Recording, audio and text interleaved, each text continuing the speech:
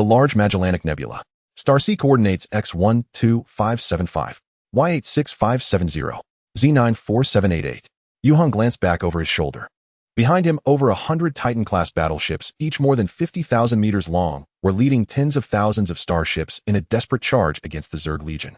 The radiance of high-energy particle cannons intertwined with the fiery blasts of exploding warships more brilliant than all the stars. With every passing second, countless valiant warriors were falling. Their sacrifice was only to carve open a passage forward for Yue Heng. Farther away, a colossal stargate floated in the void, emitting a faint, gentle glow. It was the final gateway leading to the Milky Way, the shared home of countless billions of humans. Yue Heng drew in a deep breath, pushed the War God 7 Star Combat Mecha to maximum output, and fully unfurled the wing plates on his back, revealing the source furnace engine core within. A ghostly blue blaze flared violently. In the next instant, he vanished without a trace. The bugs converging from all directions snapped at empty space. Almost in the span of a heartbeat, the War God Mecha reappeared 30 million kilometers from its original position. This short-range jump had drained more than 95% of the mecha's energy, and the source furnace engine blared overload alarms. Yue Heng ignored the shrill wailing in his ears. All of his mind was focused ahead. A monstrosity the size of a star filled his entire field of view. The Zerg Queen. When humanity had conquered the Milky Way and full of ambition marched toward the boundless sea of stars, they ran headlong into the Zerg. In the past century, and more, humanity had paid an immeasurable price. Not only had they failed to repel the Zerg invasion, they had lost all extragalactic systems and been driven back to their own doorstep. The Zerg Queen before Yue Heng was the collective indelible nightmare of all humankind. And Yue Heng was without question the human who had come closest to her in all of history. The War God 7 mecha he piloted was the pinnacle technological achievement of the Star Alliance. Its source furnace engine had reached level 10, capable of performing spatial jumps without relying on stargates. At this moment, Yue Heng was an assassin. He had only one chance. The Zerg Queen had clearly never imagined that a mere human could close in to within less than 10,000 kilometers. The instinctive intellect of a higher dimensional being made her sense an immense threat. She immediately released a titanic wave of psychic shock. Bang! Bang! Bang! The psychic gems embedded in the head of the War God Mecha burst one after another. Each psychic gem had been condensed at the cost of life by a level 9 psychic master, shielding Yue Heng from the Zerg Queen's mental onslaught. They kept his head from exploding on the spot. Even so, Yue Heng still endured crushing pressure. Bright red blood streamed from his ears, eyes, and nostrils. His features twisted into a hideous grimace. Relying on the protection of the psychic gems and his own indomitable will, Yue Heng drove the mecha straight at the Zerg Queen without a trace of hesitation. Like a tiny meteor plunging toward a star. Bang! The last psychic gem crumbled to dust. It had provided Yue Heng with only 35 seconds of mental protection, but it was enough. In 1 second, Yue Heng burned through the remaining 1% of the mecha's energy, closing the distance between himself and the Zerg Queen to within 1,000 meters. Then he pressed the red button beneath the control handle. At the instant, he detonated the ultra-high-yield antimatter warhead, housed within the War God 7. A look of release curved his lips into a smile. This antimatter warhead, with a yield of 10 quintillion tons of TNT, was enough to utterly annihilate humanity's nightmare. It was over. Why? Suddenly, an ethereal voice echoed within Yue Heng's mind. Why? Yue Heng was briefly stunned. Perhaps he was simply too tired. Since his rebirth, he had fought among the stars for more than half a century, slaughtering countless alien races and Zerg. Yue Heng was truly exhausted. Never before had he yearned so much for peace, for eternal sleep. He did not know how much time had passed when he suddenly snapped his eyes open. He awoke. A fist was rapidly enlarging in Yue Heng's field of vision. Huh! He instinctively tilted his head to the side. Smack! The solid punch slammed into the wall behind Yue Heng, flesh and bone colliding directly with cement and red brick. Oh! The assailant let out an involuntary piercing scream. Without thinking, Yue Heng drove his fist into the other's abdomen, cutting the scream off mid-note. The instinct for combat had long since fused into Yue Heng's very soul. Only then did he realize that he was standing in a shadowy, narrow alley. The one who had attacked Yue Heng was now sprawled on the ground, clutching his stomach, his eyes bulging and mouth gaping like a toad. On either side stood 2 sturdy male students, both looking somewhat stunned. A fierce gleam flashed through Yue Heng's eyes. Just as he was about to strike again, the 2 male students recoiled a step in unison, as if they had seen a ghost. Yue Heng's gaze was simply too terrifying. It was as though flames were burning in his eyes in indescribable horror. It made them feel as if they might be reduced to ash at any moment. Their faces turned ashen, terror flooding their eyes, and they spun around, simultaneously bolting away. They abandoned their companion without a shred of loyalty. Yue Heng exhaled a long breath and leaned back against the wall.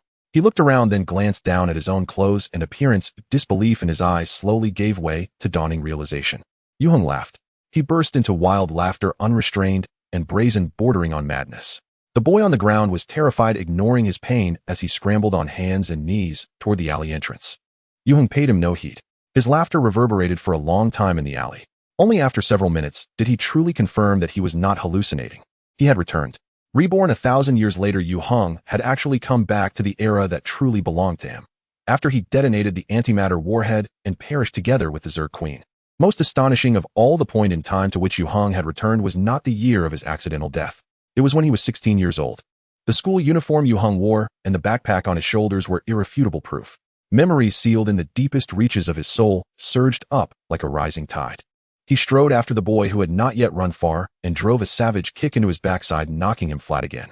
Before the boy could climb up, Yue Heng planted a foot on his chest. "Who told you to lie and wait for me?" The boy's face went deathly pale, sweat beading on his brow. Oh, he did not dare meet Yue Heng's eyes and clenched his teeth in stubborn silence. Yue Heng let out a cold laugh and bent down to search his pockets. He pulled out a phone, a student ID card, several hundred yuan in cash, along with a pack of cigarettes and a lighter. After glancing at the student ID, Yue Heng tossed the phone and cash back to him. He kept only the cigarettes and lighter. Get lost. He drew out a cigarette, lit it, and took a deep drag. The taste was both unfamiliar and intimately known, and it nearly made him cough his lungs out. After finishing a cigarette, Yue Heng tossed the pack along with the lighter into the trash can at the mouth of the alley. Smoking harms one's health. One stick was more than enough. He walked along the sidewalk of the small street toward the bus stop. He remembered. This street lay behind Taijiang No.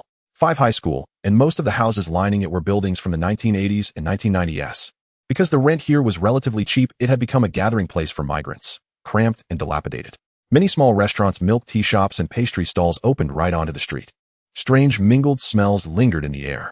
People hurried past in all directions, rushing for the sake of their own lives. The scene before him easily awakened the deepest layers of memory within Yue Heng's soul. He felt like a wanderer who had drifted outside for half a lifetime and finally returned to his hometown. This most genuine aura of ordinary human life seemed to possess a strange kind of magic.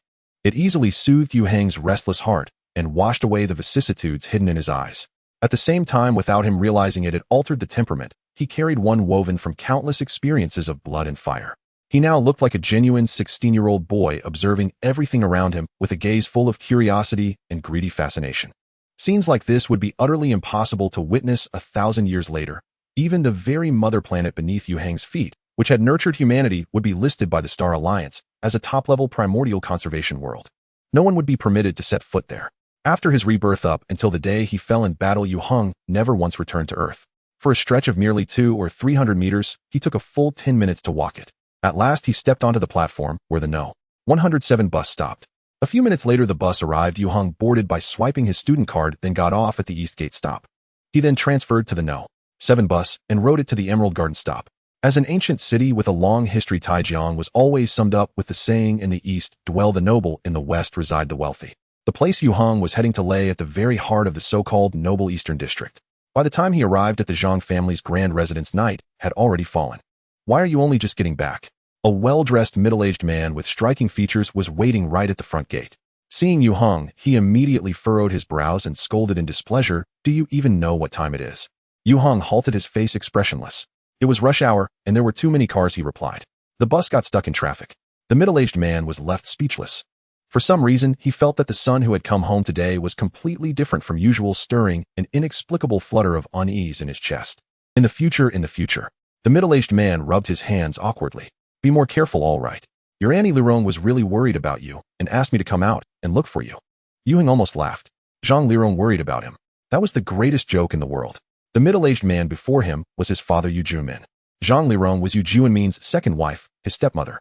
Although she too was in a second marriage and had 2 children of her own, and although her looks were not particularly stunning, in everyone's eyes, for Yu Jumin to marry the eldest daughter of the Zhang clan of Taijiang was nothing short of reaching above his station. In his first life, Yue Heng had moved into the Zhang family mansion as mere excess baggage, trailing behind his father. On the surface, it looked like he had soared in one step to the heavens. In truth, it was the beginning of his tragic life. If he had a choice, Yue Heng would not have set foot in the Zhang residence ever again. Nor did he wish to lay eyes on the Zhang family ever again. Yet after a moment's thought, he still followed Yu Junmin through the gates of the grand compound. The front hall blazed with light, filled with men and women, young and old. More than a dozen members of the Zhang clan were all present. The men drank tea and chatted. The women whispered among themselves while the grandchildren clustered around the old patriarch and matriarch, acting spoiled to win their favor. It was a scene of bustling warmth and harmony. Yet the moment Yue Junmin entered with Yue Heng, the atmosphere in the hall turned subtly strange. Yue Junmin's back unconsciously bent as he walked in. Facing a middle-aged woman seated on a rosewood sofa, he forced a flattering smile. Lirong Xiaoheng is back. There was a traffic jam on the road. Zhang Lirong nodded with reserved composure. Take him to the back kitchen and let him eat something. All right, Yue Junmin replied hurriedly. He quickly led Yue Heng toward the rear kitchen. Yue Heng said nothing, yet he keenly sensed the many gazes falling upon him, lofty and indifferent, cold and mocking, laced with derision and even open hostility. He remembered the face of every single Zhang family member present and could easily match each look with a name. His posture remained straight and unbowed. After they left, Zhang Lirong curled her lip. No sense of propriety. In the back kitchen, Yue Junmin had someone bring over a plate of pastries. Fill your stomach first, he said. I'll have the head chef make a few dishes for you. Yue Heng shook his head. I'm not hungry right now, Dad. There's something I want to talk to you about. Yue Junmin looked a little surprised. What is it? I want to move back to the old house, Yue Heng said. It's closer to No. 5 High, which would make it easier for me to get to school. How could that be possible? Yue Junmin's eyes widened. If you live over there, who will take care of you? Absolutely not. He had spent considerable effort persuading Zhang Lirong to allow Yue Heng to move into the Zhang family mansion with him. And yet after only a few days, Yue Heng actually wanted to leave.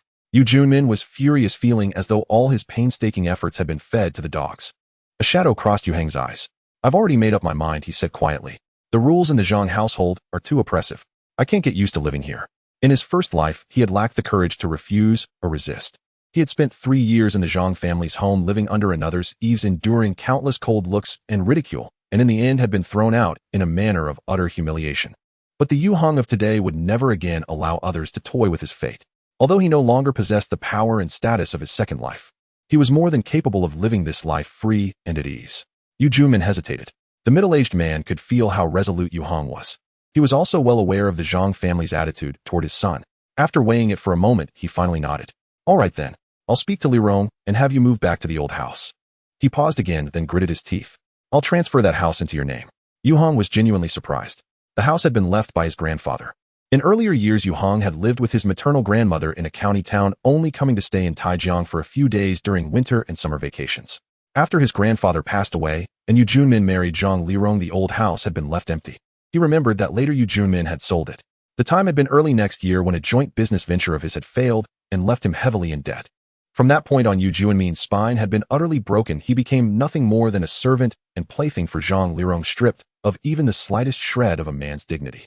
But at this moment in time, there was still a trace of fatherly affection in Yue Junmin's heart for Yue Heng, not yet as heartless and base as he would one day become. All right.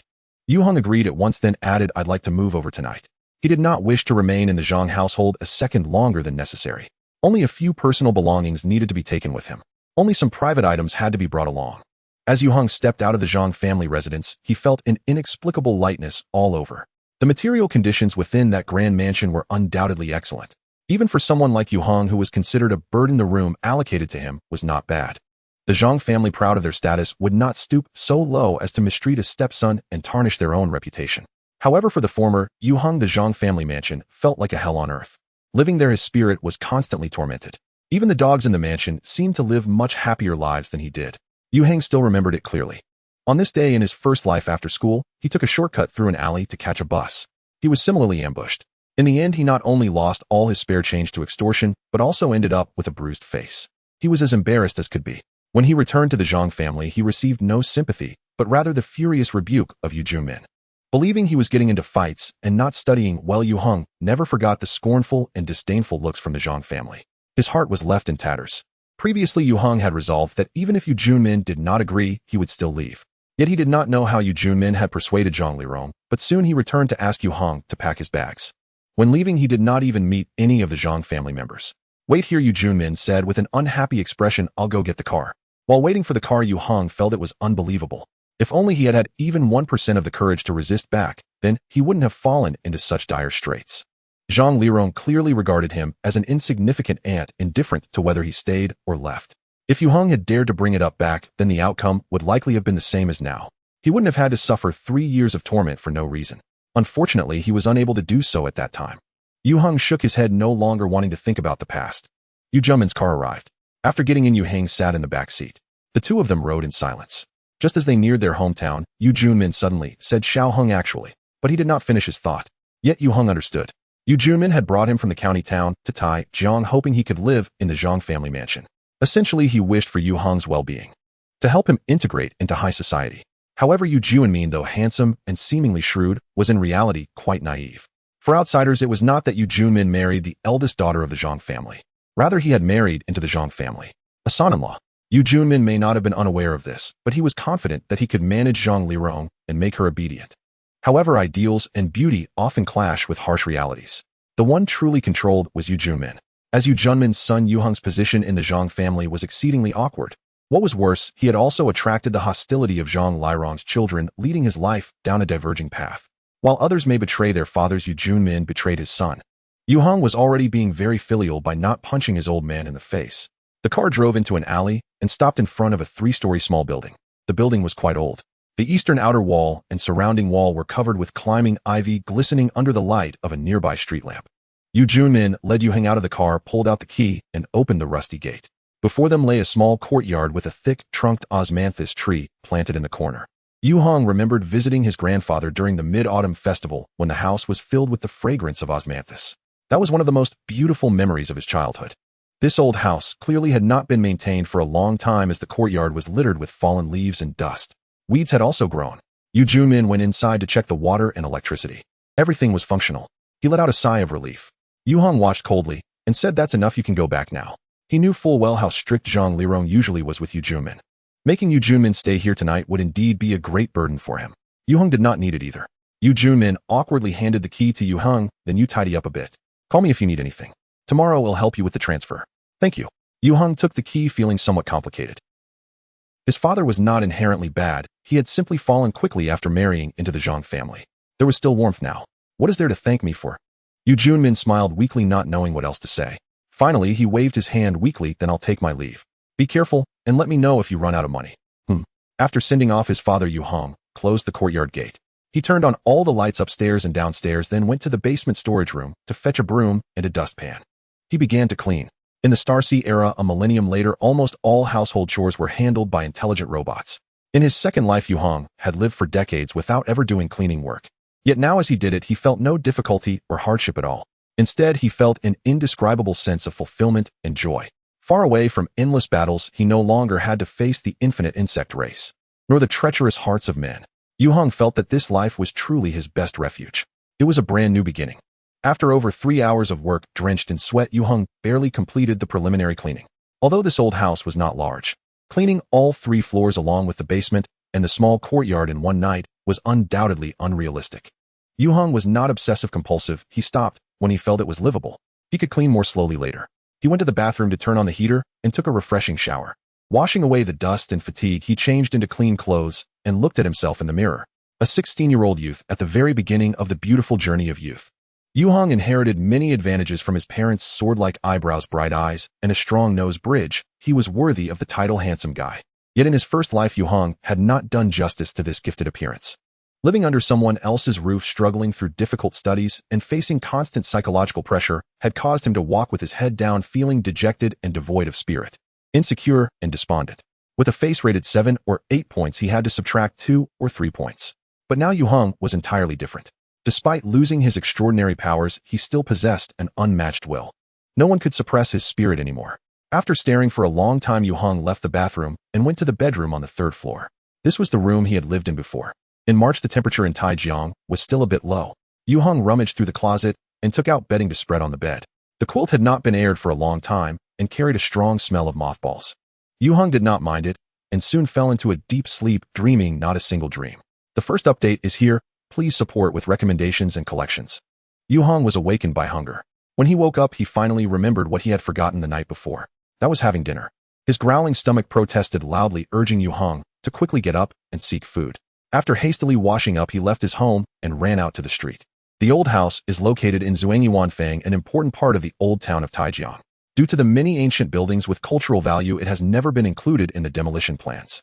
In terms of environment, it cannot be compared to the East District, West District, and New District at all. This was also one of the reasons why Yu Junmin immediately sold this small building after falling into debt. As a result, just 2 years after he sold the old house, the city government invested heavily in a large-scale renovation of the Wufeng area, aiming to create a historical tourist attraction. The value of this small building had at least increased 5 to 6 times. Following the memories and aromas, Yue Heng easily found the Zhuangyuan building baozi shop at the street corner. He ordered a steamer of baozi, a large bowl of soy milk, and 2 crispy youtiao. Zhuangyuan building is a well-known local brand, and their baozi only have a filling of pork and green onions. But the taste is truly delightful. The freshly steamed baozi were steaming hot and plump, exuding a fragrance that seemed to beckon, "Come eat me." The baozi skin is thin. When eating, one must first bite the side, then suck out the scalding meat juice. If it's too greasy, a few drops of rice vinegar can be added, making it so delicious that one almost wants to swallow their tongue. It is said that the meat juice is made from melted pigskin jelly simmered with broth, making it delicious without needing any MSG. The meat filling is a perfect blend of fatty and lean, bursting with the taste of meat and green onions, enough to delight any food lover's palate. Eating baozi from Zhuangyuan building is incomplete without a bowl of thick soy milk. Local people prefer savory soy milk. The hot soy milk is mixed with dried shrimp, seaweed, green onions, pickled vegetable bits, and cooking wine, paired with a freshly fried crispy youtiao, ensuring a satisfying meal for the diners. Yue Heng devoured 5 baozi in one go, nearly moved to tears by the satisfaction. In his second life, he lived in the Star Sea era 1,000 years later. When he was first reborn, he was a lowly private in the 7th Fleet of the Galactic Patrol of the Star Sea Alliance, a character akin to cannon fodder. At that time, Yue Heng's daily food primarily consisted of various flavored nutritional supplements: apple-flavored, banana-flavored, barbecue-flavored, curry-flavored. Looking back, it truly was hard to describe. Although he eventually escaped the torment of nutritional supplements as his strength and status improved, he was able to taste many exquisite dishes. Yet none of those precisely crafted meals could bring Yue Heng as much happiness as this. It's great to be back. Feeling nearly stuffed, Yue Heng finally gave up on the idea of finishing the last 2 baozi. He decided to take them home. Since he got up very early, Yue Heng returned home after breakfast before 7 o'clock. So he continued with the cleaning he had started yesterday, to help with digestion. At 8 o'clock, he began practicing the Star Alliance strengthening technique in the small courtyard. If possible in this life, Yue Heng really wanted to earn some money and then comfortably live out his days. However, he was very clear. A grand era was about to arrive, and the waves of the new generation would inevitably engulf everyone on this planet, including Yue Heng, who returned from the Star Sea. An unprecedented upheaval was imminent. Whether he could relax and lie down would depend on whether he had the qualifications. To truly attain freedom and leisure, one must possess formidable strength. Otherwise, Yue Heng would inevitably repeat the tragedy of his first life. He already had a preliminary plan for this.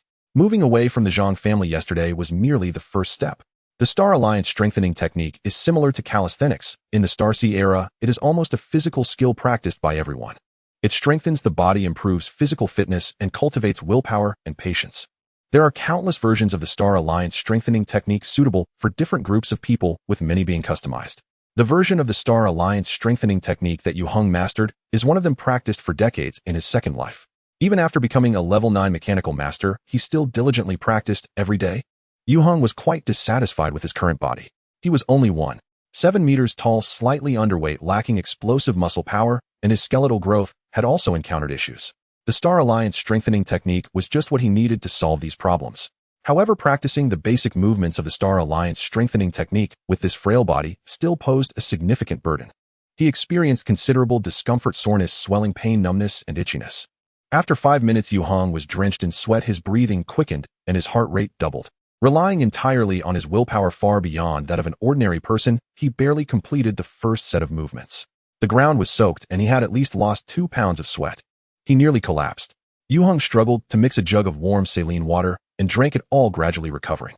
After taking a hot shower, he felt much more relaxed. Ding ding. A car honked outside. Yue Heng went to open the courtyard door and saw a black Benz parked at the entrance.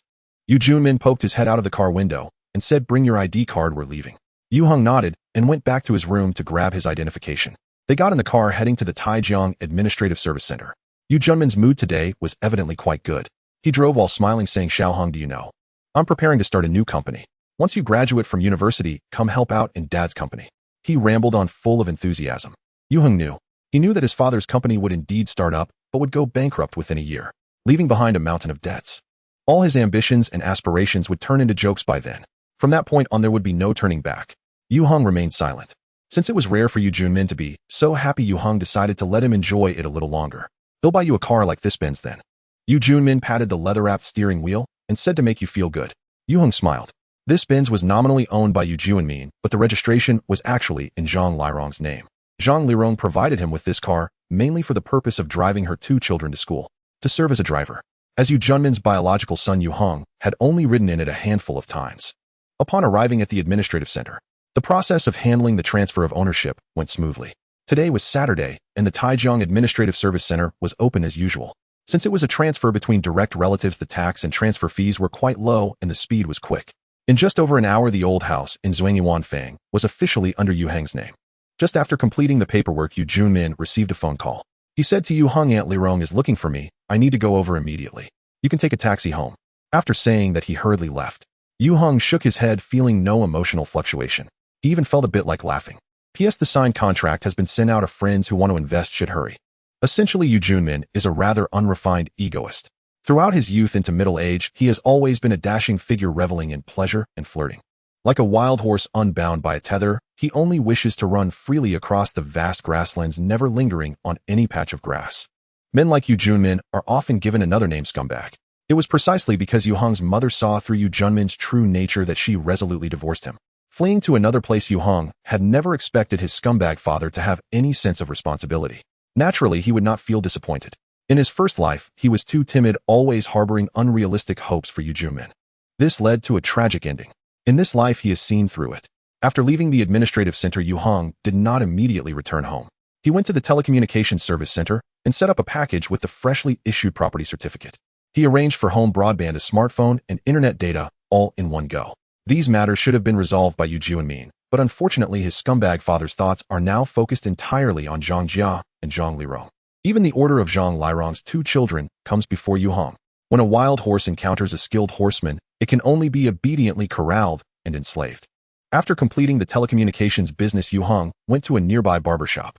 His hair had grown a bit long, and being neglected appeared messy. This was quite frustrating. Yue Heng had the barber give him a buzz cut. His facial features were already quite striking, and with a good head shape, the short cut made him look very energetic, greatly enhancing his youthful, handsome demeanor, causing even the well-informed barber to brighten up. Yue Heng was also quite satisfied. Over the weekend, he spent his time cleaning and organizing at home.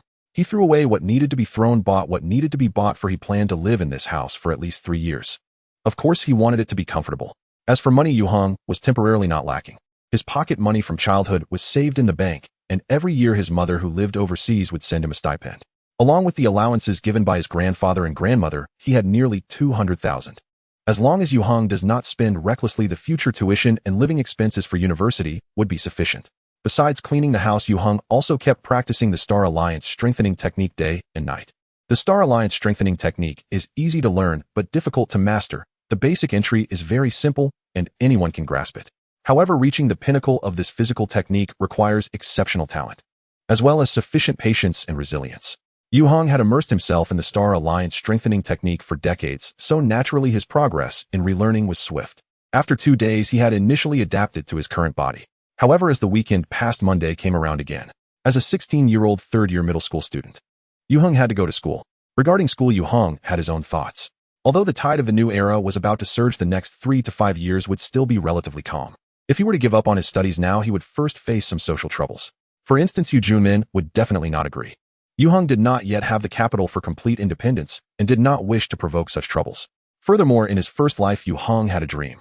He wanted to attend university. During his 3 years of high school in his first life, he lived at Zhang's house, which was very oppressive and stifling. This led to his academic struggles. In the end, he failed the college entrance examination. Yue Heng lacked the confidence and courage to repeat the year. He found a very ordinary job, earning 2,000 to 3,000, calculating his rent and living expenses. He could barely eat enough, but not starve. Then he repeatedly endured the harsh realities of society, seeing no prospects or hope. At that time, Yue Heng often thought if he had worked a bit harder in high school and gotten into a decent university, would his fate have been completely different. Until his untimely death, this thought remained his obsession. Now Yue Heng has decided to realize the dream he once had. So on Monday morning, he donned his school uniform without resistance and headed to the nearby bus station off to study at Wu Middle School. Arriving at school and swiping his card to enter, Yue Heng followed his memory to class 9-5. Most of his classmates were already there. Some were flipping through books, some were silently memorizing words, and others were engrossed in copying homework. With only 3 months left until the high school entrance examination, it was the most intense time for the third-year students.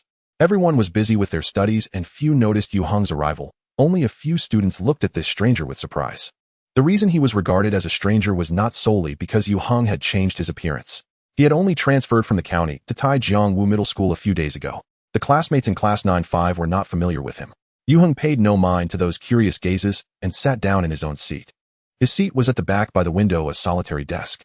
It was said that this position was reserved for the protagonist. Unfortunately, Yue Heng had no experience or feelings of being a protagonist. In fact, a boy in the front row turned around and hesitantly asked, "Are you Yue Heng?" He looked somewhat incredulous. Yue Heng put down his backpack and smiled, nodding. "Wow." The boy's eyes widened in disbelief. His acne seemingly shocked. "It really is you." The students in Class 9-5 had an average impression of Yue Heng, this transfer student. Yue Heng was taciturn and did not like to talk, appearing not very approachable. Everyone was busy preparing for the entrance examination, and in a few months they would all part ways. Who would want to waste time on him? The boys with acne were no exception. Little did he know that today Yue Heng appeared both cool and handsome. His looks overshadowed many boys in the class. The voice of the boy with acne was quite loud, attracting many curious glances from classmates, filled with confusion, surprise, and curiosity. This suddenly made Yue Heng, sitting in the corner of the classroom, the center of attention. The third year of middle school is filled with such boredom and hardship, and this suddenly parachuted handsome boy undoubtedly became a bright spot in the classroom. Some girls began to whisper and gossip. However, Yue Heng was unaware that he had become the focus of the girls' attention. He had just discovered a problem. Aside from mathematics, physics, and English, he would likely have to relearn many subjects from scratch. Because he had long since forgotten most of this knowledge, Yue Heng truly found it both laughable and frustrating. As a 5-star general of the Starsea Alliance, a level 9 mechanical master, and the master of battle mechs, he had to become a diligent and serious student once again. Chinese mathematics, English, science, Taoism. A thick stack of textbooks in the drawer made Yue Heng long for the intelligent learning device. In the era of the Starsea, paper textbooks have long been obsolete. Both children and adults learn basic knowledge through smart devices. The effectiveness and efficiency of the intelligent learning device are unparalleled by the teaching methods of this era. However, the first generation of intelligent learning devices would not be invented for several decades. There's no point in thinking about it now. To realize his former dreams, Yue Heng can only, like other students, gradually grind through books and practice problems. The problem is that he has to learn much more than his classmates. Just thinking about it is exhausting. Yue Heng shook his head in resignation. It was at this moment he suddenly realized he had become the focus of attention among his classmates in the classroom. The gazes from around him increased. Is he the transfer student? So handsome. What was his name again? I think it's Yue Heng. Yue phase Yue and Heng meaning eternal. Our Class 95 finally has a handsome guy. Xiaoyang is also quite handsome. Not as good as this one. The whispers of several girls drifted into Yue Heng's ears. The boys heard them. Their expressions were mostly odd. At the age of 15 or 16, they were just beginning to experience the stirrings of affection, confused, yet instinctively curious. They were merely being weighed down by the heavy academic workload and the rules imposed by the school, and parents afraid to cross boundaries. Unlike in his first life, Yue Heng now possessed a powerful soul. Apart from his looks, the aura he exuded was enough to easily overshadow many boys his age, naturally drawing the attention of female classmates. However, Yue Heng, having lived 3 lives, had no interest in the younger girls in his class. His thoughts were entirely focused on the issues of studying. Thus, in response to the girls' attention, Yue Heng casually glanced over and then returned his focus to the textbook in his hands. The appearance of the homeroom teacher also brought the classroom atmosphere back to order. During the 4 morning classes, Yue Heng listened intently. When the last class ended, accompanied by the broadcast music, the teacher quickly gathered the materials and left, and the students of Class 95 began to rise. They were preparing to head to the cafeteria for lunch. At that moment, a tall, thin boy appeared at the classroom door. He poked his head in and asked, "Is Yue Heng here?" Yue Heng was somewhat surprised. He didn't recognize this boy at all. After a moment's thought, Yue Heng still asked, "What is it?" The tall, thin boy's gaze immediately landed on him as he waved his hand and said, "Come with me, someone wants to see you." What a joker. Yue Heng was almost amused in no time. What kind of nobody dares to bark orders at him, thinking he's still the soft persimmon from his first life? Yue Heng was sure the other party had ill intentions. The tall boy didn't expect Yue Heng to refuse so decisively. He was momentarily stunned and then said, "What did you say?" Yue Heng couldn't be bothered to respond. Under the many strange gazes, the tall boy felt cornered. He also sensed that Yue Heng was looking down on him. His face turned red. "You'll regret this." After saying that, he turned and left. Yue Heng chuckled. He leisurely packed his books and notes and took out his meal card. This small incident undoubtedly deepened his classmates' impression of Yue Heng. By the time school ended in the afternoon, he was surprisingly given the title of the aloof male god in the girls' chat group. Leaving the school, Yue Heng, who had no one to pick him up, walked as usual to the bus stop. He took the same shortcut as last time. As he stepped into the alley, he found the path ahead blocked again. This time there were 5 boys, all of them well-built. They exuded a fierce aura. Upon seeing this scene, the two students who were following Yue Heng and also intended to take this route immediately turned to leave. They were afraid of being caught in the crossfire. Yue Heng felt no surprise at all. The earlier tall boy had come to the classroom to call him outside, which had already given him a premonition. In fact, Yue Heng had deliberately chosen this route. The outcome was entirely within his expectations. Among the five was the boy he had taught a lesson last week. He looked like a sycophant calling for his big brother to take revenge. The leading thug, muscular and burly, glared and stepped forward, viciously pointing at Yue Heng. "You little brat." "Oh." A scream suddenly erupted, startling a stray cat rummaging through trash at the alley entrance to leap 3 feet high. The leading thug had just extended his thick finger when Yue Heng suddenly grabbed it. With a sharp twist upwards. Under the excruciating pain, the taken aback thug opened his mouth to howl. In the next second, he received a heavy kick to his lower body. A groin kick.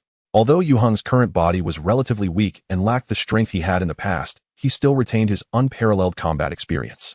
The physical strength difference between the two was substantial, yet in terms of combat awareness, the thug couldn't even match 1/10th of Yue Heng.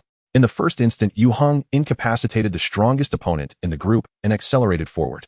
He threw a right hook that accurately and forcefully struck the second boy's jaw. The opponent fell back. Then Yue Heng clenched his fist and heavily slapped the face of the third boy. Smack! In a flash, he took down 3 opponents in a row. The 5v1 suddenly became 2v1. The remaining 2 boys hadn't even grasped what was happening when Yue Heng's fist crashed into one of their stomachs. It was the same guy from last time. The same spot, the same force, and the same result of having him doubled over in pain. At this moment, the last boy finally reacted. He screamed and swung a wild punch at Yue Heng. Yue Heng sidestepped, delivering a kick to the opponent's left leg bone. Up! Another scream rang out. He fell. The 5 were wiped out. Yue Heng shook his hands, continuing to follow up with 2 more rounds of punches. This was what it meant to beat a drowning dog. He specifically targeted their weak spots. Hitting them was extremely painful, but the actual damage was minimal, causing the few boys to cry and sob. Brother, I was wrong." The instigator who got beaten the worst cried out desperately for mercy. "I want dare again. Call me daddy." Yue Heng's merciless fist came crashing down again. The other side, utterly lacking in dignity, shouted, "Dad, daddy." Didn't hear clearly. Another punch. "Daddy, daddy, daddy. Get lost." Yue Heng waved his fist at the opponent. "Don't let me see you again, or even calling me grandpa won't help." Last time he had seen the other boy's student ID, so he knew this guy was from Mingda High School. Mingda High School was very close to No. 5 Middle School. The former was a private high school with students of varying quality. Several boys were scared out of their wits, struggling to get up from the ground. They fled in a disheveled manner. Yue Heng took a deep breath. He looked at his right hand. The knuckles were scraped and bleeding, already swollen. Still too weak. From a level 9 mechanical master with superpowers returning to a mortal body, the disparity in strength is nothing short of immense. Yet Yue Heng did not pay much attention to it. Because in a short while the curtain of a world-altering event would rise. Many would seize this dreamlike opportunity. In his first life, Yue Heng was not one of the fortunate ones. He died as an ordinary person. In this life, Yue Heng would never miss the chance again. Moreover, he aimed to grab the largest share. Otherwise, it would be a disgrace to his rebirth. After returning home and applying some medicine, Yue Heng casually continued studying and exercising. He also did not dwell on those whom he had beaten to tears. They were all students from Mingda High School, and not members of the Black Society. They learned a harsh lesson this time. Anyone with a bit of pride would not dare to appear before Yue Heng again.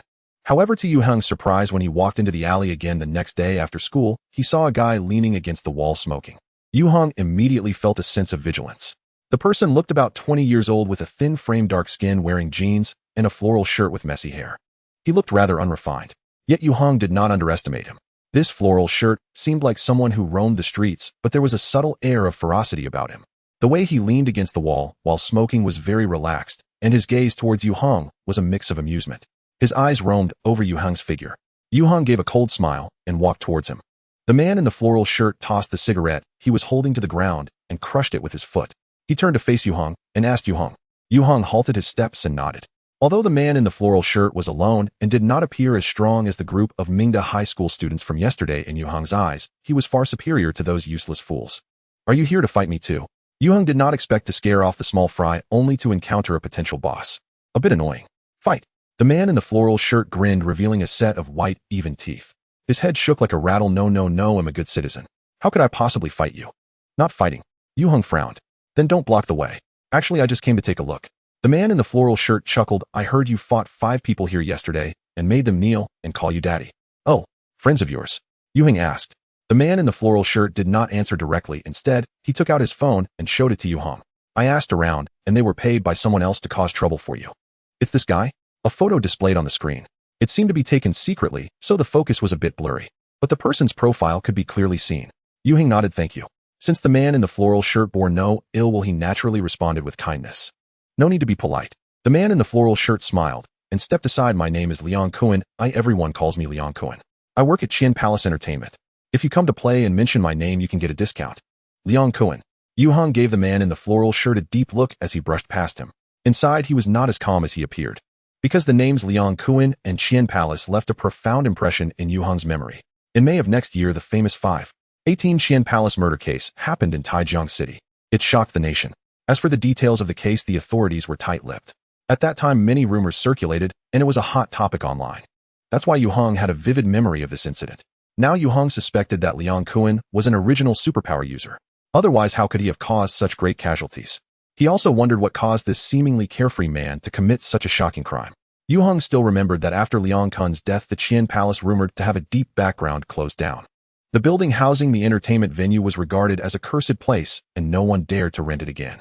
It was not until several years later that it was demolished and replaced with a small square. Yue Heng reflected as he walked out of the alley. In the days that followed, he encountered no more troublemakers on this path. Time flowed silently like the river. Yue Heng's life was exceedingly calm. School classes, returning home, studying, exercising. Each day repeated the last. It felt monotonous, as if it were a programmed routine. Yet Yue Heng found no boredom in it. Instead, he felt a kind of indescribable peace and leisure. He no longer needed to remain vigilant at all times. Nor would he suddenly be awakened in the middle of the night to hurriedly jump into a mech to face invading enemies. The brutally fierce battles gradually became distant memories. Yue Heng's weary soul thus found recovery and rest. He gradually concealed his brilliance, hiding the hardships imprinted on his soul by the passage of time. He once again experienced the beauty that youth could bring. It was truly beautiful. As time passed, Yue Heng's understanding and mastery of his body deepened. The training effects of the Star Alliance strengthening technique were becoming apparent. In just a month, his height increased by nearly 5 centimeters, and he gained 10 kilograms. The ratio of height to weight approached perfection. Most importantly, Yue Heng's physical quality improved comprehensively. Whether it was explosive power, reaction speed, or resistance to impact, all significantly surpassed when he had just returned. This allowed Yue Heng to easily achieve the highest score in the school's physical fitness tests, even surpassing several athletic students in his class. Like a needle in a haystack standing out among his peers, he became even more conspicuous. However, when it came to the attention from girls, there were also pink letters that occasionally appeared in his drawer. Yue Heng had no interest whatsoever. He dedicated most of his time to studying and exercising. Let alone the girls, even the boys in his class were too lazy to acknowledge him. He did not even join the class group. Regardless, in 2 months, everyone would go their separate ways. Naturally, Yue Heng became the most unconventional presence in Class 9-5.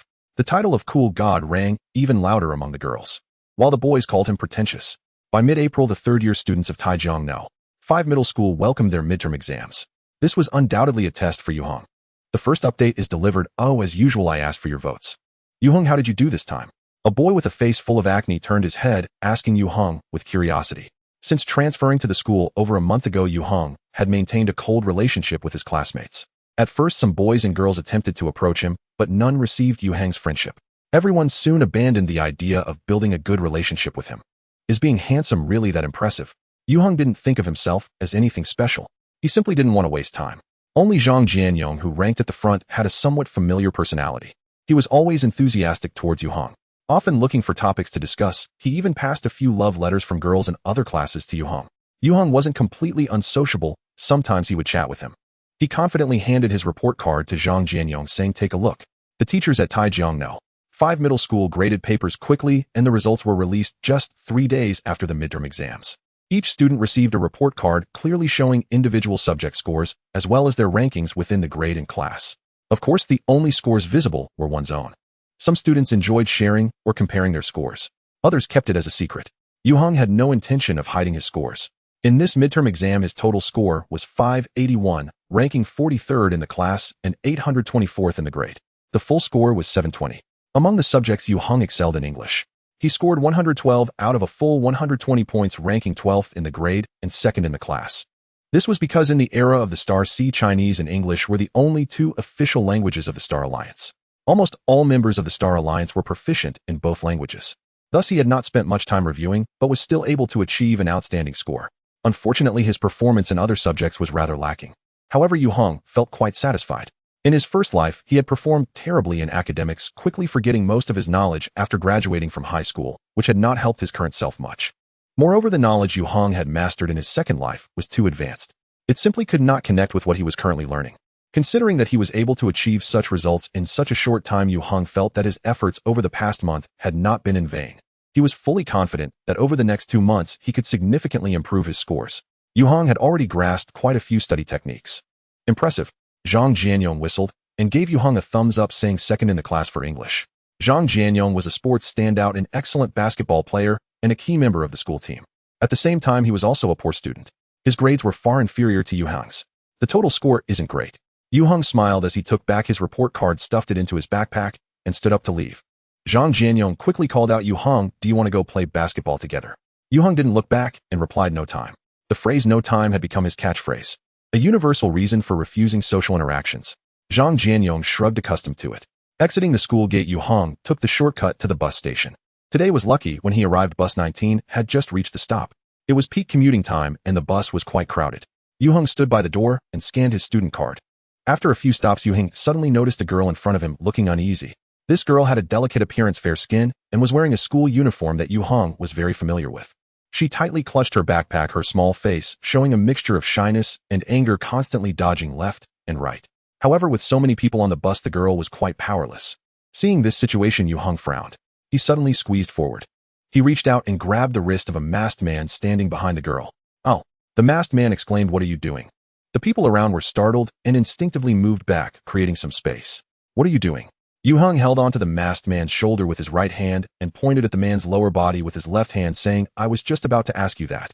The nearby passengers followed his pointing direction and immediately understood. His features were so obvious. Suddenly, everyone was filled with indignation.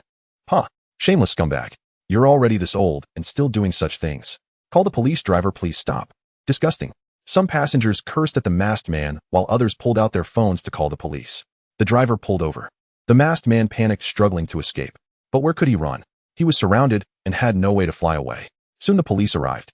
After inquiring about the situation, the officers immediately took the masked man into their police car. Considering the victim was still a middle school student, the officers did not take her to the station to file a report. They only took her contact information. The bus resumed its journey. The delicate girl stood beside Yue Heng, her cheeks flushed, and said, "Senior, thank you." "You're welcome." Yue Heng replied, "If you encounter such a situation again, be brave and don't be afraid." The girl shyly nodded, saying mm. The surrounding passengers looked at the young boy and girl, all showing knowing smiles. Unfortunately, Yue Heng did not realize he was being seen as a male protagonist in a youth novel or drama. When he told the girl to be brave, he was actually thinking of his past self. If his past self had been a bit braver, his fate would surely have been different. When they reached the stop, Yue Heng got off the bus. He heard the girl's voice behind him, saying, "Goodbye, senior." Yue Heng waved back. Once home, he dropped his heavy backpack and casually picked up the phone resting on the table. The regulations at No. 5 middle school were strict. Electronic devices were strictly prohibited on campus. If caught, parents would be called first, and a warning would be issued for repeat offenses. Therefore, after buying the phone, Yue Heng never took it to school. The screen displayed multiple missed calls, all from his irresponsible father. After thinking for a moment, Yue Heng dialed back, saying, "What's the matter?" "Xiao Heng." His father said, "Cheerfully come home for dinner tomorrow night. Your Aunt Li Rong says she hasn't seen you in a long time." "No time." Yue Heng gave him no face, saying, "I don't think Li Rong wants to see me." After giving his father his phone number, other than a few contacts during this time, his father had not returned home. As for Yue Heng's life and studies, he showed little concern. If Yu Junmin had any sense of responsibility as a father, he should have asked about his midterm exam results. Yue Heng didn't mind, but instead he felt peaceful. There was no way he would go to the Zhang family to be treated coldly. "You kid." Yu Junmin shouted, "How can you talk to an adult like that? Your Aunt Li Rong has been good to you." Yue Heng directly hung up the phone. His irresponsible father was hopeless. Here's the second update. Continue to support with votes. Thank you all. Hey, I haven't finished speaking yet. The voice from the receiver was filled with urgency. At this moment, he could easily imagine the expression of his scumbag father. Out of a hint of curiosity, he chose to continue listening. "I know you have issues with Aunt Li Rong," he said in a gentle tone, "but tomorrow is your sister's birthday. Can't you just come over for a meal?" "Sister." The image of a girl suddenly appeared in Yue Heng's mind. Zhang Yeqian, the eldest daughter of Zhang Lirong and her ex-husband. She was 15 this year, studying at Taijiang No for middle school, a student in the 3rd year of junior high. Zhang Yeqian was a true beauty, far more attractive than her mother, truly loved by everyone. Moreover, her academic performance was outstanding. A typical other people's child. But Yue Heng was well aware that beneath this angelic exterior lay a heart of a devil. Compared to her foolish and wicked younger brother Zhang, Han Yuan Zhang Yaqian's malice was always deeply hidden. In his first life, Yue Heng had been terribly deceived by her. It wasn't until the end that he finally realized. By then it was too late. It is worth mentioning that Zhang Lirong's ex-husband was also a son-in-law equally handsome as Yue Heng's scumbag father. He was said to have been kicked out for cheating and completely vanished. Yu Junmin was smug about such a situation with an IQ of 250. I said I'm busy. Yue Heng replied expressionlessly, please tell her happy birthday for me goodbye. He hung up the call. This time Yu Junmin did not call again.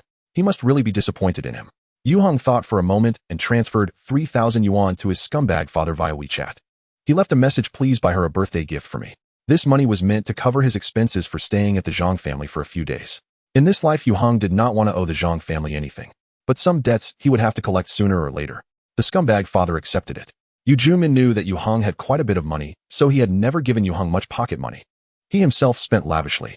Yue Heng didn't care, putting down his phone and heading to the kitchen.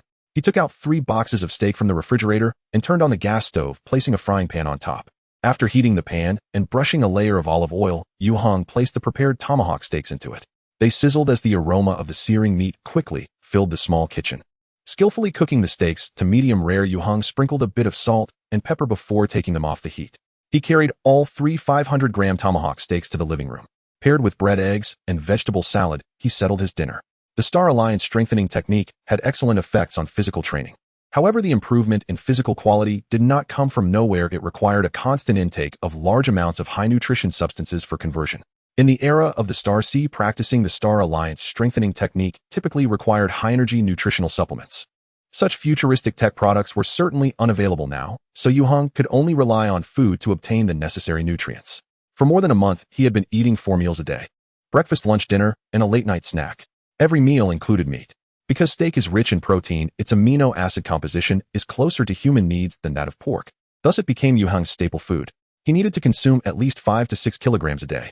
During this time, he spent over 20,000 at the fresh supermarket. At this rate of consumption, the more than 100,000 yuan in Yue Heng's bank account would not last long. Yue Heng was not afraid of spending money. The problem was that he had already hit a bottleneck in the training of the Star Alliance strengthening technique. The effectiveness of his recent practice had noticeably begun to weaken, far worse than when he first started. This was because the efficiency of converting ordinary food into physical energy was the lowest. The drawbacks of not having high-energy nutritional supplements had been significantly highlighted. He should be ready. While chewing on the beef, Yue Heng thought to himself. The midterm exams had ended and the May Day holiday was just around the corner. This year's May Day holiday combined with the weekend provided a total of 7 days off.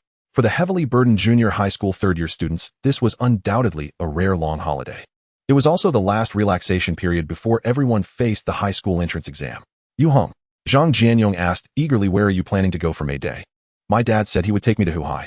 Though he was among the worst students due to his athletic talents, he had already been accepted into the city's second high school in advance. He had no pressure in terms of studying or exams. Do you want to join? No time. Yue Heng replied, I'm very busy. Zhang Jianyong couldn't help but roll his eyes. I knew it. Now Yue Heng was no longer known as the cool god in the girls' group of class 9-5. He had become Mr. No Time. In the boys' group, his nickname was No Time Monster. Yue Heng, let's play ball together. No time. Yue Heng, do you want to play games? No time. Want to go to the restroom? No time. He had earned the title of one of the 4 curiosities of the 5th middle school, alongside the Mediterranean sea monster principal. The principal of the 5th middle school was bald, loved to spray people, and would spit all over their face. Yue Heng rarely gave a smile to classmate Young Do, leaving the latter feeling unexpectedly flattered. Yue Heng truly had no time. Earlier in the month, he had already booked a high-speed train ticket. Unless something unexpected happened, most of this long holiday would be spent away from home. On the afternoon of April 30th, Yue Heng did not go home after school. Instead, he carried the backpack he had prepared and took a taxi to the high-speed train station. He boarded the high-speed train to Yunnan province in the evening, traveling southward. The journey from Taijiang to Kuan City in Yunnan took nearly 11 hours, and Yue Heng boarded the train at Taijiang Station at 6 p.m. He took a nap on the train. By the time he arrived at Kuan City Station, it was already 5 a.m. the next day. He had a breakfast near the train station. Without the leisure to admire the city's beautiful scenery, he hurriedly embarked on a new journey. On the afternoon of May 2 ND, Yue Heng arrived at his final destination, Wufeng Mountain, located in the southwest of Yunnan province. Although Wufeng Mountain and Yunnan shared the same name, with Wufeng Mountain in Shandong province, its fame was incomparable. The latter is part of the Taishan mountain range and is a 3-level scenic area. Yunnan's Wufeng Mountain could not even be found online, and it only had a slight reputation locally. In fact, many locals might not even be aware of it. But Yue Heng knew. In the coming hundreds of years, the Wufeng mountain area in Yunnan would become a place akin to a holy land. It attracted countless superpowered individuals who came to visit incessantly. This place also forged countless strong beings. He had traveled a long distance to Wufeng Mountain to seize the greatest opportunity before the arrival of the Star Sea era. The first update is here. Please support me. P.S. Heartfelt thanks to Li Shugin WKYM, 888, Chemo, and others for their support through donations. Many are old readers and friends. Thank you all for your continued companionship and support. Wufeng Mountain is not a tourist destination. It is merely one of the many mountains in Yunnan province devoid of steep and winding scenery, nor does it possess any tales of cultural legends. Finding this remote mountain far from the city took quite an effort for Yue Heng. He first found a taxi willing to enter the mountains from the nearest county, and then traveled to a small town near Wufeng Mountain. Next, he took a three-wheeled vehicle along the rugged mountain path to a small village. It took him more than 4 hours in total. The uncle driving the three-wheeled vehicle informed Yue Heng that the area around Wufeng Mountain is surrounded by primitive forests and most of the villagers have long since moved away, making it extremely risky to venture into the mountains alone. He kindly reminded Yue Heng not to take any risks. Yue Heng expressed his gratitude and informed him that he was there to photograph the original natural scenery. He wouldn't do anything reckless. After the three-wheeled vehicle emitted black smoke and left, Yue Heng observed the nearby terrain. Wufeng Mountain consists of 5 peaks of varying heights. The mountain is not very high. The entire mountain is covered by lush greenery, and the ecosystem is quite healthy. The small village is located at the foot of the second peak. Yue Heng did not enter the village. He took out a machete that he had purchased on the way and walked towards the 4th peak, clearing away the weeds and vines that obstructed his path, roughly exploring the area around the 4th peak. He returned to the village entrance only when the sky began to darken. The mountain village, shrouded in night, was eerily silent with no sign of activity from the villagers. From Yue Heng's perspective, the windows of the houses were pitch black, giving off an unsettling feeling. It was evidently a village that had mostly been abandoned. In fact, similar villages can be found all over the land of Shenzhou, as people have been flocking to cities. After some thought, Yue Heng decided to venture deeper into the village. Without any means of transportation, it would be impossible for him to walk back to the town at night. The best choice was undoubtedly to stay in the village for a night. As the saying goes, boldness comes with high skill. Even in an uninhabited village in the mountains, Yue Heng dared to spend the night alone. Woof, woof. He walked a few hundred meters along the stone-paved path when he suddenly heard barking ahead. Is someone there? Yue Heng's eyes lit up, and he couldn't help but quicken his pace. Continuing forward, he saw a house in the village emitting light. Indeed, there were still people living there. The large yellow dog guarding the door barked even louder at the unexpected guest Yue Heng. Yue Heng paused, hearing someone inside shout something. Then an old man with graying hair came out and patted the dog's head. Seeing Yue Heng, he displayed a look of surprise. Hello, grandfather. Yue Heng stepped forward and politely asked, may I stay at your home for one night? You don't need to pay, the old man said with a smile. Come on in. His speech carried a strong local accent. Yet Yue Heng could mostly understand. Thank you. The old man's home was quite spacious with 3 tiled rooms in front and backyards. It was evident that the surrounding families had all moved away, leaving his family as the only ones remaining in the village. The old man shooed the yellow dog aside and warmly invited Yue Heng to sit in the main room. At that moment, an old woman dressed in indigo-dyed clothes walked out from the nearby kitchen. She brought out a bronze-colored teapot and brewed a steaming cup of tea for Yue Heng, smiling as she exchanged a few words with him. Yue Heng couldn't understand. My wife wants you to drink tea, the old man explained. The tea leaves are grown and roasted by us, and it tastes quite good. Give it a try. Yue Heng took a couple of sips. It was indeed quite good. The old man continued, young man, you haven't had dinner yet, right? If you don't mind, why not join us for a meal? Feeling unable to refuse the warm invitation, Yue Heng could only express his gratitude repeatedly. The elderly couple treated this stranger as a valued guest. He instructed the old woman to bring food to the table and fetched some homebrewed rice wine. They chatted while eating. The old woman's cooking may not have been exceptional, but the smoked meat and pickled fish stir-fried with peppers and wild mushrooms were quite distinctive. Combined with the cold mixed wild vegetables and sweet rice wine, Yue Heng enjoyed his meal immensely. After a few cups of rice wine, the old man's floodgates of conversation opened. It turned out that this village was truly left with just the two of them. All the other villagers had moved to the town or county, including his children. Except during the new year, very few people come to the village. However, occasionally a few adventurous hikers show up. The elderly man evidently regarded Yue Heng as one of those hikers, though he was surprised by Yue Heng's age. Yue Heng looked too young. The old man advised Yue Heng not to wander into the mountains. Since no one had gone up the mountain for a long time, the original mountain paths had long disappeared, making it easy to get lost. 2 years ago, 3 hikers went missing while climbing the mountains, and fortunately, they were found by the rescue team from the county, otherwise the consequences would have been dire. There are wolves in these mountains. The old man lowered his voice and said, I haven't seen them in decades, and now they are appearing again. He told Yue Heng that his uncle had been taken away by a wolf. Years ago, his mother had carried her brother, who was only a few months old, into the mountains to gather firewood, only to encounter a pack of wolves. His sister fought desperately and survived, but his brother disappeared without a trace. Not even a bone was recovered. Later, the village organized a hunting team to exterminate the wild wolves in the mountains. The old man had been part of that hunting team. Recalling the past, he expressed his deep emotions. He never expected that years later the traces of wild wolves would reappear. Howl. It seemed to validate the old man's words as the sudden howl of a wolf echoed into the room from afar. The large yellow dog guarding the yard immediately barked fiercely. The old man's expression changed. Those beasts. Yue Heng suspected that if the old man had a hunting rifle at that moment, he would not hesitate to rush out to fight the wolves to the death. But what level of protection do wild wolves fall under now? Seeing Yue Heng's somewhat unusual expression, the old man thought he was scared and comforted him. You don't need to be afraid staying here. Those beasts generally won't come to the village. Even if they come, they won't break into my house. Yue Heng replied, He certainly wasn't afraid of wolves, but rather he was worried about a possible wolf attack the next day. Would killing one count as illegal? Self-defense should be permissible, right? After howling a few times, the wolves in the mountains fell silent. Seeing that it was getting late, the old man instructed the old woman to tidy up the room where his son used to stay, so that Yue Heng could rest. That night, Yue Heng did not sleep very soundly. He felt a bit excited.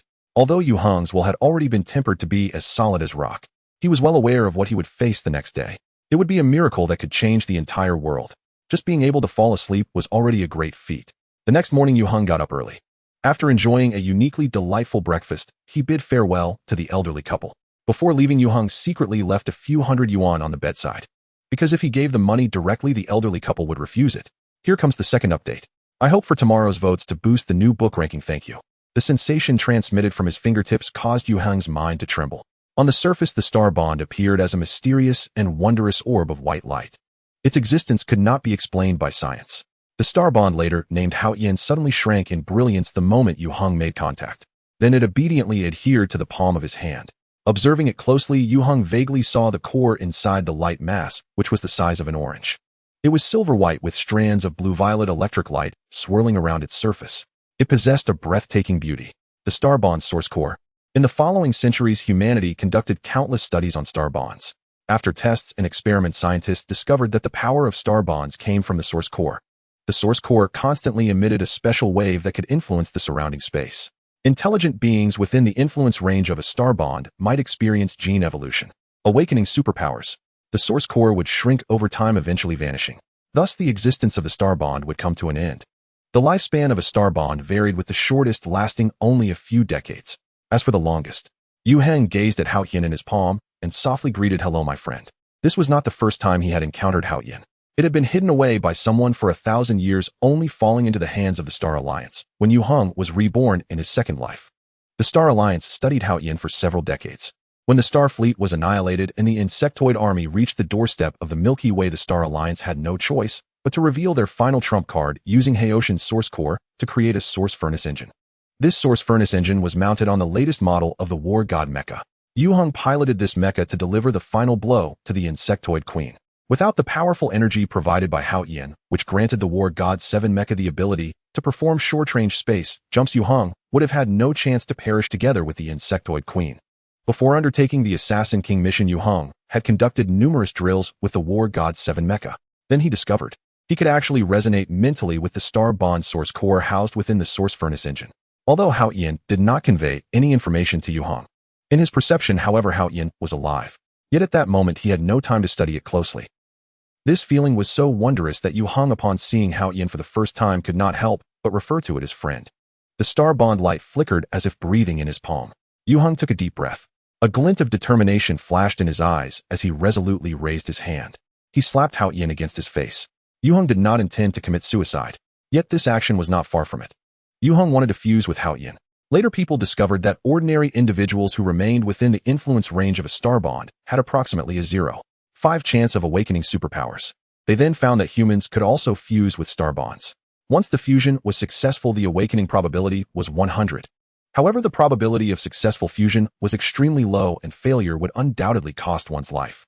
In later history, the number of individuals who successfully fused with star bonds did not exceed 10. According to the descriptions of the successful ones, the fusion process was a tremendous test of one's willpower. Without an extraordinarily strong will, one should not attempt to fuse a star bond into their body, or more accurately into their head or heart. These are the two parts of the human body that can fuse with a star bond. Yue Heng took this enormous risk to fuse with the star bond. It was because he had not awakened yet. For ordinary people, awakening superpowers through star bonds was not closely related to the duration of exposure. In other words, if he could awaken, he would have already done so. If he could not awaken, then owning Haotian for hundreds or even thousands of years would be in vain. When Yue Heng was reborn in his second life, all star bonds except for Haotian had been annihilated. He awakened his superpower only by injecting an awakening potion. The first mass-produced awakening potion would not appear for another 100 years. By then Yue Heng would already be dead.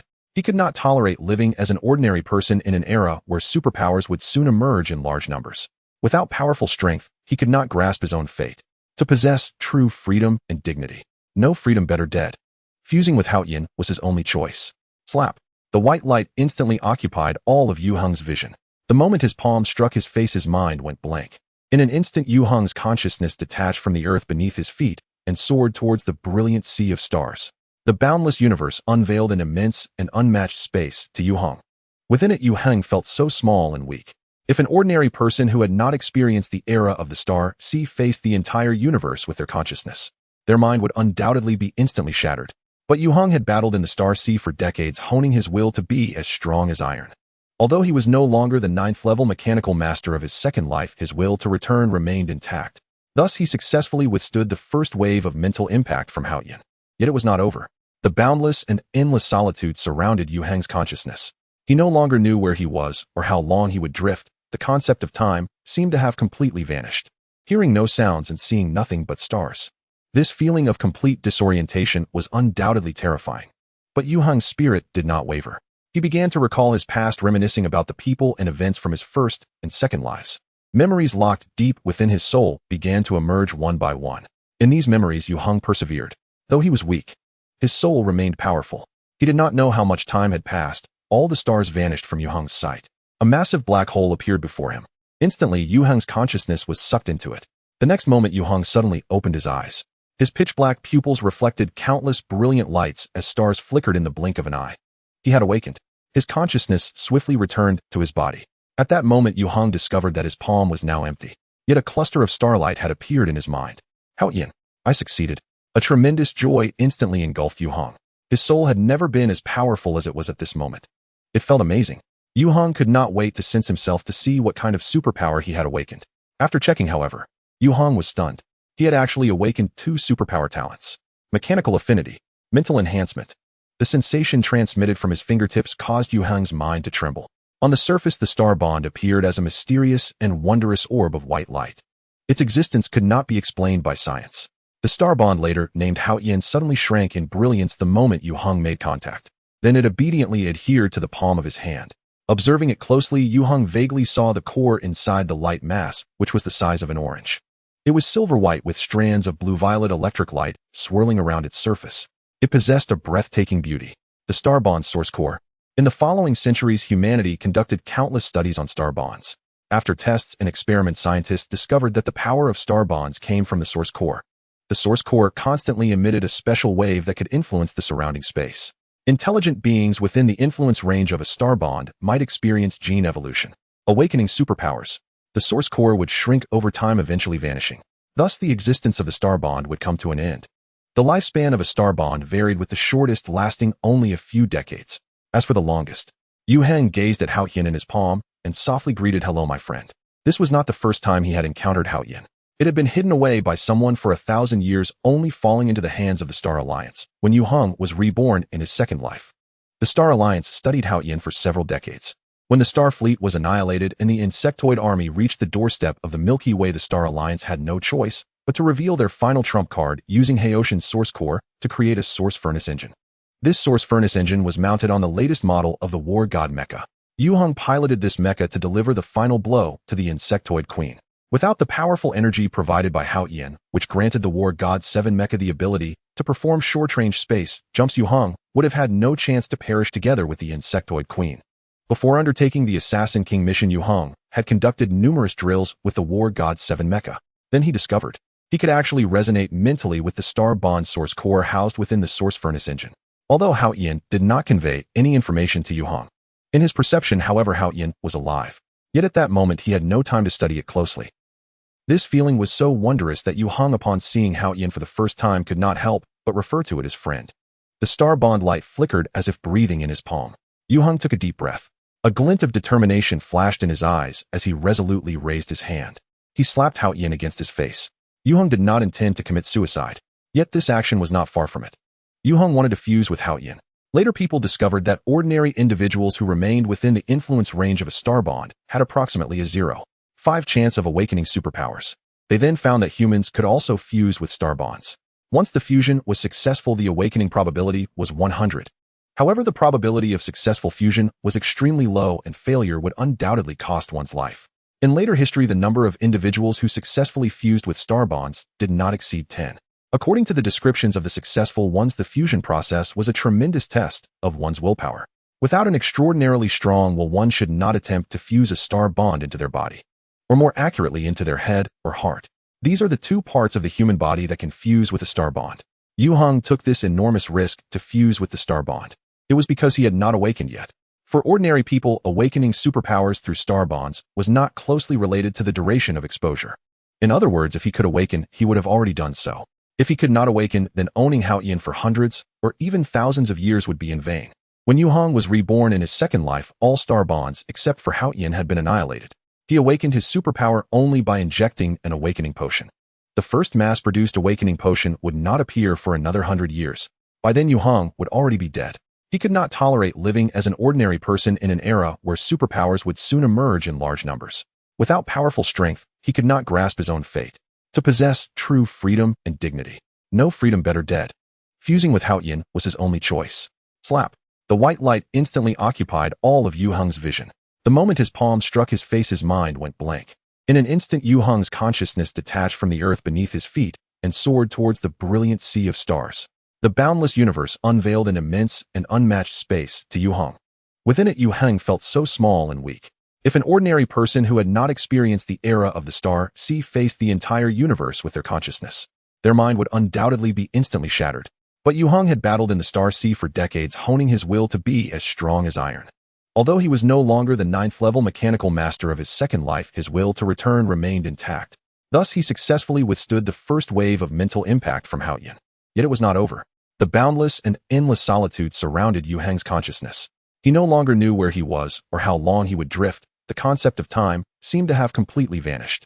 Hearing no sounds and seeing nothing but stars. This feeling of complete disorientation was undoubtedly terrifying. But Yue Heng's spirit did not waver. He began to recall his past, reminiscing about the people and events from his first and second lives. Memories locked deep within his soul began to emerge one by one. In these memories, Yue Heng persevered. Though he was weak, his soul remained powerful. He did not know how much time had passed. All the stars vanished from Yue Heng's sight. A massive black hole appeared before him. Instantly, Yue Heng's consciousness was sucked into it. The next moment, Yue Heng suddenly opened his eyes.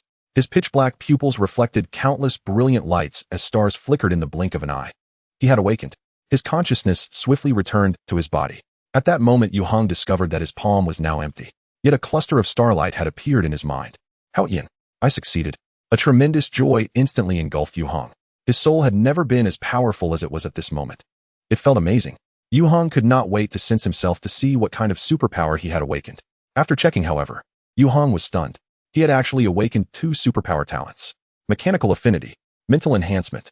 The super body is powerful, the original energy is limitless, life is immortal, the spirit is indestructible, and machinery is magnificent. These are the 5 phrases inscribed on the cosmic shadow wall of the Star Alliance headquarters. Super body, original energy, life, spirit, and machinery represent the 5 major systems of super abilities. A super ability user upon awakening determines their path of evolution. Since the origin 10 years ago up until the era of the Starry Sea, all super ability users awakened their super endowments, with only one exception. Those who awakened through the fusion of star blessings are no different.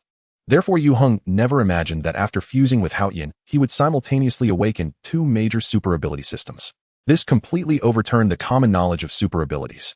Moreover, mechanical affinity and mental enhancement are both top-tier super endowments. Despite their seemingly ordinary names, neither of these super endowments appears flashy or extravagant. yet both rank among the highest tier of super endowments. Super abilities are classified by tiers divided into the first, second, third, and fourth sequences. The first is the highest while the fourth is the lowest. In his second life, Yue Heng awakened precisely mechanical affinity. The higher the sequence of a super endowment, the greater the limit of growth. Ultimately, Yue Heng can become a level 9 mechanical master. Beyond his own efforts, the key is awakening a first sequence super endowment. This time, awakening mechanical affinity again was not unexpected for Yue Heng. However, the bonus mental enhancement was a huge surprise. It is known that mental enhancement is the pinnacle of the mental energy system, representing limitless potential for growth. Yue Heng could potentially break through the barriers he faced in his past life and reach a new height. He truly struck gold this time. With Yue Heng's unwavering determination, he couldn't help but show a hint of joy on his face. It took a long time for him to calm down. Checking the time, it had only been around 10 minutes since he found Haoyan. Fusion with star blessings is instantaneous. Either it succeeds or one perishes. Although successfully fusing is merely the first step on the path of super evolution, Yue Heng could already feel the changes brought by awakening his super endowment. His mental strength had doubled and his sensory perception of the surroundings became exceedingly sharp, with vision, hearing, and smell greatly surpassing that of an ordinary person. And this is just the beginning. At this moment, the sky had turned very dark and the dense forest echoed with the faint howls of wild beasts. Though Yue Heng was not afraid, there was no need to linger any longer. Having fulfilled his wishes, he set off on his way back, his steps noticeably lighter. When Yue Heng returned to the foot of the mountain and walked along the previously cleared path towards the mountain road, suddenly, he heard footsteps ahead. At the same time, he saw the light emitted by a flashlight. Yue Heng was momentarily taken aback. He first thought of the elderly man in the mountain village. The next moment, a lithe figure appeared in Yue Heng's line of sight. As Yue Heng observed the unexpected visitor, the other party also noticed his presence. Immediately, he stopped in his tracks. Using the light of the flashlight, Yue Heng could see the appearance of the newcomer. The person appeared to be in their 20s, about the same height as Yue Heng, with narrow eyes and a sinister expression. He wore a skull earring in his left ear and was dressed in a windbreaker, long pants, and leather boots. With a backpack slung over his shoulders, he looked like a typical hiker. However, Yue Heng noticed that the other person also had a sheathed dogleg curved knife hanging at his waist. This was not typical hiker gear. Upon seeing Yue Heng blocking his path, the earring man displayed a look of suspicion. This was not a tourist area. Most of the villagers in the mountain village had moved away. Meeting someone unexpectedly in the wilderness at night would certainly raise anyone's guard. Moreover, Yue Heng's attire and demeanor did not resemble that of a local villager. Yue Heng nodded to the other party, saying hello. The earring man frowned and remained silent. He enjoyed driving trips to remote areas and often ventured alone into uninhabited regions. Today, on a whim, he came to this area to have some fun. As the sky darkened, he prepared to find lodging in the nearby mountain village. Just then, a meteor shower fell from the night sky. The earring man discovered that one of the meteors had landed on a nearby mountain. Instantly, he became very interested. Ignoring the danger, he eagerly prepared to climb the mountain to search for meteorites. Unexpectedly, he ran into Yue Heng. The earring man felt uneasy, as if something he cherished had been taken from him. He narrowed his eyes, his gaze at Yue Heng, turning grim. What did you pick up there? His instinct told him that Yue Heng must have reached there first. In reality, with his wealth, he didn't care about mere meteorites. But the earring man felt increasingly uncomfortable and his emotions grew agitated. He wanted to vent. He hoped Yue Heng would be smart enough to back off.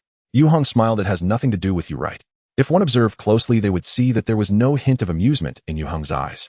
The atmosphere between them suddenly became tense. After a moment, the earring man turned to the side, conceding the path. Yue Heng gave the earring man a deep look and without hesitation walked towards him. The two brushed past each other. Just as Yue Heng was passing by, a flash of ferocity flickered in the earring man's eyes.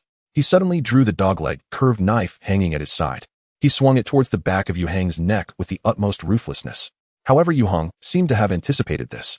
Just as the earring man drew his knife, he instinctively turned and kicked. Before the curved knife could reach him, Yue Heng landed a heavy kick on the earring man's abdomen. With a swift motion, he unleashed a powerful strike. Bang! This kick was executed with full force. The earring man let out a muffled groan, his body sent flying 2 or 3 meters. Unexpectedly, after sustaining such a heavy blow, he rolled on the ground twice, emitting a beast-like howl, and struggled to rise. He then hurled the flashlight in his left hand at Yue Heng with all his might. Such an attack was obviously harmless to Yue Heng, who easily dodged it. Seizing the opportunity, the earring man stood up, a fierce expression on his face, and swung his knife at Yue Heng. Swift, vicious, and ruthless, Yue Heng continuously retreated a few steps to evade the frenzied counterattack from the other party. Deep down, he was secretly astonished. This earring man was unquestionably a trained fighter. His agility and resilience were beyond what ordinary people could match. If it were the Yue Heng who had just returned, he would have suffered a setback due to the unexpectedness of the situation, perhaps even falling under the blade of the other party. But the current Yue Heng had greatly improved his physical capabilities and had just fused with the star blessing. Having awakened a super endowment, although he could not yet activate his super abilities, the enhanced perception brought by mental enhancement significantly boosted Yue Heng's combat power. Dodging 2 successive attacks from the earring man, Yue Heng suddenly lunged forward, crashing into the other party's embrace. Bang! The earring man was once again knocked to the ground. Before the other party could rise, Yue Heng delivered a powerful kick to his right wrist. Crack! The dogleg curved knife was sent flying, and the earring man's hand bone broke. Ow! A piercing scream resonated throughout the wilderness. The first update is delivered, there will be more later. As the agonizing scream of the earring man echoed, Yue Heng lifted his leg once more. He stomped heavily on the opponent's vital spot. One should pursue the fleeing enemy with the remaining strength. Yue Heng never underestimated any enemy. Although he had secured the upper hand, it did not mean that his opponent had no chance of turning the tide. Thus, a finishing blow was essential. The scream abruptly ceased. The earring man's eyes bulged, and his once handsome face twisted in extreme pain. His mouth gaped wide like a fish out of water. He struggled desperately to breathe. Yue Heng's kick had completely incapacitated the earring man's last vestiges of combat strength. Yue Heng calmly walked over and picked up the curved knife from the opponent's hand. He returned to stand before him. The flashlight that had fallen on the ground still shone brightly, casting its light upon the earring man's face. It was deathly pale. You cannot kill me, the earring man gasped, stuttering. I am from the Shao family in the capital city. You kill me, you cannot escape.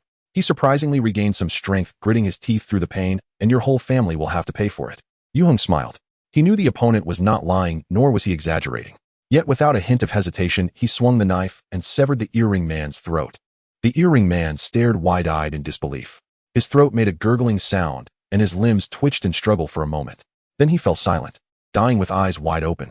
Yue Heng gazed at the corpse on the ground, feeling little emotional turmoil. This was the first time Yue Heng had killed in this life. In his past life, he had spent his entire existence in battle, his heart hardened like steel. After confirming that the opponent was truly dead, Yue Heng carefully searched the corpse. From the earring man, Yue Heng found a phone, a wallet, a keychain, and a lighter, along with an ID card. Xiaojun, male, born in 1995. It was indeed him. In fact, when he had encountered the opponent earlier, Yue Heng had already suspected. Now it was confirmed. Xiaojun, the founder of the Truth Society, a level 9 mind master. The possessor of the star patron Haoyan. In the history of Yue Heng's second life, the star patron that fell today was indeed acquired by Xiaojun. He had awakened an extraordinary ability as a result. Mental enhancement. Xiaojun was one of the most powerful superhumans in the Star Sea era, and the Truth Society he founded brought countless troubles to the Star Alliance. It was the biggest tumor within humanity. The Truth Society advocated for the distinction between the gifted and ordinary people. The gifted must have the most privileges, controlling the fate of ordinary people from a superior position. To this end, they intended to amend laws and overthrow the rule of the Star Alliance. The Truth Society believed that the Star Alliance catered too much to ordinary people, wasting a substantial amount of resources. Initially, the Star Alliance did not take the Truth Society seriously until the latter's power expanded, leading to a realization of the situation. However, the best time to crush them had already passed.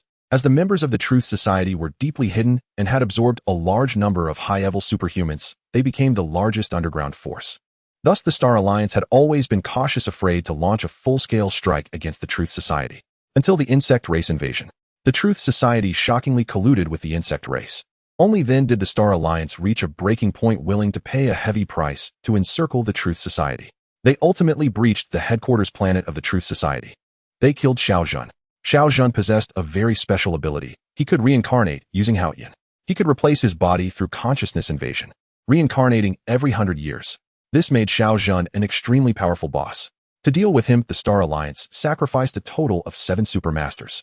The year Xiaojun died and the Truth Society was eradicated coincided with the time of Yue Heng's rebirth in his second life. It was only after Yue Heng ascended to a high position that he used his authority to access relevant information from the central superbrain database, gaining much classified intelligence. It is worth mentioning that in many film and novel works of the Star Sea era, Xiaojun, the controller of the Truth Society, was the greatest villain. Yet this villain met a miserably painful death at the hands of Yue Heng. Although he had guessed the opponent's identity earlier, Yue Heng had not considered the idea of taking down this major boss, because Haoyan had been intercepted by him. Without the strongest star patron, Xiaojun had lost the foundation for wreaking havoc in the galaxy. Xiaojun had relied on the power of Haoyan to cultivate batch after batch of loyal superhumans. His fate line had been altered. However, while humans harbor no intention of harming the tiger has a heart to harm humans. Xiao Zhen actually wanted to kill Yue Heng. If Yue Heng were to be killed by him, then Hao Yin would truly have a significant chance of exploding, unless Yue Heng completely fused with this star patron. Fortunately, Yue Heng deduced Xiao Zhen's identity and naturally maintained a high level of vigilance against him, and he was well prepared for battle. Thus, he successfully counterattacked. This future villain of the star met his end in Yue Heng's novice village. With Xiao Zhen gone, the Truth Society naturally ceased to exist. Yue Heng not only changed his own fate, but also altered the future of humanity. History took a turn here. Yet at this moment, Yue Heng felt no pride in altering history. He was busy covering up the evidence. Yue Heng dragged Xiao Zhen's corpse deep into the forest and stripped him of all his clothing. The beasts residing in Wufeng Mountain would happily assist Yue Heng in solving this issue. As he left, he heard the howling of wolves. Along the road leading to the mountain village, Yue Heng discovered a small off-road vehicle. This vehicle clearly belonged to Xiao Zhen. He had the car keys that he retrieved from the corpse. In his first life, Yue Heng had obtained a driver's license due to work requirements. But his driving experience was quite short. In his second life, he usually drove either warships or mechs. Moreover, cars in the Star Sea era were vastly different from those today, featuring intelligent navigation and automatic driving modes. However, when Yue Heng started the off-road vehicle, pressing the gas pedal and gripping the steering wheel, a familiar and comforting sensation surged within him. Mechanical affinity. This top-tier extraordinary ability granted Yue Heng extraordinary control over all mechanical objects. In just a few seconds, he regained the driving memories and sensations from his first life. Skillfully reversing and turning, he drove towards the mountain exit. When he was still a dozen kilometers from the county town, Yue Heng parked the car by the riverbank. Then he pushed the vehicle down into the water. The off-road vehicle rushed down the slope, crashing into the rushing river with a loud noise. In an instant, it sank and disappeared. Yue Heng then set fire to Xiao Zhen's clothes, backpack, and ID card on the riverbank. He buried the ashes. Finally, he walked away. And along the way, he threw Xiao Zhen's phone into another river, erasing the last traces of this future major boss left in the world. As Yue Heng walked alone on the highway under the night sky, the world's major social networking platforms exploded. At 1957 Beijing time, a meteor shower appeared, lasting nearly 3 minutes. This sudden meteor shower covered an extensive area spanning across the globe. Consequently, the number of witnesses was countless. As it was the May Day holiday, many people were out for evening walks or dancing in parks after dinner. Thus, a plethora of photos and videos appeared almost instantly on various platforms like Kuaishou, Weibo, Tieba, and WeChat Moments. Especially on Kuaishou, the largest short video platform in the country, videos from different places flooded in. Everyone was in awe of the magnificence and grandeur of this meteor shower. So beautiful. Is this the legendary Leonid's meteor shower? Wishing for success. This year I will find love. We can't see it here, it's pouring rain. I thought it was the end of the world. What a pity it was so short. The speed at which information spreads in modern society is astonishing. Even astronomers from various countries, whether or not they witnessed it firsthand, could see photos and videos of the meteor shower on social media. They were all extremely surprised, as there had been no indications that such a large-scale meteor shower would occur today. The International Astronomical Union (IU) and its affiliated organization IWN, as well as the International Asteroid Warning Network, had issued no warnings. Moreover, what was puzzling was the existence of some extraordinary phenomena associated with this meteor shower. For instance, a few meteors inexplicably altered their trajectory within the atmosphere.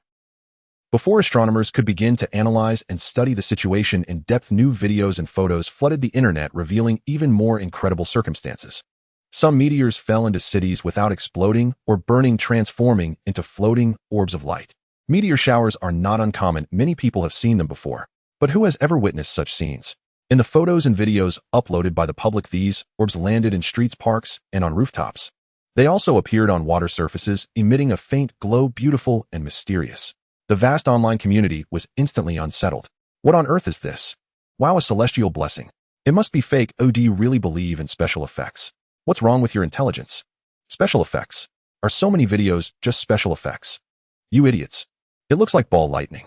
Everyone, please don't touch it. Ball lightning is very dangerous. Why did a 90-year-old woman come back to life? Why did hundreds of sows scream in the middle of the night? Why are there frequent thefts in the girls' dormitories? Why are instant noodles in supermarkets suffering? Why are meteors falling from the sky? Behind all this, is it a distortion of human nature or the decline of morality? Stay tuned for tomorrow night's Entering the Unscientific. I just want to ask, can we eat it? Besides filming videos, several witnesses live-streamed on Kuaishou, allowing everyone to watch the floating orbs together. A chaotic atmosphere erupted online, resembling a world in disorder. The platform quickly reacted, attempting to manage public opinion and reduce the hype by shutting down the live streams. Simultaneously, they warned everyone not to touch them and to call the police immediately if spotted. Soon after, professionals spoke through the media stating that this was an extremely rare astronomical phenomenon, assuring the public not to panic and urging them not to spread rumors. The domestic social media platforms exploded with the meteor shower trending at the top. Internationally, it was no less significant.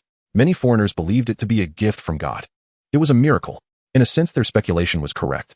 This commotion lasted for quite some time, gradually calming down with the intervention of government forces. At this moment, the people on Earth were unaware that humanity's fate was about to change from this day forward, except for Yue Heng. In the dead of night at Tai Jiangqian Palace Entertainment City, Liang Kuan stumbled down the long corridor, pushing open the heavy security door. He arrived in the alley behind. His face was flushed, his eyes filled with confusion as he leaned against the wall and bowed his head to vomit profusely. A pungent odor mixed with the smell of alcohol spread through the alley. After emptying his stomach, Liang Kuan felt somewhat clearer. Damn it. He wiped his mouth and cursed resentfully. A few second-generation rich kids had come to the venue tonight, and Liang Kuan was specifically called by his boss to entertain them. Because he had a good tolerance for alcohol. As a result, one of the second-generation kids inexplicably took a dislike to Liang Kuan and forced him to drink 2 bottles of Remy Martin. Even with his good alcohol tolerance, Liang Kuan couldn't withstand such torment. He chose to run to the back alley of the entertainment city instead of the restroom to throw up. He didn't want anyone to see him in such a disheveled state. Taking a deep breath, Liang Kuan prepared to return to the private room to continue drinking. At that moment, Liang Kuan suddenly spotted a fist-sized orb floating about 10 meters ahead in the alley. Liang Kuan rubbed his eyes, doubting he was seeing things due to his heavy drinking. Upon looking again, the orb was still there. Driven by curiosity, Liang Kuan staggered over. He reached out, wanting to grab it to take a closer look. Normally, he would never act so recklessly, but his current state of mind was not very clear. As Liang Kuan's fingers touched the orb, an odd sensation surged from his fingertips like a powerful electric current flooding into his body. He immediately convulsed, frothing at the mouth, and collapsed to the ground. The dimly lit alley fell silent once more. The orb remained suspended over a meter above the ground. After a moment, a gust of wind suddenly swept into the alley, stirring up dust and debris from the ground. In an instant, the orb soared upward into the sky. It flickered as it darted past towering buildings, flying over a large part of the city. Then, as if drawn by an invisible force, it floated down toward a patch of woods. This was a newly built civic cultural park located in a relatively remote area, and at this moment, it was devoid of any shadows. The orb descended silently. The orb landed beside a garbage bin on the edge of the woods in a cradle. Inside the cradle lay an infant just a few months old. Her eyes were tightly shut, her sparse hair and pale little face indicated a very weak breath. The fire of life was about to extinguish. The orb gently bumped against the infant's head, instantly merging into her. In the next second, the infant opened her eyes. In her deep, dark pupils, countless fragments of starlight sparkled as if they contained the entire universe. The corners of her mouth curled up slightly, revealing an extremely adorable smile. After more than half an hour, another orb floated in from afar. It merged into the infant's chest, making her eyes even more brilliant and bright. The night was still long. Kuan Gu, Kuan Gu. The anxious calls and gentle nudges roused Liang Kuan from his stupor. He instinctively clenched his fists, his muscles taut. The familiar face that came into view greatly relieved Liang Kuan. The person was dressed in the uniform of a waitress from the Qiangong Entertainment Club, with fair skin, striking beauty, and large expressive eyes. Her eyes were filled with concern at that moment. Xiaowen. Liang Kuan stood up with her support and asked in confusion, "What are you doing here?" He vaguely remembered drinking too much and running to the back alley to throw up. He seemed to have seen a glowing orb. Did he fall asleep afterward? Liang Kuan couldn't help but look around. Where was the orb? However, he found nothing. It must have been an illusion. Kuan Gu, are you okay? Xiaowen asked worriedly. Should we see a doctor? I'm fine. Liang Kuan immediately regained his composure and stopped thinking about the glowing orb. In fact, he felt great at the moment. His head no longer buzzed, there was no burning sensation in his stomach, and he felt invigorated. He could even drink 3 more bottles of Remy Martin. Liang Kuan found it quite strange. He suddenly remembered something. What time is it now?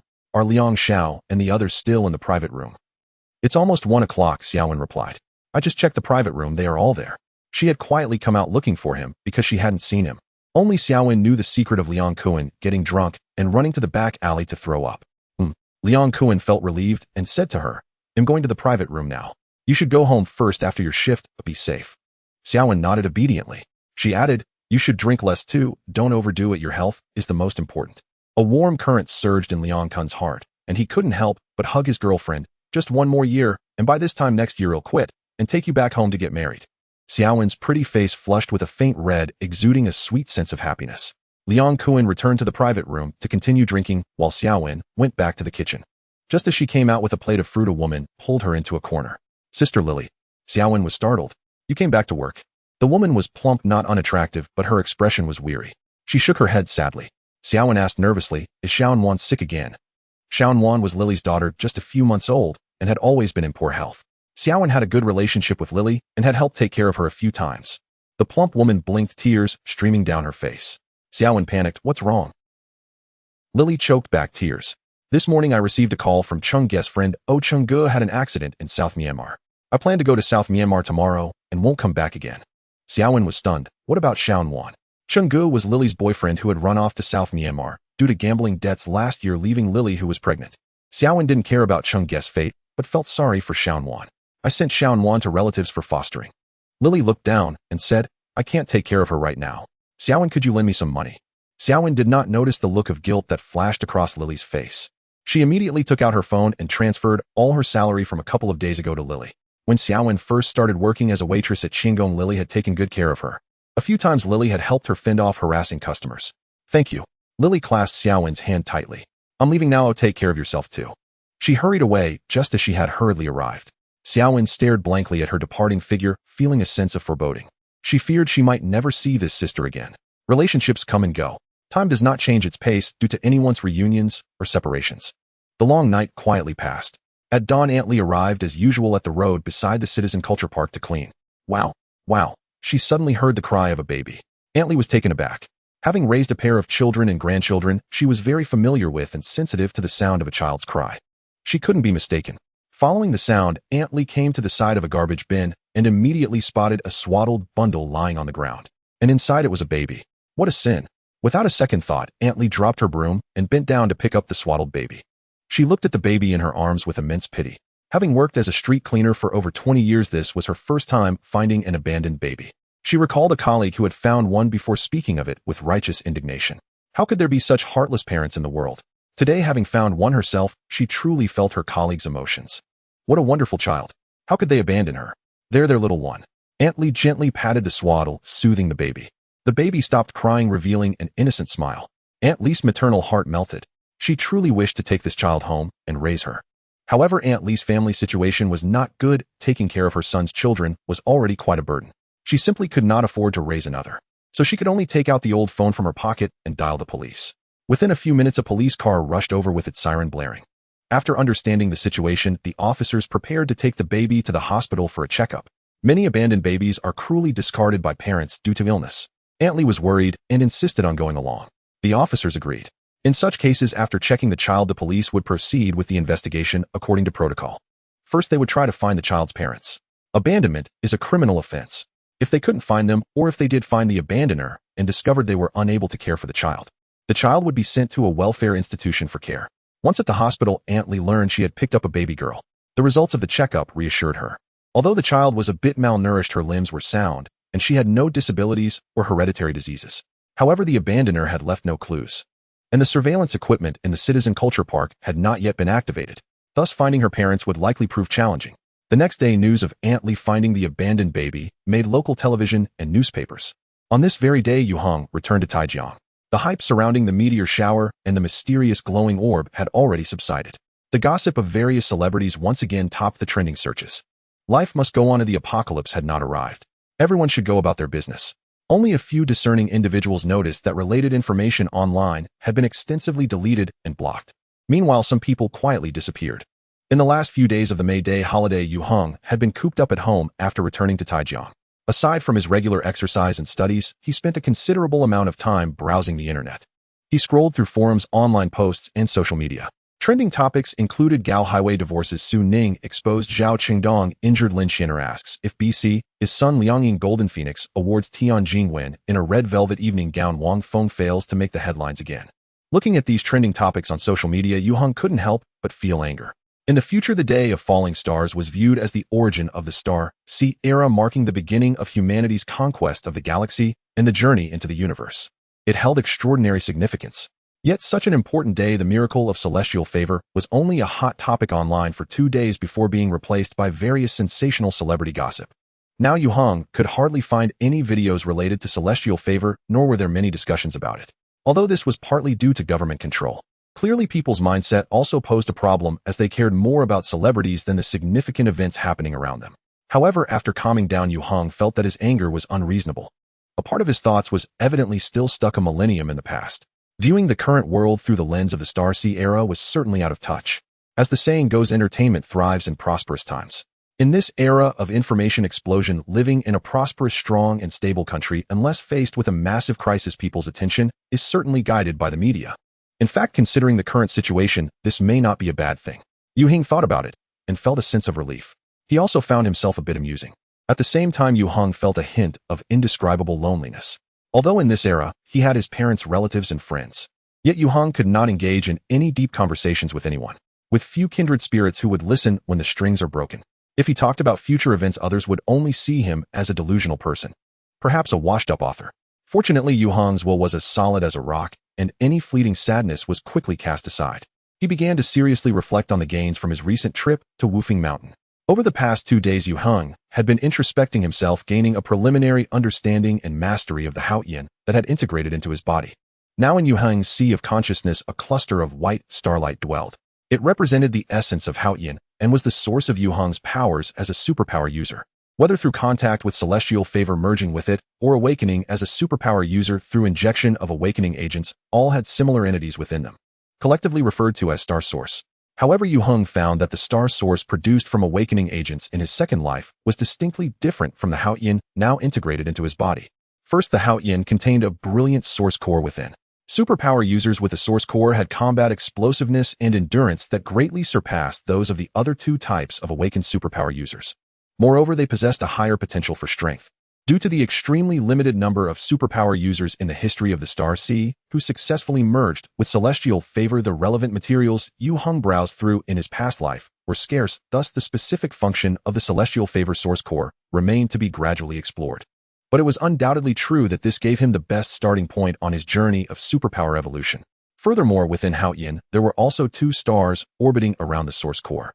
One was silver gray and the other was blue-white. These 2 stars represented Yue Heng's 2 awakened superpowers, mechanical affinity and mental enhancement. In the Star Sea era, superpower levels were divided into 3 tiers and 9 ranks. Yue Heng was now an initial level superpower user, a level 1 mechanic, and a level 1 mind specialist. Being a mechanic was remarkably impressive, exceedingly so, because among the billions of superpower users in the Star Sea era, there were no examples of someone mastering 2 major powers.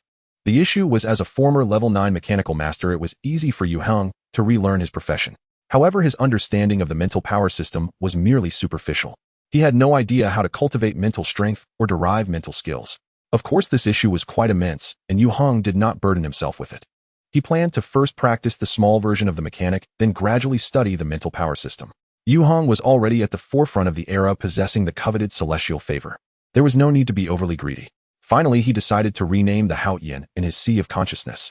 Haotian was the name given by Xiao Zhan to the celestial favor he received. In Yue Heng's second life, now that he had returned to life, Xiao Zhan had also been slain by him on the spot. The name Haotian should rightfully be buried with him. There was no reason to carry on the legacy. Thus, Yue Heng changed Haotian to Zhou. Zhou represents the universe and also signifies time. He had returned to a millennium ago, capturing the light of celestial favor, which was now called Zhou. As soon as the new name was confirmed, Yue Heng's consciousness suddenly felt a resonance. It was as if an invisible force connected time and space. From the deepest part of the universe, it instantaneously transmitted to Yue Heng's sea of consciousness. It formed an extraordinarily subtle connection with Zhou, causing Yue Heng's mind to tremble. After a long while, he finally regained his senses from the inexplicable shock. At that moment, Yue Heng realized that despite having decades of memories from his second life, his understanding of celestial favor was still just the tip of the iceberg. Time flew by, and it was once again time to go to school. Having acquired the strongest celestial favor Zhou, Yue Heng, now a superpower user, did not abandon his previous dreams. He continued to attend classes at Wuzhong as usual, but he set aside some time for training in the mechanical power system. However, a problem arose. The 5 major power systems, superbody, original energy, life, mind, and mechanics, did not have any inherent hierarchy among them. Yet their training methods varied significantly. Among them, the mechanical power system was the most unique, relying not only on oneself, but also on technological products. Think Iron Man. Although mechanical power users had considerable differences from this superhero in the comics, there were many similarities. Most mechanical superpower users had their own laboratories or workshops to study and manufacture specialized equipment tapping into their own abilities. This requires money. For mechanical superpower users, money is not omnipotent. Without money, one cannot achieve anything. To become a big shot, it is impossible without spending money. Doesn't it sound like Iron Man? In the Starseed era, the mechanical power system was also known as the Krypton Gold power system. The problem was that Yue Heng now had savings of only a little over 100,000. He couldn't even afford a small CNC machining center with higher technological content. How could he continue? He certainly couldn't train using the most primitive methods. That would be far too inefficient. Therefore, Yue Heng decided to earn some money first. At the southern gate of Taijiang on the street in front of the county, a taxi came to a steady stop at the intersection, and Yue Heng stepped out of the car. Today is Saturday, and he deliberately came to this old street. The first bucket of gold for a new life. The little money Yue Heng wants to earn could indeed amount to a fortune. By checking the prices on online shopping platforms, he roughly estimated that to meet his experimental processing needs, as a level 1 mechanic, he would need to invest at least 1.5 million. This is merely the initial investment. The expenses in the future will be astronomical. For instance, the materials needed for mechanical experiments involve various precious metals, gold, platinum, and even rhodium. His meager savings could only buy him around 100 grams of rhodium. It wouldn't even fill the gaps between his teeth. However, for Yue Heng at this moment, making money is quite challenging. He is still too young and unable to do many things, and even the memories from 2 lifetimes offer little help. Methods for making quick and large sums of money are basically outlined in criminal law. There are legal options, but in his first life, Yue Heng neither bought lottery tickets nor invested in stocks, nor does he have any understanding of cryptocurrencies. Although he knows of some money-making projects for the next decade, distant water cannot quench a near thirst, not to mention that the actual operations are very cumbersome. Yue Heng racked his brain for ideas, seeking suitable avenues that belong to the privileges of a reborn individual. And then he indeed recalled something. This event occurred several years later, causing quite a stir and becoming well-known, even trending on social media. Therefore, Yue Heng's memory of it is quite vivid. He came here for this reason. Upon reaching his destination, Yue Heng did not rush to find his target. He leisurely strolled around the street in front of the county. The street in front of the county is also an old street. Many of the buildings on both sides date back to the Republic of China or even the Qing dynasty. However, they are merely wooden houses and tiled roofs of ordinary families. Due to a lack of maintenance and the residents' unauthorized constructions, it appears dilapidated and crowded. As a historical city, there are quite a few similar old streets. Currently, most have been designated for demolition or renovation. Given the poor environmental conditions, most of the residents here are elderly, and there aren't many migrant workers either. On both sides, there are some small shops with many closed. The scene is rather desolate. Although not far from the bustling Chenghuang Temple, this place seems like a forgotten corner. Yue Heng turned into a small convenience store and bought a bottle of mineral water. The middle-aged shopkeeper, noticing Yue Heng's handsome appearance, smiled as she brought him a stool. "Young man, sit and take a rest." "Thank you." Yue Heng sat down and politely asked, "Annie, may I ask you something?" The shopkeeper curiously replied, "What is it?" Thus Yue Heng inquired based on his memories from that year. The shopkeeper, being a local resident who had lived on the street for decades, was well versed in the local situation. Yue Heng quickly got the answer he sought. "Thank you." He expressed his gratitude once more and left the convenience store. After walking a few dozen meters, he found the household he had just inquired about. It was an old 2-story house with a storefront. The main door was tightly shut with a red paper sign advertising the rental. Yue Heng took out his phone and dialed the number on the sign.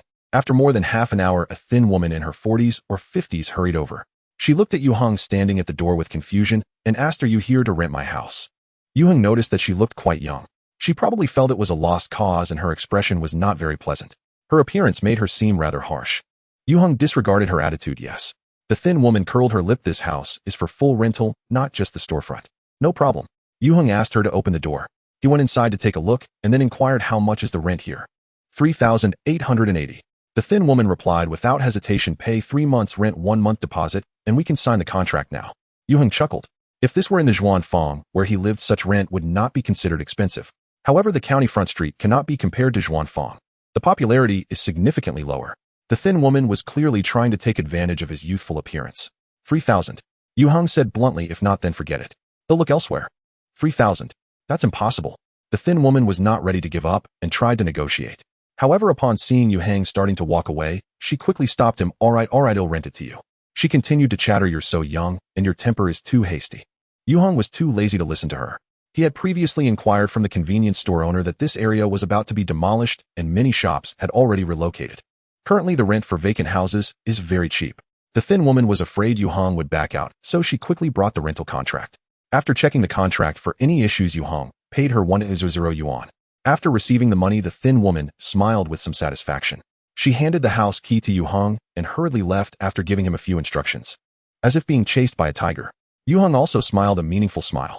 He took another look around the upstairs and downstairs before going out to find someone to change the locks. Everything else remained unchanged. Because Yue Heng had no intention of living here, nor did he want to open a shop, and he certainly wouldn't rent it for a year. If all goes well, it would only take a few days. The next afternoon, he returned with a package that had just arrived. After closing the door, he unpacked the package and took out a metal detector. This domestically produced probe-style metal detector only cost Yue Heng 100 yuan.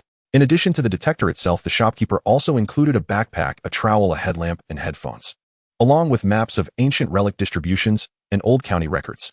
How considerate. However, Yue Heng had no intention of tomb raiding. He had consulted customer service before placing the order and had already understood the relevant parameters of the detector. Now, having flipped through the manual, he easily grasped the usage method. After assembling the metal detector, Yue Heng powered it on and began to search in this house. This metal detector supports the exploration of a single metal. He set it to silver. According to customer service, the detection depth for a silver dollar is about 80 cm, requiring it to be buried for over 10 years. If it were a pile of silver dollars, the detection depth would increase significantly. He carefully scanned every nook and cranny of the front room. The metal detector remained silent. Yue Heng did not lose heart, moving to the kitchen to continue the search. When the probe moved to the area beside the stove, a sharp, buzzing sound suddenly emanated from the headphones. Found it. Yue Heng's spirits immediately lifted. Here's the second update. Please support with tickets. Thank you all. The kitchen of this old house is quite dilapidated. The stove has not been used for a long time, covered in layers of dust, and the walls bear the marks of smoke and fire. The floor beneath Yue Heng's feet is paved with blue bricks with the gaps filled with greasy dirt. Who would have thought that treasures were buried beneath? Yue Heng recalled news reports he had seen in his first life, which is why he rented this house at a high price. The landlord believed he had taken advantage of Yue Heng. Little did they know that Yue Heng was the one truly gaining the upper hand. He felt no guilt about it. After a bit of effort, he used a spade gifted by the owner of a taobao shop to pry up some blue bricks. He then began to dig. The excavated soil was piled aside for later refilling. Yue Heng dug down about half a meter when the tip of his spade suddenly encountered an unusual sensation. He quickly brushed away the loose soil. A dark brown wooden box gradually revealed itself. It was unmistakable. Yue Heng felt a surge of excitement. In Yue Heng's first life, this box would not be discovered until nearly 2 years later. At that time, the county's Chanxian Street had already been completely demolished. During the construction process, a bulldozer dug down and unearthed the treasure chest. Due to the presence of numerous construction workers and curious onlookers, it caused quite a stir. It nearly resulted in fatalities. If Yue Heng remembered correctly, the person involved was the landlord from yesterday. He was now doing a good deed by helping the other party clear the danger for free. Of course, he would remain anonymous. Yue Heng did not need the landlord's gratitude. As the soil was mostly cleared, he bent down to lift the box. It was very heavy. Although he did not know how many years it had been buried, the treasure chest remained intact. Its surface was inlaid with copper pieces and carved with exquisite patterns. The box was secured with a rusty copper lock. Yue Heng certainly did not have the key and used brute force to break it off. When he opened the lid, the items inside were immediately revealed. The first thing to catch Yue Heng's eye was a box full of silver coins and gold bars. Dozens of small gold bars were neatly stacked on top of the silver coins, gleaming enticingly under the light. These gold bars were of the typical Republican standard, and wealthy families at that time would keep a few gold bars hidden, serving as a lifesaver in times of crisis. Each weighed 1 tael, equivalent to 31.25 grams today. According to current gold prices, a small gold bar was worth about 1,200 yuan. That was exactly the rent Yue Heng had paid. Just these gold bars were worth hundreds of thousands, and there were also several hundred well-preserved silver coins beneath. However, Yue Heng merely glanced over the gold bars and silver coins without paying them much attention. His focus was entirely on the porcelain vase that occupied the other half of the treasure chest. It was a blue and white porcelain vase. Yue Heng took out his phone to take a picture, then searched for it online. The first image in the search results was almost identical to this blue and white porcelain vase. Ming Yongla blue and white lotus pattern jade pot vase. The vase in the picture was a collection of the Palace Museum. Its shape was elegant and graceful with vivid colors and a lustrous glaze typical of flower porcelain. It had a profound influence on the production of porcelain in later generations. At a Christie's auction in Hong Kong in 2017, the same jade pot vase sold for 11.5 million Hong Kong dollars. This matched Yue Heng's memory. In his first life, when the treasure chest was dug up by the bulldozer, the jade pot vase was shattered on the spot. No one knew its value at the time, and everyone was dazzled by the spilled gold bars and silver coins. They scrambled to grab them. Soon after, the landlord rushed over, causing a commotion. Later, after identification by cultural relic experts, it was confirmed that the broken vase was of the same kind as that in the palace museum. The landlord nearly went insane and sued the construction company. Her ancestors were wealthy merchants from Taijiang. This house was ancestral property, and whatever was buried inside must be treasures left by her ancestors. The situation became even more absurd. The landlord had two brothers who rushed back from out of town as soon as they learned of the situation. They also wanted to sue her for a share of the spoils. This led to complete chaos. As for the final outcome, Yue Heng did not follow up. He was like countless others who saw the news. Everyone felt a deep pain over the destruction of the jade pot vase worth tens of millions. How wonderful it would have been. If I had known, I would have secretly dug it out. Now Yue Heng finally compensated for the regrets of his past life. He smiled slightly. He closed the box and refilled the excavated soil. He also filled it with useless garbage and debris found in the house. Finally, he relayed the tiles. After compacting and leveling, some traces could still be seen. However, in a few months it should be no problem. The landlord was not a reincarnator. How could she think that a treasure chest was buried beneath her dilapidated house? It's better to be safe than sorry. As the saying goes, a cautious sailor sails for 1,000 years. To avoid possible trouble, Yue Heng did not think that spending a little extra effort now was a waste of time. That night, Yue Heng stuffed the treasure chest into a large bag and transported it back to his home. To avoid any long dreams, this fortune was entirely his without alarming anyone. However, Yue Heng did not plan to cash it out immediately. He had just turned 16 and was still a third-year junior high school student. Selling gold bars and silver coins would be a bit too conspicuous, let alone the priceless antiques. Moreover, finding a way to sell them was also an issue. He needed to think it over. For Yue Heng, the most important thing right now was not to earn money for purchasing equipment. In just over a month, he would be taking the high school entrance examination. The high school entrance exam was very important. If one fails the college entrance exam, they can retake it, but failing the high school entrance exam means no second chances. Yue Heng did not want to waste a few years of his life in a poor high school like in his first life. He already had a preliminary plan for his life over the next decade. Yue Heng's goal for the high school entrance exam was Taijiang No. 1 or No. 2 high school. The problem was that both schools were provincial key institutions with high score requirements. With his current grades, even adding a few points would not be enough, and the time left for Yue Heng was running out. The difficulty was extraordinarily high. Thus, after obtaining the treasure chest, Yue Heng hid it in his family's basement. He did not pay it any further attention and continued to immerse himself in daily reviews and practice. As a result, Yue Heng discovered during his studies that his memory had become increasingly strong. Especially by the end of the month, he actually possessed the ability to remember everything he saw. No matter which subject's book it was, Yue Heng could recite any page perfectly after just one glance, without even getting the punctuation wrong. This ability was undoubtedly a powerful tool for learning and exams. The so-called strongest Taijiang No. 1 high school no longer felt unattainable. The first update is delivered. Unforgettable. Sitting at his desk, Yue Heng put down the thick guidebook, 5 years of mock exams and 3 years of simulation vol. 1, having memorized all its contents. This terrifying memory ability was something Yue Heng did not possess in his previous life, let alone in his first life. It was not a sudden burst of intellect after his rebirth.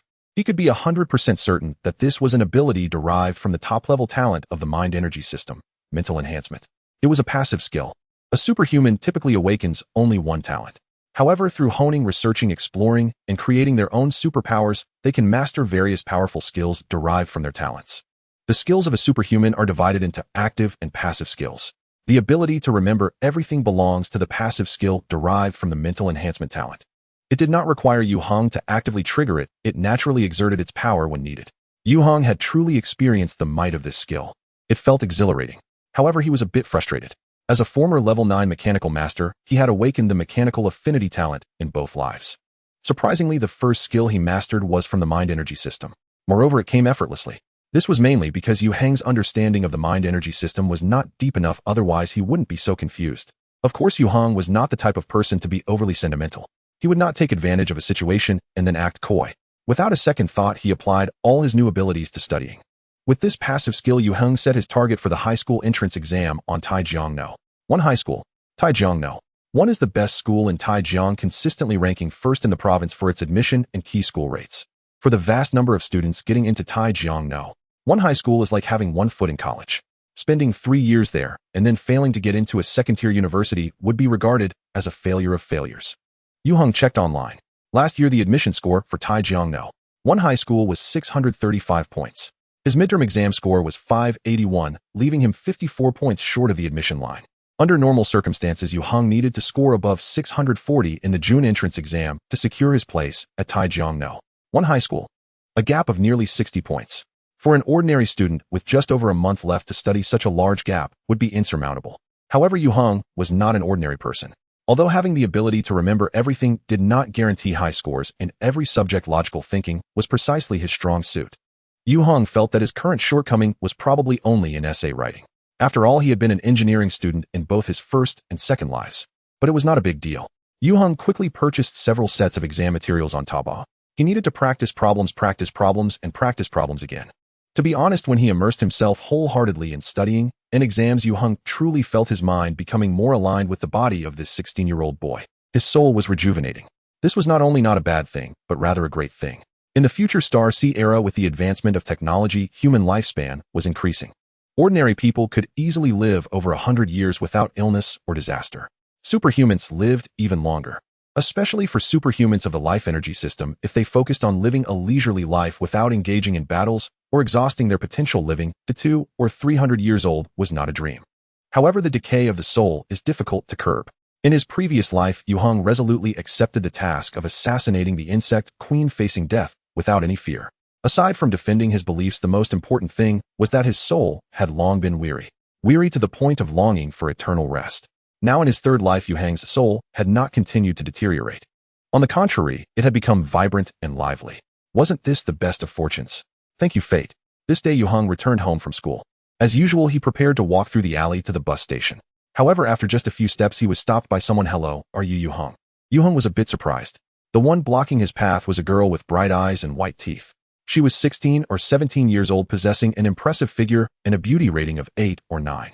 Her height was only half a head shorter than Yue Heng, and she had her long hair tied in a ponytail, looking like a character straight out of a manga.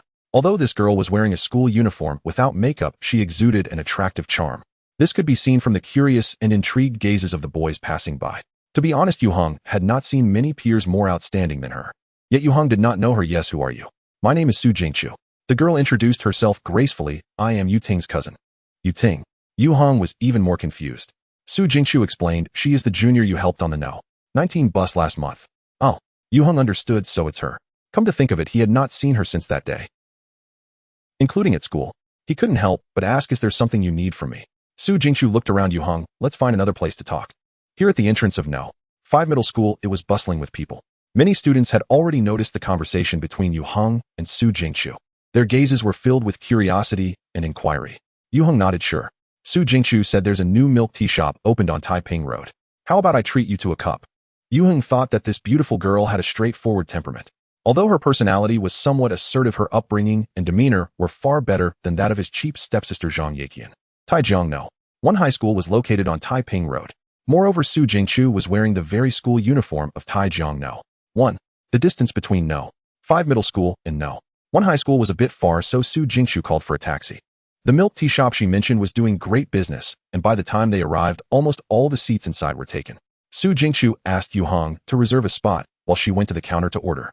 She even consulted Yue Heng's opinion. Soon she brought out 2 cups of milk tea and an ice cream cake. Actually, it was Yu Ting who really wanted to treat you to milk tea. Su Jingqiu smiled and added she really wanted to thank you in person, but after my aunt found out about that incident, she immediately took her back to Huhai, so she asked me to convey her thanks to you. So that's how it is. Yue Heng understood, it's just a small matter, no need to be polite. Also, Su Jingqiu took out a letter from her backpack and handed it to Yue Heng. This is a letter Yu Ting asked me to pass on to you. Her smile carried a hint of mischief, clearly eager to see Yue Heng's reaction. Looking at the pink envelope in her hand, Yue Heng felt a bit speechless. Yue Heng. At that moment, a surprised voice suddenly rang out from the side. Yue Heng turned to look in the direction of the sound. He saw a group of young boys and girls who must have just arrived at the milk tea shop. Among them, a beautiful girl gazed at Yue Heng with a look of surprise, as if she had witnessed something incredible. Zhang Yaqian. Yue Heng did not expect to encounter his little sister here. He nodded slightly without revealing his surprise. Is that really you? Zhang Yaqian stepped forward, gracefully glancing at Su Jingqiu, and smiled. Brother Yue Heng, are you on a date with your girlfriend here? Her words were infused with a strong aroma of tea. Yue Heng was astonished. It was as if the sun had risen in the west. He actually heard the word brother come from Zhang Yaqian's lips. This was no easy feat, truly no easy feat. Looking at Yue Heng sitting opposite, Su Jingqiu, Zhang Yaqian felt both astonished and puzzled, along with a hint of displeasure. When Yue Heng first arrived at the Zhang family, Zhang Yaqian scoffed at him, looking down on him from the bottom of her heart. He was timid and compliant, and although he had some appearance, he carried an uncomfortable rustic air. It felt like talking to him was beneath her dignity. Fortunately, Yue Heng had some self-awareness and left after just a few days. To Zhang Yaqian's surprise, the Yue Heng she encountered today was completely different from her impression of him. The Yue Heng before her was sunny and confident, and his ordinary school uniform could not conceal his unique charisma. Most importantly, the beautiful girl sitting across from Yue Heng, who seemed to be on a date with him, surpassed her in looks, figure, and aura. Zhang Yaqian felt a bit ashamed. She felt quite bad. How could such a girl smile sweetly at Yue Heng? The scene she had just witnessed was like something out of a youthful idol drama featuring the main leads. And the sparrow she thought was covered in mud seemed to have transformed into a dazzling phoenix. How could this be? Oh really? Before Yue Heng could respond, a chubby boy leaped out from behind Zhang Yaqian shouting, "You dare to date? I'm going to tell your father and see how he deals with you." Zhang Hanyuan. Both siblings had arrived. Compared to the high-caliber Zhang Yaqian, Zhang Hanyuan's level was clearly much lower. He made a vicious face at Yue Heng, baring his teeth and appearing arrogant and irritating. He looked like he needed a boost in intelligence. Yue Heng chuckled. He stood up leisurely, placing his hand on the chubby boy's head, saying, "Little brother reporting to adults is a very wrong behavior." Zhang Hanyuan tried to escape, but could not evade Yue Heng's relentless grip. His head was held down by Yue Heng, and his gaze met the latter's. Yue Heng's eyes were deep and dangerous, resembling a beast ready to pounce. Zhang Hanyuan's hair stood on end, and he instinctively felt overwhelming fear, unable to stop his legs from trembling. He almost wet his pants on the spot. Yue Heng released Zhang Hanyuan's head and patted his cheek, saying, "You need to be obedient, understand?" The harm was minimal, but the insult was profound. This little chubby boy was a born troublemaker, having unknowingly set many traps for Yue Heng in his first life. The troublemakers from Mingda High School were indeed sent by one of his lackeys. They came to cause trouble for Yue Heng. Zhang Hanyuan nodded hurriedly like a garlic peeler. Yue Heng smiled. "Good to know, now go home." Zhang Hanyuan turned and ran. He was so scared that his soul was not intact, wanting to distance himself from Yue Heng. Yue Heng then looked at Zhang Yaqian. Under his gaze, Zhang Yaqian's complexion turned pale. Flustered, she said, I will take Hanyuan home." After all, she was just a teenage girl, unable to withstand Yue Heng's imposing aura. Zhang Yaqian's figure leaving was quite awkward. Having driven away the pesky pair of siblings, Yue Heng sat back down. He apologetically said to Su Jingqiu, "I'm sorry." Su Jingqiu had not spoken at all, but upon hearing this she smiled and said, "It's all right, that girl is Zhang Yaqian, right?" Yue Heng was surprised. "You know her?" Su Jingqiu explained, "I met her once before. I remember, she seems to be studying at the 4th high school." Yue Heng nodded yes.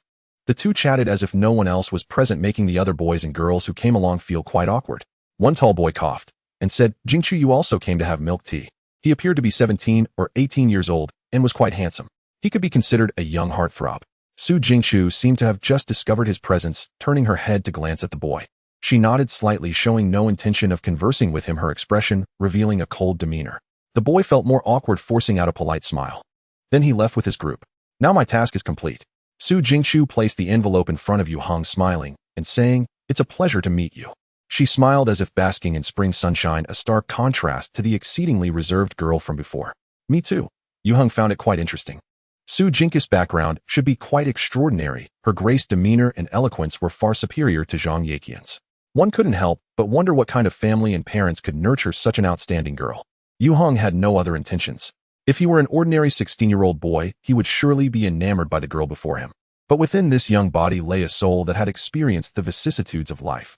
No matter how remarkable Su Jingqiu was, she was merely a high school student at the moment. After bidding farewell to Su Jingqiu, Yue Heng returned home.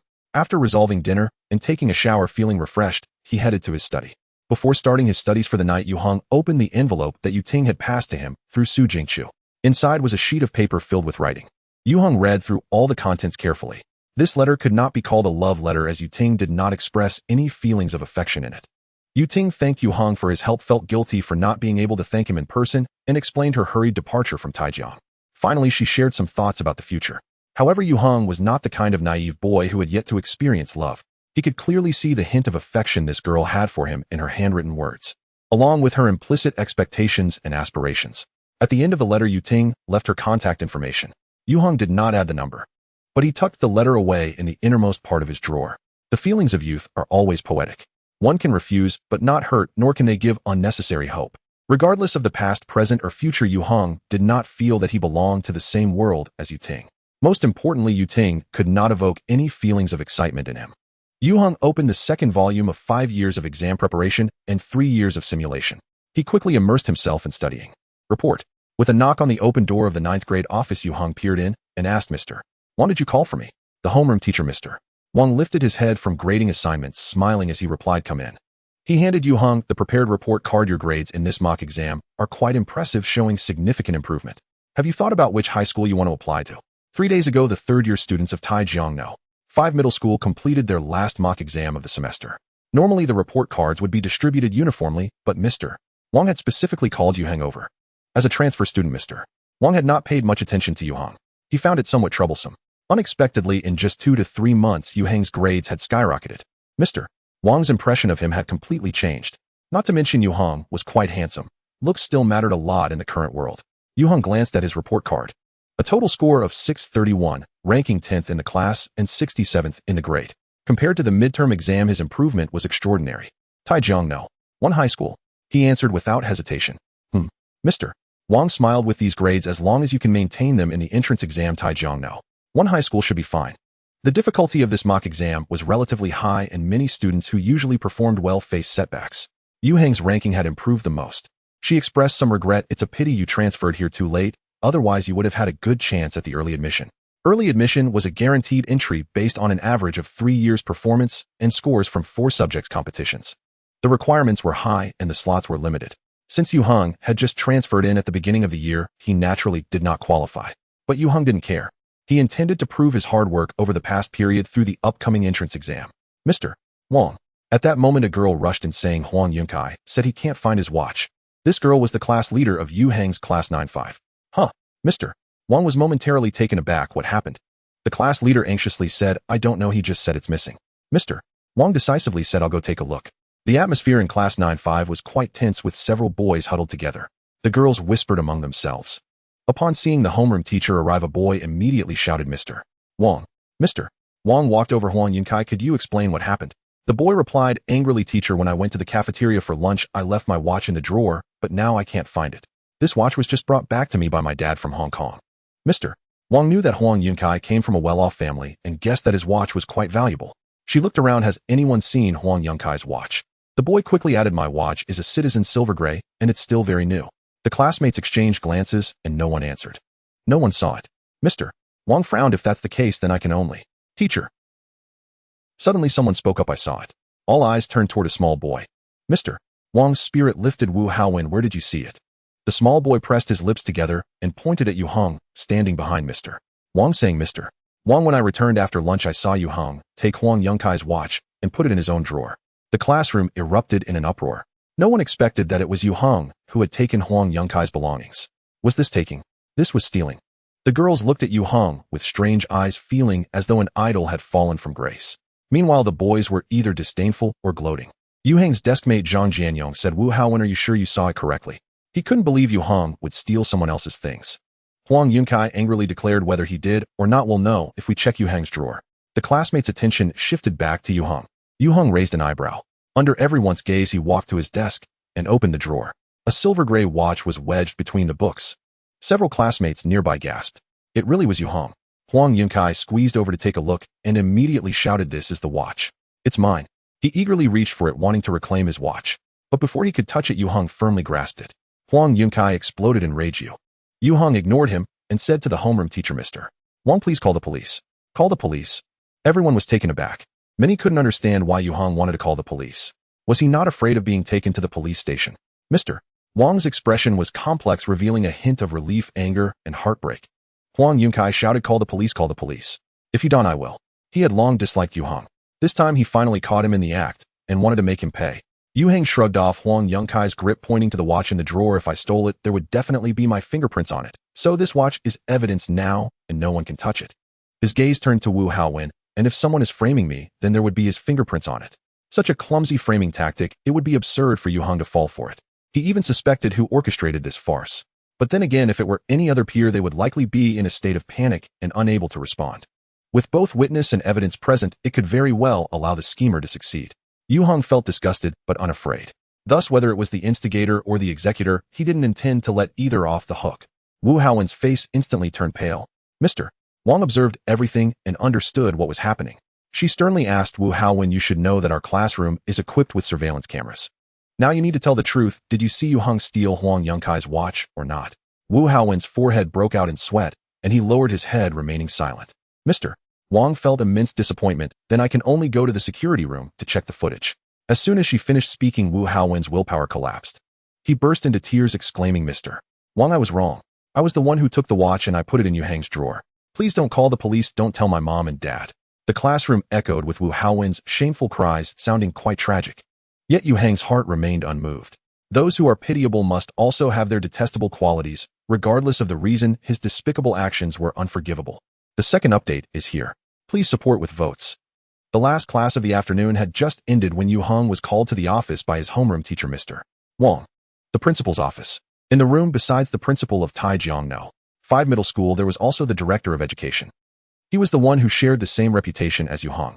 The principal gestured for Yue Heng to sit down and spoke to him in a tone that was serious, yet somewhat gentle, saying, We have already investigated the matter regarding the theft of Huang Yongkai's watch in your class. Classmate Wu Haowen acted out of jealousy and committed an irrational act. He now deeply regrets it. After discussions among the school leaders and teachers, we have decided to place Wu Haowen on probation and require him to apologize to you, as well as to make a public self-criticism in front of the entire school. Are you satisfied with this handling of the situation? Probation. Yue Heng asked solemnly, why not expulsion? The principal and the director were taken aback. They had specifically called Yue Heng over to inform him of the school's decision simply as a form of consolation. They did not genuinely intend to solicit Yue Heng's opinion. They did not expect Yue Heng to have his own thoughts. The two exchanged glances, feeling that Yue Heng was somewhat difficult to deal with. The director cleared his throat and said, Classmate Yue Heng, Wu Haowen acted impulsively. He has recognized his mistakes deeply. I think we should give him a chance to correct his errors. What do you think? The principal added, probation is already a severe punishment. However, Yue Heng remained unmoved. Principal Chin, teacher's son, I have a different view. He looked directly at the two, speaking coldly. Huang Yongkai's watch is worth over 5,000 yuan, and I am already 16 years old. If Wu Haowen's slander succeeds, not only will I face criminal punishment, but I will also become a despised thief. Do you not think such consequences are severe? The principal and the director were left speechless. Nearby Mr. Wang couldn't help but interject, it's not that serious. The occurrence of theft within the school is common, but it is usually resolved internally, rarely escalating to the level of requiring legal intervention. The surveillance equipment in the classroom is not installed for no reason. I believe it is that serious. Yue Heng did not give his homeroom teacher any face. Wu Haowen's actions seriously harmed my reputation and also violated the bottom line of the law. I believe either the school should expel him or I will report to the police. A smirk curled at the corners of his lips. If self-criticism and apologies were effective, then what do we need the police and the law for? Earlier, Zhang Jianyong secretly informed Yue Heng that Wu Haowen was the child of a teacher. Although his parents were not teachers at No. 5 Middle School, such a status usually garnered some privileges within the school. This was likely the reason Wu Haowen dared to frame Yue Heng. To Yue Heng, the school's handling of the matter also raised significant suspicions of favoritism. Probation, while a punishment second only to expulsion, still allowed for the continuation of studies and participation in the upcoming high school entrance exam. Wu Haowen's parents could easily use connections to find a way to eliminate this punishment. Expulsion, however, was different. Expulsion would be recorded in his file. Not only would he be barred from the high school entrance exam in over half a month, but it would also significantly impact his future job prospects. Yue Heng believed that such a punishment was already quite generous towards Wu Haowen. Mr. Wang did not expect Yue Heng to be so resolute. For a moment, he was left speechless. The atmosphere in the principal's office grew quite serious. After a moment, the principal nodded, saying, We understand your thoughts. We will reconsider the matter and notify you of the specific results later. He spoke gently. Do not feel any psychological burden. Focus on your studies and prepare well for the exams. Thank you, principal. Yue Heng stood up, saying, I believe the school will give me justice and will not let a single rat spoil the pot. By the way, before leaving, Yue Heng added, Principal, please inform Wu Haowen's parents. If they appear before me and affect my studies, I will report immediately. I will also call the media. Would Wu Haowen's parents come to find Yue Heng? Very likely. For the sake of their children's futures, many parents might engage in irrational actions. Yue Heng did not want to entangle himself with them. So he simply blocked that path in advance to prevent some people from harboring lucky thoughts. The director was left dumbfounded. The area of his balding head seemed to expand momentarily. After Yue Heng left, he said angrily, Are today's students all this difficult to deal with? He felt that in front of Yue Heng, he as the director had no authority whatsoever. He was simply the most rebellious student of all. Mr. Wang forced a smile. The principal waved his hand and asked Mr. Wang, how are this student's grades? Mr. Wang replied candidly, he was very poor when he first came, but he has made tremendous progress. Taijiangno 1 high school should not be a problem. The principal sighed. If Yue Heng's grades were average, he would have other solutions. Now he had extinguished that thought. The principal secretly admired in his heart. Having taught for decades, he had seen all kinds of students. He had never encountered a middle school student like Yue Heng. With a resolute spirit, a calm mind, and high looks combined with high intelligence. Such a youth, as long as he does not perish halfway, will surely achieve great things in the future with an unlimited future ahead. Then let it be settled like this. The principal made the final decision. Hurry up and resolve the issue. Do not let it affect the entrance exam next month. For the school, the most important task at present was the entrance exam in more than half a month. If Yue Heng did not accept the school's decision and escalated the matter, it could tarnish the school's reputation and disrupt preparations. Then he would have to bear the greatest responsibility. Who could say that Yue Heng was in the wrong? The director was astonished. Are we really going to expel Wu Haowen? Wu Haowen's academic performance was decent, but once expelled, half of his life would be ruined. The principal's expression remained unchanged. Then what do you suggest? The director closed his mouth. He had overstepped by covering for Wu Haowen. What could a teacher's child do? He was not even from our school. Let's announce it at the morning meeting tomorrow. The principal said, somewhat disinterested. Mr. Wang, you are responsible for addressing the students' thoughts in the class.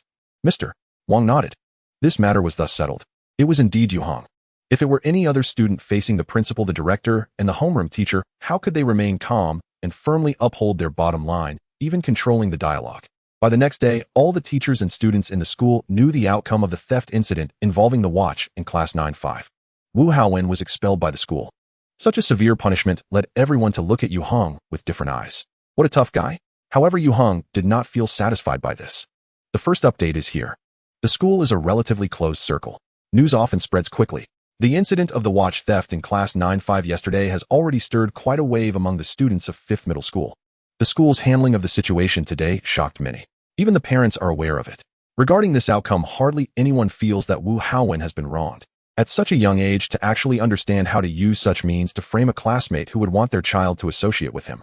Yue Heng's confrontation with the principal, the director of education, and the head teacher in the office has also spread.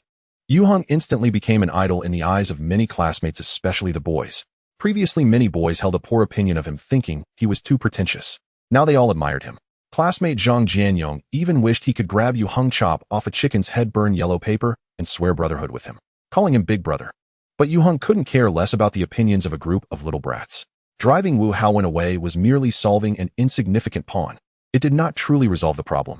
Wu Haowen claimed it was out of jealousy that he framed Yue Heng. Yue Heng found that hard to believe. Although there was no direct evidence, he could guess who the mastermind was. Zhang Hanyuan.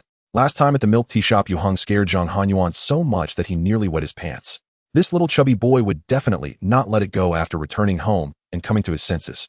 But Yue Heng knew that 13-year-old Zhang Hanyuan couldn't think of such a malicious idea. Someone was doing this for him. Shueji. This guy is the son of Shui Pengfei Zhang Lirong's driver. He is not yet 20 this year. In the memories of Yue Heng's first life, Shueji was always Zhang Yaqian's sycophant and Zhang Henyuan's lackey.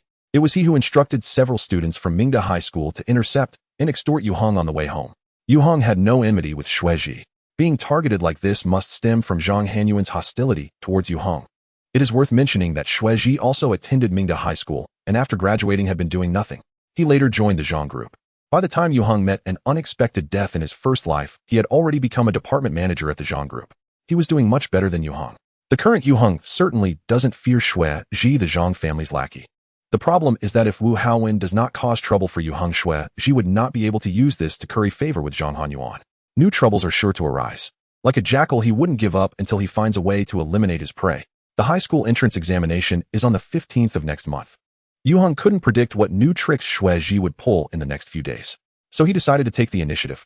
However, figuring out how to counterattack was somewhat troublesome for the current Yue Heng. After all, his supernatural endowment had just awakened, and he had not yet mastered the skills to silently crush Shueji. Yue Heng couldn't let such a person affect his life plans. After thinking for a moment, he decided to find someone to deal with Shueji. On Friday evening, Yue Heng took a taxi to Qiangong Entertainment City. Qiangong Entertainment City is one of the largest entertainment venues in Taijiang City, located in the bustling commercial district of the city center with a strong background and great reputation, fully booked every night. Without some connections, it is very difficult to book a private room here. Yue Heng was stopped by the security guard at the entrance of Qiangong. He looked too young, and the nightclub does not allow minors to enter. Of course, if Yue Heng were a powerful second generation, he could still pass through even if he were a few years younger. I am looking for Liang Kuan. Yue Heng said to the security guard, I am his friend. Manager Liang. The security guard was somewhat doubtful, but still contacted Liang Kuan through the walkie-talkie.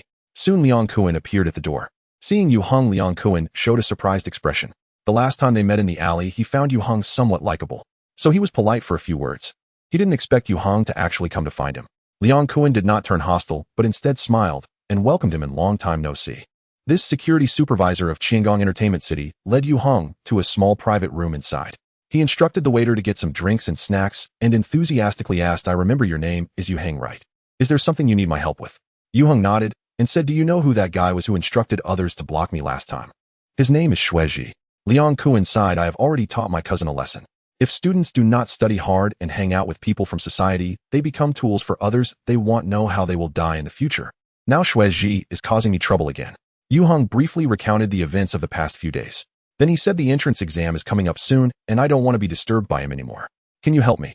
Liang Kuan pondered for a moment, stroked his chin, and asked, "This guy has some background. Why should I help you?" "He's just a dog for the Zhang family," Yue Heng said lightly. As for the reason, he took out 5 small yellow fish that he had prepared earlier and slapped them on the table in front of Liang Kuan. "Is this enough? It's best to let professionals handle professional matters. Problems that can be solved with money shouldn't be made too complicated." The gold bars under the light gleamed enticingly. Liang Kuan had seen money before. However, he was still shocked by Yue Heng's boldness. "Are you asking me to get rid of him? It's not that exaggerated." Yue Heng smiled, observing, "The law is the duty of every citizen. Certainly illegal activities cannot be done, but I believe you must have a way to help me, right?" Previously, all Yue Heng's understanding of Liang Kuan came from the news reports he had seen in his first life, the protagonist of the 5/18 Qiangong murder case. However, during their first contact, Yue Heng found that this future killer was not violent. His speech and behavior were commendable. So Yue Heng came to find him today for help. Because among the people Yue Heng knew, Liang Kuan was the only one who might be able to deal with Shueji. If this route does not work, then Yue Heng would have to think of another way. Liang Kuan looked at the small yellow fish on the coffee table, licked his lips, and said, "Let me think." As soon as he finished speaking, someone gently knocked on the door of the private room. Liang Kuan grabbed a tissue box to cover the gold bars. "Come in." The door opened, and a beautiful female waitress entered the room with a fruit platter. She smiled gently at Liang Kuan. "Kuan, go." "Xiaowen." Liang Kuan's eyes instantly softened. He stood up and took the female waitress' hand. "Let me introduce, this is my girlfriend Su Xiaowen. This is Yue Heng, a new friend." Su Xiaowen shyly nodded at Yue Heng. "Hello." Yue Heng smiled. "Hello, Sister Xiaowen." At this moment, Yue Heng suddenly recalled some rumors he had heard about the 5/18 Qiangong murder case. Liang Kuan took the fruit platter brought by Su Xiaowen and told her to go back to work. Then he said to Yue Heng, "I will take this job." June 1 SD Monday. At 9 o'clock in the evening, Yue Heng was deeply engrossed in solving problems in his study. There are 14 days left until the high school entrance examination. Over the past 2 months, he has completed all the coursework he needed to catch up on. Next comes the consolidation and enhancement of knowledge. Yue Heng's goals have extended beyond Taijiang No. 1 high school. He has set higher standards for himself. Solving problems, continuously solving problems. This made Yue Heng feel a long-lost passion and joy. Ding-ling-a-ling, suddenly the phone on the desk rang. Glancing at the caller ID, Yue Heng reached out to answer, saying, "Hello. Yue Heng, my classmate." The voice on the other end was lively. "Happy holiday." Yue Heng looked at the screen again, confirming that the caller was indeed Liang Kuan. He had a puzzled expression. "What do you mean?" "Huh." Liang Kuan laughed heartily. "Today is June 1 SD, a Children's Day. Isn't it your holiday?" Yue Heng was speechless. This Mr. Liang Kuan was evidently a bit tipsy and overly spirited. Yue Heng replied nonchalantly, "If there's nothing important, he'll hang up." Ahem. Liang Kuan quickly sobered up, slightly coughed a couple of times, and said, "I was just joking. By the way," he abruptly changed the topic, "I just heard something. Do you know Shueji?" Yue Heng remained composed. "I've heard of him." "What's wrong?" Liang Kuan feigned a sigh. "Tonight his 3 legs were broken by someone. He'll probably be stuck in bed for 3 to 4 months, and even if he recovers, he'll be useless." Yue Heng was surprised. "That's terrible, isn't it?" Liang Kuan lamented. "A good young man, yet he went to seduce his brother's woman. That's a big taboo in the underworld. As a result, he was caught by his friend on the spot. What do you call that?" Yue Heng chuckled. "That's why professional matters should be left to professionals. Look at how beautifully he handled it." Yue Heng knew that Shueji, who prided himself on his charm and took advantage of his looks and the Zhang family's influence, had often flirted around. He really could hook up with his brother's wife. Now he's had 3 legs broken. Although Liang Kuan certainly played a role in it, at the end of the day, it was his own issue. This is called getting what one deserves. Yue Heng felt that the 5 little yellow fish were not wasted. "All right," Liang Kuan continued, "I don't have anything else. Just wanted to chat with you. I'm hanging up now." Yue Heng replied contentedly, "Good, let's talk again when we have time." After ending the call with Liang Kuan, Yue Heng continued solving problems. His heart was completely unperturbed. At this moment on the other side, Liang Cohen put down his phone, picked up the nearby wine glass, and took a big gulp. He glanced at his girlfriend, who was sweetly asleep and couldn't help but give her a forceful kiss on her rosy cheek. Su Xiaowen was awakened by Liang Kun's stubble, blinking her eyes sleepily. Her charming appearance made Liang Kun's heart race, and he kissed her again. Stop it. Su Xiaowen shyly blocked his mouth, playfully scolding, aren't you done yet? I will never be done in this lifetime. Liang Kun held his girlfriend tightly and sighed, I just made some money again. Xiaowen, why don't you quit your job? From now on, I'll support you, and you can stay at home to do laundry and cook for me. Su Xiaowen had always worked as a waitress at Qian Palace Entertainment City. Although her looks were not outstanding compared to those dazzling nightclub princesses, she was pure and cute, having been harassed by customers several times. Although Liang Kun could protect her and have his subordinates help look after her, the problem was that one inevitably encounters troubles on night roads, so Liang Kun thought it best for Su Xiaowen to just resign. He had this idea a long time ago, but we haven't saved enough for the down payment on the house yet. Su Xiaowen said, anyway, we're going back to our hometown next year, so there's only a little over half a year left. Once we get there, we'll find another job and live well. She showed a look of longing. Although the working environment at Qian Palace Entertainment City was not great, the salary was quite high and there were tips to be earned. Now suddenly quitting her job, Su Xiaowen felt a bit reluctant. She needed to plan for their future, so earning more would be better. All right. Liang Kun scratched his head helplessly. Actually, he also had a large responsibility in this matter. In the past, he spent whatever he earned without any savings. It was only after dating Su Xiaowen that he began to save. The housing prices in Liang Kun's hometown were incomparable to Taijiang, but they had also risen sharply in recent years. Combined, their income was still not enough for the down payment on a small house. Let's not talk about this. Liang Kun cast aside his worries and rolled over to pin Su Xiaowen down. Let's do it again. Recently, he didn't know what was going on, but his stamina and energy were increasing. He was starting to feel a bit inflated. Meanwhile, Yue Heng had just finished a page of the test paper when his phone rang again. This time it was a video call from his mother. Xiao Heng, are you asleep? Yue Heng put down his pen and smiled as he raised his phone. Not yet, I'm doing homework. After he got his phone, he immediately shared the number with his mother Yi Wan, who was overseas. Their communication had not been interrupted for several months. Compared to his irresponsible father, Yue Heng had a deeper affection for his mother. When Yi Wan divorced Yu Junmin, she wanted to obtain custody of Yue Heng. But Yu Junmin did not agree. He insisted that Yue Heng's custody belonged to him, or else there would be no divorce, as Yue Heng was the only son passed down through 3 generations of the family. After Yi Wan and Yu Junmin failed to negotiate, and with little chance of winning in court, she had no choice but to reach an agreement with Yu Junmin. Yue Heng's custody was granted to Yu Junmin, but it was to be looked after by Yi Wan's mother. Then at the end of last year, Yue Heng's grandmother passed away due to illness, and Yue Heng was brought to Taijiang by Yu Junmin. This changed the course of his life. In his first life, Yue Heng harbored a great resentment towards his mother, believing that Yi Wan had abandoned him. Later, he understood his mother's helplessness and hardships. Therefore, in this life, Yue Heng could not treat his mother the same way as in his first life.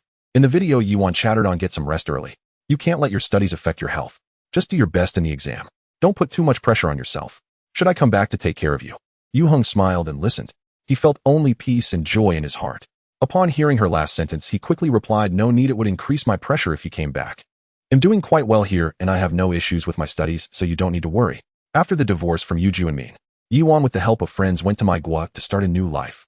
3 years ago, she married a local Chinese-American IT engineer and gave birth to a pair of beautiful twin daughters. Currently, Yi Wan is a full-time housewife. Yue Heng sincerely does not want to disturb her life. He believes that his mother, who spent her youth on an irresponsible father, should have her own happiness. The first update is here. P.S. Today is the Dragon Boat Festival.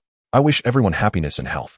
After kicking away the little stumbling block that was Shui Ji, Yue Heng devoted himself wholeheartedly to the final sprint for the high school entrance examination. As the exam date approached, the atmosphere in the classroom grew tense. During the breaks, the boys no longer discussed basketball, anime, or novels. The girls were also buried in their studies. Except for a few students who had given up, everyone spent all their time doing practice questions and reviewing. On the way home, there were no more boys and girls secretly holding hands. That's how student romances are. One entrance exam, one college entrance exam, and one graduation can easily separate a couple. June 15. The Taijiang City Junior High School academic level examination officially began. Yue Heng's exam venue was at Taijiang No. 3 Middle School. He arrived at the school gate early. Unlike the majority of the candidates, Yue Heng came to the exam alone. Yu Junmin did not accompany him. Yue Heng did not mind, because he never expected his useless father to care much about him. Naturally, he wouldn't be disappointed. Yue Heng was well aware that Zhang Yeqian was also taking the entrance exam today. If nothing unexpected happened, this cheap younger sister would be admitted to Taijiang No. 1 Middle School. The Zhang family held a grand banquet for this. In his past life, he only managed to get into a mediocre high school. This attracted countless mockeries. As for now, Yue Heng's goal was not merely Taijiang No. 1 middle school. There was nothing noteworthy about the exam process. Having lived 3 lives, Yue Heng did not have any psychological issues. He could perform to the extent of his abilities. He was the first to submit his papers in several exams. Everything was within his control. It wasn't until 2 days after the entrance exam concluded that Yu Junmin called Yue Heng to ask, "Xiao Heng, how did you do on the exam? I was running business outside for the past 2 days, so I didn't." It was fine. Yue Heng directly interrupted his useless father's explanation. "I understand, just take care of yourself." Running business. What a joke. At this moment, Yu Junmin was tightly controlled by Zhang Lirong. With her precious daughter taking the entrance exam, how could he possibly ignore it? What a ridiculous joke. Even over the phone, Yue Heng could sense the awkwardness of Yu Junmin at this moment. Yue Heng ended the call. He had nothing more to say to his useless father. What was there to say? But he definitely had to report back to his mother to prevent her from overthinking. In the following days, it was unclear whether Yu Junmin felt guilty or was angry about being confronted. He did not call Yue Heng again. Yue Heng was pleased with the peace. When the day of the exam results came, he logged onto the Taijiang Education Network as soon as possible, entering his identification number and application code. The result. The website crashed. Damn. Yue Heng had to refresh the page several times before he finally got the results. The subjects for the entrance exam in Taijiang City included Chinese, mathematics, foreign language, science, social studies, and physical education.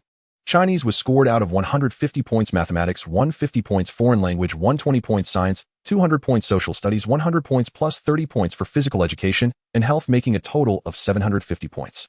Yue Heng's score was 738 points. He only lost 12 points. Yue Heng scored full marks in mathematics, foreign language, and physical education, lost 1 point each in science and social studies, and had the most losses in Chinese. For such a score, Yue Heng felt a long-lost sense of pride and a strong sense of accomplishment. Compared to the top students in his grade, his starting point was far behind. Now where would his score of 738 rank? Ding ding ding. Yue Heng's phone suddenly rang. It was his homeroom teacher, Teacher Wang, calling him. "Congratulations, Yue Heng." Teacher Wang's voice was filled with joy. "You are the top scorer in the entrance exam." He ranked first. The scores that candidates found on the education website did not show rankings. But it was different on the school's side. That's why Teacher Wang could call to deliver the good news immediately. "Thank you, teacher." Soon after, Yue Heng received a call from the principal. Previously, due to the incident of his watch being stolen, Principal Chun of the 5th middle school had not looked favorably upon Yue Heng, the troublemaker. However, now that Yue Heng had become the top scorer in the entrance exam, he soared to great heights. Principal Chin's heart had no lingering resentment. In the provincial capital city of Taijiang, the 3rd and 4th middle schools consistently outperformed the 5th middle school in the entrance exam results. The title of top scorer in the entrance exam had generally alternated between the two schools. Now it was taken by Yue Heng. The school was simply overjoyed. Principal Chun was even more elated, treating Yue Heng better than his own son. He informed Yue Heng that the school would offer generous rewards. But that wasn't all. After the homeroom teacher and the principal, Yue Heng received consecutive calls from Taijiang No. 1 middle school, Taijiang No. 2 middle school, and a private high school. They all wanted to recruit Yue Heng, the newly minted top scorer. The allure of Taijiang No. 2 middle school and the private high school could not compare to the strongest Taijiang No. 1, but they were willing to offer high scholarships to Yue Heng. Especially the well-known private high school, which offered a staggering 3,000 yuan. Yue Heng politely declined all of them. He wasn't short on money now. Besides a stash of silver and gold bars, he also had antique porcelain worth millions. In fact, even if he really lacked money, Yue Heng wouldn't consider these two schools. After all, getting into Taijiang No. 1 middle school was one of his former dreams. Yue Heng spent a full hour on the phone. His phone was heating up. He truly felt how sought after it was to be the top scorer in the entrance exam. Finally, he made a video call to his mother. Yuan answered immediately. "Xiao Heng, did the entrance exam results come out?" She was in the United States, but still cared deeply about Yue Heng's studies. In Yue Heng's first life, his middle school and high school years were tightly controlled by Yu Junmin. He had practically no communication with Yuan. Yuan couldn't even find anyone to care. "Yes." Yue Heng said to the screen, "Mom, I scored 738 points and ranked first in Taijiang." Yuan was stunned. She suspected there was something wrong with her ears. "What did you say?" Yue Heng smiled and said, "I am the top scorer in the entrance exam." Yuan was once again in shock. She could hardly believe what Yue Heng said. Yuan had a good understanding of Yue Heng's previous academic performance. So during this time, she had not put any pressure on Yue Heng, letting him focus on his efforts. The results didn't matter.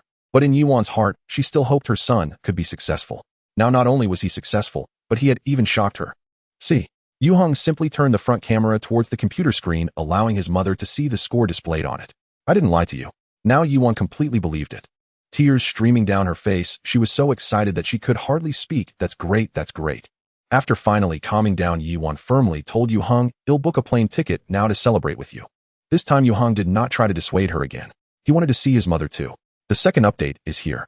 The morning after the high school entrance exam results were announced, Yue Heng arrived at Taijiang 5 Middle School. Today is graduation day. Before he even reached the school gate, he saw a long banner hanging on the fence to the left of the entrance, warmly celebrating our student Yue Heng for winning first place in the entrance exam.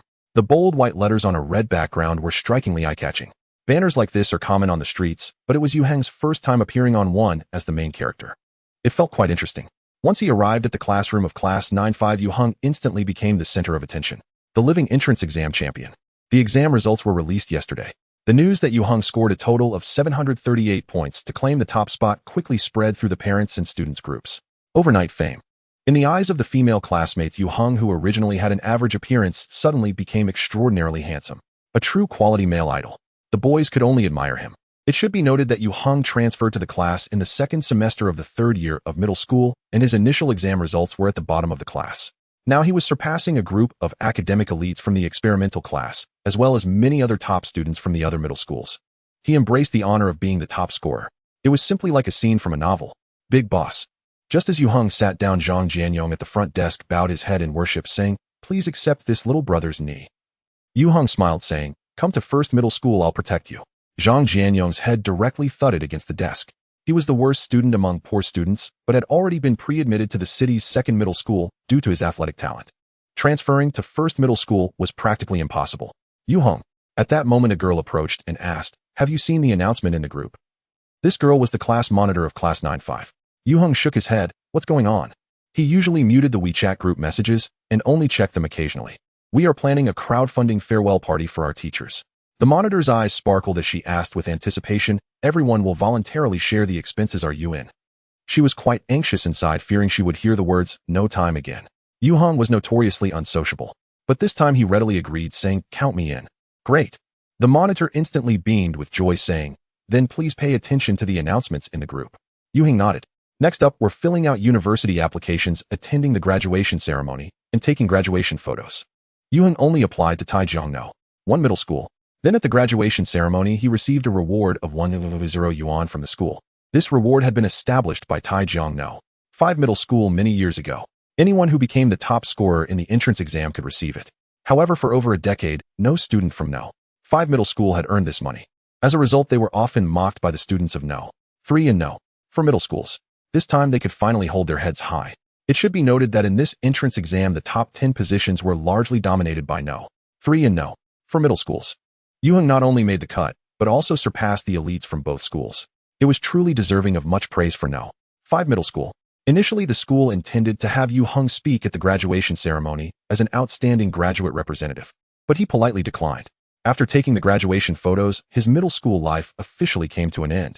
Only the farewell party for the teachers was left for Yue Heng and most of his classmates. The farewell party was scheduled for the following evening. At Tai Long Hotel. Yue Heng, we are all here just waiting for you. Yue Heng had just gotten out of the taxi when he received a call from the WeChat class group. He replied while walking into the hotel. Tai Long Hotel is the most luxurious 5-star hotel in Taijiang, and the expenses inside are very high. Xiao Heng.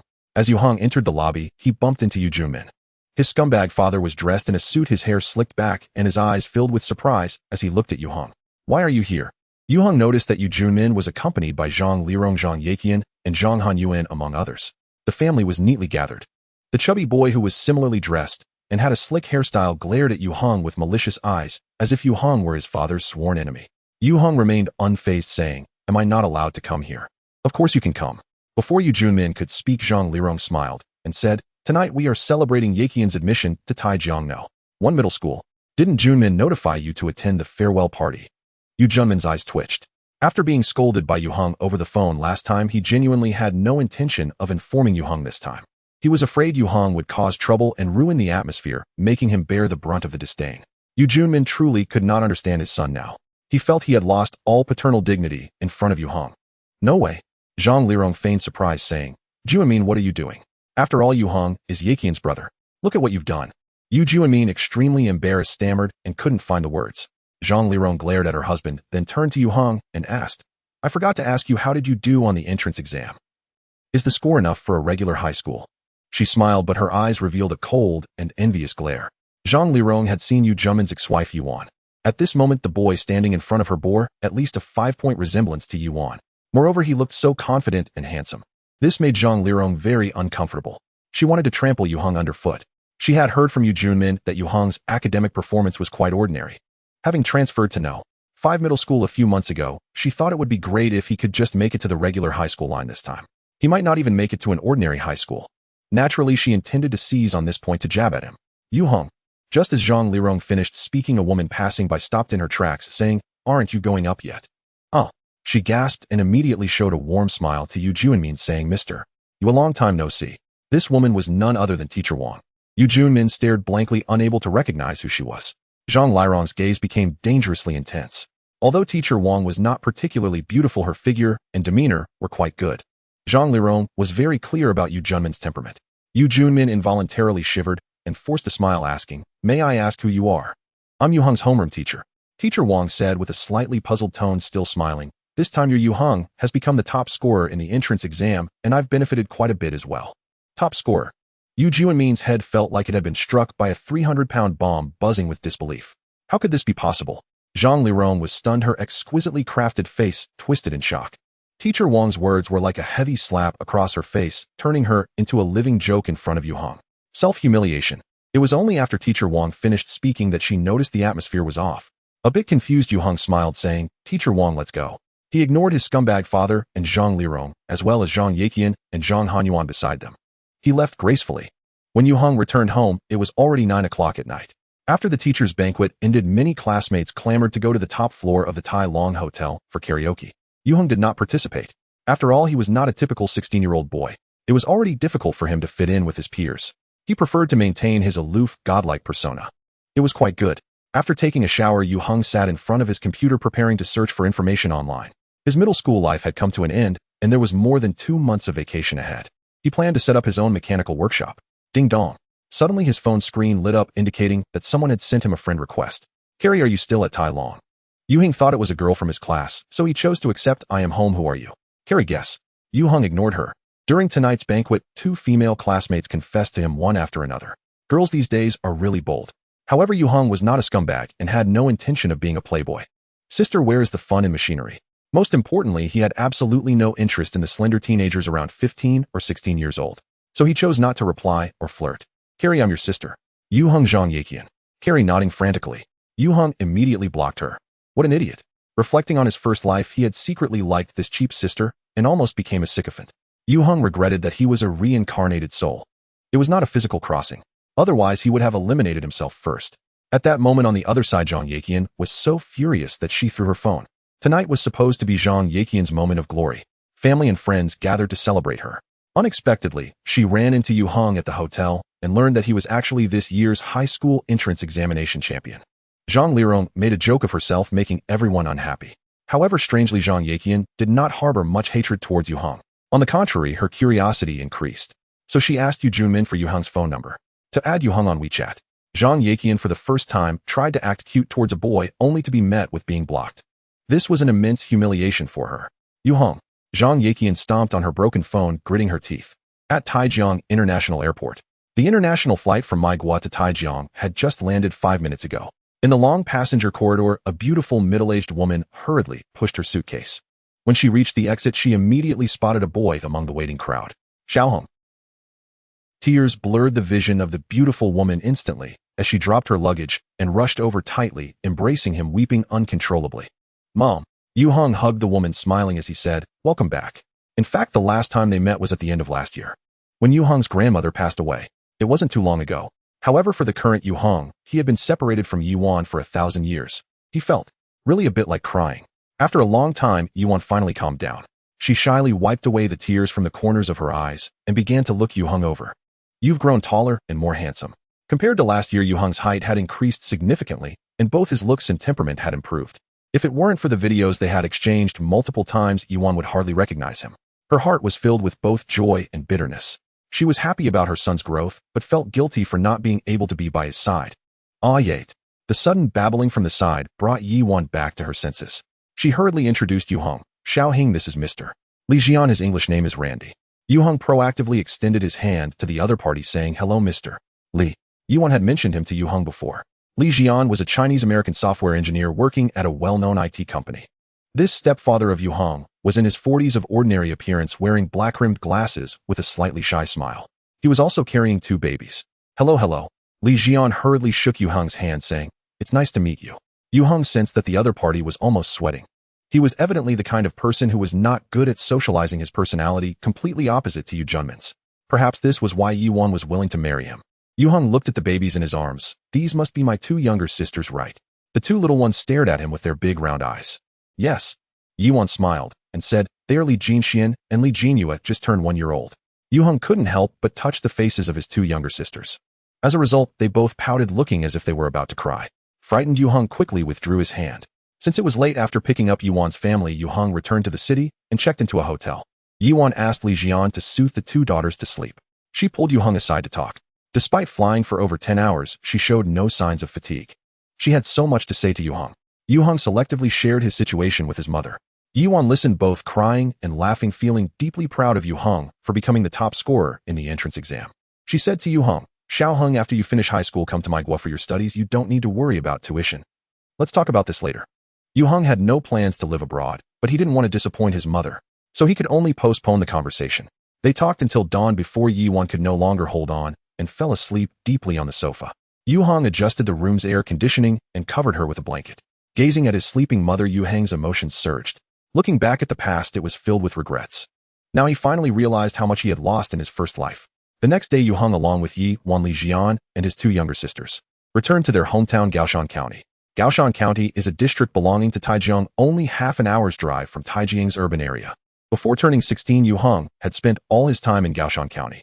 This time, Yi Wan held a celebratory banquet for Yue Heng, inviting dozens of relatives and friends to attend. Of course, it did not include relatives from Yue Junmin's side. The last time Yue Heng's grandmother passed away, Yi Wan returned home alone for the funeral. This time, she also introduced Li Jian and Yue Heng's sisters to everyone. They received everyone's blessings. However, there is no banquet that does not end. Li Zion's work was very busy and he had a hard time taking leave, so the time was quite limited. "I will take good care of myself," Yue Heng said to his reluctant mother. "You don't have to worry, you'll find a chance to visit you in manhwa Jinxian and Jinyue." Finally, Yi Wan left with tears in her eyes. After Yi Wan left, it took Yue Heng a whole day to calm his emotions. He no longer reminisced about the past. For him, a new life and a new beginning had just begun. The future is worth looking forward to. Behind the city god temple lies a historic old street, known as Miaoho Street. Over the years, Miaoho Street has gradually transformed into an antique and cultural street akin to Panjiayuan in the capital. He arrived early to explore the ghost market of Miaoho Street, a unique street vendor culture that originated from the capital. Old residents of the capital refer to the ghost market as a place filled with phantoms, abundant with counterfeit items and goods of questionable origin.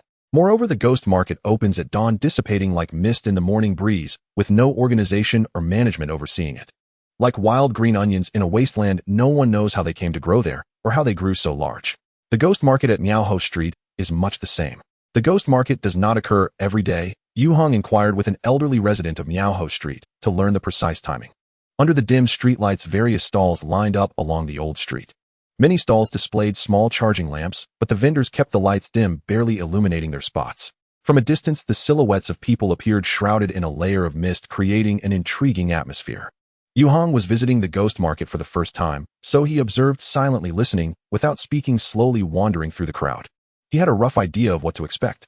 He squatted in front of a stall displaying old porcelain, bronze items and jade ornaments. The vendor was a thin, middle-aged man who grinned, revealing a set of yellowed, uneven teeth. "What would you like to buy, young man?" Vendors at the ghost market are all savvy individuals. They speak to people in a friendly manner and adjust their tone depending on their customers.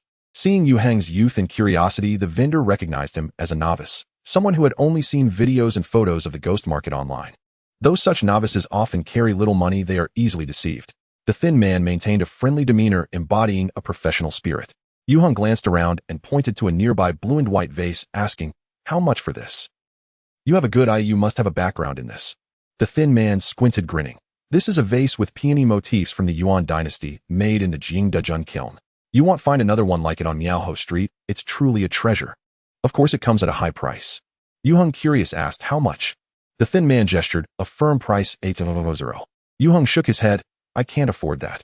The thin man frowned. "Then make me an offer." After a moment's thought, Yue Heng replied, 80.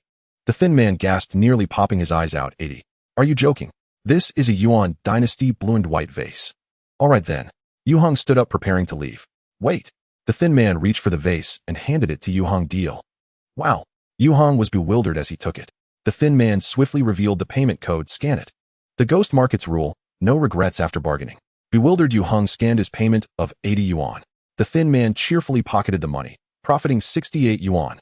Coming to his senses, Yue Heng glanced at the vase in his hand with a bemused expression. He thought fine, I'll take it home to keep a little goldfish. He shook his head and moved to the next stall. The neighboring vendor was an elderly man with graying hair who smiled at Yue Heng. Feel free to look at anything you like. Yue Heng squatted down and placed the blue and white vase at his feet. He looked around and pointed to a dark yellow paperweight, asking, "How much for this?" The old man smiled. "You have a fine taste, young man. This is a treasure for stabilizing the stall, a Ming Dynasty Tianhuang stone paperweight. Look at the color, the carving, and the patina. But it's quite damaged." Yue Heng interrupted the old man's lengthy explanation. The paperweight was missing a piece with the dragon's tail nowhere to be found. The old man remained unfazed. "The damage proves it's a true antique, not like those modern industrial products." Yue Heng thought for a moment. "Can I handle it?" The old man replied, "Of course." Yue Heng picked up the paperweight and examined it. It felt heavy and substantial. He put it back and asked, "How much?" The old man replied, "You seem knowledgeable. Why don't you give me a price?" Yue Heng said, 80. The old man nearly spat out blood in shock. "You must be kidding. 80, 80, 80. That's all you know." His head shook like a rattle drum. Impossible, absolutely impossible. Though this paperweight was not made of Tianhuang stone, it was indeed an old piece with Ming Dynasty-style carvings and patina. Its true antique value was low, too high, and no one would buy it too low, and he'd feel cheated. This paperweight had been in the old man's possession for a long time. Yue Heng scoffed. "I think it's worth 80. Otherwise you give me a price." The old man gritted his teeth. "A firm price, 5000.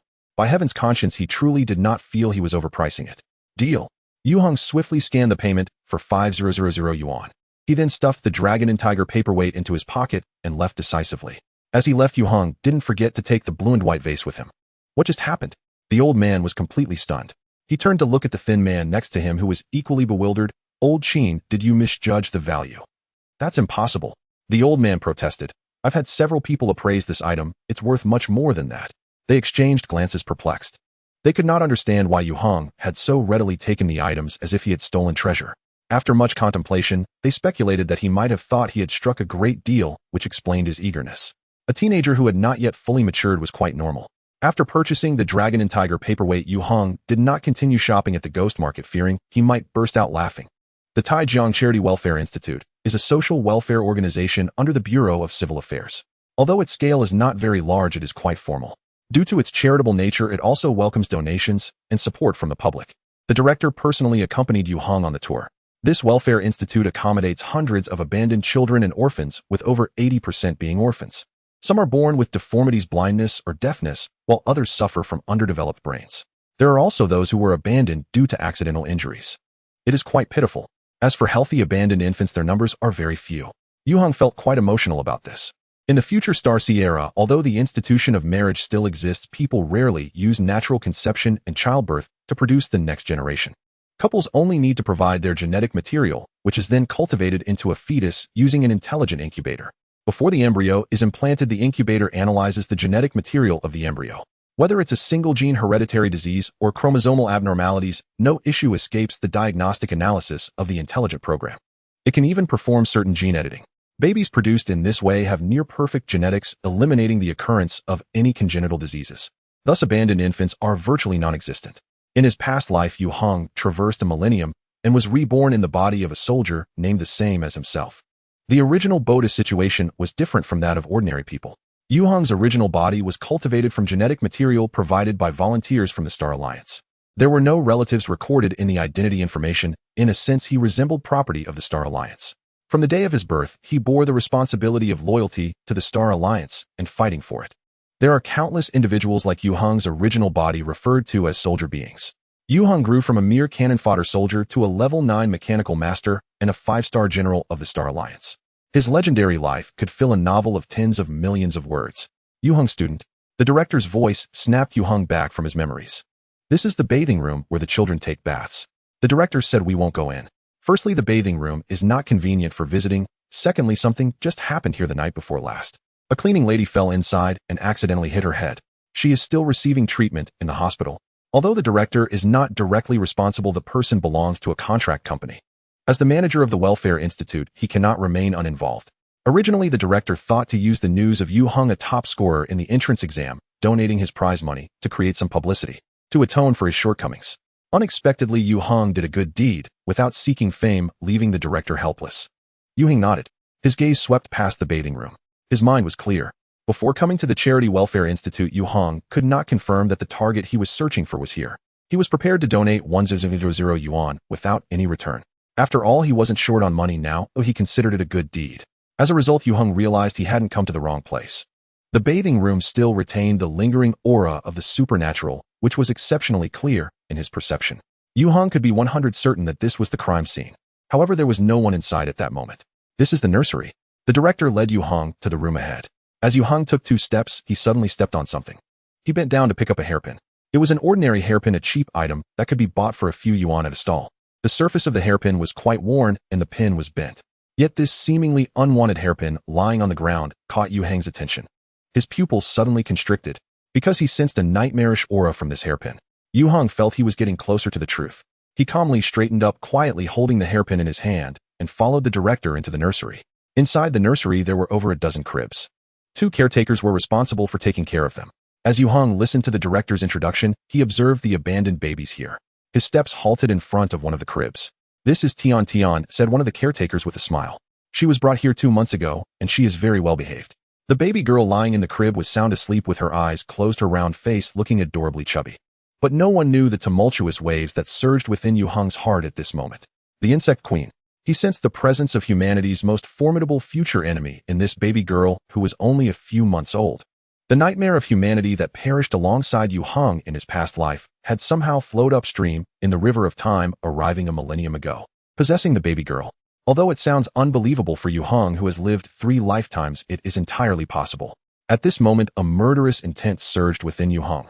Having fought against the insect race for half a century, he knows all too well how terrifying the Insect Queen can be. Even though she has lost her massive body and power that once swept across the starseas, once she grows up, the entire Earth will face a catastrophic disaster. This is no delusion of Yue Heng. Now, as long as he extends his hand, he can strangle this immature Insect Queen in her cradle. To save the world. She is very cute. Yue Heng smiled as he extended his hand toward the baby girl in the crib, his inner murderous intent reaching its peak. Yet he reined it in to the utmost. At this moment, the director and the caretaker beside him did not notice the cold, killing intent revealed in his eyes. In an instant, the air seemed to freeze. Just as Yue Heng's fingers were about to touch the baby girl, he suddenly halted his action. He hesitated for a second, and his right hand fell on the baby's soft cheek. His fingertips glided gently, very tenderly. Slowly retracting his hand, Yue Heng smiled at the director and said, "Let's leave it at this. Thank you for your trouble." The director believed him. "No need to be polite, it's the least we can do." The two returned to the office together. In the presence of relevant personnel, Yue Heng donated 1,000 yuan to the Taijiang Charity Welfare Institute. He declined the director's repeated invitations to leave his name and take pictures, and he left the place. When Yue Heng stepped out of the Welfare Institute's door, his back was already soaked with sweat. The sudden surge of great fear and horror gradually dissipated as Yue Heng moved away. In fact, earlier in the nursery, Yue Heng did not lose his composure on the spot. He managed to hold on solely with his iron will. The reason he changed his mind at the crucial moment was not out of fear of causing a huge trouble or a surge of compassion. Instead, his intuition told Yue Heng, if he truly acted, something extremely terrifying would happen.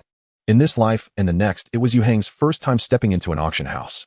This Taibao auction company was one he found online, and it appeared to have a reputable standing. At least Yue Heng did not find much negative information about them on Qiandu.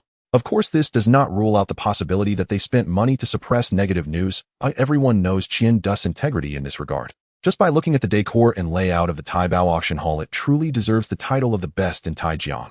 "Hello, sir, how may I assist you?" A receptionist immediately smiled and inquired as Yue Heng stepped inside. She was youthful and lovely, her voice exuding a refreshing warmth. Yue Heng patted the packaging box he was holding and asked, "I have an antique I would like to auction here. What are the procedures?" "Please have a seat over here." The receptionist warmly invited Yue Heng to sit on the sofa and asked if he would like some tea. She then explained, "Sir, firstly, we need to authenticate your antique. Only once it's confirmed as genuine can we arrange for its auction." "Is there a fee for the authentication?" Yue Heng inquired. The receptionist smiled and replied, "Of course there is a fee, but please rest assured that our authentication costs are regulated by the Municipal Pricing Bureau, ensuring no arbitrary charges. The fees vary by the category of antique."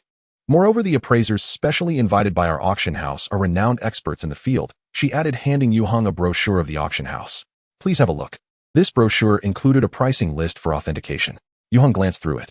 Taibao Auction House indeed operated very professionally, with clear pricing for the authentication of various antiques. The receptionist continued, if your antique is authenticated as genuine and you sign an auction contract with us, the authentication fee can be deducted from the commission. Additionally, we do not charge any service fees. Yue Heng nodded. He had read numerous news articles about many so-called auction houses that set traps to swindle people by authenticating worthless fake antiques as genuine and then charging exorbitant service fees. Then let's proceed with the authentication, Yue Heng said after paying the authentication fee. He was led by the staff to a large authentication room inside. The room was furnished with several authentication tables. Besides Yue Heng, there were 4 or 5 other individuals also having their antiques authenticated. The one responsible for Yue Heng's authentication was a refined middle-aged man. Tao Qingshuan, a director of the National Collectors Association, vice president of the Provincial Ancient Porcelain Research Society, and a specially invited researcher at the Provincial Museum. He had focused on the authentication of antique porcelain and artworks for 20 years. This was the introduction of the authentication expert found in the auction house's brochure. Yue Heng's youth surprised Tao Qingshuan. He displayed a polite smile. Hello, may I ask what treasure you wish to authenticate? Yue Heng opened the box he had brought with him and placed the Yongla jade vase on the velvet-covered authentication table. Upon seeing the jade vase, Tao Qingshuan's gaze instantly sharpened. He instinctively adjusted his gold-rimmed glasses perched on his nose. The expert carefully picked up the porcelain vase, turning it around to examine it closely. He also shone a flashlight to inspect it inside and out. His expression fluctuated, sometimes frowning and other times relaxing, until he finally shook his head with an apparent sense of regret. Placing the vase down, Tao Qingshuan said to Yue Heng, this treasure of yours is called a Ming Yongla blue and white vase with a lotus vine design. Do you know how many similar blue and white vases exist today? Yue Heng shook his head. 2. The authentication expert raised 2 fingers. One is stored in the Palace Museum, and the other was auctioned off in the 2017 autumn auction at Christie's in Hong Kong, purchased by the great collector Mr. Yu Yuanbai, currently valued at least 15 million. Yue Heng remained silent, sensing that the other party was about to say but. However, Tao Qingshuan took a deep breath. Your jade vase is a high-quality replica from the Republic of China. Although the craftsmanship is excellent, a replica is still a replica. It cannot compare to the genuine article. Look at its glazed surface. He continued, antique porcelain before the Republic of China has a glaze that is stable, aged and thick, with a jade-like texture, feeling soft and pleasant to the touch. Upon closer inspection, you can see varying degrees of wear from use on the surface. This is a mark of history. However, your vase's glazed surface still has a sheen. It appears restless, lacks the softness of genuine articles, and overall the glazed surface lacks natural signs of use. He elaborated extensively, pointing out a myriad of issues. Yue Heng was left dumbfounded. Finally he asked, so it isn't worth anything? Not that it is entirely worthless. Tao Qingshuan smiled and said, there are historical replicas that are quite good and can be collected. Your Republic of China replica of the Yongla blue and white vase is probably worth around 10 to 8,000. Oh, I see, Yue Heng replied in disappointment. Tao Qingshuan added, I would advise you not to auction such items they want sell. Keeping it at home as a decorative piece is also quite nice. By the way, he asked seemingly casually, is this piece passed down in your family? No, Yue Heng shook his head. I bought it at the ghost market. Ghost market? Tao Qingshuan was taken aback. Are you referring to the ghost market behind the temple street? Yes, he replied. How much did you pay for it? 80. Yue Heng's answer made the authentication expert wipe the sweat from his brow. Well, you got quite a bargain. Yue Heng grinned, thank you. He placed the jade vase back in the box and left the authentication room. Tao Qingshuan watched as Yue Heng's figure disappeared at the door. His gaze flickered uncertainly. He looked around and quickly stood up, heading to the restroom next door to the authentication room. Hey, little brother. Just as Yue Heng stepped out of the office building where the Taibao auction house was located, someone hurriedly followed him, stopping him. The person was a stout man, bald, with a thick gold chain around his neck, looking somewhat like a gang member. But his smile was quite simple and friendly. Sorry, I just saw your jade vase in the authentication room. I was wondering if you'd be willing to part with it, little brother. I plan to give it to my old man as a birthday gift. Yue Heng was astonished, but it's just a replica. I can't afford the genuine article. The stout man sighed. My old man loves collecting antiques, especially blue and white porcelain. So I thought I'd use this vase to make him happy. A slightly higher price is no issue. He'll give you 20,000. How about that? He raised 2 thick fingers. Yue Heng laughed. Not for sale. After saying that, he turned and walked away, unwilling to continue the entanglement. The stout man wanted to chase after him, but suddenly seemed to think of something and stopped in his tracks, staring intently at Yue Heng's departing figure. Did you get it? No. What happened? Is that kid unwilling to sell? Yes, I offered up to 50,000, but he didn't even pay me any attention. The fat man with the gold chain covered the microphone of his phone and turned to look to the right. A slender man quietly approached Brother Chong. Keep an eye on the kid in front. The fat man raised his plump chin, a fierce glint in his eyes. The one in the blue t-shirt, carrying the box, find out where he's staying. The slender man nodded and quickly blended into the bustling crowd ahead. The fat man continued, hey, I'm here. I didn't call out the price again because I was afraid he'd get suspicious. What do we do now? Forget it, we'll talk about it when you come back. Are we not going to get that thing? What can we do? We can't steal or rob it. The voice from the receiver sounded anxious. What a pity that thing is, forget it. A smirk appeared at the corner of the fat man's mouth. There will be another chance, next time I'll be back soon. Putting away his phone, he turned and returned to the office building. Meanwhile, Yue Heng arrived home. He took out the jade teapot and placed it beside the computer monitor, comparing it with the items displayed on the screen from the Palace Museum. Republic of China imitation.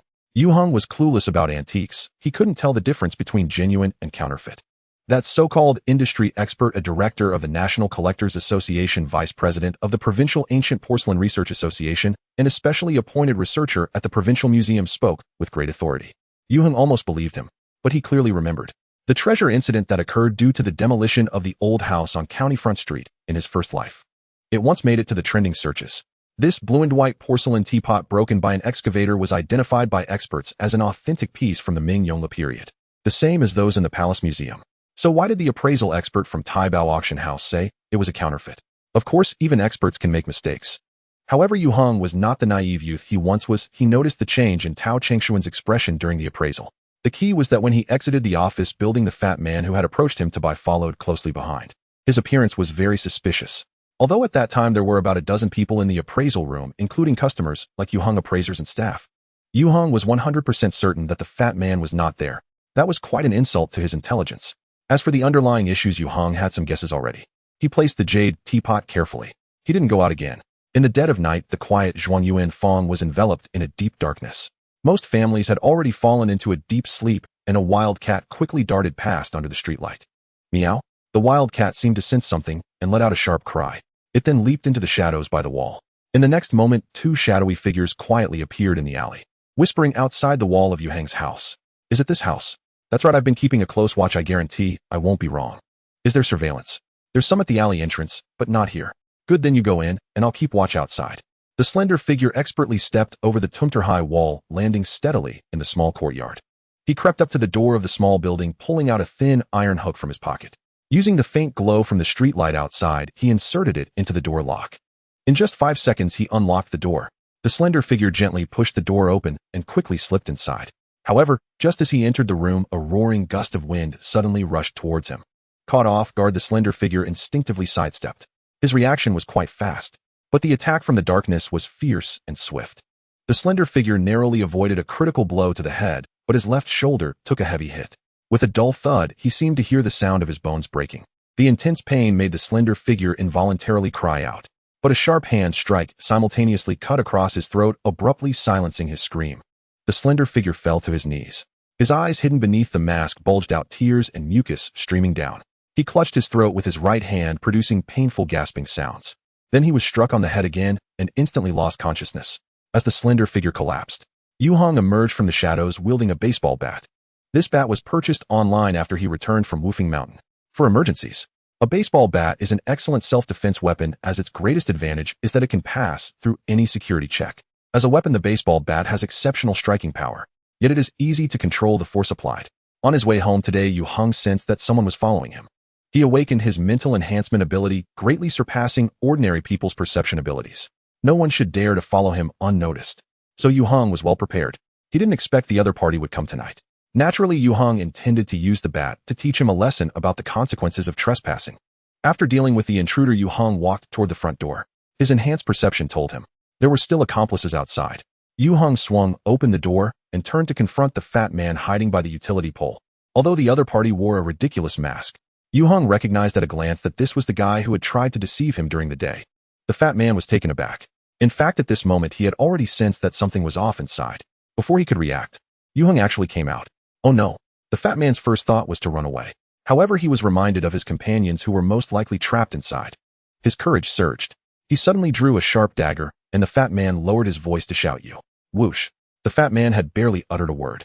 Yue Heng already darted over the 5 or 6 meters like a specter, swinging the bat towards his fat head. Bang! The The fat man's head jerked sharply to the right, his body involuntarily following suit. He spun around, his soul seemingly tearing away from his body in excruciating pain. Then he knew nothing at all. Trash. Yue Heng spat disdainfully. Putting away the bat, he took out his phone from his pocket and dialed out, "Hello, is this Yao Yao Ling?" Only 5 minutes had passed. A police car with flashing lights appeared in the alley of Zhuangyuanfang. 3 officers got out. Seeing Yue Heng standing at his door holding the bat, they were all momentarily stunned. "Did you call the police? Did a thief break in?" "Yes." Yue Heng nodded, pointing the bat at the fat man lying unconscious on the ground. "There's one here, and there's another one inside the house." The officers exchanged glances. Name: Yue Heng, the Yu of Yu Fei, and Heng meaning eternal. Age: 16 years old. What? The middle-aged police officer in charge of taking notes widened his eyes in disbelief, gazing in astonishment at the young Yue Heng sitting in front of him. Yue Heng appeared very young, but he hardly looked like he was only 16. Now Yue Heng stood nearly 6 feet tall, his face still bore the youthful innocence of adolescence, yet his demeanor and aura were far more mature than his peers. It was quite normal for an experienced middle-aged officer to misjudge someone. Yue Heng silently handed over his identification. The middle-aged officer took it and glanced at it. Speechless. Another young officer nearby leaned over for a look. He was astonished as well. Half an hour ago, Yue Heng had just defeated 2 adult thieves without a scratch on himself. It's hard to imagine that a 16-year-old could accomplish such a feat. The 2 thieves, now unconscious, had already been sent to the hospital for treatment. Although Yue Heng was the one who reported the incident, he was brought to the police station for questioning. No one expected that Yue Heng was actually a minor. The young officer suddenly recalled something. "Aren't you a student from No. 5 middle school, the top scorer in the entrance exam?"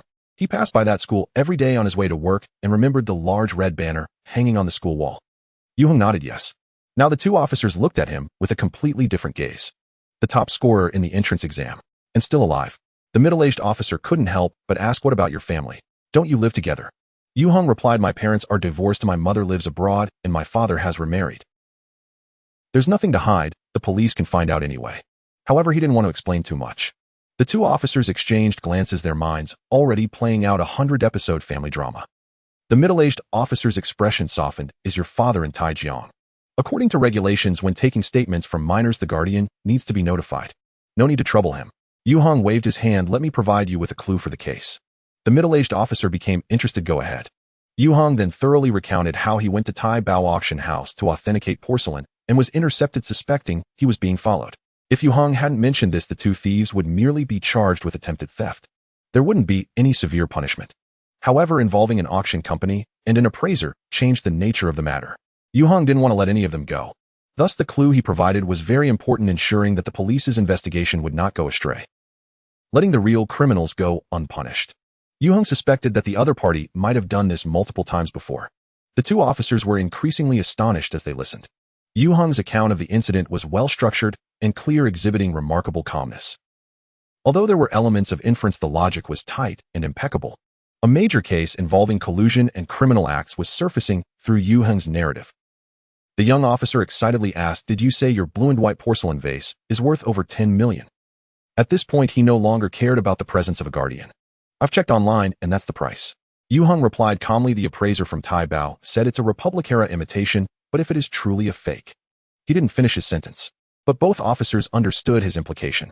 Ding ding ding. At that moment, the phone on the desk suddenly rang. The middle-aged officer answered the phone. "It's me."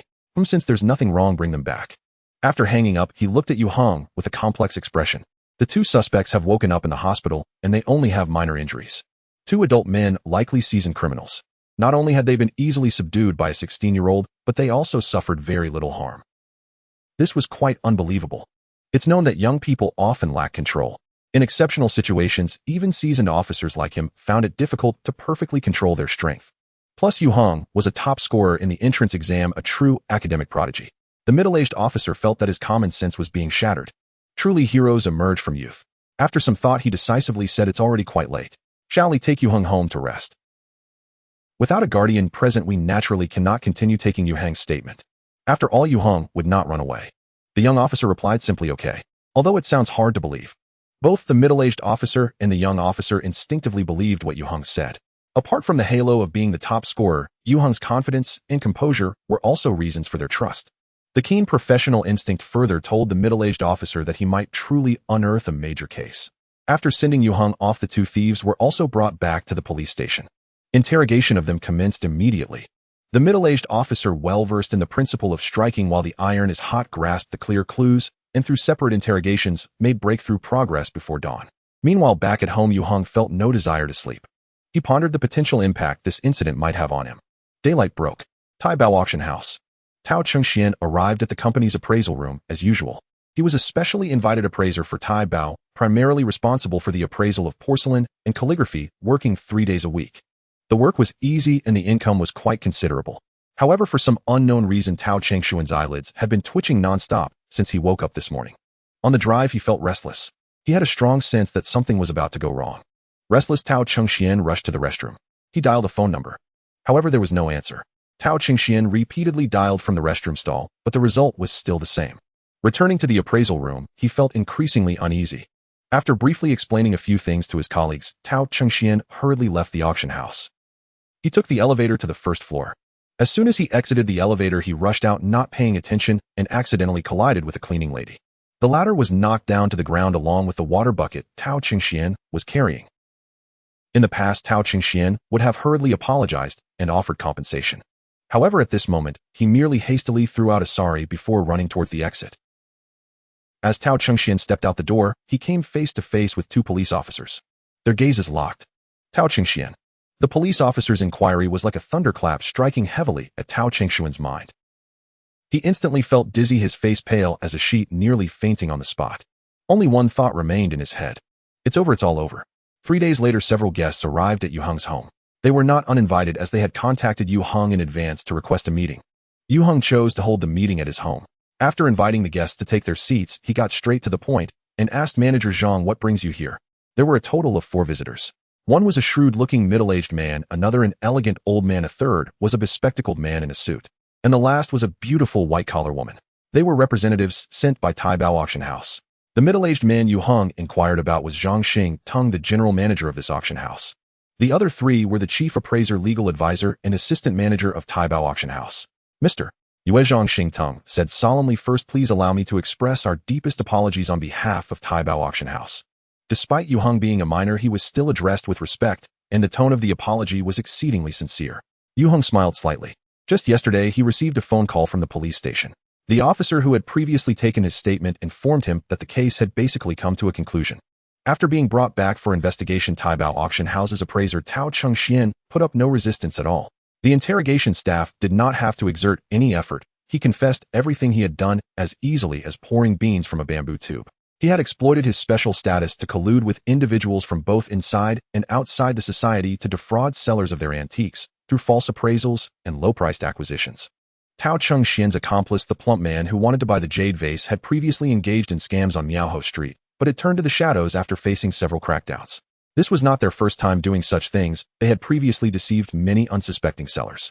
The amount involved was as high as 1 million. The slender man who had sneaked into Yue Heng's home was merely the plump man's lackey.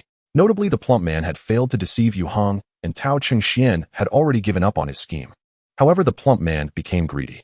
He instructed his lackey to follow Yue Heng and attempt to steal from him at night. As a result, he was counterattacked by Yue Heng, who ultimately uprooted the trouble. Tao Chengxian's downfall was somewhat unjust. However, even more wronged was Taibao Auction Company. For a legitimate auction house, reputation is equivalent to life. If they lose their reputation, it won't be long before they shut down. Now, with such a huge scandal emerging, although the company was deceived, it could not escape blame. Once exposed, who would dare bring their treasures for appraisal and auction? Moreover, Taibao Auction House charged appraisal fees. If previous customers who had paid for appraisals learned of this matter, their reactions could be imagined. Under such circumstances, Taibao Auction House had no choice but to send representatives to negotiate with Yue Heng, to seal Yue Heng's lips, to express our company's apologies, and to properly resolve this incident. Zhang Xing continued, "We have 2 options for you to choose from. The first option is based on signing a confidentiality agreement. We will compensate you 500,000 for emotional distress. The second option is we will guarantee the purchase of the Qinghua entwined lotus jade vase you possess." "What does the second option entail?" Yue Heng asked. Zhang Xing explained in detail. Taibao Auction House's second option was to buy Yue Heng's jade vase at a guaranteed price of 15 million. They would then auction it off in the September fall auction. If the final auction price exceeded 15 million, the excess would belong entirely to Yue Heng. If the jade vase failed to sell, Taibao Auction House would not return it either. In short, regardless of whether it sold or not, Yue Heng would receive the guaranteed 15 million. Of course, the premise was that Yue Heng's Ming Yongle Qinghua entwined lotus jade vase was genuine. This was essentially a win-win proposal. Yue Heng would not suffer losses and Taibao auction house would still have a chance to earn a commission from the buyers. Under normal circumstances, to mitigate risks, an auction house would not offer such favorable terms to customers. But Yue Heng held their secrets. After Zhang Xingteng finished speaking, he felt quite complicated inside. Taibao was the largest auction company in Taijiang. Although it could not be compared to world-class auction houses like Sotheby's or Christie's, it still wielded significant local power.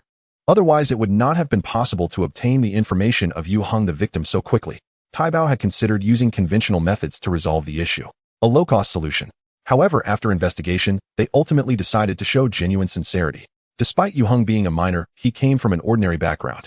He possessed a rather special identity. This year, he was the top scorer in the high school entrance examination in Taijiang. This identity served as both a talisman and a shield, making Taibao auction house cautious. Furthermore, based on their understanding, Yue Heng was not an ordinary youth. If Yue Heng stirred up trouble, he could easily make headlines. The media would certainly love such news. Those at Taibao auction house could not afford the blame for the mess they had created. Thus, adopting a conciliatory approach towards Yue Heng became a necessary choice. Yue Heng also sensed the sincerity from Taibao.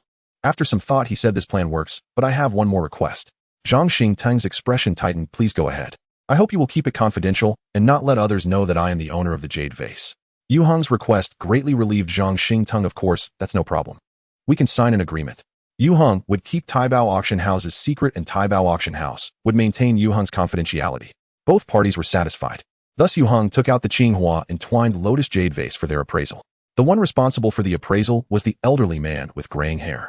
He studied the jade vase for over half an hour and finally stated with certainty, "This is indeed a genuine piece, and its quality surpasses that of the one auctioned by Christie's." Zhang Xingteng broke into a smile. This was a profitable deal. After confirming the authenticity of the auction item, Yue Heng signed the relevant agreement with Taibao auction house. The 15 million was soon transferred to his bank account. During the signing process, both parties tacitly ignored Yue Heng's status as a minor. Strictly speaking, the contract signed in this way carried legal risks. The legal advisor of Taibao auction house could not have been unaware, but Zhang Xingteng clearly did not care. He personally held the jade vase and took his leave from Yue Heng. Back in the parked Mercedes outside, the general manager of Taibao Auction Company let out a sigh of relief. The issue had been resolved satisfactorily. Although there were still many follow-up problems, the biggest threat had been eliminated, making it easier to handle the rest. However, despite this, Zhang Xingteng still felt a simmering anger within him. He hated Tao Chengxian, the instigator, to the bone. In fact, apart from Zhang Xingteng, another person also harbored resentment towards Tao Chengxian. Even though a few days have passed, the pain in her body has diminished significantly. Jian Yun still harbors a deep-seated hatred for the culprit. That day, she was performing her usual cleaning duties in the hall, only to be violently knocked over by a man rushing out of the elevator. Jian Yun was completely unprepared, and she fell to the ground along with her bucket. Not only did she scrape her knees and arms, but she was also drenched in dirty water, making it exceedingly difficult for her to get back up. There were many people present at the time, yet not a single one offered to help her. Under the gaze of various sympathetic and mocking looks, Jian Yun felt utterly humiliated. And the one who brought her immense pain and humiliation vanished without a trace. Although later the cleaning company compensated her. But a mere few hundred yuan clearly could not erase the psychological scars Jian Yun had suffered. What pained her the most was that she couldn't take a break. Because Jian Yun had to send the majority of her salary home to her parents in the countryside every month. This money was used to cover her mother's medical expenses, her younger siblings' school fees, living expenses, and also to pay off debts.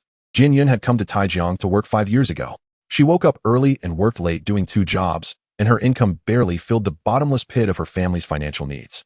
In her 20s, she appeared older than those in their 30s. Jian Yun had truly had enough of this life. Enduring the occasional pain in her knees, she squeezed onto bus number 9. She arrived at the Taijiang Charity Welfare Institute. Jian Yun worked as a part-time cleaner at this social welfare institution, working from 6 to 9 in the evening. Although the pay for this job was not high, it was relatively easy. It allowed Jian Yun to have some time to catch her breath and recover after a long day. Upon arriving at the Welfare Institute, she changed into her work uniform. After greeting the aunt who was finishing her shift, Jian Yun first headed to the bathing room. The Taijiang Charity Welfare Institute took care of hundreds of abandoned infants, orphans, and homeless children. Among them were several disabled children, including mentally challenged children. Caring for these kids was not an easy task. As Jian Yun entered with her mop, an aunt was taking a baby out of the bathing tub, placing the child on the table to dry off, and then applying baby powder. The baby, only a few months old, was chubby and fair-skinned, looking particularly adorable after the bath. Moreover, she was very quiet and well-behaved.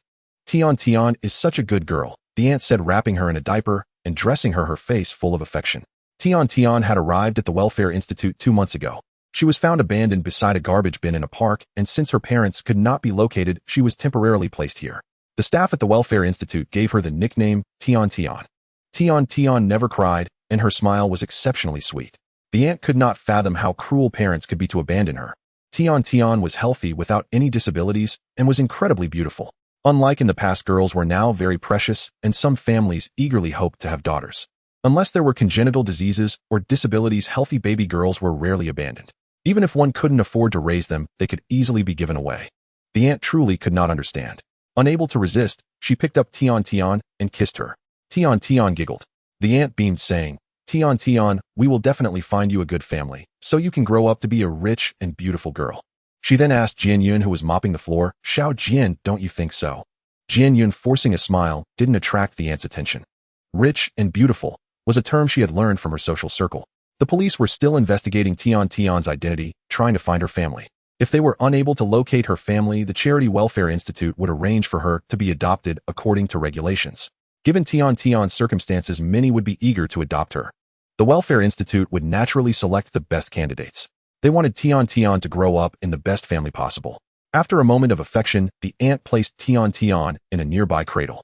She then turned her back to Jian Yun to wash another baby. Jian Yun stood beside the cradle, halting her actions. She stared intently at Tian Tian. The little girl was sucking on her fingers, her big dark eyes looking both cute and beautiful. However, instead of feeling charmed, Jian Yun felt an indescribable sense of disgust. The girl reminded her of her own younger sister. Jian Yun was the eldest daughter in her family and had never received her parents' affection since birth. She started helping with household chores and looking after her younger brother and sister since elementary school. She dropped out of high school to work. Although both were daughters, her sister's status in the family was completely different. Everyone said Jian Yun's sister was well-behaved and pretty with excellent academic performance, destined to marry into a good family. As for Jian Yun, she was seen as a burden and a harbinger of bad luck. She was born ugly and was particularly prone to crying and falling ill, which caused her mother to suffer during her confinement, severely affecting her health. After giving birth to Jian Yun's younger siblings, a pair of twins, she could no longer work in the fields. According to her father, this was something Jian Yun owed to the family. Jian Yun despised such statements, but did not dare to rebel. Her father's punishments were merciless. They were the nightmares of her memories. At this very moment, the accumulated feelings of inferiority, pain, and despair within Jian Yun were ignited by the pain in her knees and arms, as well as the aunt's recent words. Why should it be like this? Why should some people be born into wealth and luxury? Why can some do as they please? And why do some receive preferential treatment? The baby in the cradle overlapped in Jian Yun's eyes with her most despised younger sister. The malice in her gaze nearly solidified. The baby seemed to sense something, furrowing her brow and pouting. She looked displeased. Did even you look down on me, ridiculing and despising me? Jian Yun's anger surged suddenly. She quickly glanced at the aunt who was washing the baby, then removed her hairpin. Detaching the pin, she aimed the sharp tip at Tian Tian's soul. She stabbed down. Jian Yun had done such things before. In the past, she had used the same method on her younger siblings. Watching them cry made Jian Yun feel incredibly pleased, giving her a peculiar sense of satisfaction. The soles of the feet are not prone to bleeding. They are also hard to detect. Even if someone saw the red mark left behind, they would likely mistake it for a mosquito bite. However, her behavior towards her younger siblings was once inadvertently discovered by her mother. After receiving a severe beating from her father, she dared not do it again. But the malicious thoughts in her heart did not dissipate because of this. Instead, they fermented over time. There were no cameras in the bathing room, and the aunt who was present had no awareness of it. An excited expression appeared on Jian Yun's face. It was as if she could see the little girl writhing in pain. At the moment the sharp needle pierced her skin, Jian Yun was filled with exhilaration. She remained completely unaware that her ordinary face had already twisted into a grimace. It was as if a demon had possessed her. Yet the little infant did not let out a cry of pain. Jian Yun's expression suddenly became rigid. The sharp needle of the hairpin had indeed pierced into the sole of the sweet girl's foot, but the result was not as she had wished. Not only that, an immense fear suddenly emerged from the depths of Jian Yun's heart. It felt as if she were a lamb being stared at by a ferocious beast. Jian Yun instinctively looked at the little infant. The sweet girl was staring back at her. The originally pitch-black eyes of the infant had turned a fiery red, as if ablaze with flames. Capable of incinerating everything, Jian Yun immediately felt as if she had fallen into a hellish furnace, her mind going blank. The hand that gripped the hairpin could no longer exert any force. In the next second, an overwhelming, invisible force engulfed Jian Yun entirely. The cleaner did not have time to scream before she was instantly flung away. She crashed heavily against the wall behind her.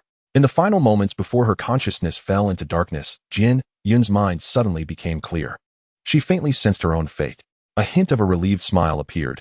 Meanwhile, the terrifying power erupting from the little infant spread outward at an astonishing speed. Zizi, the lights in the orphanage flickered erratically, the circuit breaker sparking. Outside the surrounding walls, a few wild cats rummaging through the trash suddenly crouched down, their fur bristling. Their pupils dilated, and they turned to flee. In the holes along the wall, the rats seemed to sense the apocalypse, letting out terrified squeaks. They bit and clawed at each other. In the dark sewers, countless cockroaches scurried about wildly. They scattered in every direction. Yet in the bathroom, the caregiver close to the sweet girl remained completely unaffected. It was as if she were shielded by a transparent barrier. This barrier not only blocked the impact, but also kept the sounds at bay. Therefore, the caregiver who was bathing the abandoned infant remained entirely oblivious to the commotion around her. Centered around the Taijiang Charity Orphanage, much of Taijiang City was affected by this force. Although humans were almost completely unaware of it, the animals and insects residing in the city, however, were restless. Some even began to turn on each other. Woof, woof. In the top scholar's square, Yue Heng, sitting in front of his computer, suddenly felt a wave of inexplicable anxiety. At the same time, he heard a chilling howl from outside. His expression instantly changed. He abruptly dropped the mouse and stood up suddenly. He rushed to the balcony outside. The city's lights illuminated his view, but the tall buildings in the distance obstructed his sight. Yue Heng instinctively clenched his fists. He could hardly conceal his shock. Just now he had actually sensed the fluctuations of superpower bursts, superpower loss of control. How could this be possible? It was only 2 months since the day of the star fall, and now was merely the beginning of the decade of origins. The first generation of superpowered individuals had only just awakened. How could there be superpower loss of control? The so-called loss of control refers to a superpowered individual being unable to control their own power, leading to an explosion of star energy. The loss of control is akin to being possessed, as described in novels, resulting in terrifying consequences for the superpowered individual. At best, they would lose their powers, at worst, they could lose their lives. However, not just any superpowered individual experiences loss of control. Newly awakened superpowered individuals do not possess the capacity to trigger such phenomena, including Yue Heng himself. Yet the impossible had occurred. But that was not the crux of the matter. The key was that while Yue Heng sensed the loss of control, he also detected the presence of a familiar aura. That was what truly terrified Yue Heng. Fear. This word had long since vanished from his vocabulary. Even when facing the insect queen, he had never felt it. Now he felt a tinge of fear. Unfortunately, this sudden surge of superpowered energy had already dissipated. With his currently limited abilities, Yue Heng could not immediately trace its source. But he would never ignore it. Until he dug out the root cause, Yue Heng would find it hard to eat or sleep. Because he faintly harbored a terrifying thought.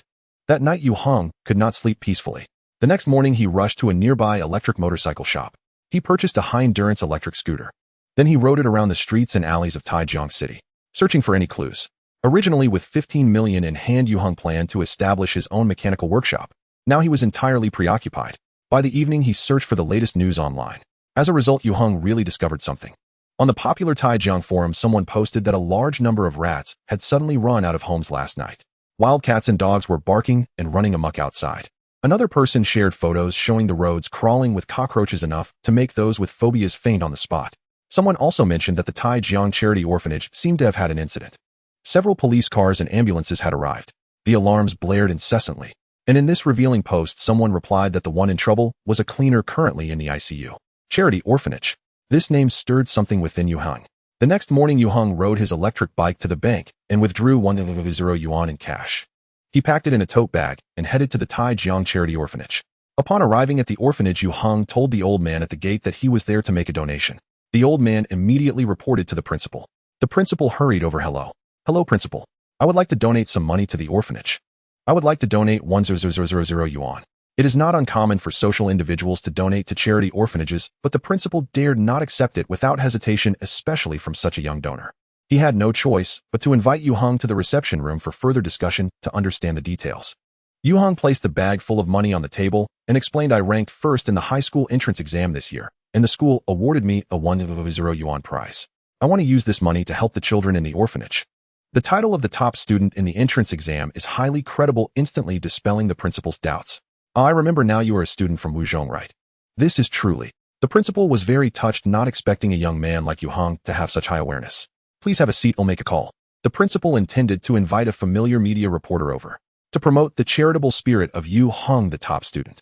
However, his intention was easily seen through by Yue Heng. Principal, I would prefer that no one knows about this, please understand. With Yue Heng's insistence, the principal ultimately abandoned the idea of notifying the media. But Yue Heng had another request. He wanted to tour the charity orphanage and meet the children there. Such a simple request was of course granted by the principal. The second update is here. The Taijiang Charity Welfare Institute is a social welfare organization under the Bureau of Civil Affairs. Although its scale is not very large, it is quite formal. Due to its charitable nature, it also welcomes donations and support from the public. The director personally accompanied Yue Heng on the tour. This welfare institute accommodates hundreds of abandoned children and orphans, with over 80% being orphans. Some are born with deformities, blindness, or deafness, while others suffer from underdeveloped brains. There are also those who were abandoned due to accidental injuries. It is quite pitiful. As for healthy abandoned infants, their numbers are very few. Yue Heng felt quite emotional about this. In the future Starcy era, although the institution of marriage still exists, people rarely use natural conception and childbirth to produce the next generation. Couples only need to provide their genetic material, which is then cultivated into a fetus using an intelligent incubator. Before the embryo is implanted, the incubator analyzes the genetic material of the embryo. Whether it's a single-gene hereditary disease or chromosomal abnormalities, no issue escapes the diagnostic analysis of the intelligent program. It can even perform certain gene editing. Babies produced in this way have near-perfect genetics, eliminating the occurrence of any congenital diseases. Thus, abandoned infants are virtually non-existent. In his past life, Yue Heng traversed a millennium and was reborn in the body of a soldier named the same as himself. The original Boda situation was different from that of ordinary people. Yue Heng's original body was cultivated from genetic material provided by volunteers from the Star Alliance. There were no relatives recorded in the identity information. In a sense, he resembled property of the Star Alliance. From the day of his birth, he bore the responsibility of loyalty to the Star Alliance and fighting for it. There are countless individuals like Yue Heng's original body referred to as soldier beings. Yue Heng grew from a mere cannon fodder soldier to a level 9 mechanical master and a 5-star general of the Star Alliance. His legendary life could fill a novel of tens of millions of words. Yue Heng student. The director's voice snapped Yue Heng back from his memories. This is the bathing room where the children take baths. The director said we won't go in. Firstly, the bathing room is not convenient for visiting. Secondly, something just happened here the night before last. A cleaning lady fell inside and accidentally hit her head. She is still receiving treatment in the hospital.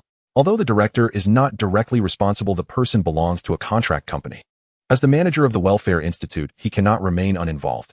Originally, the director thought to use the news of Yue Heng, a top scorer in the entrance exam, donating his prize money to create some publicity, to atone for his shortcomings. Unexpectedly, Yue Heng did a good deed, without seeking fame, leaving the director helpless. Yue Heng nodded.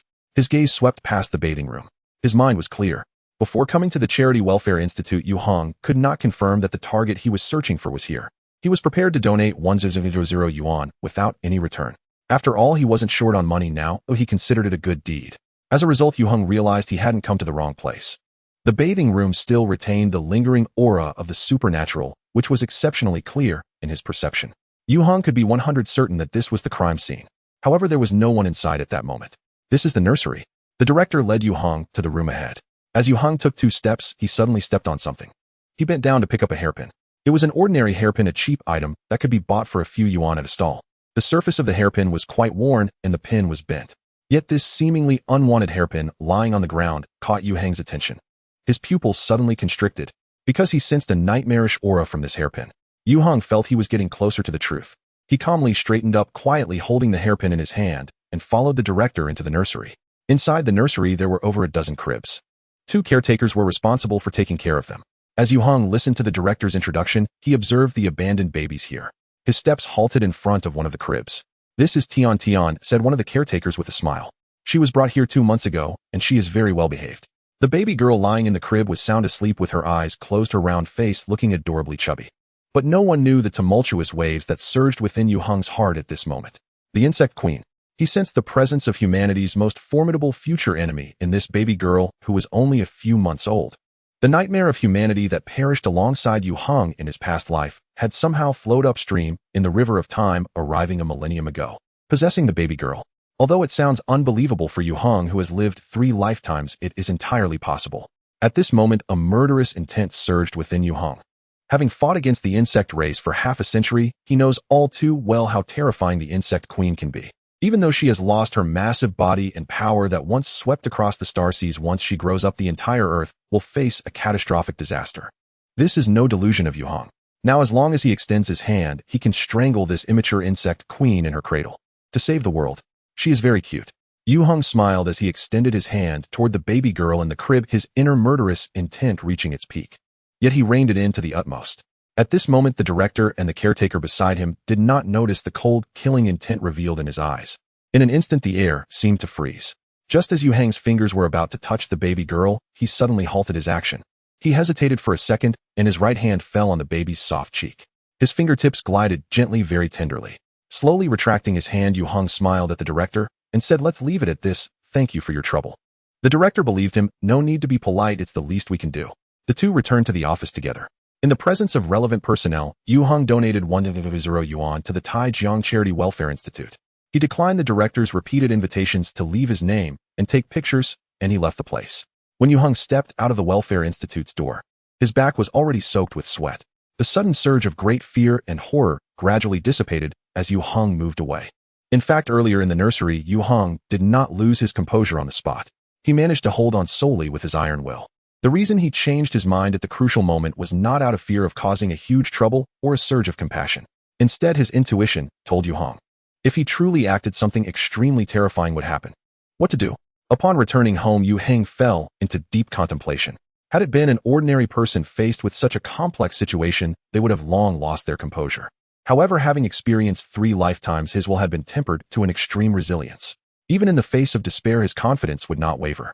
Since the event had already transpired, Yue Heng did not dwell on questions like why did this happen? Because it was utterly meaningless. He contemplated how to resolve the issue. The insect race must be exterminated. This was not a matter of personal vendetta, but rather a question of survival and continuation for 2 races. History had long proven that there was no possibility of peace between humans and the insect race. Either you die or I die. But Yue Heng glanced at his right hand. He attempted to crush the newly emerged insect queen. Yet his intuition warned him that within that tiny body lay a terrifying bomb. Once touched, not only would Yue Heng be obliterated, but the entire human race would face annihilation. Rarely he found himself in a dilemma. After a whole night of contemplation and weighing options, Yue Heng made his decision. He then contacted Liang Kuan. Near noon, Yue Heng met him at a cafe near the Qin Palace. "You shall." Liang Kuan yawned half jokingly and half seriously, asking, "What business do you have to take care of your brother again? Last time he had easily earned 5 little yellow fish." This had greatly increased Liang Kuan's favorability towards Yue Heng. He spoke much more courteously. Yue Heng ignored his new title for himself, nodding in response, "A big deal." "A big deal, eh?" Liang Kuan's spirits lifted, instinctively sitting up straighter. "What big deal?" Upon hearing Yue Heng's words, his eyes widened in disbelief. "You want to adopt a baby girl?" "It's not that I want to adopt." Yue Heng corrected him. "I want you to find someone to adopt her and then hand her over to me to take care of." Indeed, the plan Yue Heng had concocted after a night of thought was to adopt the baby girl possessed by the insect queen, keeping her by his side to monitor her. Of course, this was merely a stopgap measure. As soon as Yue Heng found the perfect way to deal with her, it would be time to resolve the issue completely. Until then, Yue Heng could not allow this uncontrollable doomsday bomb to roam free. As the saying goes, the longer the night, the more dreams. He had little time to waste. The problem was, given Yue Heng's current age and status, he was completely unqualified to adopt an abandoned baby. Liang Kuan also did not meet the requirements. But Yue Heng believed that he had a way to help him resolve it. Liang Kuan pondered, his gaze towards Yue Heng gradually becoming peculiar. "The young man really knows how to have fun." Yue Heng said coldly, "Don't look at me like that, it's not what you think, I have my reasons." He was a person of considerable stature and could see through Liang Kuan's thoughts at a glance. Liang Kuan shivered and immediately suppressed those chaotic thoughts in his mind. "This matter." He stroked his chin. "What do I get out of it?" What Yue Heng proposed was not easy to accomplish, but if it was difficult, he really did know someone. "They'll cover all costs, including the fees for hiring help."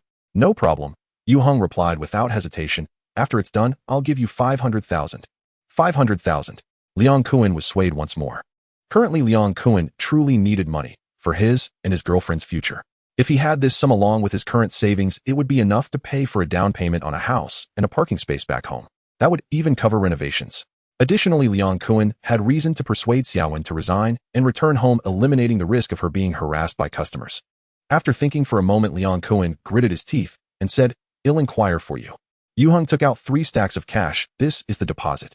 In fact, Yue Heng was already prepared to be swindled by him. As long as he could help him resolve the issue, he wouldn't mind paying several times more. As a result, Liang Kuan was quite agreeable. Not being greedy was a good quality. This made Yue Heng appreciate this man of the streets even more. 3 days later, Yue Heng received a call from Liang Kuan. The person he was looking for had arrived in Taijiang. The meeting was arranged by Liang Cohen, and they met that night in a private room at Qin Palace. The newcomer looked to be in his 40s or 50s, dressed fashionably, with an elegant demeanor, wearing a pair of gold-rimmed glasses, exuding charm, resembling an elite from the upper class who understood life. But Yue Heng could see the cunning and the aura of the underworld hidden beneath that exterior. Yu Xiao, Liang Cohen introduced him. This is Uncle Li. Consider him my mentor senior. Hello, Yu Xiao. Uncle Li extended his hand to Yue Heng warmly, but not obsequiously. It's a pleasure to meet you. Yue Heng shook hands with this old streetwise figure. Nice to meet you. After taking their seats, Uncle Li wasted no time. Yu Xiao, I understand the matter you're requesting, and I have gathered some information. Currently, I have 2 plans. He was not concerned about Yue Heng's motives, only formulating an implementation plan based on Yue Heng's thoughts. Yue Heng quietly listened to the 2 plans proposed. Then he decisively stated, let's use the first plan. Uncle Li adjusted his glasses. This plan's cost will be significantly higher. Money is not an issue, Yue Heng replied calmly. I only require it to be completed as soon as possible. As always, problems that can be solved with money are not problems. Yue Heng was not afraid of spending money. Even if his bank account didn't hold that 15 million, he could still find a way to earn it back. Uncle Li and Liang Kuan exchanged smiles, loving this kind of client. All right. Uncle Li pinched the jade ring on his left thumb. Leave the next steps to me. Yue Heng extended his hand to him. I await your good news. Time passed swiftly, and before long they entered the hottest month of the year. Under the blazing sun, the summer cicadas screamed desperately from the trees. A black Rolls-Royce Phantom smoothly parked in front of the Taijiang Charity Welfare Institute. Following it were a business vehicle and a truck. The director of the Welfare Institute, along with several staff members, was already waiting at the entrance. Upon seeing the man protected by bodyguards stepping out of the car, the director immediately greeted him with a beaming smile. Mr. Li, hello.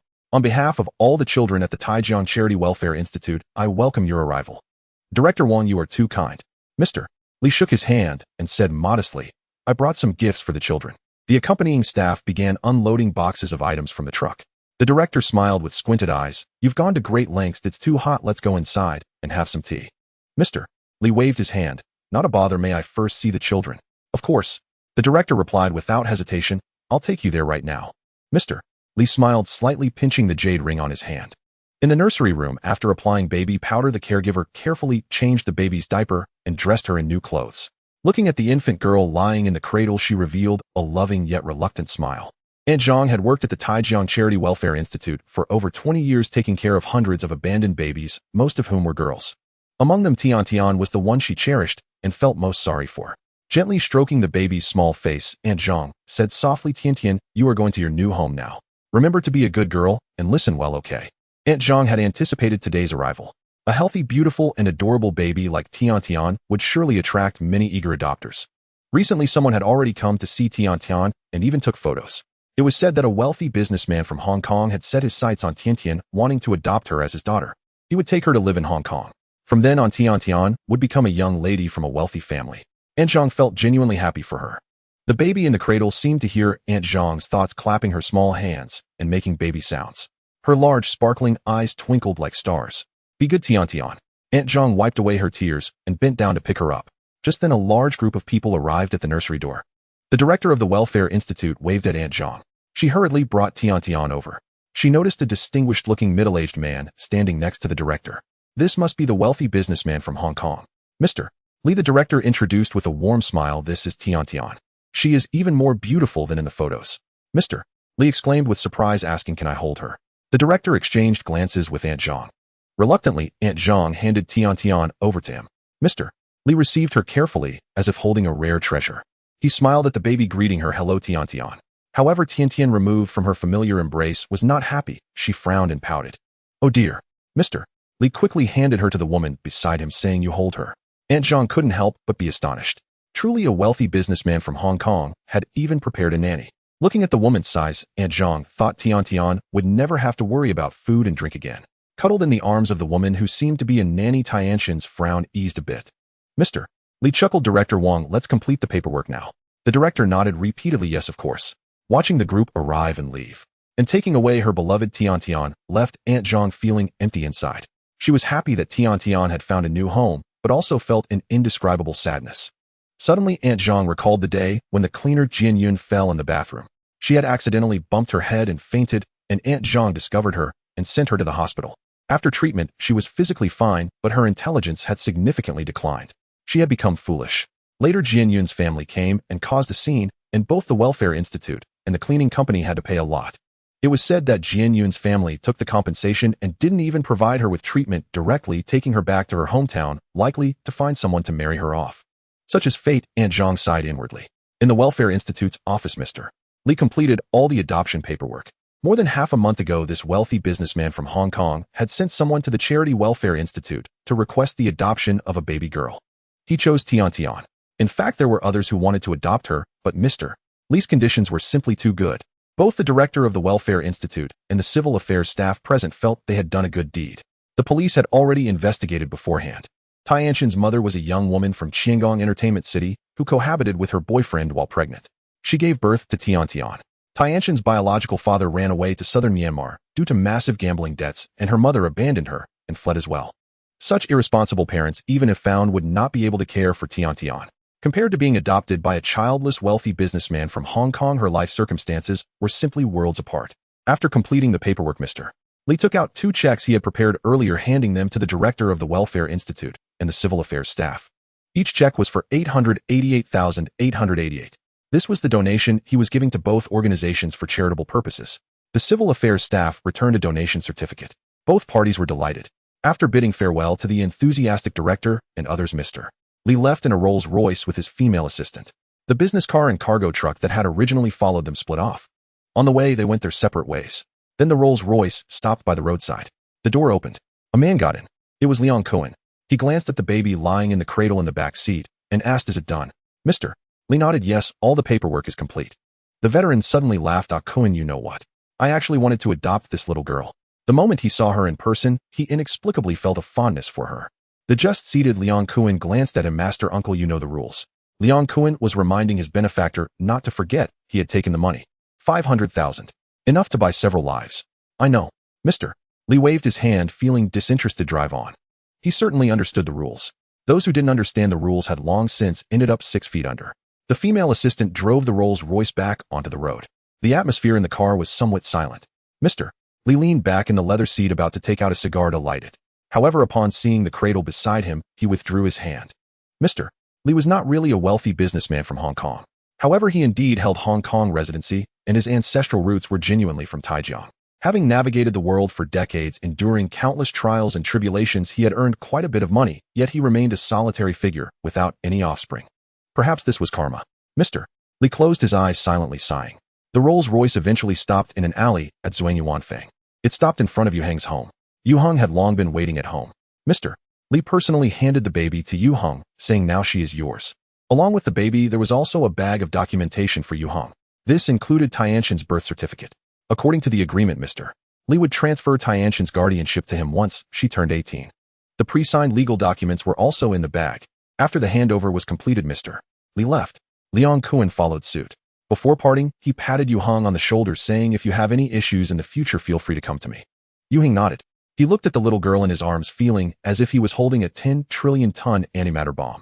To be able to embrace a super big boss, a mortal enemy, without changing his expression, Yue Heng's will is incredibly resilient. He closed the door and placed the baby girl on the table in the living room. However, he fell into deep thought. To bring her here, Yue Heng had spent over 2 million. Now Yue Heng can be 100% certain that within this tiny body lies the nightmare of humanity from the Starsea era. His instincts were not wrong. As the human who was once closest to the queen of the insectoid, Yue Heng's memories of her were deeply etched in the depths of his soul. He never expected that she would follow him to this world. This era.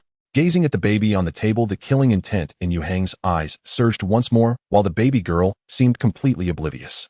She lay on her back, waving her chubby arms, her big bright eyes curiously looking at the ceiling. She looked no different from an ordinary child. But Yue Heng felt as if he were facing a great enemy. Yue Heng's left hand gripped the Longhu Town paper. Although the final resonance with this extraordinary item had not yet been completed, Yue Heng had already discovered some of its powers. A cool breath surged into his body, instantly elevating Yue Heng's mental state to its peak, his mind becoming extraordinarily calm. He decided to take action again. Last time in the orphanage, fueled by his emotions, Yue Heng had attempted to strike at this baby, who was suspected of being possessed by the queen of the insectoid.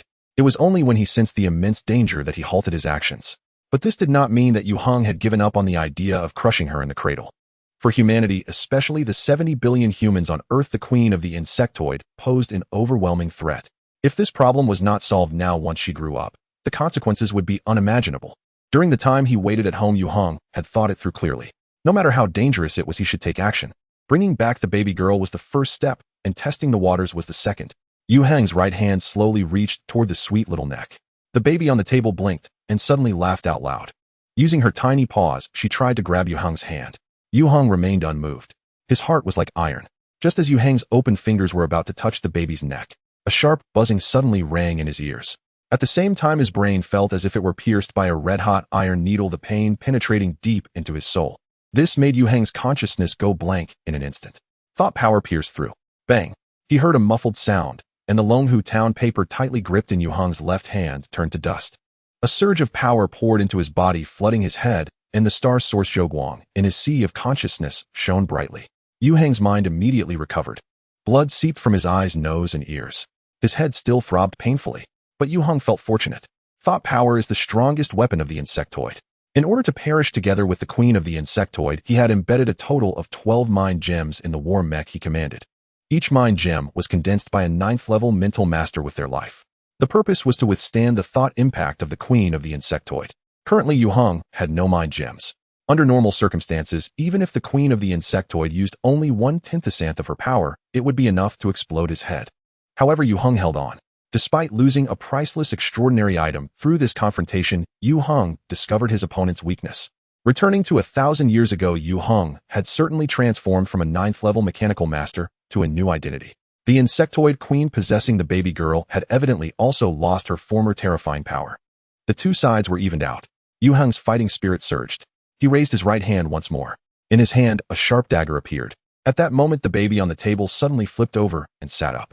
Her eyes fixed intently on Yue Heng, her pupils changing from black to red, as if ignited by flames. 5 ethereal spheres of different colors silently manifested behind her. Do you want to kill me? Have you thought about the consequences?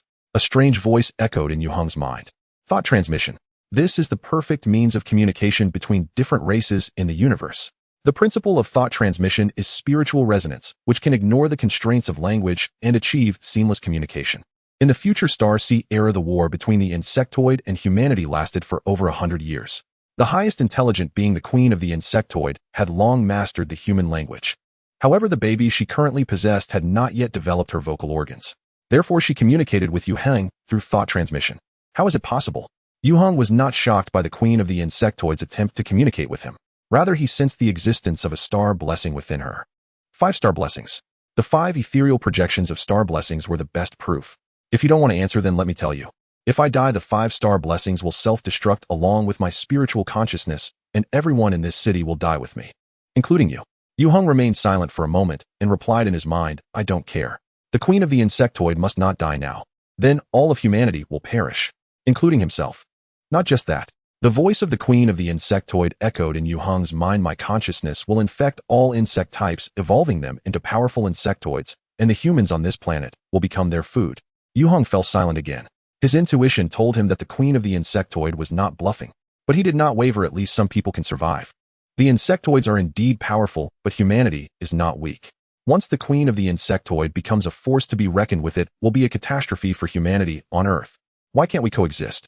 Sensing Yue Heng's determination and resolve, the voice of the queen of the insectoid carried a hint of helplessness. Perhaps we can reach a mutually satisfactory peace agreement.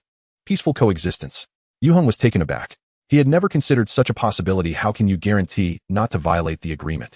An agreement without strong enforcement is no different from a scrap of paper.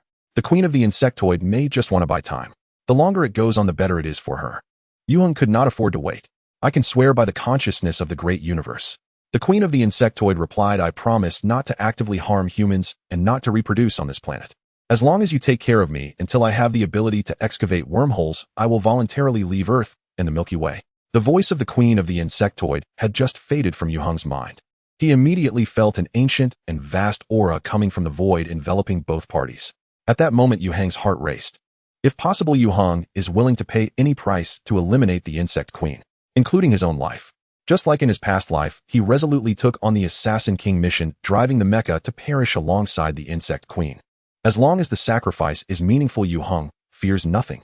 But if he gives his life, he still cannot prevent the destruction of the world. Moreover, the insect queen has shown enough goodwill and sincerity.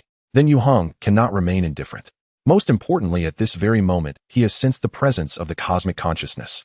Although Yue Heng does not know what means the insect queen used to summon such a great existence, this does not hinder him from making his final decision. In the name of the cosmic consciousness, he reached an agreement for peaceful coexistence with the insect queen. Party A. Yue Heng. Yue Heng promises to care for the young insect queen until she leaves the galaxy. Party B. The insect queen. The insect queen promises that during her lifespan, she will not be hostile to humans, will not actively harm humans, will not reproduce, and will not interfere with the development of Earth, but retains the right to self-defense until she leaves the galaxy and never returns. Witnessed by the cosmic consciousness, the agreement is established. There is no need for written documents or oaths to the heavens. When Yue Heng and the insect queen reached a consensus through spiritual communication, a mark appeared in his sea of consciousness. This mark is profound and imperceptible. One can only sense its existence. Help me take good care of the host. The insect queen's voice echoed in Yue Heng's mind again. Don't play tricks or you'll regret it. Her voice carried weakness and fatigue. Yue Heng was taken aback. What does that mean? Foolish ape. The insect queen huffed him, about to fall asleep. Do you think summoning the cosmic consciousness is easy? What? Is this the attitude toward Party A? Yue Heng felt a bit of irritation in his teeth. However, before he could retort, the little girl sitting at the table leaned back and fell. Oh. Yue Heng instinctively stretched out his hands to catch her. The little girl waved her arms, making baby sounds and giggling. Her smile was so innocent, her eyes so big, and the dark pupils sparkled with tiny stars, as if collecting boundless spiritual energy from the world. Yue Heng had never seen such a cute little thing. He did not realize that deep within his heart, which was as solid as a rock and stronger than steel, a part was quietly melting. The little girl smiled and opened her arms toward Yue Heng. He carefully cradled her in his embrace. Yue Heng knew very well that at this moment the little creature in his arms was no longer the insect queen. Her name was Tian, a half-year-old baby. Regardless of the grievances between Yue Heng and the insect queen, she is innocent. Yue Heng could feel it. Within this tiny body there existed a nascent soul. She was either lucky or unfortunate to become the host of the insect queen, thus altering her fate. A trace of pity rose in Yue Heng's heart. The next moment Yue Heng's expression suddenly changed. His right hand, which was supporting the baby's bottom, felt a warmth penetrating through the thick diaper. Yue Heng locked eyes with Tian. The little girl blinked, wearing an innocent expression. Yue Heng breathed a sigh of relief. Fortunately, she was wearing a diaper. However, soon Yue Heng's feeling became unsettling again. His keen sense of smell detected an indescribable odor. Yue Heng's gaze sharpened. Tian frowned and pouted, looking like she was about to cry. Yue Heng's mind froze for 3 seconds. He let out a long sigh and placed the little girl back on the table. Then in a hurry he rummaged through the bag. When he brought Tian from the orphanage, she had a bag with her. The bag contained diapers, a baby bottle, formula, wipes, powder, clothes, baby shoes, and so on. This was a special gift prepared for her by the caregivers at the orphanage. Just what he needed at this urgent moment.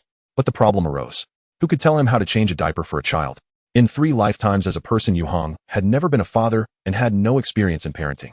Unexpectedly, his new journey began with him as a caregiver. Yue Heng found a new diaper and hurriedly opened his phone to search for relevant videos. Thanks to the omnipotent internet, the tutorials were plentiful. First step. Yue Heng opened the diaper wrapped around the little girl. He instantly faced a dual blow to both his visual and olfactory senses. No problem. Yue Heng could handle it completely. What is this? Having once fought through blood-soaked battlefields, what fear did he have of mere filth? Discarding the soiled diaper, he moved to the second step. Yue Heng held his breath and used baby wipes to clean her up, ensuring her little bottom was clean. The third step was to put on a new diaper. But don't rush to seal it yet, because he still needed to apply baby powder. It was hot. If he didn't keep the baby dry, she would not only be prone to heat rash, but also uncomfortable. The final step was to secure the diaper. After completing the whole process, although Yue Heng followed the video, he felt it took a lot of effort. However, looking at the rewrapped Tian on the table, a sense of accomplishment surged within him. Yue Heng smiled at her. He saw the little girl sadly sucking her right thumb, her mouth making smacking sounds. What was wrong? Yue Heng was a bit confused. Could it be that he didn't clean her properly? Impossible. Tian waited for a moment. Seeing Yue Heng's lack of response, she spat out her tasteless thumb and began to wave her hands and feet. Yue Heng was at a loss. Who could help him translate? He suddenly felt that dealing with the insect queen was easier than this. At least they could communicate. Now it was completely one-sided, relying solely on his guesses. Tian cried out even louder. Could she be hungry? Suddenly a flash of inspiration struck Yue Heng, and he realized. He quickly rummaged through the bag again. From it, he pulled out the baby bottle and formula. The items were quite complete. The problem was how to prepare the formula. Yue Heng could only seek help from his phone again. Before preparing formula, we need to wash our hands thoroughly. This was simple. Yue Heng immediately ran to the kitchen to wash his hands. Next, cool the boiling water to about 40, then immediately pour the water into the baby bottle. Boiling water. There is no boiling water at home. It needs to be cooled to around 40. Where's the thermometer? Damn. After a flurry of chaos, Yue Heng suddenly realized. Once he signed the agreement with the Insect Queen, he would have to repeat such tasks as a caregiver for a very long time. Yue Heng's will, which could not be destroyed even by a trillion-ton antimatter bomb, suddenly showed signs of collapse. Hey race, the first update, please support with votes. At last, liberation. Looking at the little girl lying in the basket soundly asleep, Yue Heng let out a long sigh. Tian had just finished a whole bottle of formula. She even let out a tiny satisfied burp. With her eyes closed and lips pouting, it seemed she was still savoring the taste. Her rosy cheeks were adorned with a faint smile. She was sleeping soundly. Yue Heng felt as if he had just fought a fierce battle. Liberation was merely temporary. He still had to sadly wash the baby bottles. As a complete novice, Dad Yue Heng clearly had a lot to learn. The days ahead were simply unimaginable. In fact, there were ways to achieve true liberation. For instance, hiring a nanny. Now with assets worth millions, Yue Heng could easily afford not just one nanny, but even 10. The problem lay in the fact that he harbored a huge secret. Tian did too. Having a nanny at home would not only be inconvenient, but could also lead to unforeseen complications. That was something Yue Heng did not want to see. Without ensuring absolute safety, he decided to temporarily dismiss the idea of hiring a nanny to avoid potential troubles. Believe in yourself. Yue Heng adjusted his mood and pulled out his phone. He first logged into an online bookstore and searched for parenting-related books. Encyclopedia of Parenting, purchased. Guidelines for Newborn Care, also bought. Breastfeeding Massage Video Edition, what on earth? Gold Medal Nanny teaches you postpartum care, not needed. Yue Heng bought 4 or 5 baby care books in one go, all legitimate electronic versions. Supporting original works is our responsibility. After securing his parenting learning materials, he opened an online shopping platform. Diapers, formula, baby wipes, clothing, toys. Yue Heng selected a whole bunch to add to his shopping cart. These were essential daily necessities for raising a baby, and he couldn't rest easy without stocking up. As a first-time dad, Yue Heng didn't quite understand these, so he chose high-priced brand-name items. He understood the principle that you get what you pay for better than anyone. A little extra money didn't matter. When it came time to pay, he couldn't help but sigh. Being a dad is really not easy. Just as he was thinking, he suddenly heard a sound coming from the bedroom. Yue Heng hurriedly dropped the mouse and rushed over. He saw Tian, who had woken up at some point struggling to climb up and lean over the edge of the basket. Yay. When Yue Heng reached the bedroom, the little girl reached out her hands to him. The basket tilted, and it looked like it was about to topple. Yue Heng acted quickly, bending down to scoop her up. The little girl thought Yue Heng was playing with her and clapped her tiny hands, giggling. This made Yue Heng think of his 2 younger sisters, Jin Xian and Jin Yu. They were only a few months older than Tian, equally adorable. Yue Heng couldn't help but kiss her cheek. It smelled sweet and milky. Tian suddenly, ambushed, blinked in confusion. Then her eyes curved into a smile. Using her tiny hands, she tugged at Yue Heng's mouth, laughing even more happily, making Yue Heng's heart soften unknowingly. He placed Tian on his bed. With a broader space to explore, the little girl rolled over twice on the sheet before crawling around with her hands and feet. Her movements were quite nimble. Yue Heng sat on the edge of the bed, watching her crawl from the head of the bed to the foot, then back again. Finally, presumably tired from crawling, she collapsed onto his thigh, tilting her head and closing her eyes. She fell asleep again. Truly, a miraculous creature. Yue Heng gently picked up the little girl, turning her over so she could sleep comfortably on the bed. He covered her with an air-conditioned blanket. After confirming that the little girl was sound asleep, Yue Heng returned to his desk and added a crib to the shopping cart. On his first day as a dad, Yue Heng went from being flustered to gradually becoming adept, all while spending money like water. That night, he hardly slept at all. He fed Tian twice and changed her diaper 4 times. He strangely gained quite a bit of knowledge and experience. He learned to read the diaper's wetness indicator and mastered the technique of feeling to determine if there was a mess. In the following days, Tian gradually adapted to life in the new home. The items Yue Heng ordered online arrived in succession, giving her new toys and a new bed. Her sleeping time noticeably increased. This finally allowed Yue Heng to have more time to do his own things. For instance, the long-stalled mechanical workshop construction plan was back on schedule. After all, Yue Heng's life could not revolve around a little girl forever. In half a month, he would be starting high school. Time would become increasingly scarce. It is worth mentioning that Yue Heng acquired a new skill. Not a dad skill, but an active skill belonging to the mind energy system. This skill did not stem from Yue Heng's mental enhancement ability. Its birth was quite unexpected. That day, Yue Heng attempted to probe the Insect Queen again, trying to discern her true nature. As a result, he faced the Queen's counterattack. At that time, Yue Heng endured the Queen's mental piercing, but lost the recently acquired Longhu Town paperweight. His first extraordinary item. Yue Heng felt quite pained by this. Then he discovered that in the following days he had actually gained a new skill. He named this mental skill Eye of Truth. Once activated, it could discern falsehoods, resist mental confusion, and maintain a calm mind. It could even perceive the truth of the world. Yue Heng deduced that it was closely related to the Longhu town paperweight, which had now vanished. In fact, it is quite common for superhumans to comprehend skills through the powers of extraordinary items. But the prerequisite is resonance with the extraordinary item. Yue Heng and the Longhu town paperweight had not yet resonated, and he could not truly unleash its power. However, he had grasped a mind skill closely related to it. It can be considered a loss in one area, but a gain in another. Yet Yue Heng felt somewhat awkward. In his past life, he was a renowned level 9 mechanical master. In this life, he awakened the top-tier ability of mechanical affinity. Yet he ended up mastering 2 mind skills first. Isn't that awkward? The issue is that Yue Heng had little knowledge and experience in the field of mind energy cultivation. The mechanical energy system was his strongest suit. To avoid losing focus, the construction of the mechanical workshop had become urgent. Large sums of money had been transferred out. Several key pieces of equipment, including the CNC machining center, had all been ordered, but it would take some time from shipping to installation. Yue Heng temporarily shifted his attention back to the little girl. There were only a few days left before school started at Taijiangnao, one high school. He had not detected any signs of the insect queen awakening in Tian. It seemed she had fallen into a prolonged slumber. Yue Heng couldn't sense her presence. He wasn't sure if this was a good thing. But regardless, life must go on. The second update is here, and as usual I asked for votes. August 29th. 3 days remained until the start of high school. In the afternoon, Yue Heng called Liang Kuan. Kuan-gu, I have something I would like your help with. He was about to bow down to reality.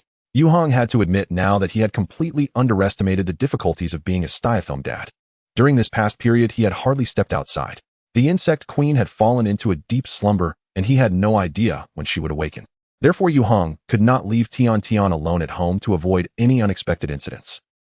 Don't be fooled by the fact that the little girl is only 6 months old. Her crawling ability has already reached the max level, and she is full of curiosity about the world around her, maintaining a strong desire to explore. After eating and drinking to her heart's content, aside from sleeping and resting, she expended all her energy on crawling. Crawling from the head of the bed to the foot, going back and forth 3 times, was merely a warm-up. Crawling from the bedroom to the study and then back again, attempting to climb up to the loft, was just basic operation. Recently, she had also tried to challenge the tall bookshelf. If it weren't for Yue Heng's watchful eye, she might have crawled out of the small building and onto the street. Yue Heng didn't know how many times he had caught this little rascal. But what could he do? He had to attend to his own matters. He couldn't hold the little girl in his arms all the time. As for feeding, changing diapers, and bathing, Yue Heng felt a wave of sympathy for himself. He inexplicably recalled the image of his stepfather with 2 little sisters hanging on him. He felt that his recent demeanor had taken a turn for the worse. Once a 5-star general of the Star Alliance, a level 9 mechanical master, the master of the war god Mecha, and a holder of glory medals. Now he had become a stay-at-home dad who never left his house, relied on online shopping, and spent every day taking care of the baby. At 16, Yue Heng felt he could no longer continue this downward spiral. He ultimately decided to find a nanny to take care of Tian. Otherwise, how would Yue Heng go to Taijiangnao, one middle school, in a few days? He certainly couldn't carry the little girl to class. However, given the current situation, it was crucial to choose the right nanny, otherwise it would be troublesome if any issues arose. That's why Yue Heng called Liang Kuan. Liang Kuan had put in a lot of effort for Tian to be here. He was also aware of the situation. As a quality tool, Yue Heng felt no pressure in utilizing him. You want me to find a nanny? Liang Kuan on the other end of the line questioned, clearly taken aback. You shouldn't this be something you go through an agency for? I don't have that kind of service. I need a nanny I can trust. 100% salary is not an issue, Yue Heng replied. Let's skip the agency, you know the situation. Liang Kuan was left speechless. Considering Yue Heng's request made sense. Who in their right mind would have a teenager taking care of a 6-month-old girl? Moreover, Tian's background was not exactly clean. After a moment's hesitation, Liang Kuan gritted his teeth and said, I actually have a ready candidate. Yue Heng immediately became interested. Who? It's my wife Xiao, the one you've met. Yue Heng instantly recalled the waitress he saw that day in the Qian Palace private room. You two got married. He remembered Liang Kuan originally referred to her as his girlfriend, and now he called her his wife, which sounded notably different. Liang Kuan chuckled. We just got our marriage certificate. After securing the deal with Yue Heng and earning 500,000, he immediately had his girlfriend resign and married Xiao. Xiao had wanted to work at the Qian Palace until next year before returning home to marry Liang Kuan. She was diligent and frugal. Now staying at home with nothing to do, she often complained to Liang Kuan. She thought he was a bit arrogant just because he had some money. This was hardly the way to live. Liang Kuan initially intended to spare his wife from hardship, but ended up facing her complaints instead, which left him rather frustrated. Now that Yue Heng mentioned wanting to hire a trustworthy nanny, an idea struck Liang Kuan. Having Xiao Wen help take care of Tian Tian would meet Yue Heng's requirements and also shut his wife's mouth, killing two birds with one stone. Additionally, Liang Kuan had an unmentioned thought. He wanted to buy a house in Taijiang. Although houses in his hometown were cheap, he could barely scrape together enough for a full payment. But no matter how you looked at it, the development potential and economic education level of the county town couldn't compare to that of the provincial capital. Most importantly, Liang Kuan had lived and worked in Taijiang for many years and was already familiar with the environment here. He was not very willing to leave. However, the housing prices in Taijiang were very high. Even for a small apartment on the outskirts, the down payment would require a substantial amount. Liang Kuan felt that to achieve his goal, he should cling tightly to this golden thigh that was Yue Heng. Therefore, he enthusiastically recommended Xiao Wen. You can completely trust my wife's character. She really likes children and has helped friends take care of kids before. Yue Heng was persuaded. Where are you now? I'm at the gym. Liang Kuan quickly replied. He'll call Xiao Wen over right now, and he'll bring her to meet you. No need to trouble yourself so much. Yue Heng said, just send me an address, he'll come to the gym to find you both. He felt like he had been cooped up at home for too long. It was just the right time to get some fresh air. Liang Kuan had no objections to Yue Heng's suggestion. After they agreed, Yue Heng ended the call, and then helplessly picked up the little girl who was hanging on him. While he was on the phone with Liang Kuan, the little girl had stealthily crawled over and climbed up his leg into his arms. She wasn't crying or making a fuss, she was just soaking Yue Heng's t-shirt with her saliva. Phew. The little girl caught in the act was quite dissatisfied and waved her little paws in protest. Perhaps she found Yue Heng easy to bully. Recently, she had been getting bolder. Yue Heng gently patted her on the bottom. He stood up ready to go out. Yue Heng changed into another t-shirt and grabbed a tote bag to pack diapers, wet wipes, a thermos, milk powder, and a bottle, among other essentials. These were all necessary items for taking a baby out. He had learned this from the baby care handbook. He also put on the baby carrier for Tian Tian, hanging it in front of himself. Before leaving, Yue Heng didn't forget to bring an umbrella. Although it was cloudy in the afternoon, one could never be too prepared. The little girl became excited as they left the house, babbling enthusiastically while bouncing in Yue Heng's arms. Her little feet kicked around chaotically. Yue Heng couldn't help but pat her bottom again, and she immediately quieted down, obediently pressing her face against Yue Heng's chest, sucking her thumb. In fact, compared to other babies her age, Tian Tian was quite well behaved. During her time at home, she rarely cried. At most, she would call out a few times to let Yue Heng know she was hungry or had a dirty diaper. Her sleeping hours at night were also getting longer. If it weren't for this, Yue Heng wouldn't have waited until now to call Liang Kuan. After exiting the alley, he hailed a ride, heading to the gym where Liang Kuan was located. Here's the first update, and you all know what comes next. On Taiyan Middle Road at Wanlian Mall, Yue Heng had just stepped off the taxi and immediately spotted Liang Kuan standing at the entrance. However, there was something peculiar in his eyes. At this moment, Yue Heng's demeanor greatly contradicted the image of Yue Heng from Liang Kuan's memories. Although Yue Heng was young, Liang Kuan had never regarded him as a minor. What he observed in Yue Heng was a maturity, calmness, and toughness completely different from that of an ordinary teenager. Liang Kuan even felt a hint of awe towards Yue Heng. Yet now Yue Heng was carrying a baby bag and had a little girl hanging on him. He looked just like a young dad.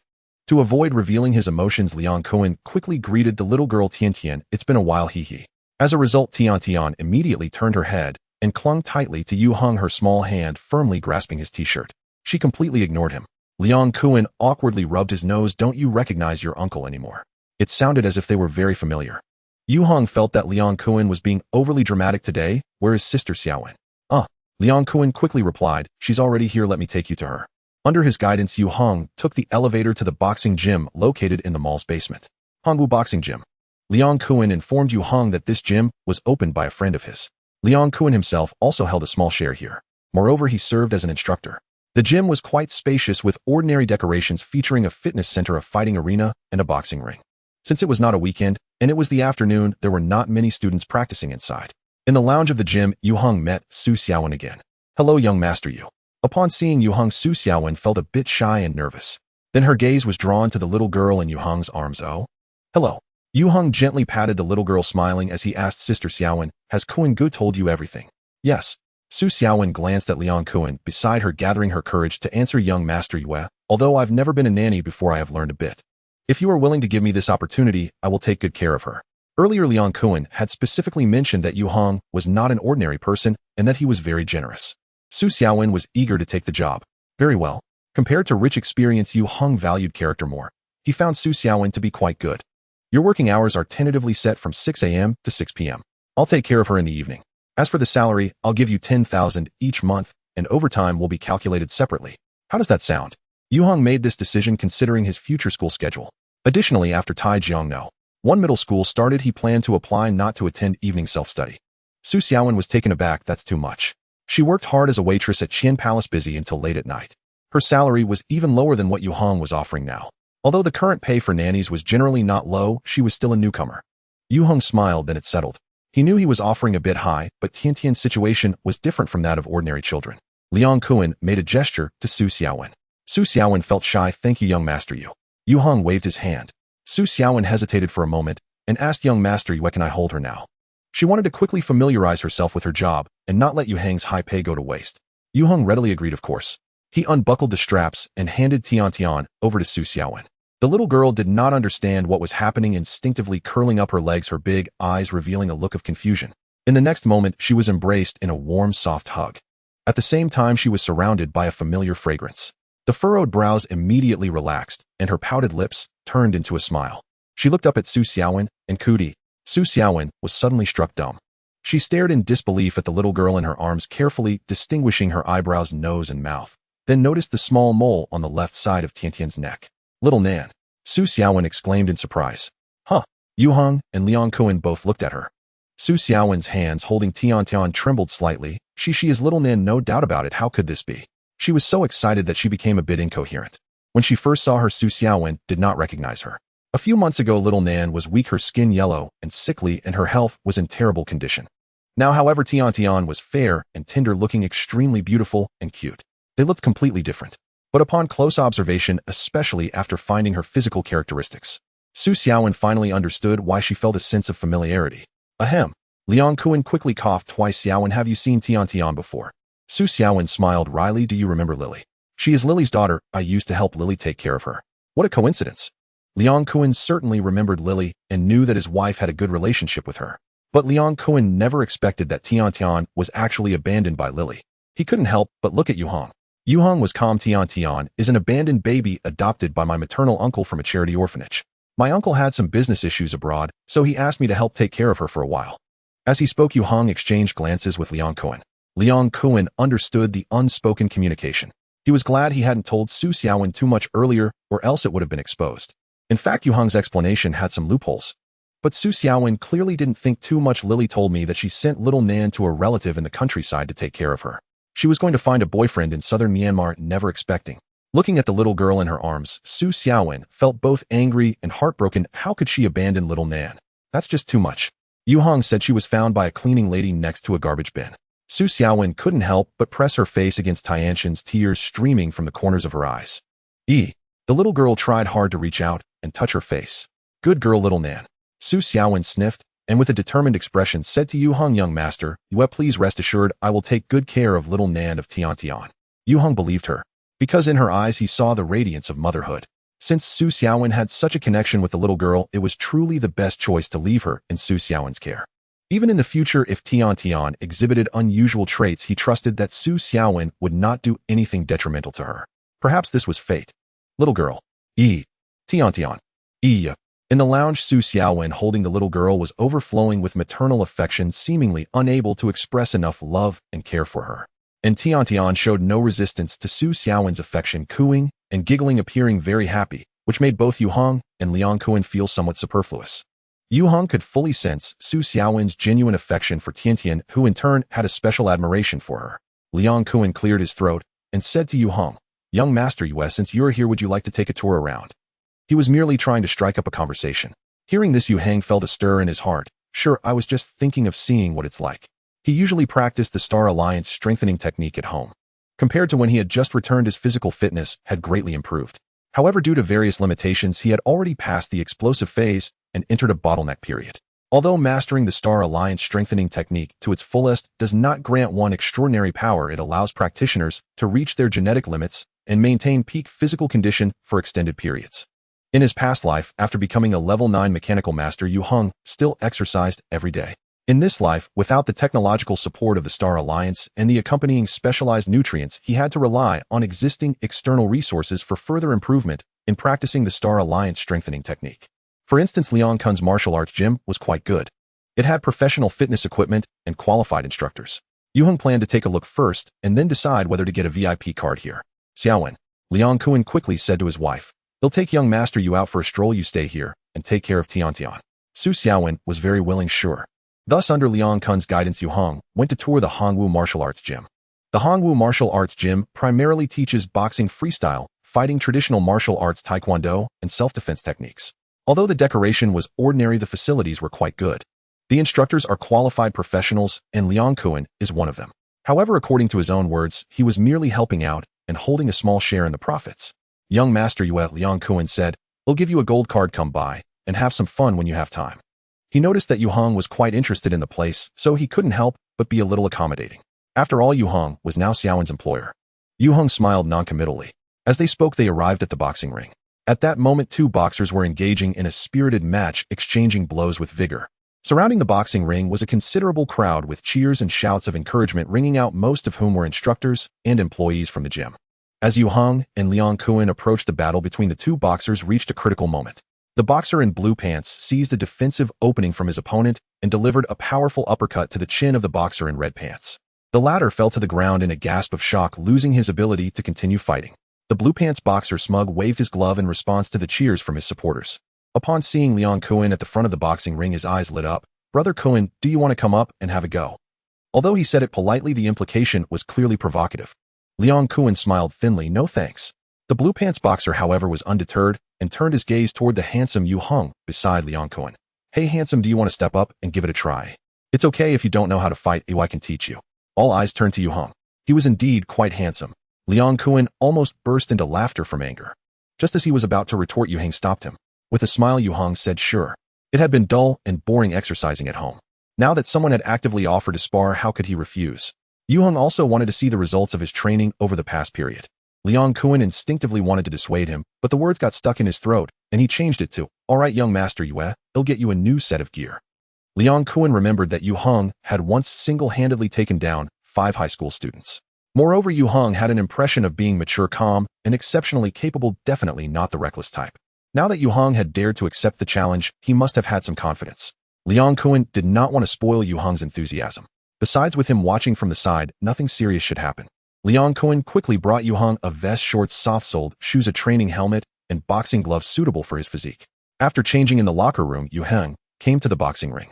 His physique looked noticeably less robust than that of the blue pants boxer, and his youthful appearance seemed even more juvenile. Not a single onlooker held any hope that Yue Heng could win. The suspense lay in how many rounds Yue Heng could endure. Some spectators looked at Yue Heng with pity and amusement. No matter how handsome, he was getting battered and bruised would not look good later. The blue pants boxer grinned. He loved to toy with beginners. Liang Kuan stepped in as the referee. He warned the blue pants boxer, "Big dog, watch your limits." The blue pants boxer bared his teeth at him. The blue pants boxer had long harbored a grudge against Liang Kuan and had initially planned to give him a hard time in the ring. Since Liang Kuan was not participating, he would use Yue Heng to humiliate him. Liang Kuan ignored the other and asked Yue Heng, "Is it all right to follow boxing rules?" If Yue Heng didn't understand, they could switch to freestyle fighting. Yue Heng nodded. The close combat techniques he had mastered were beyond Liang Kun's imagination. Boxing was merely a tiny fraction. "Then let's get started. There aren't many rules and procedures in boxing sparring." As Liang Kun's voice fell, the blue pants boxer took a swift step forward, quickly closing in on Yue Heng. A straight punch surged towards Yue Heng's face. The blue pants boxer moved swiftly, and his punch was as rapid and powerful. A novice facing this punch would have no time to react correctly and would be knocked out. However, Yue Heng seemed to have anticipated it. He tilted his head just in time to dodge the opponent's straight punch. Bang! The next moment, a red boxing glove landed heavily on the blue pants boxer's chin. It was Yue Heng's left hook. Including Liang Kuan, no one clearly saw Yue Heng's counterattack. Everyone hadn't even reacted when they saw the blue pants boxer collapse onto the boxing ring. Almost identical to what had just happened to his opponent. The entire venue fell silent. The crowd exchanged glances. Was that it? Liang Kuan was the first to regain his senses, quickly squatting down beside the blue pants boxer and reaching out to pat his face. "Big dog, are you alright?" The blue pants boxer groggily raised his right hand, then let it fall dejectedly. Although he was not seriously hurt, he had completely been knocked out. Liang Kuan shook his head and stood up, giving Yue Heng a thumbs up. Impressive. He knew Yue Heng had decent skills, but he never expected Yue Heng to be this formidable. It's worth noting that the blue pants boxer who had just been taken out in seconds was an experienced fighter who had fought in several professional matches. Yet before Yue Heng, he was utterly no match. The first update is here. The crowd around the boxing ring was in an uproar. Those who reacted were all dumbfounded. Most of them were from the boxing gym and were well aware of how strong the blue pants fighter was. He was securely ranked among the top 3 in Hangwu. Everyone initially thought he would defeat Yue Heng effortlessly without needing much effort. Instead, he was unexpectedly knocked out by Yue Heng in one move. Many felt that their common sense had been overturned. With the help of a boxing gym staff member, the blue pants fighter struggled to get back on his feet. Although he had recovered quite a bit, he was too embarrassed to continue fighting Yue Heng. He covered his face with his gloves and quietly left the boxing ring. This defeat was not much of a physical injury for him, but it was extremely humiliating, making it hard to face his peers in the future. Liang Kuan sincerely remarked, "Yu Xiao, why don't you come to our boxing gym as an instructor?" Given the strength Yue Heng had just displayed, he was fully qualified to teach classes here. Yue Heng smiled and shook his head. He neither lacked money nor had much time. He had no leisure to be an instructor here. He asked Liang Kuan, "Kuan Gu, should we have another round?" The previous bout barely counted as a warm-up. He hadn't had enough fun. Liang Kuan was intrigued and readily agreed, sure. Although Yue Heng's combat prowess made Liang Kuan feel inferior, he wouldn't shy away from sparring with Yue Heng. Moreover, Liang Kuan believed that Yue Heng wouldn't embarrass him. He changed into shorts and a tank top along with protective gear and gloves. "I specialize in freestyle fighting," Liang Kuan stated, throwing a few warm-up punches and kicks. "Yu Xiao, let's just have some fun." He regarded Yue Heng as an opponent of equal or even higher status. Yue Heng nodded, all right. At that moment, neither of them noticed a few more spectators had gathered around the boxing ring. Among them was a tall and stunningly beautiful woman. "Be careful." On the ring, Liang Kuan was the first to strike at Yue Heng. Though it was supposed to be just for fun, he was fully focused, treating Yue Heng as his greatest rival. At the same time, Liang Kuan was very cautious about where he aimed his attacks. If he did hit, it wouldn't cause much harm to Yue Heng. Slap. Yue Heng raised his arm and steadily blocked Liang Kuan's attack. His stance remained unyielding. Unlike the previous opponent, Yue Heng was genuinely interested in sparring with Liang Kuan. Liang Kuan was serious about his attacks, and Yue Heng responded with equal seriousness. In an instant, punches and kicks flew back and forth on the ring, with both sides alternating between offense-defense, dodging, and parrying. Liang Kuan's moves were simple yet powerful, and his footwork was agile and varied, showcasing extensive combat experience. At first, he was quite restrained. However, under the constant pressure from Yue Heng, he began to unleash increasingly stronger power. He even gradually transcended the realm of mere sparring. Yet no matter how hard Liang Kuan exerted himself, Yue Heng always handled it with ease. This was due to his awakened top-tier psychic ability, mental enhancement, which empowered him. His perception and reaction abilities far surpassed those of ordinary people. Thus, Liang Kuan's fierce and dazzling attacks posed no threat to Yue Heng. He was even able to think about other matters during the fight. From Liang Kuan, Yue Heng faintly sensed the fluctuations of superpowers. If he was not mistaken, Liang Kuan must have encountered a certain celestial entity on the day of the falling stars and subsequently awakened a superpower related to physical abilities. However, like most first-generation superhumans, Liang Kuan's awakening process was quite lengthy. He did not instantly gain superpowers. Instead, he broke through his limits bit by bit. In the 10 years following the day of the falling stars, many first-generation superhumans slowly explored their powers amid confusion, uncertainty, and even fear. Many went astray, leading to uncontrollable disasters. Yue Heng wondered whether he should guide Liang Kuan onto the right path to accelerate his growth.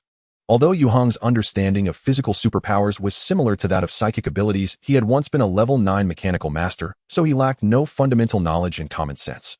As the saying goes, understanding one subject can lead to insights in others. If anyone in this world could correctly guide the first-generation superhumans, it would undoubtedly be Yue Heng. The only question was whether Liang Kuan was worth his effort to nurture. Yue Heng felt it was worth a try. From dealing with the troubles caused by Shuiji to adopting the queen of the bug race Tian Tian, along with the babysitter, Xiao, when he had invited today. For Yue Heng, Liang Kuan was undoubtedly a reliable and useful tool. Liang Kuan handled everything perfectly for him. The 10 years of origin marked the rise of superhumans and their transition from behind the scenes to the forefront. In the foreseeable future, Yue Heng would inevitably encounter matters related to this. Thus, having such a high-quality tool was indeed worth cultivating further. Swish! Liang Kuan's fist brushed past Yue Heng's cheek like lightning, making a hissing sound akin to a snake strike. Yue Heng snapped back to reality, suddenly leaning to the side and stepping forward to crash into his opponent. Bang! Liang Kuan was caught off guard, stumbled back, and slammed against the ropes. "I give up. I admit defeat." He placed his left hand on the ropes, waving his right hand weakly. The continuous attacks had exhausted much of Liang Kuan's stamina, and he was now drenched in sweat. Although Liang Kuan could definitely continue fighting, the problem was that the more he fought, the greater the gap felt between him and Yue Heng. A gap that was despairingly large. He could hardly muster any fighting spirit now. Continuing would only lead to embarrassment. Liang Kuan simply couldn't understand. How could Yue Heng at such a young age possess such outstanding combat skills? The current high school entrance examination didn't even test boxing or martial arts. In fact, Liang Kuan had his own trump card. However, he didn't dare to use it. It wasn't a life-or-death struggle. He wasn't about to injure someone out of desperation. It was better to admit defeat gracefully. Though Yue Heng intended to gauge Liang Kuan's potential now that the other party had admitted defeat, it wouldn't be appropriate to continue fighting. He smiled and bumped fists with Liang Kuan, saying, "Let's play again next time." Clap, clap, clap. Suddenly loud applause erupted from beneath the boxing ring. The two turned their heads in unison to see a stunning woman with fiery red lips clapping. "Li Jie," Liang Kuan called out quickly, "what brings you here?" The woman smiled and said, "I heard you were sparring, so I came to see the excitement." Her beautiful eyes sparkled as they fell on Yue Heng. "Who is this?" Liang Kuan brought Yue Heng down from the ring, saying, "Li Jie, let me introduce you. This is Yu Xiao, this year's top scorer in the high school entrance exam." He continued to introduce Yue Heng. "Yu Xiao, this is my big sister, the owner of this boxing gym. My name is Manli." The beautiful woman extended her hand to Yue Heng, her eyes shimmering with a peculiar light. "Yu Xiao, you're still a high school student. I'll be starting my first year soon." Yue Heng shook her hand and smiled, saying, "Nice to meet you." Just then Yue Heng suddenly felt a gentle scratching sensation as the other person's fingers brushed lightly against his palm. A peculiar look flashed across Yue Heng's eyes. What does this mean? Such an obvious flirtation, he wouldn't mistake it. The issue is that Yue Heng had already made it very clear he was a Quasi high school student, a teenager in his teens. Although surprised internally, he remained calm on the surface, gently releasing Manli's delicate hand. Manli blinked. Young Master Yu is truly interesting. She had suddenly felt a mischievous urge to tease the youthful boy before her. She wanted to see Yue Heng's blushing and embarrassed expression. It must be extremely adorable. Manli was quite confident in her charm, believing that at Yue Heng's tender age of first love, he would certainly fall for her. Speaking of which, Yue Heng's looks were quite high and his performance in the arena was both fierce and handsome. Otherwise, this beautiful owner of the boxing gym wouldn't behave this way. However, to her surprise, Yue Heng remained indifferent, as if he hadn't noticed her little actions at all. This left Manli feeling both frustrated and a bit downcast. Yue Heng smiled. "Boss man is also very interesting." Manli keenly noticed the profound meaning reflected in Yue Heng's gaze at that moment. Her heart suddenly felt enlightened. Yue Heng was not ignorant at all. On the contrary, this young man was fully aware of everything. Quite rare, a blush appeared on Manli's pretty face. Embarrassed and annoyed. Beside them, Liang Kuan sensed that the atmosphere was a bit odd, sisterly. Manli, after all, was not an ordinary person, and she quickly regained her composure. She reached for the bag carried by her assistant, unzipped it, and took out an exquisite metal card. She handed it to Yue Heng. "Young Master Yue, it was an honor to meet you today. I hope you can visit often when you have the time." "Thank you." Yue Heng accepted it graciously. "Goodbye." Manli smiled sweetly and left the practice area with her assistant. Just at the moment of turning around, she cast a deep glance at Yue Heng, as if to imprint his figure in her heart. Yue Heng rubbed the golden card in his hand, secretly sighing. 16 years old. What an awkward age. He couldn't even qualify for a driver's license. "Young Master Yue," Liang Kuan pulled Yue Heng toward the changing room and whispered, "Sisterly gave you a platinum card." The Hanwu boxing gym belonged to Manli, but her assets extended far beyond just the boxing gym. Her business was quite large. A true billionaire. The platinum card Manli gave to Yue Heng was a super VIP card which offered the highest level of service and discounts at her hotels, car dealerships, restaurants, and more. It's worth mentioning that this platinum card could also be used at the Qin Palace. Only those whom Manli valued the most would receive such a top-tier limited card. After listening to Liang Kun's introduction, Yue Heng felt strange, recalling the jokes he often saw online. "Annie, I don't want to work hard anymore." He chuckled silently. After changing clothes and returning to the lounge, Su Xiaowen was feeding Tian milk, using a bottle. Upon seeing Yue Heng and Liang Kuan return, she said with a mix of laughter and exasperation, "Little girl Tian eats so well. Just drank a bottle of milk and still wants more. I'm worried she might overfill her little tummy." Yue Heng had a say in this matter. The little girl indeed had a large appetite. 2 bottles of milk were her standard meal, needing at least 6 or 7 feedings a day. It had almost maxed out Yue Heng's skill in preparing formula. Tian had no complaints, happily sucking on the bottle. Su Xiaowen suggested, "We should start giving her solid food like rice cereal and egg yolk." Yue Heng clasped his hands together. "Sister Xiaowen, could you take care of Tian starting tomorrow?" Although he had read many ebooks like the Encyclopedia of Parenting and Guidelines for Newborn Care, he clearly lacked the attentiveness compared to Su Xiaowen, the new nanny. Su Xiaowen smiled and said sure.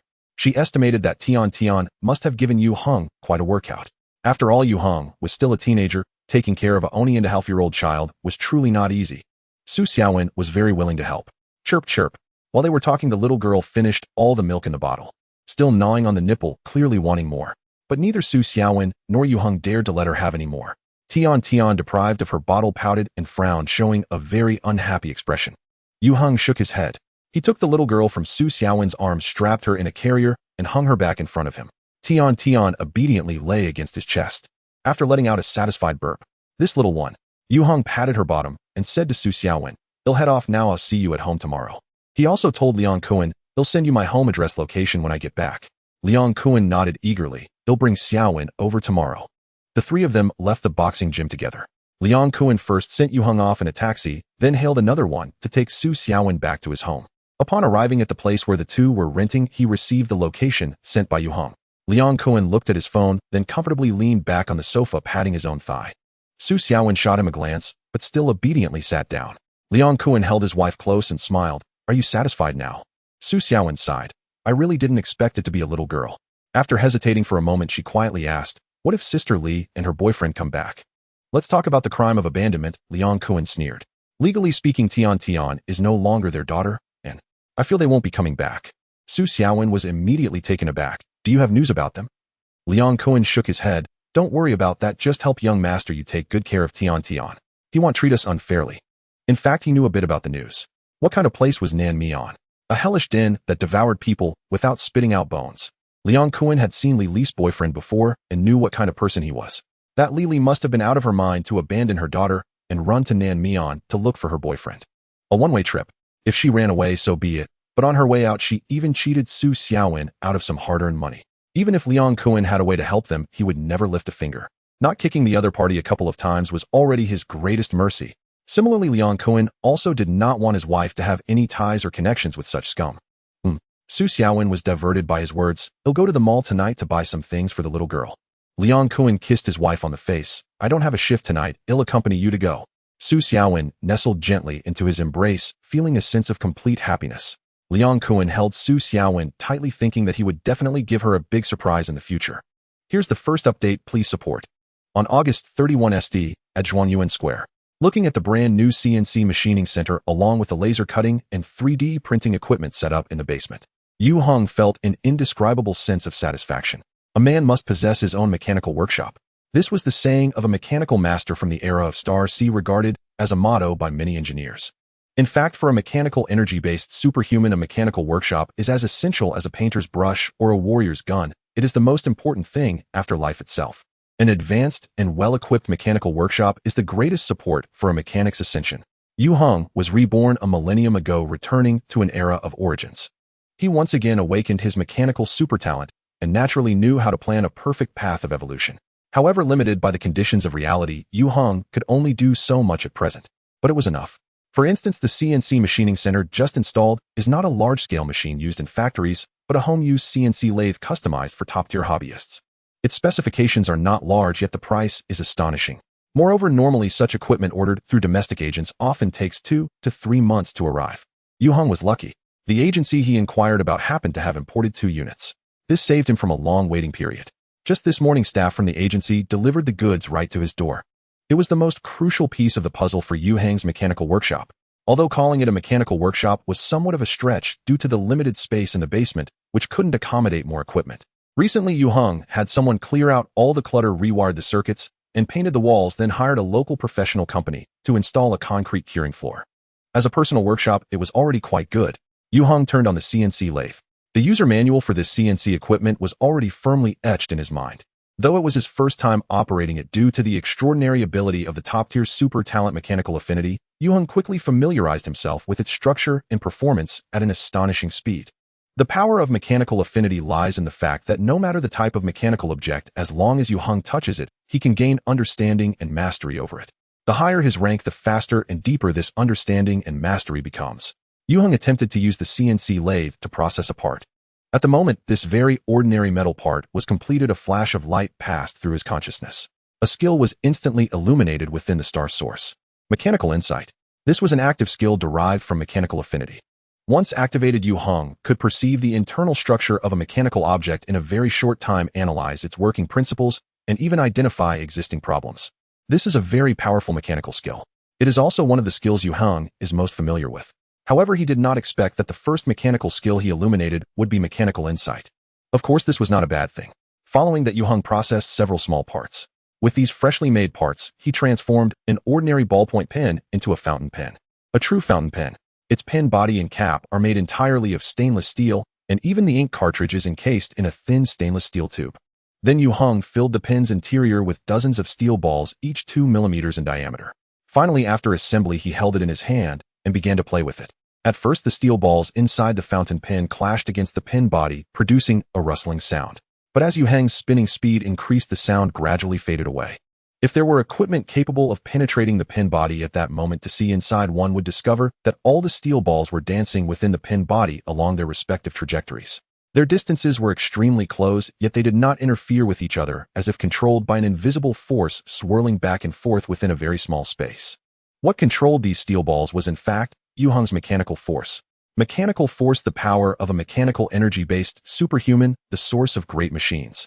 The elevation of a mechanic's rank is inevitably accompanied by the enhancement of mechanical force. The steel ballpoint pen Yue Heng had just modified was named the Qianji pen. The strongest Qianji pen can contain thousands or even tens of thousands of steel balls. However, Yue Heng could not purchase such small steel balls online, nor did he have the ability to control so many. The greatest function of the Qianji pen is to help mechanics train their mechanical force. Moreover, in emergencies, as long as the back cap is flipped off, the embedded steel balls can be propelled by mechanical force and shot out like bullets. The power depends on the mechanic's strength. Despite Yue Heng currently being only a level 1 mechanic, he could use this Qianji pen to shoot down close-range enemies just like a handgun. Most importantly, the Qianji pen does not belong to any controlled items, allowing Yue Heng to carry it with him. It can be used at all times to train mechanical force and serves as a useful tool for self-defense.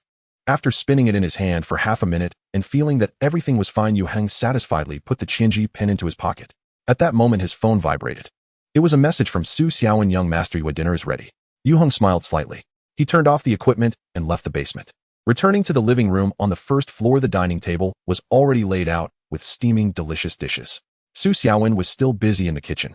Today was her second day working as a nanny for Yue Heng.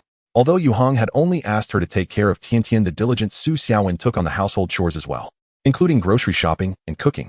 After Yue Heng tasted her cooking, he decided to give her a raise. Liang Kuan was squatting beside the cradle, shaking a rattle to entertain the lying Tian. Seeing Yue Heng, he immediately jumped up. Young master Yue. To be honest, Yue Heng felt a bit envious of this guy. He wasn't particularly good-looking, yet he managed to win over a virtuous wife like Su Xiaowen. Su Xiaowen came out of the kitchen with a bowl of soup, smiling as she said, "Dinner is served." Hearing her words, the little girl in the cradle immediately began to babble. Su Xiaowen set down the soup and ran to prepare formula for her. Yue Heng invited Liang Kuan to sit at the dining table. Liang Kuan rubbed his hands and asked, "Young master Yue, did you call me over for something? I start school tomorrow, and from now on Tian will need Sister Xiaowen's care. I think you and she might as well move to Zhuangyuan Square to live. I've inquired that there are a few houses for rent around here. This way, if anything happens at night, it would be very convenient for Yue Heng to entrust Tian to Su Xiaowen." Liang Kuan replied without hesitation, "Okay." Yue Heng smiled. Liang Kuan was a smart guy. However, no matter how clever he was, he probably could not imagine that his fate with Su Xiaowen had already been changed by Yue Heng. The second update is here. Please support with votes. In the early morning, Yue Heng woke up to the sound of ya. He opened his eyes and saw Tian crawling onto him, wearing a displeased expression. The little one had crawled over from her crib. Her bed was right next to Yue Heng's, separated only by a protective railing. Normally, a 6 or 7-month-old baby would find it difficult to climb over the railing to reach Yue Heng's bed. However, Tian's climbing ability was clearly unmatched by her peers. At first, Yue Heng was a bit anxious, fearing she might fall or get hurt while climbing. Later, he discovered that this little one had an innate understanding of self-protection. She climbed up and down all day without any accidents. So he let her be. Yue Heng raised his hand and gave her a light pat, realizing what was going on. He smiled, turned over, sat up, and took the diaper from the bedside table, skillfully changing the little girl's diaper. The diaper he changed was heavy and almost overflowing. No solid waste was present. Poo-poo. After being changed into a dry diaper, Tian felt comfortable and revealed a lovely smile, blowing a bubble at Yue Heng to express her happiness and joy. Yue Heng couldn't help but poke her tiny pink nose. Initially, his purpose for adopting this little one was to eliminate the insect queen who had accompanied him through his journey. After reaching a peace agreement, he was reluctantly forced to become a caretaker. While the insect queen fell into deep slumber, Yue Heng endured quite a bit of trouble from the little girl. In his past life, he was a dignified level 9 mechanical master, yet now he was close to mastering the skills of changing diapers and preparing formula. It was quite absurd. However, from being flustered to becoming adept, Yue Heng found that unknowingly he had developed a deep bond with this tiny person. The latter was becoming an important part of his new life, and Yue Heng felt no discomfort about it. Perhaps this is what fate is. Tian wrinkled her nose, waving her little hands and babbling. Her small mouth was smacking. Got it. As Yue Heng was about to get the formula to prepare, he heard some commotion from downstairs. He felt as if he had been pardoned and quickly picked up Tian to head downstairs. He handed her over to the newly arrived Su Xiaowen. Xiaowen Jia, I leave her to you. Su Xiaowen, carrying a large bag of groceries, quickly put it down to take the little girl. Tian leaned on Su Xiaowen's chest, cooing and acting cute. She clearly seemed unhappy about Yue Heng's departure. Yue Heng chuckled. I just woke up and haven't fed her yet. I'll feed her. Su Xiaowen said. I brought you breakfast. You're going to school to register today, right? Yes, thank you, Xiaowen Jia. Yue Heng, burdened with a large load, ran back upstairs to wash up, then came down to have breakfast together with the little girl. Su Xiaowen put a Hello Kitty bib on Tian and seated her in her high chair. Besides formula, the little girl's breakfast included a bowl of fragrant egg yolk rice porridge. Interestingly, she didn't let Su Xiaowen feed her, instead using her tiny hands to grasp a silicone spoon, clumsily scooping the porridge from the bowl to her mouth. Due to her clumsiness, her mouth was covered in porridge. The little girl stuck out her tongue and licked around. She was enjoying her meal immensely. Tian is so smart, Su Xiaowen laughed. She learned to feed herself just by watching me use a spoon. Su Xiaowen had helped take care of a younger sister when she was back home. Compared to Tian, that was nothing. Yue Heng was well aware that the little girl was extraordinary. This was closely related to the insect queen. She likely possessed the fusion of multiple star essences. Yue Heng thought about it and felt a little unsettled, taking a wet wipe to help her clean the porridge stuck on her face. Times have changed. Don't underestimate the little girl. Don't be fooled by her needing others to change her diaper now. Oh, in the future, it would be normal for her to outshine Yue Heng.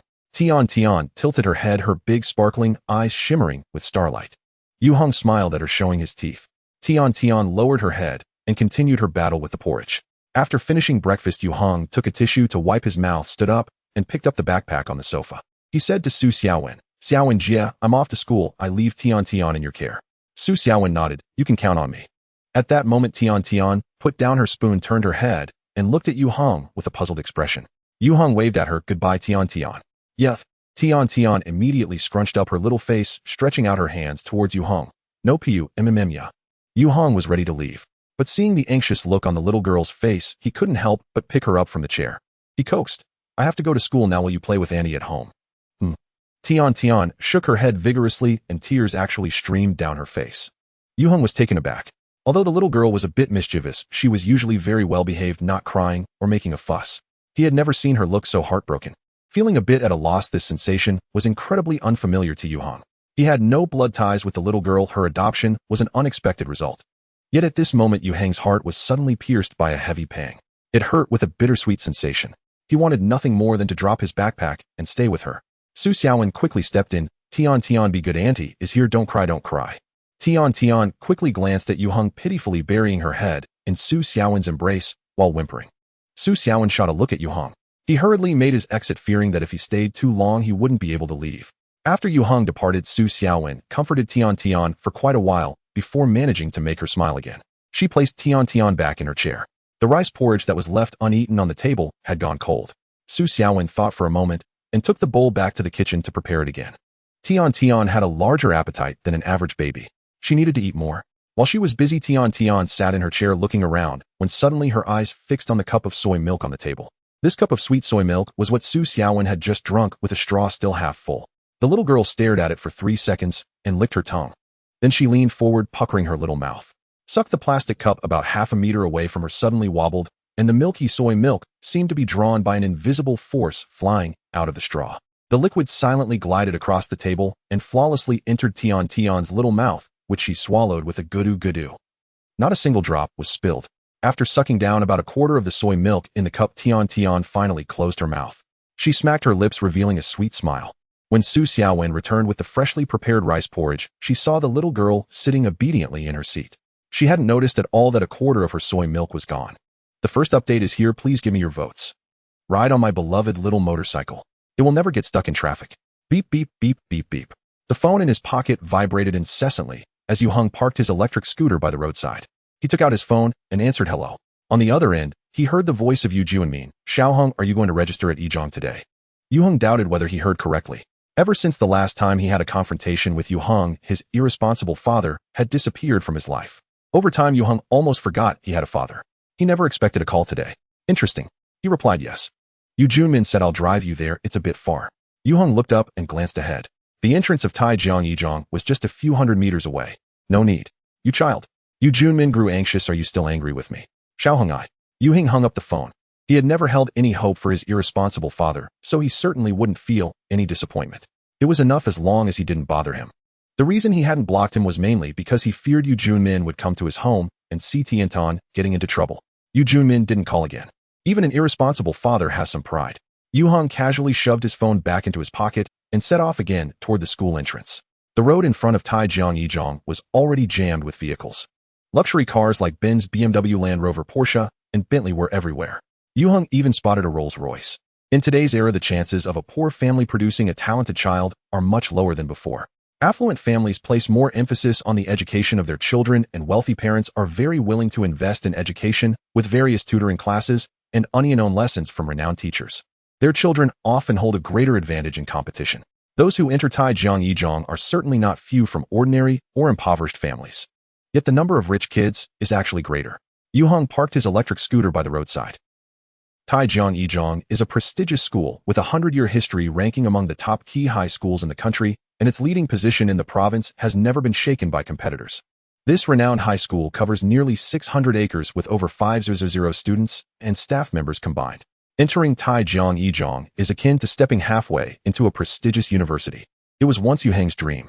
Rigorous, truth-seeking, diligent, and enterprising. Glancing at the school motto engraved on the stone wall, Yue Heng picked up his backpack and followed the bustling crowd into the campus. Having realized one of his dreams, the regrets of his former life would surely be compensated in this lifetime. Unlike most of the new students, Yue Heng came alone to register. He completed the enrollment procedures without much hassle. After paying the tuition and miscellaneous fees, Yue Heng received his student ID, school uniform, and textbooks. His backpack was filled to the brim. He was assigned to Class 5 of the first year. Classmate Yue Heng. The head teacher of Class 5 was a middle-aged man wearing thick glasses. He smiled warmly at Yue Heng and said, add me on WeChat so we can keep in touch easily. The teacher's smile was very friendly, mainly due to Yue Heng's status as the top scorer of the entrance exam. Yue Heng added him on WeChat. He also joined the parents group for his class. With his mother overseas and his irresponsible father indifferent, Yue Heng had to play the role of a guardian for himself. After receiving a few encouraging words from the teacher, he left with a flourish. Hey! Just as Yue Heng stepped out of the teaching building, he encountered a beautiful girl with bright eyes and a charming smile. Yue Heng nodded at her hello. This was Su Jingchu, who had once invited him for a cup of milk tea. Today, Su Jingchu was not in school uniform. A long pale yellow dress accentuated her graceful figure, and in the sunlight her skin was as fair as snow, her smiling face particularly enchanting. She attracted the attention of passing boys frequently. People like Su Jingchu are the center of attention wherever they go. Are you here to register too? Su Jingchu blinked. I heard you are this year's top scorer in the entrance exam. Welcome to our Yizhong family. Her eyelashes were very long. Yue Heng smiled. Thank you. Let's get to know each other again. Su Jingchu said earnestly, I'm Su Jingchu from Class 4 of the second year. I'm Yue Heng from Class 5 of the first year. The two exchanged smiles. Su Jingchu was beautiful and innocent while Yue Heng was tall and handsome. The two chatted face to face, inadvertently becoming a scenic highlight of the campus. They didn't know how many gazes were attracted by them. Various expressions of envy, jealousy, and hatred. Some were directed at Yue Heng, while others were aimed at Su Jingchu. Su Jingchu noticed this and decided to keep it brief. Classmate Yue Heng, let's add each other on WeChat. Last time she met Yue Heng, it was merely to help her cousin fulfill a wish. So she hadn't left any contact information. Now that Yue Heng had become a member of Taijiang Yizhong, Su Jingchu had a good impression of this new junior. So she took the initiative to ask for his WeChat. This did not mean that Su Jingchu had developed feelings for Yue Heng or fell in love at first sight.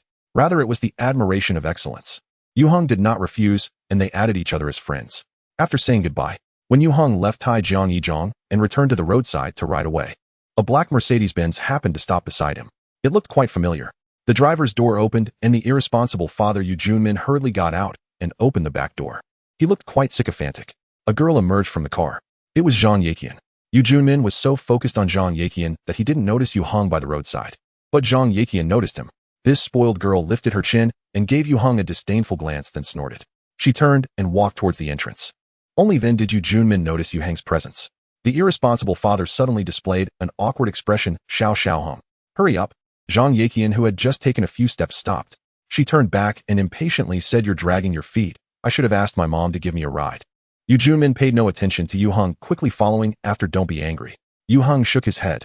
This irresponsible father was truly treating the elder as the younger and the younger as a grandson. He would never be able to stand straight for the rest of his life. Yue Heng felt no disturbance from this. He even wanted to laugh. Riding his beloved little motorcycle, he returned home. Yaoiwu. Seeing Yue Heng come back, Tianxian, who was playing happily on the foam mat, joyfully reached out her little hands towards him. Yue Heng smiled, sitting down beside the little girl. Tian immediately pounced into his arms, climbing up with her hands and feet. Her movements were extraordinarily skilled. Yue Heng hugged the little girl, unable to resist giving her a kiss. She smelled sweet and milky. Tian giggled. Her smile was so innocent and adorable. It made Yue Heng feel as if all his worries had vanished into thin air. He opened the backpack he brought back and took out his textbooks and schedule. He prepared to plan his studies for the next few years. Here's the second update. Previously, Yue Heng had learned that the teaching model of Taijiang, Yizhong, differs significantly from that of ordinary high schools. New students first participate in a 2-week military training before taking a class placement examination. After completing the division into science and arts classes, students must cover all subjects of the 3 high school years within the first academic year. The second and third years are focused on extensive problem solving and examination modes. It is precisely relying on this model, combined with the city's best student resources and educational facilities, that Taijiang, Yizhong firmly holds the top position in college entrance examinations, remaining unshaken by competitors. Of course, the learning pressure on students is undeniably immense. However, Yue Heng plans to complete the knowledge learning of 3 high school years within a maximum of 2 months. This is not due to Yue Heng's arrogance. He possesses both the confidence and strength to do so. In his previous life, Yue Heng was reborn a millennium later as an ordinary soldier of the Star Alliance. Initially, all the knowledge he possessed came from the Star Alliance's foundational education and rigorous military training. However, after awakening his extraordinary talent, Yue Heng continuously ascended in the field of mechanical energy. His inherent knowledge, which is also the most refined part of his understanding, is deeply rooted in the powerful military technology of the Star Alliance. Thus, when Yue Heng returned to a millennium ago back to the present era, he was reset to a new identity. Without the Photon Smart Brain, without the Super Laboratory, and without the support of the top researchers of the Star Alliance, he had to rely on his own strength to start anew. To focus on the present while envisioning the future, using the power of technology to propel the leap of superpowers, is precisely the greatest characteristic that distinguishes the mechanical energy system from the other 4 energy systems. It is important to note that the mechanical energy system encompasses fields such as machinery, electronics, materials, computers, and AI. This requires Yue Heng to gradually master the foundational knowledge, which is quite outdated compared to the Starcy era. There are no shortcuts available. This is one of the reasons why he chose to continue his studies. It is also to realize his past dreams. However, Yue Heng cannot afford to spend too much time studying high school or even university knowledge. Through the first half of the year's high school entrance examination, Yue Heng has already mastered the study techniques of his current phase. He awakened the super ability of mental enhancement and illuminated the skill of photographic memory, coupled with the powerful logical thinking ability bestowed by the 9th level mechanical master and an indomitable will. When applied to learning, this undoubtedly delivers a dimensionality reduction blow to his peers. The new academic elites of Taijiang, Yizhong have encountered an unbeatable, formidable opponent. In fact, Yue Heng's focus is no longer on high school learning. He is contemplating the knowledge he needs to grasp next. At this moment, Yue Heng did not notice the little girl perched on his thigh, who was fixated on the spinning Qianji pen in his hand. Her dark, glistening eyes sparkled with a peculiar light. Just as Yue Heng was organizing his thoughts and confirming his goals, he suddenly felt that the Qianji pen in his hand was showing signs of losing control, with the internal steel balls colliding and producing a rustling sound. The mechanical force he infused seemed to be disrupted. Yue Heng was taken aback and grasped the Qianji pen. "Eek, eek, eek. You want to play with this?" Sweet made an effort to straighten her legs, propping up her body to reach for the metallic pen in Yue Heng's hand. Yue Heng was instantly distracted and smilingly said, "This isn't for you to play with." "Awuya." The little girl missed her grab and immediately pouted, displaying a very unhappy expression. Though it was an old trick, it was effective. All right.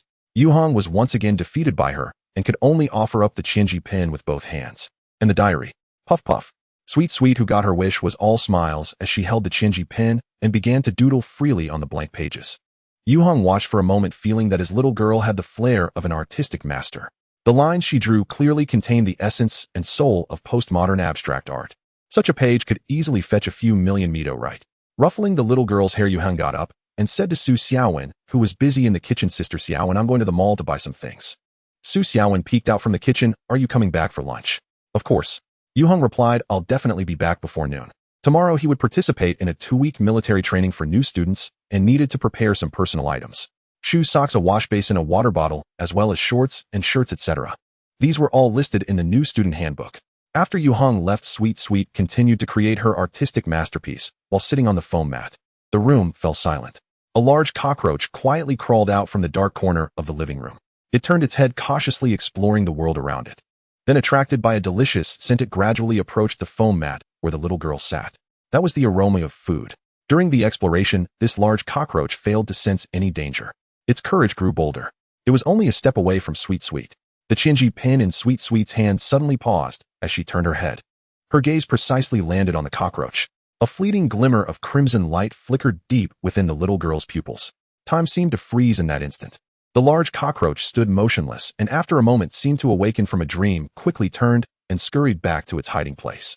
This mutated cockroach frantically shook its antennae, its mouthparts distorted, growing 2 rows of sharp teeth, and its speed of crawling increased dramatically.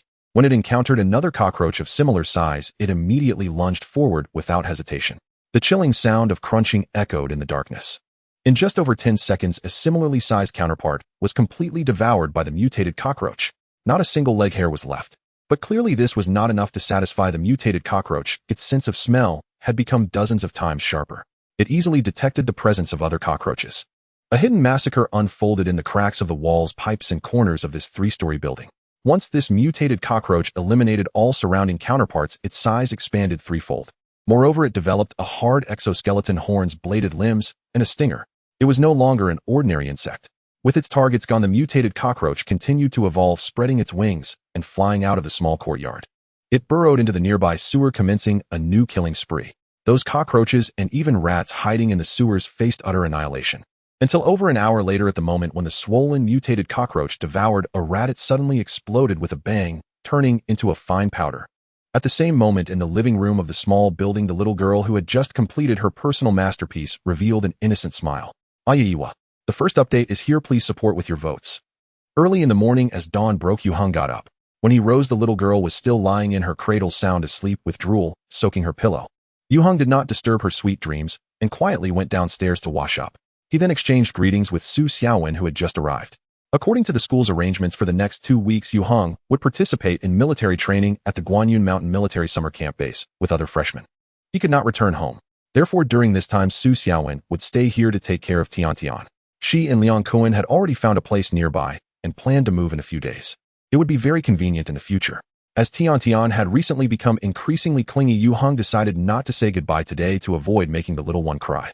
Leaving home, Yue Heng hailed a taxi by the street and headed towards Taijiangno, one high school. With his backpack in hand, he arrived at the school where many classmates had already gathered. Yue Heng was assigned to class 5 of the first year. Of course, this was only temporary. After the class placement exam, he might not remain in this class. Yue Heng casually found a seat and had no intention of interacting with others. At the age of 16, he possessed a soul that had lived for over a century.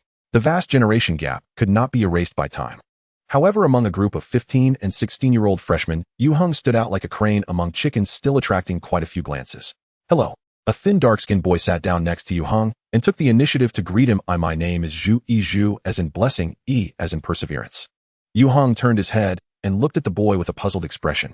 The dark-skinned boy clearly mustered his courage to speak to Yue Heng, and under the latter's gaze his face flushed. I lost to you in the high school entrance exam, but I will definitely beat you next time. He spoke the last few words particularly loudly. Indeed, no one is immune to youthful bravado, not even a top student. Yue Heng nodded. Courage is commendable. This boy's score in the entrance exam should be among the top, and he was likely a strong contender for the top spot. Losing to Yue Heng left him somewhat unconvinced. Yue Heng had no intention of mocking him, as striving for first place is a commendable quality. However, he was operating on a different level, making it destined for Zhu to not fulfill his vow. In terms of academics, Yue Heng would never deliberately let anyone win. The more outstanding his performance, the more advantageous it would be for the implementation of his future plans. The dark-skinned boy, however, felt slighted. He widened his eyes, wanting to say something more. Just then the homeroom teacher, Mr. Gao, arrived. Students. The teacher clapped his hands and said, everyone grab your luggage, now gather at the school gate to get on the bus. Be sure to maintain order and not leave anything behind. The freshmen of class 5 rushed out. The school's rented bus was already waiting outside, and everyone queued up in batches to board under the teacher's guidance. The boys and girls chattered excitedly, feeling thrilled about the upcoming military training. Guanyun Mountain, located about 20 kilometers west of the Taijiang Outer Ring, boasts beautiful scenery and is a popular tourist spot. The military summer camp built at the foot of Guanyun Mountain serves as the designated military training base for high school and college freshmen in Taijiang City. The convoy of buses took half an hour to reach their destination. After disembarking, the freshmen first gathered for the 2020 freshman opening ceremony and military training initiation. Speeches by leaders and representatives. It was utterly unoriginal. Fortunately, the time was not too long after it ended. Everyone was assigned to dormitory accommodations at the base. Each room contained 4 bunk beds accommodating 8 people. The conditions were quite rudimentary. After all, the purpose of coming here was to cultivate the collective spirit and discipline of the freshmen as well as their resilience. In the cafeteria at noon, the meals were quite ordinary. In the afternoon, they toured the military training base. The shooting range excited the boys. However, as minors, they did not have the right to handle firearms. Owning their own guns did not count. Live ammunition shooting was not included in the high school freshmen's training program. So they could only watch with envy. Only Yue Heng felt nothing about it. As a former level 9 mechanical master, he had used weapons ranging from laser pistols, electromagnetic rifles, to plasma energy cannons, and even the high-energy particle main cannon of a Titan battleship. In comparison, this kind of primitive gunpowder rifle seemed almost like a toy. However, it must be said that Yue Heng could not ignore the threat of primitive weapons of 5.8 mm bullet hitting a vital spot could still take his life. It was necessary to level up as soon as possible. The next day, military training officially commenced. Standing at attention, practicing basic formation movements, turning during stops, and while marching, singing military songs, tidying up personal belongings. The instructors at the base had strict but not harsh requirements for the freshmen. Nowadays, many children are pampered and have never experienced hardship. Many 15 and 16-year-olds have fragile psyches. Once they encounter reprimands or punishments they find unbearable, they often react excessively. If something goes wrong, how could the parents let it go?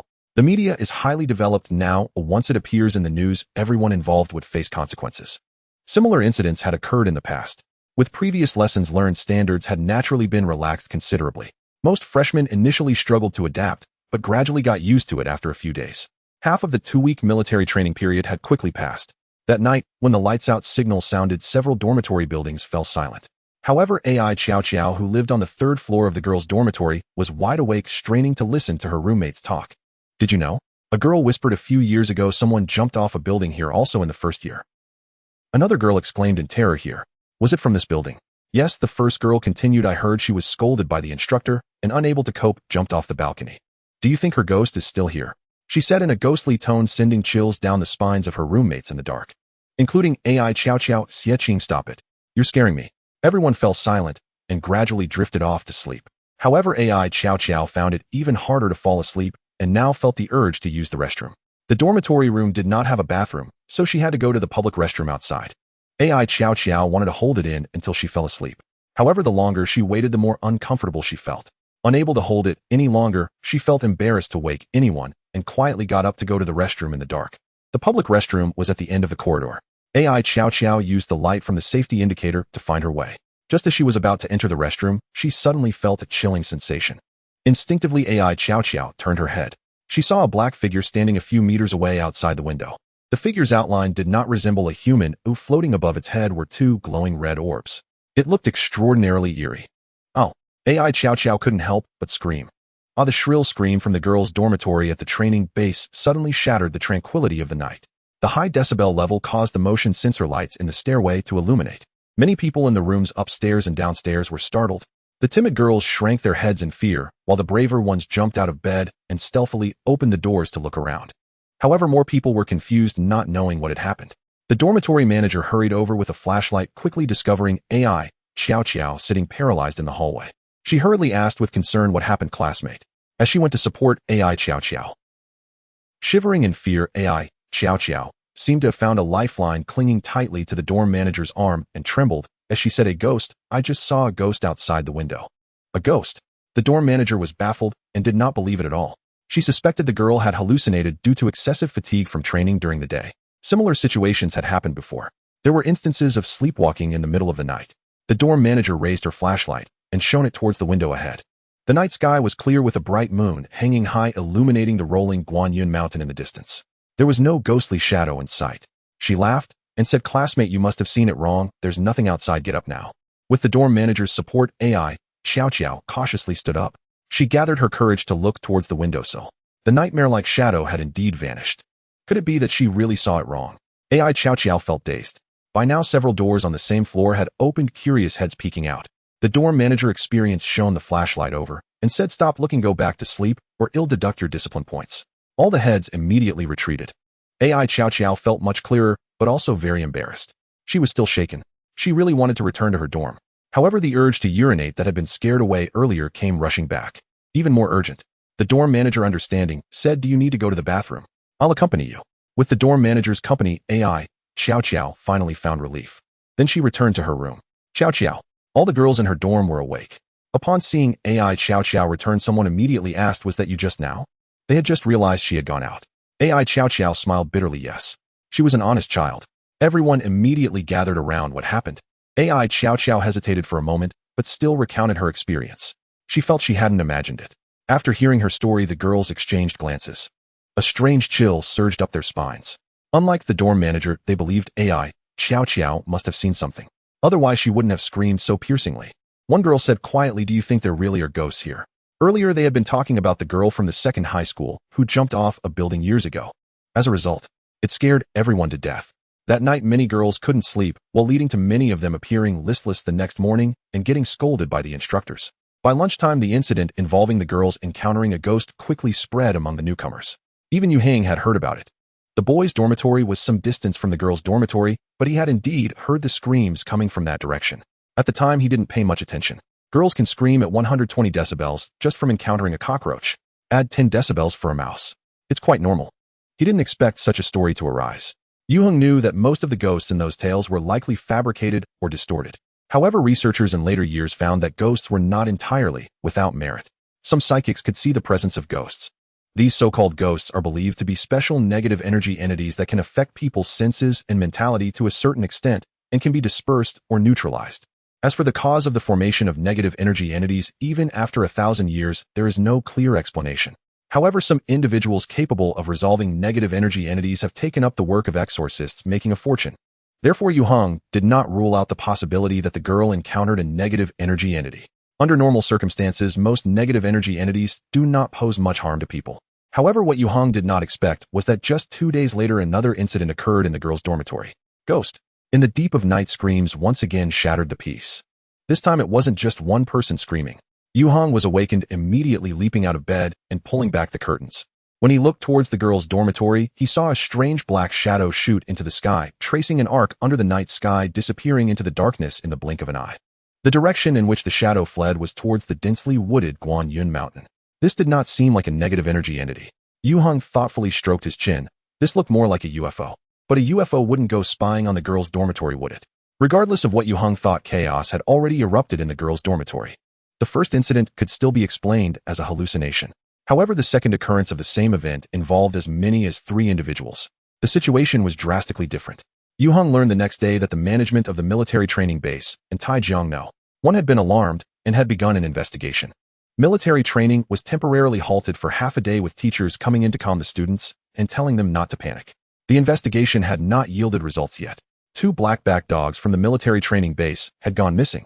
These 2 dogs, taken out by security personnel for nightly patrols, were retired police dogs. Although they were retired, they had undergone rigorous training. They were not to be compared with ordinary dogs. They had simultaneously disappeared from their kennel with bloodstains scattered all over the ground. Nearby surveillance cameras had only captured a shadow. Now the situation had become serious. Taijiang 1 and the military training base held urgent discussions and decided to end the new students' military training. They would let everyone go home early. Otherwise, if something happened to a student, no one could bear the responsibility. As the new students boarded the bus leaving the military training base, most were quite excited, especially the boys. As the saying goes, a calf born does not fear a tiger. The incident at the base brought them more of a thrill. They chatted nonstop along the way. When they returned home, this matter spread across WeChat groups and moments. Moreover, the following few days were off.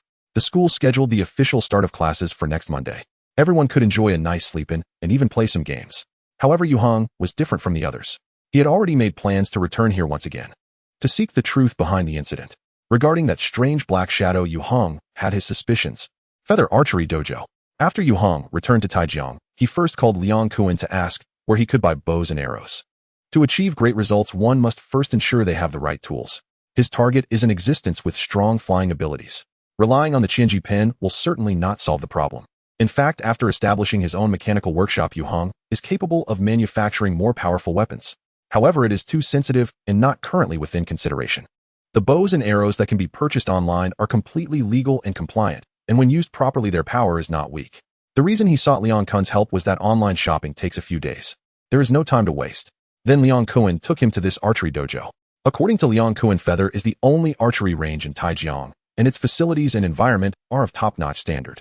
In the Feather Archery Dojo, various archery equipment can be purchased. Liang Kun is a member of Feather and often comes here to play during his leisure time, so he is very familiar with the situation. He first led Yue Heng to choose a bow. Pointing to the dazzling array of bows hanging on the shelf, Liang Kun asked, "Have you ever played with a bow and arrow before?" Yue Heng shook his head. Neither in his first life nor in his second life had he ever played with bows and arrows. But this was not a problem. Huh? Liang Kun laughed and said, "Then you came to the right person. He is quite the expert in archery." Finally, he found a sense of superiority in front of Yue Heng and eagerly introduced. Structurally, the bows sold here are divided into straight pull bows and recurve bows. Do you know the English longbow? That is a typical straight pull bow, while recurve bows are further divided into hunting bows and target bows. Liang Kun spoke as if reciting from memory, explaining clearly. Yue Heng listened intently. He is not omniscient and would never pretend to understand in an unfamiliar field. Liang Kun's detailed explanation gave Yue Heng a preliminary understanding of bows and arrows. It was easy to filter out the types he needed. Yue Heng pointed to a black recurve bow and said, "Could you please show me this bow?" "Of course, sir." The salesgirl, who had not had a chance to interject, quickly took down the bow Yue Heng selected. "Great choice." Liang Kun gave Yue Heng a thumbs up and said, "This is the Hoyt buffalo hunting bow, the same model used by Hawkeye from the Avengers."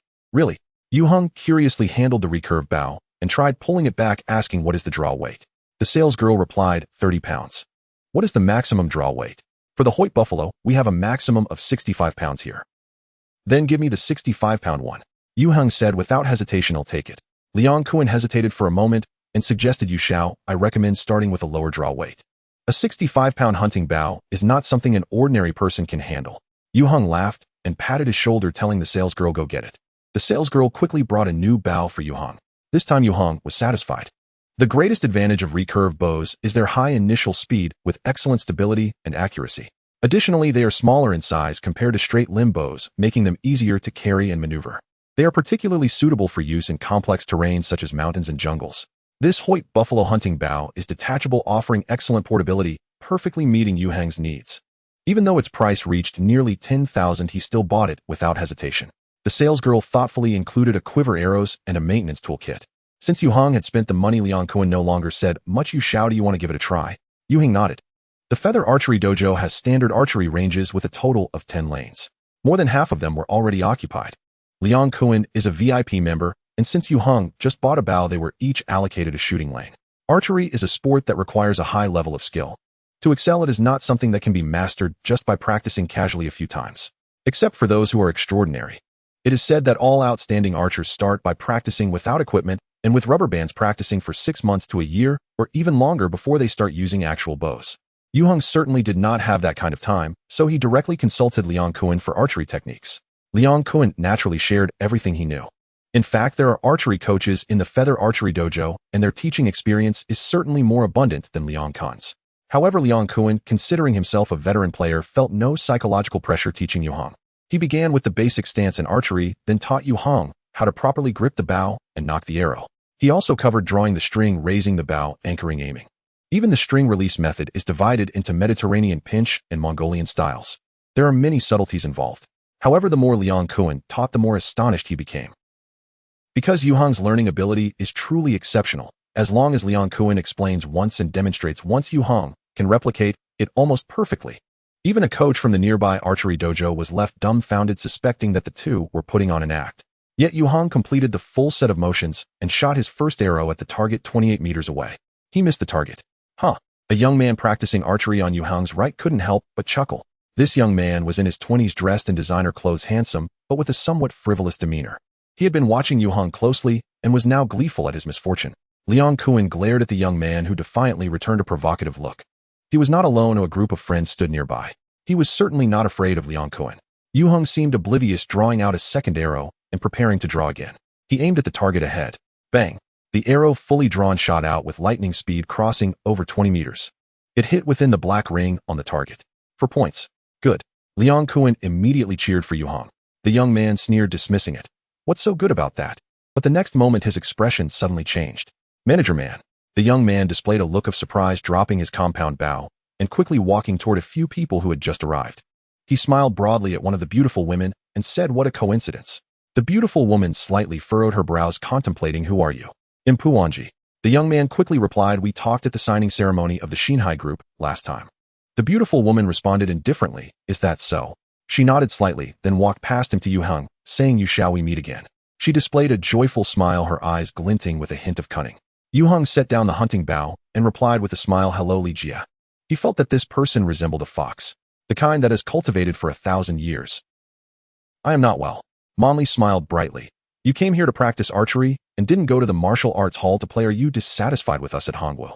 Her voice was charming and magnetic, and although her appearance and demeanor radiated maturity, there was a hint of playful reproach in her tone. The few people following Monli were stunned. They had never seen the big boss Monli speak to a man like this. Moreover, Yue Heng was just a teenager, and that Puanji was almost spitting fire from his eyes. He had just greeted Monli warmly, yet she completely ignored him. But he instantly changed his demeanor towards Yue Heng. Young master Yue. In the well-known families of Taijiang, there was no family with the surname Yue. Could he be an outsider? However, looking at Yue Heng's attire and manner of speaking, he did not seem like a child of a prestigious family.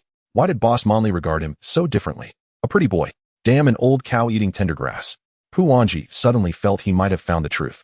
Yue Heng smiled lightly, sisterly as joking. I will definitely come to play again when I have time. Ew, I can't waste the limited platinum card you gave me. Manli's eyes sparkled. You said it, I will remember that. She did not view Yue Heng as lowly as Puanji imagined. Although Yue Heng was young, his remarkable skills and exceptional demeanor surpassed all the young men she knew. Of course, Yue Heng's good looks were also one reason Monli admired him. After all, this is a world that values appearance.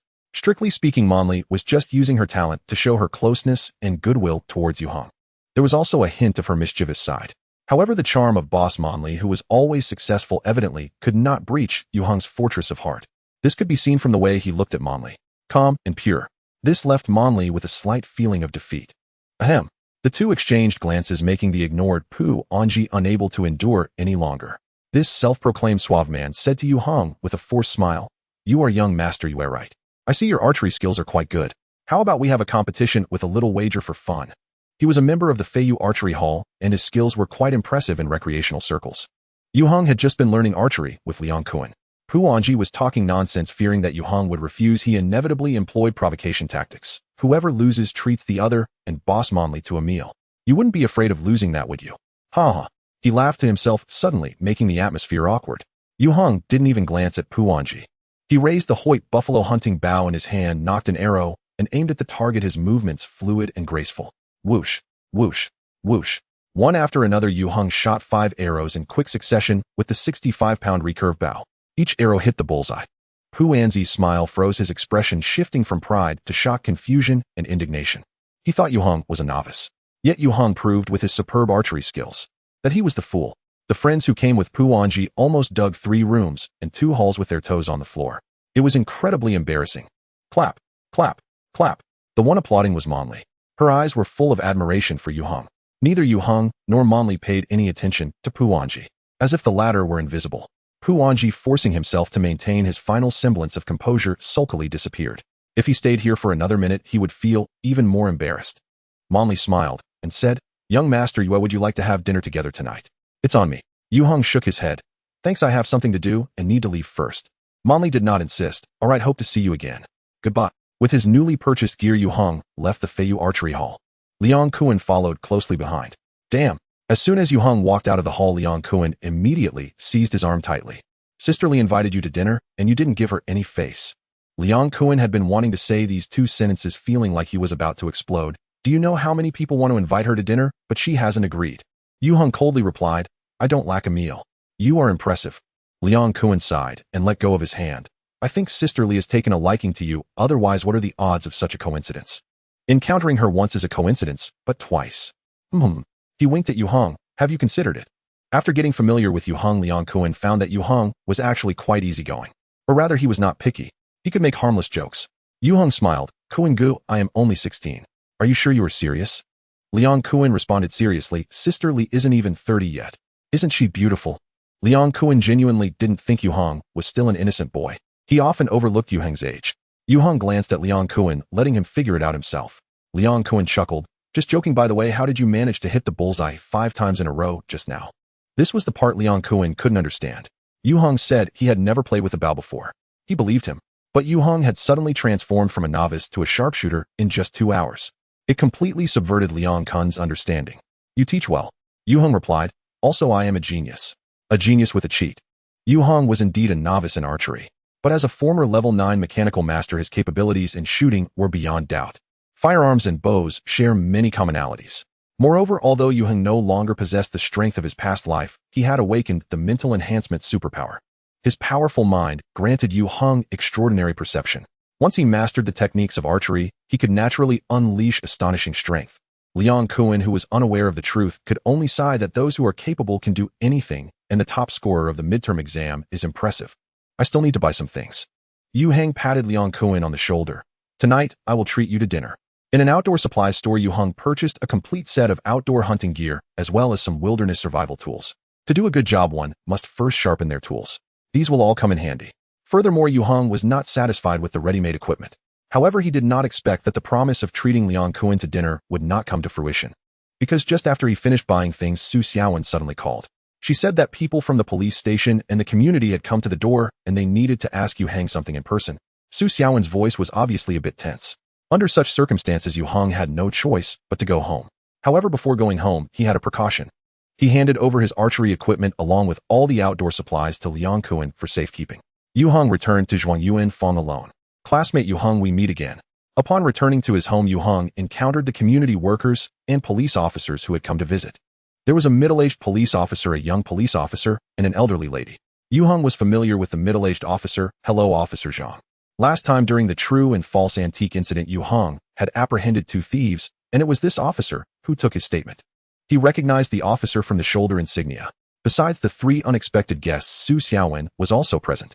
Sweet was nowhere to be seen. Yue Heng looked at Su Xiaowen, and she glanced upwards. Yue Heng understood. She must be sleeping upstairs. Hello. Officer Zhang coughed twice and said amicably, Classmate Yue Heng, we are here mainly to inquire about some situations, and we hope you can answer truthfully. Yue Heng was curious. What is it about? Just now he received a call from Su Xiaowen, and his first reaction was that something had happened to Xiaozhan. Although Yue Heng was acting in self-defense at that time, it was a fact that he had killed and eliminated evidence. However, Yue Heng felt something was off. If it involved a homicide, why would community workers accompany them? So what would make more sense? It's like this. Officer Zhang asked, have you recently purchased some mechanical processing equipment like a German CNC machining center? Yue Heng immediately understood.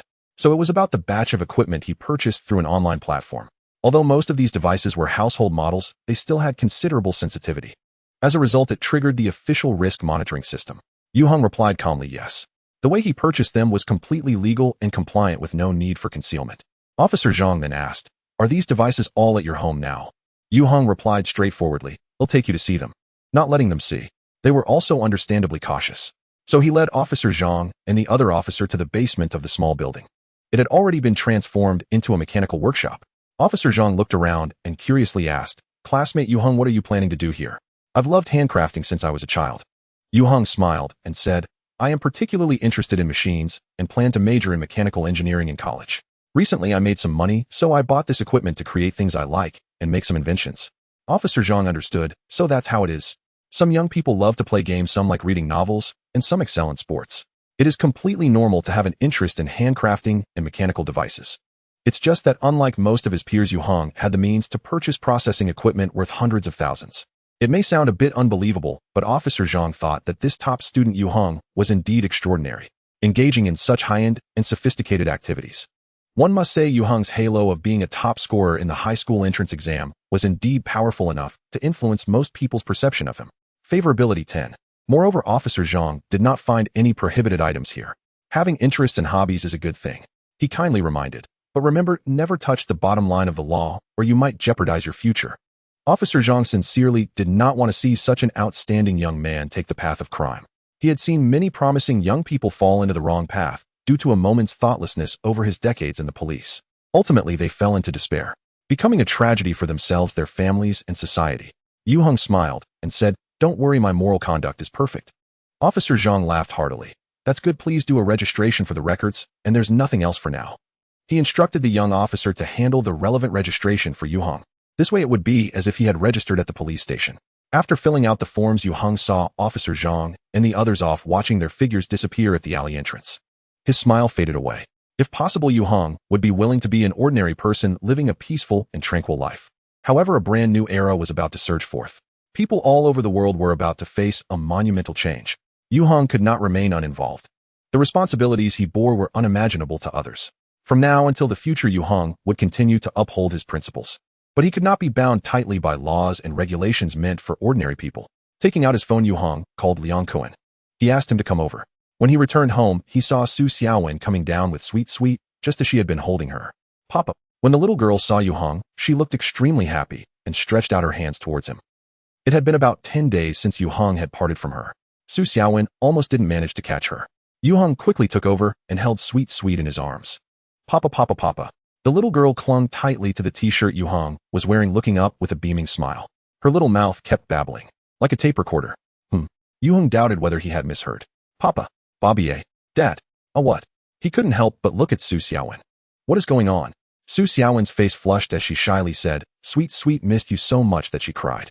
I showed her cartoons and illustrated cards, and she probably learned it herself. She learned to call Dad on her own. Yue Heng was truly at a loss whether to laugh or cry. By the way, can a 6 or 7-month-old baby really start calling Dad? Well, Sweet is not an ordinary child. At the same time, Yue Heng felt a strange sensation rising within him. He felt an even deeper bond with the little pink bundle in his arms. Initially, he had adopted Sweet through Uncle Lee for not-so-pure reasons. But later the situation took a turn. Now Sweet's existence had become integral to Yue Heng's life.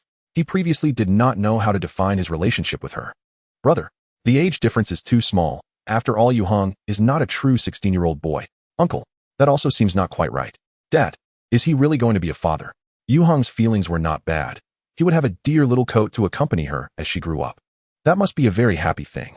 Especially thinking about the future when the insect queen awakens, she will also call him Dad along with Sweet. Yue Heng couldn't help but smile. That scene must be beautiful and very much worth looking forward to. Dad. Yue Heng corrected. The little girl blinked her big shiny eyes. Papa. It's Dad. Papa. When Liang Kuan appeared at home with bags in hand, he saw Yue Heng holding Sweet in the living room, exchanging Papa and Dad back and forth. In the basement, Yue Heng sat at the workbench, fully focused on assembling metal components. A mechanic must possess exquisite craftsmanship. Assembling weapons is just one aspect of his work. What Yue Heng is currently putting together is a 3-edged arrowhead. Despite its small size, it consists of 12 components with an intricate internal structure. Next to his right hand, 29 completed arrowheads were neatly arranged. Under the indoor lights, these arrowheads shimmered with a unique metallic luster, appearing razor-sharp. With sufficient force, they can easily pierce through tough armor, penetrating the flesh and bones of their targets, while simultaneously launching sharp barbs. Once struck by such an arrowhead, one would bleed profusely and find it impossible to remove the arrow directly. Its lethality is truly terrifying. It is known as the Steel Demon. For short, Steel Demon. In just half a minute, Yue Heng completed the last Steel Demon arrowhead. He let out a long sigh, feeling a sense of fulfillment. For others, repetitively crafting a large number of items can be tedious and boring. However, Yue Heng found joy in it. Yue Heng greatly enjoyed this hands-on work that required full dedication. The completion of each piece brought him an indescribable satisfaction. During this process, his superpower was honed and sharpened time and again. Each of the 30 Steel Demon arrowheads was infused with the mechanical force bestowed by Yue Heng. Although weak, it could unleash unexpected power at critical moments. Completing the arrowheads did not mean Yue Heng's work was entirely done. He needed to attach these Steel Demon arrowheads to the arrows. The arrows were purchased from the Feiyu Bao and Arrow Studio. The original ordinary arrowheads had been entirely removed. After replacing them with Yue Heng's handmade Steel Demon arrowheads combined with a 65-pound Hoyt Buffalo hunting bow, the lethality was increased by at least 3 times. The power far exceeded that of a regular handgun. Although the arrowheads were replaced, Yue Heng had already conducted precise calculations before the modifications. Thus, the balance and stability of the arrows were not compromised, in fact, they were even better. The final product left him extremely satisfied. After putting all the arrows into the quiver, Yue Heng checked the time. He turned off the desk lamp and left the workshop, returning to the living room on the first floor. Tian was sitting on the floor playing with toys. Papa. Upon seeing Yue Heng, the little girl immediately dropped her doll and reached out her hands to him. Yue Heng bent down and picked her up. Despite Yue Heng's repeated corrections, the little one seemed unable to pronounce Daddy accurately, always calling him Papa. Papa is fine as long as it's not poop. Yue Heng carried Tian Tian to the kitchen door, where he saw Su Xiaowen busy inside. The little girl shouted, "Eh." Su Xiaowen turned around with a big smile. "The midnight snack will be ready soon." Yue Heng persisted in exercising the Star Alliance strengthening technique daily, requiring substantial energy, with 4 meals a day being standard. Knowing the situation, Su Xiaowen frequently prepared midnight snacks for him, as well as for the little girl. Originally, Yue Heng had agreed with her that his work hours were from 6 in the morning to 6 in the evening. He would rest at night. However, now Su Xiaowen would wait until Tian Tian fell asleep before leaving, as Liang Kun's work hours were mostly at night, and she had nothing else to do at home. She enjoyed accompanying Tian Tian. During Yue Heng's military training, she took care of the little girl around the clock. Tian Tian clapped her hands, chi-chi. Her mouth was almost watering. Su Xiaowen had prepared steamed eggs and carrot rice paste for the little girl. In comparison, Yue Heng's midnight snack was much more abundant. Braised lamb chops, marinated beef, garlic oysters, pan-seared prawns, paired with 2 bottles of beer. Yue Heng couldn't help but exclaim, "Sister Xiaowen, luckily you didn't open a food stall, otherwise with your skills I wouldn't have the chance to invite you over to help." Su Xiaowen's cooking may not be comparable to that of a true chef, but she made several home-cooked dishes to a high standard and even researched recipes herself. She could easily run a food stall. Su Xiaowen smiled and said, "I'm just messing around, as long as you like it, that's enough." Yue Heng shook his head. "Kuan Gu is too lucky. If you go back to your hometown with him, I will definitely miss you." "Really? Should I get rid of Liang Kuan?" Su Xiaowen's eyes curved into a smile. "I also can't bear to part with Tian Tian." "Eat." Upon hearing Su Xiaowen mention herself, the little girl beside her immediately raised the spoon in her hand, causing the rice paste on it to fall off. "Up." Su Xiaowen quickly wiped her bottom. After Yue Heng finished this lavish midnight snack, the already full Tian Tian had fallen fast asleep in Su Xiaowen's arms. She carefully handed Tian Tian to Yue Heng, lowering her voice, "He'll clean up. Thank you for your hard work." Yue Heng took the little girl upstairs. Su Xiaowen would handle the remaining work herself. She had already moved in with Liang Kuan to the top scholar square with their rented house, only a few dozen meters away from Yue Heng's. This made it very convenient for coming and going. Returning to the bedroom on the 3rd floor, Yue Heng placed the sleeping little one in the cradle. He took his clothes and went to the bathroom to shower. Buzz, as soon as Yue Heng entered the bathroom, a spotted mosquito flew out of nowhere, hovering above the cradle. Tian Tian was sleeping soundly. The soft glow from the wall lamp fell gently on her rosy little face, resembling a beautiful oil painting. The hovering spotted mosquito couldn't contain itself and dove down towards the little girl. However, just as it was about to touch the little girl, it suddenly seemed to encounter some great horror, abruptly changing direction and flying high up. Snap! As the mosquito flew out of the cradle's range, it suddenly exploded into a fine powder. The sleeping Tian Tian in the cradle smacked her lips, as if still savoring the sweetness of the rice paste. Unaware, she turned over and continued to sleep soundly. At that moment, the bathroom door opened, and Yue Heng, bare-chested, peeked his head out. Furrowing his brows, he gazed toward the bedroom. He had just sensed a faint wave of superpower. Yet there was nothing unusual in the bedroom. Yue Heng pondered for a moment before retracting his head. The next morning, after having breakfast, Yue Heng spoke to Su Xiaowen and then rode his electric motorcycle towards Guanyin Mountain, over 20 kilometers away. In the backpack he carried there were a recurved bow, arrows, as well as survival tools and food. This time Yue Heng was returning to Guanyin Mountain, not to go to the military training base. He was returning as a hunter. Hunters are hunters of mutated creatures, a type of professional of the future. And the target Yue Heng intended to hunt was the strange shadow that had been troubling the military training base. The stars fell to Earth, impacting not just the 70 billion humans. The place where the stars landed and the surrounding areas affected all forms of life, including animals, plants, and insects. There was a certain probability of mutation occurring. They evolved to possess special abilities. They are collectively known as mutated creatures and are regarded as anomalies. Some mutated creatures pose no harm to humans, but others are extremely savage and bloodthirsty. Especially the mutated beasts present a significant threat. The most terrifying aspect is that many mutated creatures possess considerable intelligence, making them very difficult to deal with. Thus, hunters specializing in eliminating mutated creatures came into existence. Hunters are mostly superpowered individuals. Moreover, they are exceptionally strong. Those without capability who attempt to infiltrate this industry ultimately become prey for the mutated creatures. Hunters thrived during the golden 300 years.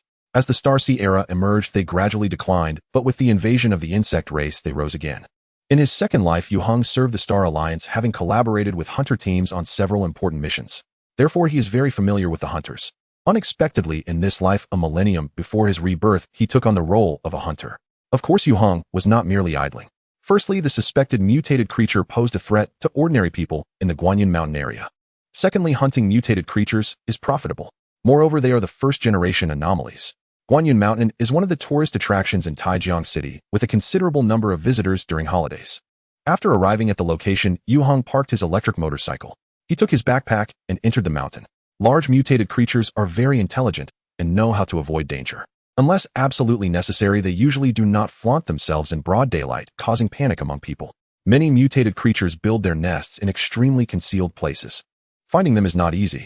After entering the mountain, Yue Heng quickly left the tourist path and ventured deep into the dense woods. He was not running blindly, but rather scouting towards the military training base. Based on his knowledge related to mutated creatures, he began searching the nearby areas. From morning until dusk, Yue Heng trekked for nearly 10 hours in Guanyin Mountain. Finally, he climbed to the top of a peak. He did not find any suspected nests of anomalies, so he decided to wait patiently. From here, Yue Heng could oversee the entire military training base.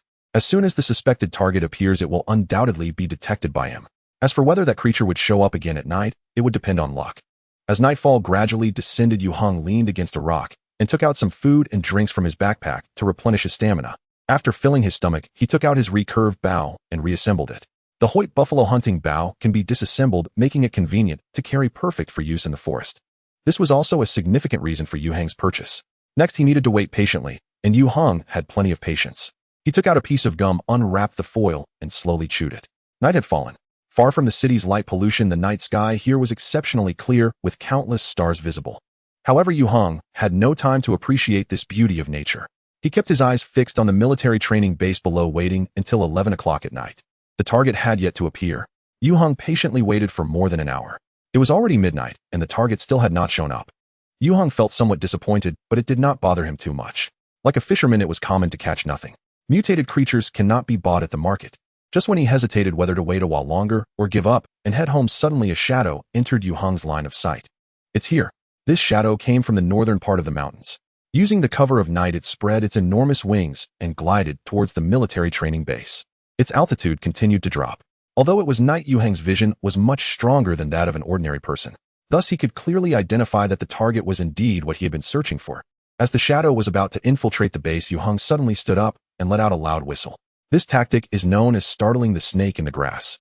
The sound of the whistle traveled far in the still night. The shadow that was about to land suddenly soared into the sky, quickly returning to the night sky. It flew towards the mountain peak where Yue Heng was located. Yue Heng smirked as he gripped the hunting bow. A beast is still a beast, even if mutated. It cannot be compared to a true human. It fell for the trick. This kind of ruse is actually not clever at all. However, it exploited many of the anomalies traits which the hunters have mastered. Yue Heng learned it, and the effect was evidently quite good. The shadow quickly spotted Yue Heng, who was alone. Its eyes glimmered with a crimson light as it dove down towards him. Its speed suddenly increased. As the distance between them shrank, Yue Heng recognized the true identity of the target. It was a hawk owl. The hawk owl, also known as the eagle owl, is a type of nocturnal raptor. This bird often inhabits remote, dense forests, nesting in tree hollows or rock crevices. It has a wide distribution across the Eurasian continent and Africa. Many people mistake the hawk owl for an owl, as they indeed look quite similar. However, the hawk owl is much fiercer than the owl. Its prey is diverse, primarily feeding on various rodents, but it also eats rabbits, hedgehogs, foxes, porcupines, wild cats, and even ungulates. Yue Heng knows this so well because he researched a lot of information about nocturnal birds online last night. Among them was the hawk owl. While a typical hawk owl measures only 70 to 80 centimeters in length, this hawk owl, charging at Yue Heng, had a wingspan of 4 to 5 meters. It was more than twice the size of a golden eagle, a typical mutated creature. It regarded Yue Heng as prey, extending its claws like daggers. Before the mutated hawk owl could get close, Yue Heng suddenly raised the Hoyt buffalo hunting bow and shot a sharp arrow at it in an instant. At that moment, the hawk owl was merely a few meters away from Yue Heng. When it realized that the supposed prey was actually the hunter, it had no time to dodge. Thud! The steel arrowhead pierced through the thick feathers, embedding deeply into the hawk owl's body. A burst of blood bloomed. The mechanism within the three-edged metal arrowhead was simultaneously triggered, releasing 9 barbs. They tore the wound, inflicting even greater damage. Guh! The hawk owl let out a terrible cry, plummeting to the ground like a kite with a broken string. It crashed into a large tree and flapped its wings vigorously to fly again. Despite being severely injured, the mutated hawk owl's vitality was incredibly strong. It quickly escaped, with the arrow still lodged in it, disappearing into the night. Watching the prey slip away, Yue Heng did not feel the slightest bit of frustration. He calmly put away the hunting bow and took out his phone from his pocket. He opened the satellite positioning app. Following Su Yuntian, Su Jingchu entered a secret chamber. The room was empty, devoid of any furniture, but 3 walls were covered with high-resolution LED screens displaying hundreds of images. These silent images, most from abroad and a few from within the country. Jingjing Su Yuntian asked, "Do you believe in the existence of superpowers?" Superpowers. At this moment, Su Jingchu was captivated by the numerous videos playing on the screens. Someone was dressed in a COS Superman costume, lifting a pickup truck with both hands on a deserted highway. Someone was shooting a basketball and leaped so high that they flipped over the backboard. Others were staring at a spoon, which then twisted and changed shape. There was also someone who inserted their finger into a cup of water, and moments later the water boiled, steaming ferociously. Each scene resembled something out of a movie, seemingly crafted with special effects. But Su Jingchu was well aware. Her father had no reason to play such a grand joke on her. Are these? She couldn't help but ask, all real? Su Jingchu occasionally watched short videos for fun and had seen some magic tricks and special effects videos. Even more miraculous things existed. Most of them are real, with a few awaiting verification, Su Yuntian replied. You can hardly find these videos online, whether domestically or internationally. He waved his hand, and all the videos that were playing vanished. The screens on the 3 walls displayed the same new image. This video was clearly shot from a high altitude, showing glowing orbs descending from the sky through the clouds. The scene was breathtaking. Su Jingchu was astounded. Jingjing Su Yuntian sighed. Our world is undergoing tremendous changes. He extended his right hand palm up in front of Su Jingchu. Just when Su Jingchu was perplexed, she saw a tiny bit of pure white frost appear above Su Yunshin's palm. The delicate frost was drawn and sculpted by an invisible force coalescing in his palm. Such a miraculous sight made Su Jingchu widen her eyes in astonishment. Almost 5 minutes later, a small ice sculpture appeared in Su Yunshin's palm. It was a lifelike statue of a princess. Elsa! Su Jingchu exclaimed in delight. This was her favorite animated character. Su Yuntian smiled and said, "This is a gift for you." Su Jingchu carefully accepted it. Feeling the chill from the ice sculpture, she was at a loss for words, saying, "Dad, you have superpowers too?" "Yes," Su Yuntian replied, retracting his hand discreetly and placing it behind his back. His right hand trembled involuntarily, as if he had been drained of strength. His legs felt weak and beads of sweat formed on his forehead, all while he relied on sheer willpower to hold himself up. He didn't want to embarrass himself in front of his daughter. He wanted to maintain the image of an idol for his daughter. To surprise Su Jingchu, Su Yuntian had spent 2 months practicing ice sculpting.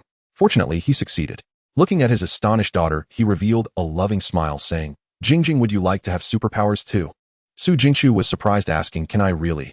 "I can only say there's a chance," Su Yuntian replied with a smile. "I have 3 awakening slots, and the first one is for you." He did not mention that the probability of awakening was very low. However, Su Yuntian sincerely hoped that Su Jingchu could also become a superpowered individual. Because the world was undergoing significant changes, he did not want his exceptionally talented daughter to be left behind by the tide of the new era.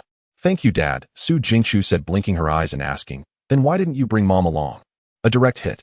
Su Yunshin's face darkened. "Your mother, maybe next time, we have to take turns according to the rules." Su Jingchu smiled and said, "Dad, I know you love Mom very much. Mom loves you too." Su Yunshin's expression changed rapidly, turning from angry to concerned, and his forehead almost steamed. Su Jingchu quickly changed the subject. "Dad, how can I awaken?" "He'll take you there right now," Su Yuntian said, glaring at his mischievous daughter. "Remember the principle of confidentiality." Su Jingchu nodded. Having grown up around this, she of course understood the nuances. Su Jingchu was then taken to another room. This room was much larger than the previous one and had a very high security level. In the center of the room stood a square platform made of metal covered by a transparent glass case. Inside the glass case floated a fist-sized glowing orb. It emitted a gentle light.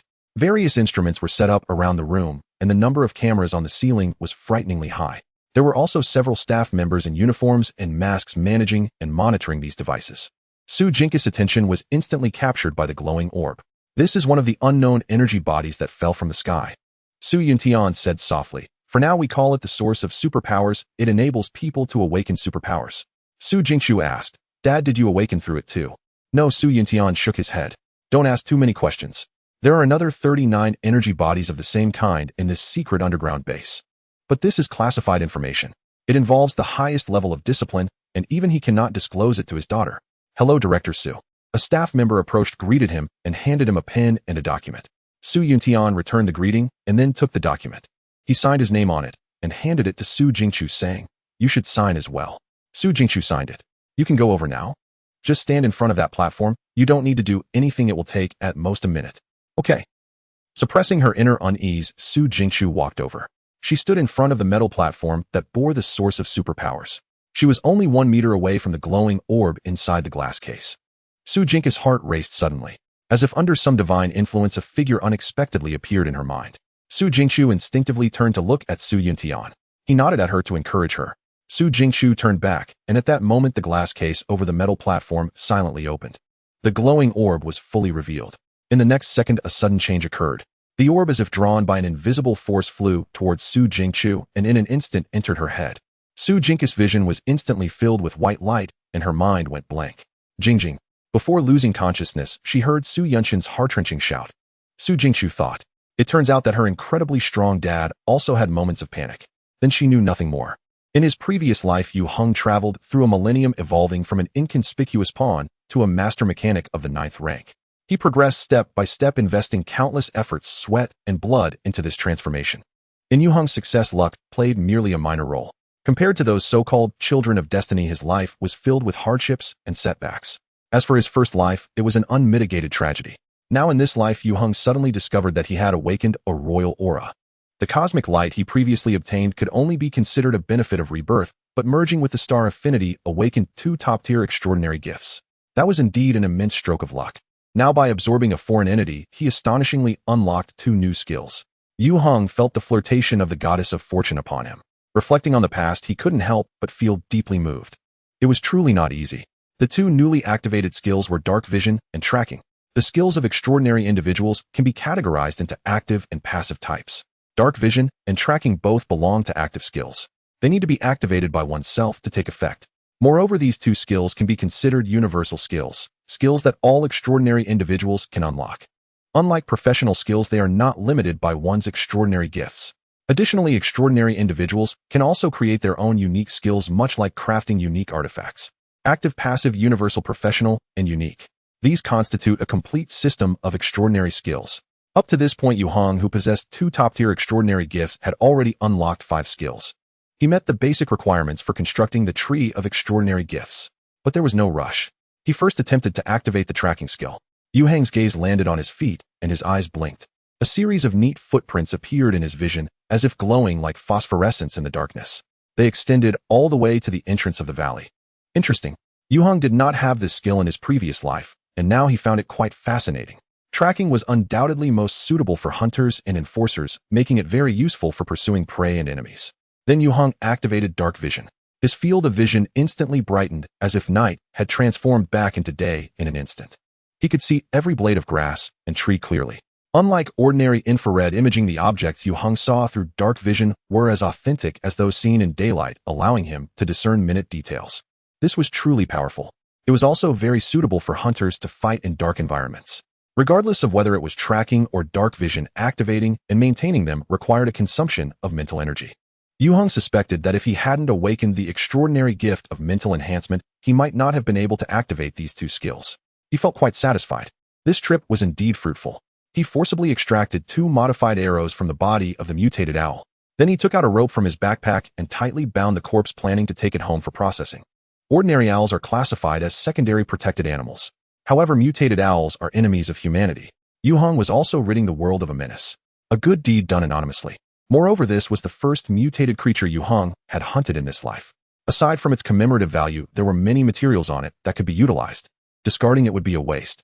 Not to mention Yue Heng was starting from scratch, and the landlord's family had no surplus grain either. Just as Yue Heng finished packing and had just set foot on the way back, his surroundings suddenly lit up with flickering lights. In the silent valley, a large number of fireflies had appeared at some point. They quietly emerged from the grass, spreading their wings and dancing in the air. This scene felt like a dream. Yue Heng extended his left hand, and a firefly landed on his palm. Its tail flickered on and off as if breathing. It seemed to convey something to Yue Heng. He could feel that this tiny firefly was emitting a very faint fluctuation. Yue Heng pondered. If he was not mistaken, these fireflies, like the owl, were affected by the star affinity. It was highly likely that a star affinity had fallen here or nearby. If the star affinity that fell on the day of the star's descent was not touched by anyone within 12 hours, then it would dissipate on its own. Later researchers discovered that wherever a star affinity fell and dissipated, a stargate would undoubtedly emerge. The stargate leads to a star realm, which is a projection of different worlds in the universe. Extraordinary individuals venture into the star realm for adventure. Besides honing themselves, they also have the chance to acquire various precious artifacts, foreign species, and materials. Thus, during the 3 golden centuries, the stargates scattered around the world became the most important wealth for major factions. They They were tightly protected. For a stargate represents the resources of a world. The mutated owl he shot down, and these fireflies made Yue Heng realize. A stargate is forming on this land. What star realm existed around Taijiang? Yue Heng searched his memory, but found no related content. After all, in his previous life, after obtaining the privilege to access confidential documents, he didn't look through much material from the central superbrain database, which mostly involved significant information. With thousands of stargates in Earth's history, how could he remember them all? However, he marked the satellite coordinates in his phone. The formation of a stargate often requires a long time. It doesn't appear in just 3 to 5 months. Now there were only preliminary signs. Yue Heng planned to come back periodically to check. Once the stargate is formed, he wanted to enter and explore at the earliest opportunity. Because star explorers often reap the richest rewards. Of course, it is also the most dangerous. Yue Heng gently lifted his hand and let the firefly in his palm fly away. He carried his backpack laden with spoils, leaving the small valley behind. The corpse of the mutated owl was indeed quite conspicuous. Considering the ubiquitous surveillance cameras in the city, Yue Heng stepped out of the Guanyin mountain and found some branches and leaves on the way back to disguise and cover it. He tied it to the back seat of his electric motorcycle and rode back home to Zhuanyuanfang. After all the commotion, it was already dawn when he arrived home. It was still early, so Yue Heng went to his basement workshop to disassemble the owl's corpse into several pieces, extracting its essence while discarding the dross. He spared no useful materials, ultimately scraping out over 10 pounds of owl meat. Many mutated creatures' flesh and blood are edible. Moreover, they are highly nutritious. Yue Heng practiced the Star Alliance's strengthening technique, but he had hit a bottleneck due to the lack of high-energy nutrient supplements. The flesh and blood of edible mutated creatures are the best substitutes for high-energy nutrient supplements. He placed the meat in the freezer to keep it fresh. By the time Yue Heng finished all his work, it was already 6 in the morning. Today he had to return to school. In Taijiangno, one high school class 5 of the first year, when Yue Heng arrived, there were already 20 to 30 students in the classroom. The enrollment area of Taijiangno, one high school, covers the 7 districts and 5 counties of Taijiang, and the students who can enter this century-old prestigious school are all top achievers. Top students are usually very diligent. Yue Heng's classmates arrived earlier than him, some reviewing their lessons and others copying exercises. Without the supervision of teachers, they remained very disciplined. In such an environment, laziness is undoubtedly a sin. Carrying his backpack, Yue Heng sat down in the last row by the window. He sat in the same position at Wu Middle School. It had become a habit. It wasn't that Yue Heng was particularly fond of the so-called main character's seat, but rather that at his current height of nearly 1.80 meters, sitting in the front row would inevitably block others' views. Moreover, this seat offered a great view, fresh air, and most importantly, it was convenient for Yue Heng to sneakily use during class. Taking out his textbook from the backpack, Yue Heng began to study. He quickly entered a state of complete immersion. Some believe that the school years are the most beautiful time in a person's life. In the past, Yue Heng scoffed at such claims. In his first life, he had no interest in his studies and loathed the campus, wanting only to work and live independently as soon as possible. In his second life, Yue Heng had never attended school at all. All his knowledge was derived from the input of intelligent devices. In this third life, he was finally beginning to understand the joy brought by learning. He became addicted to books. It wasn't until the class bell rang that the homeroom teacher appeared in the classroom. Only then did Yue Heng shift his attention. At that moment, he had already finished reading the People's Education Press High School Chinese Volume 1. And had memorized all the content in his mind, able to rewrite it without any problem. This is the power of photographic memory. There were no classes today or tomorrow. The school arranged for the freshmen of the first year to undergo class placement exams. This has also become a tradition at Taijiangno, one high school. For the exam week, students felt as if they were facing the end of the world, while top students welcomed it with pleasure. Most of the freshmen in class 5 of the first year were top achievers. After the 2 subjects were finished in the morning, everyone packed up their stationery and headed to the cafeteria for lunch. After lunch, they returned with 50 minutes of break time. The freshmen of class 5 of the first year rarely relaxed, chatting and joking with their deskmates. Someone mentioned the events that occurred at the military training base a few days ago, but everyone spoke in hushed tones. The strange shadow incident at the base had a rather negative impact among the freshmen at Taijiangno, one high school, especially as many girls were frightened and came back with numerous rumors. Many parents were worried about this. However, the school handled it quite decisively, and it did not create a major uproar. It is estimated that in a short time, most people will forget about it. Only Yue Heng was very clear. Similar incidents would continue to occur in the future, and they would become more frequent. "Hey buddy." A tall boy came over and asked Yue Heng, "Have you practiced pin spinning specifically?" This boy was big and muscular, even stronger than Yue Heng. He sat next to Yue Heng in the last row. He stared at the Qianji pin spinning in Yue Heng's right hand, his eyes full of curiosity. Yue Heng held the pin and smiled, saying, "Just messing around." He wasn't playing with the Qianji pin to show off, but rather to train his mechanical control skills. Moreover, Yue Heng discovered that it seemed to have some effect on his mental strength. He was trying to multitask, thinking about his studies while controlling the Qinji pen. Multitasking is a skill of the mind system. It's a very practical skill. In his past life, Yue Heng only awakened mechanical enhancement, so he certainly could not possess such a mental skill. However, he could utilize an intelligent auxiliary brain to achieve similar abilities. The strongest mechanical masters can control a Titan battleship or simultaneously command a fleet. But now Yue Heng does not have an intelligent auxiliary brain. Yet he has awakened mental enhancement. He must explore his mental abilities. His main issue is the lack of knowledge for growth in the mind system, so he can only study and explore gradually. He had played a bit too much just now. Is messing around this impressive? The burly boy thought Yue Heng was being too modest. I think you could participate in the World Pin Spinning Championship. This was not flattery. Just now the Qinji pen in Yue Heng's hand spun in a way that left him feeling dazzled. It was simply breathtaking. Yue Heng smiled in response. He remembered the boy's name was Wu Dahai, a sports student who was excellent at basketball. It was said that he had already been included in the reserve list for the provincial team. This reminded Yue Heng of his classmate Zhang Jianyong from Wu Middle School. Unfortunately, Zhang Jianyong had gone to No. 2 Middle School. Otherwise, they would definitely get along well with Wu Dahai. After the afternoon exam, Yue Heng went to the office to find his homeroom teacher Gao Maoshua. You want to apply for exemption from evening self-study. The old teacher was surprised by Yue Heng's request. Can you tell me why? The study load in high school is already very tight, and Taijiang No. 1 high school has even stricter management of students. School starts at 6:30 in the morning and students cannot leave until 10 at night. Unless there is a special reason, one cannot be exempted from evening self-study. This is also for the student's responsibility. After all, everyone worked hard to enter Taijiang No. 1 high school with the goal of getting into prestigious universities like Tsinghua and Beida. Evening self-study is also a class. Missing a few days will cause a lag in learning progress.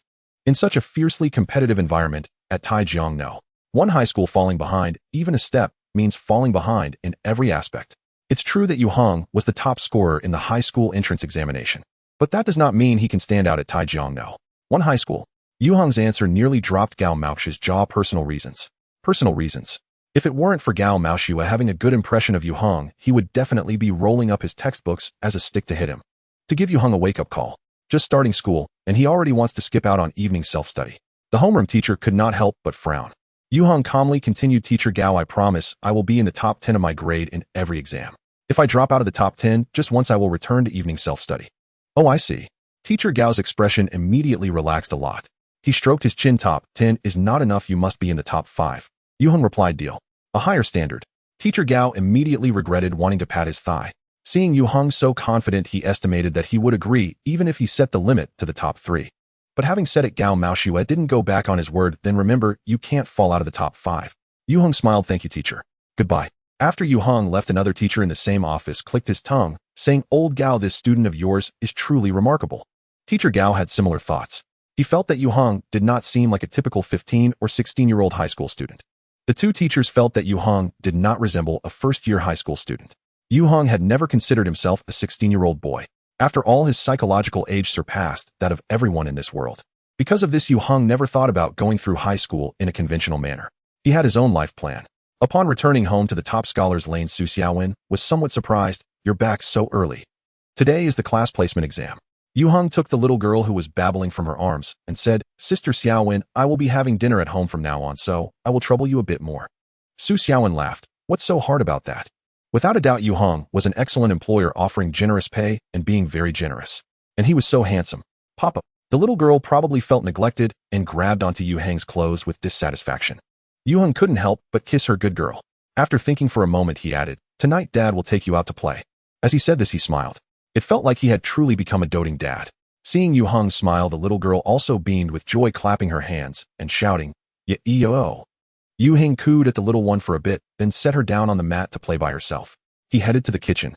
He took out some mutated owl meat from the freezer. The edible flesh of mutated creatures is not only rich in nutrients, but also contains a certain amount of energy. It is very beneficial to the human body. However, it cannot be stored for long, the fresher the better. It needed to be consumed quickly.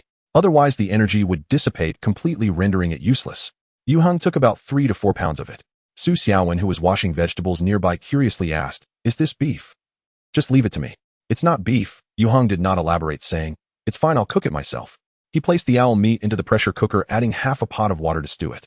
Most edible parts of mutated creatures have coarse muscle fibers, and if cooked in a regular pot, the texture would be tough and dry.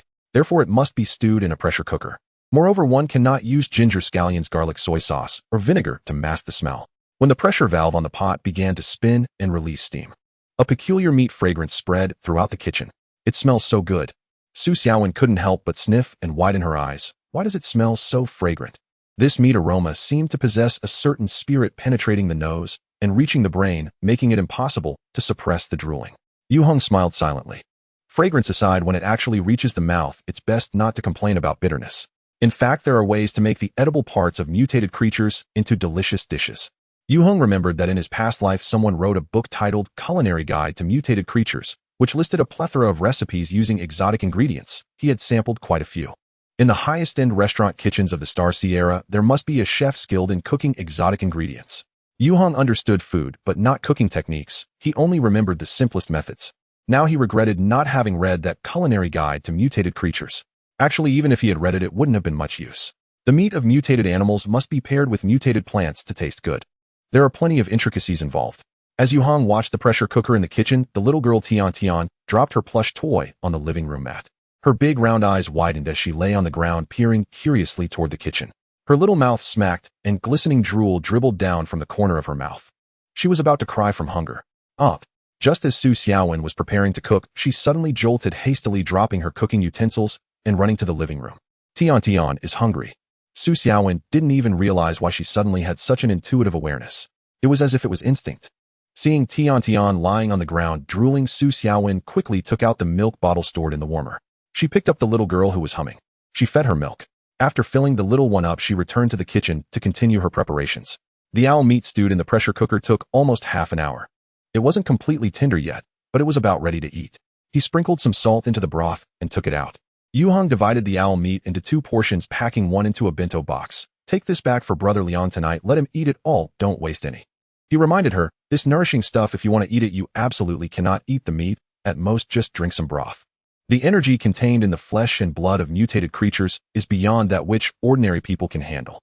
The reason he shared it with Liang Kuan was that Liang Kuan could no longer be considered an ordinary person. Su Xiaowen, on the other hand, belonged to the ordinary crowd and had a weaker constitution. Eating owl meat would likely cause her issues. A sip of broth was already the limit. Listening to Yue Heng's words, Su Xiaowen was startled and firmly remembered them while secretly pondering. Saying it was so peculiar, could it be dragon meat? She didn't think too much about it. As for the other portion of owl meat, Yue Heng finished it all up with white rice. As for the taste of the meat, it was hard to describe. However, the effects were quite good. His stomach felt warm, as if countless streams of heat were swirling within him. Yue Heng greeted Su Xiaowen, asking her to take care of the little girl first. He then ran upstairs to practice the Star Alliance strengthening technique to help digest the energy within him. He practiced for a full hour. He had sweated nearly 2 pounds, but his body and spirit felt no fatigue at all. On the contrary, he felt invigorated and in excellent condition. After taking a shower and changing into a fresh outfit, he returned downstairs and placed Tian in the new stroller he had recently purchased. He pushed the little girl out to play. He didn't go far, just wandering around the nearby civic park. It was not good for a child to be cooped up at home on such a hot day. Unknowingly, Yue Heng had gradually entered the role of a doting dad. Meanwhile, after Su Xiaowen finished washing the dishes, she tidied up the house. Not waiting for Yue Heng to return, she checked the time and decided to take the bento box back to her own home. Su Xiaowen lived with Liang Kuan in a newly rented 2-story house in the top Scholars Lane. The building was quite old and its decor was somewhat outdated. However, it was conveniently close to Yue Heng's home, making visits easy. Liang Kuan worked night shifts. Bored at home, she turned on the television in the living room to watch a melodramatic idol drama. She didn't even realize when she dozed off on the sofa, until someone gently pushed her wife. Su Xiaowen woke up. It was Liang Kuan. You're back. Su Xiaowen quickly got up and said, you must be hungry. Oh, I'll make you some supper. By the way, young master, you gave me a box of meat, saying it's for you to eat. Nourishing. Nourishing. Liang Kuan chuckled, then I must try it. Let me heat it up for you. At this moment, neither Su Xiaowen nor Liang Kuan clearly understood what was meant by nourishing. Here's the second update. Please support with your votes. Yue Heng had a dream. Superpowered individuals rarely dream, and when they do, the dreams often reflect reality. Then he woke up. Wolage. Yue Heng awkwardly discovered that he actually ran a race in his dream. Glancing at the little girl still sound asleep in the crib beside him, Yue Heng hurriedly got out of bed and rushed to the bathroom to clean himself up. After cleaning his pants thoroughly, he felt quite speechless. This was originally a very normal physiological phenomenon. A 15 or 16-year-old boy was in the stage of puberty, and if such a situation did not occur, he would instead need a hospital checkup to see if there were any issues with his bodily functions. The problem was that Yue Heng now possessed dual super abilities, the mental and the mechanical. He also adhered to the Star Alliance's physical training every day. He was not like ordinary teenage boys. The occurrence of this situation Yue Heng estimated was probably closely related to the 2 pounds of hawk meat he had eaten last night. He could determine whether the flesh of mutated creatures was edible, but he truly had no idea about the side effects. After all, Yue Heng had never tasted the same hawk meat in his previous life. Of course, side effects do not necessarily mean negative effects. Others would dream of this. Yue Heng looked down at himself, lost in thought. Then he called Liang Kuan. The phone rang for half a minute before it connected. Yue Young Master Yu. Yue Heng directly asked, Brother Kuan, did you finish the meat I had Sister Xiao when bring you last night? Liang Kuan swallowed hard. Young Master Yue, what kind of meat was that? Hawk meat. Hawk meat. Liang Kuan clearly became excited. No wonder it really exploded. Yue Heng rubbed his forehead. Then you and Sister Xiao when didn't cause any trouble, right? Liang Kuan chuckled. Even through the phone, Yue Heng could feel the lewdness emanating from the other side. He prepared to hang up goodbye. Wait. Liang Kuan hurriedly said, Young Master Yue, do you have any of that meat left? I want to buy some more. Putting that aside, after eating the hawk meat last night, Liang Kuan truly experienced the benefits it brought him. This was no ordinary thing. In fact, if Yue Heng hadn't called him, he would have prepared to contact Yue Heng, at least to express his gratitude. Liang Kuan knew Yue Heng was not short on money, but he truly couldn't resist the temptation and shamelessly asked Yue Heng to sell him some. But you can't eat too much. Yue Heng thought for a moment and replied, you can't digest it unless. He did not say what unless. Liang Kuan, however, understood. Young Master Yue, let me speak some heartfelt words to you. After a pause, he continued, I've been out in the world for a long time and have never done anything unfair to my friends. Whoever treats me well, I will remember it in my heart and find a way to repay. Young Master Yue, if you need me to do anything in the future, as long as it's not illegal, I will not shirk from it. Yue Heng smiled. Liang Kuan was a smart person with a sense of the world, knowing when to advance and when to retreat. Such people will eventually make a name for themselves as long as they do not go astray. Yue Heng got to know Liang Kuan through a twist of fate. He had a very good impression of this individual. Yue Heng started his new life at 16, still a minor, finding it inconvenient to do many things. He really needed a quality tool like Liang Kuan to help him solve trivial matters. Liang Kuan also performed quite well. The tasks he had entrusted to him previously had all been completed brilliantly. Now Yue Heng had a considerable understanding of Liang Kuan's abilities, character, and personality. He intended to invest a little more into this tool. But Yue Heng did not possess the domineering aura skill. He did not believe that by giving a little favor Liang Kuan would bow down and pledge loyalty with max loyalty value. From then on, he would obediently follow orders. Compared to loyalty and gratitude, Yue Heng believed more in mutual benefits. He provided Liang Kuan with the interest he needed, and Liang Kuan helped him with his troubles. Everyone was happy. Are you free tonight? Yue Heng said, let's go to the dojo and chat. No problem. Liang Kuan agreed without hesitation, although he found it a bit strange. Why did Yue Heng want to talk to him not at his home, but instead travel far to the dojo? Since Yue Heng did not say, he would not ask. As for asking for leave from work tonight, Liang Kuan didn't even want to bring it up. He vaguely felt that Yue Heng was going to give him an opportunity. As for what opportunity, Liang Kuan could not guess. In any case, it would be clear by then. When Su Xiaowen arrived at home in the morning, Yue Heng found her to be as radiant as a newly bloomed begonia after the rain. Yue Heng knew very well, but did not point it out to spare Sister Xiaowen from feeling embarrassed.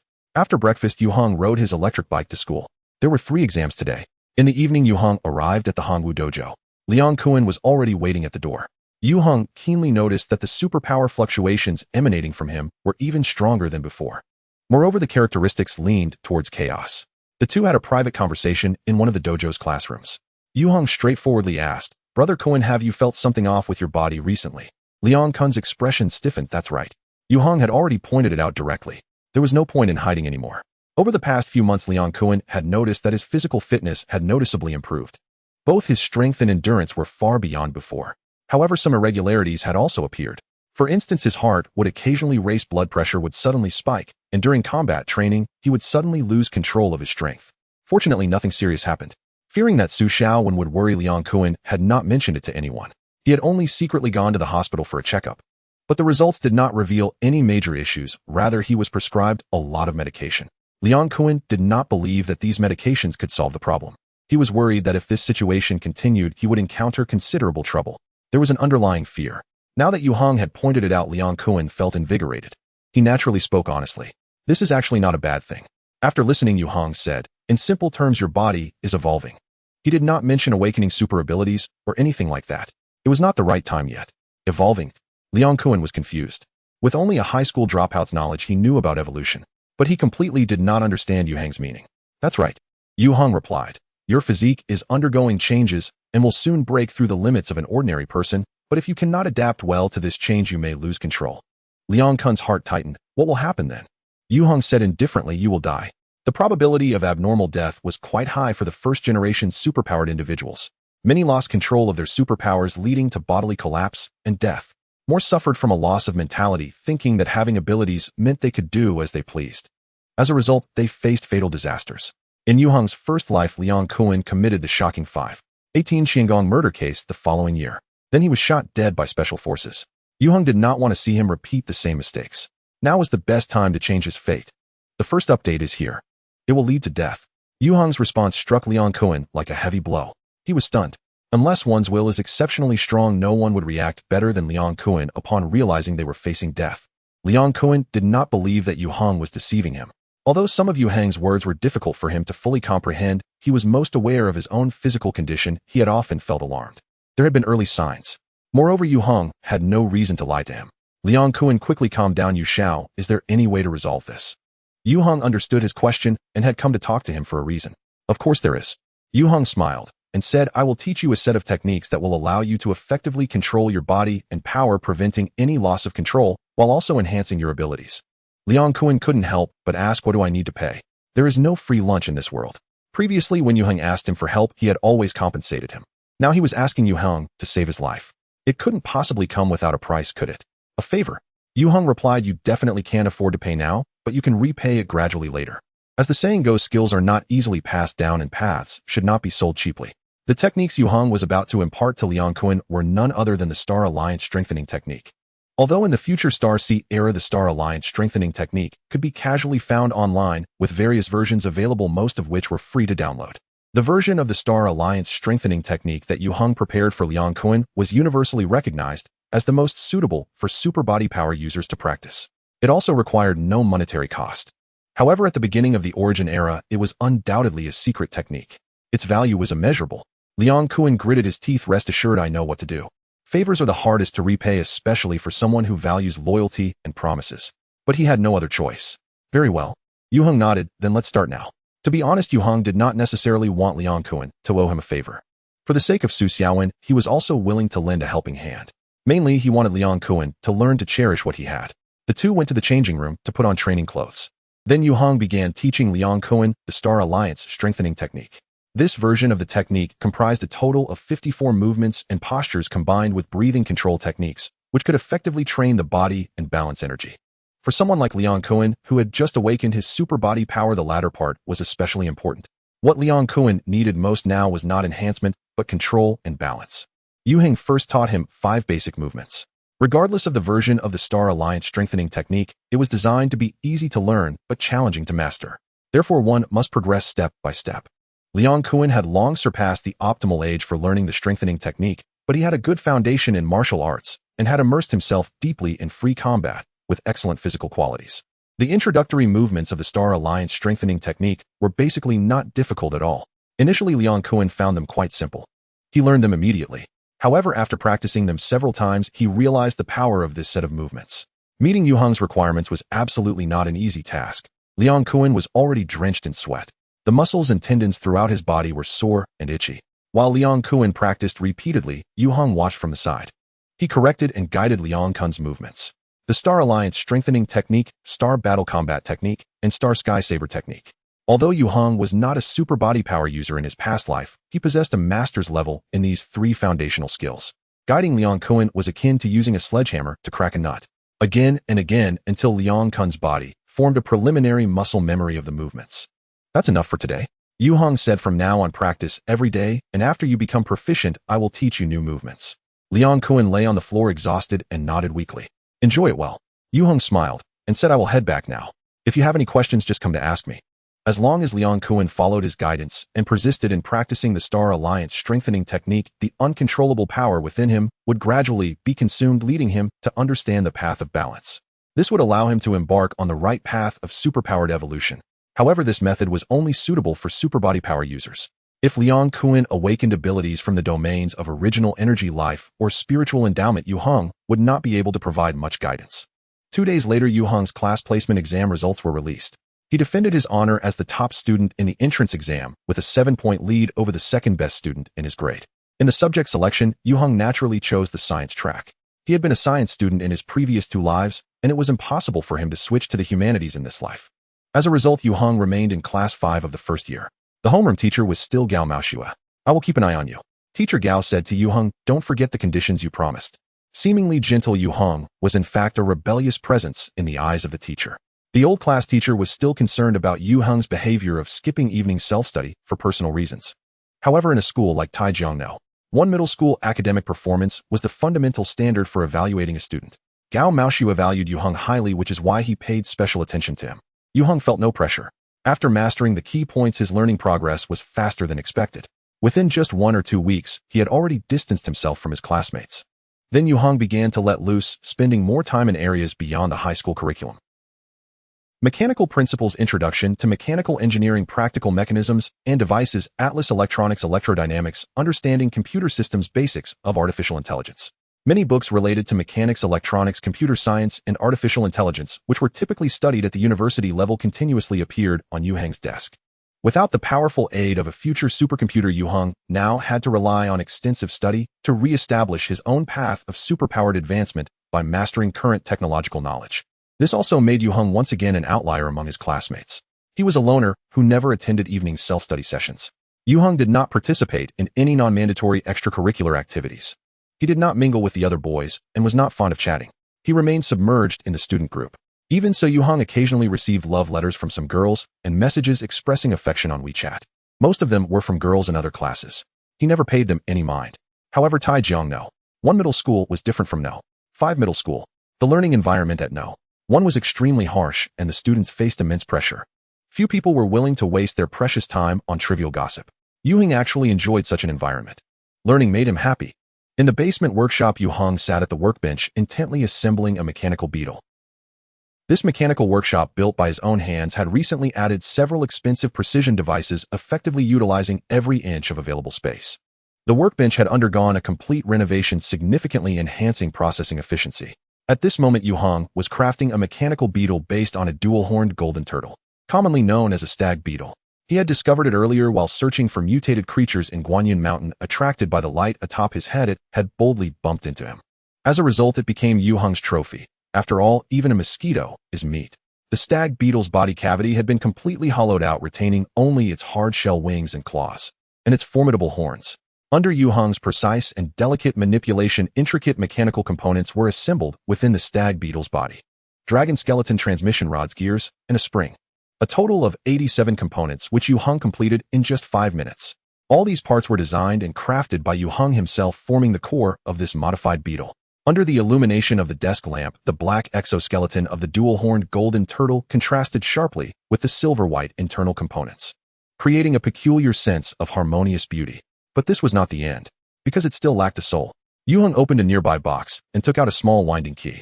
He began to wind the spring inside the mechanical beetle. Click, click, click. At that moment, a flicker of blue-purple arc light shone from the tips of Yue Heng's fingers. Mechanical force. Simply relying on the spring's elasticity was not enough to operate this modified beetle. It was Yue Heng's superpower that could grant it a mechanical soul. Snap. At the moment the spring was fully tightened, Yue Heng withdrew the key from the beetle. The arc light at his fingertips instantly faded away.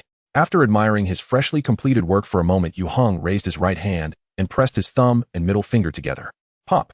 The instant he snapped his fingers, the stag beetle, which had been quietly lying on the workbench, suddenly quivered. Its head and antennae emitted a faint blue light, while the 2 shells on its back lifted forward, and the thin inner wings spread out to the sides, beginning to vibrate rapidly. In the next second, this mechanical beetle soared into the air, circling around Yue Heng. He raised his index finger. The blue light flickered at his fingertip. As he moved his finger, the mechanical beetle darted forward and backward, rising and falling with great speed and agility. However, when the distance between them stretched to about 5 meters, the beetle's flight began to lag and stiffen. It was clearly losing control. Still too weak. Yue Heng shook his head. The principle he used to remotely control the mechanical beetle was based on electromagnetic induction in mechanical superpowers. If Yue Heng's mechanical ability were strong enough, he could easily control this stag beetle to fly far away. But for now, 5 meters was the limit. The mechanical beetle was an excellent scout. As long as various sensors were added to it, it could infiltrate heavily guarded areas for reconnaissance, its stealth capabilities unmatched. But this stag beetle was merely Yue Heng's experimental subject, currently lacking reconnaissance function. Yue Heng's main goal was to hone his mechanical superpowers. To be honest, he felt a bit frustrated. After awakening his superpower in this life, due to his past experiences, Yue Heng's progress in mechanical abilities was remarkably fast. In just a few months, Yue Heng was already able to activate and control a purely mechanical structure of an ultra-realistic beetle. But he had successfully integrated with the most mysterious star affinity from his past life. Besides awakening two top-tier superpowers, Yue Heng had yet to experience the formidable aspects of Zhouguang or the benefits it could bring him. This star affinity lingered in his sea of consciousness. All of Yue Heng's mental probes aimed at Zhouguang had vanished into thin air. Yue Heng was at a loss. He felt like he possessed a vast treasure trove, yet was unable to access it. He estimated that it was due to his low degree of fusion with Zhouguang. The problem was that he had no experience with integrating star affinities, and the related information he encountered in his past life was extremely limited. He could only explore its mysteries slowly, like a blind person feeling an elephant. With a thud, after flying for a few minutes, the stag beetle landed quite roughly on the floor. Its internal energy had been completely exhausted. Yue Heng's gaze followed its descent, and he happened to notice a small head peeking out from the stairway. Tian. The staircase from the living room to the basement had a dozen steps, and the little girl not only sneaked down by herself, but she was also using the wall for support as she walked down the stairs. Yue Heng truly admired her. As the saying goes, 7 rolls, 8 crawls, 9 supports, and 10 can walk. Ever since the little one came to Yue Heng's home, she had been crawling all over the place for 5 or 6 months, managing to climb up his pants like a little monkey. Now at just 8 months old, she had already mastered the skill of walking while holding onto the wall. At first, Yue Heng had been a bit worried. Children walking too early might not develop well. Yet the little girl was strong and healthy, surpassing many of her peers in various indicators. Thinking about how she was the host of the insect queen, she likely had merged with 5-star affinities within her. Yue Heng was relieved. Most importantly, Tian seemed to inherently understand how to avoid dangers, never doing anything that could truly harm herself. For instance, she never shoved random things into her mouth. Now she was quite impressive, managing to come down the stairs. Papa. Realizing she had been discovered, the little girl beamed with her signature smile. Then she opened her dainty legs and waddled toward Yue Heng with her arms outstretched. What could Yue Heng do? Of course, he bent down to scoop the little one into his arms and planted a hearty kiss on her cheek as a form of punishment. At the same time, he sternly warned, "You mustn't come down here anymore. It's dangerous, do you understand?" Unlike the living room upstairs, this place was filled with various equipment and tools. Better safe than sorry. Tian blinked her eyes innocently, looking around. Suddenly she pointed at the ground and exclaimed, "Bug." She was pointing at the stag beetle. Yue Heng set the little girl down, and suddenly his phone on the workbench rang. He picked up the phone to take a look. The caller ID was an unfamiliar number. After a moment's thought, Yue Heng decided to answer. He hadn't noticed that Tian was quietly tiptoeing. She grabbed the stag beetle from the floor. As soon as her delicate fingers touched the mechanical beetle, its antennae suddenly glowed. A red-purple glow. This ultra-realistic beetle seemed to come back to life in an instant. "Hello, Mr. Yue Heng." The voice coming from the other end of the phone was gentle. "I am Zhang Xingting from Taibao Auction House." This immediately triggered Yue Heng's memory. "So it's Manager Zhang. Hello, what can I do for you?" Zhang Xingting said, "Mr. Yue, our Taibao Auction House will hold its first autumn auction this Saturday night. I wonder if you are interested in attending." Regarding the Yuhuchen vase incident, Taibao Auction House proposed a solution to preserve its reputation by purchasing Yue Heng's Yuhuchen vase for a guaranteed price of 15 million. It would then be publicly auctioned in the autumn auction. Any amount exceeding the guaranteed price would belong entirely to Yue Heng. This agreement ensured that Yue Heng would not suffer any losses. So he signed it. Months had passed, and Yue Heng had long since put this matter out of his mind. He indeed had a photographic memory, but it was impossible for him to keep all the trivialities of life on his mind at all times. Now that Taibao Auction House had taken the initiative to call, Yue Heng was genuinely a bit interested. It would be nice to see the excitement. If his Ming Yongle blue and white vase with entwined lotus patterns could fetch a high price, it would also mean another income. All right, Zhang Xingting smiled and said, "Okay, I will send someone to deliver the invitation to you at the same address as before." "Thank you, yes." After ending the call, with Zhang Xingting, Yue Heng put down his phone. He looked down to see Tian presenting a stag beetle in her hand, saying, "Papa Bug. Good girl." Yue Heng couldn't help but pat the little girl's head as he took the mechanical beetle. The stag beetle's sharp horns could easily poke someone. It was truly not suitable as her toy. Bug. Tian did not expect Yue Heng to be so stingy as to confiscate her newly acquired toy. Too much. She leaned against Yue Heng, trying to tiptoe. She craned her neck to look for the stag beetle that Yue Heng had placed back on the workbench, humming. Pouting. Yue Heng couldn't help but laugh. "No way." The little one lowered her head, looking very unhappy. "Don't be fooled by her being under a year old. She is quite clever." Yue Heng conceded. How about this? Daddy will make you a new bug, this one you really can't play with. Tian tilted her head and looked at Yue Heng with the expression of, Papa can't trick me. Yue Heng chuckled. It is said that daughters are their father's little cotton-padded jackets. Yue Heng was not her biological father, and Tian was still too young for him to have such experiences. But the little girl was quickly becoming his source of joy. Being with Tian would unknowingly relax Yue Heng's mood, making him feel at ease and happy. The little one was also growing more beautiful. Her hair had become thick and black with a hint of natural curls. Her skin was snow white and crystal clear, and her well-proportioned round figure featured a pair of bright expressive eyes that seemed to speak. With her cherry red lips, she looked like a little protagonist from a fairy tale. Every time Yue Heng took her out to play, they would attract the attention of those around them. Yue Heng, being a handsome man, would become a mere supporting character.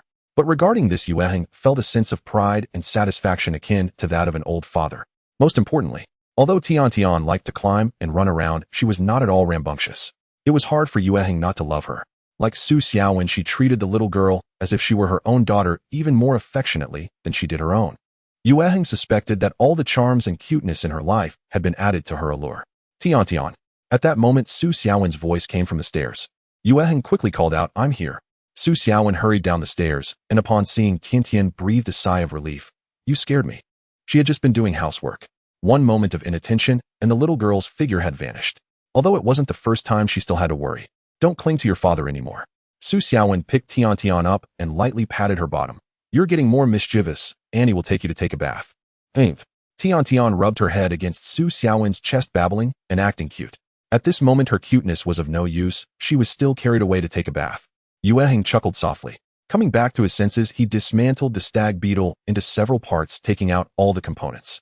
Through the previous tests, Yue Heng discovered the shortcomings of this mechanical beetle.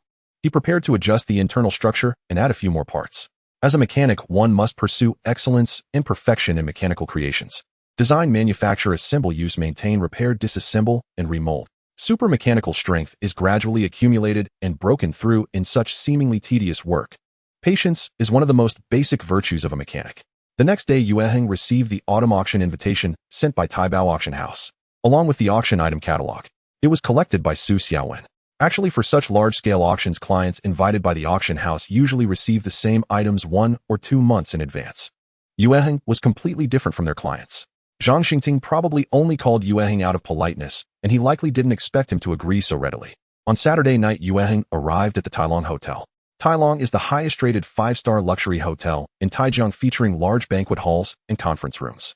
Taibao Auction House has a long-term cooperative relationship with Tailong Hotel, holding both spring and autumn auctions in the hotel's main banquet hall every year.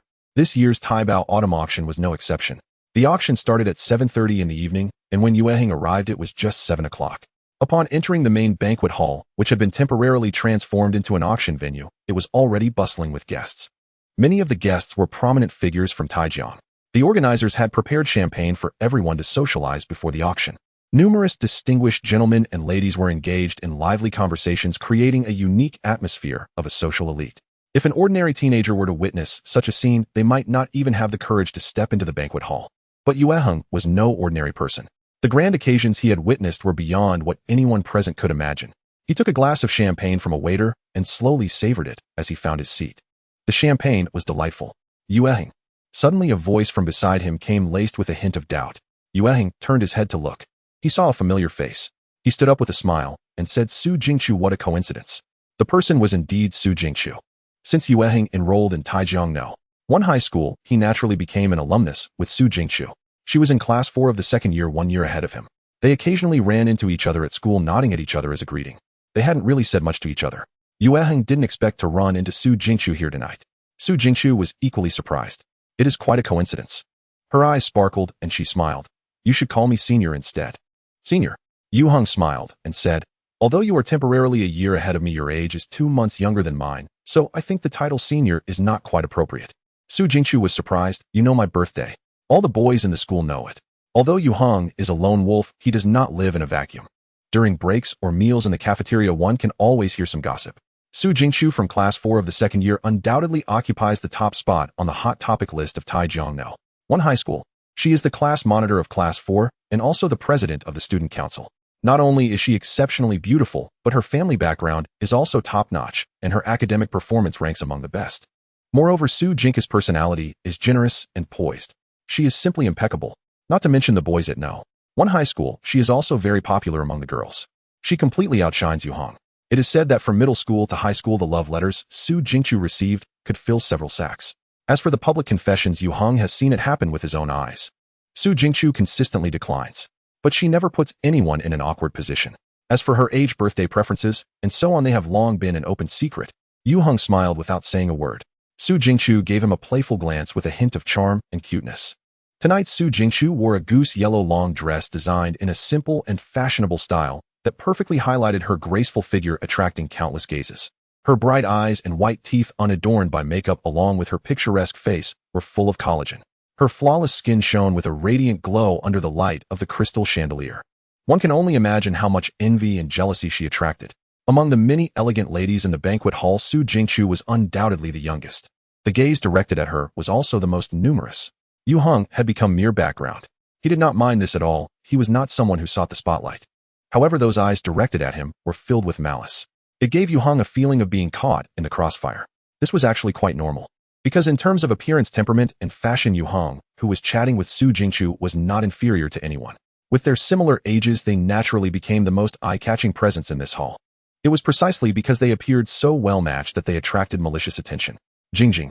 At this moment, a suave, middle-aged man approached.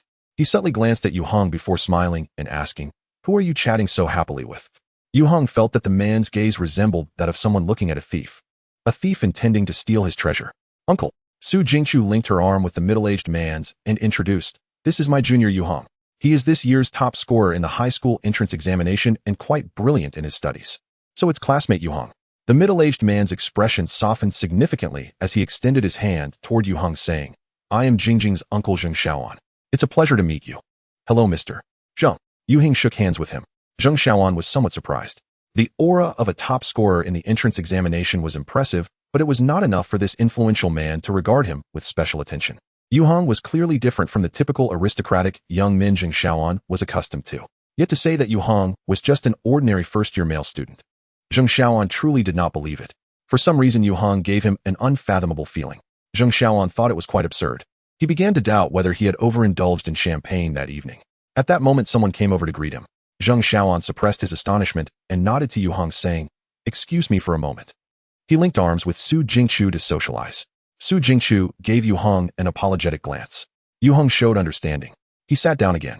He flipped through the auction catalog once more. The first autumn auction of the Tai Bao auction house had officially begun. Yue Heng noticed that Su Jingchu was sitting in the front row, slightly to the middle with her uncle. When he looked over there, Su Jingchu seemed to sense him and turned her head back. Their eyes met. They both smiled. Such a scene in the eyes of others looked more like a flirtation.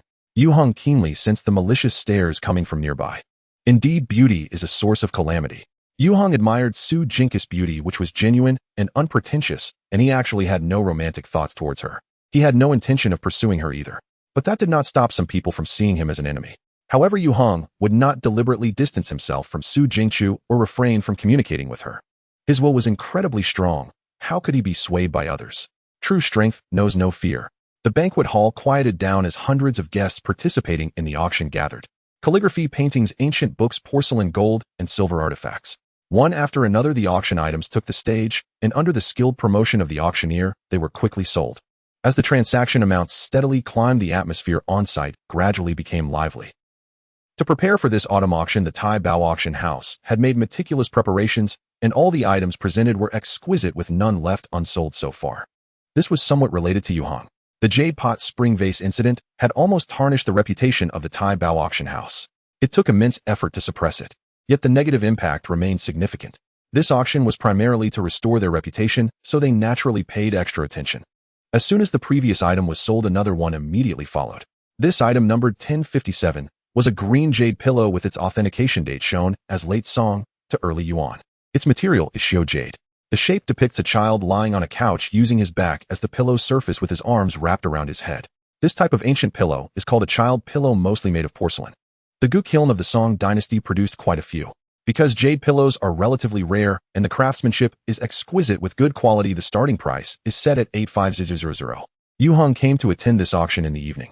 Initially, he just wanted to enjoy the lively atmosphere and see what price his jade pot spring vase, which had caused such a stir, would fetch. He knew nothing about antiques and had no hobby for collecting. Therefore, he never had the thought of raising a bidding paddle.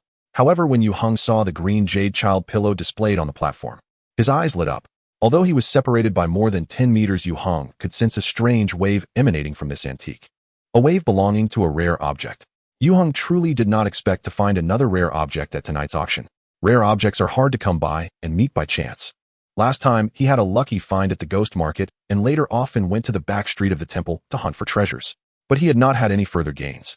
This was entirely normal. If rare objects were so easily obtained, they would not be valuable. And at this moment, the second rare object suddenly appeared before his eyes.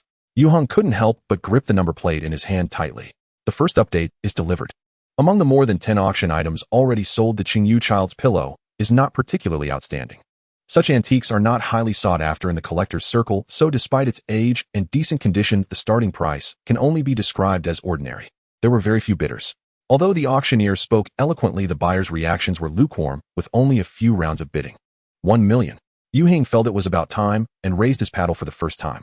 The auctioneer perked up immediately. 1 million. This gentleman bids 1 million. Is there a higher bid? No one responded. The previous bidders had withdrawn. They probably felt that this price was already at its peak and not something they desperately wanted, so naturally, they had no intention of raising their bids. There are still many exquisite items behind. 1 million first call. The auctioneer put in some effort, but to no avail, and did not intend to prolong the time. 1 million second call. Just when Yue Heng thought he had secured the item, someone suddenly raised their paddle. 2 million. 2 million. This gentleman bids 2 million. The auctioneer, noticing the twist in the bidding, became excited once again. Yue Heng was slightly taken aback. He did not expect a dark horse to emerge midway. The competitor was a young man in his 20s, handsome and dressed luxuriously. When Yue Heng looked over, the other party returned a faint smile. It was a very graceful kind of smile. However, Yue Heng felt that his smile bore a resemblance to that of the family's sect master. Calmly averting his gaze, Yue Heng pondered for a moment and raised his paddle again. 3 million. He was determined to acquire this Qingyu child's pillow. He was willing to raise the price. Yue Heng didn't mind spending a few 100,000 more. After all, as the saying goes, if a problem can be solved with money, it is not a problem at all. The issue was that this handsome young man seemed determined to outbid him. 5 million. With every bid Yue Heng raised, the other party countered with an increase of 2-0, firmly holding on. The implication of direct confrontation was not concealed at all. The bidders present were not simple characters, and many recognized the young man. The atmosphere in the room became subtle. As the price of the Qingyu child's pillow was raised to 2 million, the other party showed no signs of stopping. Yue Heng lowered his paddle. He was not planning to give up. Not to mention 2 million, he could even afford to go up to 5 million. The value of a unique item cannot be measured in monetary terms. For instance, the previous dragon and tiger paperweight not only helped Yue Heng withstand the mental piercing of the bug queen, but it also illuminated a new skill for him. Yue Heng wondered if the other party was so persistent because they had recognized the extraordinary nature of the Qingyu child's pillow. Could it be that he had awakened some special talent? That would be troublesome. Judging by the other party's stance, if it came down to a financial contest, Yue Heng estimated he would not be his match. 1 million. At that moment, an unexpected situation arose. A new third party entered the bidding, and this bidder was actually Su Jingqiu. Yue Heng felt his phone in his pocket vibrate. He calmly took out his phone to take a look. It was a WeChat message from Su Jingqiu. It contained just 2 words: "I'm here." Yue Heng smiled. He leaned back, pressing his back against the seat. This was a posture of giving up. Seeing that Yue Heng did not place another bid, the young man looked at Su Jingqiu thoughtfully. He seemed to think of something, his expression showing a hint of gloom. But there was also a hint of wariness. He did not continue to raise the bid. 1 million first call. 1 million second call. Third call. Sold. The experienced auctioneer knew that there wouldn't be any higher bids and quickly brought the gavel down. This Qingyu child's pillow from the late Song dynasty was purchased by Su Jingqiu for 1 million. Su Jingqiu, I'll give it to you after we finish. Yue Heng, thank you. The other party had withdrawn because of Su Jingqiu's involvement, indicating that he definitely had not discovered the secret of the child's pillow. Yue Heng estimated he could add a few 100,000. This fellow would probably give up. Yet Yue Heng still felt grateful for Su Jingqiu's assistance. "I owe you a favor." Su Jingqiu no need to be polite. She even used a cute emoticon. Yue Heng replied with an expression. The two continued to chat on WeChat, discussing school topics. Yue Heng felt quite interesting. Time flew by quickly, and before he knew it, it was nearing the end. The heavyweight auction items made their appearance. Yue Heng also awaited his own item. Ming Yongle blue and white lotus pattern jade vase. In the auction catalog produced by Jiaobao Auction House, this porcelain vase was prominently featured. The photos and text introduction took up a full 4 pages. Its starting price was 10 million. However, this starting price clearly did not intimidate buyers as paddles were raised in quick succession within minutes. 11 million, 12, 5 million, 13 million. The price skyrocketed to 18.5 million, still unable to dampen the enthusiasm of the bidders. 19 million first call, 20 million, 25 million first call. The atmosphere on site was so fiery that it even surprised Yue Heng. It is worth noting that a similar jade vase had only been sold for 11.5 million Hong Kong dollars a few years ago in Hong Kong. In just 3 years, the price had risen so much. Of course, his jade vase was of better quality than the one sold in Hong Kong. 25 million third call. Sold. The final hammer price was set at 25 million. Yue Heng was already very satisfied. According to the agreement he signed with Taibao Auction House, after deducting the previously paid 15 million, he would still net 5 million. Yue Heng did not care about money, he was not interested in it. However, expenses for buying equipment, materials, designing, and conducting experiments all require money, so he was quite happy. Adding to this, he was about to acquire a second unique item. He was making a significant profit. The upcoming finale auction items would all be sold at high prices. This exemplifies the splendor of antique artifacts. After the auction ended, Yue Heng first went to the restroom. As he walked out of the Tai Long Grand Hotel, a black Rolls-Royce Phantom was parked at the entrance. The rear window rolled down, revealing Su Jinki's lovely face. Yue Heng, come on up. Yue Heng nodded and walked around to the other side to open the door. Su Jingqiu sat in the back seat while Zheng Xiaoan was in the passenger seat. After Yue Heng got into the car, Su Jingqiu asked, "Where do you live? I'll have Uncle Zhang take you there." Yue Heng did not stand on ceremony and told the driver his address. The car hit the road, and Su Jingqiu picked up a box next to her and handed it to Yue Heng. "For you." Inside this box was the Qingyu child's pillow. "Thank you." Yue Heng said, "Send me your account, and I'll transfer it now." Adding 15 buyer's commission to the 2.1 million, Yue Heng transferred 415 million to Su Jingqiu. Then the driver took Yue Heng to Zhuang Yuanfang. On the way home, Yue Heng and Su Jingqiu chatted quite happily. If only Zheng Xiaoan didn't occasionally peek at the two through the rearview mirror with a protective gaze. It would have been even more enjoyable. The black Rolls-Royce Phantom came to a steady stop at the entrance of the Zhuang Yuanfang alley. It was Yue Heng who instructed the driver to stop here, as the streets inside the alley were narrow, making it inconvenient for the car to enter and exit. "Thank you for your trouble," Yue Heng said to Su Jingqiu. "I'm heading home now, goodbye." "Good night." Su Jingqiu watched Yue Heng get out of the car, looking through the car window as he disappeared into the alley. At this moment, Zheng Xiaoan got out of the passenger seat and opened the car door, sitting in the spot where Yue Heng had just been blocking Su Jingqi's line of sight. "Old Zhang," he patted the front seat. "Let's go." The middle-aged man turned to Su Jingqiu, revealing a half-smile, half-awkward expression. "Jingjing." Su Jingqiu helplessly interrupted him. "I'm just classmates with Yue Heng." She knew her uncle very well. Just by looking at his expression, she could tell what he was thinking. "Classmates?" Zheng Xiaoan was quite displeased. "I've never seen you be so warm towards any classmate." Zheng Xiaoan himself had 3 sons and had always wanted a daughter. Having a daughter is wonderful. She is the daddy's little cotton-padded jacket, unlike sons who are all like debt collectors. Unfortunately, he could not have what he wished for. Thus, he doted on Su Jingqiu. Su Jingqi's father was rarely home due to work. Zheng Xiaoan took on the role of a father himself. Therefore, he was particularly cautious of any boy who approached Su Jingqiu. He feared that his little lamb would be taken away by a wolf. Zheng Xiaoan was not afraid of ordinary wolves and trusted Su Jingqiu's intelligence and emotional quotient. However, Yue Heng made him feel threatened. No matter how exceptional Su Jingqiu was, she was still just a 16-year-old girl. Moreover, Zheng Xiaoan was very clear that once a woman fell in love, her intelligence would inevitably plummet. For example, his sister. Zheng Xiaoan felt he was truly worried sick. Su Jingqiu pursed her lips and smiled, saying, "I just helped Yue Heng take a picture of that item because I didn't want him to be taken advantage of." She was quite interested in cultural relics and antiques and had learned a lot about them. She often accompanied Zheng Xiaoan to auctions to broaden her horizons. The person who was bidding against Yue Heng was a professional shill. If the other party was targeting a stranger, Su Jingqiu would definitely not interfere. However, she had a good impression of Yue Heng and could not just stand by and watch. Once Su Jingqiu stepped in, the shill who knew how to read people naturally backed down. A person without any perception could not survive in this circle. Su Jingqiu did not mention these details to Yue Heng. Because a smart woman would never teach a man how to do things, nor would she embarrass him. She would silently support him from behind, allowing the man to grow rapidly. Of course, this does not mean Su Jingqiu wanted to be the woman behind Yue Heng. Proud as she was, how could she be easily swayed? "I just had someone investigate." Zheng Xiaoan continued. "This kid has no background. His father is a son-in-law of the Zhang family from the East City, and he is remarried to the Zhang family's young lady. His status is completely unworthy of you." Su Jingqiu pouted. "Uncle, I never look at backgrounds when making friends. After all, no one here has a higher status than me." Ahem. Zheng Xiaoan nearly choked on his own saliva. "Jingjing, why do you mimic that fool's way of speaking? That person has already been taken in for drip." Su Jingqiu smiled brightly. Uncle, you talk too much. Zheng Xiaoan raised his hands in surrender. Ever since Su Jingqiu became sensible, he had never won a debate against his niece. Even if he won, he would be ruthlessly scolded by his own sister. Su Jingqiu made a peace sign. She was rarely this lively in front of outsiders, but Zheng Xiaoan was different. Seeing his niece's playful and adorable demeanor, Zheng Xiaoan felt a deep sense of emotion. His sister had trained Su Jingqiu from a young age to become a future lady of a wealthy family, not only teaching her personally, but also hiring renowned teachers to guide Su Jingqiu in learning music, chess, calligraphy, painting, dance, and etiquette. Su Jingqiu had lived up to everyone's expectations, and her growth trajectory matched perfectly with Zheng Xiaoan's sister's requirements. Almost impeccable. However, in Zheng Xiaoan's heart, he sometimes thought about what it would be like if Su Jingqiu were his own daughter. All he wanted was for her to be happy. There was no need for her to carry such burdens.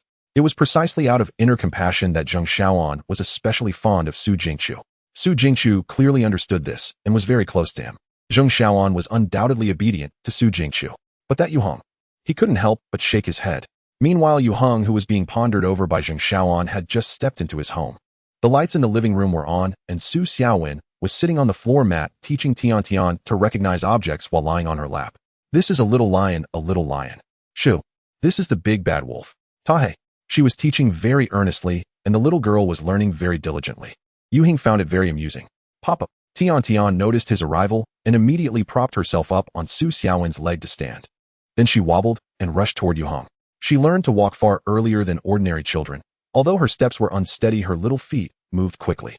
Yue Heng held a box in his left hand and quickly bent down, wrapping his right arm around Tian, pulling the fragrant little girl into his embrace. Papa. Tian giggled, reaching out her little hand to touch the box Yue Heng had brought. She was clearly very interested. Iya. Yue Heng simply sat down, opened the box, and took out the jade child's pillow inside. Su Xiaowen curiously asked, "Is this a pillow?"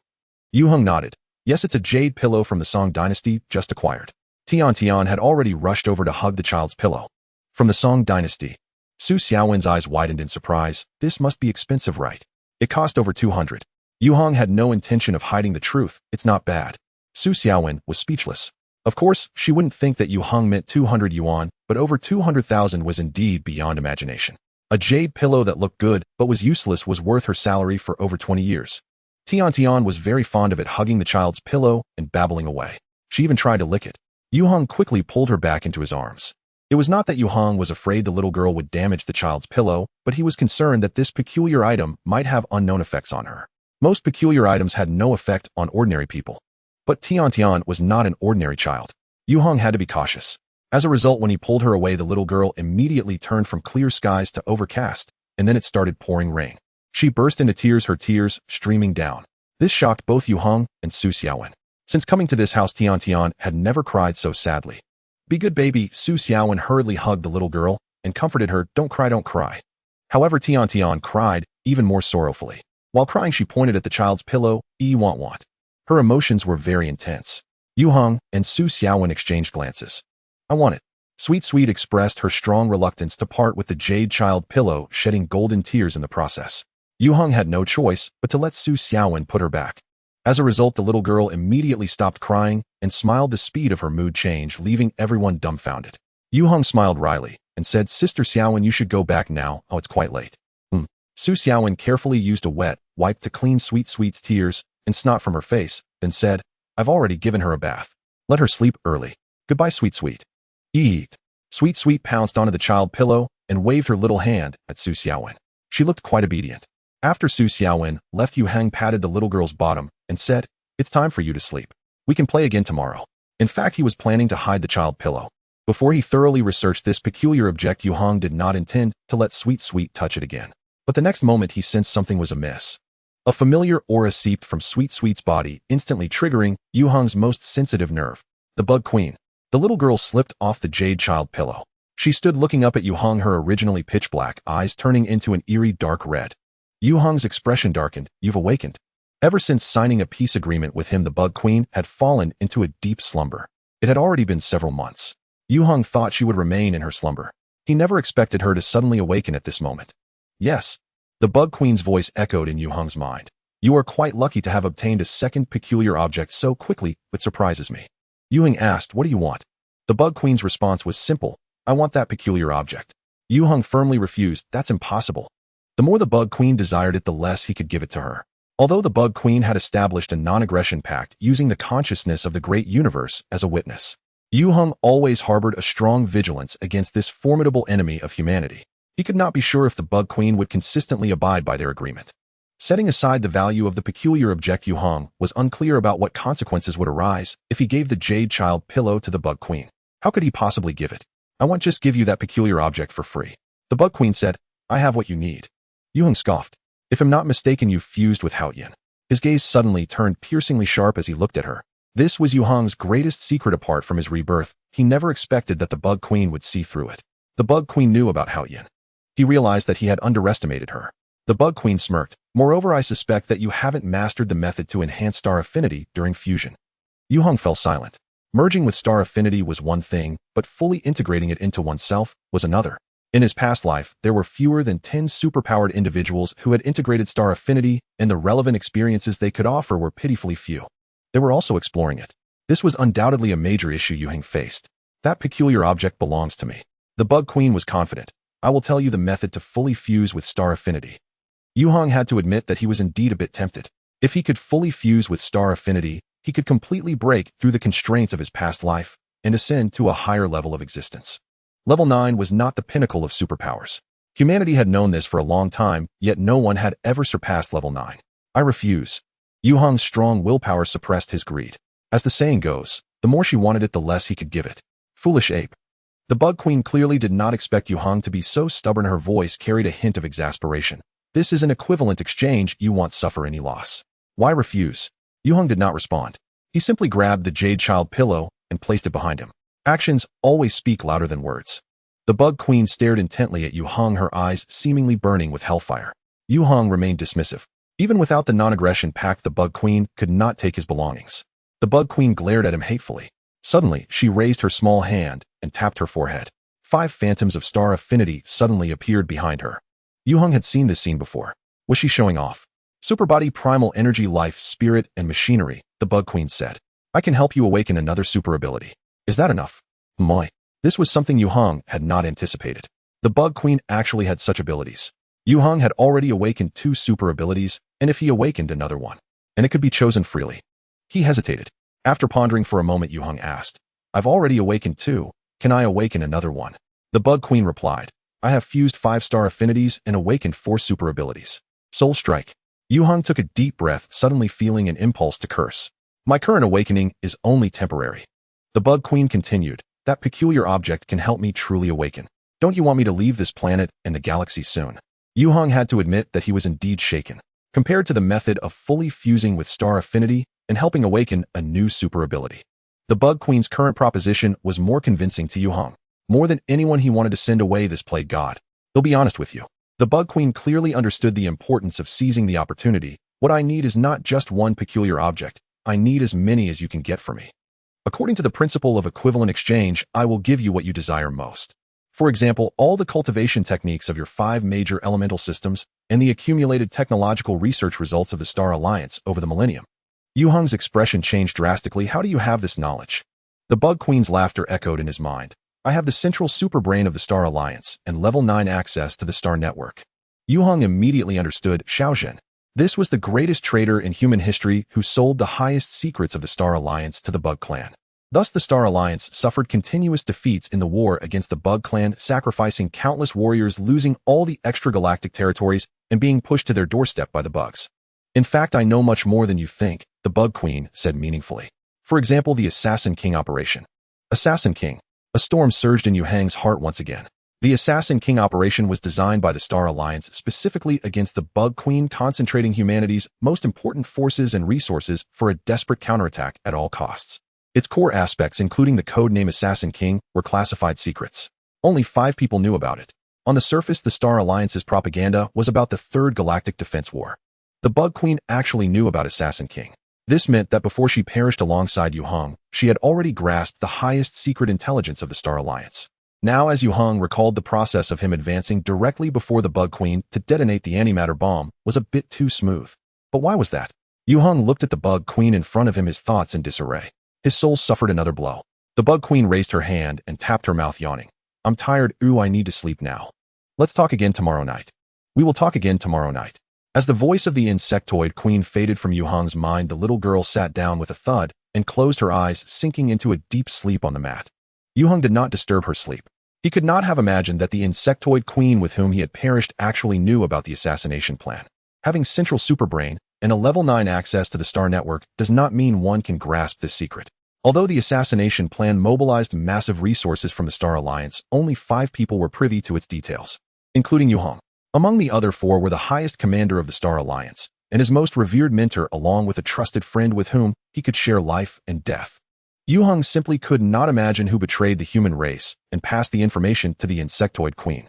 Moreover, since the insectoid queen was aware of the plan, why did she not take adequate precautions against his leap attack, allowing himself to detonate the antimatter bomb within the mech?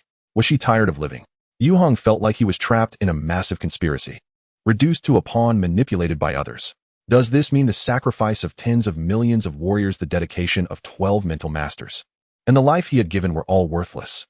Yue Heng felt as if his head might explode from such thoughts. He gazed at the sleeping little girl in front of him, unable to calm himself for a long time. Papa. The next morning, when Tian woke up from the cradle, she opened her eyes to see Yue Heng leaning against the bed. She smiled and raised her hands. Hug me. Yue Heng beamed a big smile and picked up the little one. He skillfully changed her diaper. Today was Sunday, and Su Xiaowen was off and did not come. She had just received her marriage certificate with Liang Cohen and was still in the honeymoon phase, naturally needing a sweet and loving personal life. Yue Heng took the little girl to the top scholar building for breakfast. He ordered steamed buns, fried dough sticks, and soy milk to fill his stomach, and also got Tian a bowl of millet porridge. The little girl had quite an appetite now. Usually, besides milk powder, she also ate a lot of supplementary foods.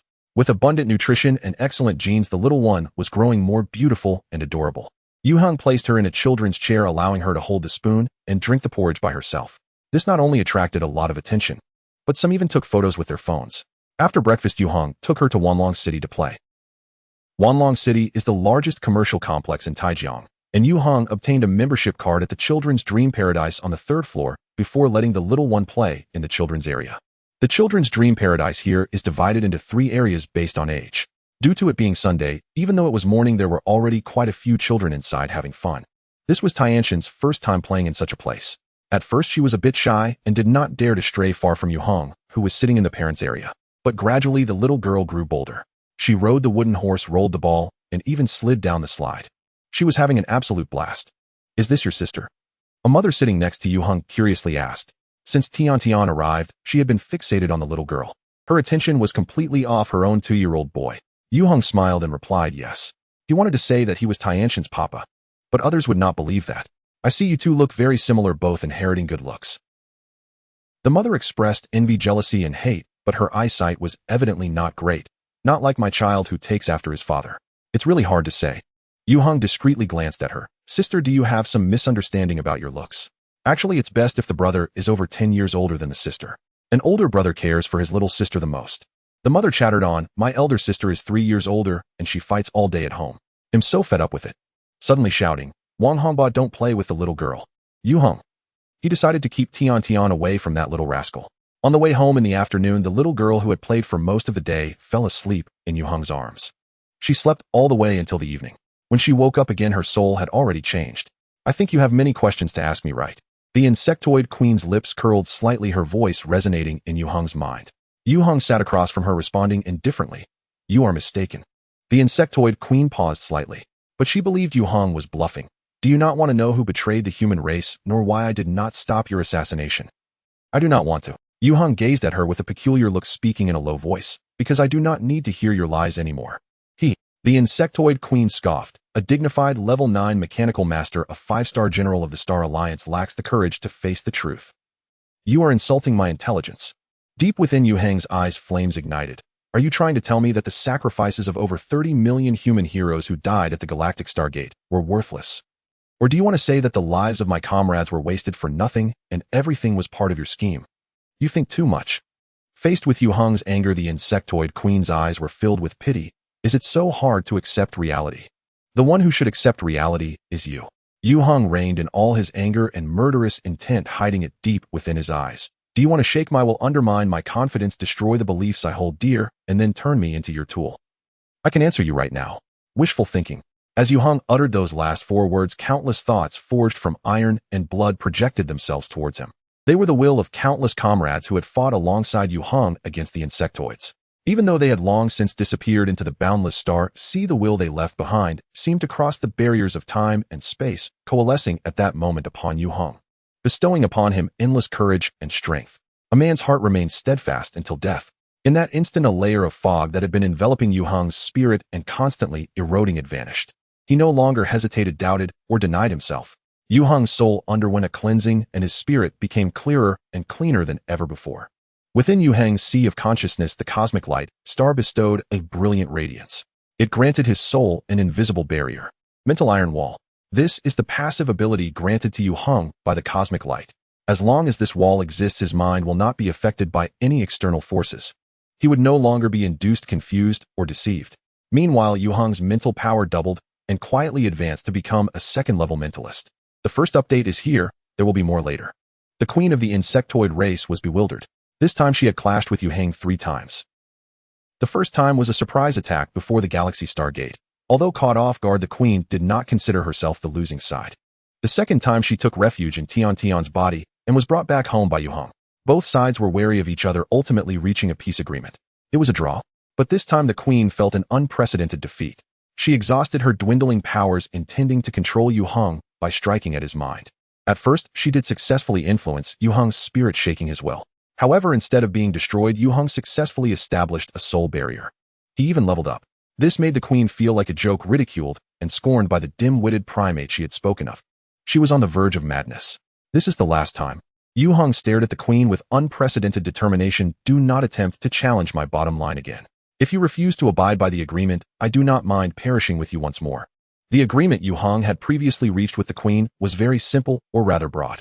This was because it couldn't be formulated perfectly with no loopholes to exploit. Compared to the so-called cosmic consciousness, Yue Heng trusted his own strength more. Strength is the foundation of peace. The queen remained silent for a long time before responding. Understood. Her voice sounded somewhat disheartened. Yue Heng remained unmoved. Then let's trade. Trade. The queen was momentarily stunned. Yes. Yue Heng took the Jade Child Pillow, this extraordinary item, in exchange for helping me awaken a new super endowment, plus a method for 100% fusion with the star blessings. Last night and this afternoon, he had already studied the Child Pillow. This extraordinary item should be called the Dream Pillow. Lying on it, one can dream whatever one desires. Moreover, the dreams are extremely realistic. It's a fascinating, extraordinary item, seemingly only usable as a tool for entertainment and leisure. However, Yue Heng believed its principles were not as simple as they appeared. The queen, however, could hardly believe it. You are still willing to trade with me? The very idea of Yue Heng proposing a trade was enough to astonish her. Not raising the price was completely beyond her understanding. If the queen were in control, she would surely take the opportunity to exploit her opponent. She was a bit confused. That's right. Yue Heng felt that after this blow, the queen's intelligence had noticeably dropped. This was of course a good thing. Yue Heng did not believe that the queen understood the intricacies of the Assassin King operation and thus laid out the Stargate defense battle. If it were true that the queen was playing a grand game, then when Yue Heng detonated the antimatter bomb, she would not have been able to convey the thought of why damn. This was illogical and the only flaw. It was precisely because Yue Heng thought of this that he suddenly realized he had been mentally lured by the other party. It was also because his will was strong enough. Otherwise, if it had been someone else, they would have likely fallen for it. But Yue Heng simultaneously believed that the queen's claim of possessing a central superbrain and level 9 star network authority, along with mastering all 5 major human energy systems cultivation techniques and the accumulated technological achievements of the Star Alliance over the millennia, was true. The most sophisticated lies are often 9 truths and 1 falsehood, with truth within falsehood and vice versa. The collusion of the Truth Society's President Xiao Zhen with the insectoids to sell the Star Alliance's secrets to the queen is 100% true. In fact, apart from the Truth Society, there has always been a faction of surrender within humanity. There are even insectoids occupying human brains, lurking within the Star Alliance to steal intelligence. Although humanity's superpowered cultivation system and technological achievements do not integrate with the insectoids, the principle of knowing oneself and one's enemy ensures victory in 100 battles. A highly intelligent queen of the insectoids must understand this. And these are precisely what Yue Heng desires. In his past life, although he was a level 9 mechanical master, most of the techniques he mastered were in the field of combat. Yue Heng is not a scholar. Now he does not even have a central superbrain to consult various materials. Aside from his own cultivation needs, Yue Heng also thought of the insectoid army that would inevitably reappear 1,000 years later, and another queen of the insectoids. How will humanity face this terrifying enemy then? Perhaps some would say they don't care about the floods after their death, that 1,000 years later their ashes would be gone. But guarding humanity has always been Yue Heng's unwavering belief. If he abandoned this belief, it would be equivalent to denying himself, and he could never return to the pinnacle of life. The knowledge possessed by the Queen of the Insectoids is thus extremely important. It can save humanity from countless detours, conserve countless resources, and allow them to advance into the era of the Star Sea ahead of time. Defeating the Insectoids hidden will not be a dream. The problem is that the Queen of the Insectoids is highly intelligent. She is not someone Yue Heng can easily manipulate. Therefore, weighing the pros and cons, Yue Heng still decided to trade with her. In a situation where he holds the initiative, it is foreseeable that such a trade will exist for a long time, and squeezing one side would be the worst choice. The Queen of the Insectoids is not easy to bully. A stick in one hand and a carrot in the other is the best way to deal with her. Yue Heng placed the jade child pillow in front of the Queen, no conditions attached. The Queen looked down at this extraordinary item, her dark red eyes flashing with a strange light. She suddenly looked up, revealing an innocent smile. Deal. In the next moment, 5 projections of star blessings materialized behind her choose. Yue Heng did not hesitate. I want to awaken a super endowment. The Queen made him aware that one person can completely awaken multiple super endowments. Chronolight also proved this point. Currently, Yue Heng has already awakened the super endowments of mechanics and mind, so how should he choose if he were to awaken another?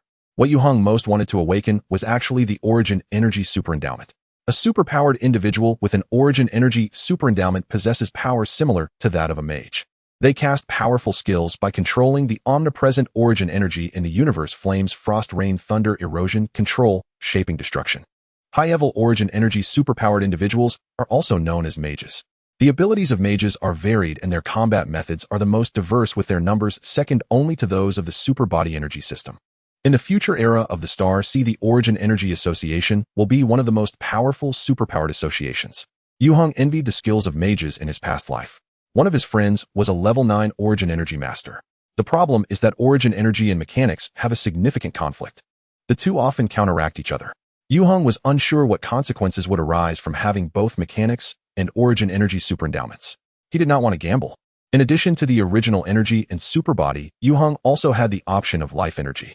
The life energy system posed no conflict with his existing super endowment and could provide significant assistance. The life energy system encompasses fields such as enhancement, healing, reproduction, and strengthening belonging to the auxiliary system. It is also remarkably powerful. However, compared to the auxiliary life energy system, Yue Heng preferred the combat-oriented super body system. In his previous life, he had experienced countless wars, and the awareness of battle was deeply engraved in his soul. Even traversing through time and space could not extinguish it.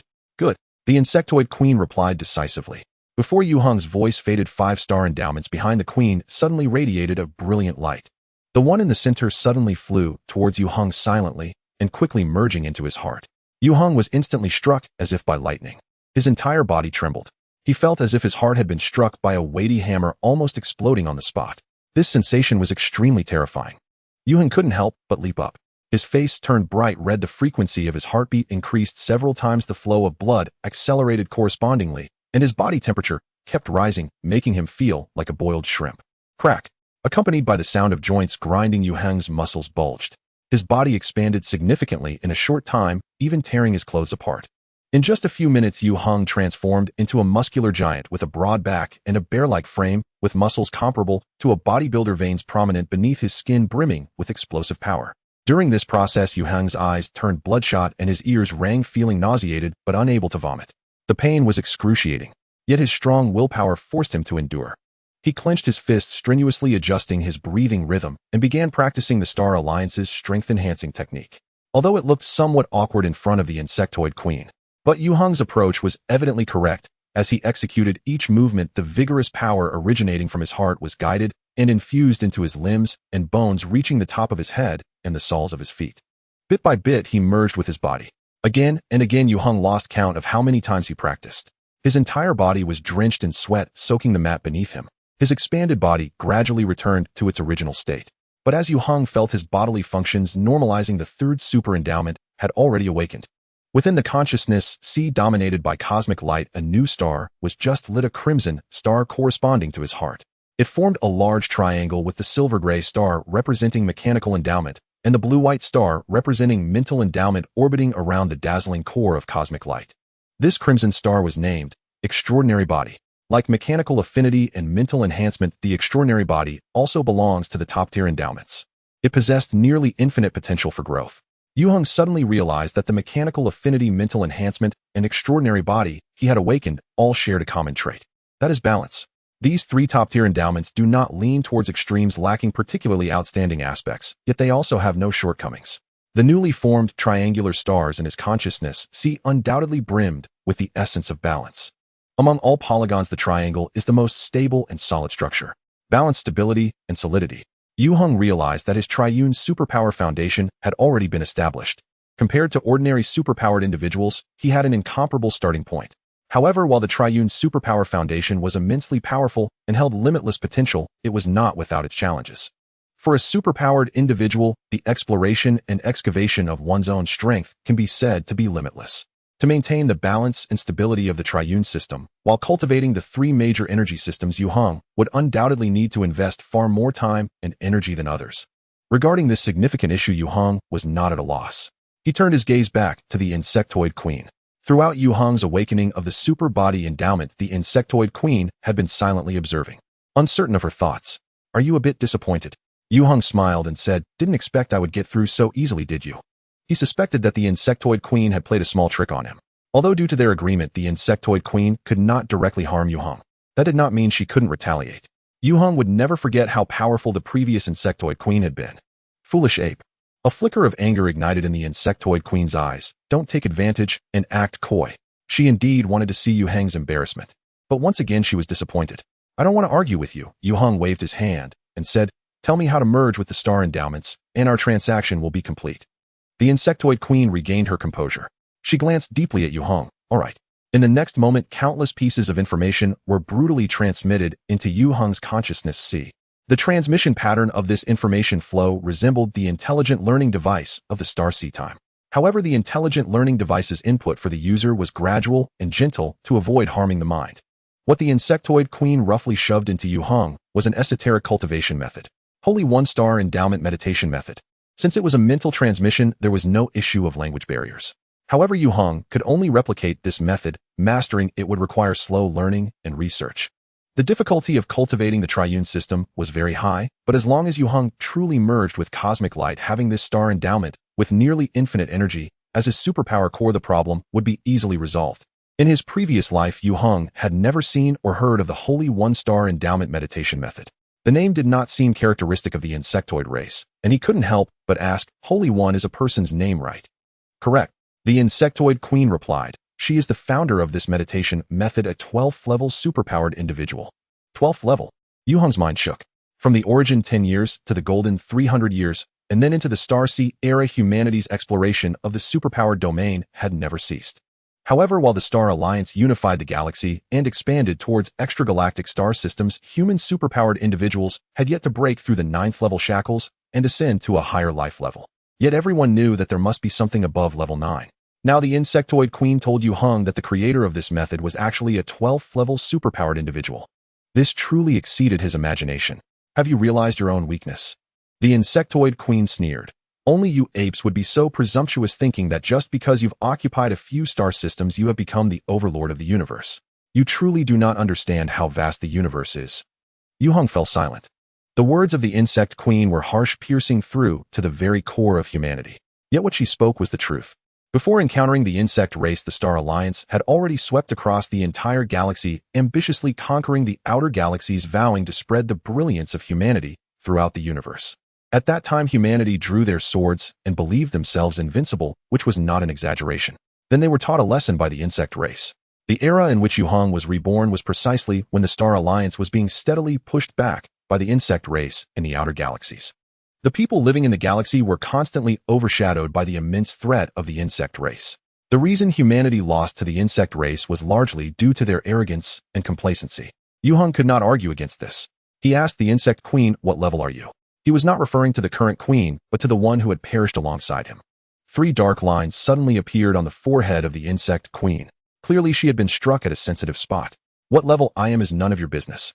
Her voice became sharp in Yue Heng's consciousness. "I have given you the Star Affinity meditation technique. Our transaction is complete. If you do not bring back a new extraordinary item, do not disturb my slumber." Saying this, she lay down on the jade pillow and closed her eyes. Well then, Yue Heng stroked his chin, pondering what he could trade with her next. If the Insect Queen was not exaggerating, then she currently possessed the data repository of the Star Alliance. This was an immense treasure containing a millennium of human wisdom.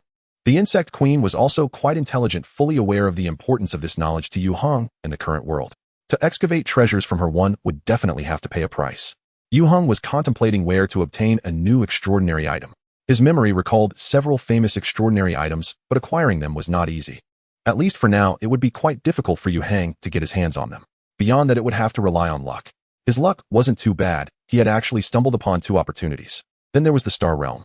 The Star Realm was the best place to obtain extraordinary items, but it required time to condense. Take good care of her. Just as Yue Heng was lost in thought, the Insect Queen's voice suddenly echoed in his consciousness again. Next time, I will add some gifts to our transaction. Before Yue Heng could respond, she fell silent again. This time she truly fell into a deep sleep. Looking at the little girl soundly sleeping on the jade pillow, Yue Heng sighed. Sweetie was Sweetie, and the Insect Queen was the Insect Queen. Yue Heng would not regard her as an alternative simply because Sweetie was the host of the Insect Queen. After months of companionship, the little one had quietly occupied a corner of Yue Heng's heart. It was not easy to let go. So without the Insect Queen's reminder, Yue Heng would still give her family love. He reached out to carry Sweetie to the bed to sleep. However, the little girl clung tightly to the jade pillow, refusing to let go. Yue Heng did not dare to forcefully pry her off. He could only take the little one along with the jade pillow and place them in the cradle bed upstairs. He then went to the bathroom to shower. After washing off the sticky dirt, Yue Heng looked at himself in the mirror. Awakening the extraordinary body bestowed upon him, his body underwent a process of reshaping. Although there seemed to be no significant changes on the surface, Yue Heng was well aware that his physique was undergoing subtle changes. This top-tier enhancement would grant him an unmatched body, unleashing terrifying power. Yue Heng's physique would soon surpass that of ordinary people, breaking the genetic lock. If he could synchronize the three major abilities of super body, mind, and machinery to their peak, could he break through the barrier of level 9 to reach a new height that no one in his past life could attain? Level 12. The information previously revealed by the Insect Queen had opened a stargate for Yue Heng. It allowed him to see a broader universe. This was even more important to Yue Heng than the holy one-star affinity meditation technique itself. On Monday morning, Yue Heng woke to the sweet babbling of a child. He opened his eyes and saw Sweetie leaning on the railing of the cradle bed. Papa, be good. Yue Heng quickly turned over and got out of bed, leaning over to look into the cradle. The jade pillow was still inside, but the special fluctuations belonging to the extraordinary item had vanished. Yue Heng first changed Sweetie's diaper and then picked up the jade pillow for a careful inspection. It was truly gone. To be precise, this extraordinary item had lost its secret and no longer possessed any magical abilities. Only the value of the antique itself remained. As for what it had lost, it was likely absorbed or devoured by the Insect Queen. Yue Heng speculated that the power contained within the extraordinary item could help the Insect Queen restore her strength. Otherwise, she wouldn't have risked exposing her secret to trade with him. She even tried to control his will. Yue Heng had already thought it through. He would control the number of transactions with the Insect Queen. He couldn't let her grow too fast. But most importantly, Yue Heng needed to continuously enhance his own strength.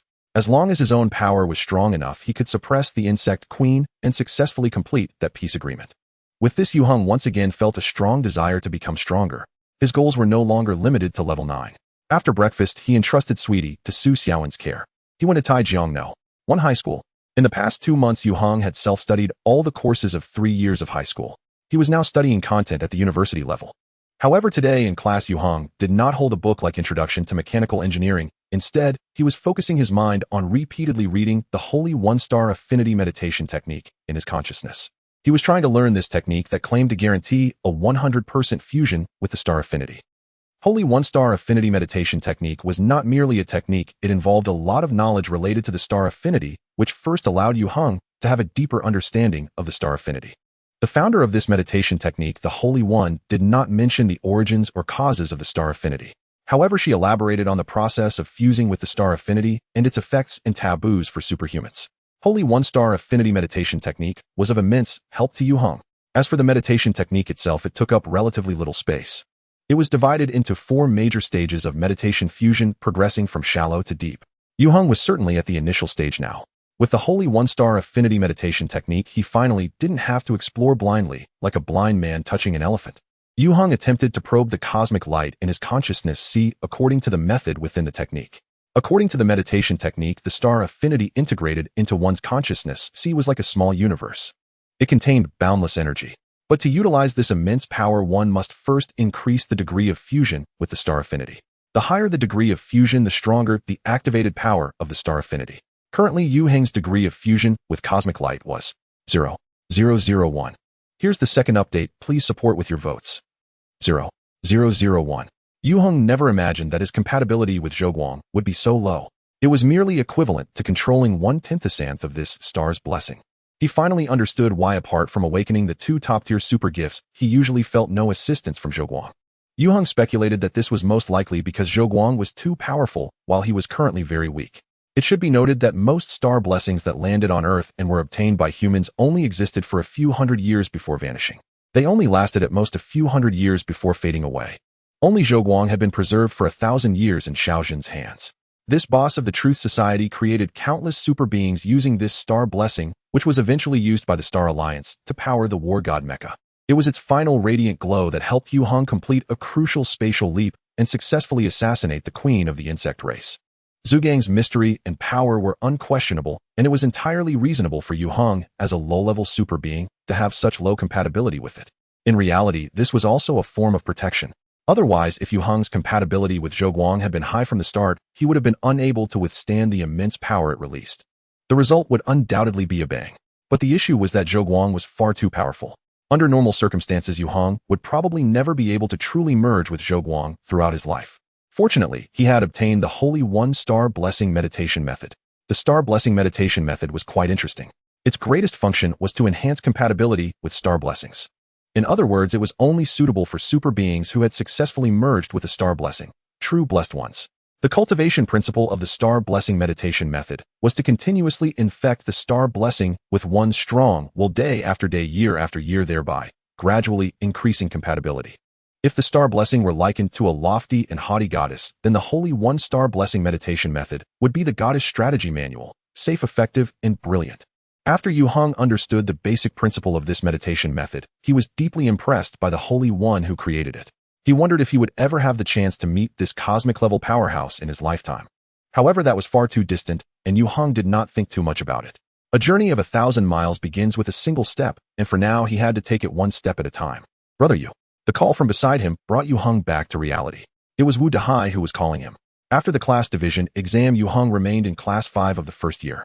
Wu Dehai was the same. This class' tallest and strongest athlete sat closest to Yue Heng, and with their good-natured personalities, Yue Heng communicated the most with him. Yue Heng held the spinning Qianji pen in his hand and asked what's up. Wu Dehai replied speechlessly, "Class is over, aren't you going to the cafeteria to eat?" Yue Heng was indeed a very unique presence in Class 5 of the first year, and even in the entire Taijiang 1 middle school. This uniqueness did not imply that he was particularly rebellious or had done anything shocking. In fact, Yue Heng was very low-key and solitary in school. He never attended evening self-study sessions and left right after school. Usually he sat in the back corner by the window, whether in any class immersed in a thick professional book or playing with his pen drifting in thought. Yet the teachers paid him no mind. Because Yue Heng's academic performance had always maintained the top spot in his grade. This was quite baffling. It felt as if Yue Heng was just playing. He could easily outperform a number of academic elites in the same grade. Among them, the most disgruntled was undoubtedly Zhu Yi, who had already earned the nickname Centennial Second. Zhu Yi, in the adjacent Class 6 of the first year, had entered Taijiang Middle School with the second-best score in the city. Before the high school entrance exam, he had always been first from elementary school through middle school. Unexpectedly, he encountered Yue Heng and was repeatedly struck down, always coming in second. The reason he was called Centennial Second instead of Millennial Second was that everyone still needed to observe. After all, it was only the first semester. Wu Dehai heard from a teammate in the adjacent class that Zhu Yi was gearing up and vowed to surpass Yue Heng in the final exam. To wash away the shame of being second, Wu Dehai felt that Zhu Yi's wish would be quite difficult to achieve. As Yue Heng's desk mate, Wu Dehai was well aware of what Yue Heng was currently reading. Calculus. As a poor student, Wu Dehai had no aspirations regarding academic elites. However, he had tried to build some confidence against Yue Heng in his own area of advantage. The two had a wrist wrestling match. The result was that Wu Dehai called Yue Heng brother. He was completely convinced. "Let's go." Yue Heng never spoke unnecessarily, simply tidied up his desk and went to the cafeteria with Wu Dehai. As usual, the two sat together for lunch. "Brother Yue." Wu Dehai chewed on a large chicken leg and mumbled, "Next month is the school sports meet. Can you help me out and sign up for a few events?" Wu Dehai was the sports commissioner of Class 5. Therefore, motivating classmates to actively participate in competitive events was part of his duties, but this responsibility was quite troublesome for him. Everyone in the class was an academic elite. Everyone's IQ was high, but the athletic ability was generally lacking. Events like the 100 meters, 200 meters high jump, and long jump were manageable. Regardless of performance, they could muddle through. But for the 400 meters hurdles, 5,000 meters, or the heptathlon, that would truly be life-threatening. Wu Dahai and 2 other athletes could manage some of the events. But it definitely wouldn't be enough. Sure. Yue Heng readily agreed. You arrange it. I can do anything. Wu Dahai was overjoyed. That's great. He swallowed the chicken meat in his mouth and said, Brother Yue, if you were an athlete, your future would definitely be better than mine. Wu Dahai's sentiments were heartfelt. Most sports rely heavily on talent, and only true talent can stand out. In Wu Dahai's view, Yue Heng had such talent. However, who would willingly risk injury to train hard if they could easily enter prestigious schools like Tsinghua or Beida? Yue Heng smiled and said nothing. Wu Dahai did not know that in the coming years the sports world would become very chaotic. One world record after another was broken, human limits were constantly surpassed, and some originally ordinary and nameless individuals could suddenly crush the most professional athletes. Faster, higher, stronger. The first generation of super beings had the highest number in the super physical ability category, followed by the original energy category. This situation continued unchanged for 1,000 years. An ordinary person awakening a super physical gift, even the lowest level 4th sequence gift, could become unmatched on the field after some professional training. Only others of the same kind could defeat super beings. In such circumstances, how could the sports world not be chaotic? Yue Heng remembered that the Olympics was even cancelled a few years later. It wasn't until later that the authorities developed methods to identify super beings, allowing sports to return to ordinary people. Here, after returning to the classroom from lunch and just sitting down, Wu Dahai sneakily handed Yue Heng a movie ticket. Huh? Yue Heng looked at his classmate Dahai with a puzzled expression. Wu Dahai's mouth twitched. Don't look at me like that, I'm not into guys. Do you know Li Yinyan from class 2? Li Yinyan. Yue Heng had no impression of her. What's up? This movie ticket is from her asking me to give it to you. Wu Dahai looked envious and jealous. Li Yinyan besides Su Jingchu, she's the one in our school. Yue Heng took the movie ticket and glanced at it. Then he noticed the time was for tonight. Doesn't she have evening classes? Wu Dahai was puzzled. Li Yinyan is an art student. She has won awards in dance. You really don't know her? Yue Heng smiled and returned the movie ticket to Wu Dahai. I really don't know her, so you can keep the ticket. Keep it for what?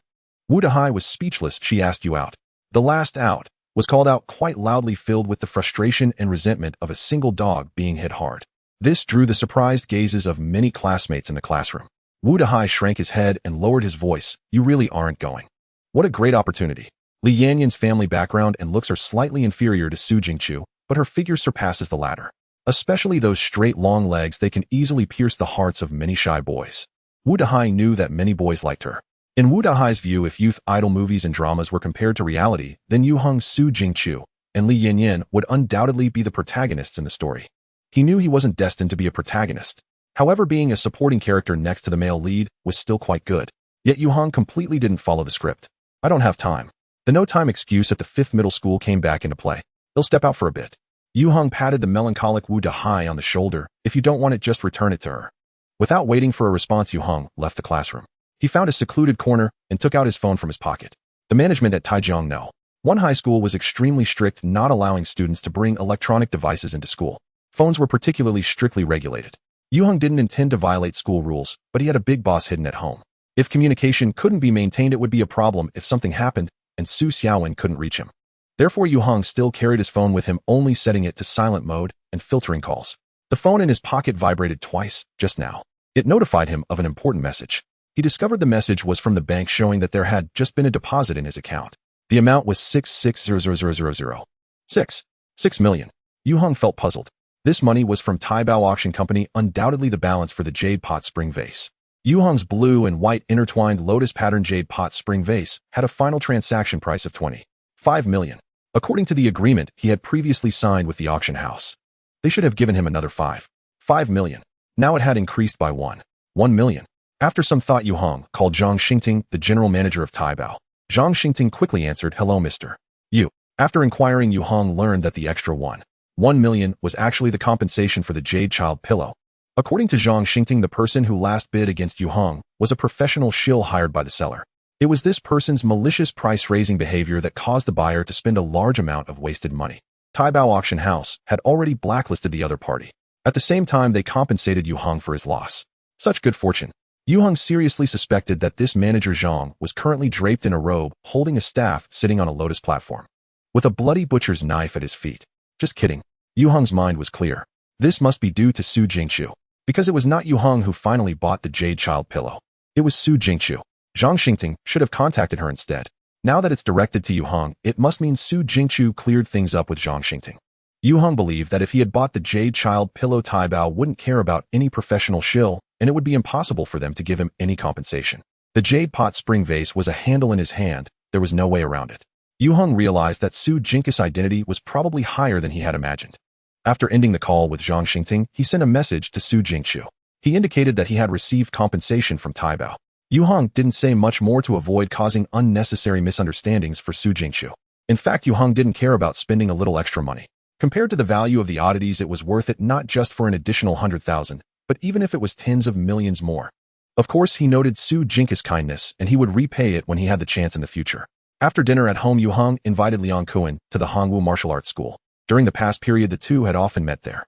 Yue Heng, observing Liang Kun's learning progress, gradually taught him the complete set of Star Alliance strengthening techniques.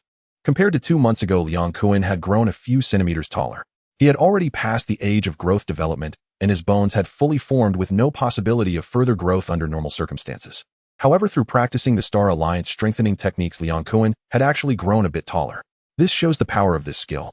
Come, let's fight. Yue Heng changed his clothes and called Liang Kuan onto the boxing ring. Liang Kuan grinned. You shall, this time I won't lose to you again. In fact, compared to his height, Liang Kun's changes in physique were more significant. All the excess fat on his body had disappeared, making him look much leaner and fitter, wearing training clothes, looking eager to try like a leopard ready to hunt. His momentum was impressive. Liang Kuan had reasons to be confident. He had already tested that his strength, speed, and reaction capabilities had greatly improved. He could even compete in professional matches. Although this remarkable skill was taught by Yue Heng, Liang Kuan did not believe he would lose again. As long as you have confidence, that's good. Yue Heng bumped his boxing gloves. Just go all out and don't hold back. A quality tool needs to be carefully cultivated and finely polished. Only then can it be put to good use. Yue Heng was here today to assess whether Liang Kuan this tool was qualified. Go for it, Kuan, go. Seeing the two get on stage to spar, many people in the gym gathered around. Those who had a good relationship with Liang Kuan cheered him on. The handsome guy will definitely win. A sudden scream attracted everyone's attention.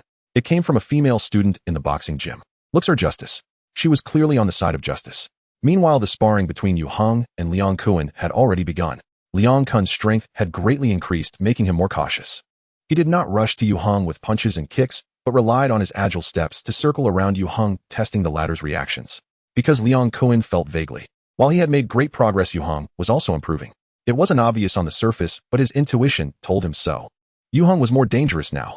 After circling around Liang Kuan, not finding any flaws, couldn't hold back. He suddenly lifted his leg and kicked towards Yue Heng's left ribs. Hey, Race, the second update. Oh, I asked for your support. On the arena, the battle was in full swing. The number of spectators around the arena was increasing, with cheers and shouts rising and falling. This was already the 5th match between Liang Kuan and Yue Heng at the Hongwu boxing gym. To the untrained eye, it was just a spectacle, but for the knowledgeable, it revealed the intricacies of the fight. Those familiar with Liang Kuan could see that after this period of refinement and training, his strength had made significant progress. This was evident in the arena as his attack rhythm became increasingly fierce and his strikes carried an even more formidable momentum. If the others were to come on stage, they would probably not last even 1 or 2 rounds against Liang Kun's torrential assault. However, no matter how fast Liang Kun's speed became or how sharp his techniques were, he was still unable to breach Yue Heng's defenses. This was quite perplexing. It should be noted that Yue Heng was merely a teenager, and logically speaking, he should not be able to compare to a seasoned expert like Liang Kuan in terms of combat experience and physical prowess. Yet Liang Kuan had not won a single match against Yue Heng so far. He was destined to lose again tonight. I concede. After the 5th round, Liang Kuan panted heavily and waved his fists. I admit defeat. In the first round, I was still holding back my strength, fearing I might injure Yue Heng. From the second round onward, I gave it my all. Because Liang Kuan realized that holding back against Yue Heng felt like showing off a big knife in front of Guan Yu. It was foolish. At this point, he still had enough stamina to last a few more rounds. But it was meaningless.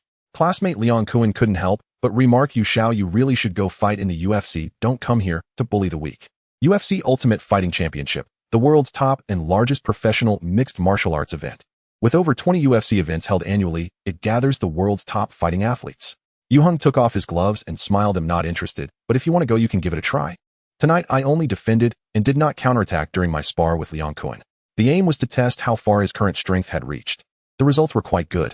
Liang Kuan had mastered the complete set of Xingming strengthening techniques, and through persistent training, he had learned to control his surging power without any signs of losing control. This represented a solid step forward on the path of superpowered evolution. If Yue Heng had not awakened the top-grade super talent of the extraordinary body, then he would have been unable to compete with Liang Kun in terms of strength. Although in terms of combat experience and skills, Yue Heng, who had cultivated the Star Wars fighting technique to a master level, could still overpower Liang Kun. Without the support of great strength, it would be impossible to win so easily. Liang Kun was also being overly modest. As long as he persevered, breaking into the UFC would not be a problem, unless he encountered another superpowered individual. Kun Gu, a fighting coach at the boxing gym, shouted from the sidelines with a grin, "How about we spar a bit? Let me have some fun." Surrounding him, the crowd immediately booed. The coach had a good relationship with Liang Kun, and his suggestion to spar was not meant to be taken seriously. However, there was a hint of eagerness. Liang Kun had repeatedly fought against Yue Heng, losing every time, while he had also fought Liang Kun and had been defeated, often questioning his own life. Seeing Liang Kun now looking exhausted, he wondered if he could snag a cheap win. A win, even if unearned, is still a win. Why the booing? Facing the jeers from the spectators, he argued shamelessly, "Kun Gu is diamond, I'm bronze. Doesn't a bronze fighter need to choose a good time to fight a diamond? A man can't say he can't do it."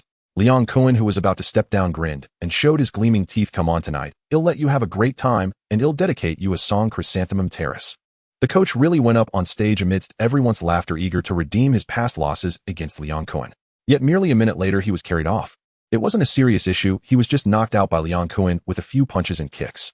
Earlier, when he sparred with Liang Kun, he could at least go back and forth for several rounds. Now he didn't even have a chance to strike. He wasn't wrong. The gap between him and Liang Kun was indeed like the distance from bronze to diamond. This was still a result of Liang Kun showing mercy. Several coaches praised Kun Gu is amazing.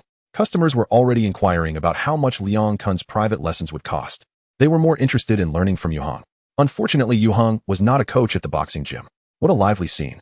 A beautiful woman approached, gracefully smiling as she said, "Liang Kun, you are getting more and more capable. Ooh, should I give you a raise?" The newcomer was Man Li, the owner of the Hongwu boxing gym. Liang Kun grabbed the ropes and leaped down from the arena, chuckling, "Sister Li, you can decide on the raise." If someone else said this, Liang Kun would be a bit anxious. But he knew Man Li's temperament and understood she was just joking. Oh, Man Li's beautiful eyes turned, noticing Yue Heng coming from the changing room. "Yu Xiao is also here." She had arrived just in time to see Liang Kun battling that coach. She was unaware that Liang Kun and Yue Heng had already fought earlier. Yue Heng nodded. "Hello, Sister Man." He had visited the Hongwu boxing gym several times and was meeting the stunningly beautiful owner for the second time tonight. Liang Kun referred to her as a billionaire girl. "Perfect." Man Li smiled brightly. "I will treat you both to supper." The "you both" she mentioned referred only to Yue Heng and Liang Kun. Moreover, she personally drove them. Man Li's vehicle was a fiery red Bentley 4-seater convertible, perfectly matching her elegant demeanor. However, while driving this luxury sports car worth several million, the place she took Yue Heng and Liang Kun for supper was on an old street in the southern part of Taijiang City. An outdoor barbecue stall. "Old who?" She casually parked the Bentley on the bumpy roadside and called out to the owner of the barbecue stall, "First, give us 5 skewers of lamb kidneys, then 50 skewers of lamb, and a box of wusa beer." She elegantly lifted her skirt and sat down at a folding table by the roadside. She sat on a plastic stool worth only a few bucks. "LV is crying. You all sit too." The big boss Man Li beckoned. "Don't be shy, order whatever you want." Yue Heng and Liang Kun exchanged glances. Without hesitation, the chubby owner's wife brought over a box of wusa beer, and Man Li directly opened one, knocking it against the table edge. The cap flew into the sky. She handed the open beer to Yue Heng. "Is it okay for you to drink this?" Yue Heng smiled. "It's fine." He couldn't really be considered a minor. Furthermore, neither Man Li nor Liang Kun treated him as just a teenage boy. Yue Heng took the wusa beer. For the first time, he found Man Li, this billionaire girl, quite interesting. Beautiful faces are a dime a dozen, but interesting souls are rare. Having both is truly precious. Yue Heng felt that the most interesting aspect of life lies in encountering a variety of people and events. Whether good or bad, they are all essential components of life. However, standing at different heights, the scenery appreciated is evidently different. In his first life, Yue Heng was bullied and extorted in the alley outside the school, powerless to resist. Naturally, he had no chance to meet Liang Kun, let alone interact with the charming beauty before him. Such an outstanding beauty was merely appreciated by the current Yue Heng. This illustrates the difference in heights. Compared to Man, Yue Heng appreciated the freshly served skewers more. The lamb was genuine lamb, definitely not some inferior product disguised with duck meat and seasoning. The skewers were grilled to perfection, crispy on the outside and tender on the inside, overflowing with juice. The flavor of the meat combined with cumin and chili was simply irresistible. One word: delicious. The numerically challenged Yue Heng gave a thumbs up to the busy owner at the grill. He definitely had to express his appreciation. Only good flavors are truly good. This modest stall Old Who barbecue may be small, but it attracts many diners seeking its taste. Every table was fully occupied. Seeing Yue Heng's gesture, the portly owner smiled and nodded. Then he wiped the sweat from his forehead with the towel hanging around his neck. He continued to focus on the skewers before him. The grilled kidneys here are the best with no fishy smell at all, man, Li said to Yue Heng while holding a bottle of liquor. You should try them later. Cheers. Yue Heng clinked bottles with her. Sisterly, you're thoughtful. Compared to the exquisite dishes in luxurious hotels and Michelin restaurants, he undoubtedly preferred the vibrant human touch here, drinking from big bottles and relishing the meat. Life is short, just a few autumns. We drink until we're satisfied while the beautiful women are to the east and the Yellow River flows to the west. Someone at the next table was watching videos on their phone with a perfectly fitting background music playing. Manly drank with great gusto. She didn't even need a glass, drinking directly from the bottle. Although the action was quite bold and even a bit rough, she exuded an aura of elegance. Manly's drinking etiquette was commendable. As long as there was still wine in the bottle, it wouldn't touch the ground. After half a bottle of Da Wusu, a faint blush appeared on her exquisitely fair face. Yet her eyes became even brighter and more spirited. Yue Heng finished a bottle of beer. In his past life, he rarely smoked, but often drank and enjoyed collecting fine wines. Drinking requires a good mood. Without it, there's no flavor. Therefore, it depends on whom you drink with. Yue Heng felt that Manly was an excellent drinking companion. So why not get a flower for your girlfriend? Along the street, there were numerous barbecue stalls and small eateries bustling with many customers in the evening. It also attracted some small business vendors. For example, the flower-selling girl who appeared next to Yue Heng. She held a basket filled with roses, looking at Yue Heng with hopeful eyes. Only 10 yuan, and you can scan to pay. This is awkward. Yue Heng couldn't understand why the girl would think he and Manly were a couple. It was probably a sales tactic. But it didn't matter. Jianghu folks don't sweat the small stuff. Just as he was about to buy a flower to send the girl away, Manly waved to her and asked with a smile, how many flowers do you have left in that basket? Sister, there are 39 left. I'll take them all. Manly pulled out her wallet, handing over 4 large bills. No need for change. The flower girl was immediately overjoyed and gave Manly the entire basket. Thank you, sister, you're so kind. Manly smiled and placed the basket beside her. She picked up a slightly wilted rose and sniffed at a hint of melancholy reflected in her eyes. Sister Liang Kuan said with a laugh, you're not giving Yu Xiao a chance to show his affection at all. Yue Heng was speechless. He should have given Liang Kuan a few hard punches earlier at the boxing ring. 3 days without a beating and the roof comes off. Manly shot Liang Kuan a glance. Is it wrong for me to buy myself flowers? As for opportunities, she looked at Yue Heng, a teasing smile on her face. I'd love to give it, but I'm afraid Yu Xiao wouldn't want it. Sister, is that how you treat me? Yue Heng coughed and grabbed a bottle of Da Wusu, popping the cap with his fingers. Sister Li, I toast to you. Drink tonight. We only drink and don't flirt. Manly kept it light. She continued to drink with Yue Heng, ignoring Liang Kuan beside them. This made Liang Kuan feel particularly redundant. After a few rounds of drinks, the table was littered with skewers. Yue Heng had already tried the grilled kidneys, and they were indeed as delightful as Manly had said. He also devoured 10 or so garlic oysters, enjoying them with beer. There was no chance of gout. Not in this lifetime. His extraordinary physique was truly a match for a gourmet eater. Just as the 3 of them were finishing up, suddenly a wave of intense electronic music approached from afar. 5 or 6 electric scooters with flashing lights stopped at the barbecue stall, a group of colorful boys and girls spilling out. Boss at a table. One young man with dyed white hair shouted loudly, hurry up. The owner's wife quickly responded, coming right up. The white-haired one sniffed, looking very displeased. How do you do business? The next moment he spotted Manly. His eyes lit up instantly. What a beauty. Without hesitation, the white-haired guy approached and cheerfully asked, Man, Li, can we share a table?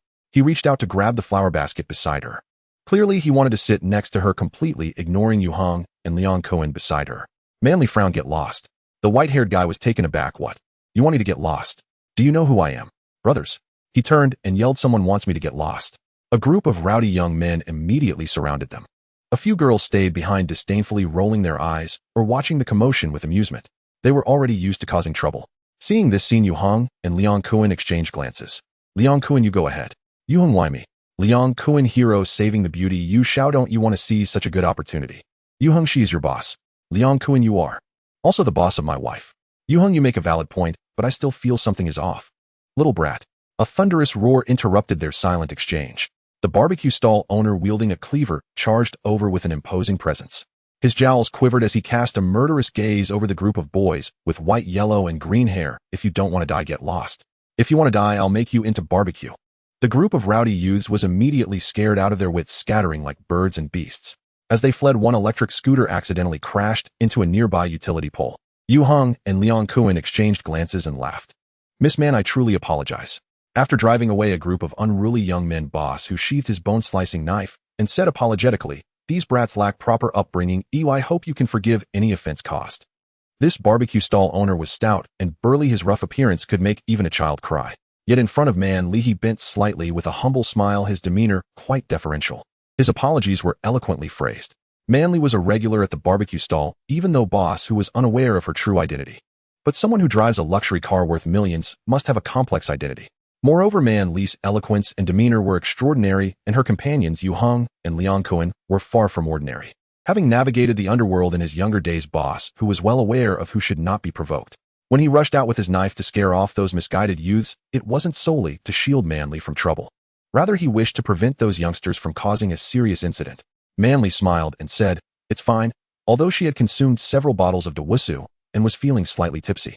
Yet Man Li could see through the thoughts of the barbecue stall owner clearly.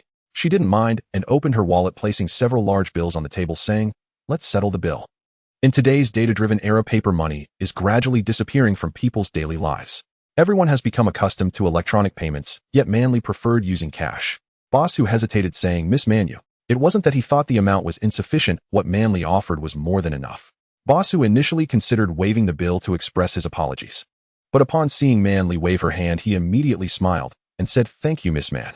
Man Li nodded, raising her hand to tuck a loose strand of hair behind her ear, smiling sweetly at Yue Heng. "Shall we go, young master Yue?" "Yes," Yue Heng replied. "Ahem." Liang Kuan suddenly cleared his throat a couple of times, saying, "Sisterly young master Yue, you go ahead, I'll drink a few more bottles." He secretly shot Yue Heng a look that said, "Brother, I can only help you this far." Yue Heng chuckled and took out his phone. "They'll call a designated driver. Don't drink and drive. If you drink, don't drive." After a night of drinking, both of them had certainly exceeded the legal alcohol limit. Most importantly, Yue Heng did not have a driver's license. How could he drive? "The designated driver is here," Man Li said, revealing a smile that was neither fully a smile nor a frown. "Right here." Next to her Bentley, a short-haired woman appeared from nowhere.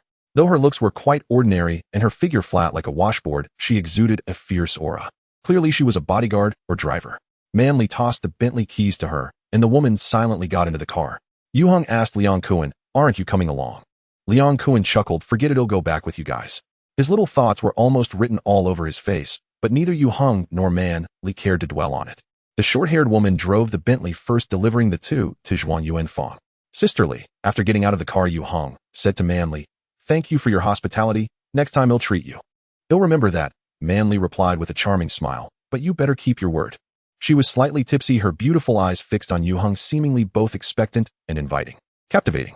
Yue Heng smiled, of course. After sending off the big boss man, Yue Heng and Liang Kuan headed home. "Young Master Yue."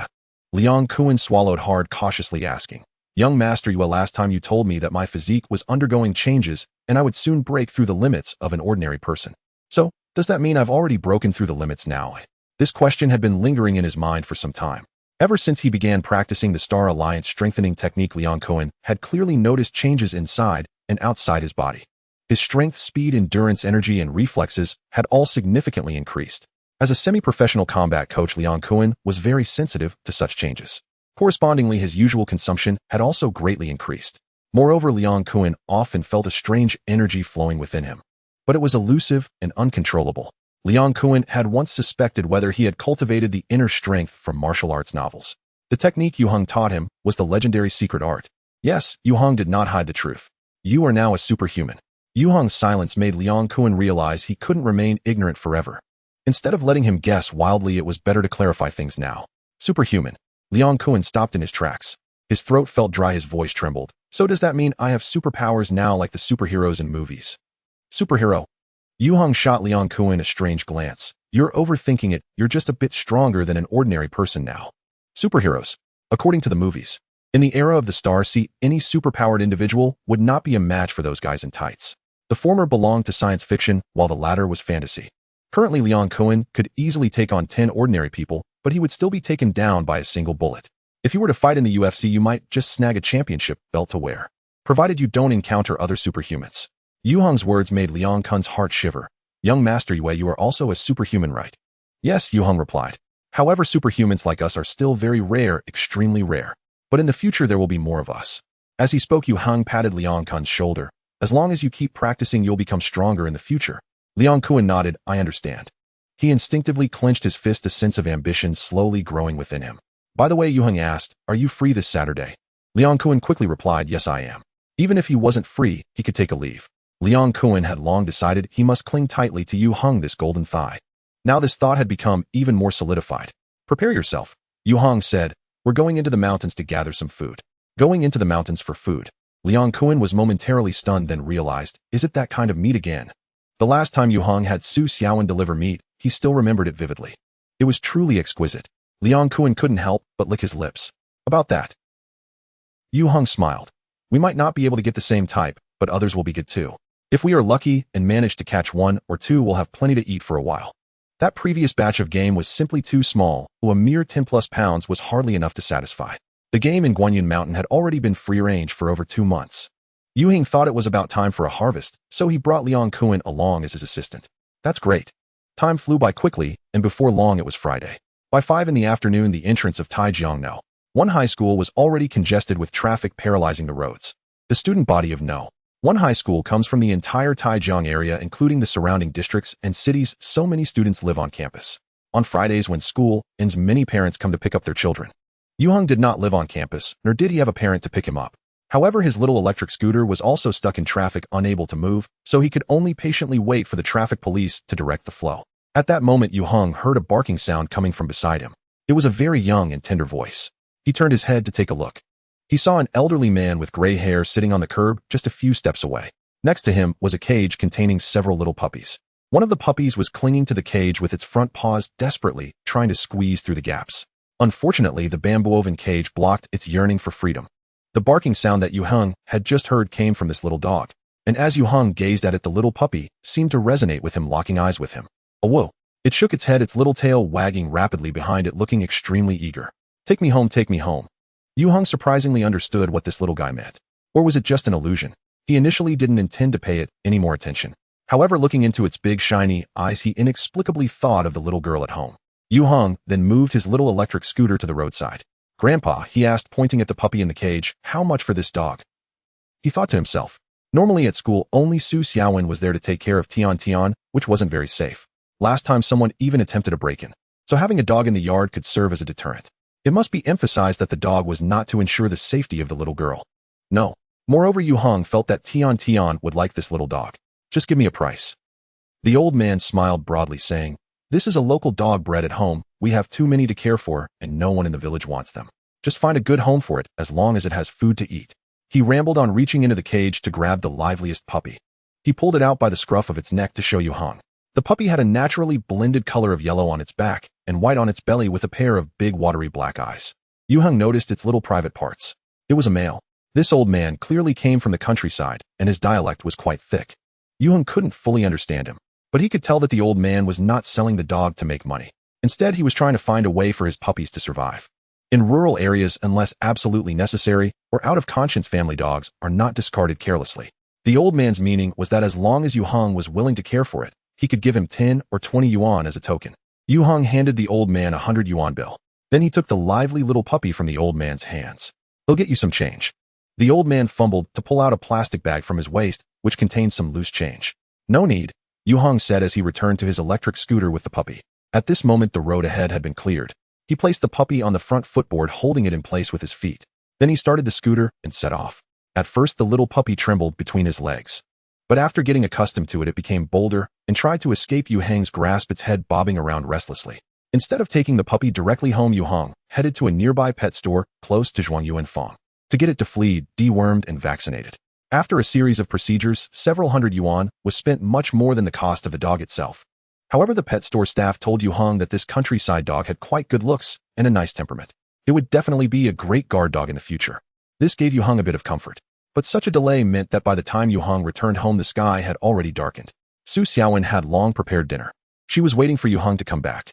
"They'll go reheat the food, huh?" She was taken aback when she saw the little puppy in Yue Heng's arms. "Papa." Tian stumbled towards Yue Heng. He bent down, reached out to steady the little girl, and at the same time placed the little puppy on the mat. "Look what Daddy brought you as a gift." "Wow." Tian's eyes widened in surprise as she stared blankly at the little puppy before her, as if she had discovered something incredible. But the little puppy, just arriving at its new home, ignored Tian and bounded around Yue Heng, its little tail wagging like a fan. It had become familiar with Yue Heng's scent and had already regarded him as its owner. As for the little girl behind, who was she? After the initial confusion, Tian gradually came back to her senses. She stared intently at the puppy, cautiously stretching out her little hand, trying to grab the puppy's tail. This thing was so fascinating, spinning around so fast it was dazzling.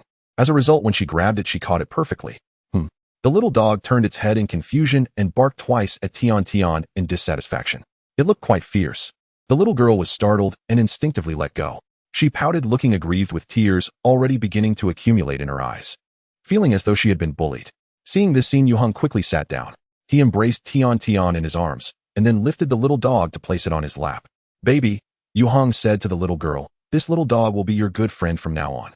Don't bully it, and it won't bully you, understand?" Tian tilted her head, seeming to understand. Suddenly, she buried her head deep into Yue Heng's embrace. "Papa." Yue Heng gently patted her back. The little girl turned back around, pointing at the puppy at her feet, and said, "Little dog." "It's a puppy," Yue Heng smiled and said, "Let's give it a name." However, Tian, who was still babbling, didn't activate her naming skills. It was left to Yue Heng to do the honors. He stroked the dog's head and said, "Let's call you Fat Tiger." It was round and chubby, looking quite like a little tiger, so this name should fit well. Pow. The little girl opened her mouth, trying to mimic Yue Heng. "Pow. It's Fat Tiger." Yue Heng laughed as he guided her hand to pet the puppy's head. At this point, the little dog had already understood. The little girl who smelled sweet was also its owner, so it obediently lowered its head to be petted, whining and acting cute. When Tian's little hand stroked the dog's head, her eyes sparkled with joy and happiness. Pow. When Su Xiaowen brought out the freshly heated dishes, she was surprised to find that Tian had already gotten cozy with the little dog. Tian sat on the mat while the puppy extended its pink tongue to lick her face, making the little girl giggle with delight. Su Xiaowen placed the hot dishes on the dining table and smiled. "You two have become good friends so quickly, huh?" Tian turned her head at the sound of her voice and pointed at the puppy in her arms, saying, "Pow." Su Xiaowen replied, "What does that mean?" Yue Heng helplessly explained, "I just named this dog Fat Tiger." "Fat Tiger. Pow." Su Xiaowen immediately laughed. "I think Pow sounds better." In her hometown village, many people named their local dogs things like Ahuang de Huang Xiaohei or Hua. Pow. Ha. Tian nodded vigorously, hugging the puppy's head and emphasizing again, "Pow." Yue Heng had no objections. Pow. Thus, this little rural dog that had just moved into its new home was given its name in such a muddled manner. A lifelong shame. At this moment, it was still blissfully ignorant, trying hard to act like a licking dog. Lick. Su Xiaowen watched with concern. "Is it hungry? Let me get it some milk powder. It's already weaned." Yue Heng took out the dog food he had bought earlier at the pet store, saying, "You should soak this in warm water and give it a bowl." The pet store clerk had told him that it was best to feed weaned puppies dog food from the start to help them avoid being picky. Yue Heng had never raised a pet before and didn't quite understand. He suspected it was a trick from the store. Su Xiaowen took the bag of dog food to the kitchen to get busy. After a moment, she brought out a bowl of dog food soaked in warm water. She placed it on a plastic plate and set it in front of the puppy. Perhaps attracted by the aroma of the dog food, little Pow sniffed and immediately began to feast. It was delicious beyond words. Seeing little Pow buried in the dog bowl, savoring the food, Tian blinked. The little girl stretched her neck to see how the puppy was eating, unconsciously swallowing her saliva. Then she bit her thumb, the corners of her mouth glinting suspiciously. Yue Heng was puzzled. "Sister Xiaowen, hasn't Tian had dinner yet?" "She has," Su Xiaowen replied, peeking her head out from the kitchen. "She just had a big bowl of nutritious rice porridge." "Then she can't eat anymore, or she'll upset her stomach. The little one's digestive system is delicate." Yue Heng reached out to rub the little girl's head, still so greedy after eating. Tian turned her head, pouting and saying, "Papa." She looked a bit unhappy. Yue Heng chuckled, about to tease this greedy little one. Suddenly, the door to the courtyard was pushed open and Liang Kuan strode in. "Young Master Yu." "Kuan Ge," Yue Heng nodded and asked, "Have you had dinner yet? If not, you can join us. Sister Xiaowen has made a lot of dishes." Liang Kuan smiled. "Then I won't be polite." He and Su Xiaowen had been getting closer to Yue Heng recently. Politeness was rather distant. At that moment, Liang Kuan discovered a new world. Where did this little dog come from? Wong. Little Pow immediately lifted its head from the dog bowl, baring its teeth and barking at him a couple of times, appearing quite fierce in a naive way. Liang Kuan was amused, so fierce. He made a fierce face at little Pow, returning the bark. Little Pow instantly shrank back, twisting its butt and hiding behind the little girl, only showing half its head to peek out. Tian frowned and pointed at Liang Kuan, saying, "Bad silver." "What?" Liang Kuan felt as if struck by lightning, sensing a righteous judgment upon him. His HP instantly dropped by 99. He almost spat out a mouthful of old blood. "Little Tian, I'm your Uncle Liang." Bad silver. Tian delivered another blow. Liang Kuan collapsed on the spot. Fortunately, Su Xiaowen appeared just in time. The dishes are ready, come eat. Liang Kuan instantly revived. He winked at the little girl and eagerly took a seat at the dining table. Even though several months had passed, every time Liang Kuan saw Tian, he felt an inexplicable sense of guilt, as if he had done something shameful. It was quite frustrating. Thankfully, his wife's delicious cooking was enough to soothe both his stomach and spirit. Ever since Su Xiaowen came to Yue Heng's home to take care of Tian, to live up to the generous salary Yue Heng provided, she used her free time to study infant care and improve her culinary skills. Su Xiaowen certainly had a talent for this. The dishes she prepared now fully deserved the praise of being colorful, fragrant, and tasty. She could easily be the head chef in a small restaurant. Liang Kuan initially thought about opening a restaurant for Su Xiaowen in the future. Now his thoughts had changed. Running a restaurant was exhausting. His beautiful and capable wife should enjoy life at home. Moreover, this home should be in Taijiang. Although the housing prices in Taijiang were high, Liang Kuan thought of a way to make quick money. If all went well, he would be able to put down a down payment by the end of the year. Next year, paying in full wouldn't be a problem either. What are you thinking about? Yue Heng handed Liang Kuan a can of beer. Share the good news with me. Liang Kuan snapped back to reality, feeling embarrassed. Nothing much. By the way. He opened his bag and took out a thin booklet, handing it to Yue Heng. Young master Yue, I had a friend help me with this. It contains my name. Yue Heng took it and looked.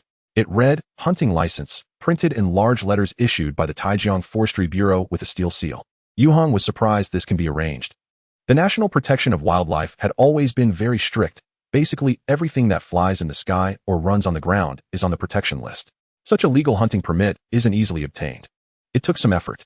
Liang Kuan smiled. Fortunately, my friend has connections, so we won't have any issues entering the mountains tomorrow. In reality, it took a lot of effort. For this small hunting license, he not only spent tens of thousands, but also incurred some favors. Although Yue Heng hadn't mentioned it at all, Liang Kuan felt he should work hard to show his gratitude for Yue Heng's support. Superpowered individuals' super abilities. Yue Heng not only taught Liang Kuan advanced skills, but also opened the door to a new world for him. Liang Kuan had never been the kind of person to forget his gratitude. Although he couldn't repay Yue Heng's kindness right now, it was only natural for him to do what he could.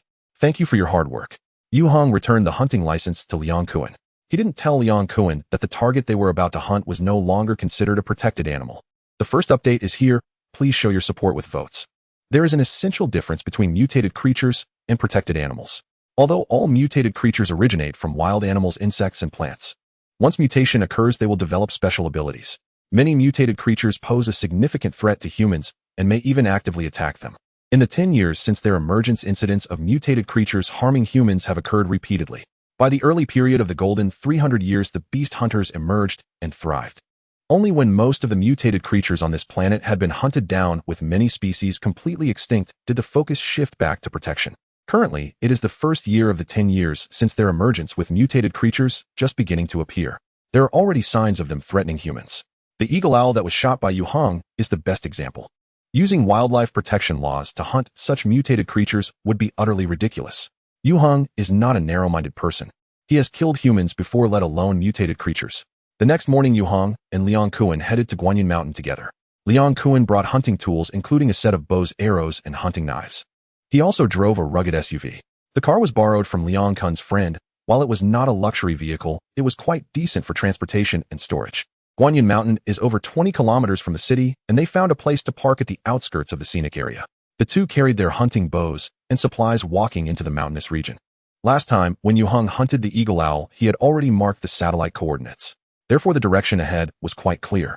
However, the dense forest and wild vines hindered their progress, so by the time Yue Heng and Liang Kuan reached the small valley, it was already noon. Although the mountain was already quite cool in autumn, Liang Kuan was still sweating profusely. However, his stamina remained abundant, and he confidently volunteered, "Is it right here? I used to hunt with friends in the mountains, so I know how to find animal trails. As long as we find the animal trails, then." Finally, it was time for him to show his skills.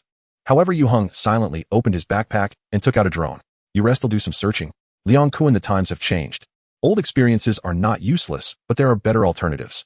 Just like the traditional face-to-face teaching model will eventually be replaced by intelligent learning devices. Liang Kuan closed his mouth. Yue Heng activated the drone and controlled it to take flight. This DJI drone was purchased online, but Yue Heng made extensive modifications to it. Firstly, he redesigned the battery module, greatly enhancing its endurance. Of course, the restrictions on flight programming were also removed by Yue Heng. In addition, he equipped the drone with an infrared thermal imaging device. Larger mutated beasts have a higher body temperature than their normal counterparts. Their vitality can be easily discerned through the infrared thermal imaging device. Especially at night, this difference becomes exceedingly apparent. Today, Yue Heng's target for search and hunt is precisely this kind of mutated beast. Liang Kuan silently sat down, took out an energy bar and a water bottle from his backpack, eating while waiting for the search results. He felt a bit depressed. Yue Heng had no time to pay attention to Liang Kuan, focusing intently on controlling the drone to search the surrounding area. If he wasn't mistaken, this area of Guanyin Mountain had once been struck by a fallen star. Since the impact point was deep in the mountains, it went unnoticed, and as time passed, it naturally merged into the earth. In the foreseeable future, a portal to the star realm will manifest. However, it is still far from the appearance of the star realm portal. Many creatures inhabiting this mountainous area have already shown signs of mutation. Yue Heng had not neglected to keep an eye on this area while being in the city of Taijiang. Today, he aimed to reap rewards. After searching for almost 20 minutes, he made a discovery. The images returned by the thermal imaging device showed striking infrared features within a patch of forest. And there was more than one. It's them. Yue Heng decisively had the drone hover in the air, entering target tracking mode. He called out to Liang Kuan, "Grab your gear, let's go." "Did you find something?" Liang Kuan immediately perked up. "What is it?" "Wild boars," Yue Heng replied, "2 large ones and a group of small ones. A whole family together." "Huh." Liang Kuan laughed. "Wild boars are just right. His hunting license does not allow him to hunt just any prey. There are strict restrictions within it. Wild boars are classified as permissible targets for hunting. In fact, due to effective forest and mountainous area protection over the years, combined with the significant improvement of the natural environment, wild boars with no natural enemies have been proliferating, frequently reported to be descending from the mountains to destroy crops and even invade urban areas. Hunting wild boars can be seen as a service to the community. Liang Kuan tightened his grip on the hunting knife. 1 pig, 2 bears, 3 tigers. Wild boars are not easy to provoke. If it had been the old Liang Kuan, without a hunting rifle, he would never have dared to challenge the mountain's overlord with his life on the line. Now, with Liang Kuan's greatly improved strength having transcended the ordinary level, his courage is naturally incomparable to before. Use the bow and arrow first. Yue Heng pulled out 5 specially made arrows from the quiver for him. Steel Demon. Liang Kuan inhaled sharply. The modified trident arrowheads exuded a sense of lethality if shot at a person. Liang Kuan dared not imagine such a scene. Everything was ready except for the wind. Once prepared, the two headed towards the location of the target. During the trek, Yue Heng occasionally checked the images returned by the drone. They were probably taking a nap. The wild boars had not moved from their position in the forest. Until Yue Heng and Liang Kuan got closer, they remained lazily lying on the ground covered with fallen leaves. Only a few piglets were playfully fighting. Upon seeing the large wild boars in the woods, Liang Kuan was again taken aback. The 2 large wild boars were significantly larger than their kind, exuding a tremendous sense of intimidation. Moreover, their hides were covered with a thick layer of hard mud. It looked as if they were wearing suits of armor. Liang Kuan's confidence in the steel magic arrows instantly plummeted. With such thick wild boar skin, would it require a rifle to pierce through? "You provide cover." Without waiting for Liang Kuan to hesitate, Yue Heng had already knocked an arrow and drawn back his 65-pound recurve bow. He aimed at the largest wild boar. At this moment, the distance between them was about 50 meters, far exceeding the arrow range in the archery range. In the outdoor environment, maintaining precision and stability is not easy to achieve. Yet Yue Heng's grip on the recurve bow remained steady, the glinting arrowhead firmly pointing at the target. He entered the heart-eye aiming mode. The heart's eye is not an extraordinary skill, but rather a technique used to aim and lock onto a target, also known as intuitive gaze. When a hunter enters the heart's eye aiming state, the external influences are significantly reduced, greatly enhancing shooting stability and precision. It even allows one to perceive the weaknesses of their prey. It is worth mentioning that this technique is not exclusive to those with superpowers. Ordinary individuals with talent can also achieve a similar state through special training. As a former mechanical master and the pilot of the battle god mech, although Yue Heng has returned in a diminished form, many things are already etched in his soul. Once activated, it can unleash immense power. In just 3 seconds, Yue Heng completed the lock on his prey. In his intuitive senses, the arrow on the hunting bow was already aligned in a straight line with the shooting target. Yue Heng's breath halted. His fingers abruptly released the arrow's tail. Bang! The 65-pound recurve bow unleashed its accumulated power, propelling the arrow at lightning speed. This valuable carbon aluminum arrow shot through the air like a black lightning bolt, covering several dozen meters in the blink of an eye. It struck straight toward the left eye of the large wild boar. Thud! The 3-edged metal arrowhead named Steel Demon instantly pierced the size of a fist, seamlessly entering the boar's skull. The mechanism built into the arrowhead was simultaneously triggered, and the 3 alloy blades shot in different directions, inflicting even greater damage inside its head. Ow! The massive mutated wild boar never expected to be struck by an arrow while lying down. It could only emit a terrible howl before leaping more than a meter high, then crashing heavily back to the ground. It twitched a few times before falling silent. 50 meters away, Yue Heng quickly nocked another carbon aluminum arrow. In fact, the power and defense of this mutated wild boar far exceed that of the mutated owl. Yet being hit in a vital spot, it met a much worse fate. As the saying goes, one should prepare for the worst. This time Yue Heng was well prepared for hunting mutated creatures in the Crown Cloud Mountain. Last time the prey was able to fly away even after being shot. Although he still managed to track it down, he learned his lesson. Improvements were made to the steel demon. Thanks to the enhancement of mechanical superpowers, Yue Heng designed the arrowhead to be much deadlier. Moreover, he infused mechanical energy into the arrow just a second before shooting to increase the lethality of the blade. The effect was clearly excellent, but such an opportunity was no longer available. The gruesome death of the mutated wild boar inevitably startled its companions and the small wild boars playing nearby. The little wild boars, frightened, hurriedly burrowed into the thickets, instinctively seeking shelter.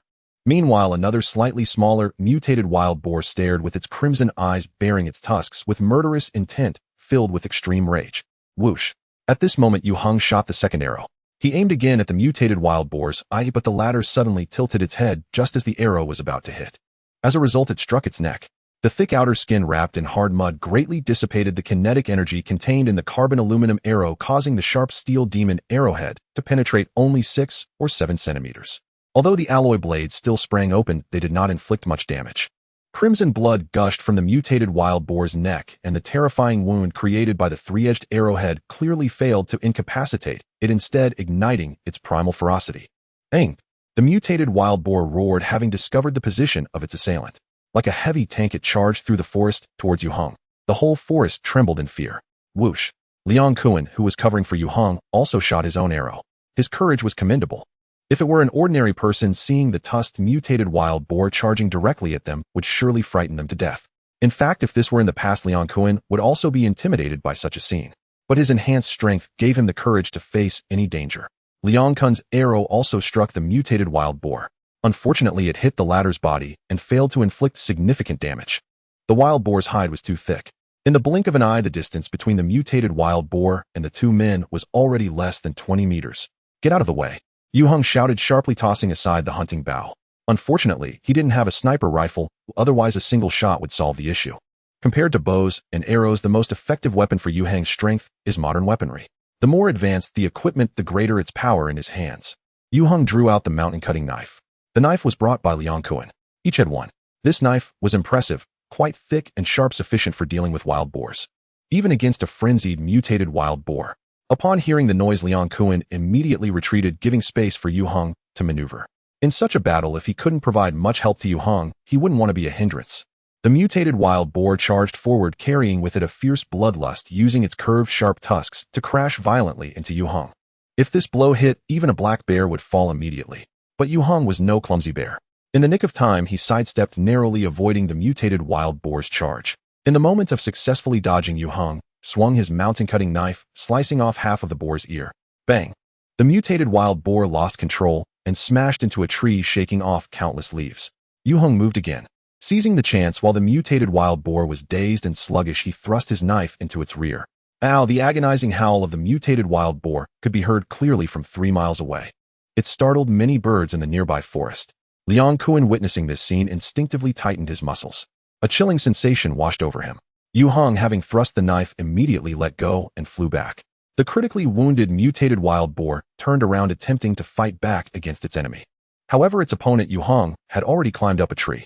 The mutated wild boar charged in a roar, crashing heavily into the tree. Crack! Its explosive brute strength was astonishing, causing the tree with a diameter of over half a meter to snap in half. The problem arose as the tree fell. Yue Heng leaped to a nearby tree. The mutated wild boar had exhausted its last strength. Its injuries were too severe and blood flowed freely. It was only its mutated physiology that allowed it to hold on until now. But a mutated body is not invulnerable. The mutated wild boar staggered a few steps before collapsing to the ground. Last night, I made a few comments, and I am very grateful for everyone's support. The original chapter has been deleted to avoid affecting the reading experience. Yue Heng jumped down from the tree. He did not immediately check on the condition of the prey, but first retrieved his hunting bow. He drew an arrow from the quiver. It must be dead, right? Liang Kuan walked over and looked at the mutated wild boar lying a few steps away. The earlier scene still left him shaken. What puzzled Liang Kuan was why Yue Heng was still picking up his bow and aiming at the motionless corpse of the wild boar. Is there a problem? In response to Liang Kuan's question, Yue Heng replied meaningfully, "You must remember what your eyes see may not be the truth." As soon as he finished speaking, his arrow was already shot. It struck the right eye of the mutated wild boar lying on its side. In that instant, just as the arrow pierced the vital spot, the seemingly lifeless wild boar suddenly twitched. After struggling a few times, it finally fell silent. "Damn!" Liang Kuan exclaimed, feeling his heart race. "This thing can still play dead." Yue Heng smiled without saying a word. Many mutated creatures can play dead, some are particularly adept at it. Once the hunter lets down their guard, they will launch a sudden final attack. Therefore, unless you can be 100% certain that the prey is dead, you must deliver a finishing blow. Such experience has been paid for with the lives of many hunters. Liang Kuan was startled. "Hey, what is that?" A dark yellow orb of light emerged from the mutated wild boar's body, hovering 1 meter above the ground. "Have you played games before?" Yue Heng said. "It's like monsters dropping equipment." Liang Kuan. He couldn't tell if Yue Heng was joking or serious. If he was serious, did that mean they were playing a virtual reality game, and that everything in the world was just simulated data from a supercomputer? Yue Heng's appearance was to show him what is real. "What are you thinking?" Yue Heng hadn't expected that his offhand joke would lead Liang Kuan to imagine the Matrix trilogy. He patted Liang Kuan, who looked bewildered, on the shoulder. "Let's get to work." These two mutated wild boars weighed at least 600 to 700 pounds, each monstrous by their kind. Although both Yue Heng and Liang Kuan were superpowered individuals, how to transport these two huge beasts back was still a problem. After thinking for a moment, Yue Heng said, "We won't take the heads or skins, let's just cut the meat and take it with us." The purpose of hunting was primarily to obtain meat to satisfy the energy needs for training as superpowered beings. So as long as there is meat, that will suffice. Before dismembering, Yue Heng placed the mutated material that the wild boar exploded into a prepared box. The probability of mutated offspring in first-generation mutated creatures was undoubtedly quite high. Previously, Yue Heng had obtained the offspring of a carved owl. Now he had acquired that of a wild boar. Even though the mutated wild boar that was shot did not yield any offspring, they had already made a significant gain. However, Yue Heng did not plan to use this offspring himself. He wanted to see if he could use it as a substitute for a rare item to trade information with the queen. Whether it was super physical or psychic abilities, Yue Heng urgently needed basic cultivation methods. Putting away the box, Yue Heng and Liang Kuan began to dismember the two mutated wild boars. Neither of them were experts in butchering, and the skin of the mutated wild boar was extremely tough. They exerted a lot of effort to remove it, making themselves quite dirty. Liang Kuan thought to do it all himself. After all, he hadn't contributed much during the earlier combat, and now was the time to show off. But Yue Heng didn't mind. He had brought Liang Kuan along to hunt mutated creatures, not only to eat meat, but also to train Liang Kuan, allowing him to accumulate some experience. To give Liang Kuan a chance to stand on his own in the future. With limited time, he naturally could not stand by and watch. Together, they diligently packed the cut-up pork into the bags they had brought. Due to the large amount of meat, 3 bags were not enough to hold it all. Liang Kuan couldn't help but exclaim, "Have we achieved pork freedom?" Yue Heng chuckled, "You're thinking too much." Superpowered individuals, if they do not have high-energy nutrient supplements, can only obtain the energy needed for daily training through food. And the life energy provided by ordinary food is very limited. If one only eats regular food, their training progress will be very slow. Especially at higher levels, the required life energy increases significantly. In the absence of high-energy nutrient supplements, consuming mutated creatures is the best choice. Liang Kuan felt there was too much meat. Yue Heng knew this was just the beginning of future demands would only grow larger. Thinking of pork mutated freedom. Thinking too much. Liang Kuan wanted to scratch his head. Oomph. At that moment, several small wild boars leapt out from the bushes. They did not attack Yue Heng and Liang Kuan, but instead gathered around the pig's head that the latter had tossed on the ground. There were as many as 7 of them.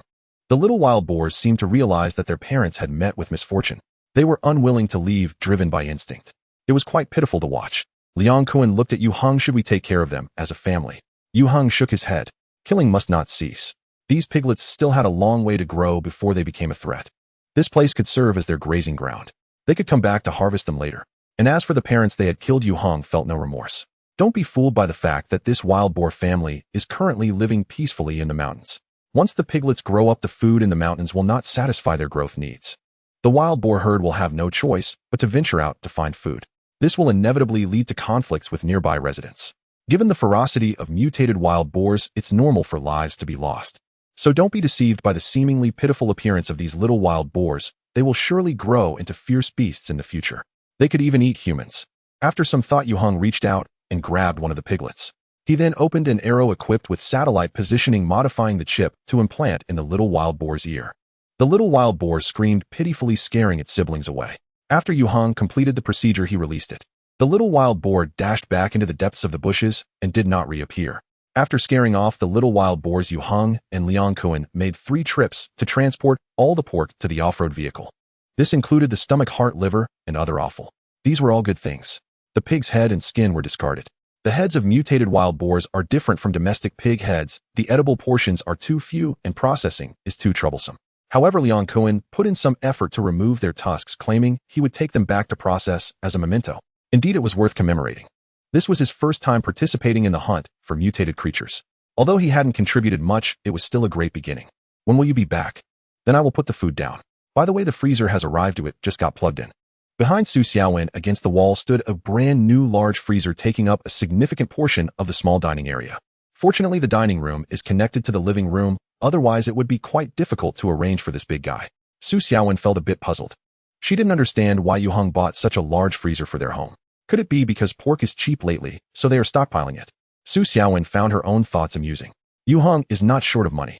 Pressing the cook button on the rice cooker, she habitually glanced towards the living room. Tian was sitting on the mat playing games with her new friend and partner. Now half of the living room at Yue Heng's home has been transformed into a children's paradise for the little girl. The toys purchased by Yue Heng and gifted by Liang Kuan and Su Xiaowen were all piled inside. Apart from the crawling mat on the floor, there were balls, rocking horses, and colorful stacking rings. Not to mention a mini slide. However, all the toys have lost their charm because the little girl has something better now. Pao Hu. Wang Wu. Tian shouted as she threw the ball forward. The puppy Pao Hu immediately scampered over on his little legs. The 2 little ones played with great joy, completely engrossed in their game, never feeling bored. Seeing this scene, Su Xiaowen smiled gently. Tian is truly worry-free. So much so that Su Xiaowen felt embarrassed about receiving Yue Heng's high salary. Consequently, she dedicated herself to her cooking skills. In the kitchen, the sounds of cooking quickly filled the air. Pop-pock. As Su Xiaowen finished the first dish, she heard the joyful shouts of the little girl outside, and the welcoming bark from Pao Hu Wanghua. She poked her head out of the kitchen, her eyes widening in surprise. Where did you get so much meat? Just home from their outing. Yue Heng and Liang Kuan each carried half a pig. The meat looked very fresh. They had set out early that morning without telling Su Xiaowen what they were up to, so they went to the countryside to collect freshly slaughtered local pork. It really looks like they're stockpiling pork. Liang Kuan explained, this is not regular domestic pork, it's wild boar. Wild boar. Su Xiaowen was shocked. Did you go hunting wild boars? Don't you know that's illegal? I have a hunting license, Liang Kuan replied with a smile. It's legal hunting, there's no problem. Su Xiaowen was skeptical. You better not be lying to me. Liang Kuan shrugged. I'll show it to you later. First, let's process the pork. The 2 halves of the pig filled about half of the large freezer. But this was only part of the spoils they brought back. Although Yue Heng ordered a large capacity freezer online, it still couldn't hold all the pork. Even the original 3-door fridge wasn't enough to contain it all. This is too much, Su Xiaowen said with concern. Why don't I make some braised pork first? The weather isn't too cold yet, and if we leave it out too long, it'll spoil, which would be such a waste. Sure, no problem, Yue Heng replied. Kuan Gu set up the grill. We'll have barbecue tonight. Liang Kuan responded, okay. The grill was borrowed from Liang Kun's off-road vehicle. His friend usually enjoys camping barbecue, so he specifically bought portable grilling equipment. Now it was just the right time to put it to use. While Su Xiaowen was preparing the braised pork in the kitchen, Liang Kuan set up the grill in the yard. He lit the charcoal and placed the grill, laying thick slices of pork tenderloin on top. When the intense heat met the fresh pork, a mouth-watering aroma wafted through the air. Wang Wu. Pao Hu stopped playing with Tian and scampered to the living room door, eagerly sniffing the delicious smell of the grilled meat. His little tail wagged with incredible speed. Pao Hu. Tian didn't expect her little friend to betray her, and she couldn't help but show a baby is very unhappy expression. Pao Hu turned his head at the sound. He glanced at the angry little girl, hesitating whether to return and lick her. However, the aroma of the grilled meat was simply too tempting. Although Pao Hu had just weaned recently and had been eating puppy food, the craving for meat was already ingrained in his genes. Pao Hu could no longer control himself. Then he flew into the air. He truly flew. He was lifted by an invisible force floating half a meter above the ground. He was momentarily bewildered, paddling his limbs frantically in a standard dog paddling panic. Naturally, it was futile. He was drawn by this invisible force flying towards the little girl. Tian opened her arms to catch him. Bad go. Let's see where you run off to. The tightly held Pao Hu felt very anxious and instinctively stuck out his tongue to lick the little girl's face, trying to use this method to win her over. Tian giggled, dodging Pao Hu's wet tongue. She forgave him. Let's put him down and continue playing. At this moment, Yue Heng, who was grilling meat in the yard, turned his head puzzled and glanced towards the living room. He had just sensed a slight supernatural fluctuation, but everything in the living room appeared normal. Yue Heng did not pay much attention. Similar situations had occurred many times before, likely related to the insect queen. As long as he confirmed that the little girl was safe, Yue Heng had no intention of probing further into the source to avoid irritating that proud being. The pork tenderloin being grilled in Yue Heng's hand was already nearly well cooked, so he sprinkled some cumin and chili powder on it, taking a big bite. The crispy charred skin on the outside mixed with the juicy tender meat inside created a taste that was 100% delightful. Ordinary wild boar meat tends to be tough and dry with a strong gamey taste. However, this piece of meat taken from the sides of a mutated wild boar's spine was unexpectedly tender and sweet without a hint of gamey flavor. In fact, consuming the flesh and blood of mutated creatures provides the greatest benefits when eaten raw. However, humans had long since shed the lifestyle of raw meat and blood thousands of years ago. The people of the Starsea era could naturally not revert to the wild. The cooked and processed flesh of mutated creatures, albeit losing some life energy, remained within acceptable limits. Yue Heng finished the piece of grilled meat in a few bites, feeling every cell in his body rejoicing in satisfaction. Delicious. Delicious, but shouldn't be eaten in excess. This saying is particularly apt for the mutated wild boar meat. Yue Heng estimated that he could eat a maximum of 2 genes of meat at a time, if any more would be excessive. The life energy contained in mutated wild boar meat is quite abundant. Liang Kuan, as an awakened hyperbody ability user, had a tolerance level similar to that of Yue Heng. As for Su Xiaowen, who worked hard to prepare the braised meat, Yue Heng had Liang Kuan slice off about half a tail for his wife. This was certainly not due to Yue Heng's stinginess. Rather, it is the digestive capability of ordinary people regarding mutated biological flesh that cannot be compared to that of super ability users. However, ordinary people can adopt a gradual approach to reasonably consume this high-energy substance. Previously, Yue Heng had given Su Xiaowen some meat soup from the carved owl. Now he added some meat slices. This would gradually improve her physical condition. It is worth mentioning that an ordinary person who can regularly consume a moderate amount of mutated biological flesh has an extremely low probability of self-awakening and becoming a super ability user. However, this probability is too low, akin to winning a lottery jackpot. Yue Heng did not expect Su Xiaowen to strike it lucky. He just considered it a work reward. Woof! Just as Yue Heng finished his portion of the wild boar meat, suddenly Pao, who dashed over, plopping down at his feet, looking up at him with eager eyes. Yue Heng laughed. Do you want to eat too? Pao, who? Sweetie, ran over, hugged Yue Heng's thigh, and looked up at him, saying, I want to eat meat. Huh? Yue Heng was a bit surprised. He rubbed the little girl's head, and then cut a small piece of roasted meat with a dining knife, handing it to the eagerly waiting Pao Hu. Pao Hu opened his mouth, eagerly snapping up the roasted meat, nearly swallowing Yue Heng's finger in the process. Wang Wu. The little guy swallowed it down without even chewing, and then looked at Yue Heng with a pleading expression, as if to say, Please, master, have mercy on me. Oh dear. Yue Heng tapped his finger against its head. This dog really didn't fear choking itself. It was a classic case of eating without regard for life.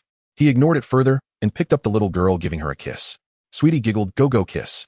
Only then did Yue Heng remember that the little girl's face was covered in Pao Hu's saliva. He couldn't help but glance at the little dog still squatting by his feet. The latter was frightened by Yue Heng's fierce gaze and lay down, rolling over to play dead.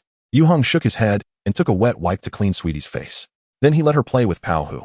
Due to the large amount of mutated wild boar meat that needed handling, Liang Kuan and Su Xiaowen worked together until late before returning home.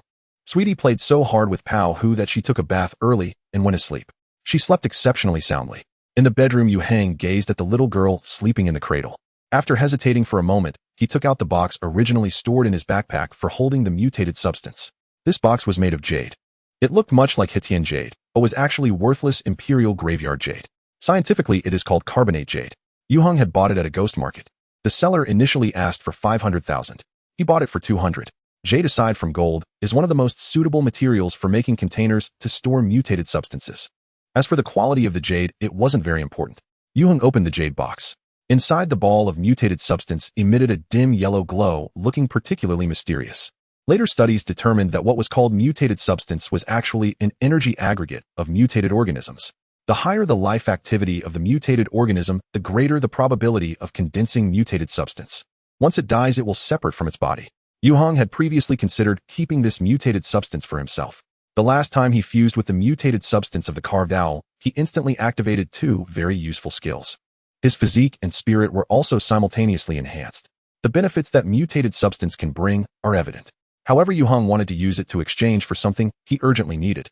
When the faint glow emitted by the mutated substance silently illuminated Sweetie's face, a voice suddenly echoed in Yue Heng's sea of consciousness. Source of energy, what do you wish to trade with me? It has awakened. We call it mutated substance. Yue Heng calmly replied with his consciousness. I wish to exchange for a set of mental energy cultivation method 1 that must suit my current situation. As of now, Yue Heng has become a multi-super endowed ability user integrating hyperbody mental and mechanical abilities. He possesses a complete inheritance of mechanical energy and does not need the Queen's support in this area. As for the hyperbody abilities, Yue Heng also has the Star Alliance Strengthening Technique, Star Combat Technique, and Starry Sky Military Knife Technique. These are the 3 foundational skills that every Star Alliance warrior must master, suitable for ordinary people to practice. They are equally suitable for beginner-level super ability users. However, the mental energy system is different. His understanding of the mental energy system is the least. To put it inappropriately, in his past life, Yue Heng was a level 9 mechanic. He knew how to use a wrench to hit people on the head. However, what one needs to learn to become a psychologist, he was clueless. The issue is that now Yue Heng's psychic power has surged. He has reached the 2nd level of the mental energy system. But he lacks the corresponding cultivation methods and practical application techniques. This is quite awkward. Therefore, this shortcoming must be addressed. Deal. The Queen was very straightforward, without any hesitation, directly transmitting a wealth of information to Yue Heng through a mental link. When Yue Heng finished receiving it, a text titled Psychic Combat Techniques appeared in his sea of consciousness. Psychic Combat Techniques. Yue Heng was unfamiliar with this name, not recalling where he had seen or heard it. He didn't know which corner of the central superbrain database the Queen had dug it out from. But after spending some time reading through this Psychic Combat Techniques, he found that the Queen had indeed brought him a set of methods that were extremely compatible with his current situation. Psychic Combat Techniques contains the secrets of how to practice, condense, purify, stimulate, and materialize psychic power. The first half related to daily practice, while the latter half pertains to combat skills. Practicing, condensing, and purifying belong to daily activities, while stimulating and materializing relate to combat. Having entered the 2nd level of the mental energy system, theoretically his psychic power can already be projected outward to interfere with reality. Previously, Yue Heng couldn't achieve this due to his lack of understanding of the techniques. Now Psychic Combat Techniques is his guiding light for mental energy. This transaction was worth it. When Yue Heng came back to his senses, the mutated substance in the jade box had vanished without a trace. Yue Heng smiled. He gazed at the jade box before him, his eyes seemingly flowing with a galaxy. After a moment, the jade box suddenly trembled slightly. Then it slowly floated up a few centimeters high. This state lasted merely 4 or 5 seconds before the box returned to the bedside table. Yue Heng let out a long breath. His psychic power had reached the level of being able to project outward and interfere with reality. All that was missing was a little technique. A little clarity for all eternity. In the deep of the night, as the world remained still, Yue Heng sat cross-legged on the mat in his study, eyes closed in deep contemplation. He was practicing the Saint 1-Star Affinity Meditation method, visualizing the starlit cosmic light in the sea of consciousness. Since acquiring this method that merges with star affinity from the Zerg Queen, Yue Heng had been dedicating nearly an hour each night to meditation and practice. At this moment, the cosmic light in his sea of consciousness shone like a blazing sun, radiating boundless brilliance. Bathed in its glow, Yue Heng felt as if he were immersed in a hot spring warmth enveloping his entire being. Both his body and spirit experienced purification. Yet he did not lose himself in this delightful sensation. Instead, he continuously probed to project his thoughts into the cosmic light, seeking to resonate with it. Integrating star affinity into one's body is akin to courting death. 99% of those who attempt to do so lose their lives. However, successfully merging with star affinity does not guarantee mastery over its power. Enhancing one's compatibility with star affinity offers few shortcuts. Perseverance will naturally lead to success. The secret of the Saint 1-Star Affinity Meditation method lies in stimulating resonance and enhancing the compatibility of the superhuman with the star affinity, ultimately achieving complete integration. This meditation method is indeed profound and complex. It encompasses numerous theories regarding star affinity, the mind, spirit, and consciousness, leaving Yue Heng in awe. Dingling, the sudden chime of a bell jolted Yue Heng from his meditative state. He opened his eyes and reached out to silence the alarm on his phone. The time was up. The practice duration for the Saint 1-Star Affinity Meditation method should not be excessive. It must be set according to the superhuman strength, or else it could backfire and lead to problems. Currently, Yue Heng was a level 1 mechanic, level 1 super warrior, and level 2 mind warrior. An hour was already the limit. He exhaled deeply, feeling as light as if he could float away. Although Yue Heng had yet to achieve his first resonance with the cosmic light, his compatibility with this star affinity was indeed improving. If it was originally at 0.001, now it stood at 0.1. While 0.1 seemed trivial, it represented a 100-fold increase compared to before. This was the result of mastering and learning the Saint One-Star Affinity meditation method. Naturally, as one progressed, the difficulty of the practice would increase. Yue Heng did not expect to achieve instant success. After improving his compatibility, he felt the benefits that the cosmic light provided even at this late hour. Yet freshly out of meditation, Yue Heng was brimming with vitality, his body and mind in peak condition. He felt no trace of sleepiness. The long night lay ahead, and Yue Heng had no intention of wasting it.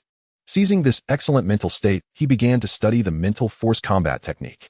Also acquired from the Zerg Queen, this superhuman training method was vastly different from the Saint One-Star Affinity meditation method. The Saint One-Star Affinity meditation method is exceptionally refined and pure. It does not directly enhance a superhuman strength, nor does it provide skills to comprehend and master. Its practice solely aims to increase the compatibility with star affinity. It is a purely auxiliary training method limited to a special group, true kin. The mental force combat technique is entirely different, encompassing a wealth of methods for utilizing mental force. For instance, mental refinement, telekinetic control, mental shields, consciousness, nets, thought impact. It integrates skills across all categories of practice, assistance, defense, and offense. It can be considered a beginner's guide to the mental energy system. What Yue Heng currently lacked the most was precisely this. With the integration of the star affinity cosmic light, Yue Heng simultaneously awakened two top-tier super abilities. As a result, his proficiency in the mental energy domain surprisingly surpassed that of the mechanical energy domain. The problem was that this enhancement was entirely serendipitous. Yue Heng felt as if he possessed a treasure trove, but lacked the key to unlock it. The mental force combat technique was that key. It could be said to have opened a grand door for Yue Heng, revealing a whole new world. Subsequently, he could master the immense wealth of this new realm. Yue Heng's super ability skill tree had developed new branches. The techniques he could master the quickest were undoubtedly the external projection of mental force and telekinetic control. The former was extremely simple, a matter of grasping the essence. Yue Heng's own mental force was quite powerful, yet he had long struggled with the correct methods of application. Now he had finally found the direction forward. He extended his right hand, pointing his index finger at the smartphone resting on the ground before him. Under the influence of his mental awareness, an invisible mental force quietly projected outward. From several centimeters away, the 205-gram smartphone silently floated upward.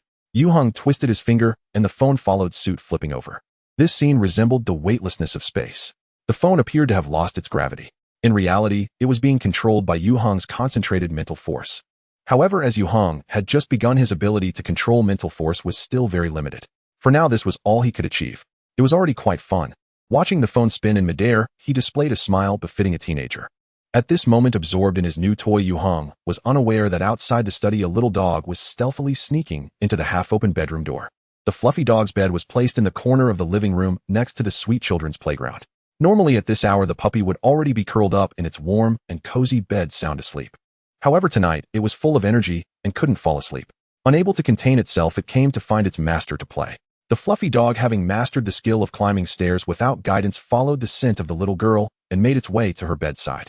The cradle where the sweet little girl slept was quite high for it, and even with jumps it couldn't reach. So the fluffy dog could only circle around the bed, making soft whimpering sounds. Pow pow hoo.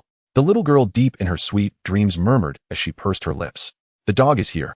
The fluffy dog, hearing her voice, became extremely excited and jumped up, trying to leap onto the cradle. But despite putting all its strength into it, it still fell short of the cradle set on the stand. Just as the fluffy dog was about to tumble down, an invisible force suddenly supported it, causing it to float up. This time, with experience under its belt, the fluffy dog no longer felt afraid. Wagging its little tail, it joyfully paddled its limbs forward, as if swimming in water. After playing like this for more than 10 minutes, the fluffy dog finally felt tired. Panting with its tongue out, it was then set back down onto the floor. Woof! The fluffy dog gently called out to the cradle and lay down beside it, closing its eyes. If dogs could dream, it would surely have sweet dreams tonight. Zhuangyuan Square. In a rental apartment not far from the Yue Heng family, Liang Kuan was dreaming. He had a very strange dream. He dreamed that he turned into a pig. A male wild boar. It had left its herd at a young age, wandering alone in the mountains and forests. Gradually it grew up. One day it witnessed a meteor shower. One of the meteors fell nearby. From that moment on, it became extraordinarily hungry. No matter how much food was available, it was hard to satisfy its appetite. Its strength increased significantly. Then it became the ruler of the mountain forest, acting tyrannically. Its specialty was charging attacks. It could break a large tree with a single charge. Soon all its kind, unable to compete, were driven away by the male wild boar, and those who dared to resist were bitten to death. Pork is truly delicious. One day a female wild boar intruded into its territory. Just as strong and fierce as it was, The male wild boar did not fight the intruder to the death because it fell in love at first sight. The two wild boars lived together. Soon they had a litter of piglets. However, one day disaster struck, and while lying down to sleep it encountered a nightmare. Ow! Liang Kun suddenly woke up. He sat up in bed, and it took him a moment to regain his senses. He discovered that his forehead was drenched in sweat. What's wrong? Su Xiaowen, who was next to him, asked groggily what happened. It's nothing. Liang Kun comforted his wife who had been awakened. I had a nightmare. Go back to sleep. I'll go to the bathroom. Su Xiaowen turned over and quickly fell asleep again. Liang Kun went barefoot to the adjacent bathroom. He splashed cold water on his face. Then he looked in the mirror and found that his eyes were bloodshot, appearing somewhat terrifying. Liang Kun chuckled at himself.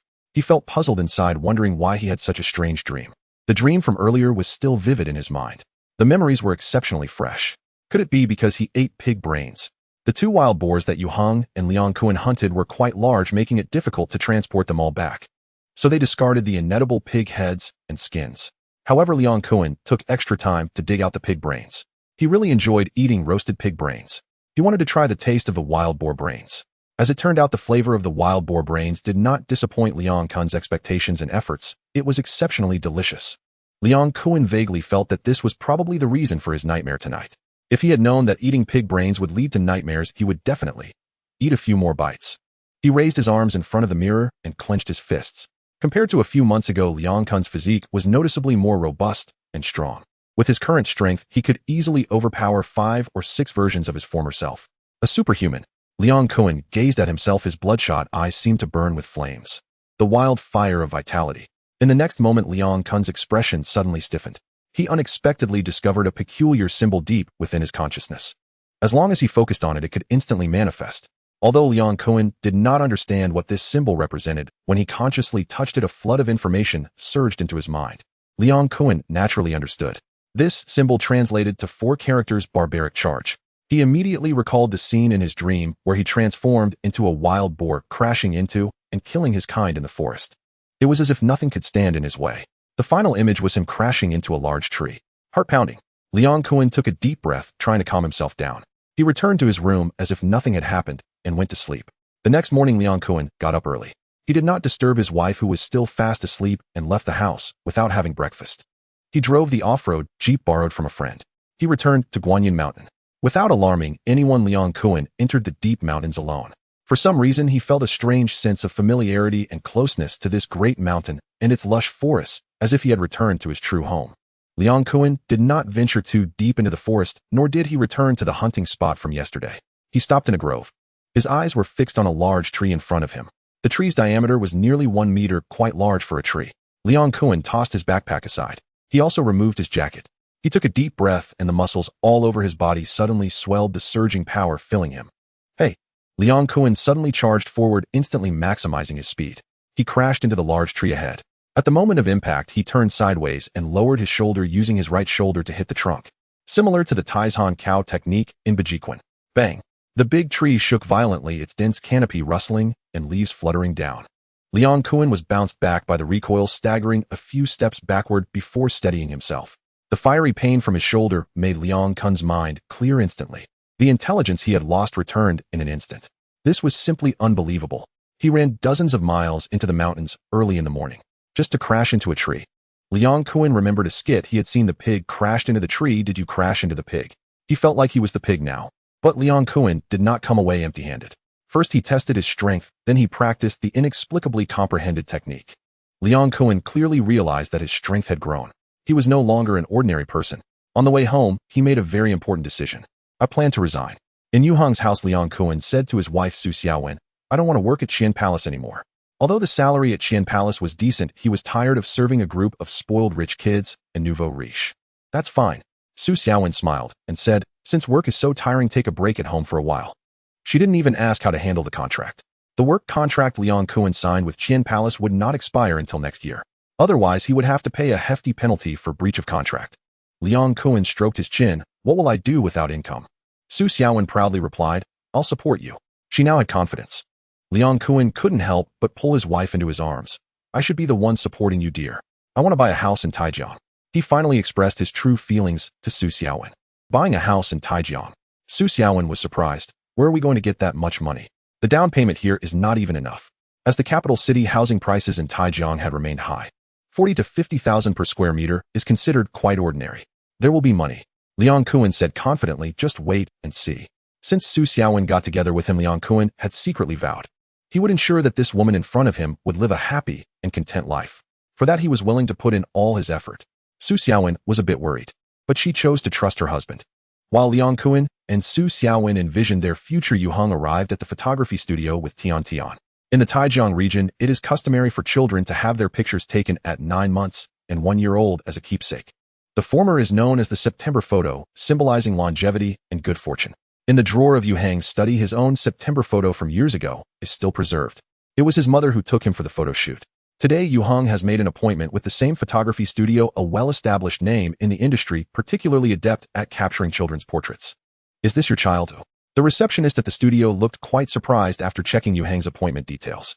Most children who come here for photos are brought by their parents with some grandparents accompanying them. But Yue Heng is just too young. It's hard for the receptionist to believe that the well-behaved little girl sitting in the backpack is Yue Heng's daughter. She must be your sister. Yue Heng nodded yes. His current age is a handicap, leading to various misunderstandings.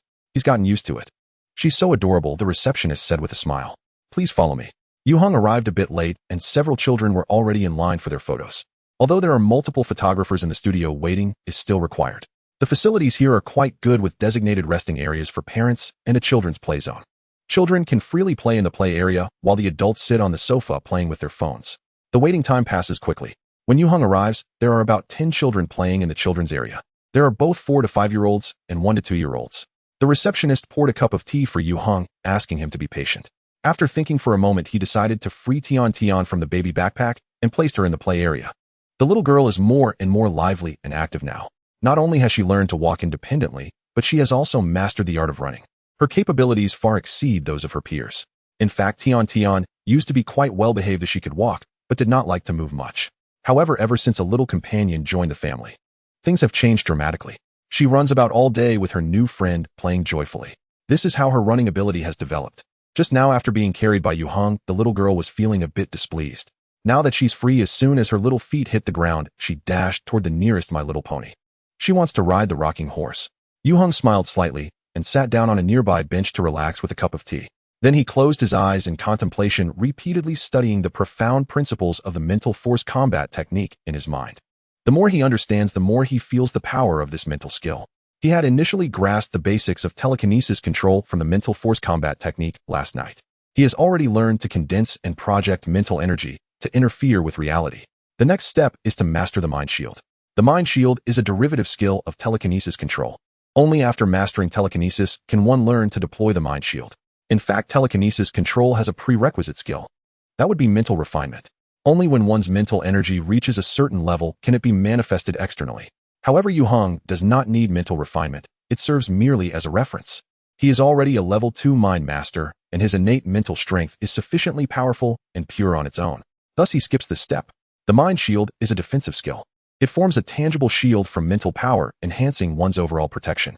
The mind shield not only protects against physical attacks, but also guards against elemental and mental assaults, making it the most practical skill in the mental force combat technique.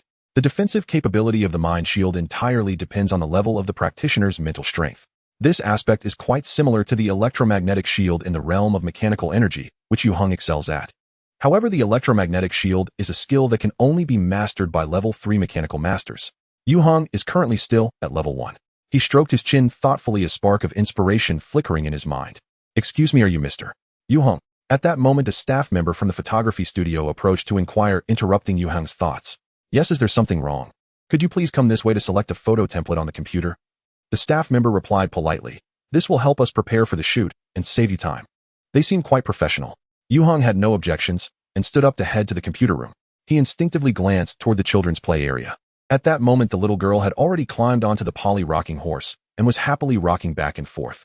There's a similar toy at home that used to be her favorite. Now that the other toy isn't around, the little girl can only revisit her old joy. Don't worry, the staff member noted, smiling. We have a caretaker watching the children here. In reality, Yue Heng has no worries at all, not only in such a safe environment, but even if he were to leave Tian Tian in the wild, she would still thrive, because within the little girl is a powerful guardian that even Yue Heng cannot contend with. His concern for her has unconsciously become a part of his life. He has developed many habits of a doting father. Just as Yue Heng went to select a photo template, someone in the play area had their eyes set on Tion's poly rocking horse. The 2- or 3-year-old child has a very simple mindset. Whatever he wants to do, he immediately runs over and yells at the little girl, "Get down, that's mine." Very domineering. This little boy had indeed ridden the rocking horse before, but after playing for a moment, he lost interest and went off to play elsewhere. Then he saw Tion riding the rocking horse and having a great time. He felt displeased. Instinctively, he regarded the poly rocking horse as his own property. No one else is allowed to touch it. Tion was momentarily taken aback, looking curiously at this little boy who had a domineering attitude despite not having the status to back it. What's this? Seeing that Tion did not comply with his wishes, the little boy became furious. Get down. He reached out to grab Tion's arm. He wanted to pull the little girl down. This scene did not go unnoticed by the little boy's mother sitting on the sofa, who showed no intention of intervening. Instead, the caretaker watching the children quickly stood up. However, before the caretaker could approach to intervene, Tion blinked at the boy, a flash of crimson light flickering in her dark pupils. The little boy's outstretched hand had not yet touched Tion's arm when he suddenly realized that the figure before him was not a weak little girl, but a terrifying giant beast radiating endless bloodlight with countless grotesque tentacles and eyes. The little boy had never encountered such a horrifying sight. He was instantly terrified, stumbling backward and falling to the ground with a thud, bursting into tears. A puddle of water formed beneath him. The first update is here. Please support with your votes. The heart-wrenching cries coming from outside made Yue Heng, who had just sat down at the computer to select photos, spring to his feet. He rushed back to the parent-child room at once. At that moment, the little boy's mother had already dashed into the children's dreamland, scooping her little troublemaker into her arms. Mommy Wu, the terrified little boy, cried out loudly, kicking his mother desperately with his feet. Help! This was his instinctive reaction. The bear mother, filled with concern, asked, "What's wrong? Ching, what happened? Please tell mommy." But the little bear was already incoherent, unable to articulate what he had actually encountered. The bear mother felt both heartbroken and angry. So she shouted at the little girl still riding on the rocking horse, "Whose child is this?" She instinctively believed that her own child was scared like this due to something Sweetie had done. She didn't even reflect on what her son had done. Sweetie met her gaze, her eyes quietly shimmering with a red glow. "That's my child." At that moment, Yue Heng came over and picked the little girl up into his arms. He didn't notice that Sweetie blinked and the blood color in her pupils quickly faded. He retorted, "She's just 9 months old. Do you have a problem with that?" The bear mother was instantly speechless. Surrounding parents cast her disdainful looks. Many parents had witnessed the earlier scene. Clearly, it was her own child who had provoked others. It was hard to tell if she had a problem with her brain to blame a 9-month-old girl. Truly like mother, like child. "Mind your manners," Yue Heng said sternly, getting angry at a child under 1 year old. "Have you weaned yet?" Yue Heng was genuinely a bit annoyed. He hadn't seen the incident unfold in the computer room, but Yue Heng could be 100% sure it was not the little girl's fault. The attitudes of the other parents served as the best proof. He spoke so compellingly that someone nearby couldn't help but chuckle. The bear mother, both embarrassed and flustered with the child in her arms crying incessantly, felt her mood explode under the unusual gazes of others. "I won't argue with you. What a terrible place you. I won't come here again." She also blamed the photography studio. However, she knew she was in the wrong and dared not quarrel with Yue Heng, hastily leaving with her bear child. Pete. Suddenly, a clear childish voice rang out, causing everyone to smile. The bear mother heard it and nearly bumped into the glass door while holding her bear child. The aunt from the photography studio shook her head speechlessly and brought out tools to clean the floor. With so many parents and children coming and going, 1 or 2 oddballs would inevitably appear. She was already accustomed to it. A small commotion thus passed. Yue Heng did not put the little girl back in children's dreamland, but held her while selecting photos. Sweetie was quiet and well-behaved throughout. Moreover, during the subsequent photo shoot, she cooperated very well with the photographer's requirements. The photographer found it quite surprising. Such an obedient and clever little girl was truly rare. If all the children coming to take photos were like this, his work would be at least 10 times easier. After taking the family photos, Yue Heng arranged a time with the photography studio to pick up the photos before taking Sweetie home. "Hello, sir." Just as he stepped out the door, someone chased after him from behind. "Please wait a moment." The person was a man in his 40s, looking refined and cultured. Yue Heng stopped in his tracks. "What's the matter?" The middle-aged man smiled and explained, "I work for a children's modeling agency. I just saw your child taking photos, and I feel she would be perfect as a little model. I wonder if you..." "Thank you." Without a moment's hesitation, Yue Heng rejected him, not interested. He wasn't suspicious of the man's intentions. It was clear that he had a partnership with the photography studio. It was normal for him to scout for modeling talent here. Sweetie was beautiful and cute, yet clever. Her cuteness index far exceeded her peers. It was natural for her to be noticed. The middle-aged man persisted, "Sir, would you consider it again? The benefits for little models are quite high, and we also have signing bonuses and long-term training plans." However, no matter how he embellished his pitch, he could not sway Yue Heng. Was Yue Heng the kind of person who lacked money? He was too lazy to waste more words with the man holding the little girl and walking away, leaving the middle-aged man helpless. Back at home, Yue Heng handed Sweetie over to Su Xiaowen. Su Xiaowen took her and asked, "Were all the photos taken?" "Yes, they are done." Yue Heng nodded. "We'll be able to pick them up in a few days." Su Xiaowen asked, "Was Sweetie well behaved?" Before Yue Heng could answer, the little girl chimed in yes. This amused both Yue Heng and Su Xiaowen. Although Sweetie was not yet 1 year old, she was quite precocious. Just a few months ago, she was still lying in a swaddle, needing others to change her and feed her. Now she could walk and run, clearly expressing her thoughts. She spoke amusingly, making her utterly lovable. Su Xiaowen couldn't help but kiss her on the cheek. "Sweetie is the best." Sweetie replied, "Yay." Yue Heng looked around. "Is Kuan Gu not coming?" It was already mealtime, and Su Xiaowen had prepared a table full of delicious dishes, including wild boar meat. How could Liang Kuan not come to mooch food? That was quite unscientific. Earlier, Yue Heng had told him to come over to eat in the future and finish off the mutated wild boar meat first. That would be greatly beneficial for him. However, Liang Kuan was not the type of person who liked to be pretentious. Kuan Gu had something to do and left early. Su Xiaowen said somewhat apologetically, "I saved some food for him." "Oh, I see. Then let's eat. We don't need to wait for him." After hesitating for a moment, Su Xiaowen said, "Yu Xiao Kuan Gu plans to leave Qiangong." As for Liang Kuan's intention to make a fortune, she refrained from speaking about it. Yue Heng was surprised. That's great. Previously, Su Xiaowen had resigned to take care of Sweetie, and now Liang Kuan was also leaving. Then the first life, which would occur in next year's 5/18 Qiangong murder case, would definitely not happen again. The fates of the two individuals had truly changed from this point on. Yue Heng felt that this was wonderful.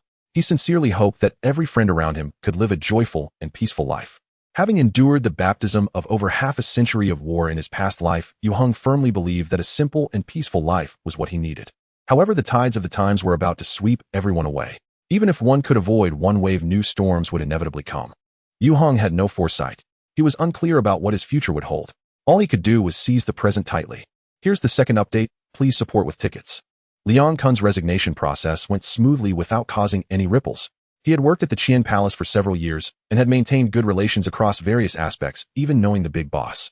Therefore, even though he terminated the contract early, he encountered no obstacles. After resigning, Liang Kuan specifically informed Yue Heng, though he did not mention what he intended to do next. Yue Heng paid no mind. Although he could tell that Liang Kuan was hiding something, everyone has their own secrets and privacy that need to be respected. He continued to go to school as usual. Time passed quickly, and soon it was the day of the autumn sports meeting at Taijiang No. 1 High School. Wednesday, Thursday, and Friday. The sports committee member from Class 5 of the first year Wu Daihai registered Yue Heng for the 1500 meters, 5000 meters, and the 7 events. These events are the most exhausting. Apart from a few exceptional athletes, hardly any students would volunteer, hence they need to be assigned by force. Wu Daihai had been worried about this and begged Yue Heng for support. Yue Heng then told him to arrange it as he liked, any event would be fine. Thus he ended up with a few tough tasks. Yue Heng truly didn't mind. With his current extraordinary physique, running 5000 meters, or even adding a 0 to that distance would be no problem. Moreover, completing the 3 events over 3 days made it even easier. After awakening his top-tier super ability, the effects of practicing the Star Alliance strengthening technique were now 10 times better than before. Although he had yet to unlock any super skills, there didn't appear to be any significant changes on the surface of his body. However, his core was undergoing tremendous changes. Except for sports that required high skill, everything else was child's play for Yue Heng. In a high school setting, it was akin to a top-tier boss returning to a novice village. Taijiang No.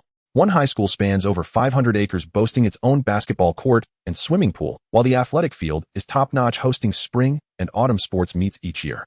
With the opening of the sports meeting, this century-old prestigious school welcomed its liveliest moment. The students, usually overwhelmed by heavy coursework, could finally release their emotions. The arts committee organized a cheerleading squad of girls to cheer for their classmates participating in the events. Yue Heng enjoyed this atmosphere. However, due to his mental age, he couldn't truly integrate into this campus. He felt a sense of youthful vitality pervading the air, making his soul feel rejuvenated. The mental fatigue accumulated over half a century of battles was gradually alleviated. This was one of the important reasons he stayed in school, aside from fulfilling the dreams of his first life. Yue Heng was also attempting to relive his school life. The ongoing sports meeting was undoubtedly a great opportunity. He first participated in the 1500 meters race for the first-year group in the afternoon. Amidst the cheers from a crowd of girls, he effortlessly claimed the championship. Those cheering for Yue Heng along the track were not just girls from his class, but many from other classes as well. Due to his solitary nature, Yue Heng's popularity at Taijiang No. 1 could not compare to that of Su Jingqiu. Yet there were still quite a few girls who liked him, some even had secret crushes. To them, Yue Heng was a very handsome and cool guy. However, no one dared to confess to Yue Heng in person, so they expressed their feelings in this way. It was the budding of youth. After finishing the race, first Yue Heng waved friendly at the girls, resulting in a chorus of screams, leaving him both amused and exasperated. Different fates for different people. Wu Dehai, who followed Yue Heng, complained, "I feel utterly hopeless in this face-value world. Strength is secondary, it mainly relies on looks. If you don't have looks, how could you be so popular with the girls? Don't be so quick to draw conclusions." Yue Heng patted his shoulder. "You will feel even more hopeless in the future." Wu Dehai immediately spat out 3 mouthfuls of blood. On Thursday, the Taijiang 1 high school sports meeting continued. Yue Heng was set to participate in the 5,000 meters race. The most anticipated event today, without a doubt, was the 100 meters final held in the morning. Yue Heng's competition was in the afternoon. He had nothing to do in the morning and was dragged by Wu Dehai to watch the 100 meters race. Currently ongoing was the 100 meters final for the second-year group. Bang! With the starting gun fired, the 8 competitors at the starting line surged forward like arrows. Go! Go! The cheers from the cheerleading girls rose and fell. An astonishing scene unfolded. The competitor in lane 7 instantly left all his rivals behind. His explosive power was astonishing. In the blink of an eye, he had opened up a gap of over 10 meters from the second place. What the hell? Wu Dehai was dumbfounded. Who is this? He was a sports scholarship student participating in physical training regularly, and thus knew all the competitors in the school. Yet he was very unfamiliar with this runaway champion. There was no memory of this person in his mind. Where did this dark horse come from? Just as he finished speaking, the dark horse crossed the finish line. The electronic screen displayed a time of 9:89 seconds. Taijiang 1 high school boasts a strong faculty, receiving the highest funding from the higher authorities each year, and the school places great importance on sports, with facilities of all kinds being top-notch. Thus, the track events of the school sports meeting utilized advanced, fully automatic electronic timers. They were incredibly precise. However, the physical education teacher standing beside the electronic screen could hardly believe his eyes. 9:89 seconds. What does that mean? Thus far, the domestic high school sprint record stands at 10:57 seconds, while the national record is 9:91 seconds. This means that this student not only broke the high school record, but also improved the national record by 0.02 seconds. How is this possible? The physical education teacher seriously suspected a malfunction with the electronic timer. Or did he take performance-enhancing drugs? But what kind of drug could have such a powerful effect? The coach wanted to buy it too. The physical education teacher felt a sense of chaos in the wind. He didn't even know what to do. Normally, if a student breaks a national record, it must be reported to the Municipal Education Commission and the Provincial Sports Bureau. But how can the school report such an outrageous result? Who would believe it? At this moment, the boy who won the championship was surrounded by classmates celebrating and cheering. "Wang Jinghui, you are amazing. You broke the record, right? How did you achieve 9:89 seconds? Are you even human?" Idle. The winning dark horse was surrounded like a star with a confident and radiant smile on his ordinary face. He smiled and said, "It's nothing. Show off." Wu Dehai curled his lip, feeling a bit displeased at the other's demeanor. Yue Heng smiled, but said nothing. There was nothing wrong with showing off. The problem is if the show-off is too grand and too eye-catching, it is easy to be struck by lightning. Yue Heng believed this astonishing dark horse would soon disappear from the student's sight. This sophomore student, Wang Jinghui, is undoubtedly a superpowered individual. Otherwise, as an ordinary high school student, it would be impossible for him to achieve a record-breaking score. Yue Heng is unclear on how the other party came into contact with the star blessing, leading to their awakening of superpowers. But that is of little consequence. The key point is that he has been far too ostentatious. It's evident that something is amiss. Yue Heng has also awakened his super physique. If he wishes to break the record, it would only take him some time. Thus, shattering all competition world records would be no problem. However, Yue Heng finds it absurd that he would engage in such attention-grabbing antics. The first generation of superpowered individuals, upon gaining extraordinary strength, saw many of their mindsets swell. They believed themselves to be invincible, able to do as they pleased. These superpowered individuals often met the direst fates. Even if they survived, they were frequently secretly detained by powerful departments for in-depth research. More than half a year has passed since the day the stars fell. Thousands of star blessings have been collected, and the first generation of superpowered individuals has emerged. Yue Heng believes that the upper echelons have already devised targeted plans and organizations. Although it appears that all nations are calm on the surface, everything is not as it seems. Underneath, turbulent currents are inevitably surging. It's just that news channels are tightly controlled, leaving the general public in ignorance. Wang Jinghui believes himself to be the only destined child. He chose to appear at the school sports meeting, likely not only to earn the admiration of his classmates, but also to enter the sports circle, aiming to win gold medals in major competitions and thus reach the pinnacle of his life. Wang Jinghui is unaware that the sports world will be extremely chaotic in the coming years. The Olympics have even been cancelled. His eagerness to showcase himself will undoubtedly draw the attention of relevant departments. The outcome is predictable. The best result for Wang Jinghui is likely to be recruited. But if he thinks of himself as a dragon soaring through the sky, he will certainly face a harsh reality check.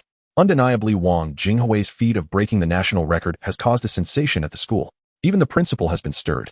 Taijiangno. One high school absorbs a group of outstanding sports talents every year, contributing numerous excellent individuals to the country. Yet it has never produced such a prodigy. How to deal with the astonishing Wang Jinghui has undoubtedly become a question for the school leadership. The last day of the school sports meeting. In front of countless spectators, Wang Jinghui broke the national record for the 110-meter hurdles, missing the world record by just 0.05 seconds. This result strongly proves that his 100-meter record from yesterday was not due to a malfunctioning timer. Yue Heng also won the championship in the heptathlon. However, his glory pales in comparison to Wang Jinghui's. He has clearly become a rising star at Taijiangno. One high school capturing everyone's attention. Yue Heng originally thought this had nothing to do with him. However, after the sports meeting ended in the afternoon, he saw Su Jingchu being blocked on the playground. The one blocking Su Jingchu was none other than Wang Jinghui. This star of the school sports meeting holding 2 gold medals confessed to Su Jingchu, "Su Jingchu, I like you, and I hope you can accept this gift." Wang Jinghui, about the same height as Su Jingchu, possessed an ordinary appearance that blended into any crowd. Yet facing a true beauty, he smiled confidently with eyes full of pride. Taijiangno. One high school has strict management. Early romances are absolutely forbidden. Anyone daring to confess on campus would at least receive a serious warning. Yet Wang Jinghui does not think he would face such consequences. His public confession to Su Jingchu has drawn the attention of many spectators. People are buzzing with excitement. Oh my, Wang Jinghui confessed to Su Jingchu. Does he even match her? Does he not? The teacher said Wang Jinghui could very likely become the next flying man. Get together. Wang Jinghui's bold act and the commentary from surrounding classmates made Su Jingchu quite displeased. However, being a well-bred girl, her previously furrowed brows quickly relaxed, and she politely replied, "Thank you for your affection, but I'm afraid I cannot accept your gift." Why not? Wang Jinghui was taken aback. Do you think I'm unworthy of you? In the past, he indeed was unworthy of Su Jingchu. The disparity between them was too great. However, the current Wang Jinghui is filled with confidence. He has secretly admired Su Jingchu for a long time. Thus, after gaining enough confidence, he eagerly confessed to her, hoping to earn a beautiful campus romance. The thoughts of youth are often so naive. Su Jingchu furrowed her brows again, stepping back a step to create distance between them. That step felt like a knife stabbing Wang Jinghui's heart. It was a bloody wound. Su Jingchu's clear rejection, even disdain, made his face instantly turn red. Feeling humiliated, he asked, "What do you mean by that?" "It means I don't like you." At that moment, Yue Heng stood by Su Jingchu's side, replying for her, "If you can't even understand this, don't say you're a student of our school out there." Previously at the auction, Yue Heng owed Su Jingchu a favor.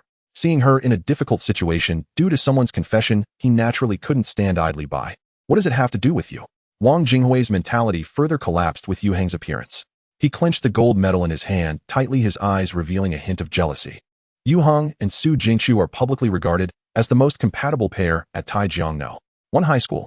Although there is no concrete evidence of a romantic relationship between them, both are high in appearance and intelligence, their conversation and demeanor more mature than their peers. Especially Yue Heng, the aura of a cold male god, is certainly not an act. Facing Yue Heng, Wang Jinghui instinctively felt inferior. This made him angrier, prompting him to take a large step forward. At this moment, Wang Jinghui has already regarded Yue Heng as the villain obstructing his path to Su Jingchu. Wang Jinghui, don't be impulsive. Other students, sensing the situation escalating, rushed to block Wang Jinghui. If a fight broke out, it would be a scandal for the school. Several teachers also hurried over. Su Jingchu gave Yue Heng a glance. "Let's go." Yue Heng nodded, accompanying Su Jingchu as they left the school. A black Rolls-Royce was already waiting by the roadside outside the school. Before getting in the car, Su Jingchu said to Yue Heng, "Thank you." Yue Heng smiled and replied, "No need to be polite. You helped me last time, and now I help you. We're even." "We're even." Su Jingchu smiled and waved goodbye to Yue Heng. After the Rolls-Royce hit the road, Su Jingchu's smile faded, becoming somewhat gloomy. Ding ding ding, suddenly a phone rang in the car. The driver glanced at the screen of the car's computer. "Miss, it's a call from your father." Su Jingchu picked up the car phone beside her seat. "Dad." Jing jing. The voice she was most familiar with came through the receiver. "I heard someone confess to you at school." Su Jingchu pouted. "Dad." She knew there were spies in school for her father. She didn't expect the news to spread so quickly. Hee. Z's father laughed. "Don't be angry. They'll be home tonight, and tomorrow I'll take you to see something very magical. Trust your dad. You will see a new world. You said you go to the mountains to hit trees every day now."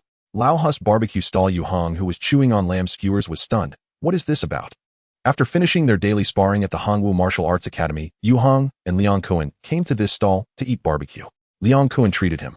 Then he shared his thoughts with Yue Heng. I also think I'm quite foolish, Liang Kuan said with a bitter smile, but as I practiced I found the effects quite good. He recounted to Yue Heng how he had eaten wild boar meat and pig brains that day, dreamed at night, and then found a peculiar symbol in his consciousness before going to Guanyun Mountain to experiment. Originally Liang Kuan didn't mention it because he felt embarrassed to say it out loud, to say he turned into a wild boar. But he didn't want to keep it a secret forever. After all, it was Yue Heng who had given him the right guidance in supernormal cultivation. Liang Kuan's trust in Yue Heng was undoubtedly complete. After Liang Kuan finished speaking, Yue Heng asked him further, the symbol in your consciousness represents a skill. Yue Heng explained, it's a professional skill derived from super ability talent like the savage charge you know. Skills, professional skills. Liang Kuan listened somewhat dumbfounded. Is this something taken from a computer game? So is he a warrior? One hit to level 999, all equipment relying on drops.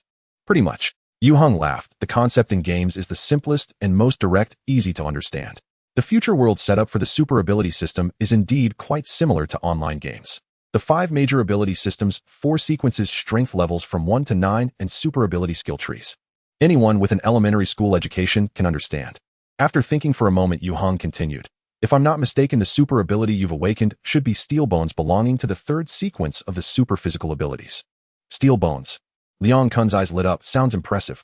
Yue Heng nodded. Although the steel bones super ability is categorized in the 3rd sequence, its power is still quite formidable, especially outstanding in defense. Its limit is comparable to some of the 2nd sequence super abilities. Liang Kuan licked his lips. So can I block bullets in the future? Yue Heng said, you're thinking too small. Let alone bullets. If steel bones is cultivated to a high level, it can withstand armor-piercing shells. Liang Kuan grinned. Being invulnerable is quite nice. But Yue Heng didn't mention that steel bones has relatively weak defense against energy weapons, which is why it is classified as a 3rd sequence super ability. Let Liang Kuan be happy for now. Moreover, practical energy weapons will take a long time to manufacture. Since hitting trees has effective results, then continue according to your thoughts. Yue Heng said with a smile, skills can be mastered through your own efforts. I can't give you too much guidance in this regard, and for now you'll mainly have to rely on yourself. In his past life, Yue Heng was a mechanic, and though he understood more about the super physical profession than the original energy life and mental energy systems, it was still limited to the surface. Now if he wants to obtain information about the super physical abilities, he can only seek the Zerg Queen, who possesses the Star Alliance database. The problem is it's not easy to get on her good side. Yue Heng had given her 2 peculiar items and a rare species in exchange. Peculiar items are rare and hard to come by, while rare species are relatively easier to obtain, but Yue Heng felt that next time he trades a single rare species won't be enough to exchange for the mental force combat technique again. Let's take it slow. Liang Kuan nodded in understanding. He finally felt relieved. Liang Kuan asked, what was that guy just now? That little guy was pretty arrogant. He indeed had some strength, but lacking extensive combat experience, he was easily defeated. He would be the weakest super ability user, I suppose. Yue Heng said he just broke the national record in the 100-meter sprint at our school's sports meeting. Yue Heng didn't mention how he had come into conflict with Wang Jinghui. Not much of a point. Liang Kuan was speechless. He began to ponder, whom should I also develop in the sports direction, like fighting in the UFC? Save it. Yue Heng mercilessly poured cold water on him. In the future, there will be more and more superpowers. Think about what kind of impact that will have on the sports world. Liang Kuan thought about it, and indeed found it to be true. He sighed in resignation. Gripping the beer bottle, he took a big gulp.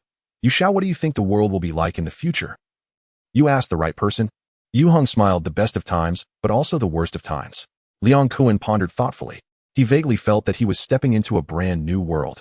Yue Heng raised his glass. Come, let's toast to it. At the same moment, in a certain area of the northwest, Su Jingchu had just disembarked from the plane. The sky was dark, the wind was a bit strong, and the air was chilly. Su Jingchu instinctively wrapped her outer garment tighter. A few hours earlier, she had been in a luxurious villa in Taijiang, and now she was already more than 1,000 kilometers away. But Su Jingchu did not feel scared, because her father had always been by her side. Speaking of which, Su Jingchu still felt a bit dazed. It was when she returned home from school in the afternoon. Her father Su Yuntian called to say he would take her to see a magical treasure. Then right after dinner, she was taken to the airport. They flew over to this side. Su Jingchu couldn't help but glance at her father. Su Yuntian, dressed in military uniform, gave his daughter a big smile. Su Yuntian in his 40s was tall and handsome, with thick eyebrows and big eyes exuding a strong masculine charm. Since childhood, he had always been Su Jing's idol. Because of this, she often quarreled with her mother Zheng Qingwan. Their relationship wasn't very good. Su Yuntian served the country and was often away from home. On the other hand, Zheng Qingwan managed a large corporation and often lost track of time while working. Although Su Jingchu grew up with a silver spoon in her mouth, she rarely experienced the warmth and comfort of a normal family. Because of this, she cherished the time spent with her father all the more. As for the so-called treasure, Su Jingchu wasn't particularly concerned. They boarded a business car, drove for half an hour, and entered a large building. Inside, security was tight. Su Yuntian worried Su Jingchu might be scared and wanted to hold her hand. However, Su Jingchu rejected him. She wasn't a 3-year-old child. After passing through 3 security checkpoints guided by the guards, the two took the elevator down to the underground. Finally, they arrived at an underground base. Bright lights illuminated the spacious area, which was divided into various sections. Various mechanical and electronic devices were placed throughout. Some looked extremely advanced. Staff members in white, gray, and blue uniforms came and went, creating a bustling scene. Such a scene reminded Su Jingchu of what Su Yuntian had said to her earlier. You will see a new world. You said you go to the mountains to hit trees every day now. Lao Hus barbecue stall Yue Heng, who was chewing on lamb skewers, was stunned. What is this about? After finishing their daily sparring at the Hongwu Martial Arts Academy, Yue Heng and Liang Kuan came to this stall to eat barbecue. Liang Kuan treated him. Then he shared his thoughts with Yue Heng. I also think I'm quite foolish, Liang Kuan said with a bitter smile, but as I practiced I found the effects quite good. He recounted to Yue Heng how he had eaten wild boar meat and pig brains that day, dreamed at night, and then found a peculiar symbol in his consciousness before going to Guanyin Mountain to experiment. Originally, Liang Kuan didn't mention it because he felt embarrassed to say it out loud, to say he turned into a wild boar. But he didn't want to keep it a secret forever. After all, it was Yue Heng who had given him the right guidance in supernormal cultivation. Liang Kuan's trust in Yue Heng was undoubtedly complete. After Liang Kuan finished speaking, Yue Heng asked him further, the symbol in your consciousness represents a skill. Yue Heng explained, it's a professional skill derived from super ability talent like the savage charge, you know. Skills, professional skills. Liang Kuan listened somewhat dumbfounded. Is this something taken from a computer game? So is he a warrior? 1 hit to level 999, all equipment relying on drops. Pretty much. Yue Heng laughed. The concept in games is the simplest and most direct, easy to understand. The future world setup for the super ability system is indeed quite similar to online games. The 5 major ability systems, 4 sequences, strength levels from 1 to 9, and super ability skill trees. Anyone with an elementary school education can understand. After thinking for a moment, Yue Heng continued. If I'm not mistaken, the super ability you've awakened should be steel bones, belonging to the 3rd sequence of the super physical abilities. Steel bones. Liang Kuan's eyes lit up. Sounds impressive. Yue Heng nodded. Although the steel bones super ability is categorized in the 3rd sequence, its power is still quite formidable, especially outstanding in defense. Its limit is comparable to some of the 2nd sequence super abilities. Liang Kuan licked his lips. So can I block bullets in the future? Yue Heng said, you're thinking too small. Let alone bullets. If steel bones is cultivated to a high level, it can withstand armor-piercing shells. Liang Kuan grinned. Being invulnerable is quite nice. But Yue Heng didn't mention that steel bones has relatively weak defense against energy weapons, which is why it is classified as a 3rd sequence super ability. Let Liang Kuan be happy for now. Moreover, practical energy weapons will take a long time to manufacture. Since hitting trees has effective results, then continue according to your thoughts. Yue Heng said with a smile, skills can be mastered through your own efforts. I can't give you too much guidance in this regard, and for now you'll mainly have to rely on yourself. In his past life, Yue Heng was a mechanic, and though he understood more about the super physical profession than the original energy life and mental energy systems, it was still limited to the surface. Now, if he wants to obtain information about the super physical abilities, he can only seek the Zerg Queen, who possesses the Star Alliance database. The problem is it's not easy to get on her good side. Yue Heng had given her 2 peculiar items and a rare species in exchange. Peculiar items are rare and hard to come by, while rare species are relatively easier to obtain, but Yue Heng felt that next time he trades a single rare species won't be enough to exchange for the mental force combat technique again. Let's take it slow. Liang Kuan nodded in understanding. He finally felt relieved. Liang Kuan asked, what was that guy just now? That little guy was pretty arrogant. He indeed had some strength, but lacking extensive combat experience, he was easily defeated. He would be the weakest super ability user, I suppose. Yue Heng said, he just broke the national record in the 100-meter sprint at our school's sports meeting. Yue Heng didn't mention how he had come into conflict with Wang Jinghui. Not much of a point. Liang Kuan was speechless. He began to ponder, whom should I also develop in the sports direction, like fighting in the UFC? Save it. Yue Heng mercilessly poured cold water on him. In the future, there will be more and more superpowers. Think about what kind of impact that will have on the sports world. Liang Kuan thought about it, and indeed found it to be true. He sighed in resignation. Gripping the beer bottle, he took a big gulp. Yu Xiao, what do you think the world will be like in the future? You asked the right person. Yue Heng smiled, the best of times, but also the worst of times. Liang Kuan pondered thoughtfully. He vaguely felt that he was stepping into a brand new world. Yue Heng raised his glass. Come, let's toast to it. At the same moment, in a certain area of the northwest, Su Jingchu had just disembarked from the plane. The sky was dark, the wind was a bit strong, and the air was chilly. Su Jingchu instinctively wrapped her outer garment tighter. A few hours earlier, she had been in a luxurious villa in Taijiang, and now she was already more than 1,000 kilometers away. But Su Jingchu did not feel scared, because her father had always been by her side. Speaking of which, Su Jingchu still felt a bit dazed. It was when she returned home from school in the afternoon. Her father Su Yuntian called to say he would take her to see a magical treasure. Then right after dinner, she was taken to the airport. They flew over to this side. Su Jingchu couldn't help but glance at her father. Su Yuntian, dressed in military uniform, gave his daughter a big smile. Su Yuntian in his 40s was tall and handsome, with thick eyebrows and big eyes exuding a strong masculine charm. Since childhood, he had always been Su Jing's idol. Because of this, she often quarreled with her mother Zheng Qingwan. Their relationship wasn't very good. Su Yuntian served the country and was often away from home. On the other hand, Zheng Qingwan managed a large corporation and often lost track of time while working. Although Su Jingchu grew up with a silver spoon in her mouth, she rarely experienced the warmth and comfort of a normal family. Because of this, she cherished the time spent with her father all the more. As for the so-called treasure, Su Jingchu wasn't particularly concerned. They boarded a business car, drove for half an hour, and entered a large building. Inside, security was tight. Su Yuntian worried Su Jingchu might be scared and wanted to hold her hand. However, Su Jingchu rejected him. She wasn't a 3-year-old child. After passing through 3 security checkpoints guided by the guards, the two took the elevator down to the underground. Finally, they arrived at an underground base. Bright lights illuminated the spacious area, which was divided into various sections. Various mechanical and electronic devices were placed throughout. Some looked extremely advanced. Staff members in white, gray, and blue uniforms came and went, creating a bustling scene. Such a scene reminded Su Jingchu of what Su Yuntian had said to her earlier. You will see a new world. Following Su Yuntian, Su Jingchu entered a secret chamber. The room was empty, devoid of any furniture, but 3 walls were covered with high-resolution LED screens displaying hundreds of images. These silent images, most from abroad and a few from within the country. Jingjing, Su Yuntian asked, do you believe in the existence of superpowers? Superpowers? At this moment, Su Jingchu was captivated by the numerous videos playing on the screens. Someone was dressed in a COS Superman costume, lifting a pickup truck with both hands on a deserted highway. Someone was shooting a basketball and leaped so high that they flipped over the backboard. Others were staring at a spoon, which then twisted and changed shape. There was also someone who inserted their finger into a cup of water, and moments later the water boiled, steaming ferociously. Each scene resembled something out of a movie, seemingly crafted with special effects. But Su Jingchu was well aware. Her father had no reason to play such a grand joke on her. Are these? She couldn't help but ask, all real? Su Jingchu occasionally watched short videos for fun and had seen some magic tricks and special effects videos. Even more miraculous things existed. Most of them are real, with a few awaiting verification, Su Yuntian replied. You can hardly find these videos online, whether domestically or internationally. He waved his hand, and all the videos that were playing vanished.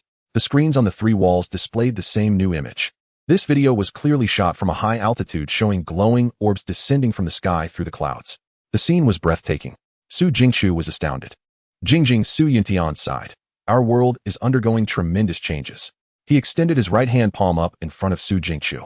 Just when Su Jingchu was perplexed, she saw a tiny bit of pure white frost appear above Su Yunshin's palm. The delicate frost was drawn and sculpted by an invisible force coalescing in his palm. Such a miraculous sight made Su Jingchu widen her eyes in astonishment. Almost 5 minutes later, a small ice sculpture appeared in Su Yunshin's palm. It was a lifelike statue of a princess. Elsa! Su Jingchu exclaimed in delight. This was her favorite animated character. Su Yuntian smiled and said, this is a gift for you. Su Jingchu carefully accepted it. Feeling the chill from the ice sculpture, she was at a loss for words, saying, Dad, you have superpowers too? Yes, Su Yuntian replied, retracting his hand discreetly and placing it behind his back. His right hand trembled involuntarily, as if he had been drained of strength. His legs felt weak and beads of sweat formed on his forehead, all while he relied on sheer willpower to hold himself up. He didn't want to embarrass himself in front of his daughter. He wanted to maintain the image of an idol for his daughter. To surprise Su Jingchu, Su Yuntian had spent 2 months practicing ice sculpting. Fortunately, he succeeded. Looking at his astonished daughter, he revealed a loving smile, saying, Jingjing, would you like to have superpowers too? Su Jingchu was surprised, asking, Can I really? I can only say there's a chance, Su Yuntian replied with a smile. I have 3 awakening slots, and the first one is for you. He did not mention that the probability of awakening was very low. However, Su Yuntian sincerely hoped that Su Jingchu could also become a superpowered individual. because the world was undergoing significant changes. He did not want his exceptionally talented daughter to be left behind by the tide of the new era. Thank you, Dad, Su Jingqiu said, blinking her eyes and asking, then why didn't you bring Mom along? A direct hit. Su Yunshin's face darkened. Your mother, maybe next time, we have to take turns according to the rules. Su Jingqiu smiled and said, Dad, I know you love Mom very much. Mom loves you too. Su Yunshin's expression changed rapidly, turning from angry to concerned, and his forehead almost steamed. Su Jingqiu quickly changed the subject. Dad, how can I awaken? He'll take you there right now, Su Yuntian said, glaring at his mischievous daughter. Remember the principle of confidentiality. Su Jingqiu nodded. Having grown up around this, she of course understood the nuances. Su Jingqiu was then taken to another room. This room was much larger than the previous one and had a very high security level. In the center of the room stood a square platform made of metal covered by a transparent glass case. Inside the glass case floated a fist-sized glowing orb. It emitted a gentle light. Various instruments were set up around the room, and the number of cameras on the ceiling was frighteningly high. There were also several staff members in uniforms and masks managing and monitoring these devices. Su Jingqiu's attention was instantly captured by the glowing orb. This is one of the unknown energy bodies that fell from the sky. Su Yuntian said softly. For now we call it the source of superpowers. It enables people to awaken superpowers. Su Jingqiu asked, Dad, did you awaken through it too? No, Su Yuntian shook his head. Don't ask too many questions. There are another 39 energy bodies of the same kind in this secret underground base. But this is classified information. It involves the highest level of discipline, and even he cannot disclose it to his daughter. Hello, Director Su. A staff member approached, greeted him, and handed him a pen and a document. Su Yuntian returned the greeting and then took the document. He signed his name on it and handed it to Su Jingqiu, saying, You should sign as well. Su Jingqiu signed it. You can go over now. Just stand in front of that platform. You don't need to do anything. It will take at most a minute. Okay. Suppressing her inner unease, Su Jingqiu walked over. She stood in front of the metal platform that bore the source of superpowers. She was only 1 meter away from the glowing orb inside the glass case. Su Jingqiu's heart raced suddenly. As if under some divine influence, a figure unexpectedly appeared in her mind. Su Jingqiu instinctively turned to look at Su Yuntian. He nodded at her to encourage her. Su Jingqiu turned back, and at that moment the glass case over the metal platform silently opened. The glowing orb was fully revealed. In the next second, a sudden change occurred. The orb, as if drawn by an invisible force, flew towards Su Jingqiu and in an instant entered her head. Su Jingqiu's vision was instantly filled with white light, and her mind went blank. Jing. Before losing consciousness, she heard Su Yunshin's heart-wrenching shout. Su Jingqiu thought. It turns out that her incredibly strong dad also had moments of panic. Then she knew nothing more. Monday, Yue Heng arrived at Taijiangno, one high school as usual. During lunch in the cafeteria, he overheard classmates discussing how Wang Jinghui and Su Jingqiu had not attended class today. Last Friday, after the school sports meet concluded, the news of the newly popular idol, Wang Jinghui, confessing his feelings to Su Jingqiu in public had already spread among the students. Both of them missed class at the same time. This inevitably led to various speculations among the students. Yue Heng also found himself the subject of some idle gossip. However, he had no interest in such trivial matters. However, classmate Wu Dehai felt indebted to Yue Heng and had a decent relationship with him. He was eager to speak up for him to clarify the situation. When school ended in the afternoon, Wu Dehai followed Yue Heng out and mysteriously revealed a so-called shocking secret. Wang Jinghui has been arrested. Yue Heng was puzzled. How do you know? I'll tell you, but don't tell anyone else. Wu Dehai was a bit embarrassed. The head of discipline is my uncle by marriage, and he told me not to share. Yue Heng laughed. Aren't you afraid he'll leak it? Wu Dehai boldly replied, I trust you. The conversation shifted back to Wang Jinghui. Wu Dehai's knowledge was also limited as the school was in quite an awkward position. Just when they had a promising new sports star, Wang Jinghui got arrested. Without his uncle's connections, Wu Dehai wouldn't have known about this incident. Yue Heng asked, Do you know the reason? I heard it's for intentional injury. Wu Dehai licked his lips. I never would have guessed this from him. Yue Heng felt that this matter was not that simple. As for the underlying issues and who else was involved, he had no intention of probing. In contrast, Yue Heng was more concerned about Su Jingqiu. After returning home, he called Su Jingqiu. Unfortunately, her phone was off. After a moment's thought, Yue Heng left a message for her on WeChat. Then he did not think about it anymore. Su Jingqiu's status was unusual, and she shouldn't be in any serious trouble. However, the experiences from the past few days made Yue Heng clearly aware that the tide of change was drawing closer to him. Liang Kuan was the first-generation superhuman he encountered. Wang Jinghui was the second. But this was just the beginning, not the end. In the future, he would undoubtedly encounter more superhumans and extraordinary events. Therefore, enhancing his strength had become Yue Heng's most important task at the moment. Yue Heng was very clear.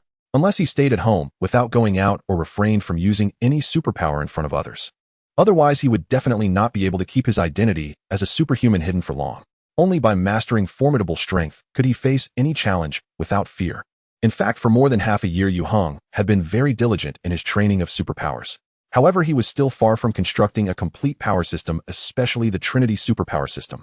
Although Wang Jinghui's arrest had nothing to do with Yue Heng, it did make him a bit more vigilant. Thus, Yue Heng decided to enhance his defensive capabilities. With his telekinesis already at a basic level, he began studying another skill from the psychic warfare, the mind shield. The method for cultivating the mind shield was already firmly lodged in his mind.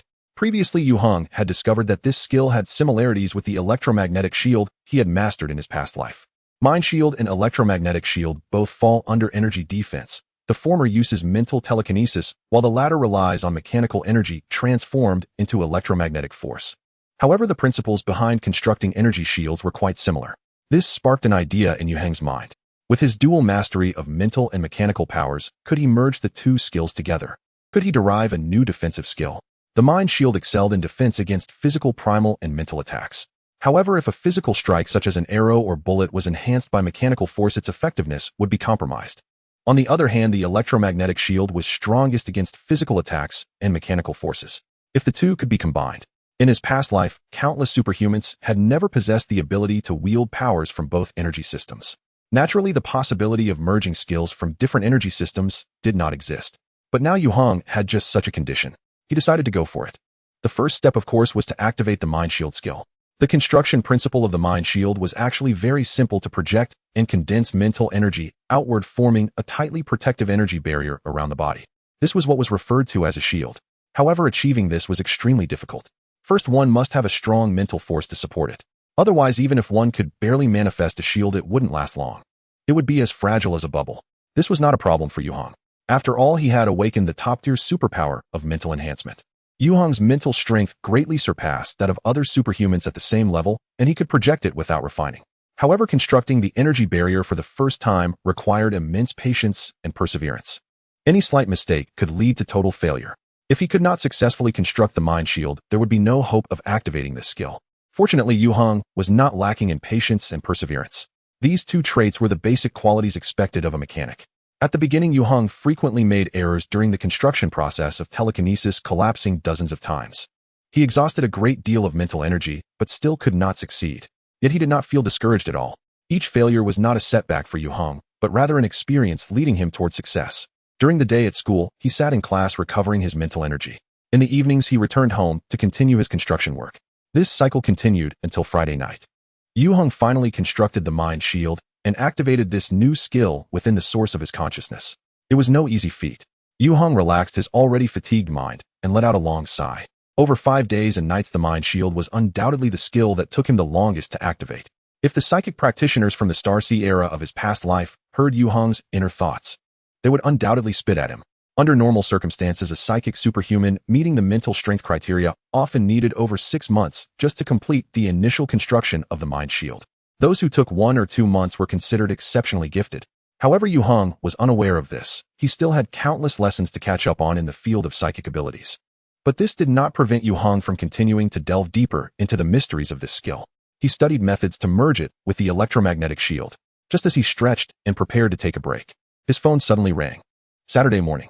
In front of Taijiangno, one high school, at the Guming milk tea shop. There weren't many customers in the morning, and the employees in the milk tea shop seemed somewhat distracted. From time to time, they secretly glanced at the beautiful girl sitting quietly in the corner, sipping her milk tea. Su Jingchu, of course, noticed the gazes from the staff, but she didn't pay it any mind. The events of the past week that had unfolded around her were still fresh in her memory. It still felt like a dream. So unreal.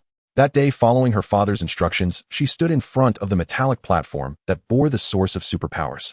When the glass cover opened, a glowing orb suddenly flew out. It rushed towards her. When Su Jingchu awakened from her faint, she was astonished to find a ball of light had appeared in her mind. This sensation was hard to describe, incredibly wondrous. Su Yuntian, clearly frightened by the unexpected situation, called several doctors to examine her. However, Su Jingchu felt that her physical condition was unprecedentedly good. Not only that, but it seemed she had acquired superpowers. Su Jingchu did not hide this fact. Then there was another round of testing. In the end, Su Yuntian told Su Jingchu that such a situation had never occurred before. Others only had a low probability of awakening superpowers if they stood in front of the source of superpowers for a minute. Su Yuntian brought Su Jingchu to this underground base, which housed a total of 40 sources of superpowers. These sources of superpowers had created over 100 superpowered individuals thus far. Among them was Su Yuntian himself. In the foreseeable future, even more superpowered individuals would be born.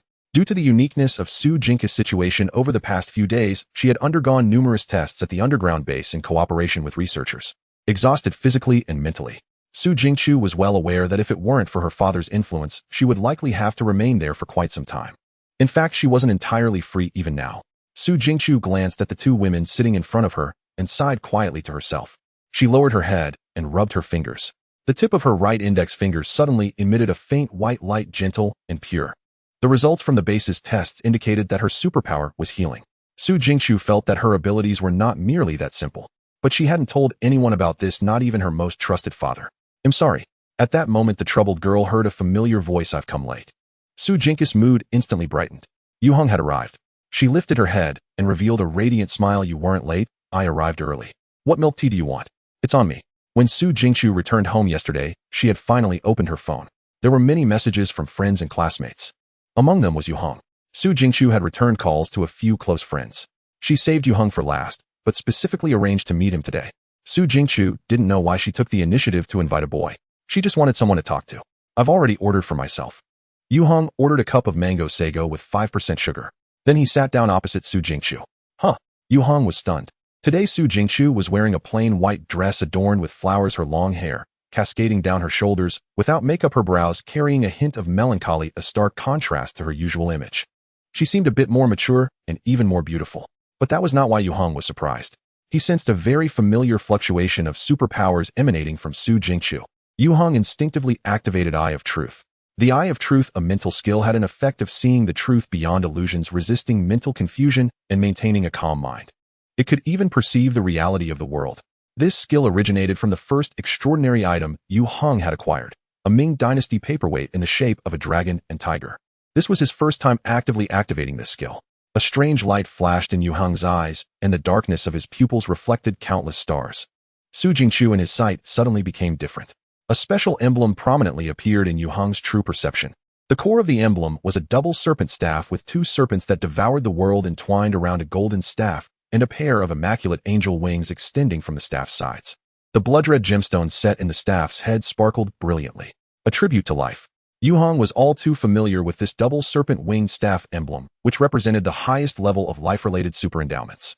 In just a week, Su Jingchu had not only become a superpowered individual, but had also awakened a first-tier super-endowment. If that were all, Yue Heng wouldn't have nearly lost his composure. In his past life, someone had awakened the same super-endowment possessing the same emblem. That person was not only Yue Heng's comrade, but also his lover. Their love was born amidst chaotic flames of war, initially unable to truly be together due to their vastly different identities. Later, the insect race breached their doorstep. All their romantic entanglements were buried in that detonated antimatter bomb, a tribute to life. Do you remember love? Countless memories surfaced in Yue Heng's mind, and at this moment, he found it impossible to articulate the feelings in his heart. He was momentarily speechless. The problem was that Su Jingchu was being stared at so intently by Yue Heng with those unusual eyes. A blush crept onto her porcelain-like face, spreading down to her neck. The double serpent-winged staff emblem was precisely located between her collarbones, the focal point of Yue Heng's gaze. Time seemed to freeze at that moment. Su Jingchu's face grew redder, feeling as if the part he was staring at was about to catch fire. Welcome to Gu Ming Milk Tea. A staff member's voice greeting customers suddenly snapped Yue Heng back to reality. At that moment, he realized he had lost his composure. However, seeing Su Jingchu's blushing face, Yue Heng's heart couldn't help but flutter. He suppressed his unusual feelings and smiled, saying, "Are you going back to school on Monday?" "Oh." Su Jingchu stammered, "I just got back." She bit her lip, feeling flustered. She should have been angry at Yue Heng for staring at her so impertinently. However, at that moment, Su Jingchu only felt flustered. There was no anger. Class monitor. A sudden exclamation came from beside her. "What are you doing here?"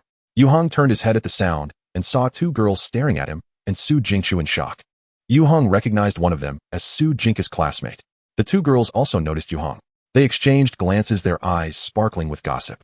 This was big news indeed. Here comes the second update. P.S. Gu Ming is a hometown brand of the author with free salt, so brands like Yue can step aside. Saturday morning. In front of Taijiangno, one high school, at the Gu Ming milk tea shop. There weren't many customers in the morning, and the employees in the milk tea shop seemed somewhat distracted. From time to time, they secretly glanced at the beautiful girl sitting quietly in the corner, sipping her milk tea. Su Jingqiu, of course, noticed the gazes from the staff, but she didn't pay it any mind. The events of the past week that had unfolded around her were still fresh in her memory. It still felt like a dream. So unreal. That day, following her father's instructions, she stood in front of the metallic platform that bore the source of superpowers. When the glass cover opened, a glowing orb suddenly flew out. It rushed towards her. When Su Jingqiu awakened from her faint, she was astonished to find a ball of light had appeared in her mind. This sensation was hard to describe, incredibly wondrous. Su Yuntian, clearly frightened by the unexpected situation, called several doctors to examine her. However, Su Jingqiu felt that her physical condition was unprecedentedly good. Not only that, but it seemed she had acquired superpowers. Su Jingqiu did not hide this fact. Then there was another round of testing. In the end, Su Yuntian told Su Jingqiu that such a situation had never occurred before. Others only had a low probability of awakening superpowers if they stood in front of the source of superpowers for a minute. Su Yuntian brought Su Jingqiu to this underground base, which housed a total of 40 sources of superpowers. These sources of superpowers had created over 100 superpowered individuals thus far. Among them was Su Yuntian himself. In the foreseeable future, even more superpowered individuals would be born. Due to the uniqueness of Su Jingqiu's situation over the past few days, she had undergone numerous tests at the underground base in cooperation with researchers. Exhausted physically and mentally, Su Jingqiu was well aware that if it weren't for her father's influence, she would likely have to remain there for quite some time. In fact, she wasn't entirely free even now. Su Jingqiu glanced at the two women sitting in front of her and sighed quietly to herself. She lowered her head and rubbed her fingers. The tip of her right index finger suddenly emitted a faint white light, gentle and pure. The results from the base's tests indicated that her superpower was healing. Su Jingqiu felt that her abilities were not merely that simple. But she hadn't told anyone about this, not even her most trusted father. "I'm sorry." At that moment, the troubled girl heard a familiar voice. "I've come late." Su Jingqiu's mood instantly brightened. Yue Heng had arrived. She lifted her head and revealed a radiant smile. "You weren't late. I arrived early. What milk tea do you want?" "It's on me." When Su Jingqiu returned home yesterday, she had finally opened her phone. There were many messages from friends and classmates. Among them was Yue Heng. Su Jingqiu had returned calls to a few close friends. She saved Yue Heng for last, but specifically arranged to meet him today. Su Jingqiu didn't know why she took the initiative to invite a boy. She just wanted someone to talk to. "I've already ordered for myself." Yue Heng ordered a cup of mango sago with 5% sugar. Then he sat down opposite Su Jingqiu. "Huh." Yue Heng was stunned. Today Su Jingqiu was wearing a plain white dress adorned with flowers, her long hair cascading down her shoulders, without makeup, her brows carrying a hint of melancholy, a stark contrast to her usual image. She seemed a bit more mature and even more beautiful. But that was not why Yue Heng was surprised. He sensed a very familiar fluctuation of superpowers emanating from Su Jingqiu. Yue Heng instinctively activated Eye of Truth. The Eye of Truth, a mental skill, had an effect of seeing the truth beyond illusions, resisting mental confusion and maintaining a calm mind. It could even perceive the reality of the world. This skill originated from the first extraordinary item Yue Heng had acquired, a Ming Dynasty paperweight in the shape of a dragon and tiger. This was his first time actively activating this skill. A strange light flashed in Yue Heng's eyes, and the darkness of his pupils reflected countless stars. Su Jingqiu and his sight suddenly became different. A special emblem prominently appeared in Yue Heng's true perception. The core of the emblem was a double serpent staff with two serpents that devoured the world entwined around a golden staff, and a pair of immaculate angel wings extending from the staff's sides. The blood-red gemstone set in the staff's head sparkled brilliantly, a tribute to life. Yue Heng was all too familiar with this double serpent-winged staff emblem, which represented the highest level of life-related super-endowments. In just a week, Su Jingqiu had not only become a superpowered individual, but had also awakened a first-tier super-endowment. If that were all, Yue Heng wouldn't have nearly lost his composure. In his past life, someone had awakened the same super-endowment possessing the same emblem. That person was not only Yue Heng's comrade, but also his lover. Their love was born amidst chaotic flames of war, initially unable to truly be together due to their vastly different identities. Later, the insect race breached their doorstep. All their romantic entanglements were buried in that detonated antimatter bomb, a tribute to life. Do you remember love? Countless memories surfaced in Yue Heng's mind, and at this moment, he found it impossible to articulate the feelings in his heart. He was momentarily speechless. The problem was that Su Jingqiu was being stared at so intently by Yue Heng with those unusual eyes.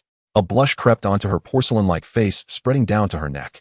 The double serpent-winged staff emblem was precisely located between her collarbones, the focal point of Yue Heng's gaze. Time seemed to freeze at that moment.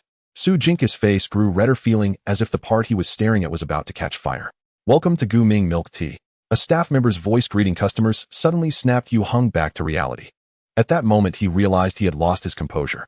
However, seeing Su Jinki's blushing face, Yue Heng's heart couldn't help but flutter. He suppressed his unusual feelings and smiled, saying, "Are you going back to school on Monday?" "Oh." Su Jingqiu stammered, "I just got back." She bit her lip, feeling flustered. She should have been angry at Yue Heng for staring at her so impertinently. However, at that moment, Su Jingqiu only felt flustered. There was no anger. "Class monitor." A sudden exclamation came from beside her. "What are you doing here?" Yue Heng turned his head at the sound and saw two girls staring at him, and Su Jingqiu in shock. Yue Heng recognized one of them as Su Jinki's classmate. The two girls also noticed Yue Heng. They exchanged glances, their eyes sparkling with gossip. This was big news indeed. Here comes the second update. P.S. Guming is a hometown brand of the author with free salt, so brands like Mishiwe can step aside. It was already deep autumn, and the sycamore trees by the roadside had lost their summer greenery, with golden leaves carpeting the sidewalk. Yue Heng and Su Jingqiu walked shoulder to shoulder along this long street behind Taijiangno, one high school. Due to its remote location, there weren't many cars on the road. Only a black Rolls-Royce Phantom was slowly following behind the two. After leaving the milk tea shop, Yue Heng's agitated emotions quickly settled down. In fact, Su Jingqiu was vastly different from his past lives' lover in terms of physique, appearance, and temperament. Yet the one common trait that was exceptional shouldn't have swayed Yue Heng's heart. However, the feeling that surged in an instant was inexplicable. Yue Heng admitted that he had already developed a slight fondness for this exquisite girl beside him. This had nothing to do with his past life, it was merely fate in this life. However, Yue Heng did not say much more, and certainly did not directly confess to Su Jingqiu. After all, he was not an impulsive youth. Most of the time, reason triumphed over emotion. As for what the future held, just let it be. Meanwhile, Su Jingqiu walked beside Yue Heng with her eyes lowered. The slight quivering of her eyelashes indicated that her heart was far from as calm as she appeared. Yue Heng had feelings for her, and how could the girl not feel the same? In the past, Su Jingqiu had never thought she would fall in love in her teenage years. The education she received since childhood, the influence of her family environment, combined with her innate intelligence, endowed her with a maturity beyond her peers. Su Jinki's pride had always been deeply hidden, untouched by anyone. Her idol was her father, Su Yuntian, tall, handsome, strong, and upright, nearly perfect in the eyes of the girl. Su Jingqiu once thought that no man could compare to her father until she met and got to know Yue Heng. Although Yue Heng was just an ordinary person with no notable family background. Yet Su Jingqiu unexpectedly found some similarities between him and Su Yuntian. The girl couldn't help but steal a glance at Yue Heng. As if they were in sync, Yue Heng turned around and met her gaze. They both instinctively stopped in their tracks. Su Jinki's pretty face immediately flushed. Normally, she wasn't someone who easily blushed, but today she had turned red several times. This time, Su Jingqiu bravely did not shy away from Yue Heng's gaze. Yue Heng smiled slightly and reached out to take her small hand. Su Jingqiu noticed Yue Heng's action. She gently bit her lip and lowered her eyes again. Beep. The sudden honking of a car horn echoed. Su Jingqiu instinctively shrank her delicate hand back, preventing Yue Heng from holding it. But Yue Heng's fingertips lightly brushed across her hand, stirring a strange feeling in her heart. The girl softly said, I have to go back. Yue Heng nodded. Su Jingqiu raised her head again, her eyes sparkling. Do you want me to see you off? No need to trouble yourself. Yue Heng replied, I still need to buy a few reference books here. You go back first, we'll see each other again on Monday. Goodbye. Su Jingqiu blinked her eyes. The scene of their mutual farewell caught the eye of a woman in a fitted outfit sitting in the passenger seat of the Rolls-Royce, and a faint smile curled at her lips as she sighed. Youth is truly wonderful. On this poetic autumn street lined with sycamores, they appeared like the leads from a romantic drama filled with youthful romance. The woman glanced at her companion who was driving. Aren't you afraid of offending the young lady? She was referring to her companion's intentional honking earlier. Otherwise, Yue Heng and Su Jingqiu would have already held hands by now. Her companion replied blankly, my salary is paid by the president. The woman chuckled, lightly flexing her fist, the knuckles producing a crisp sound of friction filled with strength. Then she got out to open the car door for Su Jingqiu. Yue Heng watched as Su Jingqiu entered the Rolls-Royce. After the woman closed the car door, she shot Yue Heng a meaningful glance from a distance. As if to say, you've got some guts, huh? Yue Heng remained unperturbed. This woman was also a superpowered individual who, judging by her demeanor, she must have come from a military background. The fallen stars that descended to Earth, some naturally melted away while others were acquired by people. Most of these star remnants were concentrated in the hands of state power institutions. They were studied deeply and comprehensively, resulting in a large number of initial superpowered individuals. The woman was evidently one of them. Yue Heng estimated that her awakening should be that of a superhuman gift. As for the female bodyguard driving, despite her fierce appearance, she was just an ordinary person. After the Rolls-Royce turned around and left the intersection, Yue Heng went to a nearby bookstore to find a few useful textbooks. He then returned to his home. Papa. Just as he stepped into the small courtyard, the little girl Tian Tian came rushing over. She hugged his thigh. Wow. The puppy Paohu followed closely behind, wagging its tail vigorously at Yue Heng. Baby. Yue Heng bent down to pick up the little girl and patted Paohu's head at the same time. The latter squinted its dog eyes, showing a pleasing expression. Thanks to ample nutrition, it was growing quickly. It now had the stature of a grand Chinese pastoral dog. Papa Bugs. Tian was restless in Yue Heng's arms, twisting her body and pointing towards the living room. There are so many bugs. Bugs. Yue Heng, puzzled, carried her into the living room. There he saw a plastic lunchbox on the coffee table filled with several beetles. Yue Heng realized. Young master, you're back. Liang Kuan poked his head out from the kitchen, smiling. I brought the beetles you wanted. Check if there are enough. If not, I'll go find more. He was wearing an apron, looking like a domestic cook, evidently helping Su Xiaowen prepare lunch. During this time, Liang Kuan had been coming to Yue Heng's house for meals every day, mainly to feast on the mutated wild boar meat. The life energy provided by the mutated wild boar meat was very suitable for honing superhuman physiques. Liang Kuan wished he could have 3 meals a day. Yue Heng placed Tian on the nearby sofa to play with Paohu. He sat down and opened the lunchbox, taking out a black beetle. This was the specific beetle Yue Heng had asked Liang Kuan to find. The latter had been practicing crashing into trees in the mountains every day, conveniently helping him gather materials for making mechanical beetles. The beetles Liang Kuan found for him were clearly larger than the same species, with shiny and hard shells. They looked quite promising. The beetles in the lunchbox were of 2 types, black and golden green. The latter were slightly smaller, but much prettier. Yue Heng was quite satisfied with this. These more than a dozen beetles were enough for him to create a small team of mechanical bugs. In the basement, a mechanical workshop, Yue Heng sat at the workbench, devotedly crafting the mechanical beetle in his hands. The beetle was captured by Liang Kuan, its internal biological tissue meticulously cleaned, leaving only the hard shell, claws, and wings. Precision parts were rapidly assembled in Yue Heng's hands, resulting in a mechanical beetle that combined the beauty of biology and machinery, gradually taking shape.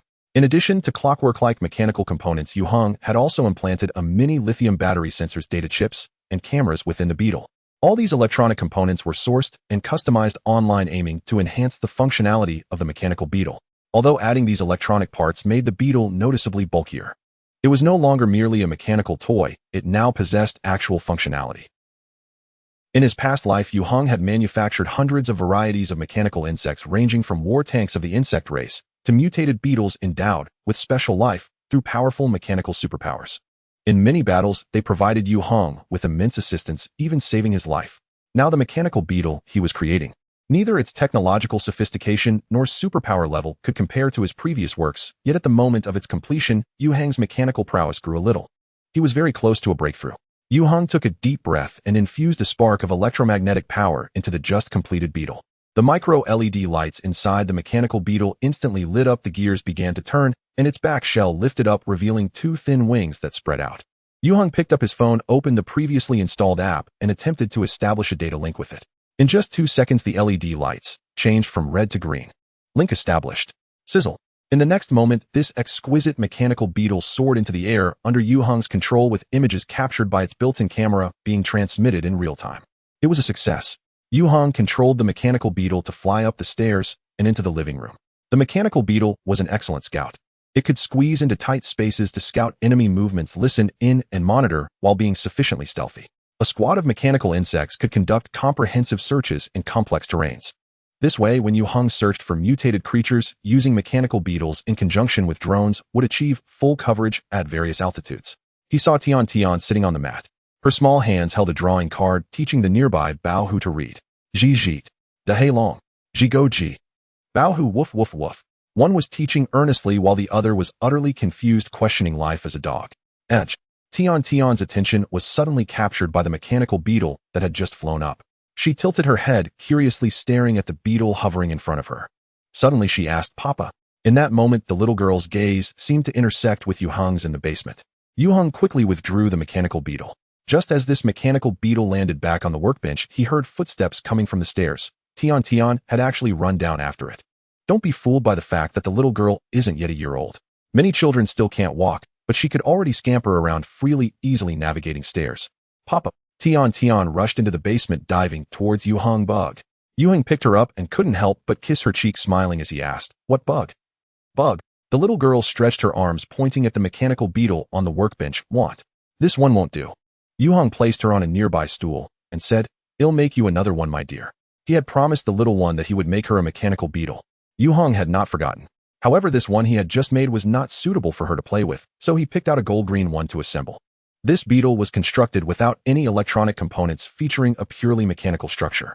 It could still fly, and the final product sparkled with a golden-green shell that reflected the internal mechanical parts. It looked exceptionally beautiful. Here, play with this. Yue Heng affectionately pinched Tion's little face. Don't put it in your mouth, it's not edible. Such reminders were completely unnecessary.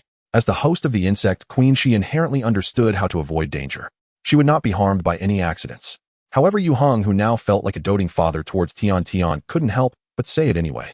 Earlier, while assembling the new mechanical insect, the little girl had watched intently. Now that she finally got her favorite toy, she immediately beamed with joy, grabbing the golden-green mechanical insect and leaping off the stool, quickly running up the stairs to the living room. Bao-hu. She couldn't wait to show off to her little friend. Yue Heng chuckled in disbelief. What kind of little monster had he raised? He felt that if the little girl grew up a bit more, she could run out to buy soy sauce by herself. He was just afraid that she would be mistaken for a lost child by kind-hearted passersby. As for encountering bad people, Yue Heng was very certain that anyone who dared to have bad intentions toward Tian would surely regret being born. Shaking his head, Yue Heng continued assembling new mechanical beetles. According to the standards of the Starsea era, a standard squad of mechanical insects consisted of 12 units. He was still far from that goal. Yue Heng needed to push on. He had already sensed the opportunity for a mechanical tier upgrade. Meanwhile, Tian back in the living room was playing with her mechanical insect. She would place it on a small stool one moment, and then on Bao-hu's head the next. After playing for a few minutes, the little girl frowned and pouted. Why wouldn't it fly? She scratched her head, then her eyes lit up. With a gentle wave of her small hand, the mechanical beetle on Bao-hu's head immediately took flight. But this flight was not the same as normal flight. The wings of the mechanical insect did not serve any purpose. It was being held in the air by an invisible force. Tian clearly realized this. She tilted her head, seemingly lost in deep thought, and then pointed her little finger upward. A faint blue-purple light suddenly emanated from her tiny fingertip, instantly transferring to the mechanical beetle over a meter away, surrounding it with visible electric currents. Sizzle! This beautiful golden-green mechanical beetle spread its wings and agilely darted around the living room. Bug! The little girl clapped her hands and laughed with satisfaction. This was the toy she wanted. Bao-hu, squatting beside the little girl, looked up and watched the mechanical insect swirling in the air. Its head moved back and forth, quickly becoming dizzy. The second update is delivered. In Taijiangno, one high school, the cafeteria, Henggu, Wu Dahai glanced around furtively, ensuring that no one was watching him, and then lowered his voice to speak to the person sitting beside him, Yue Heng, saying, I have a question for you. Moi. Yue Heng chewed on sweet and sour ribs, glancing at him with a puzzled expression. Wu Dahai swallowed nervously and cautiously asked, I heard that something happened between you and Su Jingqiu. What? Yue Heng almost spat out the ribs in his mouth. What does something mean? Those who didn't know the truth might think he and Su Jingqiu were getting pregnant before marriage. Swallowing his food, Yue Heng responded with a forced smile. You want to ask me if I'm dating Su Jingqiu, right? Yes. Wu Dahai nodded vigorously, his face full of gossip expression. The news of Yue Heng and Su Jingqiu dating had already spread throughout the student body of Taijiangno, one high school. It was said that someone had seen them on a date at a milk tea shop. Many students did not believe it was true, as although the two interacted, they had never shown signs of being in a romantic relationship before. Wu Dahai was extremely curious about this. No, Yue Heng shot him a glare. You're thinking too much. There was indeed a hint of ambiguous feelings between him and Su Jingqiu, but it was still far from a real relationship. At most, they were friends with benefits, but not lovers yet. As for their future, Yue Heng was entirely open to whatever fate had in store. Upon hearing Yue Heng's definitive answer, Wu Dahai scratched his head. So they were just spreading rumors. Excuse me, is anyone sitting here? At that moment, a girl appeared in front of Yue Heng with a tray. Her long hair flowed gracefully, and she smiled brightly. Thud! Wu Dahai dropped the chopsticks he was holding. He turned to look at Yue Heng, his expression utterly indescribable. Chong Wei, you still say you can't fight. Who is this? Yue Heng was taken aback for a moment, then smiled, and said, no one. All right then. Su Jingqiu elegantly sat down across from Yue Heng. She placed her tray on the table, aligning it with Yue Heng's, and cheerfully asked, would you like to try my braised fish? It looks really good today. Sure. Yue Heng ignored Wu Dahai's gaze and reached for a piece of braised fish from Su Jingqiu's tray. Wu Dahai clutched his heart as if it had been pierced by an arrow. He felt as though he was being force-fed dog food. He no longer wanted to accuse Yue Heng of deceit and hurriedly gathered his utensils to leave. I am full. The students in the cafeteria witnessed this scene, looking at each other in confusion or staring in disbelief. When Su Jingqiu appeared just now, everyone had focused their attention on her. Su Jingqiu's popularity at Taijiangno, one high school, was unmatched. She was the center of attention wherever she went. No one expected that this rumor-ridden leading lady would directly approach the male lead in public. feeding dog food face-to-face. This confirmed everything. Everyone realized that the gossip circulating among the students was indeed true. In shock, disbelief, admiration, jealousy, despair. However, no matter what thoughts others had, it did not hinder the exchange between Yue Heng and Su Jingqiu. I heard you promised the homeroom teacher that your ranking in the grade would not be lower than 5th. Su Jingqiu asked with concern. The midterm exam is coming up in a few days. Are you confident? No problem. Yue Heng replied. I plan to skip to the second year after this semester, so my goal is to be first. When Yue Heng was studying in the county, he had once been sick and missed a lot of school. Therefore, he started middle school a year later than most of his peers. He had long planned to skip grades. However, skipping grades at Taijiangno, one high school, was not easy. One needed outstanding grades to persuade the teachers. Yue Heng certainly had the confidence for that. Now, not to mention high school courses, even many college-level subjects posed no difficulty for him. He was merely looking to skip a small level. After getting into college, Yue Heng planned to obtain his bachelor's, master's, and doctoral degrees, all within 3 years. To fulfill the dreams of his first life completely. You're going to skip a grade? Su Jingqiu's eyes sparkled. Then we will be in the same cohort. But we won't be in the same class. You are in the liberal arts class while I'm in the science class. I told you before. Yue Heng smiled. I won't call you senior. Su Jingqiu wrinkled her nose, recalling the scene when they first met during the Tai Bao autumn auction. The dialogue between them seemed to echo in her ears. She smiled as well. Their eyes met, and the exchange caused over 0 points of damage to the surrounding classmates. At the same time, in the southwest of Yunnan province on the Shaoqing River. This river, which is just over 10 kilometers from the county town, usually has a substantial flow. However, with the construction of the upstream hydropower station, the river has been cut off, and the water level has drastically dropped to nearly dry. This has revealed the entire riverbed and all the debris accumulated in it. A crane was at the riverbank lifting a small SUV. The SUV had been lying in the river for a long time with its windshield shattered and the interior filled with muddy sand and stones, looking quite tragic. The midday sun shone on the blue license plate, making the 4 numbers 4 particularly conspicuous. A stern-looking man in the crowd squinted his eyes and silently lit a cigarette. Xiaozong, a suited man, approached, lowering his voice. We have arranged personnel to conduct a comprehensive search downstream, and experts from the capital responsible for criminal investigation and accident assessment will arrive within 2 hours. Please rest assured we will do everything we can to find the whereabouts of the second young master. The stern man remained silent. After finishing his cigarette, he threw the butt on the ground and lightly crushed it with his toe. Do you know, the stern man said softly, my brother has always been a worry, often running away for months without calling home, not letting us contact him. He said he didn't want to be bound by the family and wanted freedom.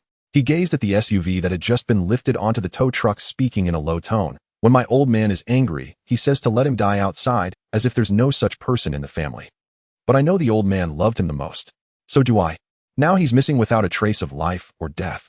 The stern man fixed his gaze on the suited man, his eyes revealing a fierce intensity. Are you telling me to rest assured? The suited man lowered his head, his legs trembling, involuntarily, cold sweat pouring down. He nearly knelt on the spot. A small character like him could be crushed with just a finger from the other party. The stern man shifted his gaze, looking towards the dry Shaoqing River. Suddenly he laughed, but there was not a hint of mirth in his eyes, only endless pain and anger. P.S. Today I received a notice from the editor that it will go live tomorrow afternoon, and I suddenly felt depressed. Because I currently don't even have a single manuscript. Moreover, the fireworks are about to arrive, and they might land locally. Just after class, Yue Heng was called to the office by Gao Maoshua. There were no other teachers in the office. The homeroom teacher asked Yue Heng to sit down, and personally poured him a cup of warm water. Yue Heng said, "Thank you, teacher." He held great respect for this meticulous homeroom teacher. Ahem. Gao Maoshua coughed a couple of times, and asked Yue Heng what is going on between you and Su Jingqiu from class 2 of the second year. If it were another student, Gao Maoshua would not have been so direct to avoid provoking rebellious feelings in the person being questioned. However, Yue Heng was evidently different from his peers. Gao Maoshua was well aware that Yue Heng's maturity far surpassed that of his classmates. Therefore, he adopted an adult communication style. You should know that early relationships are strictly prohibited at our school. I am not in a relationship with Su Jingqiu, Yue Heng replied with a smile. Teacher Gao, we both understand this. They had chatted on WeChat the night before. Su Jingqiu mentioned that she had promised her mother not to date until she turned 18. She intended to keep that promise. The deadline was 1 year, 2 months, and 6 days. As for now, they were interacting as friends. Good friends. That's good. Gao Maoshua took a sip of tea from his thermos filled with goji berries and cleared his throat, saying, both you and Su Jingqiu are exceptional, capable of being top students. In fact, I don't want to interfere in your personal lives, but you must be mindful of the impact at school. Yue Heng nodded, showing respect. The homeroom teacher felt relieved immediately. That's good. The midterm exam is coming up soon, so don't forget your promise. Top students always have privileges at school. Yue Heng was among the best of the best. although many reported him to Gao Maoshue. But Yue Heng stated that he was not in a relationship. The homeroom teacher believed him. Regardless of whether others believed it or not, as long as he did, that was enough. There's no issue with being in the top 5. Yue Heng's response pleased Gao Maoshue greatly. However, his next statement nearly made the teacher spit out his Goji teacher. Gao, I want to skip a grade after this semester. Skip a grade? Gao Maoshue was shocked. You want to skip to the second year? Yue Heng confirmed yes. Gao Maoshue was speechless. Skipping a grade was a rare privilege at Taijiangno, one high school reserved for the few top students. The homeroom teacher knew very well that Yue Heng was fully qualified. He had been reading leisure books during class recently, far exceeding the knowledge scope of high school. The teachers had mostly let Yue Heng do as he pleased. Such a genius cannot be constrained by rules. Yet Gao Maoshue sincerely hoped that one of his students would become a top scorer in the college entrance examination. Yue Heng's aspirations were immense. Now that Yue Heng expressed his desire to skip a grade, the teacher felt as if an unboiled duck was about to flap its wings and fly away. Frustrated to the point of losing the little hair he had left. Teacher Gao. Yue Heng understood the teacher's feelings and comforted him. I will always be your student. Besides, I believe that Zhu Yi will not disappoint you either. Zhu Yi from the adjacent class 6 of the first year had enrolled in Taijiang Middle School with the second best score in the city. In the academic competition against Yue Heng, he always lagged one position behind no matter how hard he tried. He was nicknamed the Eternal Second. In fact, Zhu Yi was also a top student, quite remarkable in his studies. Unfortunately, he was up against the cheat that was Yue Heng. Although Gao Maoshue was the homeroom teacher of class 5 of the first year, he also taught class 6.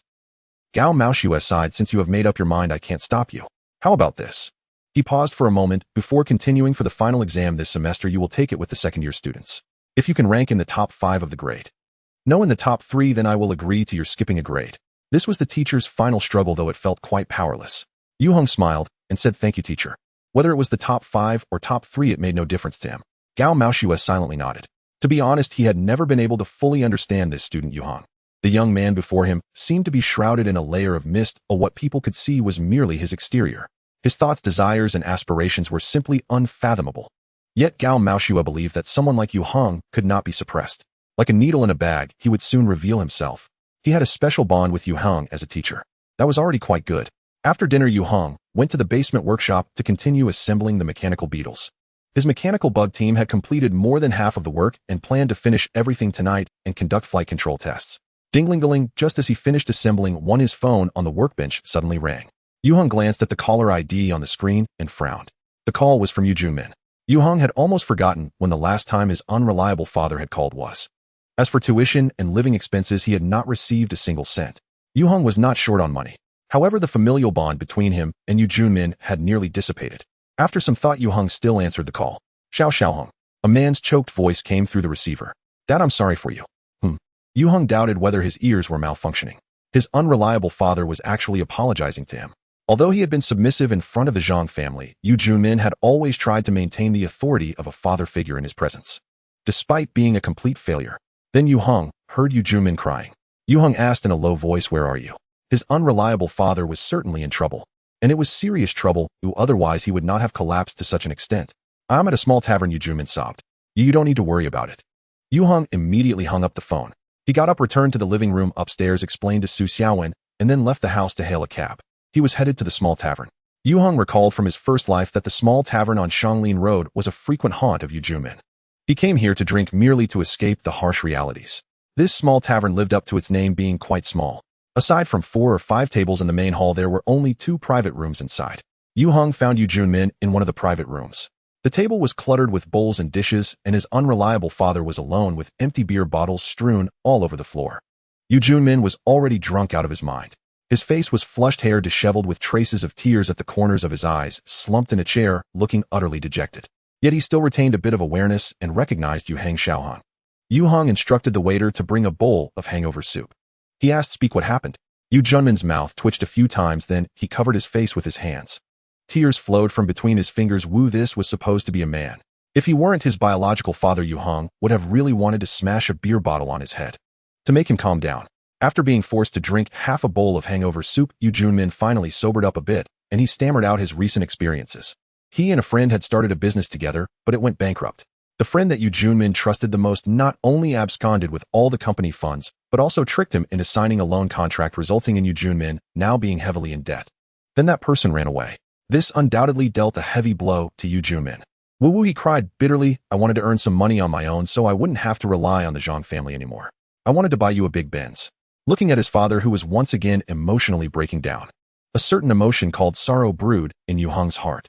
In the brief life of Yue Heng's first existence, Yue Junmin had never understood that what his son truly wanted was not a big Benz. At this moment, Yue Heng's sorrow gradually turned into anger. This was too much. He had not anticipated that Yue Junmin's business failure and bankruptcy had actually occurred several months earlier. And it was precisely this incident that broke Yue Junmin's spine, leaving him unable to recover. He became a servant to Zhang Lirong and the Zhang family. Zhang Lirong. It was time to make a clean break with certain people. Those who understand me worry for my heart. Those who do not understand me wonder what I seek. Please subscribe and ask for monthly tickets. See you tomorrow noon. At 8 o'clock in the evening in the old Zhang family's residence. Returning once again to this grand mansion, Yue Heng felt no stirring within his heart. Only a chilling coldness remained. Though Yue Heng arrived filled with anger, the Zhang family was no longer worthy of his deep-seated resentment. The front gate of the Zhang residence was tightly shut. Yue Heng stepped onto the stairs, raising his hand to press against the door lock. Injecting mechanical electromagnetic force. Click. In just 1 second, this door lock worth tens of thousands automatically unlocked. But that was not all. The home security system connected to the electronic access control was completely incapacitated by the surge of electromagnetic force. It could not exert any effect. Do not be fooled by Yue Heng's current status as a level 1 mechanic. If he chose to use his mechanical superpowers for illegal activities, then the vast majority of mechanical and electronic security systems in the world would become utterly ineffective. Once he advances to level 2 mechanic, that would be total chaos. With a forceful push, Yue Heng opened the door wide and strode boldly into the old Zhang residence. He headed straight for the main hall. How did you get in? A strong man standing at the entrance of the main hall noticed Yue Heng's sudden intrusion, and his expression changed dramatically. This man was Yue Pengfei, Zhang Lirong's driver. You little brat, he rushed toward Yue Heng, fiercely shouting, get out of here. He reached out with the intention of grabbing Yue Heng's neck. Yue Heng dodged to the side, not stopping his pace as he brushed past Yue Pengfei. In the same motion, he delivered a punch to Yue Pengfei's abdomen. Bang! Yue Pengfei was instantly struck as if hit by lightning, curling up like a boiled shrimp, his face turning a deep purple. His eyes bulged as he collapsed to the ground. He had completely lost the ability to fight. This scene left the Zhang family members in the living room momentarily stunned. Yue Heng's gaze swept across the hall. Present were Zhang family's elder Zhang Yuanjia, Zhang Lirong, Zhang Han Yuan, along with Zhang Hongba and his wife Sun Yuan. Zhang Hongba was Zhang Lirong's elder brother and the representative figure of the Zhang family in official circles. Though his position was not high, he held considerable influence. Zhang Lirong's arrogant disposition was closely related to her elder brother. Zhang Yeqian was not present. She was likely still in evening study at Taijiang one high school. But it didn't matter. The Zhang family was quite gathered tonight. Yue Heng. Zhang Lirong suddenly stood up, her eyes filled with a fierce glare as if she wanted to tear Yue Heng apart. The mask she usually wore was completely stripped away in this moment. You dare to hit someone. Where is your father? You uncultured little beast. She turned to Zhang Hongba and said, elder brother, call the police. Sun Yuan had already taken out her phone from her handbag. Her reaction was quite swift. However, from a distance of 4 to 5 meters, Yue Heng suddenly reached out his hand toward her, and Sun Yuan's phone flew from her grasp towards him. He caught it firmly. Click. This smartphone worth over 10,000 instantly turned into shattered electronic debris. The Zhang family members witnessing this scene were all dumbfounded, unable to believe their eyes. Were they filming a movie? Zhang Lirong swallowed hard. The insults she had yet to utter suddenly caught in her throat. No matter how domineering her character, her intelligence remained intact. But Yue Heng was not normal. He was extremely abnormal. The air in the hall seemed to freeze at that moment.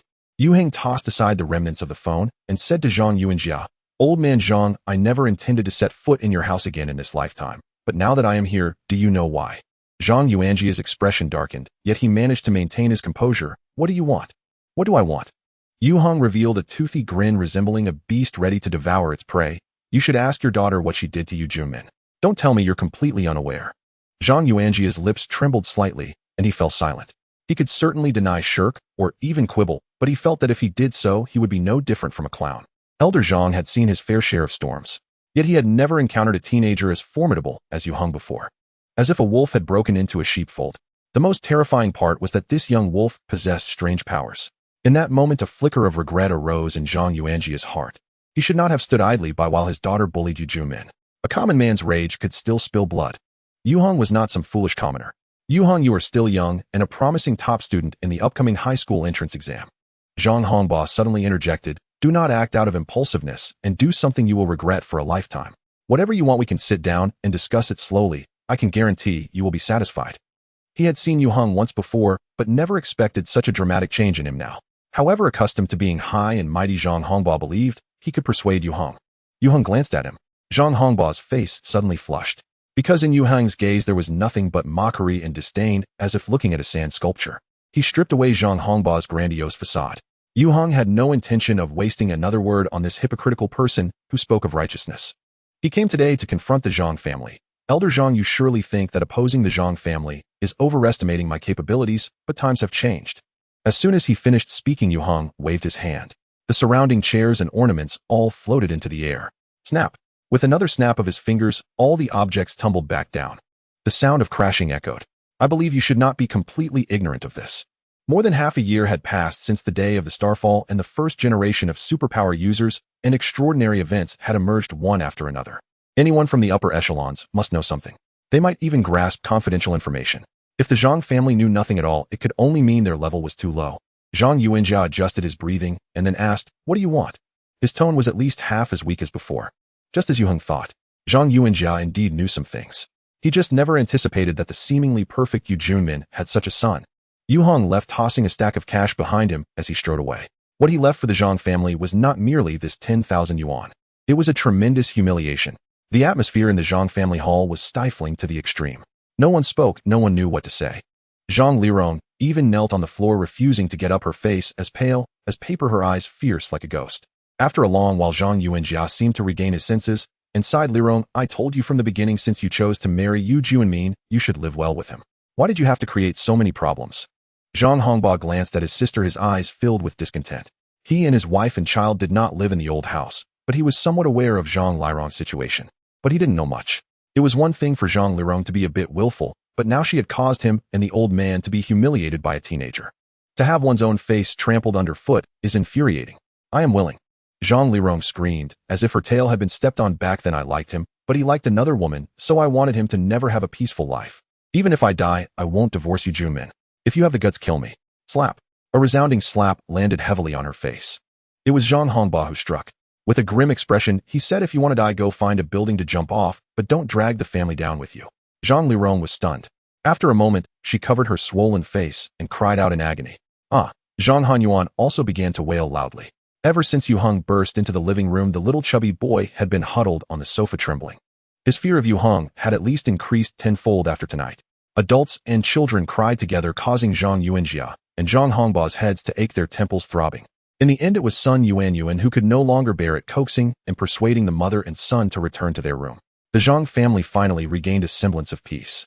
Zhang Yuanjia sent Yue Pengfei to Taijiangno, one high school, to pick up Zhang Yeqian after class. Yue Pengfei had taken a punch from Yue Heng. He suffered no serious injuries, but at the time it hurt so much he was on the verge of breaking down. Is that how it ends? After sending Yue Pengfei away, Zhang Hongba felt very dissatisfied, grinding his teeth in frustration. What do you want to do? Zhang Yuanjia glanced at his son. Call the police. Sue him for breaking and entering, for damaging property. And then what? Zhang Hongba was left speechless. Such actions were not impossible. He had the capability to create a solid case and send Yue Heng to prison. But Yue Heng was far from an ordinary person. The incredible methods Yue Heng revealed earlier made Zhang Hongba's breath hitch when he recalled them.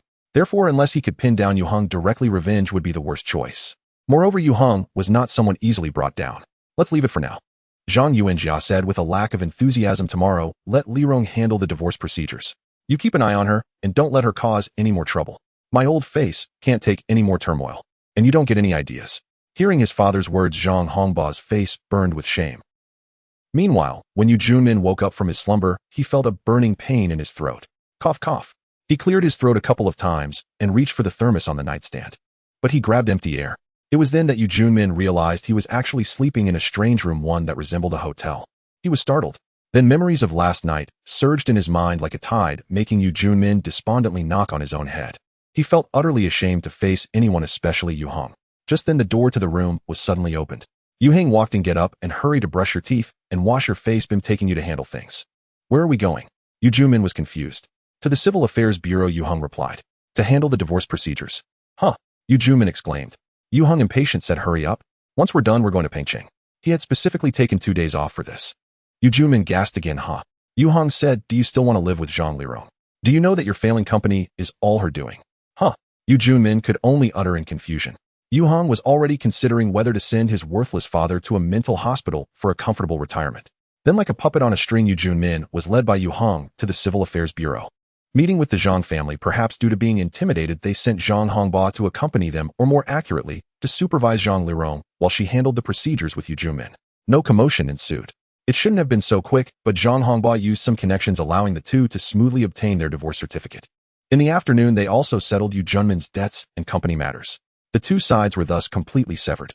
Yu Junmin walked away clean without any burdens, truly liberated. Meanwhile, Zhang Lirong maintained a stiff expression throughout, not saying a word to Yu Junmin. It wasn't until the very end that Yu Junmin finally came to his senses.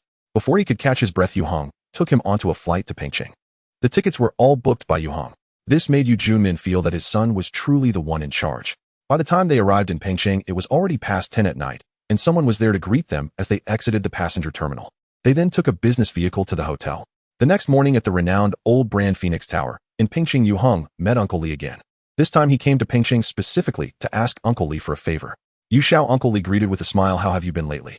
This old hand did not mention Tiantian, as if he had completely forgotten about it. I'm doing all right.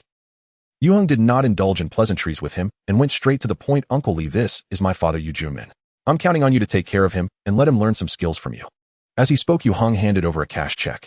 Uncle Li skillfully accepted the check and narrowed his eyes into a slit. No problem, no problem. Yu Junmin seemed to wake from a dream, panicking. Xiao Heng, what are you doing? He felt as though his son had sold him off. He didn't even think about it. How could a seller give a check to a buyer? Dad, Yue Heng said earnestly to Yu Junmin, didn't you want to live in Hong Kong before? From now on, just hang out with Uncle Li in Hong Kong. He'll take care of you. I've saved some money in your card. If you spend wisely, it should be enough for living expenses. Yue Heng arranged everything clearly. Uncle Li watched, feeling it was quite strange. This father-son relationship was completely reversed. In fact, in terms of maturity, Yue Heng had indeed surpassed Yu Junmin by a large margin. Although the latter was in his 40s, he was still quite naive and childish in some aspects, needing to be beaten down by reality a few times. Yu Junmin was dumbfounded. He was not very willing to be arranged this way, but his spirit had already been worn down completely. So he was utterly powerless to resist. In fact, for Yu Junmin, starting a new life in Hong Kong was also a good choice. After resolving his father's matters, Yue Heng returned to Taijiang without any attachments, awaiting what was to come. Entrusting Yu Junmin to Uncle Li was a thoroughly considered decision by Yue Heng. Given the severe turmoil his father had experienced, it was evident that he was no longer suited to continue living in Taijiang. However, Yue Heng was genuinely uneasy about sending him elsewhere. Who knew what trouble his irresponsible father might cause? The likelihood was high. In such circumstances, having someone to manage and educate him would undoubtedly be an excellent choice. The first person Yue Heng thought of was Uncle Li. Coming from humble beginnings, Uncle Li had roamed the rivers and lakes for decades, engaging in dubious dealings and serving time in prison. He had connections with both high-ranking officials and common folk. With an astute understanding of human relations and a profound insight into worldly affairs, his life experiences were not something an ordinary person could match. Most importantly, Uncle Li was now semi-retired and enjoyed a peaceful life on Hong Kong Island. Aside from occasionally taking on side jobs, he no longer had the ambition or desire to stir up trouble. Such a person was truly suitable to be Yu Junmin's life mentor. Out of a final shred of paternal affection, Yue Heng made the most appropriate arrangements for Yu Junmin. If Yu Junmin were ungrateful, then he would truly wash his hands of the matter. Fortunately, his irresponsible father had a somewhat functioning intellect and obediently followed Uncle Li to Hong Kong Island to start anew. This also alleviated one of Yue Heng's concerns. The road of the rivers and lakes is long. Hopefully, by the time they meet again, his irresponsible father would have turned over a new leaf. Yet for Yue Heng, his troubles were just beginning. They say that one cannot escape the debts of parenthood. In Yue Heng's case, it was the reverse. Upon returning to Taijiang, he had informed his teacher of the falsehood, ensuring he did not miss the midterm exam. After the midterm exam concluded, Yue Heng waited 2 more days before the expected visitor finally arrived. Hello, may I ask if Yue Heng is at home? On the Sunday morning, a middle-aged man with a warm smile knocked on Yue Heng's door. Behind him were 2 young men dressed in dark blue suits. Hearing the voice, Yue Heng emerged and felt a sense of relief upon seeing the visitors. Finally, they had arrived. Sister Xiaowen, he said to the opening doors. Su Xiaowen, could you please take Tian to the mall and buy her a few pieces of clothing? Su Xiaowen appeared a bit worried, sensing that the visitors did not seem very friendly. Yue Heng smiled and said, it's all right, I have some matters to discuss with them. You go ahead. Seeing Yue Heng's relaxed demeanor, Su Xiaowen finally felt reassured, taking the little girl out. As they left, Tian waved goodbye to Yue Heng, saying, Papa, bye. Bye, Yue Heng replied. After Su Xiaowen and the little girl departed, Yue Heng invited the 3 guests to sit in the living room and prepared tea for them. Thank you. The middle-aged man took the teacup with both hands, curiously asking, Yue Heng, did you know we were coming? Yue Heng seemed to have anticipated their sudden visit, showing no signs of surprise or confusion. He smiled and said, I've been waiting for you for quite some time, I didn't expect you to arrive so late. After suppressing the Zhang family, he had estimated that someone would come knocking on his door upon his return to Taijiang. While the Zhang family was not a top-tier clan in Taijiang, both Zhang Yuanjia and his son Zhang Hongbao were no pushovers. After being severely humiliated by Yue Heng, they couldn't possibly continue to endure the shame. They would inevitably take some action. They certainly did not wish to escalate matters to a point of mutual destruction, as their animosity was not of such magnitude. However, leaking Yue Heng's identity to certain authoritative organizations to control him was undoubtedly the best counter-strategy. Ironically, this was precisely the outcome Yue Heng desired. Yue Heng had never considered hiding his super abilities. The tide of the new era had already swept in, and hiding like a turtle in the mud was simply foolish. He needed an opportunity to find a large tree to shield him from the wind and rain, allowing him to develop comfortably. So that's how it is. The middle-aged man was quite astute. He did not pry into Yue Heng's foresight. Instead, he smiled and said, Let me introduce myself. I am Xiao Tianquan from the Anomalous Affairs Management Bureau of Jiangnan Province, and these two are my colleagues. As he spoke, he handed Yue Heng a business card. Yue Heng took a look at it. The title printed on the card reads Section Chief of the 3rd Department of the Anomalous Affairs Management Bureau. The Anomalous Affairs Management Bureau. Yue Heng felt a profound sense of emotion. This bureau was responsible for managing and handling superhumans and extraordinary events. From its inception, the bureau held a high status, being jointly overseen by the National Administration and the Ministry of Security. The Celestial Empire was one of the first countries to establish an anomalous affairs management agency, with many other countries following suit in the following years. After the establishment of the Star Alliance, all anomalous management bureaus were unified and integrated. The Superhuman Management Committee was thus born. In the future Star Sea era, the committee governing billions of superhumans would wield immense power. It was the greatest pillar supporting the United Alliance of Humanity. This was the large tree. Of course, the Anomalous Affairs Management Bureau had only recently been established, and its actual power and influence were still minimal. However, for Yue Heng, it was entirely sufficient. He held no aversion towards the Anomalous Affairs Management Bureau or the future Superhuman Management Committee. In his past life, he was one of the 5 powerhouses of the Superhuman Management Committee. However, at that time, Yue Heng was not responsible for any actual management affairs, merely holding a title. His battlefield was always at the forefront of the fight against the insectoids. Nevertheless, the Superhuman Management Committee provided Yue Heng with tremendous support. Returning to the era of origins and witnessing the nascent state of the Superhuman Management Committee felt quite surreal for Yue Heng. Xiao Tianquan's perception was exceptionally keen. His intuition told him that this young man before him did not harbor any fear or aversion towards the organization he represented, but rather exuded a sense of closeness. This was rather interesting. Xiao Tianquan could not help but ask, Yue Heng, do you know why we are here to see you? Yue Heng toyed with the business card in his hand and replied, Is it because of the complaint from the Zhang family? Indeed, one cannot offend the powerful. His tone was weak. However, Xiao Tianquan and the others did not take it seriously. Yue Heng certainly did not appear to be the type to be scared. Xiao Tianquan laughed, a meaningful smile on his face. If one were to interpret his smile, it would surely convey the implication that what power does the Zhang family hold? Realizing that Yue Heng was different from the superhumans he had encountered previously, Xiao Tianquan decided to stop beating around the bush and directly asked, Yue Heng, are you aware of your special abilities? I know. Without hesitation, Yue Heng nodded, saying, Psychic telekinesis. As soon as he finished speaking, he reached out and grasped forward, causing a teddy bear several meters away to suddenly float up. At the moment Yue Heng activated his ability, the 2 suited men standing behind Xiao Tianquan tensed their muscles, subtly bulging, emanating a powerful aura. Yue Heng caught the teddy bear and smiled at Xiao Tianquan. The section chief was left speechless. The carefully prepared script he had before arriving here had not been given the slightest opportunity to be delivered. It was all a complete waste of effort. Xiao Tianquan decided to deduct the monthly bonuses of the team responsible for profiling Yue Heng after returning.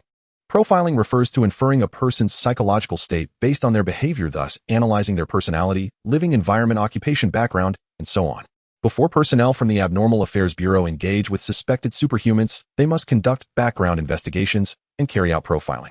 As one of the targets, Yue Heng's description in the profiling report provided by the team is not entirely different.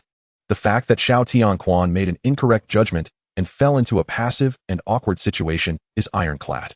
Yue Heng's maturity of thought is far beyond that of an ordinary 16-year-old. Fortunately, Xiao Tianquan's psychological resilience is high enough to maintain a smile as he faces Yue Heng. Do you know Wang Jinghui? Yue Heng nodded. Of course, he is in the 2nd year of high school. Wang Jinghui has also awakened a special ability. Xiao Tianquan retracted his smile, speaking seriously, but he did not use his abilities correctly, which led to one victim being severely injured and dying, ruining a bright future. Although the power you possess is different from his, it is equally dangerous. Yue Heng replied, I know, I will control myself. Xiao Tianquan felt as if he was throwing a flirtatious glance at a blind person, or perhaps Yue Heng was too unyielding. He had to be direct. Yue Heng, would you like to become a member of our Abnormal Affairs Bureau? Not interested. Yue Heng's response was very straightforward. Xiao Tianquan was taken aback. Aren't you going to consider it seriously? Yue Heng smiled and said, Director Xiao, I can't have only one choice, can I? Yes. At this point, Xiao Tianquan finally dropped all his calculations and replied, candidly, another option is for you to register with us and accept supervision from the Abnormal Affairs Bureau in the future. At the same time, you must promise to abide by the laws and regulations of the country and have the obligation to maintain social order when necessary. Do you agree? Yue Heng nodded. I agree. The Abnormal Affairs Bureau, represented by Xiao Tianquan, deals with unexpectedly awakened individuals commonly known as wild superhumans. There are mainly three forms of handling. First, it involves absorbing outstanding superpowered talents from society into the system to strengthen the power of the Abnormal Affairs Bureau. This is known as the integration into the system. The benefits of entering the system are certainly many, but correspondingly one will lose some freedom. Second, there is registration and supervision. The Abnormal Affairs Bureau cannot absorb all non-system superhumans, as unexpectedly awakened individuals come from all walks of life regardless of age or gender. Inevitably, there will be a mix of good and bad. In fact, the Abnormal Affairs Bureau trusts superhumans trained within the organizational system even more. They strictly adhere to discipline, and their actionability and loyalty are incomparable to those who have awakened unexpectedly. Through the collected star blessings, the country can continuously produce a large number of superhumans. Thus, there is naturally not much demand for unexpectedly awakened individuals. However, the higher-ups cannot allow this power to exist in chaos. Hence, there is a regulatory system.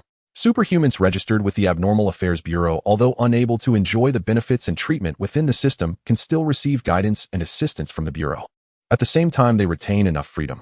This is exactly what Yue Heng chose. Those who later registered with the Abnormal Affairs Bureau are also known as Order Keepers. As for the last form of handling, it targets those superhumans who commit crimes. Wang Jinghui is a prime example. Since Yue Heng made his decision, Xiao Tianquan had no more to say. He had his assistant bring out the registration form and completed the registration procedure for Yue Heng. Moreover, they even brought the card-making machine. On the spot, they produced a special identity card for Yue Heng. His number is CG00022758. Xiao Tianquan handed Yue Heng a small booklet. All the precautions for registered members are inside. You can log into the website above for identity verification and then join this WeChat group to conveniently receive notifications from the Bureau in the future. Yue Heng followed suit, taking out his phone to complete the identity verification online, and then received a serial number ID and password. Under Xiao Tianquan's guidance, he used this ID to log into WeChat and join the group. Fingerprint verification is required. The group name made Yue Heng feel a bit awkward, a family of love. The group owner was none other than Xiao Tianquan. When Yue Heng joined, there were a total of 129 members in the group. However, all of them were lurking, and the newcomers received no welcome. Interestingly, he discovered that apart from the group owner Xiao Tianquan, all members' information except for the serial number ID was completely hidden by the system and could not be viewed. Even the profile pictures were blocked. Well, let's leave it at that. After completing all the procedures, Xiao Tianquan said to Yue Heng, as long as you abide by the law, we won't come looking for you unless necessary. I hope you work hard to study and become a pillar of the nation. This was all just vague talk. Yue Heng said, wait a moment. Xiao Tianquan replied him. Yue Heng took out a USB drive he had prepared earlier and handed it to Xiao Tianquan. I have a secret method that I need to submit to the country. Xiao Tianquan responded him. Yue Heng explained this secret method is called the Yue family strengthening technique, and the effects of its practice are very good. You can take it back for testing. I guarantee you won't be disappointed. The so-called Yue family strengthening technique is actually the standard version of the Star Alliance strengthening technique. Yue Heng actively offering this set of martial arts was not driven by much selfishness or a desire for personal gain. The Star Alliance strengthening technique is the most effective for training superhuman individuals, and superhumans are precisely the main force in combat. Yue Heng hopes that superhumans belonging to the Abnormal Affairs Bureau can enhance their abilities through practicing the Star Alliance strengthening technique, thereby reducing casualties in dealing with extraordinary events. For the past decade and the early 300 years of the Golden Age, the Abnormal Affairs Bureau has always been one of the most important forces in maintaining social stability. Without the sacrifices and efforts of countless Qingyi guards, the personnel of the Abnormal Affairs Bureau, the world would have long since fallen into chaos. Humanity would never have been able to smoothly enter the era of the Star Sea. Yue Heng had no intention of becoming a Qingyi guard, he only wished to be an order keeper. However, this does not prevent him from doing his part. After all, this world is a shared home for everyone. At first, Xiao Tianquan thought Yue Heng was joking. But seeing Yue Heng so serious, he could not help but become earnest as well. He accepted Yue Heng's USB drive and said, "Thank you, I will have someone test it. If it really proves effective, the country will not treat you unfairly." At this moment, Xiao Tianquan was somewhat skeptical. He simply did not want to discourage Yue Heng's enthusiasm for contributing to the country. What secret method could possibly be useful to superhumans? All those so-called miraculous secret techniques circulating in society and online are nothing but fabricated nonsense. He felt that Yue Heng might have been misled. After all, he was just a young man. The 4th update is now on the shelves. P.S. I have exhausted all the stored drafts from yesterday until now, leaving not a single drop. I will take a nap and continue writing in the afternoon. By evening, there should be 2 more updates. I sincerely ask everyone for their support. Tyrone Grand Hotel.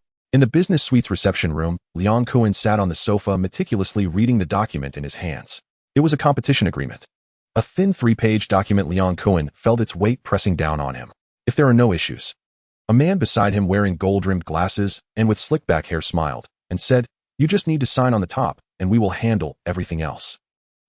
After reading the agreement, Liang Kuan hesitated, not at all, picking up a pen and signing his name at the bottom of the document. He exhaled deeply, a glimmer of excitement crossing his face. What Liang Kuan had just signed was an MMA unrestricted mixed martial arts competition agreement. MMA is known as ultimate fighting. Since the matches take place in a cage, it is also called cage fighting. It is hailed as the most brutal and bloody event in the world, where even if an opponent falls, attacks can still continue. However, the competition Liang Kuan was entering was not an official sanctioned match. It was an unrestricted challenge called beast cage fighting. He had no professional qualifications and could not enter the UFC, or at most he could only participate in some amateur matches. That would not be very meaningful, nor would it earn much money. Liang Kuan wanted to buy a large house in Taijiang as a love nest for him and Su Xiaowen. This idea was strong enough to ultimately push Liang Kuan to take the risk. He contacted the broker in front of him through an old acquaintance and signed this agreement. Or rather, a life and death statement. Liang Kuan was very clear about the risks involved. The rules of beast cage fighting were much harsher than MMA. Aside from not using tools to cheat, there were almost no other restrictions. Once in the beast cage, it was a matter of life or death. But the money was tempting. Liang Kuan understood that as long as he could win 5 or 6 matches in a row, the prize money would be enough to buy a house in the Taijiang New District. At most, it would take a few days. The former Liang Kuan had never entertained the idea of earning money this way, because he simply couldn't earn it. With Liang Kuan's original skills, he would have been unable to withstand even a round of attacks. That would be a death sentence. However, the current Liang Kuan was filled with confidence. Especially during this recent period of diligent training, he felt his strength has significantly increased. His ability to withstand blows had surpassed all expectations. If others couldn't even break through Liang Kuan's defense, how could they defeat him? Moreover, he had his trump card. Thus, this quick money was surely in Liang Kuan's grasp. At this moment, the ambitious Liang Kuan failed to notice the glint of mockery that flashed in the glasses-wearing man's eyes as he folded the agreement. Having been a broker for over a decade, he had seen many confident fighters like Liang Kuan who gambled their lives for money. Those who had not experienced the bloody cruelty of beast cage fighting did not understand the value of life, always believing themselves to be destined winners only to become stepping stones for others. Those who signed this agreement rarely came back alive with money. Most returned with injuries. But the broker would not say a word. There was no use in speaking. Regardless of whether Liang Kuan lived or died, he would earn a handsome commission. Buzz at that moment, Liang Kuan's phone in his pocket vibrated violently. Liang Kuan quickly answered, "Hello." The call was from Su Xiaowen. "Kuan Ge, where are you right now?" Liang Kuan instinctively felt a hint of guilt. "I'm discussing something with a friend. What's up, wife?" "It's like this." Su Xiaowen recounted the situation of a stranger visiting Yue Heng's home. Although Yue Heng had said it was fine, she still felt a bit worried, because those 3 people looked rather intimidating. "I understand." Liang Kuan replied without hesitation. "I'll go back and check it out now, don't worry." Putting away his phone, he said to the broker, "That's it for now, I have to go." "All right," the broker smiled. "Let's stay in touch, or as soon as the time is confirmed, I'll notify you immediately." "Thank you. No need to mention it." As Liang Kuan hurried to Yue Heng's house, Yue Heng was studying the newly added matchmaking group, the Loving Family Group. With 129 members, they were mostly orderlies recruited by Xiao Tianquan. This number somewhat exceeded Yue Heng's expectations. Because Xiao Tianquan was merely a section chief in the Jiangnan branch of the Anomaly Control Bureau, there were certainly many other similar groups. It was estimated that the number of wild, superpowered individuals regulated by the Bureau was at least dozens of times greater. However, there was hardly any useful information available on the internet and news media. Even if it existed, it was drowned in a sea of garbage content. This led Yue Heng to ponder a question. When was the predecessor of the Star Network, Skynet, established? He stroked his chin. There were no relevant details in his memory. Ding. Suddenly a window popped up on his phone. Member Popeye invites you to join the cultivation chat group. The inviter was from the matchmaking group. A cultivation chat group. Yue Heng pondered for a moment and chose to confirm.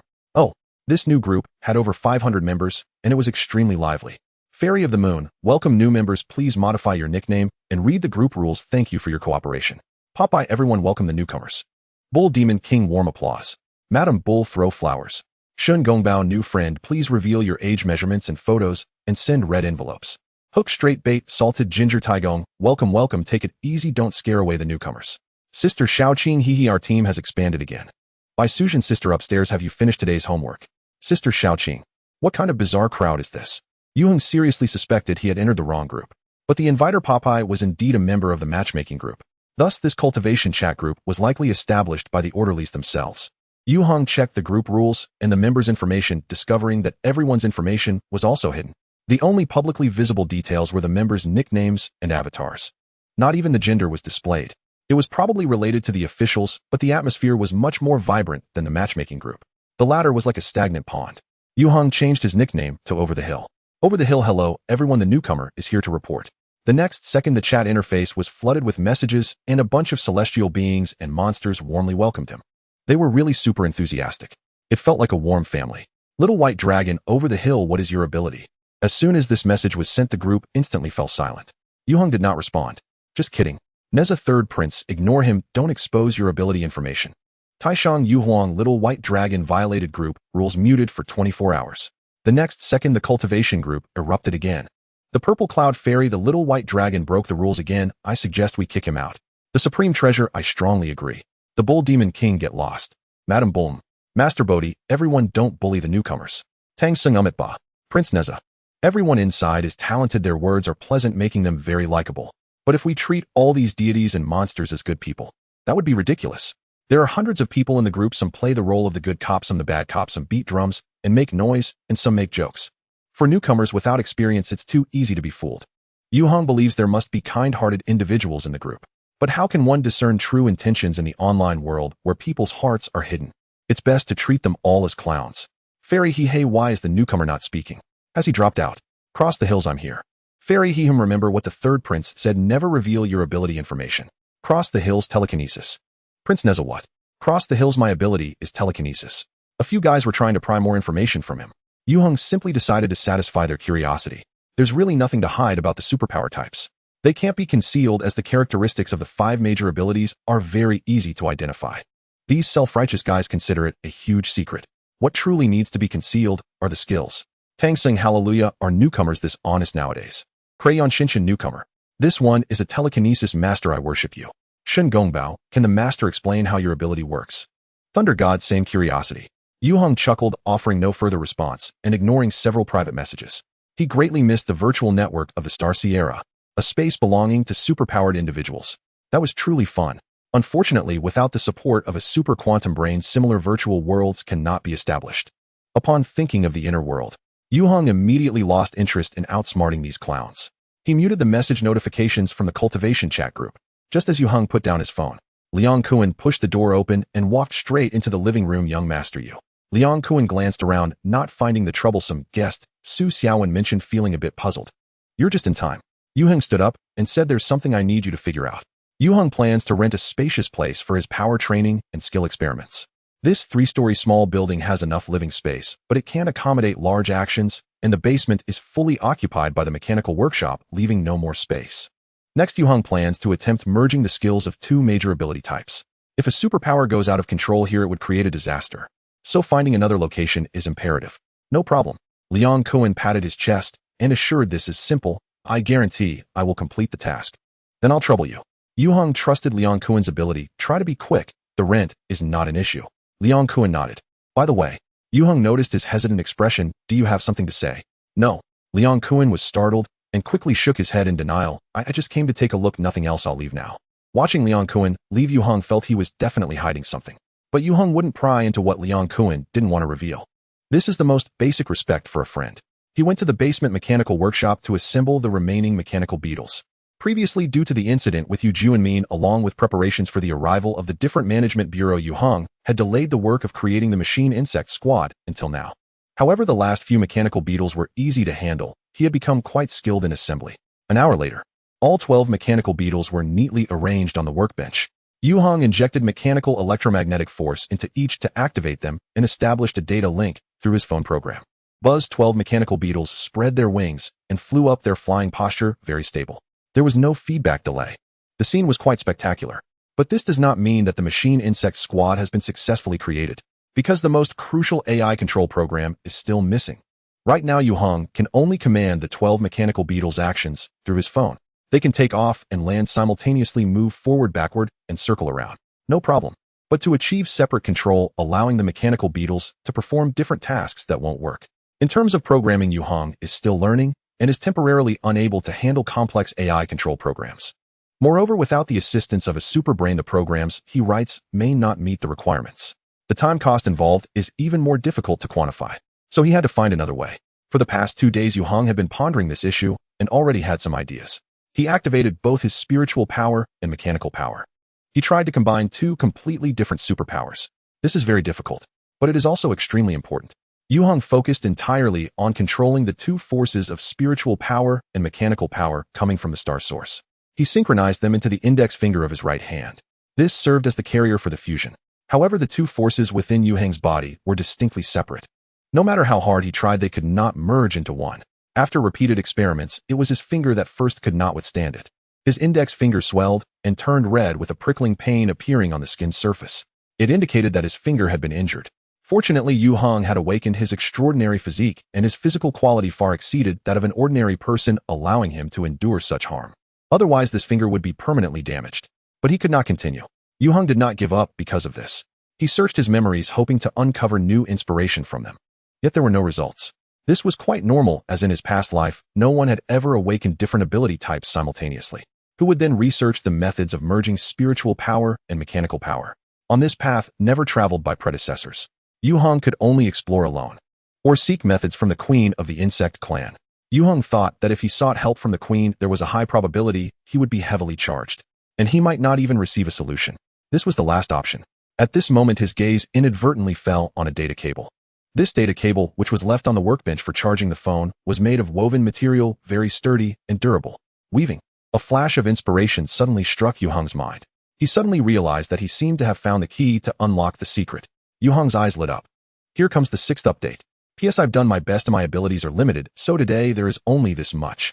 Tomorrow I will start stable updates, usually 3 or 4 updates a day, with additional updates if there are rewards from the leader. Also, thank you all for your subscriptions and rewards. There are too many people to thank individually. Thank you, everyone. Success is 99 perspiration combined with 1 inspiration. Yet often that 1 of inspiration is more crucial and significant than the 99 of hard work. At this moment, Yue Heng captured that very 1 of inspiration. In this instant, a woven data cable worth merely a dozen yuan revealed its potential. It allowed him a glimpse of Lady Luck's springtime. Without a moment's hesitation, Yue Heng awakened his mental power and electromagnetic force. Unlike before, he did not attempt to inject both energies into his finger simultaneously for forced fusion. Such a method had already proven to be erroneous. Utilizing the techniques from the mental power warfare, Yue Heng first compressed and condensed his mental energy into threads, channeling it through his arm to the tip of his right middle finger. At the same time, he concentrated the electromagnetic force at his thumb. The tip of his thumb suddenly emitted flickers of lightning, and he could faintly hear the sizzling sound of the current surging. Then came the most critical step. Yue Heng pressed his thumb against his middle finger, rubbing them back and forth gently. Through this motion, he wrapped the electromagnetic force around the thread of mental energy. With the electromagnetic force as the outer layer and the mental power as the core, in the absence of being able to forcibly fuse the 2 energies, Yue Heng adopted a compromise approach to indirectly achieve his goal. It may sound simple when spoken. In reality, the operational difficulty is immense. If it were anyone else, it would be impossible to accomplish. Yue Heng was different. Although he was no longer the 9th-level mechanical master from his past life, the memories of his experience as a top-tier master had not vanished. This allowed Yue Heng to expertly control the electromagnetic force and perform intricate operations, turning the impossible into the possible. Initially, Yue Heng also faced multiple failures in succession. His fingers were rubbed raw and swollen from the clash of different energies. They were similar to the condition of his index finger. Yet Yue Heng ignored the pain in his fingers and continued his experiments. His inspiration was erupting, and he was subtly grasping the essence of the matter. If he gave up now, it would undoubtedly be extremely difficult to regain this state. Once, twice, thrice, failure again. The skin on his fingertips broke open and crimson blood oozed out. He ignored it.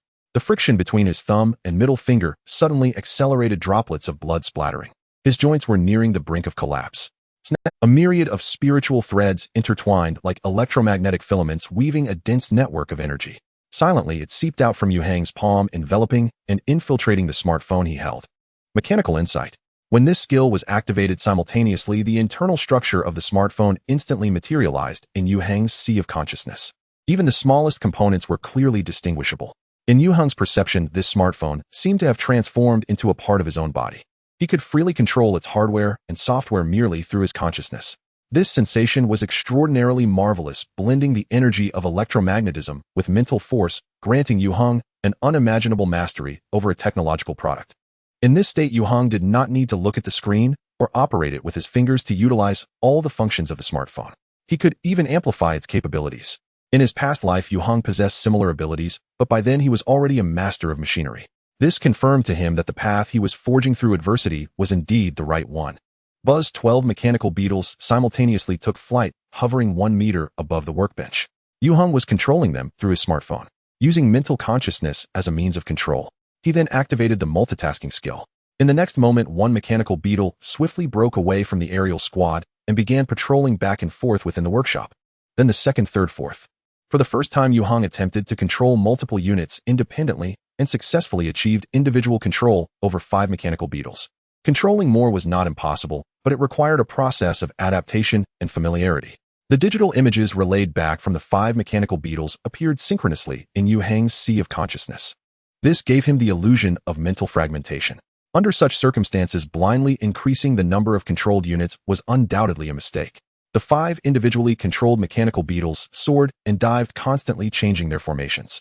Yue Heng's ability to control them was visibly increasing. Suddenly his gaze sharpened. The 12 mechanical beetles in the air halted in unison, redirecting their cameras toward the stairway. He saw a small head poking out from the entrance leading from the basement to the first floor, peeking curiously from the other side of the wall. A cute pink face shone with curiosity, and its big round eyes blinked. "Papa." Yue Heng smiled. "Darling, you're back." "Papa." The little one immediately ran towards him with short legs, her 2 little braids bouncing behind her. Yue Heng bent down and scooped her into his arms. He planted a kiss on her cheek. "Papa," she sweetly giggled, raising her little head and pointing at the mechanical beetle squad in the air, saying, "Wow, so many bugs." With a thought, Yue Heng commanded the 5 mechanical beetles to gather around, swirling and dancing around him and the little girl. Under Yue Heng's mental control, they were capable of executing exceedingly complex maneuvers. "Wow." The little girl was deeply captivated, her eyes sparkling with excitement. "Woof woof." Pao, who came tumbling down the stairs. Due to his excessive speed, he accidentally tripped while jumping down the last step. He instantly transformed into a rolling ball. The little girl giggled, her eyes crinkling. "Silly, silly Pao Hu." Recently, Pao Hu had grown quite a bit, but his intelligence seemed to be declining, and his name was quickly becoming silly in the little girl's words. Oblivious to his impending name change, silly Pao Hu scampered over to Yue Heng's feet, wagging his tail and shaking his head, letting out a few excited barks. "Time to eat." The little girl mysteriously understood his meaning and said to Yue Heng, "Papa, it's time to eat." Yue Heng gently tapped her nose. The little girl was becoming increasingly clever. She was now speaking with remarkable clarity. At not yet a year old, her precocity was astonishing. If she grew a few more years, who could imagine what she would become? He commanded all the mechanical beetles to return to the workbench and carried her back to the living room on the first floor. The aroma of delicious food wafted in the air, and the dining table was already laden with mouth-watering dishes. Su Xiaowen was busy in the kitchen. Meanwhile, Liang Kuan was holding a large meaty bone with a troubled expression. The meaty bone was braised to perfection. Su Xiaowen's culinary skills were indeed exceptional. However, the problem was that every meal consisted of copious amounts of meat. Forget about mutant wild boar, even dragon meat would make one feel nauseous. Currently, Liang Kun's standard was 9 jin of pork daily, 2 jin for breakfast, 3 jin for both lunch and dinner, and an additional jin for a midnight snack. Yue Heng typically ate 3 jin less. His lunch was solved at school. When at home, the portions were no different than Liang Kun's. This was because the hundreds of jin of mutant wild boar meat had to be consumed quickly, though otherwise the longer it was frozen, the more the life energy contained within would dissipate. Wasting it would be such a pity. Furthermore, to cultivate the Star Alliance strengthening technique to a considerable level, one had to consume copious amounts of nutrients and life energy substances to break through bottlenecks and maintain the effectiveness of the training. Without this mutant wild boar meat, the enhancement of Yue Heng and Liang Kun's super abilities would undoubtedly be significantly slower. Liang Kuan was well aware of this. Thus, even without any appetite, he gritted his teeth and forced himself to eat, his face contorted in a grimace. Young Master Yue. Upon seeing Yue Heng, he instantly dropped the large bone he was holding as if he had just released a bomb. Yue Heng set down the little girl, allowing her to play with Pao Hu, and smiled at Liang Kuan, saying, "If you can't eat, don't force it. Have Sister Xiaowen come up with a few different dishes to whet your appetite again." In fact, to ensure that Yue Heng and Liang Kuan could consume the pork, Su Xiaowen had racked her brain. Frying, boiling, frying, roasting, braising, making dumplings, meat buns, smoked meat strips, and rolling meatballs. Alas, the wild boar meat had such a strong flavor. Liang Kuan wore a tragic expression. "It's fine, I can still eat 3G Nug." Yue Heng was speechless. He couldn't help but think of the group of fools in the cultivation chat group. Among them were definitely many super ability users. Mutant wild boar meat was a tremendous boost for any super ability user. Yet those guys surely had no chance to enjoy it, nor did they even know of such a good thing's existence. Liang Kuan was truly the epitome of a full man not knowing the hunger of the starving. Liang Kuan quickly grabbed a napkin to wipe his mouth and said to Yue Heng, "Young Master Yue, I found the place you wanted." So fast. Yue Heng was surprised. Liang Kuan's efficiency was impressively high. Only a few hours had passed. Liang Kuan beamed with pride. "It's a coincidence. I know a boss who runs a hardware processing factory. His factory will be demolished next year and has already moved to a new site, leaving the old factory vacant." His luck was quite good. As soon as he posted Yue Heng's task on social media, someone contacted him voluntarily. Liang Kuan had already gone to scout the place, and it met all of Yue Heng's requirements. Now they were just waiting for Yue Heng's approval. Yue Heng happily replied, "All right, let's go check it out after we finish eating." Taijiang Reserve Training Camp. This military base, situated at the eastern foothills of Tingyun Mountain and far from the city, covers an area of over 1,000 acres with fully equipped facilities. It can accommodate thousands of quasi-military personnel undergoing long-term and rigorous training. However, 2 months ago, the Tingyun Mountain Training Camp quietly removed the bronze plaque at its entrance. Though it appears unchanged from the outside, still a military base strictly prohibiting external personnel from entering its core has completely transformed. The Tingyun Mountain Training Camp has now become the headquarters of the Anomalous Affairs Management Bureau's Jiangnan branch. With steady steps, Xiao Tianquan entered the administrative building painted in deep gray. He took the elevator to the 5th floor and knocked on the door of the bureau chief's office. Upon entering, Xiao Tianquan immediately spotted a man sitting on the sofa. He was momentarily taken aback. The man in a dark green uniform, in his 30s or 40s, possessed sharp eyebrows and resolute eyes, looking like a standard male protagonist from a movie. Handsome, tough, mature, and wise. Xiao Tianquan doubted if he had entered the wrong set. Was this a filming scene? "Director Xiao?" The slender man behind the desk stood up with a smile and said, "You're just in time. Let me introduce you." After a pause, he continued, "This is our new chief consultant director, Su Yuntian. In the future, if anything important arises while I'm not in the bureau, you can report to Director Su." Xiao Tianquan understood immediately. This Director Su, with the title of consultant, must hold an extraordinary status. Otherwise, his superior Yang Jian would not treat him with such seriousness. And he hinted at it. "Hello, Director Su." Xiao Tianquan promptly bowed and said, "I am Xiao Tianquan, the head of the Special Operations Section 3. I look forward to your guidance." "Director Xiao is too kind." Su Yuntian smiled as he returned the gesture, extending his hand to shake with him. "I've heard much about you from old Yang. Meeting you today is indeed a pleasure. I'd like to consult with you when the opportunity arises." Xiao Tianquan felt flattered. "I don't deserve such praise. Director Su is too gracious." He felt an inexplicable sense of guilt, as if he had committed some error. The pressure felt immense. Xiao Tianquan sneakily glanced at his superior. Ahem. Yang Jian cleared his throat a couple of times. "Director Xiao, what brings you here?" "I have already made contact with the suspected superpowered individual Yue Heng." Xiao Tianquan focused on reporting to his superior. He didn't notice the peculiar glint in Su Yunshan's eyes when he heard Yue Heng's name. Yang Jian approached, handing a pack of panda cigarettes to both Su Yuntian and Xiao Tianquan. Then he asked, "How did it go?" Xiao Tianquan accepted the cigarette, noticing that Yang Jian had no intention of avoiding Su Yuntian, and thus recounted his interaction with Yue Heng in detail. Without embellishment, Yang Jian pondered, after listening, "This young man is quite interesting." "Indeed." Xiao Tianquan sighed. "He doesn't seem like a high school student at all. His thoughts are quite mature and very cooperative with our work." He added regretfully, "It's a pity he doesn't want to join our bureau, otherwise he would be worth cultivating wholeheartedly." Yang Jian chuckled. "Our principle is to emphasize the importance of a united front to unite all possible forces, so we must actively guide the youth and avoid a mentality of seeking quick success." "You are right," Xiao Tianquan replied respectfully. Yang Jian waved his hand. "Since he doesn't want to, we cannot force him. Let's put him on the new star list." Xiao Tianquan hesitated and cautiously asked, "What about the Zhang family?" "Zhang family?" Yang Jian scoffed. "A bunch of petty thieves. Oh, we need not pay them any mind." Xiao Tianquan nodded and understanding got it. By the way, he retrieved a USB drive from a document bag. This is the strengthening technique provided by Yue Heng, said to be a family secret he wishes to offer to the country. Xiao Tianquan felt somewhat awkward holding it, but he could not conceal it. Yang Jian couldn't help but chuckle. A family secret. This young man is quite amusing. Director Yang didn't take it seriously at all. A high school student in his teens likely watched too many novels and movies, inevitably harboring some unrealistic fantasies. He waved his hand and said, "You handle it as you see fit." Su Yuntian suddenly spoke up, "Can I take a look?" Yang Jian and Xiao Tianquan were both taken aback. Yang Jian was puzzled. With Su Yunshan's identity and background, why would he be interested in an ordinary boy's so-called secret method? He gave Xiao Tianquan a glance. Regardless of Su Yunshan's motives or thoughts, since he spoke up, it was only right to give him face. Xiao Tianquan understood instantly. He promptly handed the USB drive respectfully to Su Yuntian along with the document. This document contained detailed information related to Yue Heng, including family background and academic status. And it also involved the entanglement between Yue Heng and the Zhang family, the divorce of Yu Junmin and Zhang Lirong. "Thank you." Su Yuntian casually pocketed the USB drive and sat on the sofa perusing the materials. Upon seeing the words Taijiang No, one high school in the documents, his expression turned rather strange. Yang Jian and Xiao Tianquan couldn't help but exchange glances. It felt somewhat chilly. Yang Jian couldn't help but ask Director Su, "Do you know him?" Su Yuntian shook his head.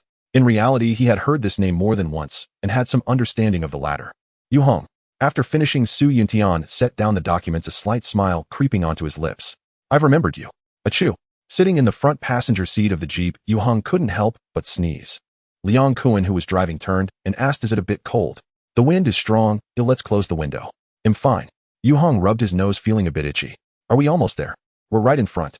He brought Yue Heng to see an old factory that was about to be demolished. This factory is located in the old industrial area of Taijiang.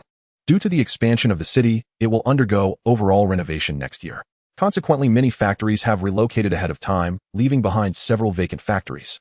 The Jeep stopped in front of a factory with a sign reading New Tai Hardware Processing Plant. This factory had long been deserted, with only an elderly man with gray hair guarding the entrance. "Uncle Chin." Liang Kuan handed a pack of cigarettes to the gatekeeper, saying, "I'm bringing a friend to have a look. Sorry for the trouble." The gatekeeper smiled as he accepted the cigarettes. "Feel free to look around, but do not touch anything inside." In fact, there was hardly anything left inside the factory. What little remained were just scraps and trash. However, after inspecting, Yue Heng was quite satisfied. "Let's rent this place." Establishing a division base. The area of the Shintai Hardware Processing Factory is not very large. However, the production equipment inside the factory has been mostly moved out, leaving the spacious main workshop feeling quite empty. It can fully meet Yue Heng's needs.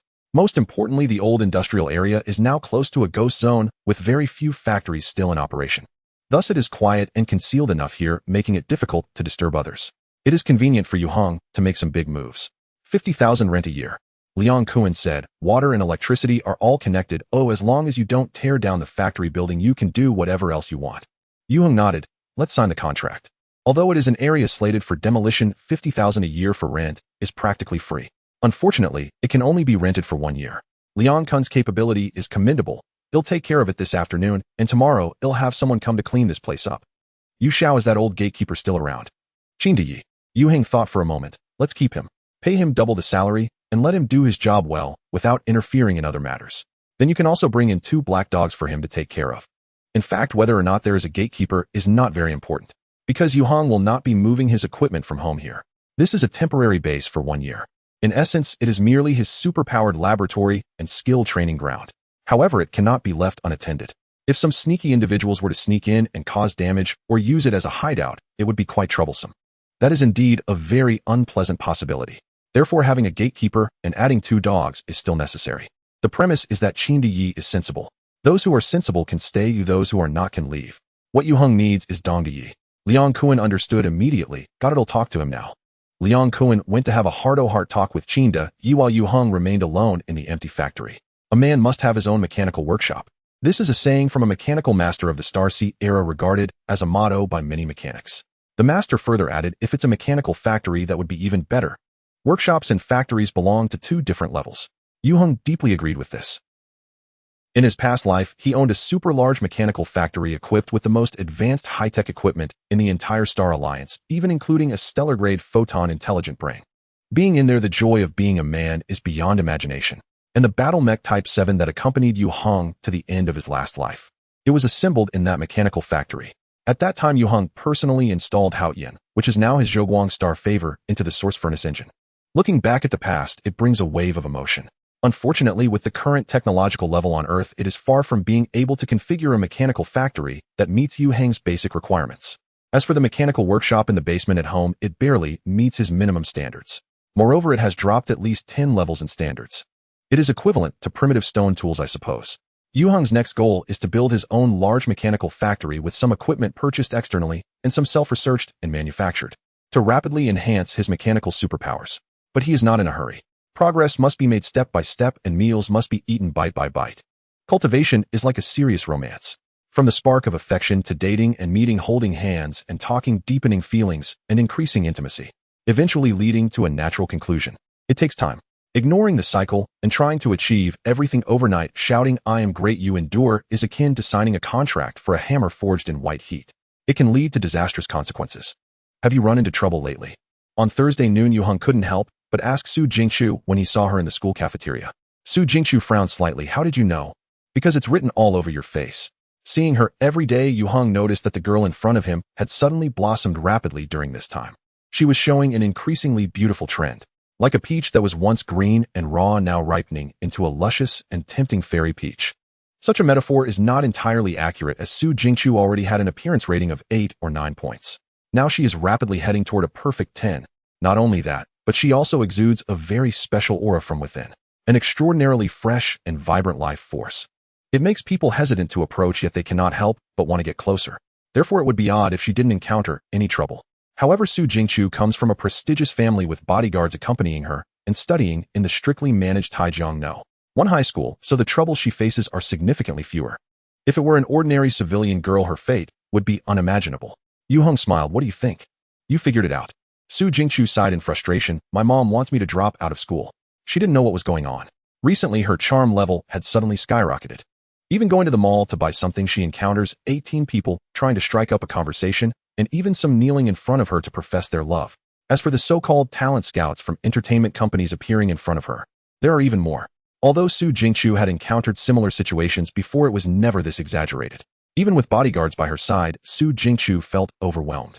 The situation in school is much better, but the surge of love letters in her desk drawer and the strange glances from surrounding girls. On Friday noon, the area in front of Taijiang one high school was bustling with traffic and crowds. The school had let out early today, causing many parents to come pick up their children, which led to the roads being jammed once again. Wearing a helmet, Yue Heng rode his electric scooter along the bicycle lane for a short distance. He stopped at the corner of the intersection and said to Su Jingqiu, who was standing in front of a billboard, "Get on." Su Jingqiu had deliberately changed into jeans and a casual jacket today, wearing glasses and a mask to mitigate the issues that might arise from her high charm. She took the women's helmet Yue Heng handed her and clumsily sat on the back seat of the electric scooter. Normally, she would be in a Rolls Royce, and she had never ridden such a mode of transportation before. For the girl, this was undoubtedly a refreshing experience. Yue Heng reminded her, "Hold on tight, don't fall off." Su Jingqiu instinctively grabbed Yue Heng's outer garment, but soon felt that it was a bit inappropriate. Then she cleverly discovered the handrails located on both sides of the back seat. The problem was solved. The girl wrinkled her nose and said, "I have to declare first, you can't do anything sneaky." Yue Heng was puzzled. "Do what sneaky?" Su Jingqiu huffed. "I mean, you can't suddenly brake." She had heard other girls say that boys who ride bicycles or electric scooters with girls would do that on purpose. The intention was obvious. Yue Heng chuckled. "Can it be done like that? Then I really have to try?" As a result, he received a playful punch on his back. Yue Heng laughed. "Let's go eat first, then I'll take you to a fun place. Your family won't mind, right?" He knew Su Jingqiu's family was quite strict with her. They forbade her from dating until she turned 18. "No problem." Su Jingqiu's voice carried a hint of nervousness. "Just make sure to bring me back to the school gate before 5. Then let's go." Yue Heng drove on the road. "What do you want to eat for lunch?" "It's on me." Su Jingqiu thought for a full 5 minutes. Finally, she replied, "Spicy hot pot." Yue Heng thought to himself that he usually didn't come off as stingy, but spicy hot pot it was. He took the girl to a large shopping mall nearby, remembering that there was a spicy hot pot place inside. The business in the mall was booming, bustling with people. When they found the chain spicy hot pot restaurant on the 3rd floor, it was almost full. They almost had to wait for a seat. The waitress kindly arranged a table for 2. Yue Heng brought a basket of ingredients and gave one to Su Jingqiu, allowing her to choose her own items from the selection area. Su Jingqiu clearly was not new to spicy hot pot. She skillfully picked her favorite shiitake mushrooms, leafy greens, bean sprouts, broccoli, shrimp paste, and vermicelli. Then she added a few skewers of pork tenderloin and lamb to Yue Heng's basket. Yue Heng's appetite was large, and the number of items he chose was 3 to 4 times that of Su Jingqiu. His basket was filled to the brim. When weighed, it surprisingly cost over 100. Su Jingqiu criticized extravagant. Yue Heng glanced at the designer jacket the girl was wearing, giving her a look that said you understand. Su Jingqiu pursed her lips and smiled sweetly. When the cooked spicy hot pot was served, she scooped a large spoonful of chili oil into her bowl. Yue Heng was surprised you can eat spicy food like this. Su Jingqiu giggled. My dad is from Hunan province. He loves spicy food the most. But my mom doesn't like it and doesn't let me eat spicy, saying it's bad for my stomach and skin. I follow my dad's lead. She scooped a spoonful of bone broth mixed with red oil and drank it down, revealing a satisfied expression. This made Yue Heng see a cute side of the girl. After they were full, Yue Heng asked for Su Jingqiu's opinion, and they decided to stroll around the mall for a bit as a way to digest. While taking the escalator, Su Jingqiu didn't stand steady and wobbled a bit. Yue Heng reacted quickly and grabbed her small hand. The girl instinctively struggled a little, but had little strength, allowing Yue Heng to hold her hand. A faint blush spread across Su Jingqiu's neck and face. Unfortunately, her mask covered most of her blushing cheeks, preventing Yue Heng from fully appreciating her shy appearance. Yet Yue Heng was already quite satisfied. This was the first time he held Su Jingqiu's hand. For Yue Heng, who had lived 3 lifetimes returning to his youth, there could be no greater fortune than truly experiencing a moment that belonged solely to youth.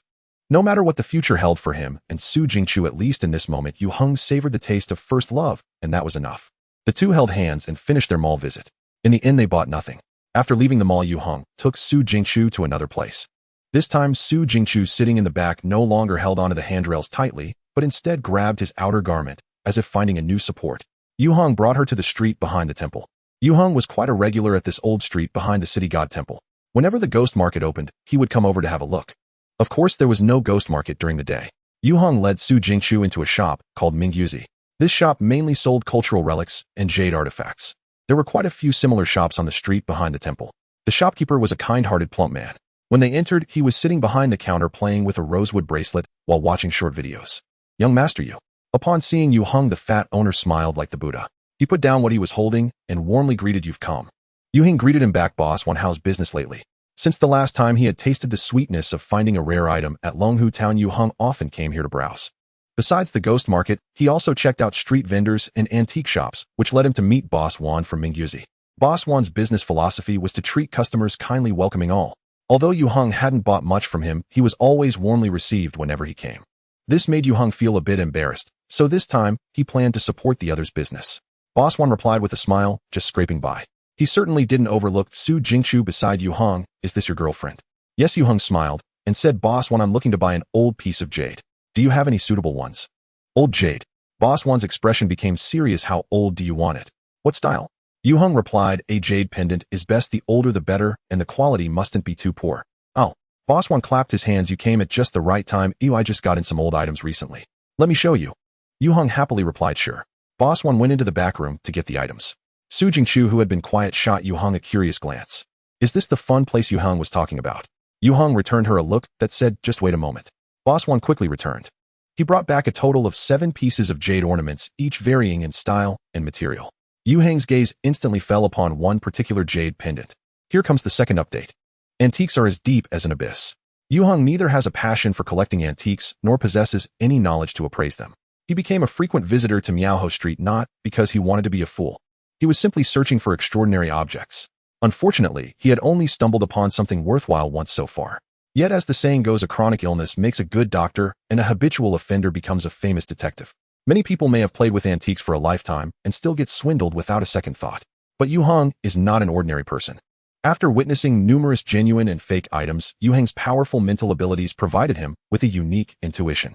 With just a glance at an object before him, he could discern its age. However, possessing this ability does not mean he could become an appraisal expert. After all, appraising antiques requires a wealth of specialized knowledge.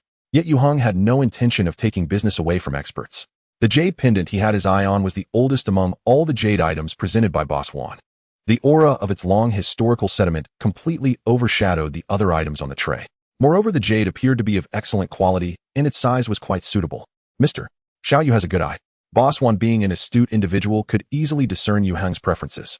He immediately gave him a thumbs up, saying, "This Han Dynasty Dragon Jade Pendant is indeed the best among this batch of goods. Can I handle it?" Yue Heng asked. Boss Wan gestured invitingly, "Feel free." Yue Heng picked up the jade pendant and examined it carefully, feeling no issues. "Name your price." Boss 1 extended his palm and flipped it. 1 million. Yue Heng pondered for a moment and decided to buy it. 1 million isn't expensive. Just as he was about to speak, the person beside him, Su Jingchu, took off her mask and glasses, smiling as she said, 1 million is too pricey. Although this dragon jade pendant is striking, its color is mixed, and the jade quality is not pure, it is not the top-grade cheap, fat white jade from Etienne. Yue Heng was taken aback. Boss 1 was stunned. Su Jingchu's revealed appearance first gave him a tremendous visual impact, and then her articulate and verbose words made this seasoned player start to feel a bit dizzy. Yue Heng observed quietly for a moment and decided to entrust the task of bargaining to Su Jingchu, this evidently well-educated young girl. At that very moment, over 1,000 kilometers away in the capital, Xiaocheng stood at the entrance of Sanqing Temple in the outskirts of the capital, gazing at the gilded plaque hanging on the porch. His gaze was very profound. "Esteemed guest, please follow me." A young Taoist in a green robe respectfully saluted him, saying, "The true person is already waiting for you in the quiet room." Xiaocheng nodded and silently followed the Taoist into the temple. During this time, he had been searching for his brother Xiaozhan in Yunnan province. However, apart from the SUV lying in the river, Xiaocheng found no other clues. Even the experts brought from the capital were at a loss, and the search was at a standstill. After all, too much time had passed, and many leads had long since been cut off. But Xiaocheng was well aware that his brother had little chance of being alive. But was Xiaozhan in an accident, or was he harmed by someone? Where was his corpse? Xiaocheng had to find the answer. He then recalled a rumor he had heard from a friend. This Sanqing Temple in the outskirts of the capital was originally unknown among the many Buddhist and Taoist temples in the Beijing area. Yet in the past 6 months, it had suddenly gained fame in the upper circles of the capital. The reason was that half a year ago, a true person named Xian Yuan arrived at this temple. It is said that he possesses great abilities. Xian Yuan has been lecturing at Sanqing Temple and divining for the good men and women. His rules are quite peculiar. He does not predict fortunes or relationships, nor does he calculate future prospects or wealth, much less relieve people from disasters. He only divines for living beings. If someone's child has been abducted, Xian Yuan can accurately determine the location. If a pet runs away, he can find it too. Even fugitives or debtors who have fled for years cannot escape Xian Yuan's divination. However, Xian Yuan only divines 3 times a month. Moreover, the fees are exorbitant. Some people say that Xian Yuan is merely a charlatan engaging in trickery. But if he did not have genuine skills, he would have been captured long ago. At first, Xiaocheng did not believe in any Xian Yuan. However, later he came across some secrets and realized that the other party was not a con artist. Thus, Xiaocheng used his connections to obtain a chance to consult Xian Yuan. Otherwise, if he were to wait in line normally, he would have to wait several years before meeting him. Under the guidance of the Taoist, Xiaocheng met the mysterious Xian Yuan in a quiet room. Xian Yuan appeared to be in his 40s, thin and with a delicate appearance. He wore a deep gray Taoist robe, sitting cross-legged on a cushion, his gray and white hair cascading over his shoulders, holding an old Taoist scripture and silently reciting within the fragrant smoke. His ethereal aura evoked a sense of reverence. Xiaocheng, who had always been proud and arrogant, could not help but tone down his demeanor. "Please take a seat, esteemed guest."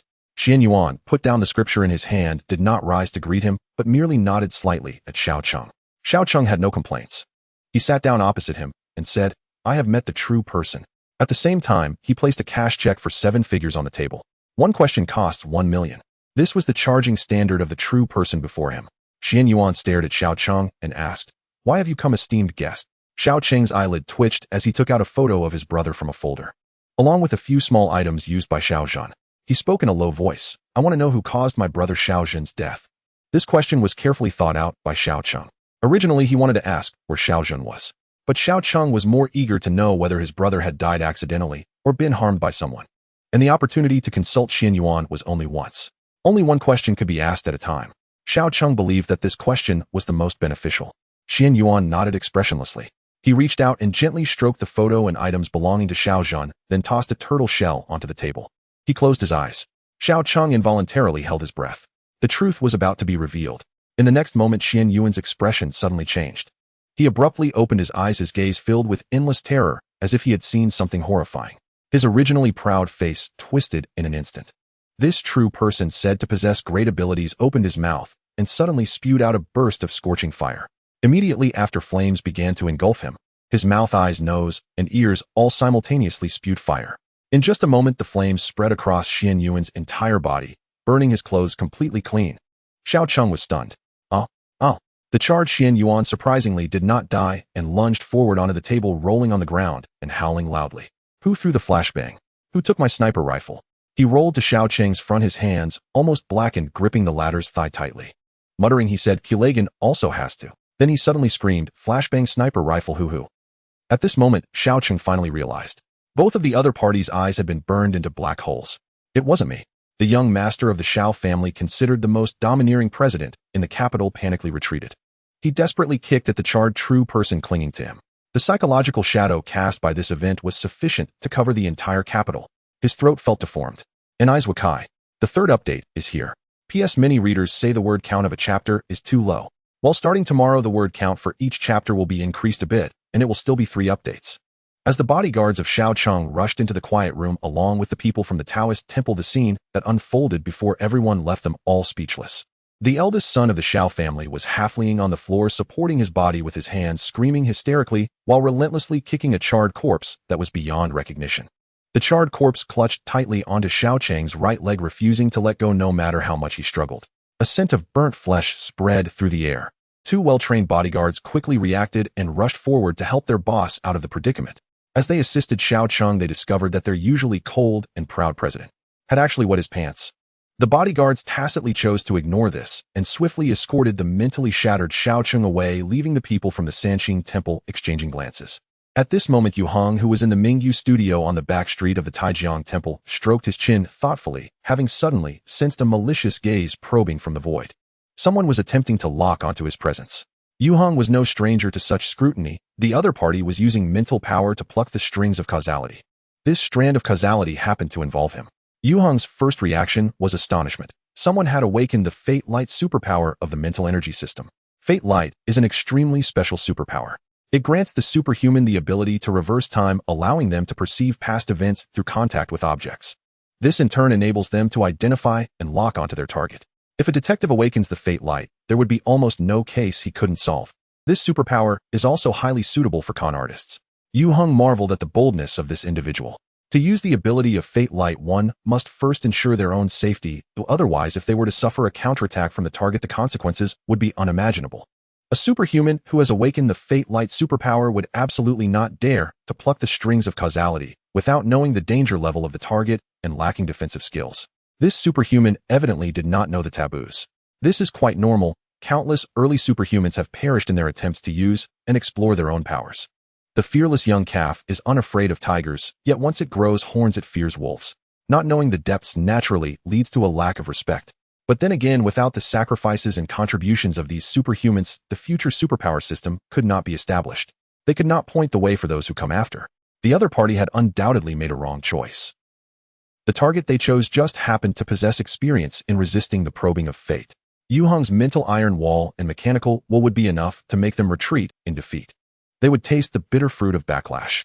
However, before Yue Heng could react, the Zhou light in his spiritual sea suddenly burst forth with brilliant radiance.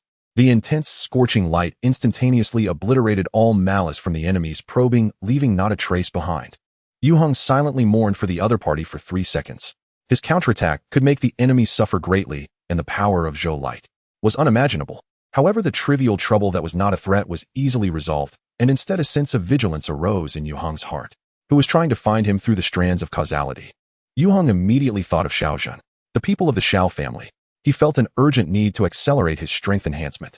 With the emergence of numerous early superhumans and the unfolding of power struggles among the upper echelons, future opponents would only continue to increase, and the situation would become more complex. Without sufficiently strong power, how could one protect oneself, protect family and friends, and live the desired life? Yue Heng. Su Jingqiu gently nudged Yue Heng, casting him a puzzled look. Yue Heng. Su Jingqiu looked at him as if he were a fool. Yue Heng, little you. Boss Wan said with a frown, your girlfriend is just too good at bargaining. They'll give you an honest price of 750,000 if you want it for less, just stomp on my hand. His expression resembled one wearing a mask of pain, as if he were about to jump off a rooftop after selling blood. Yue Heng came back to his senses and smiled. Deal. He never expected Su Jingqiu to help him bargain down so much. Mingyu Studio was unlike many shops on the back street of the temple. Here the antiques and cultural relics were all clearly priced, making it impossible to find a deal, but also ensuring one wouldn't be ripped off. Even replicas were clearly labeled. Therefore, 750,000 was certainly very close to Boss Wan's bottom line. Otherwise, he wouldn't have such an exaggerated expression. Although it said that there's no business without deceit, Boss Wan's reputation in the circle was still quite good. Yue Heng took out his bank card. Boss Wan's business acumen was undeniable, and he even provided a cord for the Han Dynasty jade pendant. He also included 2 red coral beads as a bonus. Yue Heng held the jade pendant in his left hand and took Su Jinka's hand with his right as they left Mingyu's studio. He sighed, in the future you'll have to handle the bargaining. I'm really not good at haggling.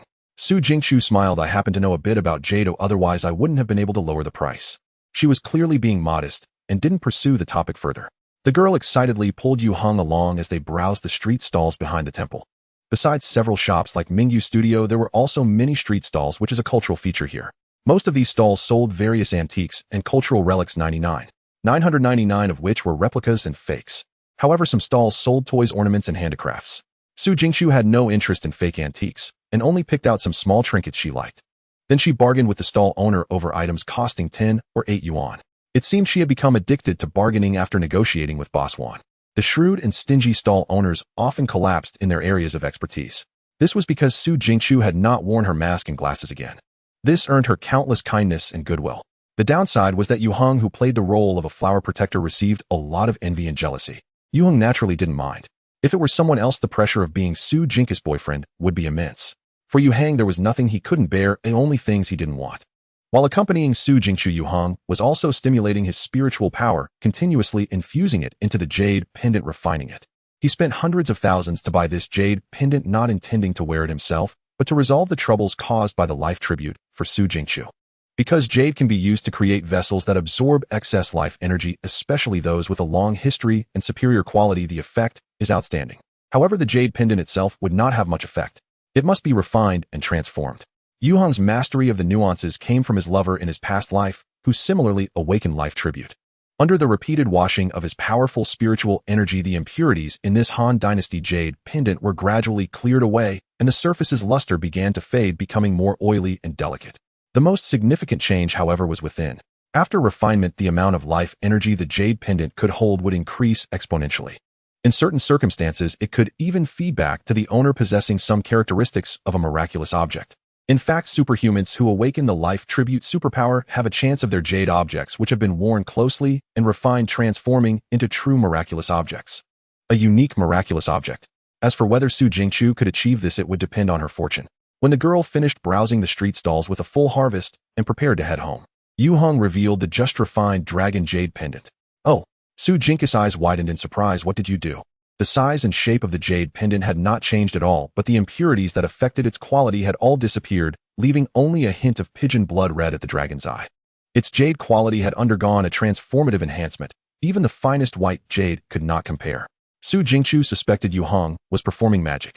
Do you like it? Yue Heng smiled slightly, placing the jade pendant around the girl's neck. It's a gift for you.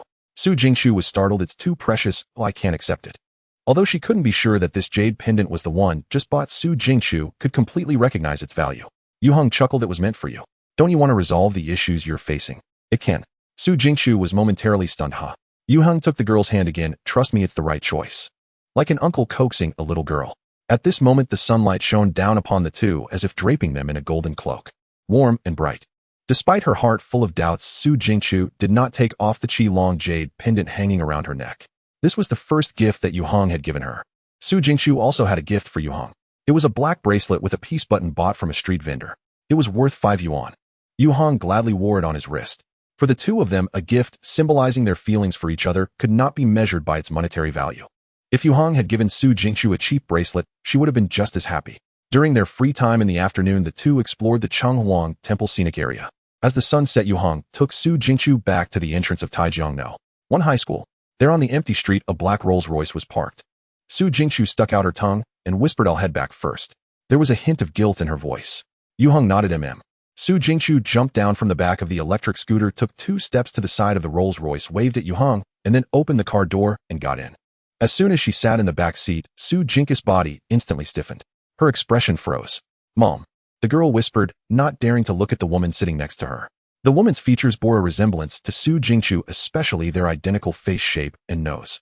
She appeared to be in her early 30s, mature and beautiful, with an outstanding presence, yet her pair of phoenix eyes revealed a sharpness, showcasing her astute and formidable nature. This woman was Su Jingqiu's mother, Zheng Qingwan. Su Jingqiu never imagined that her busy mother would personally come to school to pick her up. The afternoon outing with Yue Heng had clearly been exposed. Zheng Qingwan ignored her well-behaved daughter, instead watching Yue Heng ride away through the car window. Then she quietly asked Jingjing, do you remember what you promised your mother? Su Jingchu felt increasingly guilty. Hearing this made her stubbornly retort, is it wrong to hang out with classmates? Zheng Qingwan stared at her, do you dare say you aren't dating this boy? She was not the kind of rigid and conservative parent. After all, she had once been young too. But could two people from such different worlds truly be suitable for each other? Zheng Qingwan did not want to see her daughter fall into the trap of love. She was still underage. Su Jingchu raised her chin defiantly no. The girl was well aware that she could get everything by acting spoiled with her father while pretending to be pitiful with her mother yielded nothing. I believe you. Zheng Qingwan did not argue with her daughter, her gaze falling on her neck. What are you wearing around your neck? It's nothing. Su Jing's earlier bravado instantly faded as she instinctively shrank her neck, trying to hide the qi-long jade pendant deeper. Was it given to you by that boy? A hint of amusement flickered in Zheng Qingwan's eyes. Can I see it? After hesitating for a moment, Su Jingchu obediently took off the jade pendant and handed it to her mother. Zheng Qingwan took a glance at it. Oh. Coming from a scholarly family, both of her parents were prominent figures in Taijiang, possessing a remarkable lineage. Su Jing's grandfather was a collector of antique calligraphy and paintings, while her grandmother had a passion for jade and gemstones. Hence, Zheng Qingwan, nurtured in such an environment, had developed a keen eye. At a glance, she could tell that this qi-long jade pendant was an artifact from the Han Dynasty. The quality of the jade was exceptionally rare, and the 2 spots of pigeon blood color near the dragon's eye were truly remarkable. As she played with the jade pendant, Zheng Qingwan surprisingly entertained the idea of confiscating it. Mom. Su Jingchu sensed her mother's ill intentions and remarked sharply, are you done looking? Zheng Qingwan reluctantly returned the pendant to her daughter, her mood quite complex. He really spent quite a bit. This jade pendant could easily fetch 8 figures at an auction. Zheng Qingwan couldn't believe that a boy in his teens riding an electric bicycle would give Su Jingchu such a precious gift. She instinctively felt a sense of wariness. Mom. This questioning tone displeased Su Jingchu, who turned her head away while clutching the pendant. She did not want to argue with her mother or hear her speak ill of Yue Heng. Su Jingchu could judge for herself whether Yue Heng was sincere or had ulterior motives. Even if it turned out she was wrong in the end, she would have no regrets. Mom was wrong. Zheng Qingwan immediately wrapped her arms around her daughter's shoulders, gently saying, I shouldn't doubt your friend. Su Jingchu sighed and leaned into her mother's embrace. Mom, I love you. Zheng Qingwan replied. She felt that all of her calculations had been seen through by her daughter, leaving her speechless. Meanwhile, the CEO wanted to call Su Yuntian immediately and have a fierce argument with him. While the mother and daughter were locked in their battle of wits, Yue Heng was unaware that someone intended to present him with a heavy medal. He was hurrying home for dinner. The first to greet Yue Heng upon his return was Tian, who was playing fetch with Ah Bin in the small courtyard and immediately rushed over to him, expertly wrapping her arms around his leg. Woof!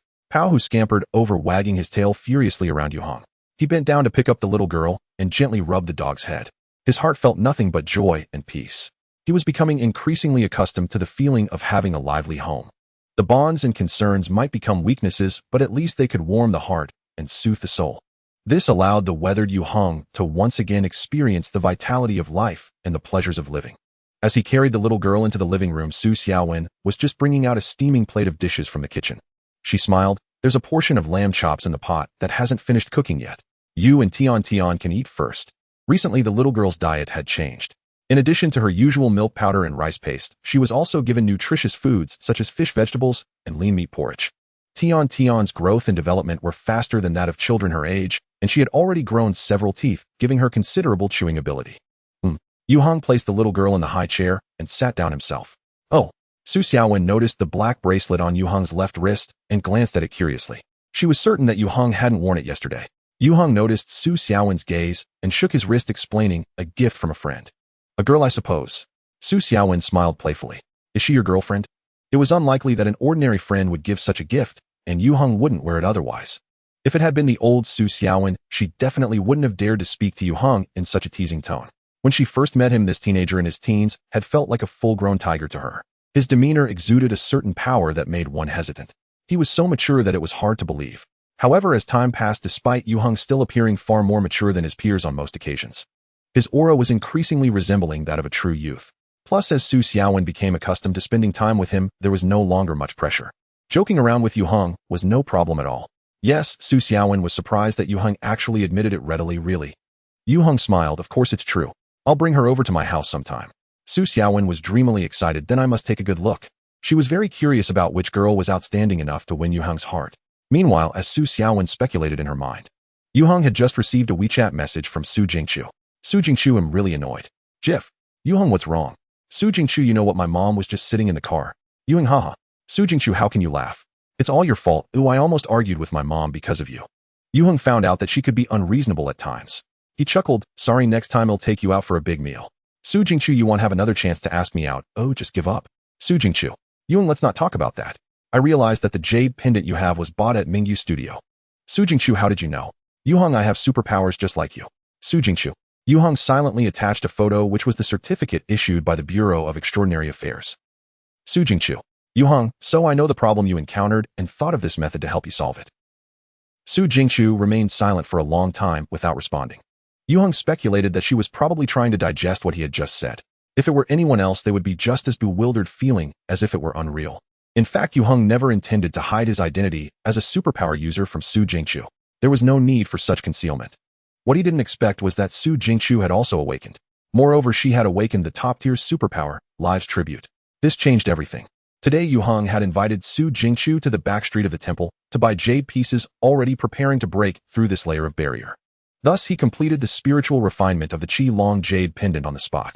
Su Jingqiu, I want to see you. Yue Heng, send me your location. Su Jingqiu, never mind, let's meet tomorrow. Mom will be home tonight. Yue Heng, disappointed. Su Jingqiu, good night. Let me think about it thoroughly. Yue Heng glanced at the time. It wasn't even 6 yet, and he shook his head good night. After ending the chat with Su Jingqiu, Yue Heng suddenly felt something was amiss. He turned his head to look. He saw the little girl beside him staring at him with wide eyes, a curious and inquisitive expression on her face. Yue Heng pinched the little girl's cheek and picked up a spoon to feed her a couple of bites of nutritious rice paste. However, Tian insisted on doing it herself. I don't want Papa to feed me. After dinner, Yue Heng handed the little girl over to Su Xiaowen to look after. He made his way to the mechanical workshop in the basement. He turned on the computer, preparing to design a weapon suitable for his use. Every day, Yue Heng and Liang Kuan had to consume a large amount of mutated wild boar meat. The stock frozen in the freezer would undoubtedly not last long. If all the mutated wild boar meat was finished, the speed of their daily super body cultivation would inevitably decline significantly. Therefore, Yue Heng was contemplating venturing back into the mountains for hunting. The group of small wild boars in Guanyin Mountain had surely not fully grown yet, and it was not time to harvest. But other mutated beasts certainly existed. Moreover, mutated creatures must have emerged in the wilds where other star factions landed. They were all potential targets for hunting. The weapons Yue Heng used in his previous 2 hunts were a recurve bow bought at the archery club. This hunting bow had a high poundage paired with specially made metal-tipped arrows, making it very lethal against mutated creatures. However, he wanted a more powerful and easier-to-use hunting weapon, a hunting rifle. This rifle was completely different from conventional firearms. The bullets were not propelled by chemical energy, but rather by the electromagnetic force transformed from Yue Heng himself. An electromagnetic hunting rifle. Due to the current technological level, Yue Heng could not replicate the mass-produced electromagnetic hunting rifles from his past life. However, as a mechanic, improvisation and adaptability are the most basic professional qualities. After all, the beasts he was hunting were not huge monsters dwelling in outer space. With Yue Heng's skilled operations, a ruggedly designed, simply structured, long-barreled hunting rifle gradually took shape on the computer screen. Although it was currently just a design blueprint, the fierce aura it exuded seemed almost ready to burst through the screen. On Saturday morning in Zhuangyuan Feng, a black Rolls-Royce smoothly came to a halt at the entrance of the alley, drawing the attention of many passers-by. As the provincial capital Taijiang boasts a thriving economy, and there are quite a number of luxury cars, one can often see vehicles worth millions or even tens of millions on the main streets. However, such cars rarely venture into the old streets and alleys here. The rear door opened, revealing a young girl in a long dress. The elderly people around couldn't help but brighten their eyes. Whose daughter is this stunning? The girl in the long dress glanced around and immediately spotted Yue Heng walking towards her. She revealed a sweet smile and gracefully walked over. The two had much to say upon their reunion, but they needed to be mindful of their surroundings. Yue Heng said, "Let's go." Su Jingqiu nodded, saying mm. She obediently followed Yue Heng's side as they walked deeper into the alley. Yue Heng curiously asked, "You came to my house today, it didn't your mother mind?" Su Jingqiu giggled, "My mom flew to the capital this morning." Yue Heng understood. As they spoke, they arrived in front of the small building belonging to Yue Heng. Su Jingqiu curiously surveyed her surroundings. The alleys in Zhuangyuan Feng have a long history with ivy-covered walls enclosing households, yet the shade of laurel, ginkgo, and phoenix trees spilled out. Birds hopped about on the treetops and sunlight filtered through the leaves, casting dappled shadows in the alley. Being in such an environment made one feel that time was serene. Yet it was not without the bustling vibe of the market. Su Jingqiu felt it was quite fresh. Woof. Just as Yue Heng opened the front door, a yellow-backed, white-bellied Chinese rural dog sprang out from inside. Su Jingqiu was startled, instinctively shrinking behind Yue Heng. Yue Heng shot the dog a stern look, and it immediately wagged its tail in a friendly manner. Its name is Pao, Hu Yue Heng said to Su Jingqiu. Don't be afraid, it's very obedient. He took the girl's hand, guiding her into the small courtyard. Who is here? Su Xiaowen happened to come out of the living room and was taken aback upon seeing Yue Heng and Su Jingqiu holding hands. Surprised, she exclaimed, "Yu Xiao, is this your girlfriend?" Su Xiaowen hadn't expected this at all.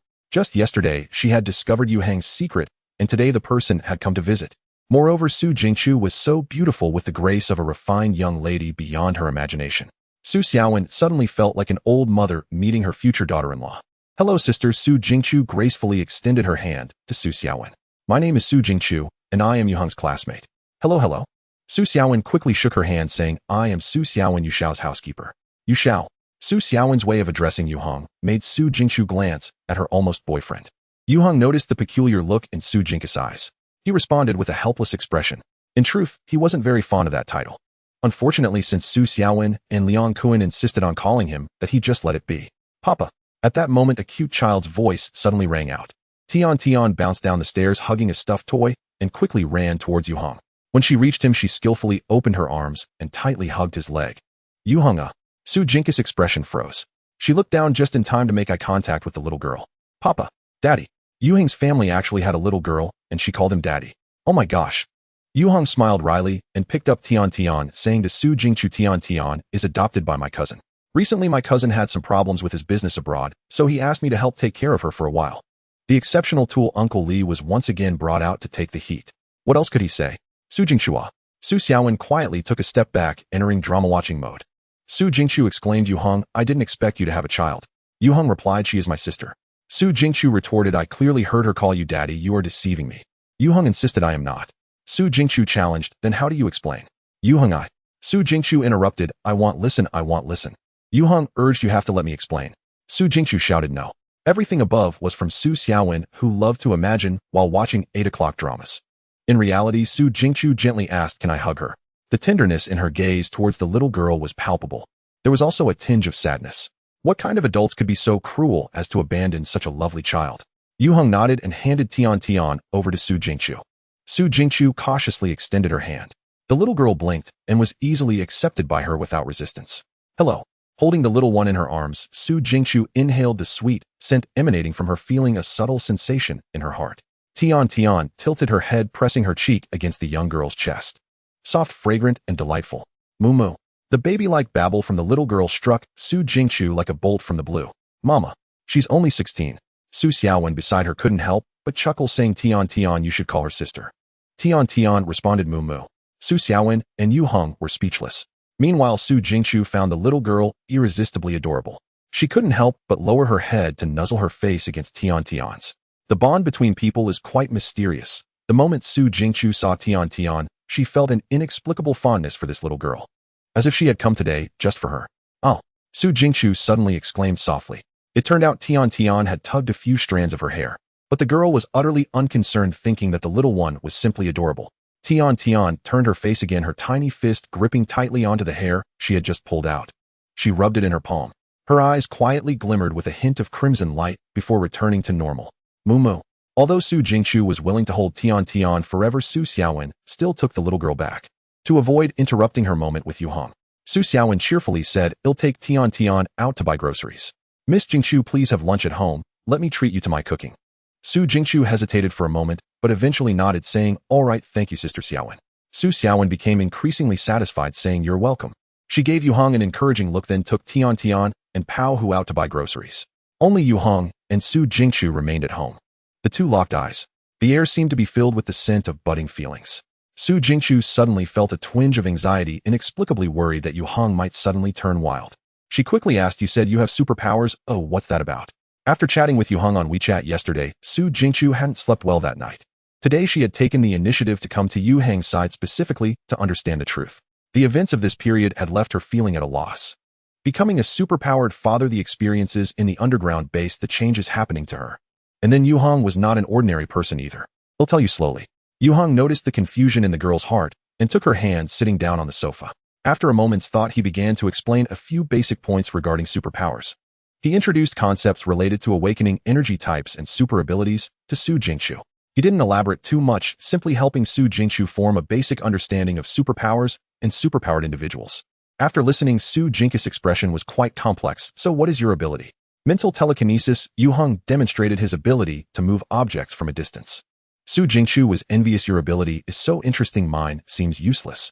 Trust me, Yue Heng smiled. Your ability is very powerful, truly very powerful. Live's Tribute is one of the top super abilities in the life energy category. The Great Resurrection technique derived from this ability can revive someone who has just died within 3 minutes. How incredibly extraordinary. As for healing, restoration, and buffs, those are all basic abilities. Among the 5 major energy types, the life energy category has always been the most respected profession by other superpowered individuals. Su Jingchu felt it was useless. It was because she hadn't unlocked the relevant skills and didn't understand how to improve her strength. Yue Heng pondered whether he should make a deal with the queen again. He also needed to cultivate aspects related to superphysiology. In the future era of the Star Sea, a standard superpowered team typically consists of 3 super warriors, 2 original energy masters, 1 mechanic, 1 psychic, and 1 life master. This is commonly referred to as the 3-2-1-1-1 team composition, which can generally handle most interdimensional adventures and battles. However, such a battle team is lacking either a super warrior or an original energy master. Even without a mechanic or a psychic, the situation is not too dire. The only irreplaceable member is the life master. Especially in the unknown realms, without the protection provided by a life master, the exploration work will be exceedingly difficult and dangerous. The life master. Truly, they are akin to a parent. However, discussing this topic feels far too advanced at the moment, and Yue Heng has no intention of playing the role of a fortune-telling charlatan. Thus, he could only hint at it. Su Jingchu, on the other hand, does not seem very concerned about her own abilities. She merely finds Yue Heng's display of telekinesis very intriguing and urges him to demonstrate it again. How fascinating. Yue Heng finds this both amusing and exasperating. So this jade pendant is also your superpower. Su Jingchu pulls out the dragon jade pendant she is wearing. My mom says its value can reach 8 figures. Indeed, it is my ability, she says, looking at Yue Heng with a glimmer in her eyes. As for how much it's worth, I wouldn't know. My mom told me to return it to you, saying that girls shouldn't accept such expensive gifts. That won't do. Once you take my things, you can't return them. Yue Heng shook his head. That's my principle of being a person. He held the girl's hand. Just like you becoming my girlfriend, you can't backtrack on that. Su Jingchu lowered her head, a faint blush rising on her fair cheeks. When did I agree to be your girlfriend? Yue Heng smiled without answering. This might just be Su Jingkus' final insistence, as she had promised her mother not to date before turning 18. Yue Heng certainly would not force her. Whether 2 people resonate with each other has nothing to do with their identities. Su Jingchu shot Yue Heng a glance and tucked the dragon jade pendant back into her collar.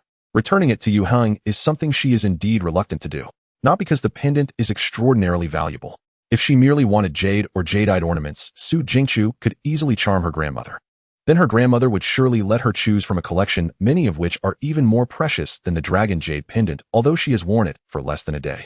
Su Jingchu feels as if the dragon jade pendant is gradually becoming a part of her being, making her feel exceedingly comfortable. Moreover, Yue Heng mentioned that it could solve her problems. Remember not to take it off casually in the future. Yue Heng advised seriously, you should wear it even while bathing, just switch to a waterproof cord if needed.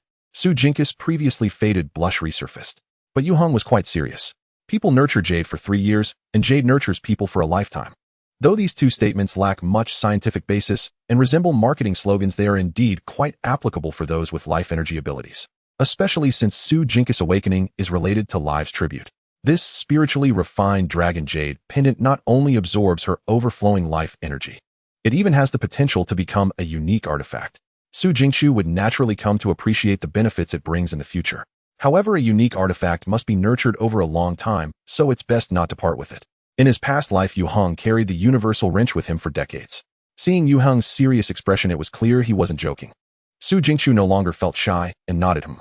She cleverly changed the subject. With such abilities, it must be easy for you to make money. Yue Heng understood her meaning and laughed. Actually, it's not that easy. The mental refinement method he mastered can indeed be used to enhance the quality of jade. Currently, the price of a genuine mutton fat white jade is quite astonishing. However, not all jade can be transformed. First, it should be an antique. The older it is, the more remarkable the refinement effect. Secondly, the material must be good. Only fine jade can be refined into beautiful jade. Among the 7 pieces of jade ornaments presented by Boss, Yue Heng specifically chose this dragon jade pendant. There is a reason for that. Of course, if Yue Heng wanted to make some quick money, this business could yield a few transactions. In fact, if he encountered something similar to the dragon jade pendant, he would prefer to keep it for himself. In the future, such items would skyrocket in price. Come on, Yue Heng took Su Jingkus' hand. Let me show you my treasures. He led her to the basement. Su Jingchu was amazed. She didn't expect Yue Heng to have set up a workshop. The equipment looked quite advanced. Yue Heng showcased his treasures one by one, finally crafting a stainless steel rose and gifting it to her. Su Jingqiu loved this gift. She eagerly learned how to model on the computer under Yue Heng's guidance, completely losing track of time, until a small head peeked around the corner of the staircase papa. She blinked her big eyes, curiously observing Yue Heng and Su Jingqiu, who were cuddling. Sweet returned. Oh. The girl, nearly falling into Yue Heng's embrace, suddenly turned beet red and hurriedly stood up to hug the little girl. Let's go back upstairs. After saying this, she ran away carrying Sweet. Yue Heng felt a bit regretful. There was a chance to advance further, but alas, it was disrupted by the little one. But there will be plenty of time in the future. He returned to the living room upstairs and saw the dining table already filled with delicious dishes steaming with warmth. To entertain Yue Heng's little girlfriend, Su Xiaowen truly exerted all her efforts. She showcased her culinary skills to the fullest. The first major dish was braised lion's head. This was no ordinary lion's head. The main ingredient was marinated mutant wild boar hind leg meat, minced and mixed with minced ginger and garlic, oyster sauce, egg white, shrimp paste, and tofu, among other ingredients. Then rolled into balls, fried in oil briefly, and finally braised and stewed. This was a new dish created by Su Xiaowen. It basically had no gamey flavor from the wild boar meat. Yue Heng scooped a lion's head for Su Jingqiu with a spoon. Give it a try. Su Jingqiu was already a superpowered individual and being in the life energy category. Thus her ability to digest mutant creatures is not inferior to Yue Heng's, and eating more would not cause any issues. Su Jingqiu took a bite, and her eyes lit up. So delicious. The main chef at her home is a retired chef from a 5-star hotel, undoubtedly skilled. Yet even he couldn't make such delicious lion's heads. Su Jingqiu found it particularly tasty. Su Xiaowen, not daring to eat too much herself, saw Su Jingqiu enjoying it, and was happy. If you like it, eat more. Seeing Yue Heng not stopping her, even actively serving Su Jingqiu, she figured it must be fine. Su Jingqiu smiled brightly. Thank you, Sister Xiaowen. Eep. Sweet, feeling neglected, pouted. Sweet wants to eat too. Su Xiaowen quickly picked up some with chopsticks and fed it to the little girl. Since she created this dish, Yue Heng, Liang Kuan, and Sweet have all enjoyed it. Pao, who squatted by the dining table watching eagerly. Unfortunately, no one paid attention to him. This lunch was enjoyed in harmony. Under Su Xiaowen's attentive service, Su Jingqiu nearly overindulged.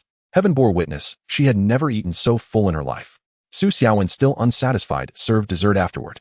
Scared, Su Jingqiu fled in a hurry. Yue Heng accompanied her to the street corner, only to find that the Rolls-Royce was nowhere to be seen. Oh. Su Jingqiu let out a soft sigh, her expression revealing a hint of anxiety. Yue Heng asked, what's wrong? The car hasn't arrived yet. Do you want me to take you home? No need. Su Jingqiu pointed to a military green Jeep parked by the roadside and said, it's this car. You can head back now. Yue Heng found it a bit strange. But seeing Su Jingqiu open the car door and get in, he felt reassured. However, the Jeep's driver seemed to be a handsome guy. Daddy. Su Jingqiu, just seated in the passenger seat, was surprised. Why are you the one picking me up? First her mom yesterday, now her dad today. Su Jingqiu suspected the two had conspired. Su Yuntian was even more surprised. Jingjing, aren't you happy to see Daddy? Su Jingqiu felt so full that she couldn't even muster the energy to be happy. I'm very happy. Su Yuntian smiled and said, I have good news for you. You'll be even happier. Daddy has officially been reassigned back to Taijiang, so I can accompany you often from now on. He guaranteed that no one would have the chance to snatch away his little cabbage. The second update is here. There will be more tonight. 8 o'clock in the evening. For many, this time is still far from the start of nightlife. However, the once bustling and lively Taijiang old industrial area is now silent, devoid of the roar of machines, with the dilapidated streetlights barely illuminating the broken roads. A wildcat rummages through a pile of garbage by the roadside, only to be disappointed. Yet a few factories still have their lights on. Among them is the new Tai hardware processing factory. The main workshop of this factory is brightly lit, illuminating the empty floor in vivid detail. In the center stands a solitary human plastic mannequin, appearing quite eerie. 30 meters away, Yue Heng raises a silver-gray, long gun, aiming at this dummy. The gun in his hand is quite special, featuring a modular design divided into 3 main parts: barrel, stock, and magazine. Although it has a trigger, it lacks firing mechanisms like a firing pin. This is an electromagnetic rifle crafted by Yue Heng himself. The electromagnetic rifle is a weapon derived from the electromagnetic cannon, using electromagnetic force to launch bullets along a rail primarily composed of an energy source, accelerator, and switch. Although several major countries, including Xinzhou, have mastered the technology to manufacture electromagnetic cannons, research on electromagnetic rifles remains confined to laboratories. It is still a long way from practical application. Unless there is a revolutionary advancement in battery technology, this type of weapon will only be seen in science fiction films and games. In the future Star C era, true electromagnetic rifles have long been mass-produced, available in various models. As a level 9 mechanical master, Yue Heng is well-versed in both electromagnetic rifles and cannons. However, attempting to replicate an electromagnetic rifle from hundreds of years in the future in this era is akin to dreaming. Yet the mechanical superpower that Yue Heng possesses can resolve most technical challenges. The electromagnetic rifle he designed and assembled does not have an energy module. The electromagnetic force converted from his mechanical superpower serves as the most powerful power source. At this moment, a dual energy sphere woven from energy has completely covered the entire barrel. A specially made bullet is loaded into the built-in rail.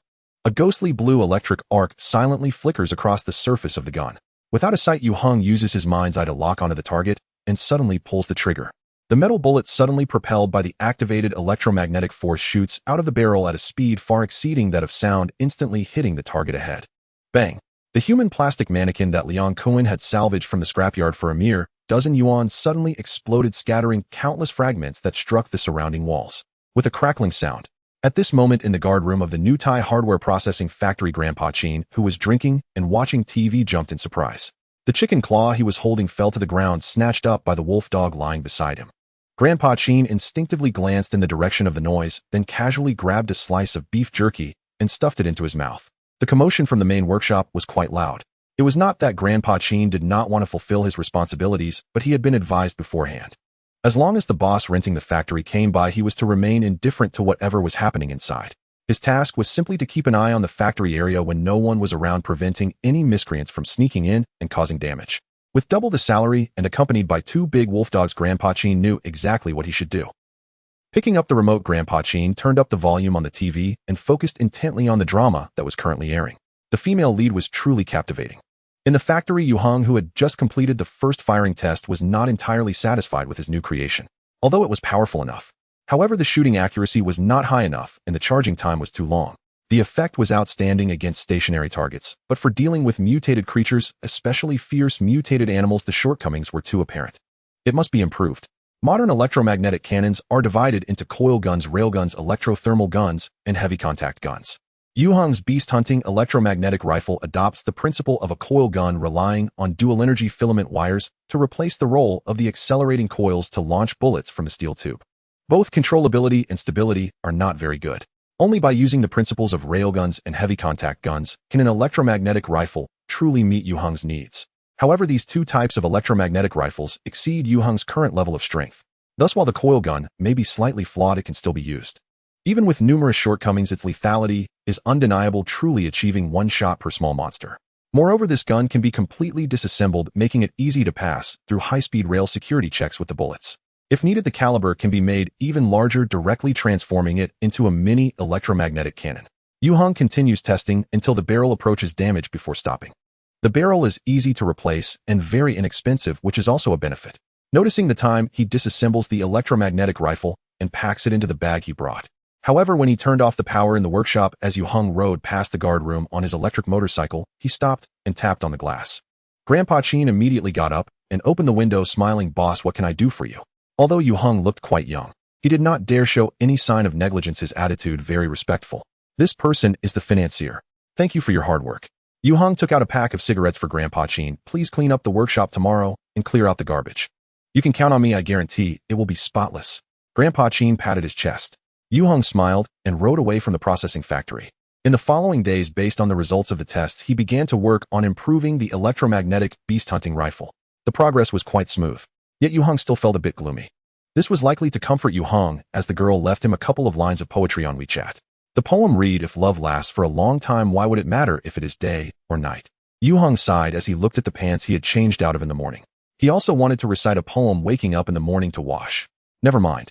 That night, Yue Heng was in the mechanical workshop making parts. Suddenly, Tian ran down. Yue Heng immediately sensed something was off. This was not his little girl. "Have you been too idle lately?" The voice of the queen rang in Yue Heng's mind. "Did you give away my data for free?" Yue Heng squinted and put down the wrench he was holding. He met her gaze. "What I want to do doesn't need your interference." The atmosphere in the basement suddenly became tense. The 3rd update is here. Yue Heng knew exactly what he wanted. He also understood what the queen desired. In their last transaction, the insectoid queen had readily agreed to the conditions proposed by Yue Heng. She provided him with the necessary information about the peculiar items. Based on this detailed information, it would be no problem for Yue Heng to gather a batch of such items by following the clues. However, Yue Heng had yet to make any moves. These peculiar items were indeed truly valuable. Each item was a unique existence, possessing different powers and uses. Yet at this stage, Yue Heng's interest in these items was not particularly strong. To unleash the potential of a peculiar item, one must first align with its attributes. If the attributes do not match, it can only serve as a decoration. Even if the attributes are aligned, there remains the issue of compatibility. It's not as simple as just having the item in hand to use it. This requires a long process of exploration. Yue Heng had awakened the 3 supreme talents and spent most of his time each day on learning and cultivation. Instead of wasting time and energy on peculiar items, he would be better off focusing on improving his own strength. Let the great power reside within himself. The number of peculiar items that a superpower user can equip is very limited. Moreover, conflicts can arise between different peculiar items. In his past life, Xiao Zhan, the founder of the Truth Society and a 9th-level mental master, possessed thousands of peculiar items. These invaluable items were mostly hoarded in his secret vault. They never played any role until his death. The past serves as a lesson. Compared to the peculiar items from the Star Realm Earth and alien worlds, Yue Heng preferred exclusive peculiar items. Exclusive items were the most compatible with his abilities and the most suitable for him. For instance, the universal wrench from his past life. Besides that, the most crucial point was that the more the insectoid queen wanted something, the less he could easily offer it. Yue Heng could not place his own safety, nor that of humanity, entirely on an agreement with her. He had never let down his guard against this being from a higher dimension. Thus, in response to the queen's questioning, his attitude was very firm. "Do you need me to teach you how to do things?" Sweet, who was controlled by the queen's consciousness, walked step by step towards Yue Heng. She looked up at Yue Heng, her originally pitch-black eyes flashing with a strange crimson light. "This is not the attitude of cooperation. You are disappointing me." "Is that so?" Yue Heng remained unfazed. "I have my own plans and arrangements. Why are you in such a hurry?" "I am not in a hurry." The queen's lips curled slightly, but Sweet cannot wait. Yue Heng's gaze sharpened. "What do you mean?" He did not expect that the insectoid queen would use the innocent little girl to threaten him. A spark of anger suddenly arose in his heart. The queen sensed Yue Heng's fury. "Do you think I am threatening you?" She smiled. "I am merely stating a fact." In their past life, both sides perished together. The queen's soul consciousness followed Yue Heng back 1,000 years ago. Without her body that roamed the star seas, she was forced to reside within Sweet. Due to the heavy damage to her soul, the insectoid queen frequently fell into a deep slumber to recover her consciousness. However, as her soul revived and her power restored, the weak Sweet would inevitably be unable to bear it. She did not mention the consequences. Yue Heng could imagine them himself. He regained his composure. He felt that the insectoid queen was not lying. She had no need to deceive a dim-witted ape with lies. "So how do you want to solve this problem?" "That will require your help." The queen replied, "I wish to reshape my body, split my soul, and completely sever ties with Sweet." "Reshape my body?" Yue Heng was taken aback, nearly jumping up. He had not forgotten how terrifying the queen was when her body swelled to stellar dimensions during the last battle against the insectoid legion in his past life. To restore her original form, Earth would not be enough for her to swallow in one bite. "You are overthinking it." The queen easily saw through Yue Heng's thoughts and mocked. "Do you know how much energy and resources that requires? Even if I were to devour this entire planet, it would barely fill the gaps between my teeth." Yue Heng was left speechless. The insectoid queen was nicknamed the Planet Devourer. He indeed had overthought it. "What I want to reshape is a human body." The queen's voice held a hint of helplessness. "I suggest you do not always regard me as an enemy. Our agreement has been witnessed by the great cosmic consciousness. Not only I, but even the Mother Empress. Even the most powerful existence in the universe cannot violate it. And don't forget, when I waged war against humanity, it was you who initiated the attack first." Yue Heng fell silent. In his past life, after humanity conquered the galaxy, their expansion did not stop. Instead, they ambitiously moved towards many extragalactic star systems. The fairy star system, the Large Magellanic Cloud, the Small Magellanic Cloud, all entered the sphere of influence of the Star Alliance. In the year 725 of the Starseed era, a Star Alliance exploration fleet discovered a life resource planet. They named it Pandora. Then, during the landing and exploration process, the expedition team encountered the insectoids that had long resided within the planet, mining resources. The fleet commander ordered the extermination of all the insects. This order became the origin of the war between humanity and the insectoids. The journey of exploring the universe is a process of conquest and being conquered, unrelated to any justice or principle. The prolonged war between humanity and the insectoids was framed by the Star Alliance as defending homes and eradicating evil. But such propaganda was merely for show. Yue Heng entered this war and ultimately gave his life not for any sense of justice. It was simply because he was human. After a long silence, Yue Heng asked, "What do you want?" The queen replied, 2 peculiar items, 5 exotic species, 1 live large mutated beast, and 2,000 milliliters of blood from your body to be drawn all at once." What the hell? The requests made by the insectoid queen were reasonable at first, but drawing 2,000 milliliters of blood was outrageous. One should know that an adult weighing 60 kilograms has a total blood volume of approximately 4,200 to 4,500 milliliters. 2,000 milliliters is nearly half and is simply life-threatening. Don't think it's too much. The queen explained to reshape the human body, I need this much blood. If you are unwilling to provide it, I can only consider a bug's body instead. Weighing the pros and cons, Yue Heng felt that a human body was more acceptable than a bug's. Who knows what she would do if she turned back into an insect? But must it be my blood? That's right. The queen replied, you have fused with the star favor, and your blood contains the power of the star favor. Ordinary blood is useless. Moreover, you have awakened the extraordinary body, and your physique is much stronger than that of ordinary people. Drawing 2,000 milliliters won't kill you. Additionally, I want draw your blood for free. The queen continued, as a return after the body reshaping is complete, I will customize a biological auxiliary brain for you. A biological auxiliary brain. That was a technology unique to the insectoids, with computational power surpassing even the most advanced photon intelligence of the Star Alliance. A high-level insectoid with a biological auxiliary brain could simultaneously command millions of its kind in battle. The Star Alliance had previously conducted dissections and research on captured high-level insectoids. They had never been able to unravel the secrets of the biological auxiliary brain. However, research revealed that it should be usable by humans. But once separated from the insectoid, the biological auxiliary brain would die immediately. Compared to the photon intelligence, the low energy consumption of the biological auxiliary brain was something the latter could not rival. Yue Heng returned to this era. He felt that the greatest inconvenience was the lack of assistance from the photon intelligence. This caused his progress in mechanical superpower cultivation to lag behind that of his spiritual abilities. Yue Heng was well aware that creating a biological auxiliary brain was not easy for her. In his past life, among the countless insectoids, those with biological auxiliary brains were extremely rare. The price she offered was undoubtedly sincere. Let me think about it. Yue Heng did not immediately agree. The information he had learned today was quite overwhelming, and he needed to sort it out carefully. Please make your decision as soon as possible. The insectoid queen finally said, the time left for me and Sweet is running out. Papa. When her voice disappeared from Yue Heng's mind, Sweet's eyes instantly returned to normal. The little girl pounced forward, tightly hugging Yue Heng's leg. She looked up and smiled at Yue Heng, her smile pure and innocent. Yue Heng picked up Tian and placed her on his lap, holding her close to his chest. The little girl shook her head and rubbed the back of her head against Yue Heng's chest, letting out a joyful laugh. Her world is so simple and joyful. Yue Heng rarely sees Tian cry or throw a tantrum. She is basically happy every day. Su Xiaowen said she had never seen such a well-behaved child. Not only that, but Tian also spreads her happiness and joy to everyone around her. She has added much warmth and beauty to Yue Heng's life. Unbeknownst to him, a place for the little girl has established itself deep within his heart.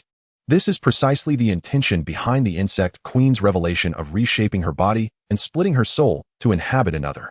If he could successfully separate her consciousness from Tian's body, Yue Heng is willing to draw 2,000 milliliters of his own blood. In comparison, the invaluable biological auxiliary brain seems trivial. Although he did not agree to the queen's request on the spot, he had already made up his mind. The following Saturday, Yue Heng got up early. After having breakfast, he said goodbye to Su Xiaowen, then put on his large backpack and left home on his electric motorcycle, heading once again to Guanyin Mountain.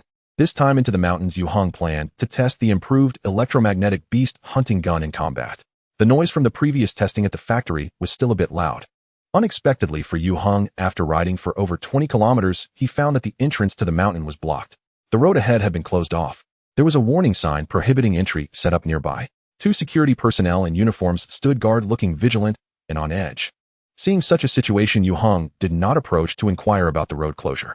Liang Kuan had not been in Taijiang these days. He said he was helping a friend with a deal out of town. It would take a few days for him to return. Otherwise, he frequently entered the mountains to train and would definitely know what was happening here. Yue Heng turned into a small road on the left. After walking a few hundred meters, Yue Heng stopped in front of a farmer's yard.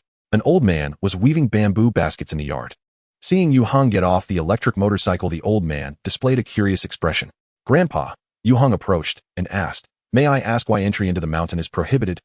He also offered a cigarette. Asking the security might not yield the correct answer. It's better to inquire with the local villagers. Yue Heng doesn't smoke, but when he goes out, he carries 2 packs of cigarettes for convenience in negotiations. He spoke in the local dialect and was very polite. The old man had no defenses against Yue Heng, took the cigarette, and said, 2 days ago a leopard came down from the mountain and killed 2 cows in the nearby village. Now everyone is on edge and the scenic area has been closed off. Young man, you must not go up, it's very dangerous. Yue Heng was surprised. Are there leopards in Guanyin Mountain? There are mountain leopards. The old man replied with certainty. I have seen them before, but in recent years I haven't heard of anyone spotting them. The other day it was captured by the village's surveillance cameras. Oh, anyway, it's better to be cautious. I'm here to fish. Yue Heng patted the large bag he was carrying and asked, Grandpa, may I park my electric motorcycle here? The old man smiled and said, That's no problem, you can park anywhere, I'll be at home. Thank you. Yue Heng forcibly handed the old man a pack of cigarettes and then continued on foot. Nearby was a small river, but he wasn't actually going fishing. Arriving at a deserted area, Yue Heng changed direction.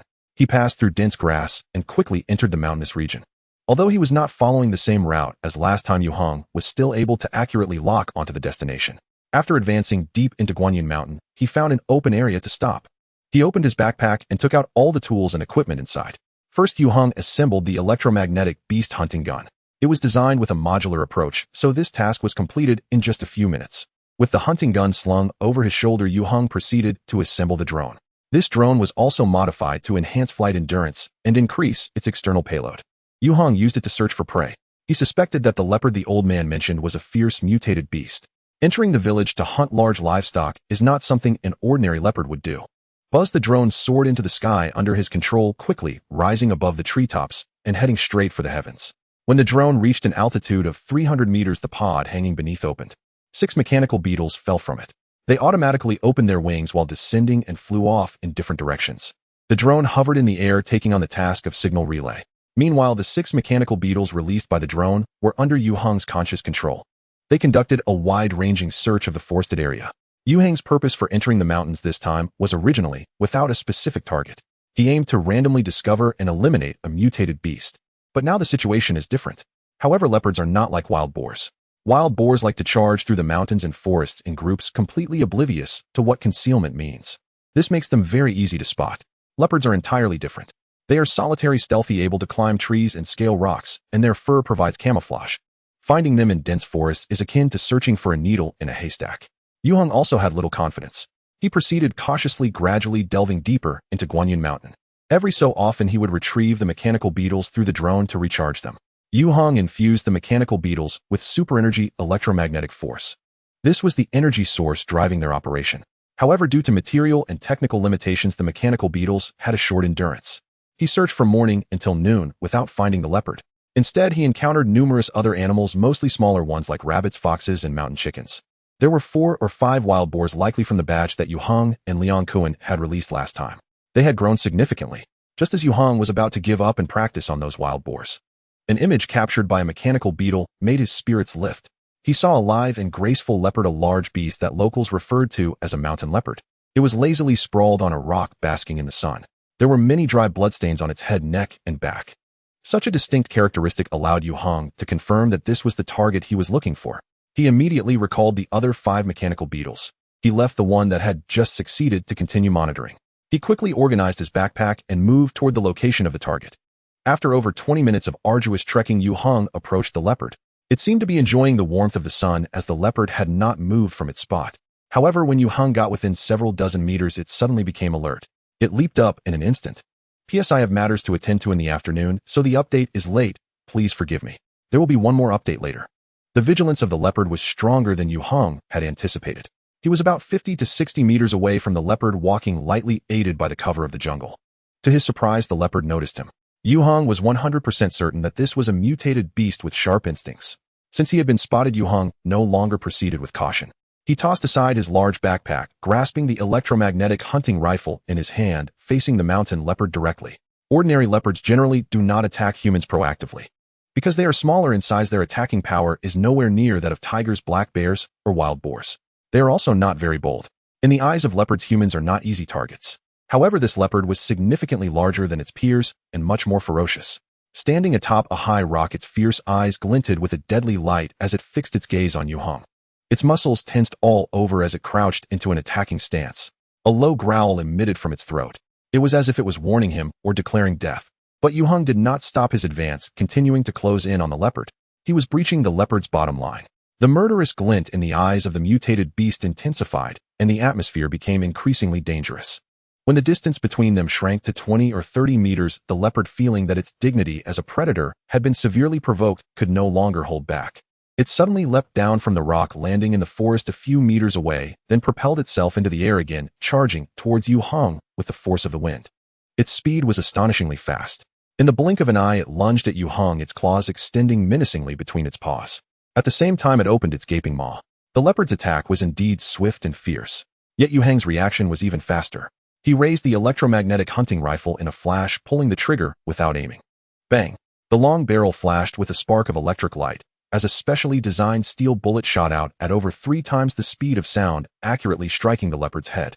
The savage beast's head exploded like a watermelon struck by a heavy hammer, its red, white, and yellow contents splattering everywhere.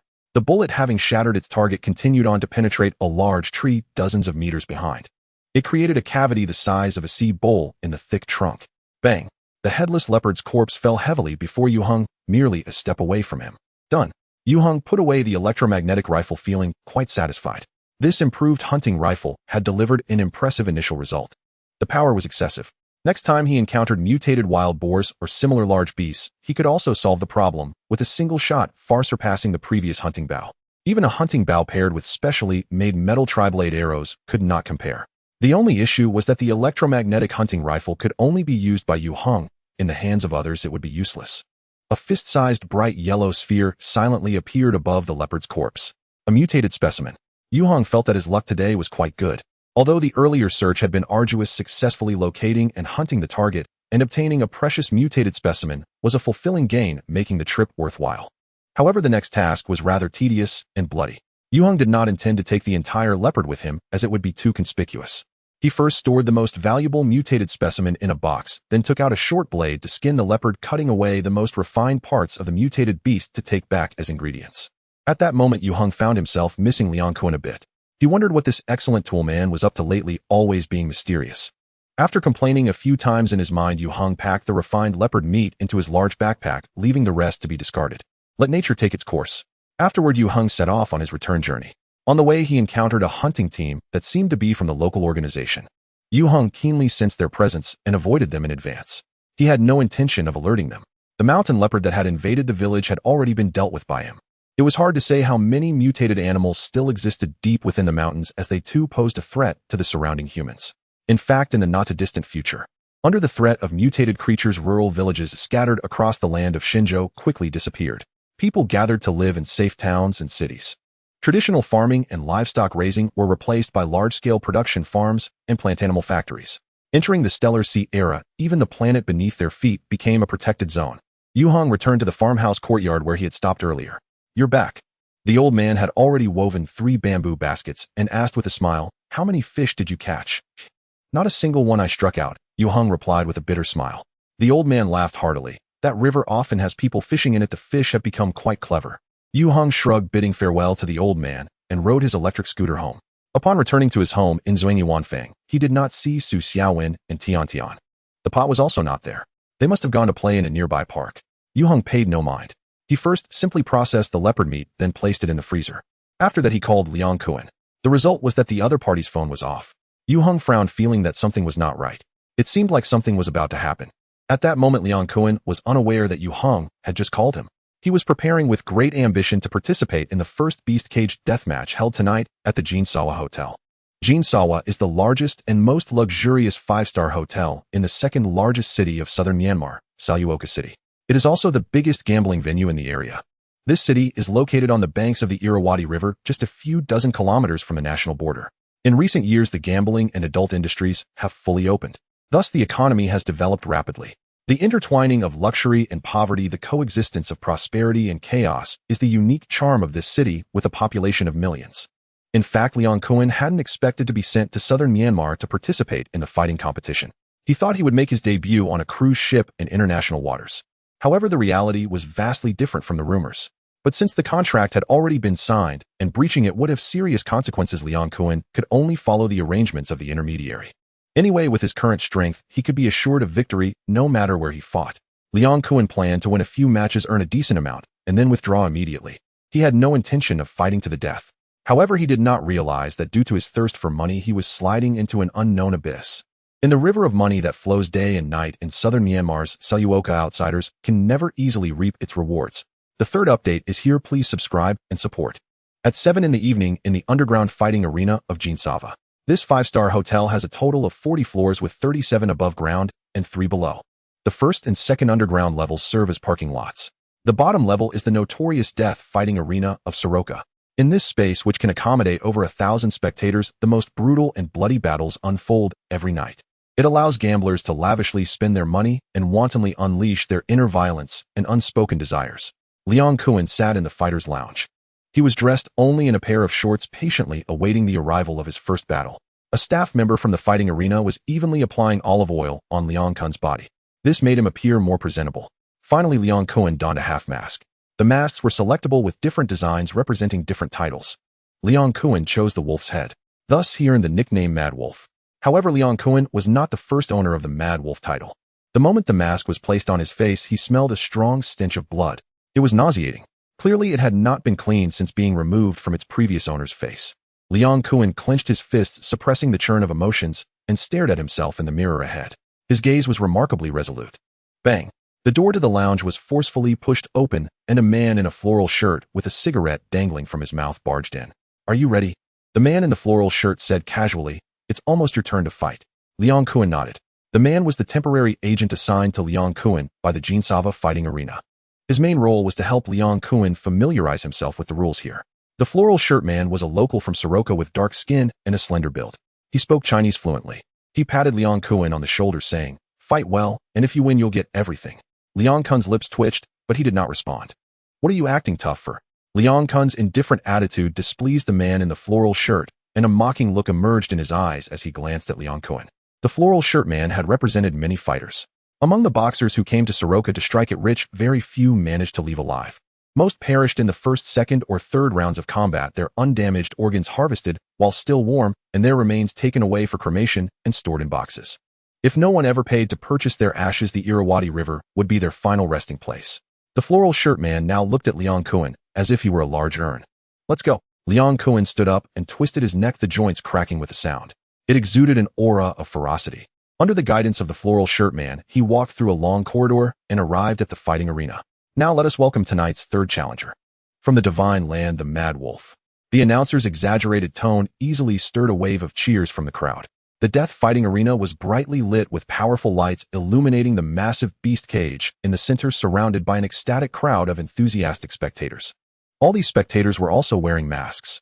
Surrounding the fighting beast cage were several high-definition cameras providing live broadcasts of the death battles to outside viewers. Although Liang Kuan had mentally prepared himself, being in such an environment and appearing as the main character still infected him with the fervent atmosphere, causing his blood to boil. The desire for battle and slaughter surged from the deepest parts of his heart. "Next, please welcome."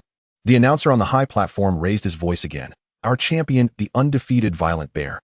The audience erupted with cheers 10 times more intense than before. The spotlight shone down on the passage opposite Liang Kuan. A muscular man with a broad back and a hulking frame strided confidently toward the beast cage, flanked by assistants. He wore a blood-red cloak and a bear head mask. His bald head was shiny and glistening. In terms of both height and build, the champion Violent Bear completely overshadowed the challenger Mad Wolf. The audience eagerly placed their bets using their phones. There were no weight classes in beast cage death battles, and it was normal for fighters to differ by hundreds of pounds. Violent Bear had a clear size advantage and was an undefeated champion. In everyone's eyes, this match was without suspense. The only bet worth placing was how many seconds Liang Kuan could last without dying. Violent Bear and Liang Kuan both entered the beast cage simultaneously. "Let's see." Violent Bear licked his lips, fixating on Liang Kuan with a menacing glare. "Did you have enough milk before coming here, you skinny monkey?" His voice was clearly transmitted to the ears of everyone present through the microphone on the beast cage, complete with translation. Many audience members burst into laughter. They gestured towards Liang Kuan with a universally recognized friendly gesture. "Go back and find your mommy for some milk." Liang Kuan remained silent. The intimidation of words was far inferior to the power of fists. He merely beckoned to his opponent with his finger. Violent Bear roared, "Skinny monkey, you're dead. I'm going to rip off your head and kick it like a ball." This was not an idle threat, but something he could truly accomplish. Ding! The bell rang. This beast cage death match with no referee and no forbidden rules officially began. Only the victor among the two fighters in the cage could leave alive. "Die!" Violent Bear bellowed as he charged at Liang Kuan, swinging his fist towards his head. As the undefeated champion of 5 death matches, there was no doubt about Violent Bear's strength. Though he stood nearly 2 meters tall with muscles that bulged impressively, his footwork was agile and his movements swift, packing formidable power. Violent Bear had previously used a similar punch to directly crush his opponent's skull. Yet facing Violent Bear's fierce onslaught, Liang Kuan did not dodge. It seemed he was momentarily stunned by his opponent.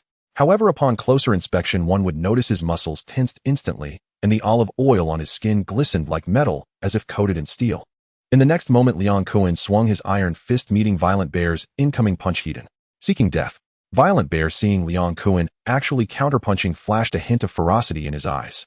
What was originally only 70% of his power suddenly surged to a full 100. Bang! The two fists collided violently. Without the protection of gloves, it was a pure contest of flesh and bone. Crack! Violent Bear's right hand, including his fingers, wrist, and forearm, shattered instantly, with bone shards piercing through muscle and skin, pouring out a large amount of crimson blood. Up! The champion let out a piercing scream. His entire arm had been rendered useless. Liang Kuan showed no mercy. His left hook followed swiftly, striking like lightning at his opponent's chin. Violent Bear's cries were abruptly silenced. He threw his head back, spewing a cloud of blood. His jaw and half of his face, completely distorted, the bones inside shattered. This hulking man, weighing nearly 300 pounds, fell heavily to the ground. The bear head mask slipped off his face, revealing eyes that would never close. The arena fell silent.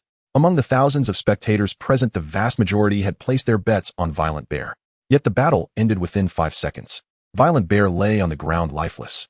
After a moment, the announcer seemed to wake from a dream and shouted, "The victor is our Mad Wolf." With his frantic encouragement, the atmosphere in the arena heated up once more. Mad Wolf. Many shouted Liang Kuan's title, tossing wads of cash into the beast cage.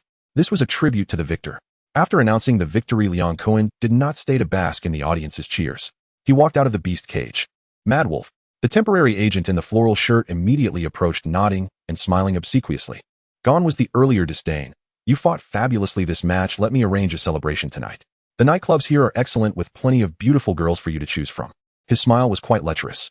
However, Liang Kuan showed no interest whatsoever. Defeating his opponent so easily and winning the first death match did not bring him any excitement or thrill. He only felt somewhat nauseous.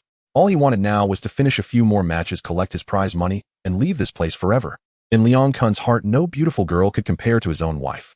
In the courtyard of the top scholars, the living room of the Yue family was brightly lit. Su Xiaowen sat cross-legged on the mat, holding a book and reciting nursery rhymes to Tian Tian. Little baby, wake up early, open your eyes, smile, sweetly babble, learn to talk, stretch your hands, and be hugged. Tian Tian followed along in her embrace, cooing and clapping her chubby little hands. She looked very happy. However, within the little girl, the consciousness of the insect queen was on the verge of collapse. Foolish primate. Its soul had been in slumber more frequently, and its waking moments were becoming longer. It was then forced to endure daily early education from Su Xiaowen alongside Tian Tian. Ignoring it was impossible. The insect queen felt that if this continued, its intelligence would drop to the same level as Tiantian's. Or, no. Tian Tian suddenly covered her ears. Su Xiaowen was taken aback and quickly set down the book in her hands. Little girl, what's wrong? While taking care of Tian Tian, she occasionally called her by the little name she used to have. Auntie. Tian Tian stretched out her arms around her neck. Hug me. Let's go see what your papa is doing, shall we? Su Xiaowen smiled. Tian Tian nodded vigorously. The next moment, a melodious ringtone suddenly rang out. Tian Tian pointed to the bag beside her. Annie, sweet flower. Yes, Tian Tian is really smart. Su Xiaowen tapped her little nose, then found her phone to answer the call. Hello. You actually remembered to call me. I just tried to call, but your phone was off. Were you doing something bad? No. Then why was it off? They'll forgive you this time, but you can't turn it off again. It worries me, you know. You can only come back next week. Really? Then be safe. It doesn't matter how much or how little you earn. Being safe is the most important thing. I'm doing well here, and Tian Tian is very obedient. Well, goodbye, love you. Just as Su Xiaowen hung up the phone, she suddenly saw the little girl staring at her with wide eyes. Unable to help but feel a bit shy, what are you looking at? Tian Tian pouted her little lips. Su Xiaowen smiled and kissed her cheek. Annie loves you too. At that moment, Yue Heng came up from the basement. Su Xiaowen quickly said, Young master, Yue brother Kuan called me, and everything is fine on his side. Previously, Yue Heng had told her that he couldn't reach Liang Kuan and asked if there was any news. When Su Xiaowen called, it was also off. Now she finally felt relieved. Yue Heng nodded. That's good to hear. Su Xiaowen smiled. He'll be back next week, saying that business is going well. He plans to buy a house in Taijiang with the money he earns. She teased the little girl in her arms. Tian Tian, Annie will be with you as you grow up. Are you happy? Tian Tian replied in her baby voice, happy. Su Xiaowen smiled sweetly. Yue Heng was also happy for her. I hope you and brother Kuan don't go back to your hometown. If the down payment is short, I can lend you some first, and you can pay me back slowly later. Su Xiaowen expressed her gratitude. Thank you, young master Yu. Yue Heng waved his hand. No need to be polite. You should stay with Tian Tian in the guest room tonight. The little one has been restless in her sleep these past 2 days, and having you around should help her sleep better. Tian widened her eyes, seeming to understand his teasing, and pouted her lips. Su Xiaowen smiled and said, "All right. Since Liang Kuan is not in Taijiang, and I would be alone at home, it's better to stay here and sleep with the little girl." Yue Heng thought for a moment and said, "I need to go out of town in a few days. Can you take care of Tian by yourself?" Su Xiaowen asked in confusion, "Where are you going?" "Jincheng," Yue Heng replied. "If everything goes smoothly, I'll be back in a day or two." He was going there to seek a special artifact. Originally, Yue Heng planned to wait for Liang Kuan to return before leaving. However, since Liang Kuan seemed untrustworthy at the moment, he decided to leave without waiting, to avoid unnecessary complications. As for Tianshan's safety, Yue Heng was not worried at all. The little girl had the insect queen by her side, and it was a blessing that she wasn't provoking anyone. If someone were to provoke her, they would quickly dig their own grave, to avoid dying without a burial place. Su Xiaowen was very surprised, going to such a far place. However, she didn't delve further. "I can take care of Tian by myself, so don't worry." The little girl was so well-behaved, she was a joy to take care of. But with Liang Kuan not at home, and Yue Heng going out of town, she felt a bit uneasy. Yue Heng said, "I'll leave in a couple of days." Before leaving Taijiang, he had an important task to complete first. The next evening, Yue Heng arrived again at the Xintai hardware processing factory. He chatted a bit with Grandpa Qin. The gatekeeper tossed him a pack of cigarettes, and then entered the main workshop. After unlocking the door, he turned on the lights and threw his backpack onto the ground. Clatter! Countless steel balls spilled out from the backpack, scattering all over the ground. Yue Heng stood in the middle, beginning to extract the dual energy clusters accumulated in the Zhoguang energy storage space. Ever since he activated the energy weaving skill, he had been consuming all the mechanical and spiritual energy he cultivated daily to weave energy threads. Yue Heng named it spiritual magnetic string. Then he rolled the spiritual magnetic string into energy clusters and stored them in the Zhoguang space. Through repeated accumulation, the dual energy clusters formed by the spiritual magnetic string now occupied 43.5 of the Zhoguang energy storage space. Yue Heng planned to utilize this portion of power to construct his core combat skill system. Superpowers in the era of the Star Sea began to establish their core skill systems after advancing to level 2. Based on this, they would learn and master more professional skills. Core skills are like the trunk of a tree rooted in super endowments and star sources supporting many branch skills, forming a complete super endowment skill tree. Having a complete skill system undoubtedly greatly enhances strength and also indicates the direction for advancement. Yue Heng, as a combat practitioner, naturally aimed to construct core combat skills, referred to as nuclear combat skills. In his past life, his nuclear combat skill was called mechanical armament, encompassing over 30 branch skills. Now Yue Heng had awakened 3 top-tier super endowments: mechanical affinity, mental enhancement, and extraordinary physique. If he were to reconstruct mechanical armament, again it would mean leaving the other 2 energy systems outside the core. It would be simpler, easier, but completely waste the opportunities fate had bestowed upon him. Therefore, Yue Heng would not tread the old path. He sought to integrate the advantages of the 3 top-tier super endowments to create an entirely new nuclear combat skill, in order to break through the 9th level in the future. The second update is here. There will be more later. Level 9 was the ultimate limit of Yue Heng's extraordinary abilities in his past life. In the Star Alliance, with billions of inhabitants and countless superpowered individuals, none could break through the level 9 barrier. Even Xiao Zhan, who could continuously reincarnate thanks to the blessing of the Haotian star and had lived for 1,000 years, was no exception. People once believed that level 9 could never be surpassed. However, the level 9 masters, including Yue Heng, were well aware that there existed a realm beyond 9.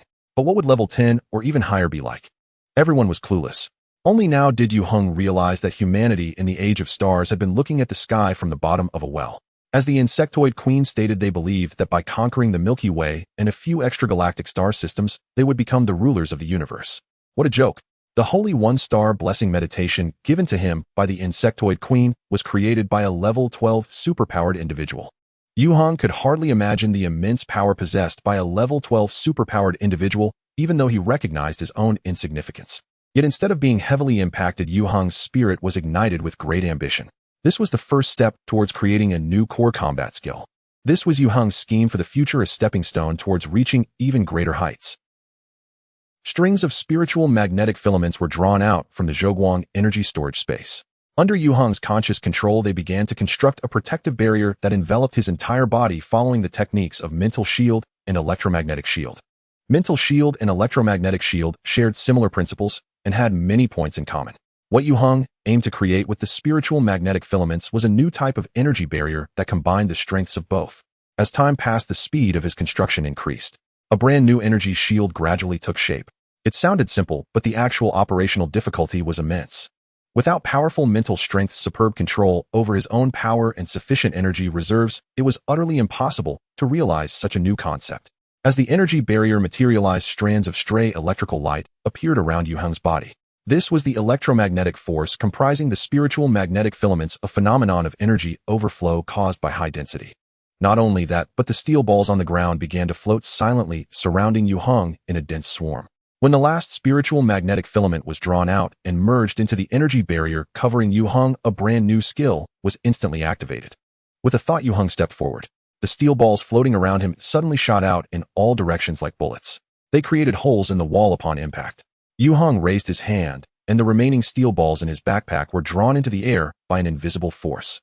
Then, following Yue Heng's gestures, they spun and flew freely, controlled as if he were extending his fingers. Hundreds of steel balls were pushed dozens of meters away.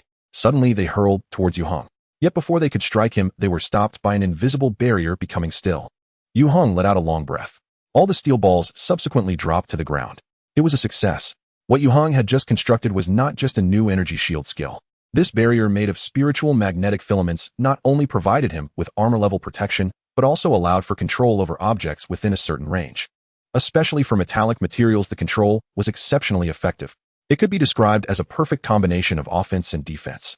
Most importantly, this layer of energy barrier could resist physical harm and also offered excellent protection against mental original energy, as well as electromagnetic, sonic, and radiation attacks. It could be deemed omnipotent and all-defensive. This was far more powerful than mere mental shield or electromagnetic shield. Yue Heng named it War God Armor, his new core combat skill. In the future, the combat skills and auxiliary combat skills mastered by Yue Heng could all be integrated, forming a complete system. Just as he completed the naming, he seemed to hear the roar of machinery. The Zhoguang in his spiritual sea emitted thousands of rays of light, and his compatibility with it suddenly surged to 1. His mechanical superpowers smoothly advanced to level 2. In fact, in the mechanical domain, Yue Heng should have been promoted long ago. He was once the most top-tier mechanical master. However, the 3 superpowers diluted Yue Heng's training time along with the Zhoguang occupying his spiritual sea, making the skill of multitasking futile. The awakening of too many superpowers was also a burden. Yet the construction of the core combat skill that could accommodate the 3 superpowers, War God Armor, was now complete. This could resolve some of the issues in this regard. However, the dual energy clusters in the Zhoguang energy storage space had been nearly depleted. In the absence of new energy replenishment, the War God Armor, empowered by Yue Heng, would gradually degrade and eventually vanish over time. This self-created core combat skill was undoubtedly an energy guzzler. Fortunately, Yue Heng had advanced to a level 2 mechanical engineer, greatly increasing his training speed and efficiency. Moreover, as his compatibility with the Star Blessing improved, the energy storage space of Zhoguang would also expand, and this problem would surely be resolved completely. At this moment, Yue Heng suddenly thought of a question. What would happen if he used his electromagnetic hunting gun to strike his own War God Armor? This concept of a spear and shield startled Yue Heng himself. He quickly extinguished that suicidal thought. He estimated that the nascent War God Armor would not withstand the impact of the upgraded electromagnetic hunting gun.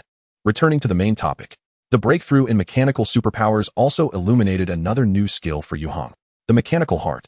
The Mechanical Heart is a passive skill in the mechanical energy system, powerful and comprehensive. Once activated, Yue Heng's control over mechanical products would increase exponentially, allowing them to operate at over 100 efficiency or power. For example, with the enhancement of the Mechanical Heart, Yue Heng could easily push the speed limit of the electric motorcycle he rode to over 60 kilometers per hour, reaching 70, 80, or even higher, and its structure would not face any issues. The energy consumed would also be minimal. Additionally, when manufacturing mechanical technology products, the Mechanical Heart could assist Yue Heng in improving efficiency and creating even more perfect works. This skill could be said to be very practical. Now that the core combat skill was formed, his level had risen, and a new skill had been activated. Yue Heng's gains tonight were monumental. His overall strength thus ascended to a new level, and his combat power surged dramatically. The ways to utilize the War God Armor could be numerous. However, at the moment, Yue Heng had no intention of exploring more new skills. He booked a flight to Jincheng that night. By noon the next day, he arrived in this city, located in the northwest of Shenzhou. The peculiar artifact Yue Heng was searching for was located within Jincheng. What kind of city is Jincheng? The impression that Yue Heng had of this city was probably not much different from that of most outsiders. Northwest, arid wind and sand, ancient backward, and a bowl of beef noodles as thin as a cicada's wings. After landing at Jincheng International Airport, he took a taxi to the city center. It was quite a distance. The taxi ride took over an hour. Yue Heng realized that Jincheng was not as backward as he had imagined, with modern skyscrapers everywhere. After all, as the provincial capital, even if it were bad, it would still be the economic and cultural center of the entire province. Of course, the most striking impressions still belonged to the historical landscape. Yue Heng felt that only by staying here for a month or two could he truly appreciate its charm. Unfortunately, Yue Heng was not here for sightseeing. After checking into the hotel in the city center, Yue Heng rested in his room for a while. Then he left the hotel to head to his destination, Sanfeng Community. Earlier on his way to the city, Yue Heng had checked some information online. Sanfeng Community was the former staff quarters of the 3rd Textile Factory in Jincheng, located in the southeast corner of the old city. There were many shanties awaiting demolition, here forming a stark contrast with the bustling modern city center. Among them, Sanfeng Community was considered not bad. However, the buildings inside were basically all from the 1980s and 1990s. Yue Heng got out of the car at the entrance of the community. Although it was called a community, there was practically no decent property management. There were over a dozen trash bins along the roadside, and cars, motorcycles, and shared bicycles were parked haphazardly. Our ads for heavy rewards for children were plastered on the utility poles arrogantly. Upon closer inspection, the prominent female lead on the advertisement was Fanbai. The great protector of the knife insertion sect had nothing to say. The portly old man at the gate sat in a rattan chair, his bald head drooping motionless. If it weren't for the fact that the old man occasionally let out a snore, Yue Heng would have considered calling for emergency help. The residents coming in and out of the community seemed to be quite used to it. Yue Heng hesitated for a moment and then stepped inside. Wait. Just as Yue Heng's foot crossed the yellow line on the ground, someone called out to him, "Young man, what are you doing?" Yue Heng turned his head and was astonished to find that the old man who had been sleeping soundly was now awake. He even pointed to the visitor registration sign beside him. Yue Heng felt that this sign had at least a 10-year history with the words on it completely faded. But since he had been stopped, he couldn't just barge in, although others were coming and going freely. Old man. Yue Heng invoked the Huazi law and handed over a cigarette. "I would like to ask you if you know which building Mr. Ma Mind lives in." The portly old man took the cigarette, sniffed it, and grinned, asking Ma what. Yue Heng was speechless. The old man smiled and said, "Just kidding, Mr. Ma Mind lives in room 502 of building 3. Thank you." Yue Heng handed over half a pack of cigarettes. The old man felt a bit embarrassed and asked, "Are you a relative of his?" "No." Yue Heng shook his head. "I have something to discuss with him." The old man reminded him, "Old Ma has a terrible temper and doesn't get along well with the neighbors, so be careful. It's not a dragon's den." Yue Heng expressed his gratitude again and then quickly found building 3.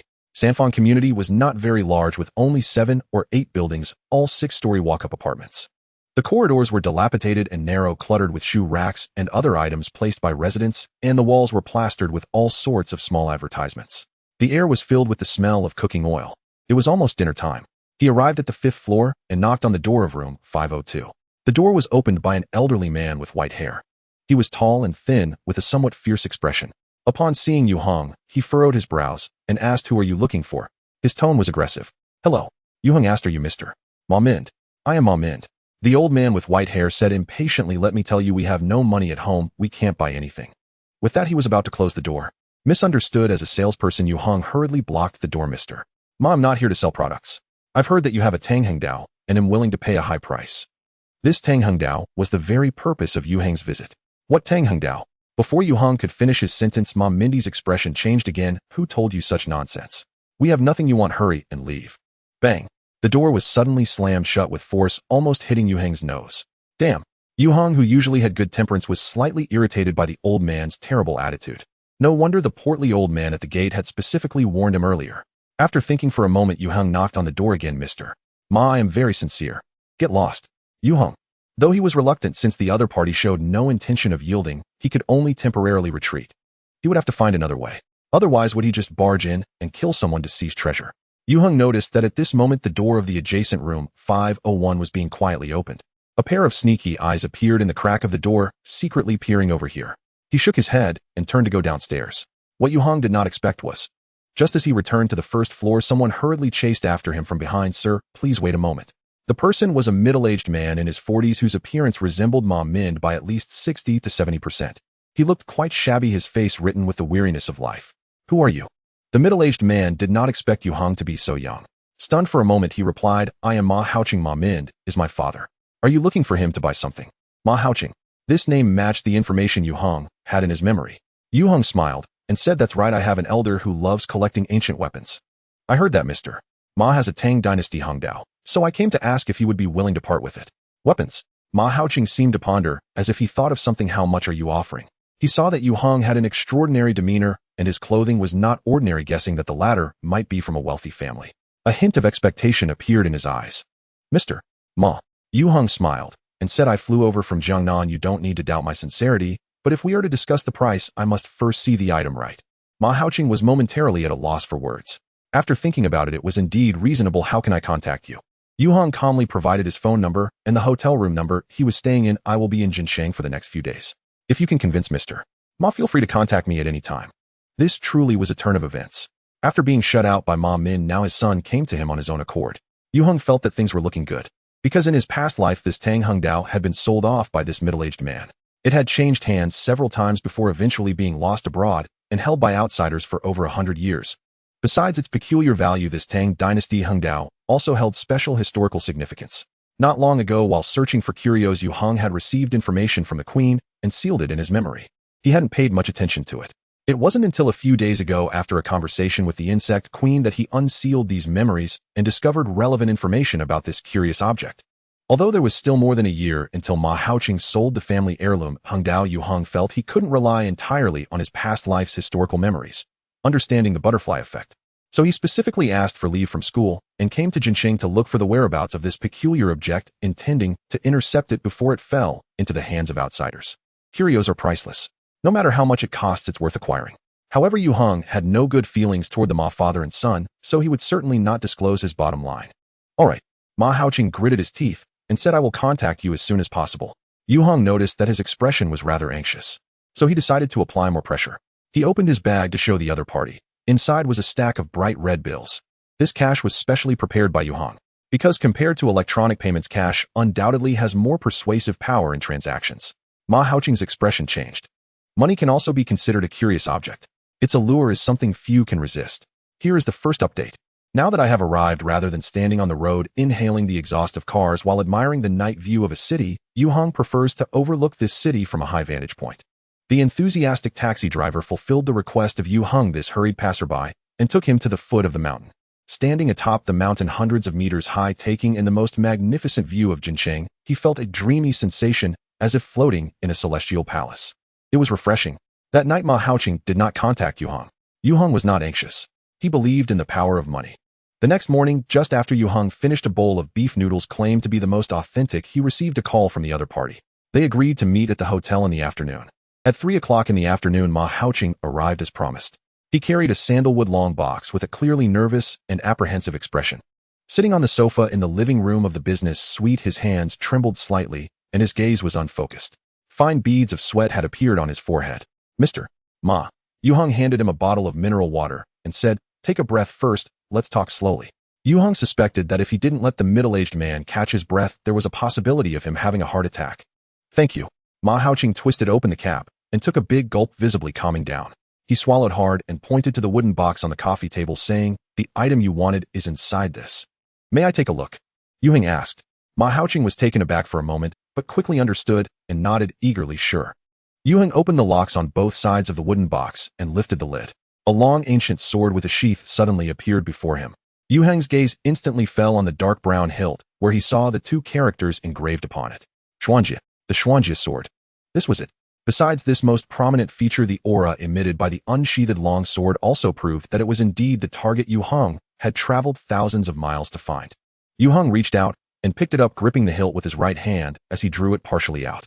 A harsh sound of friction between the blade and sheath echoed, sending chills down the spine. It had completely lost its former sharpness, its color darkened, and the blade chipped, making its condition quite poor. Ma Haoqing nervously broke out in a cold sweat, saying, "Mr. Yue, please be careful." He had risked his life to bring this antique out, and if Yue Heng damaged it, that would be troublesome. Yue Heng sheathed the sword again and placed it back in its original position. He said, "Name your price." Ma Haoqing clenched his hands tightly, causing his knuckles to turn white, revealing his current anxiety. Perhaps he was too nervous, or perhaps he really didn't know how to price this sword. He didn't directly state a number, but instead began talking about his family's situation. Ma Haoqing's family of 6 all lived in a small 2-bedroom apartment in the Sanfang community. Although both of his parents were retired workers from the original textile factory, their health was poor, and their combined pension each month wasn't enough to cover the medical expenses after deducting health insurance. Ma Haoqing and his wife's income was also meager. Both of their children were of school age, requiring money everywhere. Recently, his mother accidentally fractured a bone. The situation was quite serious. The treatment and subsequent rehabilitation not only wiped out all of their savings, but also left them in debt to friends and relatives. Recently, his wife lost her job. As the pillar of the family, the pressure on Ma Haoqing was unimaginable. Perhaps he had no one to confide in usually, so he was able to let his guard down in front of this stranger Yue Heng. He rambled on, his eyes reddening as he wiped away tears of bitterness. Yue Heng listened patiently. Perhaps at the beginning Ma Haoqing had the intention of playing the sympathy card. But as he spoke, he vented the emotions he had been suppressing. After all, according to Ma Haoqing's own words, this item was his father's lifeblood. Selling it would mean he had to kneel down to apologize. It was also a last resort. Strictly speaking, Ma Haoqing was not particularly unfortunate. At least he had children, both parents still alive, and a home to shelter him. There were many people in the world who were worse off than him. But Yue Heng understood Ma Haoqing's helplessness and sorrow. People are in a flurry, merely seeking a few pieces of silver. Yet these few pieces of silver can alleviate countless anxieties. He too had deeply experienced the pain of being broke. Name your price. Ma Haoqing rubbed his face hard, gritting his teeth as he said, 200,000. He wanted to ask for 300,000, but was afraid it would scare Yue Heng away. In fact, Ma Haoqing had long considered selling this collection of his father's, and even secretly took photos to inquire about the price online. He thought Yue Heng looked very young, not much older than his own children. But he was certainly not someone easy to deceive. Therefore, he didn't dare to ask for an inflated price, and quoted a price others had estimated. Yue Heng's expression was somewhat peculiar. Are you sure? Ma Haoqing gripped his hands tightly again, summoning his courage to respond. Not a single cent less. 200,000 would allow him to pay off his debts, cover the costs of his children's extra lessons, and improve the family's living conditions. For instance, buying a down jacket for his wife to get through the winter. He truly couldn't afford to lose even a cent. Deal. Yue Heng opened his bag and pulled out 20 stacks of cash, placing them in front of Ma Haoqing. Ma Haoqing was taken aback. He had already prepared to bargain with Yue Heng. He didn't expect Yue Heng to be so straightforward. Did he undervalue it? Ma Haoqing felt a bit regretful. He couldn't bring himself to backtrack, so he could only verify the 20,000 with a conflicted heart. 20,000 is correct. In the end, Ma Haoqing set aside his inner conflict and extended his hand to Yue Heng, saying with relief, thank you. This money was enough to resolve the family's predicament. No matter what, he had to express his gratitude to Yue Heng. You're welcome. Yue Heng shook hands with Ma Haoqing and then escorted him out of the hotel. After watching him get into a taxi and leave, Yue Heng returned to his room. He took out the Xuanjie sword again. This time, Yue Heng completely drew the sword out to see its true form. The Xuanjie sword is the most commonly used combat sword among Tang swords, typically measuring 70 to 80 centimeters in length, with a blade length of 50 to 60 centimeters and a thickness of 6 to 8 millimeters. Its blade and body are both straight with a hilt that is wider at both ends and narrower in the middle, making it suitable for gripping and slashing. However, this Xuanjie sword measures 105 centimeters in length, with both width and thickness greatly exceeding the norm. In fact, due to its size, this sword had been suspected of being a replica. Ma Haoqing was also unsure whether it was genuine, especially since its condition was poor. Thus, he set the price at 200,000. He had no idea where Yue Heng learned that his family had this item. After getting the money, he hurriedly fled. He feared that Yue Heng would have second thoughts. But how could Yue Heng possibly backtrack? Even if this Xuanjie sword were a replica, as long as it was indeed a remarkable item, its value would be immeasurable. Let alone 200,000. Even 2 million or 20 million would be worth it. This time, Yue Heng brought 1 million in cash with plans to multiply that by several times. In the end, he only spent 1/5 of the cash. This was undoubtedly a tremendous bargain. Holding the sword upright, Yue Heng carefully examined this weapon that was over 1,000 years old. At first glance, it was hard to believe that it was an extraordinary item that would shine brilliantly in the future. Yue Heng tried to inject spiritual energy into the blade. Boom. A sudden ringing echoed in his head, as if something had been detonated, causing his soul to depart from his body. The world around him turned upside down. He saw endless yellow sand sweeping across a desert, with a solitary city being besieged by countless armies. A faded and tattered banner fluttered in the wind. The inscriptions on it were no longer visible.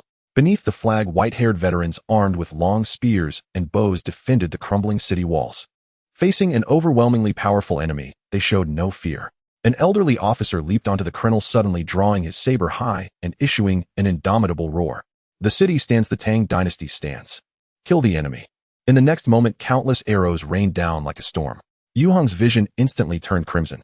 Kill the enemy. He involuntarily shouted in rage. As his consciousness returned to his body, he realized he was still in the hotel room. He was drenched in sweat, as if he had just undergone a life-and-death struggle. The memories of the blood battle in the solitary city remained vividly clear in his mind. There exists a segment of history that was nearly forgotten. During the Tianbao era, the Anxi rebellion occurred, prompting the Tang dynasty to dispatch elite troops from the Anxi region to quell the uprising. Due to the main forces being reassigned, the remaining Anshi troops found themselves besieged by hundreds of thousands of troops from Tubo. Yet they valiantly held their ground in the western regions for decades, with only the isolated cities of Kucha and Shizhou remaining unconquered. Leading the Anshi troops in their steadfast defense of the western regions for decades was the last great protector of Anshi, none other than Guo Exine, the nephew of the famed General Guizi. Over the decades, the once vibrant young soldiers had turned gray and weary. Compounding their difficulties, the Hushi Corridor and Longyo, which connected Anshi to Guangzhou, were seized by Tubo, causing the Anshi troops to lose contact with the imperial court during these years. In such dire circumstances, the Anshi troops managed their own provisions, reached out to nearby ethnic minority tribes for assistance, and resolved all challenges on their own. With a heart full of solitary courage, they withstood wave after wave of enemy assaults, defending the western regions for half a century on behalf of the great Tang dynasty. This group of isolated soldiers stationed thousands of miles away never once received reinforcements from the imperial court in their lifetimes. Due to a complete communication blackout, no one even knew the exact time when the last stronghold of the Anshi troops, Kucha City, fell. What Xuanjie conveyed to Yue Heng was the final battle scene of the Anshi troops defending the city. It is a spirit that is grand and fierce, enduring through the ages. The weapon in Yue Heng's hand, the true master of which remains untraceable, is only identified by the two characters Xuanjie engraved on the hilt. What it embodies is the fervent blood and iron, a spirit that persists eternally. Now it reveals its true essence. The blade is no longer dull and lifeless, the nicks on the edge have vanished, and its sharp, cold aura is palpable. A line of blood extended straight from the tip of the blade to the hilt, disappearing beneath the metallic glint. With the sword in hand, it felt as though he could slash through the heavens. This was the most direct spiritual experience that the Xuanjie sword brought to Yue Heng. Perhaps because he had withstood the will test of this weapon, he discovered a profound connection with the Xuanjie sword, a level of affinity far exceeding his expectations. Under normal circumstances, to unleash the full power of a non-exclusive extraordinary item, the wielder must persistently and gradually enhance their affinity with the item until it is completely mastered. This is a long-term process, and it can only be accomplished under compatible attributes. However, Yue Heng was able to activate the power contained within the Xuanjie sword from the moment he grasped it. Extraordinary items choose their masters, indicating a fated connection. Yue Heng rose and casually swung the sword, the blade silently slicing through the air with swift and fierce precision. Clang! He flicked his finger against the blade, and the sword responded with a resonant sound. Yue Heng understood it yearned for battle. There must be an opportunity. Yue Heng pressed his palm against the blade, letting the edge glide across his palm, staining it with a touch of crimson. In the blink of an eye, his blood was completely absorbed by the sword. The bloodline in the center of the blade became conspicuous. Using blood to offer tribute to the sword further enhanced the affinity between Yue Heng and the Xuanjie sword. Though it had not reached perfection, he could now unleash over 70% of the power of this extraordinary item. Yue Heng was immensely satisfied. In his past life, he was both a level 9 mechanical master and a master of swordsmanship. Among the standard weapons of the war god Mecha was a battleship-slicing sword. Yet at that time, Yue Heng did not possess a sword-type extraordinary item that fully matched him. This Xuanjie sword was simply too suitable for him. He wouldn't exchange it for $1 billion. He called the hotel service desk, requesting them to send up a brand new pure cotton white towel. Then he meticulously wiped the Xuanjie sword until it gleamed. Finally, he sheathed the sword. The sheath was not an extraordinary item and held no special functions. Furthermore, due to its age, it was no longer suitable for use. It could only be preserved as a collectible. Yue Heng planned to make a new sheath for the Xuanjie sword when he returned home. At that moment, he noticed that it had already grown dark outside. Yue Heng put the Xuanjie sword back into its wooden box and went downstairs to find something to eat, preparing to treat himself well. However, as he walked out of the room, he inexplicably recalled the face of Ma Haoqing. That face, worn and haggard under the weight of life, reflected a middle-aged man caught in a struggle. Yue Heng sighed deeply and turned back into the room, grabbing his bag before leaving. A few minutes later, Yue Heng appeared once more at the entrance of the Samfang community. Ignoring the chubby old man in the guard booth, he headed straight for Building 3. He knocked on the door of room 502. A 12 or 13-year-old girl opened the door, timidly, asking Yue Heng, "May I ask who you are looking for?" Yue Heng immediately spotted Ma Haoqing kneeling with his head bowed on the small living room floor, while his father Ma Mind had a red face, raising a cane high. The cane was firmly grasped by an elderly aunt, while a tearful middle-aged woman stood nearby. Undoubtedly, Ma Haoqing's act of selling the family heirloom had been exposed.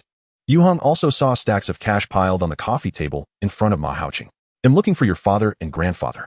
Yue Heng's sudden appearance shocked both Ma Haoqing and Ma Mind. Ma Haoqing quickly stood up, exclaiming, "Mr. Yue, what brings you here?" "I have regrets." Yue Heng stepped into the room and nodded at Ma Mind. "Old Mr. Ma, it's nice to see you again." Ma Haoqing was dumbfounded. "Are you returning it?" That would mean he took the beating for nothing. I'm not returning the item. What I regret is that I underpaid. He placed the bag he was holding on the coffee table. There's another 800 in here for you. Though Jinsheng is a provincial capital city, housing prices are not overly expensive. If one does not pursue luxury, this amount is enough to purchase a small 3-bedroom new apartment. Now, it wasn't just Ma Haoqing who was stunned. Ma Mind and his family were also left speechless, hardly able to believe their ears. They had only heard of sellers raising prices, never seen a buyer voluntarily increase the price, especially after the transaction was completed. Was Yue Heng out of his mind? Ma Haoqing stammered, "You, mister. Yue, what are you doing?" Seeking a sense of peace of mind. Yue Heng smiled, "I hope, old mister, Ma won't hit you again." At that moment, a little boy emerged from behind the tearful middle-aged woman, looking curiously at Yue Heng. Seeing the child's clever demeanor, Yue Heng couldn't help but reach out to ruffle his hair. "Study hard and be filial to your elders in the future." The little boy shyly hurried back into his mother's embrace. "Goodbye." Yue Heng turned to leave. "Wait." Ma Min suddenly called out to him, "Don't go yet." The old gentleman seemed to have lost all his spirit, his face bearing an indescribable pallor. He leaned on his cane and went to his room, quickly returning with a wooden box. He handed it to Yue Heng. "Take this with you as well. It's a set with that item, and I don't want to owe anyone anything." The wooden box was not large, and Yue Heng knew upon touching it that it contained yet another extraordinary item. Upon returning to the hotel room, Yue Heng finally opened the wooden box gifted by Ma Mind. Initially, when he first interacted with the Ma family, he had a very negative impression of Ma Mind and Ma Haoqing. Old Master Ma had a foul temper and spoke as if the world owed him 8 million. Communication was exceedingly difficult. Meanwhile, Ma Haoqing was selling off his father's cherished possessions as if they were worthless. If Yue Heng hadn't arrived in advance to intervene, the historically significant Xuanjia broadsword would have been lost overseas, claimed by outsiders. However, after several communications, Yue Heng's impression of them changed. Although Ma Mind was stubborn, this old man held steadfast moral beliefs. Ma Haoqing, on the other hand, was a middle-aged man burdened by life's pressures. His selling of the sword was only to protect his family. Yue Heng voluntarily provided the Ma family with 800,000 initially, merely to feel justified. This sum was insignificant to him, yet it could allow the entire Ma family to live a good life. It was a fair exchange for the Xuanjia broadsword that Ma Mind had treasured for many years. Yue Heng did not expect that he would receive another extraordinary item as a result. Inside the box was a dagger. The dagger was designed in a distinctly Western style, with a silver-gray blade adorned with intricate water-like patterns resembling Damascus steel. It appeared exceedingly sharp, its tip glinting with a chilling light under the indoor illumination. It was hard to believe that it had over 1,000 years of history. Yue Heng picked up the dagger to examine it. The hilt was likely made of rhino horn, its surface covered with a layer of lustrous patina. Engraved on it were the characters Yongyi. The style was identical to the characters Xuanjia on the broadsword. Yue Heng tried to infuse it with his spiritual energy. Once again, he witnessed the scene of the white-haired old soldiers defending the lonely city, countless enemy troops surging up the city walls. They fought valiantly, yet were outnumbered, falling one after another into pools of blood. The last image Yue Heng saw was a dagger plunging fiercely into an enemy chieftain's heart. His vision was once again submerged in boundless crimson. This time, however, the mental impact on Yue Heng was significantly weaker. Or more accurately, his will had been greatly enhanced through the trial of the Xuanjia broadsword. As Old Master Ma said, the Xuanjia broadsword and this Yongyi dagger were part of the same set, belonging to a Tang dynasty warrior who defended a lonely city, standing with him until the very end. The power contained in the Xuanjia broadsword was breaking the army. As long as one possesses righteous spirit, wielding the sword allows one to sweep across the land, growing stronger in the face of formidable foes. The ability of the Yongyi dagger was piercing armor. Regardless of how tough and thick the enemy's armor may be, this dagger could penetrate it. They were weapons of close combat and the nightmares of enemies. If he weren't in a hotel room, Yue Heng would have loved to wield the sword and dagger, practicing his close combat skills. These two extraordinary weapons were undoubtedly perfect for the war god armament. Yue Heng's trip to Jinsheng had been incredibly fruitful. 3,000 miles away in Saloka City, Nanyan, inside the underground fighting arena of Jinsewa, Liang Kuan crashed into his opponent with the speed of lightning. The black fighter, nicknamed Blood Lion, was sent flying like a kite with its string cut. He felt as if he had been struck by a 1,000-pound hammer, his robust body curling up like a cooked shrimp, his ribcage shattered, crashing backward against the cage. Bang! The heavy metal beast cage shook violently as Blood Lion rebounded and fell to the ground. He coughed up blood mixed with internal organs. After convulsing helplessly for a few moments, he fell silent. The victor, Mad Wolf. The host's excited shout instantly ignited the atmosphere in the venue. Rolls of cash and betting tokens rained down on the beast cage as countless spectators cheered wildly for the victor. Liang Kuan raised his arms high, performing a standard strength pose. This drew a series of screams. With this victory, he had won 4 consecutive matches in the beast cage, defeating 4 formidable opponents. Since each fight ended within a minute, Liang Kun had become a popular fighter in the underground arena of Jinsawa, with many gamblers placing bets on him. Liang Kun's total prize money from his death matches had surpassed 5 million. According to the arena's rules, if he won one more match, he could take home a full 10 million. After walking around the beast cage and basking in the audience's cheers, Liang Kun returned to his resting room. Just one more match. He wiped off the opponent's blood with a towel and changed into clean clothes. He couldn't help but let out a long sigh, feeling particularly relaxed. Liang Kun's 5th match was scheduled for tomorrow night, and he was set to fight as an elite-level fighter. His opponent was exceptionally strong, but Liang Kun felt no fear. Right now, he just wanted time to pass quickly so he could finish the last match and reunite with his wife back home. Then he planned to buy a new house in Taijiang and live a happy life. Wolf brother. A man in a floral shirt barged in excitedly and said, "A big boss wants to see you." A big boss. Liang Kun couldn't help but frown and waved his hand, replying, "Just refuse him for me." This agent assigned by the fighting arena was basically only good for that. In the past 3 days, not one rich woman had shown interest in the formidable Liang Kun, inviting him for a chat. The intentions were all too clear. But Liang Kun had turned them all down. He thought he was encountering the same type of person again and felt somewhat impatient. Wolf brother. The man in the floral shirt was startled and lowered his voice to explain, "This one is a real big boss, a young heir from the Siamese elite, very familiar with our boss. He's not someone to provoke." Liang Kun hesitated for a moment. As the saying goes, a strong dragon cannot suppress a local snake. He had come alone to Saloka to participate in beast cage death matches. Although he had won time and time again, that didn't mean he could offend the local powerful figures. With just a flick of their fingers, they could crush him. Despite his recent surge in confidence, Liang Kun was not arrogant enough to believe he was invincible. After thinking it over, he finally stood up and said, "Then let's go."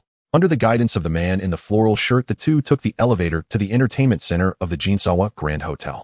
In a luxurious private box, Liang Kun encountered the young heir from the Siamese elite described by the man in the floral shirt.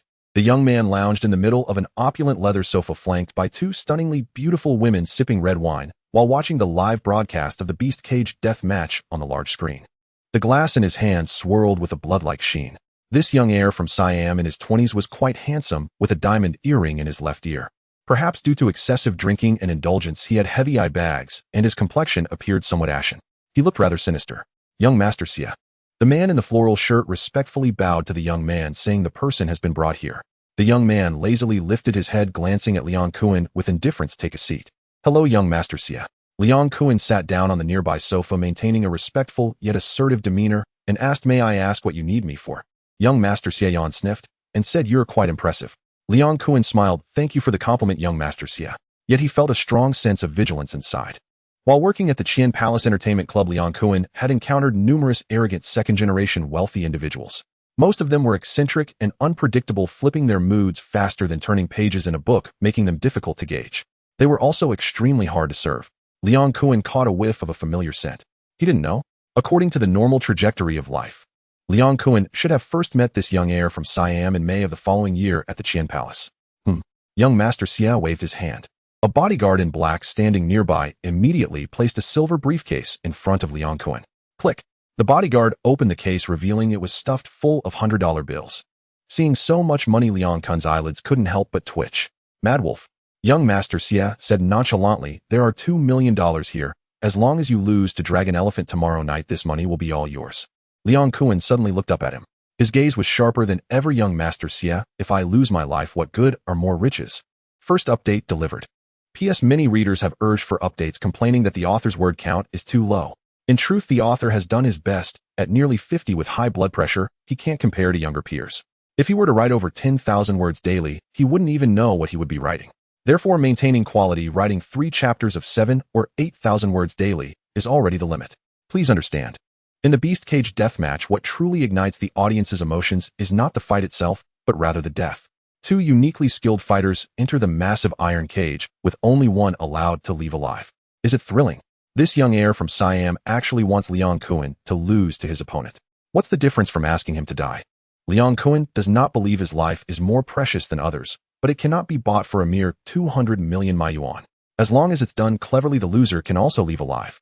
Xie Xiao smiled and said, "Change your mask, and you can continue to fight." Liang Kun understood the implication. He was being set up. But how could he entrust his life and death to someone else's schemes? "Xie Xiao, I'm sorry." Liang Kun's rejection caused Xie Xiao's gaze to suddenly turn cold. The temperature in the box seemed to drop. Liang Kun said in a deep voice, "Xie Xiao, I can help you fight a match for free. What do you think?" Under the eaves one must bow their head. Liang Kuan did not want to get involved, nor did he wish to offend the other party.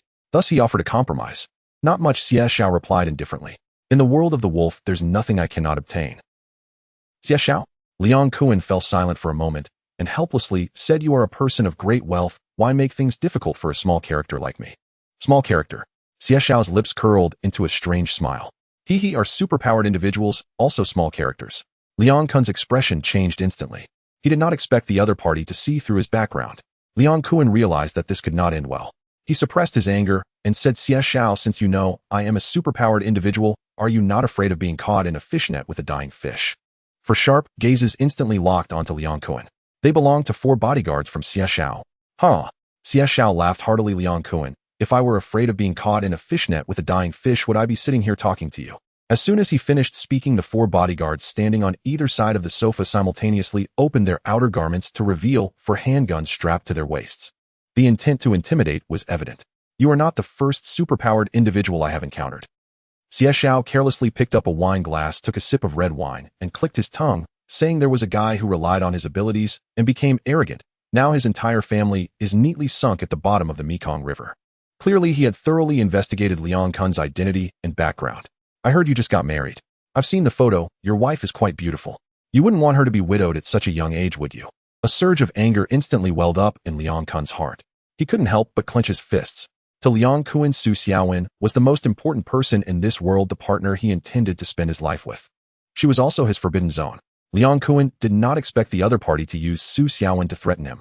His eyes locked onto Xie Xiao, revealing a murderous intent. At this moment, the 4 bodyguards drew their handguns, simultaneously pointing the dark muzzles at Liang Kuan. They were all trained professionals and immediately reacted to Liang Kuan's killing intent.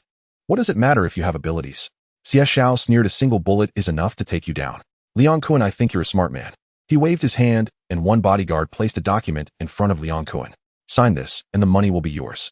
Liang Kuan did not look at the document. He knew without looking that it must be a contract of servitude. He now understood that this young heir from Siam did not wish to take his life. He rather wanted to recruit him as an attack dog. The battle with Dragon Elephant tomorrow night was merely a strategy to temper him. He wanted him to obediently act as a dog. If Liang Kuan complied, he could survive and obtain the yuan offered by Xie Xiao. If he disobeyed, then Su Xiaowen would suffer the same fate. Xie Xiao? Liang Kuan asked expressionlessly, is there truly no room for negotiation? Then kneel and beg me. Xie Xiao's eyes glimmered with strange light. Perhaps I will spare you. If you soften my heart, you can try. Go to hell. Liang Kuan's anger erupted instantly as he charged towards the 2 bodyguards closest to him. A fierce collision.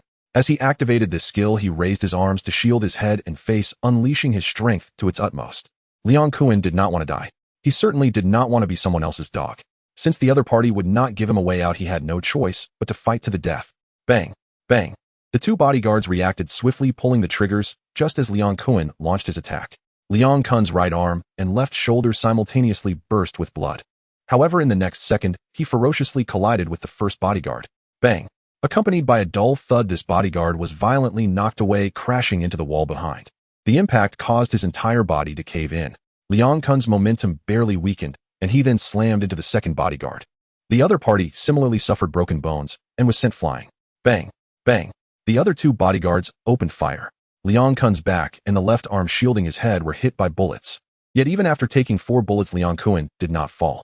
Instead, he swung his fist towards Xie Xiao, who was sitting on the sofa stunned. This young heir from Siam's head instantly exploded like a watermelon smashed by a heavy hammer. Blood mixed with brain matter splattered all over the 2 beautiful women beside him. A piercing scream suddenly erupted. After shattering Xie Xiao with one blow, Liang Kuan abruptly lunged forward. Dodging the gunfire from the 2 bodyguards once again, he opened his arms and forcefully knocked them to the ground. His hands simultaneously seized the throats of both men. Crack! Crack! The luxurious private room suddenly fell silent. One could hear a pin drop. Liang Kuan slowly stood up. He had been shot 4 times in his arms, left shoulder, and back. But none of the bullets penetrated his organs. Although the wounds bled profusely, the damage was not severe. This was something Liang Kuan himself did not expect. Just now he had intended to fight to the death, willing to sacrifice his life to drag Xie Xiao into the abyss with him. Yet Liang Kuan survived.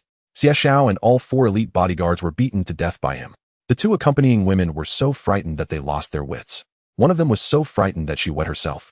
The one who didn't wet herself was a bit bolder and trembled as she said, "Brother, please spare us." She spoke in Chinese. and quite fluently too. Liang Kun shook his head. I do not kill women, nor do I harm the innocent. He quickly picked up the handguns from the 4 bodyguards. The soundproofing in this box was excellent. Despite the commotion, no one came to disturb. Liang Kun tore a strip from one woman's skirt, ripping it into several pieces to bind his bleeding wounds. Then he prepared to flee. The second update is here, and a third update will follow shortly. Yue Heng returned to Taijiang. Just like when he left, he took a plane to come back. He also checked in the Xuanjia broadsword and the Yongyi dagger. If not treated as antiques, both of these items could be classified as controlled goods. According to regulations, they are not allowed to be checked in. However, Yue Heng played a small trick. He bought a large suitcase and Jinsheng filled it with the Xuanjia broadsword, Yongyi dagger, and a pile of local specialties, and then covered the surface of the 2 strange items with a layer of mechanical superpower. Although the effect did not last long during the security check, the airport's X-ray machine could not detect them at all and did not trigger an alarm. Thus he passed through smoothly. However, Yue Heng never expected that as soon as he returned home, he received a call from an unfamiliar number. The phone displayed the call's origin as South Myanmar, and it was a landline number. Yue Heng's first reaction was that it was a scam call. After thinking for a moment, he chose to answer. Hello. Yu Xiao, this is Liang Kun. The voice coming from the other end surprised Yue Heng. I want to ask you to take care of Xiaowen in the future. Hearing Liang Kun's voice and tone seemed off, he immediately asked in a deep voice what happened. He glanced at Su Xiaowen, who was busy in the kitchen, and quietly stepped outside to the small courtyard. Continuing the conversation with Liang Kun, he asked, why did you go to South Myanmar? I wanted to make some money to buy a house in Taijiang. Liang Kun said with a bitter smile, but I was tricked and had no choice but to run to Soroka to fight in beast cages. Now I've gotten into a huge mess. Yue Heng asked, how big of a mess? I killed 5 people, Liang Kun replied. One of them was a young master from the Siamese aristocracy, and this time I fear I won't make it back. His voice carried a weakness. Yu Xiao, I know him to blame, but please consider Xiaowen taking care of Tiantian. Let's not talk about that. Yue Heng interrupted him. Tell me, where are you now? Are you safe? Yu Xiao, you must not come here. Liang Kun understood Yue Heng's meaning and said anxiously, it's too dangerous. My death doesn't matter, but I don't want to involve you. Yue Heng impatiently replied, stop with the nonsense and answer my question. Liang Kun was clearly taken aback and took a moment before honestly answering him, hiding in a wealthy villa area on the outskirts of Soroka using this family's phone. After listening, Yue Heng said, stay safe and wait for my news. He was someone he intended to save. Although Liang Kun brought this upon himself, Yue Heng did not want to see him die far from home. He would do it for Su Xiaowen's sake. However, Taijiang is over 2,000 kilometers away from Soroka, and the latter is in South Myanmar. How to rescue him was a major issue. Reporting to the authorities would be useless in such a situation. Yue Heng understood how complex the situation was in South Myanmar, having seen some related news reports. After some thought, he called Uncle Li. Uncle Li answered quickly, hello, Yu Xiao. Yue Heng stated directly, Uncle Li, Liang Kun is in trouble. I just learned some news as well. He has caused a huge disaster this time, killing the young master of the Xie family from Siam, Xia Wenbin. The Xie family is a well-known family in Siam. As one of the largest underground forces in Siam, the Xie family has long engaged in a legal business, possessing extensive connections in both the underworld and legitimate sectors, with influence even extending to neighboring countries. Although in recent years the Xie family has gradually cleaned up its act, they have not given up much of their clandestine operations. The most famous hotel in Soroka, the Jinsawa Hotel, has shares owned by the Xie family. And the young master of the Xie family had an incident in this hotel. Now the entire Soroka is in an uproar, with countless people searching for Liang Kun's whereabouts. If Liang Kun is caught, he will undoubtedly face a horrific fate. It is said that some members of the Xie family have flown to Soroka to oversee Liang Kun's capture. Due to his close relationship with Liang Kun, Uncle Li received warnings from certain people while he was in Hong Kong Island. Soroka has now become a powder keg. There is a possibility of an explosion at any moment. After hearing this, Yue Heng said, Uncle Li, I plan to go to Soroka, but I can't find the way. Yue Heng was not truly lacking a way to get to Soroka. Rather, he needed to get to the city as quickly as possible to rescue the trapped Liang Kun. This required a guide. Regarding Yue Heng's bold idea, Uncle Li's reaction was calm. Are you sure? Yue Heng answered, it's decided. Uncle Li responded, understood. Then he hung up. Just a few minutes later, Yue Heng received a text message from an unfamiliar number. The content of the message was very simple, just a name and a phone number. Yue Heng let out a long breath and returned to the living room. Su Xiaowen happened to come out of the kitchen, placing a plate of freshly cooked dishes on the table. She smiled and said, Yu Xiao, you eat first, I still have 2 more dishes to prepare. Looking at her blissfully unaware smile, Yue Heng felt a deep sense of emotion. Clearly, he had already changed the destinies of Liang Kun and Su Xiaowen. Yet Liang Kun seemed destined for disaster, an inescapable fate. In fact, Yue Heng was also unsure. According to the normal trajectory of fate, Su Xiaowen was still working in the Qian Palace. Until May 18th of next year, when she was dragged into a private room by the drunken Xia Wenbin while working, and after fiercely resisting, she tragically met her end. Liang Kuan rushed over upon hearing the news, but it was too late. Seeing the murderer about to leave, an enraged Liang Kuan took a machete and killed Xiao Wenbin and his bodyguards on the spot, resulting in a bloodbath in the Qian Palace. Now Liang Kuan and Xiao Wenbin met 6 months earlier and in a foreign land. The result, however, was not much different. No. Yue Heng said to Su Xiaowen, I have to leave soon. You'll need to take care of Tian for the next few days. Su Xiaowen was surprised you're going out again. She had just come back. Yes. Yue Heng picked up the large suitcase containing the Xuanjia broadsword and Yongyi dagger and headed to the basement. To save Liang Kuan, these 2 weapons alone were not enough. Su Xiaowen quickly asked, you have to eat lunch, right? We'll talk about it later. Yue Heng took out his phone and booked a recent flight to Chongqing. He then disassembled a set of electromagnetic hunting rifles for packing, bringing along 2 extra barrels as well. Finally, he packed them into 2 suitcases. Since the flight was at night, Yue Heng still had time to have lunch with Su Xiaowen and Tian. That little weakling got into trouble. The queen's voice suddenly rang in Yue Heng's mind. Yue Heng responded with his consciousness, yes. Weakling is the name the insect queen has always referred to Liang Kuan. She had clearly heard something. Do you want me to help? The queen's enthusiasm surprised Yue Heng, but after thinking it over, he politely declined, no need. He could handle it on his own. If the insect queen were to intervene, it was hard to say how many people would die before it was over. Arriving in Chongqing, it was already past 11 at night. After retrieving his luggage and exiting the passenger terminal, Yue Heng hailed a taxi outside. Driver, is Mantong reachable? Mantong. The taxi driver was startled. That's over 500 or 600 kilometers away. Mantong is a border city located in the far west of Dian province leading to southern Myanmar. The distance to Soroka is just over 100 kilometers. It is also the agreed meeting point for Yue Heng and his guide. The taxi driver was in a dilemma. Driving long distances late at night is quite exhausting. Moreover, it is dangerous. It is only because Yue Heng is very young and handsome that he does not look like a bad person. Otherwise, the driver would have refused outright. I'll give you 5,000. Yue Heng immediately presented a treasure, offering a price several times higher than the normal meter fare. Get in. The taxi driver became instantly invigorated, his spirits lifted. They headed west. When the taxi brought Yue Heng to Mantong, it was exactly 6 in the morning. Daylight broke. After paying the fare, Yue Heng got out, retrieved his luggage, and sent a message to his guide. Soon a thin, dark-skinned man appeared on a motorcycle in front of him. Hello. The thin man introduced himself. My name is Miao Luan. You must be Mr. Yu. Yue Heng nodded. Yes, can we go now? We must be swift. Every minute I linger here increases the danger for Liang Kuan over there. You can't do it this way. Miao Luan shook his head and replied, we need to disguise.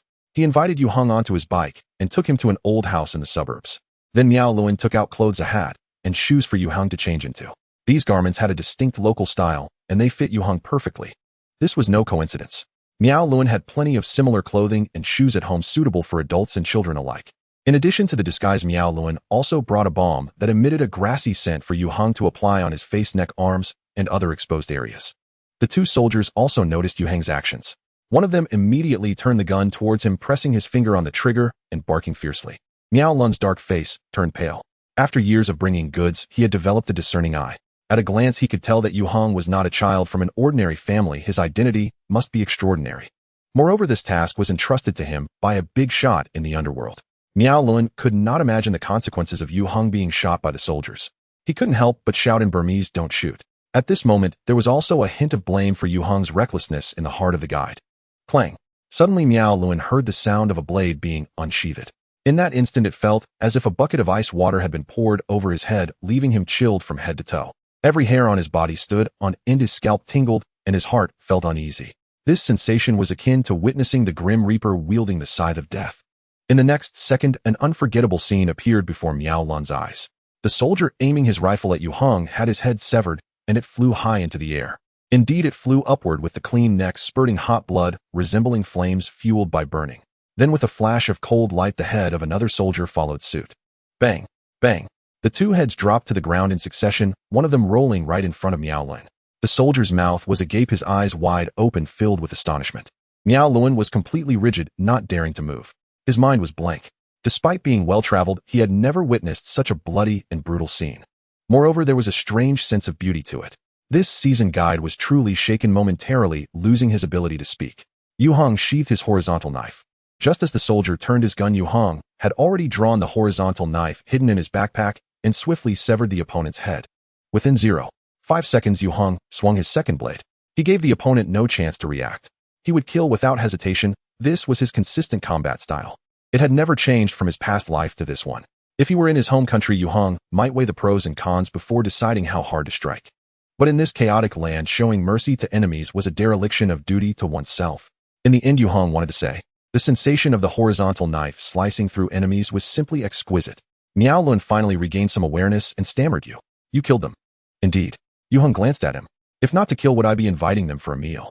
Miao Lun still felt a bit dazed. Actually they. He wanted to express that the two soldiers had no intent to harm. Their purpose of stopping them was merely to extort. Previously, Miao Lun had been scolded for giving too little, hence, he had received a slap. He was about to bleed to avoid disaster. Little did he expect that Yue Heng would resolve the problem. This elevated Yue Heng's image in Miao Lun's mind to an extraordinary level, almost turning him into a fearsome overlord. He instinctively felt trepidation. Yue Heng asked curiously, do you enjoy being slapped in the face? Miao Lun immediately felt a flush on his face. He had to admit not at all. Then that's settled. Yue Heng said, let's hurry up and get moving. Miao Lun suddenly snapped back to reality. Please give me 5 minutes. After receiving Yue Heng's permission, he quickly dealt with the crime scene, dragging the two soldiers' bodies deep into the jungle to hide them. Because this small road often saw traffic. If someone discovered the bodies of the two soldiers here, there would surely be an investigation. To avoid potential trouble, it was necessary to clean up. The jungle would help eliminate the remaining traces. If it were merely a case of missing persons, the matter would be much simpler. It must be known that there were many deserters among the soldiers, and it was impossible to track them all down. As for the weapons on them, neither Yue Heng nor Miao Lun took any. Yue Heng looked down on such scraps. For Miao Lun, carrying weapons into Soroka was far more dangerous than not bringing any. Half an hour later, Yue Heng and Miao Lun successfully arrived at the outskirts of Soroka City, which was the area surrounding the rich villa district where Liang Kuan was hiding. Mr. Yue, Miao Lun said respectfully to Yue Heng, I can only take you this far. He handed the motorcycle key to Yue Heng. Earlier on the way here, this unlicensed 125 motorcycle had been filled with gas at the gas station. Then he also gave Yue Heng a brand new Nokia phone. It was a non-smart older model along with a local prepaid card. Yue Heng took it, inserted the SIM card, and saw that there was a signal on the phone. He nodded in satisfaction. Thank you for your hard work. What is professionalism? This is professionalism. Every aspect had been considered for Yue Heng. Yue Heng happily handed him the remaining payment. However, Miao Lun was adamant about not accepting it. Earlier, this guide had promised Yue Heng that he would safely escort him to Soroka. Yet they had encountered 2 troublemaking soldiers on the way. Although it was an accident, it was still Miao Lun's responsibility. In the end, Yue Heng had to resolve the issue himself. Miao Lun felt embarrassed to take the money again. Yue Heng, growing impatient, insisted, just take it. Miao Lun immediately complied and accepted it. Despite being much older than Yue Heng, Miao Lun lowered his stance significantly in front of him, because Yue Heng was truly a wolf in human clothing. After sending the guide away, Yue Heng did not rush into the villa district. He first called Liang Kuan using the landline number. The phone rang a dozen times before being answered. However, no one spoke. Yue Heng had an ominous feeling, it's me. He lowered his voice. But as long as the person on the other end was Liang Kuan, he would surely recognize it. Young Master Yu. A voice filled with excitement immediately came from the receiver. It was indeed Liang Kuan. He was still alive. Earlier, Yue Heng had refrained from contacting Liang Kuan, fearing that the communications in Soroka might be monitored to locate him. His concerns were not unfounded, for Soroka was one of the telecommunications hotspots in Southeast Asia. What Yue Heng feared the most was that after all his efforts to reach here, Liang Kuan might have encountered misfortune. Now he could finally breathe a sigh of relief. Kuan go, I am now in Soroka, Yue Heng said. I'm outside the villa district where you're hiding. Hurry and meet up with me. What? Liang Kuan was instantly taken aback. Young Master Yue, you are in Soroka? Yes, Yue Heng said in a solemn voice. Don't waste time. I have prepared a motorcycle and know the route out of Soroka. You can rest assured to come out. No. Liang Kuan was very agitated. Young Master Yue, you need to leave quickly. I may have been exposed. Now there are military police outside along with many from the underworld, and they are searching house by house. I cannot avoid it, and I cannot implicate you further. You must leave here quickly. Exposed. Yue Heng's heart sank. Don't hang up. He quickly unloaded his backpack, took out a drone, and launched it into the air as fast as he could. As the drone reached an altitude of 1,000 meters, Yue Heng controlled it to release 6 mechanical insects. In just a moment, the entire villa district came into view. He discovered that the situation was as dire as Liang Kuan had described. All the roads inside and outside the villa district had been blocked off with dozens of riot control vehicles stationed at different intersections, each guarded by armed military police in bulletproof vests. More than 20 teams were searching inside, with several squads, even bringing police dogs.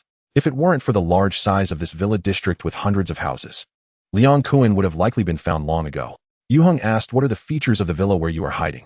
At this moment, Liang Kuan also calmed down. There is a black pickup parked outside my villa. From his vantage point monitoring the villa district, Yue Heng immediately locked onto the target. He noticed a search team approaching this villa. Kuan, go listen to my instructions now. I will take you home. Open the window closest to you, and do not hang up the phone. Upon hearing the voice from the receiver, Liang Kuan immediately opened the window in front of him. Yue Heng insisted on rescuing him. Therefore, all he could do was to fully cooperate with Yue Heng's actions. To say anything like "you should hurry and leave me behind" would undoubtedly be a waste of the most precious time. He was not a foolish character from a TV drama. Liang Kuan understood this logic. After a moment, a mechanical beetle flew in through the open window. It hovered in front of Liang Kuan. "Follow it," Yue Heng said over the phone. "When it flies, you move. When it stops, you stop. First, ensure your own safety. Now act." After saying this, Yue Heng ended the call with Liang Kuan. He picked up a short blade from his backpack and strapped it to his back. Then he pulled out a backpack and put it on. The backpack contained magazines and steel balls. Lastly, Yue Heng grabbed the assembled electromagnetic hunting rifle and strode towards the villa area. His speed gradually increased. At this moment, with the aid of the multitasking skill, Yue Heng controlled 6 mechanical beetles simultaneously. One of the mechanical beetles led Liang Kuan, avoiding areas concentrated with enemies. The other 5 beetles dispersed around for surveillance. Since Yue Heng did not conceal his actions and boldly charged into the villa area, he immediately attracted the attention of several Myanmar soldiers on guard outside. They shouted, raising their assault rifles as they encircled Yue Heng. Bang! Yue Heng was the first to pull the trigger of the hunting rifle, and a large-caliber solid steel bullet instantly shot out. He did not deliberately aim at his target. There was no sighting device on this electromagnetic gun. Yue Heng relied on his inner eye, using his intuition and familiarity with the weapon to shoot. Thud! The leading Myanmar soldier's head exploded with a loud bang. A single headshot. The 50-meter distance between them was nothing for a bullet traveling at over 3 times the speed of sound. After blowing up the first Myanmar soldier, the slightly deformed bullet continued to fly forward, penetrating the reinforced concrete wall of a villa behind. It left a horrifying hole. Thud! Thud! Thud! The other 2 Myanmar soldiers, sensing danger, raised their assault rifles and opened fire at Yue Heng. Yue Heng did not dodge. He turned the gun's muzzle towards one of them and pulled the trigger again. Bang! The bullets fired by the opponent stopped just 5 centimeters from Yue Heng's body, as if blocked by an invisible barrier, the powerful kinetic energy only creating ripples of energy. Yet it caused no harm to Yue Heng. This was because Yue Heng had activated his core combat skill, War God Armament.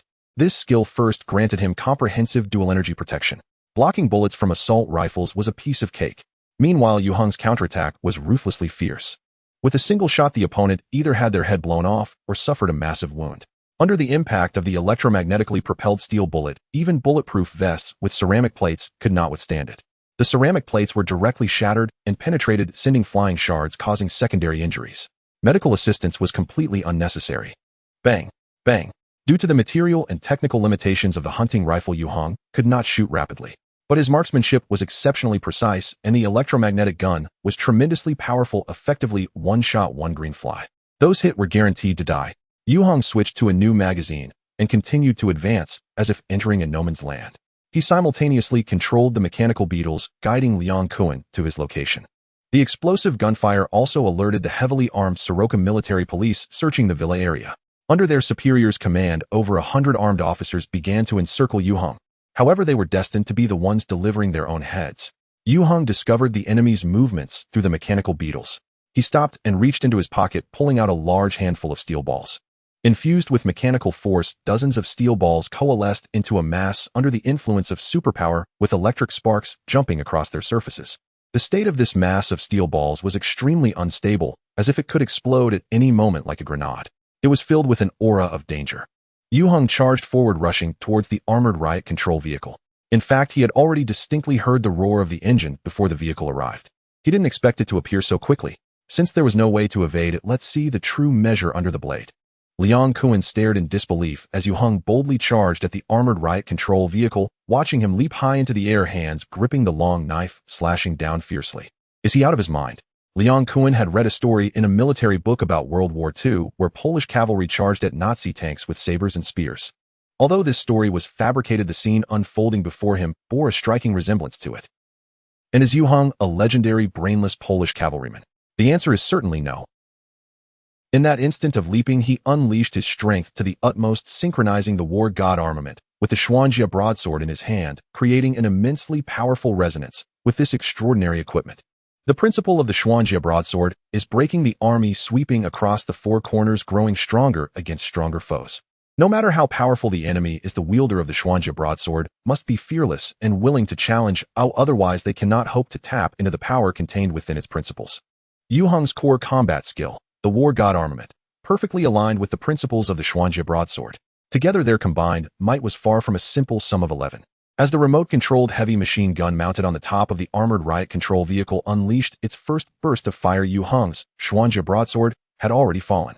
This long knife was infused with a massive amount of dual energy, its blade surface shining with bright electromagnetic brilliance, and the resulting super energy blade first struck the riot control vehicle. As if cutting through butter, the Xuanjia broadsword effortlessly penetrated. The suddenly erupting super energy blade instantly shredded all the Soroka police sitting inside into pieces. Boom.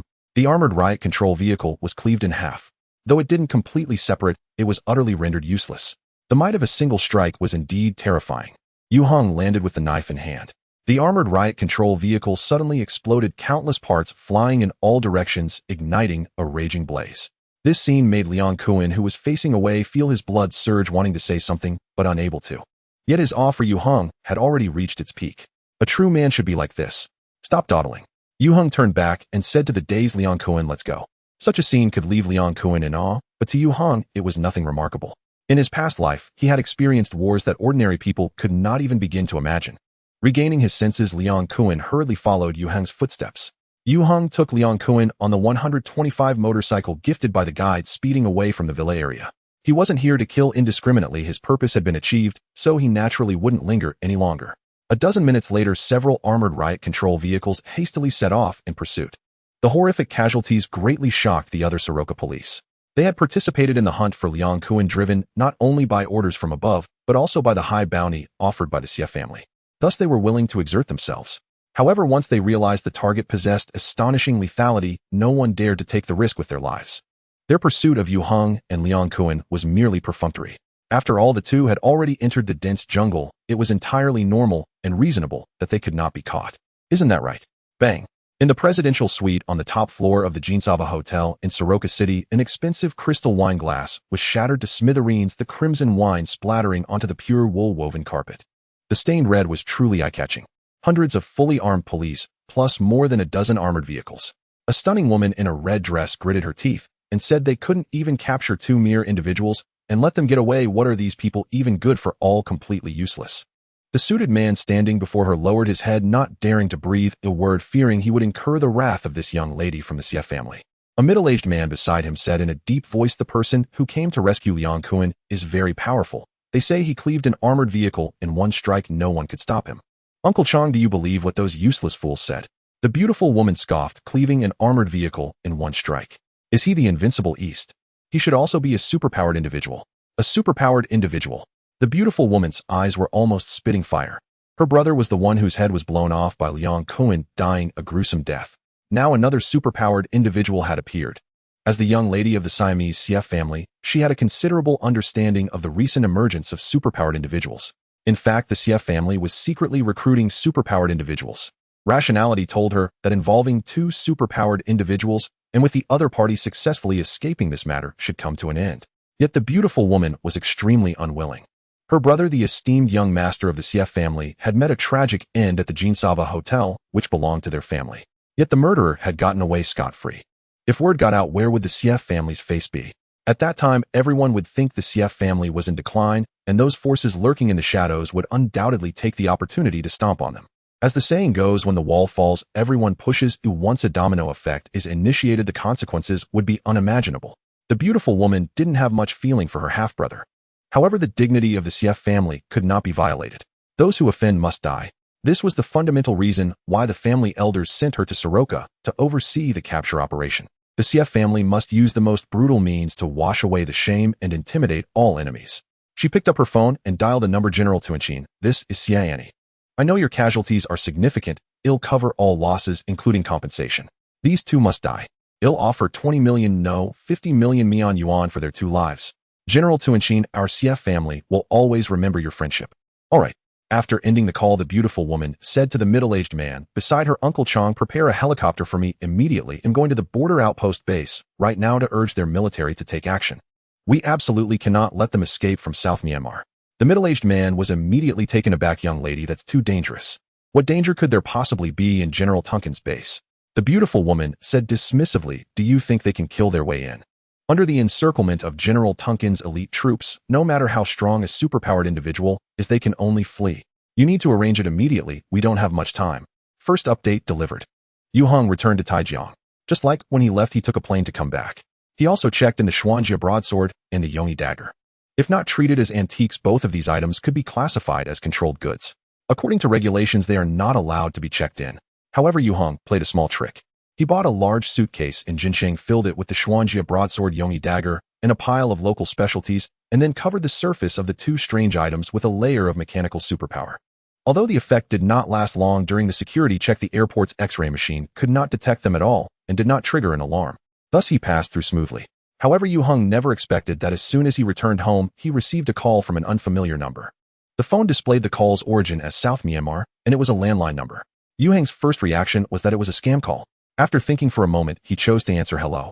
Yu Xiao, this is Liang Kuan. The voice coming from the other end surprised Yue Heng. I want to ask you to take care of Xiaowen in the future. Hearing Liang Kun's voice and tone seemed off, he immediately asked in a deep voice what happened. He glanced at Su Xiaowen, who was busy in the kitchen, and quietly stepped outside to the small courtyard. Continuing the conversation with Liang Kuan, he asked, why did you go to South Myanmar? I wanted to make some money to buy a house in Taijiang. Liang Kuan said with a bitter smile, but I was tricked and had no choice but to run to Soroka to fight in beast cages. Now I've gotten into a huge mess. Yue Heng asked, how big of a mess? I killed 5 people, Liang Kuan replied. One of them was a young master from the Siamese aristocracy, and this time I fear I won't make it back. His voice carried a weakness. Yu Xiao, I know him to blame, but please consider Xiaowen taking care of Tian. Let's not talk about that. Yue Heng interrupted him. Tell me, where are you now? Are you safe? Yu Xiao, you must not come here. Liang Kuan understood Yue Heng's meaning and said anxiously, it's too dangerous. My death doesn't matter, but I don't want to involve you. Yue Heng impatiently replied, stop with the nonsense and answer my question. Liang Kuan was clearly taken aback and took a moment before honestly answering him, hiding in a wealthy villa area on the outskirts of Soroka using this family's phone. After listening, Yue Heng said, stay safe and wait for my news. He was someone he intended to save. Although Liang Kuan brought this upon himself, Yue Heng did not want to see him die far from home. He would do it for Su Xiaowen's sake. However, Taijiang is over 2,000 kilometers away from Soroka, and the latter is in South Myanmar. How to rescue him was a major issue. Reporting to the authorities would be useless in such a situation. Yue Heng understood how complex the situation was in South Myanmar, having seen some related news reports. After some thought, he called Uncle Li. Uncle Li answered quickly, hello Yu Xiao. Yue Heng stated directly, Uncle Li, Liang Kuan is in trouble. I just learned some news as well. He has caused a huge disaster, this time killing the young master of the Xie family from Siam, Xia Wenbin. The Xie family is a well-known family in Siam. As one of the largest underground forces in Siam, the Xie family has long engaged in a legal business, possessing extensive connections in both the underworld and legitimate sectors, with influence even extending to neighboring countries. Although in recent years the Xie family has gradually cleaned up its act, they have not given up much of their clandestine operations. The most famous hotel in Soroka, the Jinsawa Hotel, has shares owned by the Xie family. And the young master of the Xie family had an incident in this hotel. Now the entire Soroka is in an uproar, with countless people searching for Liang Kun's whereabouts. If Liang Kuan is caught, he will undoubtedly face a horrific fate. It is said that some members of the Xie family have flown to Soroka to oversee Liang Kun's capture. Due to his close relationship with Liang Kuan, Uncle Li received warnings from certain people while he was in Hong Kong Island. Soroka has now become a powder keg. There is a possibility of an explosion at any moment. After hearing this, Yue Heng said, Uncle Li, I plan to go to Soroka, but I can't find the way. Yue Heng was not truly lacking a way to get to Soroka. Rather, he needed to get to the city as quickly as possible to rescue the trapped Liang Kuan. This required a guide. Regarding Yue Heng's bold idea, Uncle Li's reaction was calm. Are you sure? Yue Heng answered, it's decided. Uncle Li responded, understood. Then he hung up. Just a few minutes later, Yue Heng received a text message from an unfamiliar number. The content of the message was very simple, just a name and a phone number. Yue Heng let out a long breath and returned to the living room. Su Xiaowen happened to come out of the kitchen, placing a plate of freshly cooked dishes on the table. She smiled and said, Yu Xiao, you eat first. I still have 2 more dishes to prepare. Looking at her blissfully unaware smile, Yue Heng felt a deep sense of emotion. Clearly, he had already changed the destinies of Liang Kuan and Su Xiaowen.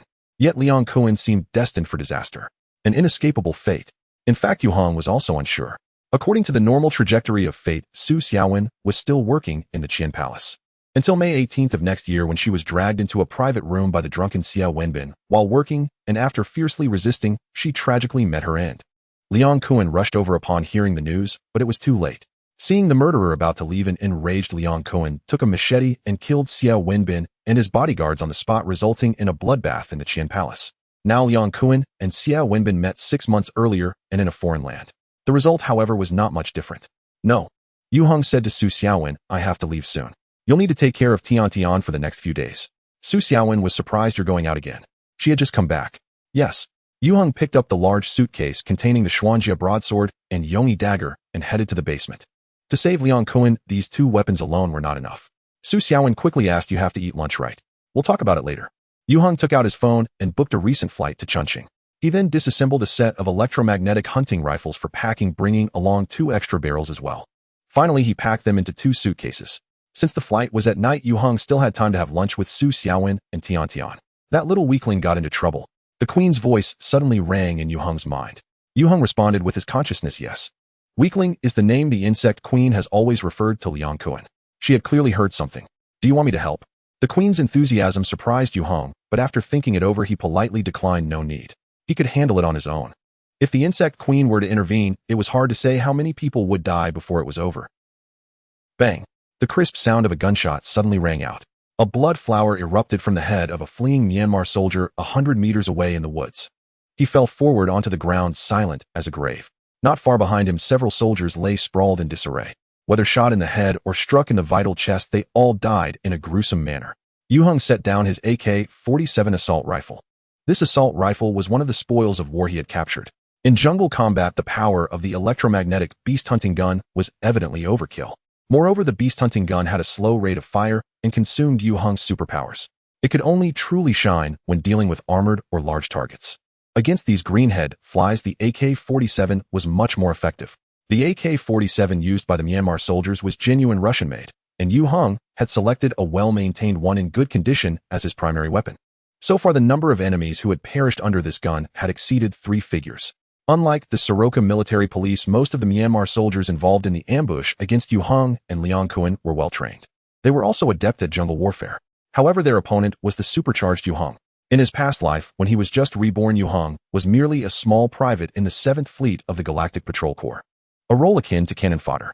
He had grown step by step into a 5-star general of the Star Alliance, having experienced countless battles along the way.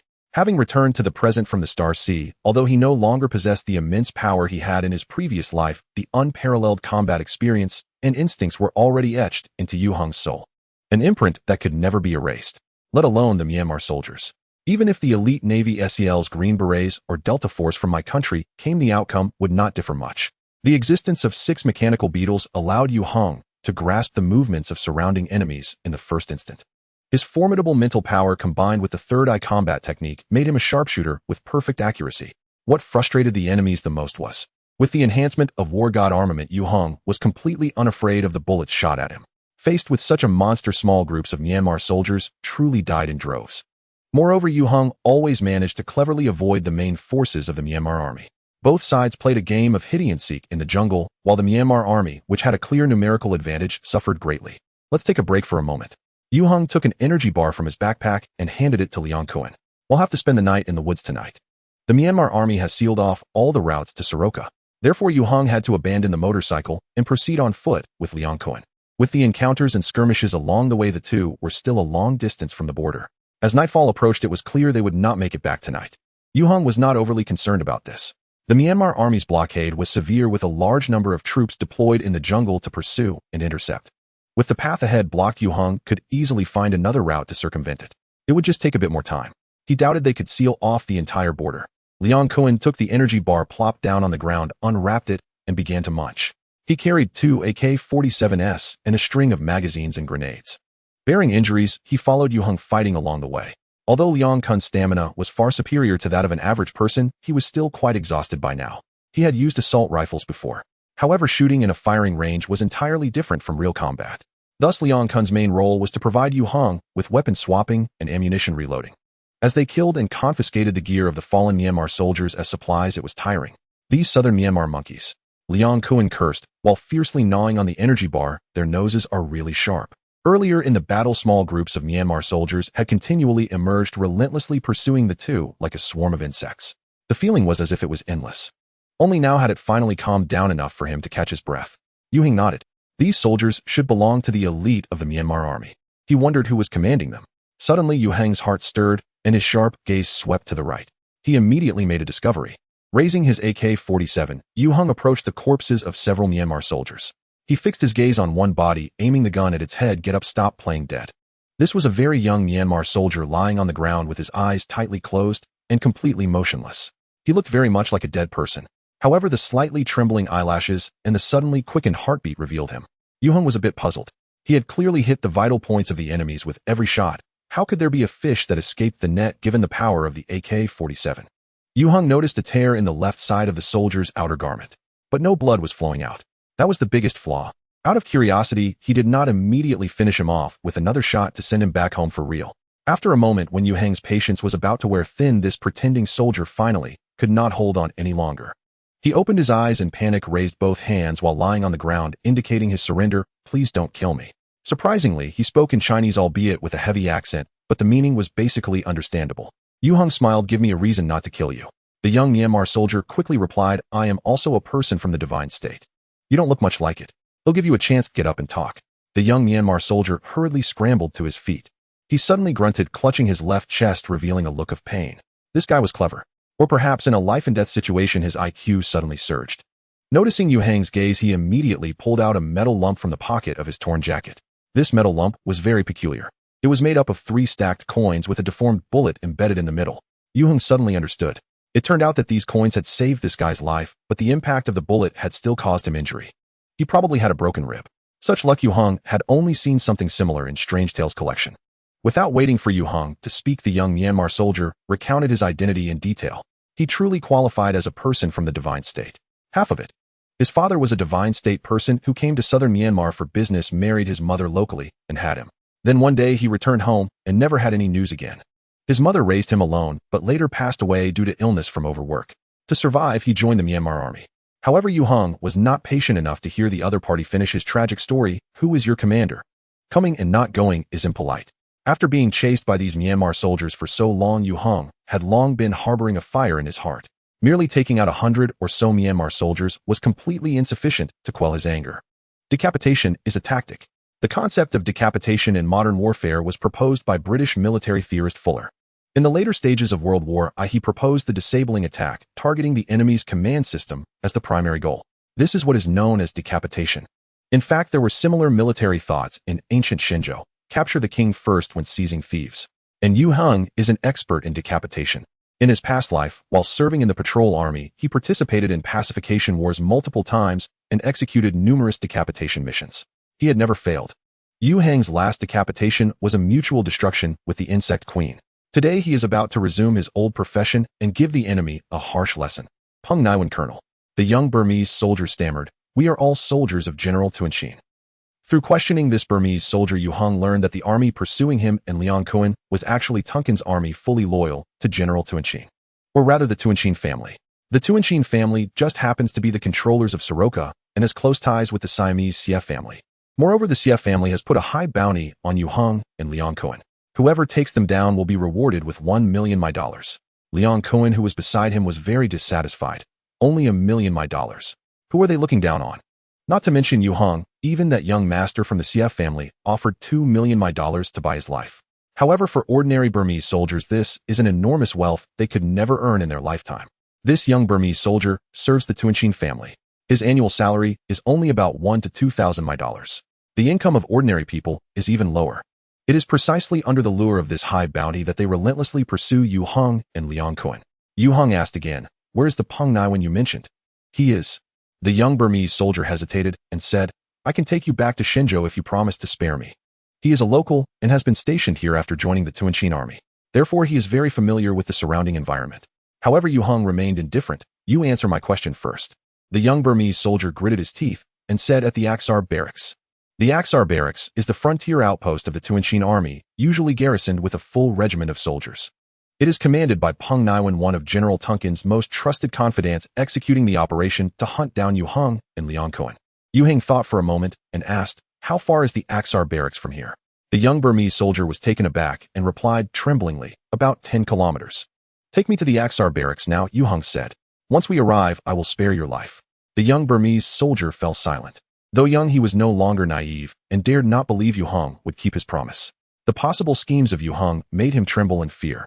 You have no other choice, Yue Heng said calmly. Either take us there, or you will stay here forever with your companions. The young Burmese soldier instinctively glanced at the corpses on the ground, shivering uncontrollably. I will take you there. As Yue Heng said, he had no other choice. He could only gamble on Yue Heng's character. Even if he lost the gamble, at least he could live a few more hours. Then the young Burmese soldier's intelligence burst forth again as he boldly suggested to Yue Heng. He suggested that Yue Heng and Liang Kuan change into the clothes and gear of his teammates. In fact, even if he hadn't said it, Yue Heng had the same idea. However, Yue Heng still expressed appreciation for this initiative. The only problem was that none of the 10 or so corpses matched Yue Heng's physique. He could only strip the clothing from the tallest corpse and make do with it. After a series of disguises, the three set out on the road to the Axar barracks.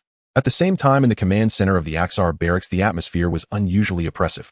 A middle-aged officer with a sinister appearance stared at the LCD screen on the wall for a long time, his expression very grim.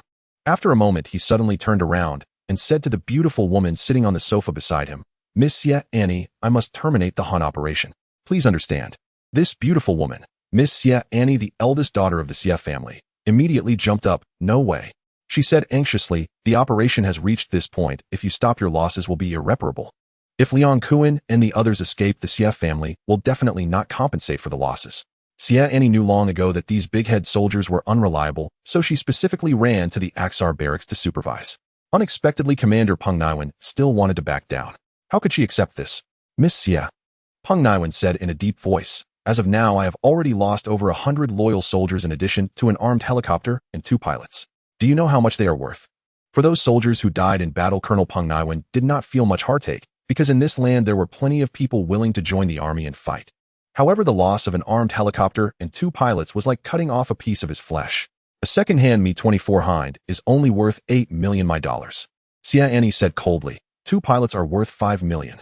I will compensate you a total of $20 million, and also, she gestured lightly, Uncle Chong.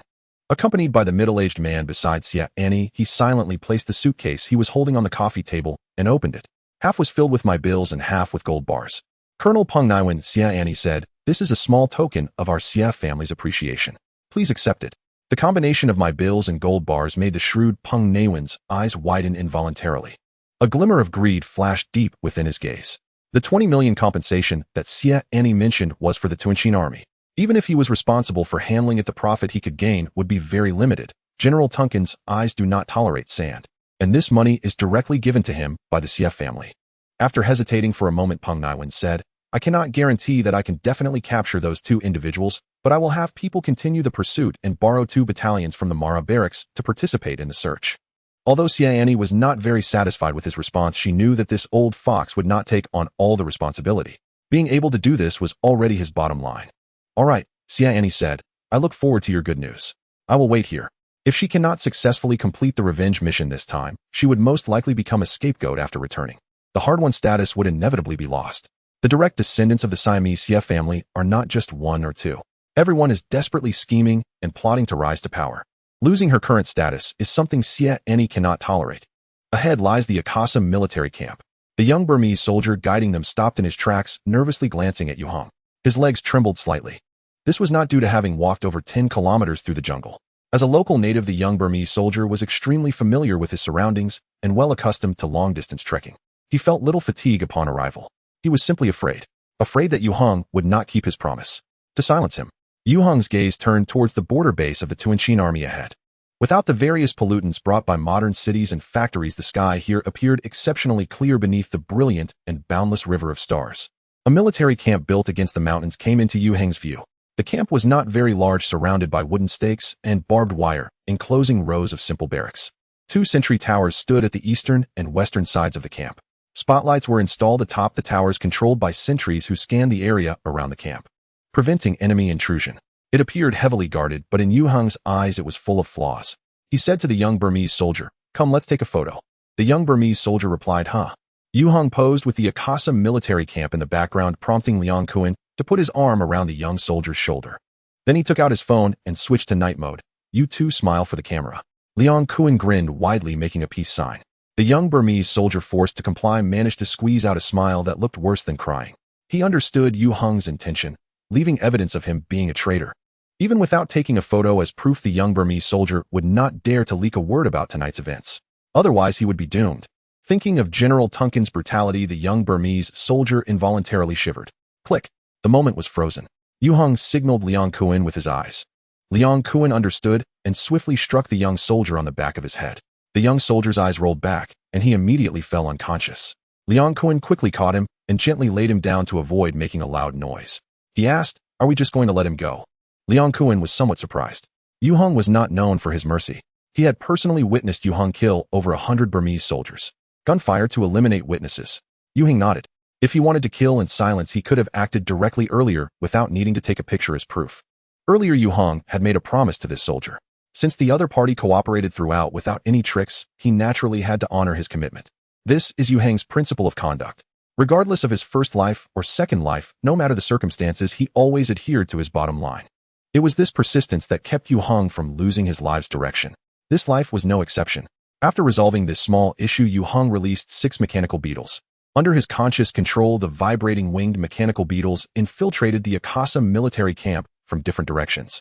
In a natural environment, the stealth of mechanical beetles was undoubtedly exceptional. Even if spotted by someone unintentionally during reconnaissance, they would easily be overlooked. Moreover, their small size allowed them to easily enter rooms. The sentries on the towers had no awareness whatsoever. In less than 10 minutes, Yue Heng had grasped the situation inside the Akasa military camp. He was somewhat surprised. The interior of the Tuanshin Army's border base was quite empty, with only about 100 soldiers resting inside the barracks. It was supposed to house a fully staffed regiment. Yue Heng suspected that the main force had all been dispatched to hunt him and Liang Kun. Now Yue Heng was voluntarily walking straight into their midst. He said to Liang Kun, "You stay here and wait for me to return before leaving." Although Yue Heng's tone was casual, Liang Kun sensed the intent for a bloody massacre. He knew that in such a battle his role would be very limited. He might even become a burden to Yue Heng. So he simply nodded, "All right." Yue Heng took off several magazines and grenades from Liang Kun, picked up an AK-47 Oi, and strode toward the military camp. Since he made no effort to conceal his actions, he was quickly spotted by the sentries stationed at the entrance of the camp.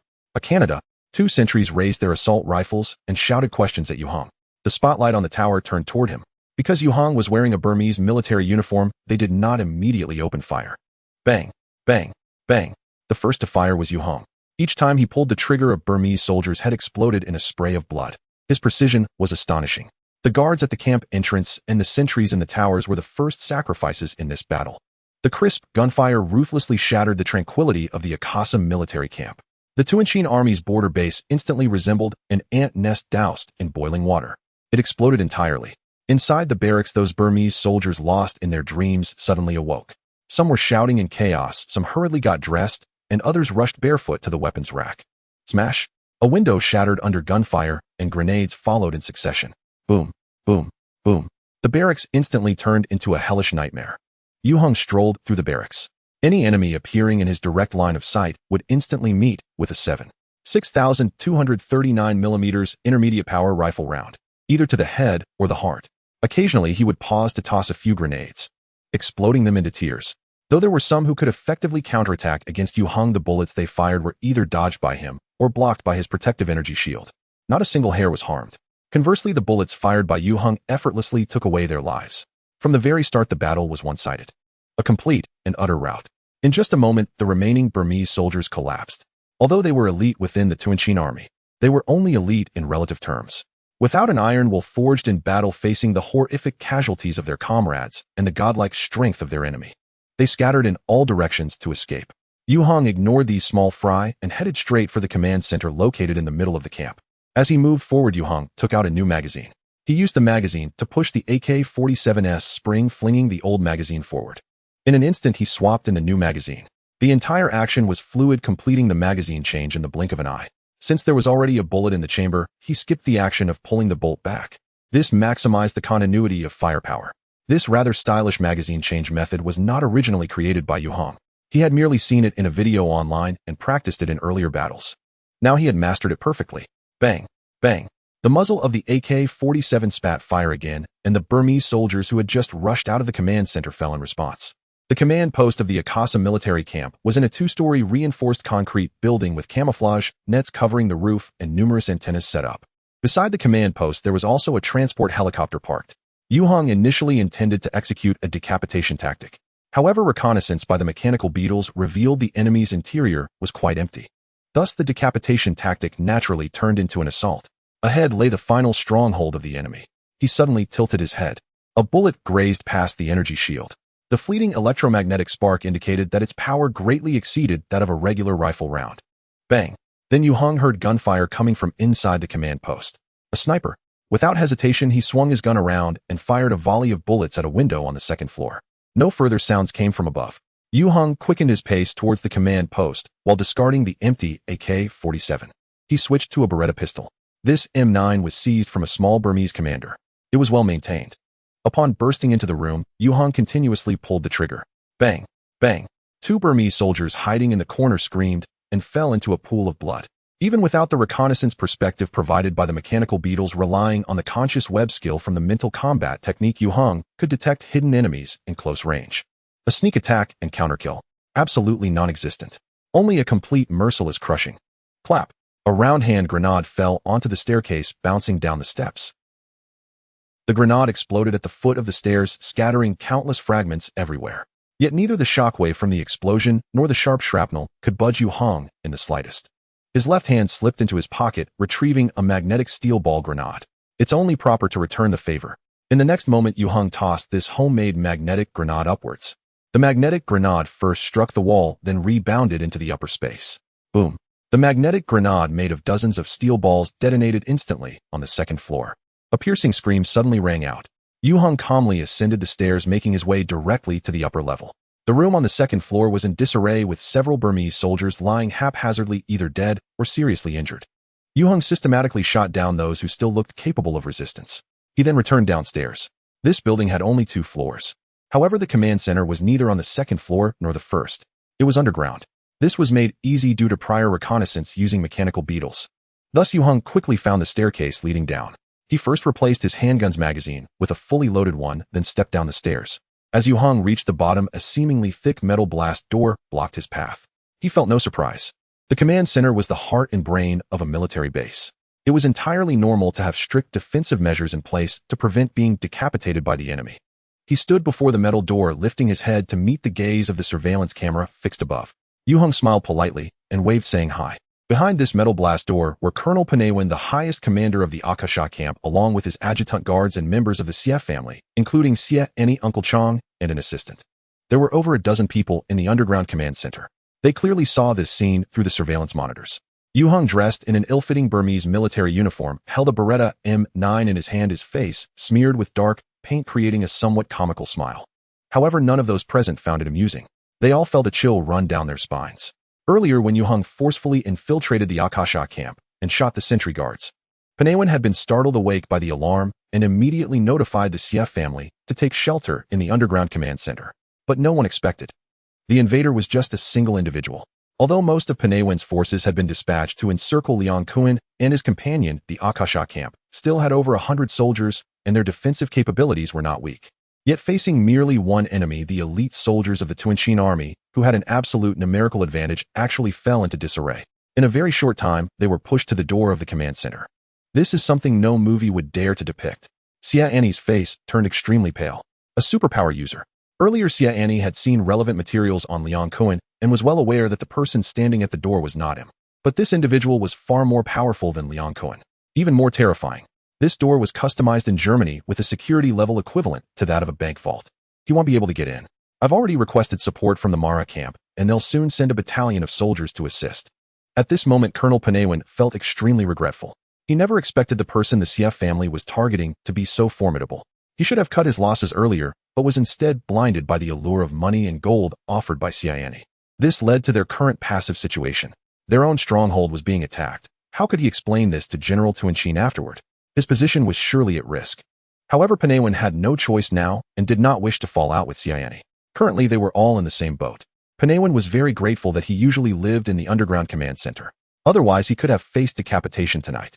However, as soon as he finished speaking, Yue Heng reached out and pressed against the door. Click. The highest level security metal door, completely locked from the inside and impossible to open from the outside, suddenly opened automatically. Yue Heng, holding his gun in his left hand and pushing the door open with his right, smiled slightly at the stunned Panaywan and others, saying, "Good evening, everyone." Surprise or not, delight or not. Bang, bang, bang. Yue Heng emptied the entire magazine of his M9 pistol. He killed 14 people. The standard capacity of an M9 magazine is 15 rounds. However, to avoid misfires due to insufficient spring force, the magazine is usually loaded with only 14 rounds.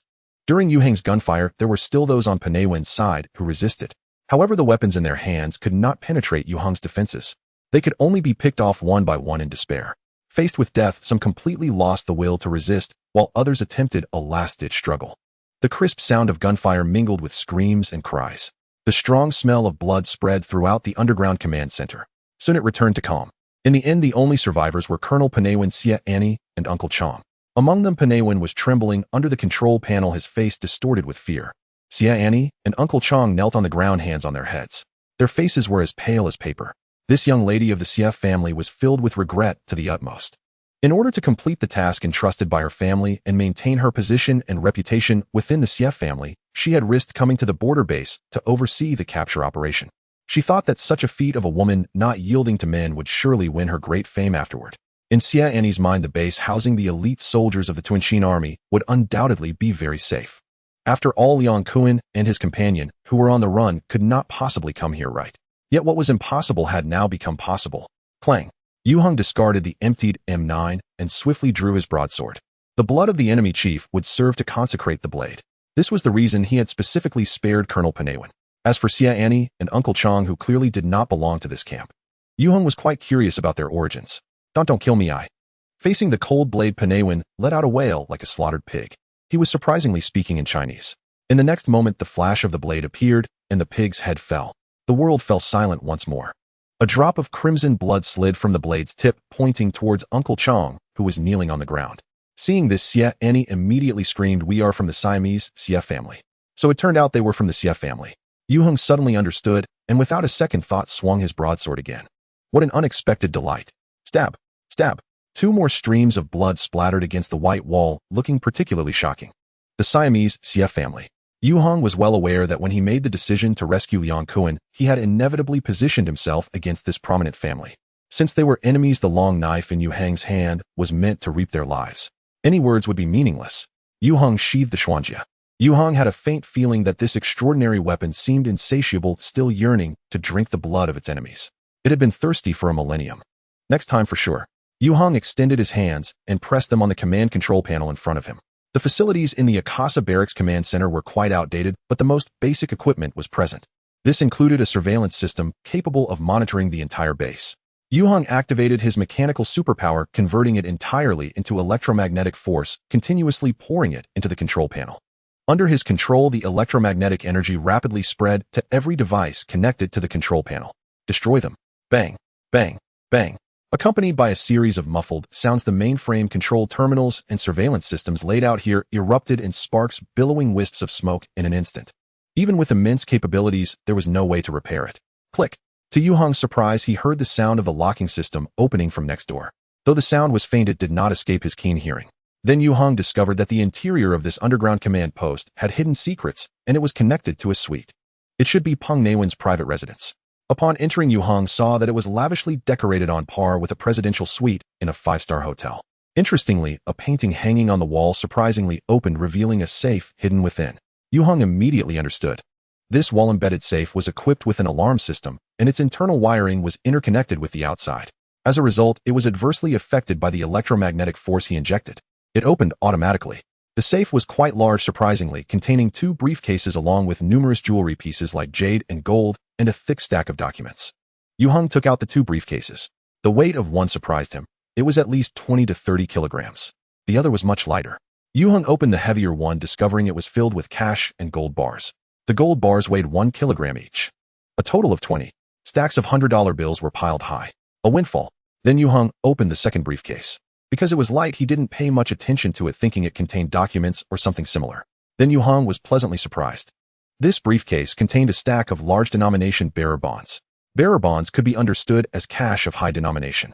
Due to their convenience and quick circulation, they are often used in large transactions that need to evade system oversight. Although the role of bearer bonds is being replaced by encrypted digital currencies now. In many places, however, they remain a primary currency for transactions. Yue Heng counted them. The total value of this stack of bearer bonds was 20 million. As the saying goes, a horse cannot thrive without night grass, and a person cannot become wealthy without a windfall. Yue Heng's assault on the Akasa Barracks tonight was originally to counter the enemy's encirclement. He never expected to stumble upon such a significant fortune. Consider it an unexpected gain. After some thought, Yue Heng took out the large gold bar from the first briefcase and placed it with the bearer bonds. He then stuffed all the jade jewelry from the safe into the second briefcase, leaving the underground command post with one in each hand. Back on the surface, he placed the 2 briefcases in the nearby helicopter. This was a transport helicopter used for carrying passengers equipped with 4 seats. Yue Heng planned to pilot it to the border. Of course, he first needed to summon Liang Kuan to leave together. But before that, Yue Heng had one very important task to complete. That was to clean up. At this moment, there were no other living souls in the Akasa barracks besides Yue Heng. Most of the Myanmar soldiers had been directly killed by him. Some severely injured ones who did not die on the spot quickly succumbed to excessive blood loss. Only a few managed to escape under the cover of night. After calling Liang Kuan over, the 2 opened the barracks storeroom and found gasoline fuel. They began the cleanup. The command center was the main target. Yue Heng stuffed several barrels of oil inside and poured in 2 more. The ordinary barracks only needed a little to suffice. Liang Kuan followed Yue Heng, happily engaged in the task of gasoline cleanup. His worldview had already been refreshed. At this point, even if Yue Heng were to punch through the earth, Liang Kuan would not be surprised anymore. In the end, the 2 sat inside the helicopter. Liang Kuan felt a bit anxious, saying, "Yu Shao, can you fly this thing?" He feared falling once they were in the air. That would be a truly unjust death. Yue Heng glanced at him, saying, "There is no machine in this world that I cannot operate." Yue Heng was not boasting. He had awakened the top-tier superpower of mechanical affinity and had also activated mechanical insight and mechanical heart, along with his own mechanical consciousness. Any mechanical product that entered Yue Heng's hands, even ones he had never encountered before, could be mastered in the shortest time possible, understanding its functions and performance and controlling it. It sounded incredible, but that was the power of a mechanic. He quickly started the helicopter's engine, manipulating it to break free from Earth's gravitational grip and fly into the sky. After circling above the Akasa barracks, Yue Heng shouted to Liang Kuan, "Go for it." Liang Kuan nodded. He threw all the grenades he was carrying into the barracks. Incidentally, the method of using grenades was taught to him by Yue Heng. Boom, boom, boom. Accompanied by a series of explosions, this border base of the Tuanshin army ignited fierce flames. Soon the fire engulfed all the buildings. As Yue Heng ascended in altitude and left the Akasa barracks behind, even more violent explosions occurred. The barracks ammunition depot had been detonated, creating a black and red mushroom cloud rising from the ground. With the helicopter as transportation, all obstacles in the jungle were non-existent. In just about 10 minutes, Yue Heng and Liang Kuan arrived near the border. It was not possible to cross the border any further. There was a risk of being shot down. Yue Heng found a flat area without tree cover to land. Then he and Liang Kuan walked across the border, returning to the territory of Shenzhou. Of course, before leaving, Yue Heng did not forget to take the 2 briefcases filled with immense wealth. He also casually set the helicopter on fire. After all, it wasn't his. Stepping into the land of Shenzhou, everything felt different. It was as though he had returned home, his body and mind at ease. Yue Heng let out a long breath. While the thrill of seeking revenge and clearing enemies was certainly exhilarating after experiencing too much bloodshed, he preferred the peacefulness of everyday life. In contrast, Liang Kuan's reaction was much more intense. He swore, "I will never come back to this wretched place of Nanyan in my life again." This time, Liang Kuan's fall was indeed quite substantial. He nearly lost everything, his fortune and his life. Now he had finally escaped the peril.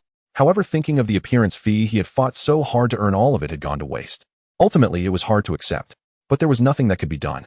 The contract he signed with the broker specified that he had to fight 5 matches to receive the full appearance fee. This money was held in the account of the Jean Sava Hotel. It was impossible for it to be paid to him now. Just thinking about it made Liang Kuan feel very dejected. He also felt very guilty towards Su Xiaowen. From the moment he first met her, Liang Kuan was convinced she was the girl he truly wanted to marry.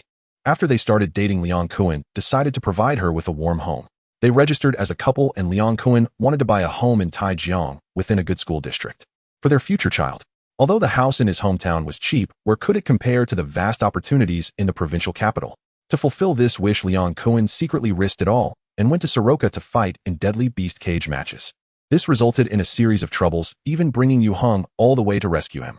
Liang Kuan smiled wryly and said, "You Shao, do you think I am really useless?" After experiencing this heavy blow, his psychological state had undergone a significant change. Once brimming with ambition, he now realized he was not as strong as he thought. "Useless is not quite right," Yue Heng said lightly. "It's truly foolishness." Liang Kuan was not hot-headed or reckless. He had entered society at a young age and worked in a complex environment like Qian Palace, so he had quite a bit of experience. However, due to a moment of greed and overconfidence in his own abilities, he had invited calamity. Yue Heng handed him the suitcase he was holding in his left hand, saying, "This is for you." Liang Kuan stared in confusion. What? He had noticed the 2 suitcases that Yue Heng carried with him. Yue Heng said, "Take a look for yourself." Liang Kuan opened the suitcase as instructed and gasped in shock. Inside were stacks of my yuan bills. 1 million my dollars. Yue Heng said, consider it a loan from me, go buy a house with it. Yue Heng was well aware of Liang Kun's aspirations. He simply wanted to help him fulfill it to prevent future troubles. It wouldn't do to constantly have to clean up after him, would it? Liang Kun was stunned. The man who had not shed a tear in the face of death now had red-rimmed eyes saying, "You shall. Don't be so sentimental." Yue Heng waved his hand. This money isn't free, you'll pay it back slowly over time. As the saying goes, a grain of rice nurtures kindness while a grain of millet nurtures enmity. Helping others is indeed a skill. Liang Kun's character was certainly trustworthy.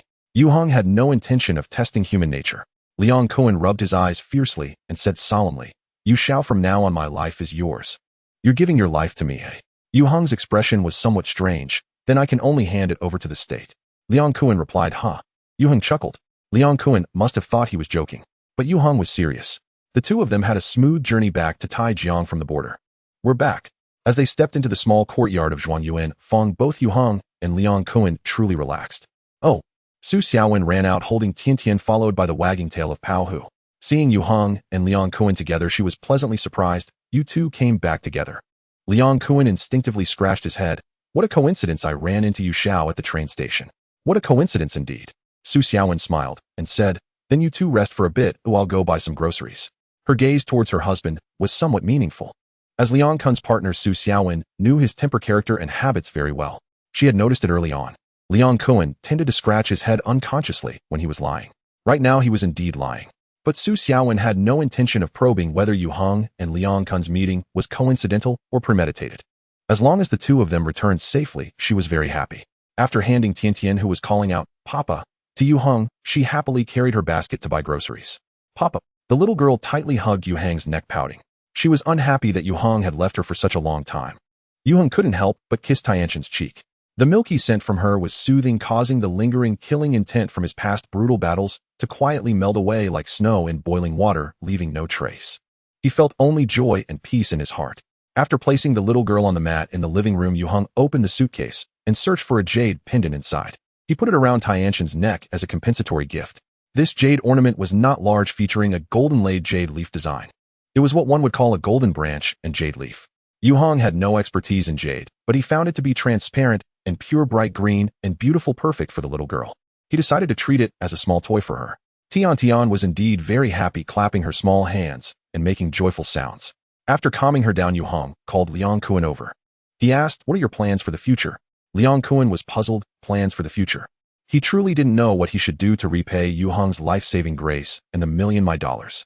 Suddenly Liang Kun's eyes lit up. "What if I sign up for the next Olympics or go fight in the UFC?" The UFC, the Ultimate Fighting Championship, is the world's top and largest professional mixed martial arts event.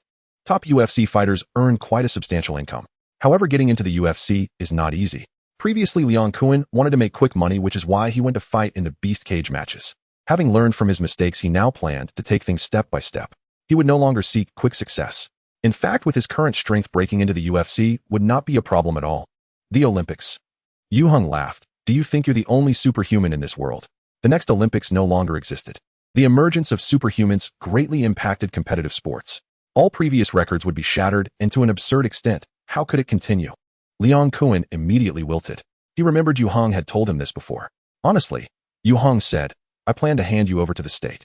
Liang Kun asked, "Huh?" Earlier, Yue Heng had said he wanted to hand him over to the state, and Liang Kun thought Yue Heng was joking. Now seeing Yue Heng so serious, he realized it was no joke. He was stunned. "Don't be nervous." Yue Heng easily saw through Liang Kun's inner thoughts. "I'm not sending you to some scientific research, nor will I dissect you. I want to recommend you to join the Abnormal Affairs Management Bureau." Yue Heng explained the functions of the Abnormal Affairs Management Bureau to Liang Kun in detail. After listening, Liang Kun was astonished. "There's actually such an organization." "I have already registered with the Bureau, so there's a file on you," Yue Heng said. "But I believe you would be the most suitable to join. As long as you become a member of the Bureau, you won't have to worry about troubles from the Sief family." The Sief family, whom Liang Kun had offended, was a wealthy family in Siam. Logically, once Liang Kun returned to the country, they should be powerless and helpless to him. But if one thought like that, they would be gravely mistaken. The power of capital is often not limited by national borders. 100 years ago, during Shenzhou's tribulation, many families fled overseas to develop. Many of these families have since become local giants. During the time of Shenzhou's full opening, these families sent elites to the mainland to invest. While profiting immensely, they also established their influence and connections in the country. Their impact should not be underestimated. Moreover, most overseas families have intricate ties with a long history of alliances and marriages. While the Xie family may not have much influence in Shenzhou, given their earlier involvement in illegal activities through these connections, they could still make Liang Kuan suffer. That's why Yue Heng decided to hand Liang Kuan over to the state, so he could join the Abnormal Affairs Management Bureau. The Divine Land was the first to establish an Extraordinary Affairs Management Bureau to handle superpowered individuals and superpowered incidents. Other countries soon followed suit. From its inception, the Bureau held a high status, functioning as a directly subordinate agency of the upper echelons. Local authorities had no jurisdiction over it. Yue Heng was aware of this. From the establishment of the Bureau 10 years ago to the future Superpower Management Committee in the Stellar Era, one tradition has never changed. That is to protect one's own. The Bureau offers high protection for its internal personnel, especially combat members. Their families also benefit from this. If a family member breaks the law with irrefutable evidence, there is no room for negotiation. In such cases, the Bureau will act accordingly, without favoritism. However, if outsiders bully their family members, the Bureau will undoubtedly step in, showcasing its terrifying power. It is precisely because of this excellent tradition that for 1,000 years, facing an endless array of superpowered incidents and various threats, the Bureau has remained unshakable. Moreover, it has grown stronger. Many superpowered individuals feel proud to become members of the Bureau. It is still relatively easy to join now, but in the future it will be a selective process.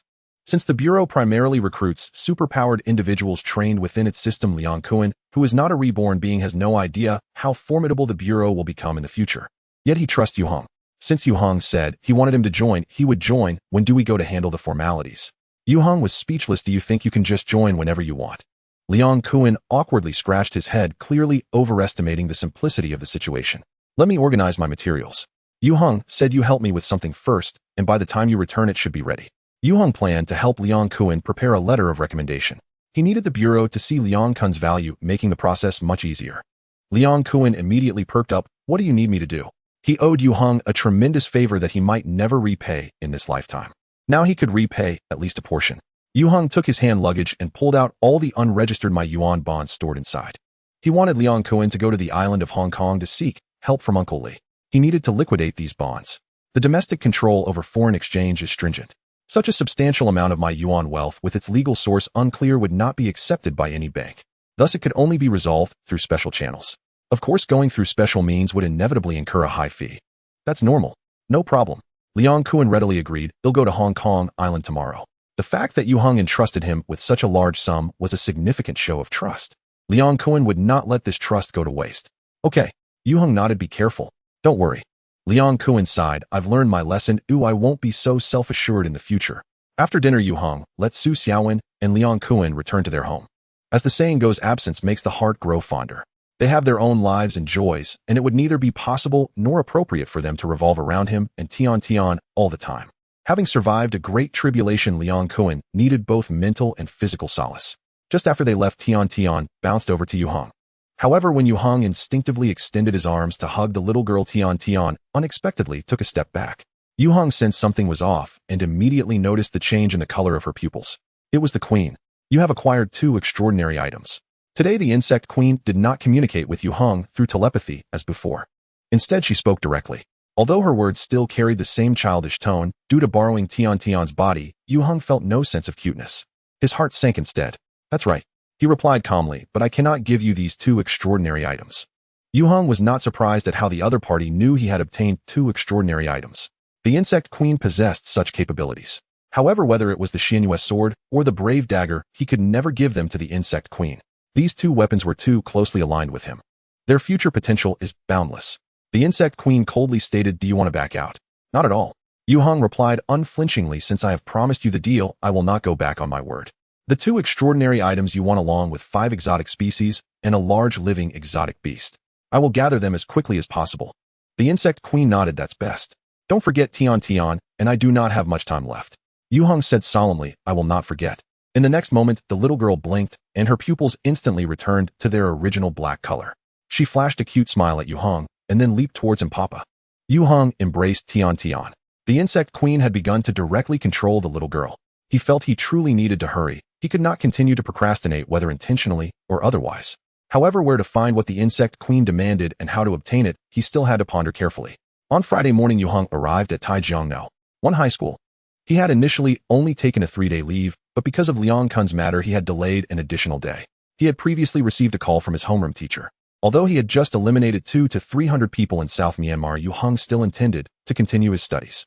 Attending a prestigious university was a wish he wanted to fulfill. However, his main purpose for coming to school today was not to attend classes, but to request another week off. The homeroom teacher Gao Maoshue was quite speechless. Student Yue Heng, it's not good to take leave so frequently. Yue Heng consistently ranked first in his grade during exams, otherwise the homeroom teacher would have begun to vent his frustration. There's nothing I can do, Yue Heng said helplessly. My mother is abroad, my father is in Hong Kong Island, and I can only rely on myself. Gao Maoshue was left speechless and could only approve Yue Heng's leave request once more. After all, Yue Heng was vastly different from his peers and could not be treated as an ordinary student. Moreover, after this semester, Yue Heng would be promoted to the second year of high school. Let his new homeroom teacher deal with the headaches. Old Gao could only comfort himself this way. At noon, Yue Heng met Su Jingchu in the school cafeteria. This was his second reason for coming to school today. Su Jingchu seemed somewhat unhappy, because Yue Heng had not attended classes all week. Moreover, her messages to Yue Heng often went unanswered. No matter how smart Su Jingchu was, she was still just a 16-year-old girl with a delicate and sensitive side to her thoughts. She felt neglected by Yue Heng. Yue Heng is not the Sea King. In this life, and in past lives combined, his romantic experience is far from rich. However, Yue Heng's soul has already endured a century's worth of time. Thus, he keenly sensed Su Jingchu's emotions and understood the reason behind them. Yet Yue Heng did not directly apologize to the young girl. Instead, he took out the thermos he had prepared earlier. This was made by Sister Xiaowen, and she asked me to bring it to you. Oh. Su Jingchu's eyes lit up. 4 happiness meatballs. Inside the box were 4 large meatballs drenched in rich sauce resting on a bed of small greens garnished with broccoli, looking incredibly tempting after being drizzled with gravy. Yue Heng smiled and said, "Give it a try, but it should still be warm." Su Jingchu shot him an annoyed glance, but her chopsticks obediently reached for the meatballs. After tasting a piece, the girl's eyes immediately squinted in delight. It's really delicious. Of course, Su Xiaowen's cooking skills are undisputed. But the key point is that the main ingredient of these 4 happiness meatballs is the essence of mutated wild boar meat. Su Jingchu, having awakened her life energy affinity, is particularly sensitive to life energy. The mutated wild boar meat contains a substantial amount of life energy. Previously, when Su Jingchu visited Yue Heng's home, she had tasted the braised lion's head made by Su Xiaowen. It was quite similar to the 4 happiness meatballs. Now tasting a similar flavor again, the girl's mood brightened. Yet she still insisted, "Don't think this will make me forgive you." Yue Heng smiled without saying a word. Su Jingchu's pretty face flushed with a hint of pink. She realized her words were ambiguous, making it sound like they were a couple who had just had a minor quarrel. Seizing the opportunity, Yue Heng explained, "Something happened at home, and I've been busy outside for the past few days." Su Jingchu was immediately distracted. "Is everything okay?" "It's already resolved." Yue Heng replied nonchalantly. "I still have to make a few trips next week. Well, I've already asked for leave from the old class." Su Jingchu hesitated for a moment. Yue Heng noticed, "What's wrong?" Su Jingchu instinctively looked around. The classmates closest to them were still 4 to 5 steps away. During school, the daily scenes of Yue Heng and Su Jingchu having lunch together in the cafeteria had become a spectacle at Taijiangno, one high school. Countless classmates had been fed copious amounts of dog food by their god and goddess.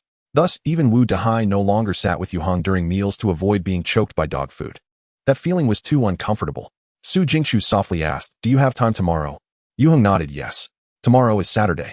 To accommodate the emotions of the girl before him, giving her a whole day was no problem at all. Su Jingchu bit her lip. "My grandmother wants to meet you." Yue Heng froze for a moment. "Your grandmother wants to meet me.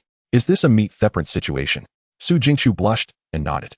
Last Sunday, when she visited her grandmother, the latter discovered the jade pendant she was wearing. Upon learning that this Han Dynasty dragon jade pendant was a gift from Yue Heng, Su Jingchu's grandmother was quite surprised. She then asked Su Jingchu to bring Yue Heng over to meet her. Su Jingchu had a great relationship with her grandmother and couldn't bear to go against her wishes, so she brought it up with Yue Heng.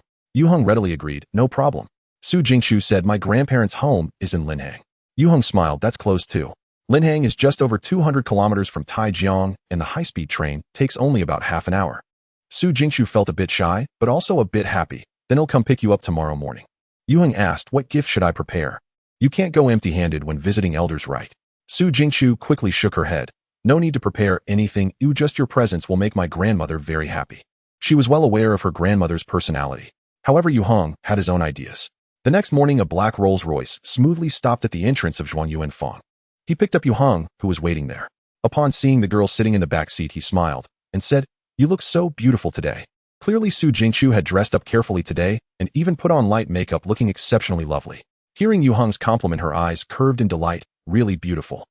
Yue Heng raised an eyebrow, sitting down and skillfully taking the girl's delicate hand. Su Jingqiu was startled and instinctively looked at the driver and bodyguard in the front. Both were keeping their eyes straight ahead. Su Jingqiu secretly sighed in relief and gently struggled, but she couldn't escape Yue Heng's large hand. She decided to just go along with it. The Rolls-Royce traveled along the Ring Road and the Lintai Expressway, arriving in Linheng City after more than 2 hours. Su Jingqiu's grandparents' home is by West Lake in a villa with over 100 years of history, complete with a garden and garage. In this valuable old house worth hundreds of millions, Yue Heng met Su Jingqiu's 2 elders. Hello, grandparents. Su Jingqiu's grandfather had a refined demeanor, while her grandmother was gentle and kind. Both expressed sincere joy at Yue Heng's arrival. Especially her grandmother, who looked at Yue Heng with increasing satisfaction. She warmly greeted him. You're Xiaoyue, right? Please have a seat. Jingjing, pour your classmate a cup of tea. Yue Heng politely said, thank you, grandmother. Having lived 3 lives, he didn't have much experience meeting his girlfriend's parents. But he felt no pressure at all. He took out the gift he had prepared in advance, just a small token of appreciation. Oh, please accept it.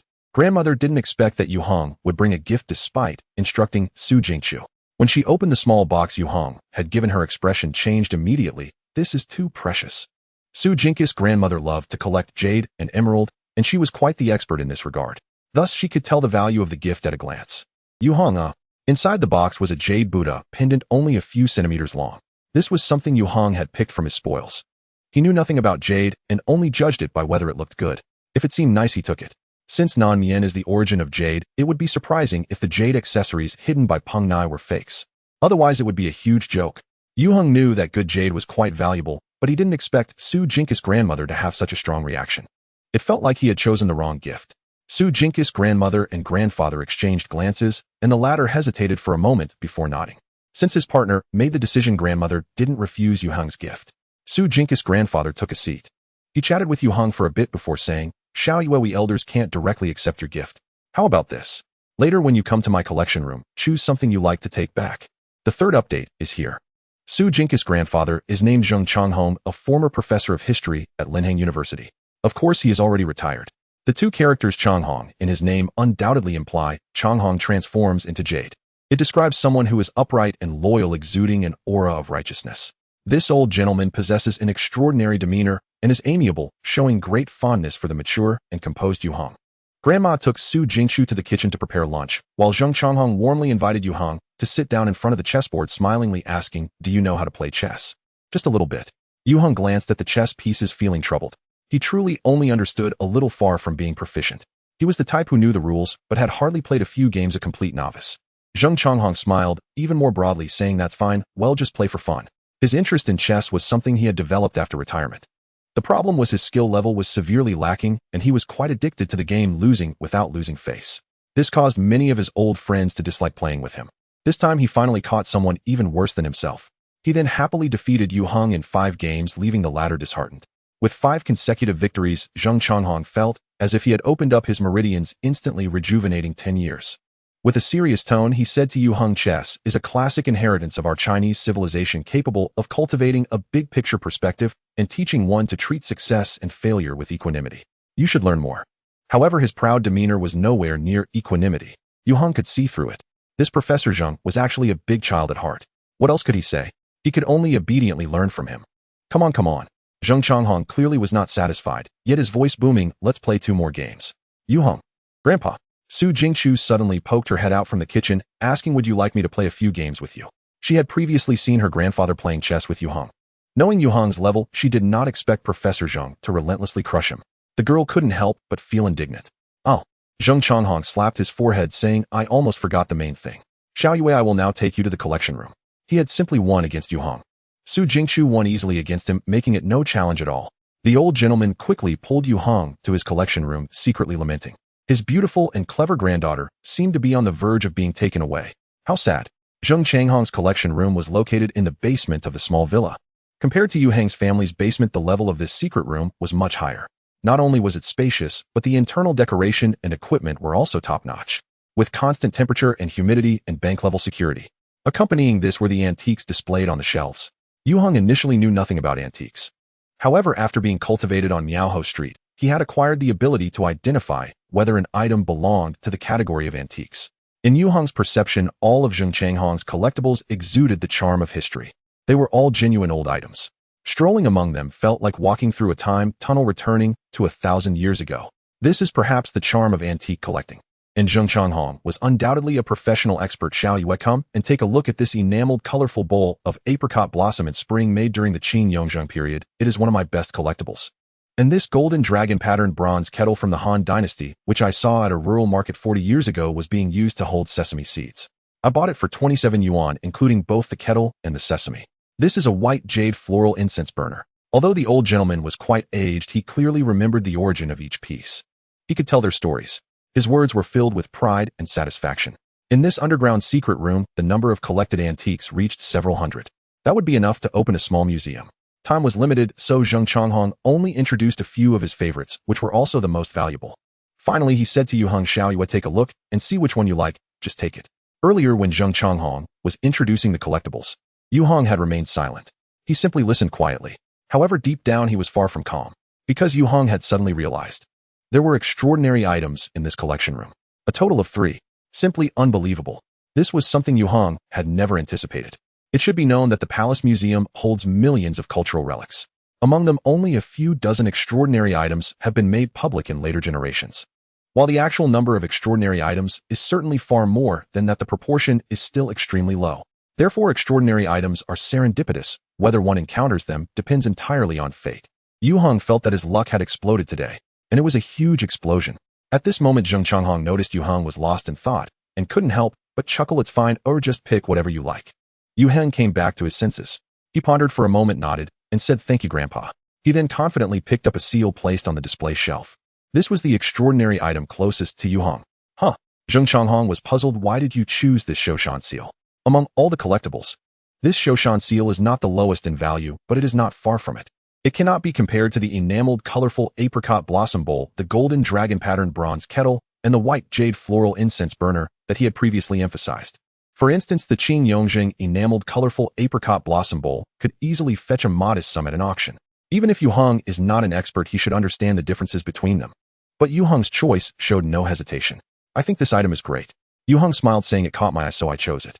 Holding the Shoshan seal, Yue Heng sensed the special vibrations of an extraordinary item emanating from within. He felt elated. As an antique, it might not have the value of other collectibles, but for Yue Heng, its value was incomparable to any ordinary antique. Zheng Changhong was speechless. In fact, he had brought Yue Heng here to choose collectibles with some intentions. He wanted to see Yue Heng's character. Those who are superficial would surely have snatched the apricot blossom bowl or the dragon patterned kettle without hesitation. As a result, none of the items he recommended were chosen by Yue Heng. Instead, he picked what was close to the worst. This cannot compare to the jade pendant you gave to Jingjing or the jadeite pendant. Let's think again about your choice. The elders shouldn't take advantage of the younger generation, right? Yue Heng, he thought that taking away an extraordinary item would be a significant gain. Zheng Changhong waved his hand. "Choose for yourself." Well then, as the saying goes, one must not refuse the gift of the elder. Thus Yue Heng chose a second extraordinary item, a sandalwood pen holder. Zheng Changhong was nearly knocked over. This item was worth much more than the Shoshan seal. But even combined, they could barely compare to the gift Yue Heng had given to Su Jinka's grandmother. The old professor really wanted to knock on Yue Heng's head to see what he was thinking inside. Wasn't the apricot blossom bowl good? Wasn't the dragon-patterned kettle appealing? Why did he choose these instead? In fact, if Yue Heng had picked any one of those collectibles, he would have undoubtedly felt pain for several days. Yue Heng did not choose any of them and felt that his collection was being undervalued. "Forget it as long as you like it."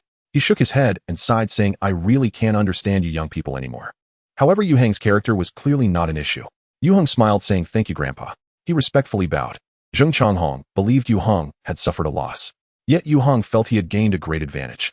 With these 2 extraordinary items, he could go back to report to the queen of the insect clan. The previous transaction between them had also significantly advanced. Yue Heng and Zheng Changhong returned to the living room where lunch was nearly ready. Grandma personally cooked with Su Jinkus, helped preparing a table full of delicious dishes, all classic Linheng cuisine. "Shall you eat more vegetables?" Grandma looked at Yue Heng as if he were her own grandson, using serving chopsticks to pile his bowl high with delicious food. "Thank you, Grandma."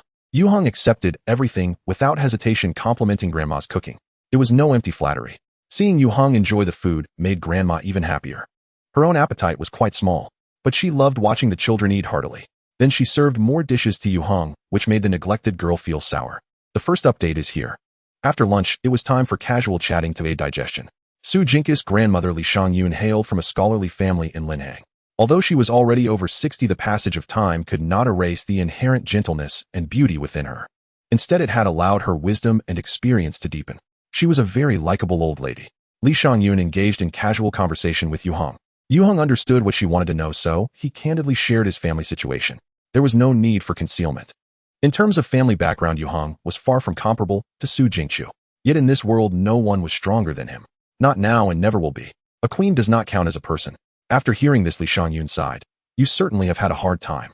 First his parents divorced, then his mother remarried overseas, and finally his father went to Hong Kong for development. At the age of 16, he lived alone. Yue Heng smiled and said, I think it's quite good this way or it's freedom.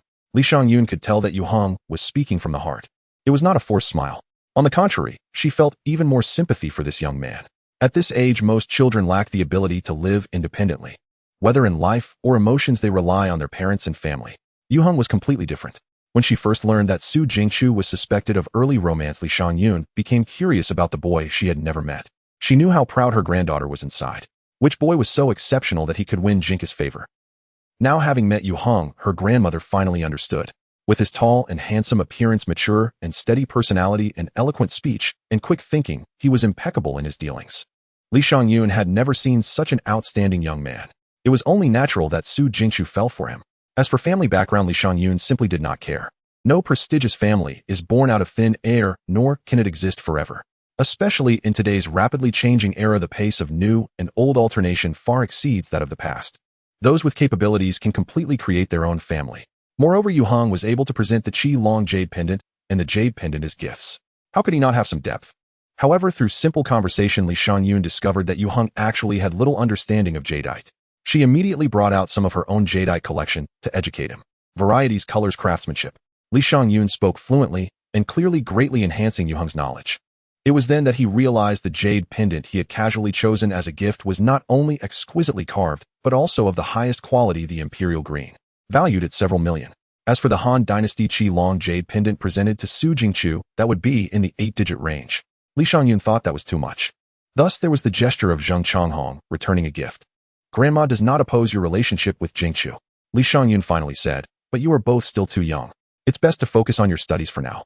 If you both still like each other when you get into university in the future, then both Grandma and Grandpa will bless you. Grandma. Su Jingqiu's face turned red as she tightly held her hand. She felt immensely happy. Li Shangyun patted her granddaughter's little hand. You are just like your mother, both with stubborn tempers. Saying this, she leaned back in the wicker chair and slowly closed her eyes. Li Shangyun's health was not very good. After being busy for such a long time at noon, and now having spoken so much, she felt somewhat tired. Su Jingqiu stood up behind Li Shangyun and obediently gave her grandmother a massage. Li Shangyun revealed a faint smile. Under Su Jingqiu's gentle and delicate pressure, she quickly fell into a deep sleep. Yue Heng noticed. While Su Jingqiu was massaging, the tips of her fingers emitted a faint glow. Clearly she infused a hint of life energy. He wondered how she had learned this technique without a teacher. It was probably due to her extraordinary talent. After Li Shangyun fell asleep, Su Jingqiu went to her room to get a blanket to cover her. Since it's a rare visit, take Xiaoyu out to have some fun. Zheng Changhong, who had been drinking tea on the side, smiled and said, but remember to come back by evening. Mr. Zheng is a very open-minded person, but he still needed to emphasize this point. Su Jingqiu pouted. Grandpa. Was she the kind of girl who lacked discernment? Zheng Changhong chuckled. Go on, go on. Su Jingqiu wrinkled her nose and then took Yue Heng out of the small villa.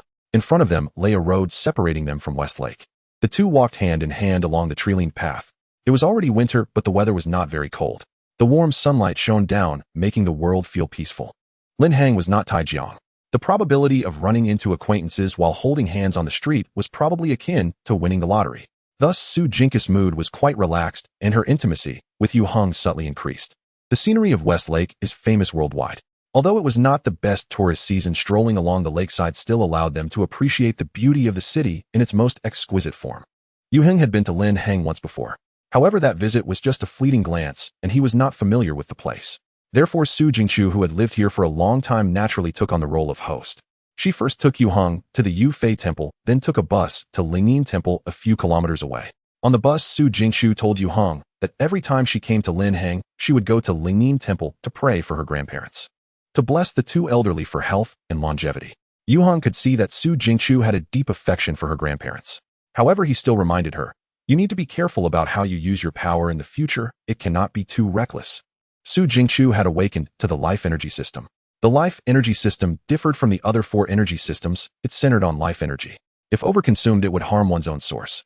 Especially since Su Jingqiu's awakening time was still very short, her power accumulation was far from sufficient, and she could not squander it casually. Occasionally adjusting her family's health was not a problem, but doing it too frequently would be a major issue. Su Jingqiu understood that Yue Heng was looking out for her, so she took his words to heart. Yue Heng thought he should find a set of cultivation methods for the life energy system for her. Otherwise, problems could easily arise. Upon arriving at Lingyin Temple after buying tickets to enter, Su Jingqiu first prayed for her grandparents. Then she took Yue Heng to tour the renowned ancient temple. Yue Heng was not particularly interested in Lingyin Temple. However, the Feilai Peak inside triggered a segment of information from his memory. At the very top of Feilai Peak hid a small Buddha statue. It was a rather precious oddity. If Yue Heng had not obtained 2 oddities from Zheng Changhong, he might have been tempted by this one. As for now, it was better to leave it here. The second update is here. Seeking subscriptions and monthly ticket support. A monthly ticket without recommendations is also fine. Thank you all. There is a saying in later generations. It is quite mystical. It claims that whether one can obtain extraordinary items depends entirely on fate. Moreover, the number of extraordinary items a person can possess is limited. Exceeding this limit will consume one's own fortune, bringing about unpredictable disasters. Many people believe in this almost superstitious notion. The most typical example is undoubtedly Shaozhen, the founder of the Truth Society. Holding the supreme star blessing, Haoyan Shaozhen created a method for reincarnation and lived for over 1,000 years. Even if he is the villainous big boss, he deserves the title of a child of the realm.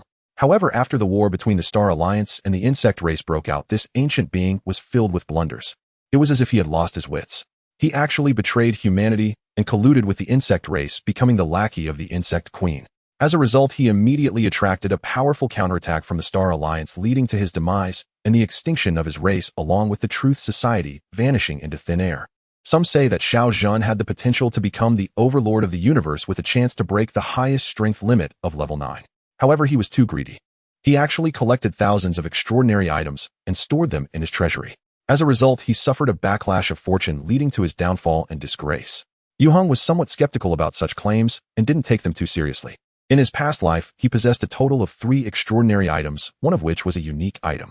Yue Heng was not lacking in opportunities or abilities to acquire new extraordinary items. It was simply that he already had enough to use and lacked the energy and time to merge with other extraordinary items. Now, less than a year after returning to the star, Yue Heng had already obtained 6 extraordinary items. The first extraordinary item, the dragon and tiger paperweight, was destroyed in a confrontation with the Insect Queen.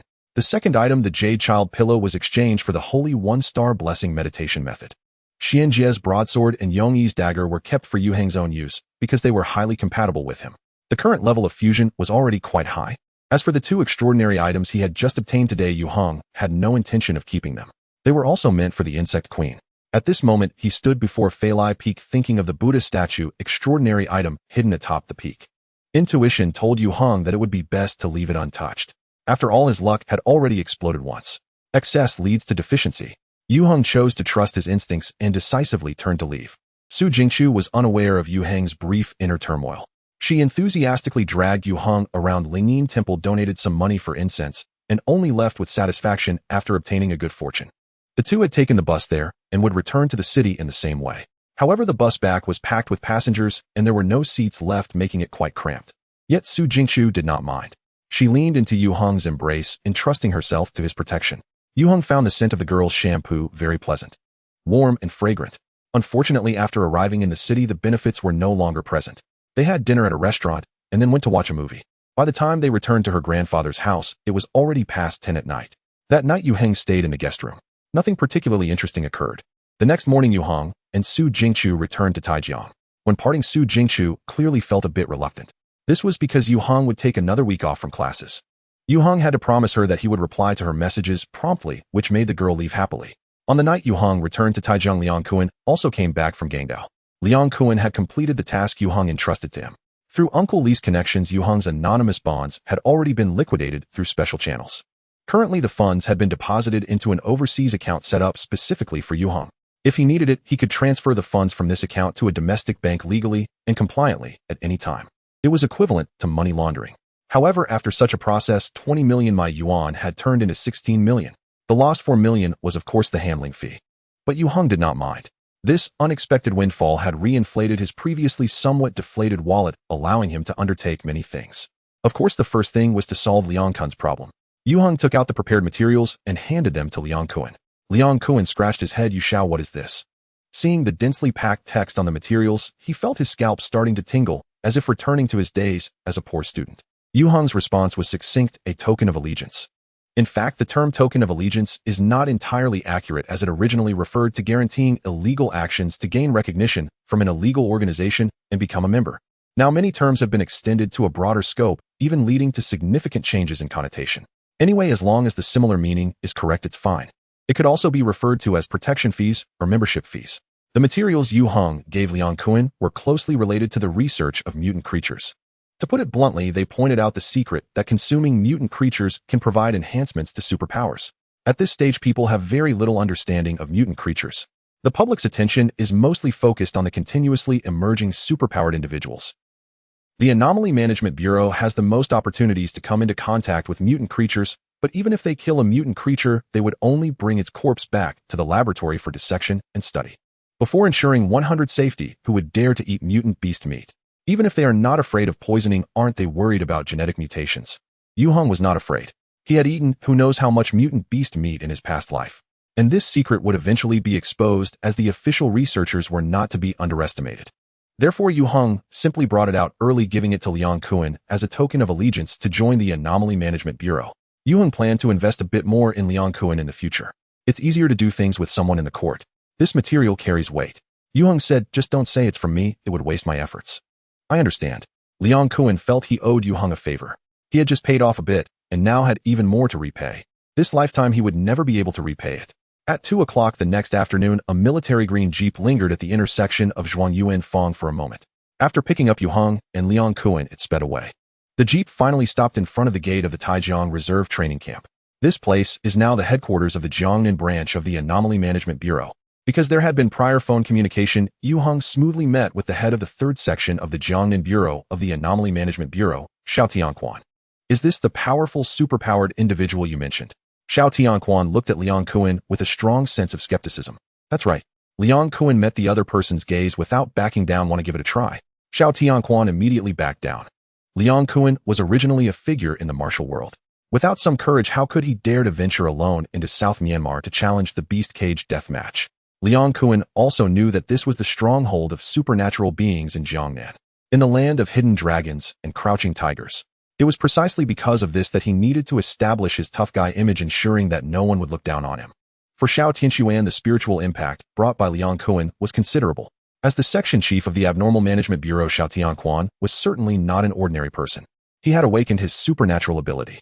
Xiao Tianquan's powers primarily manifested in the area of spiritual perception. He could instantly identify supernatural beings and remember the unique aura of each one. Moreover, he could roughly assess the strength of his opponents. At this moment in Xiao Tianquan's perception, Liang Kun resembled a ferocious beast radiating intense bloodlust.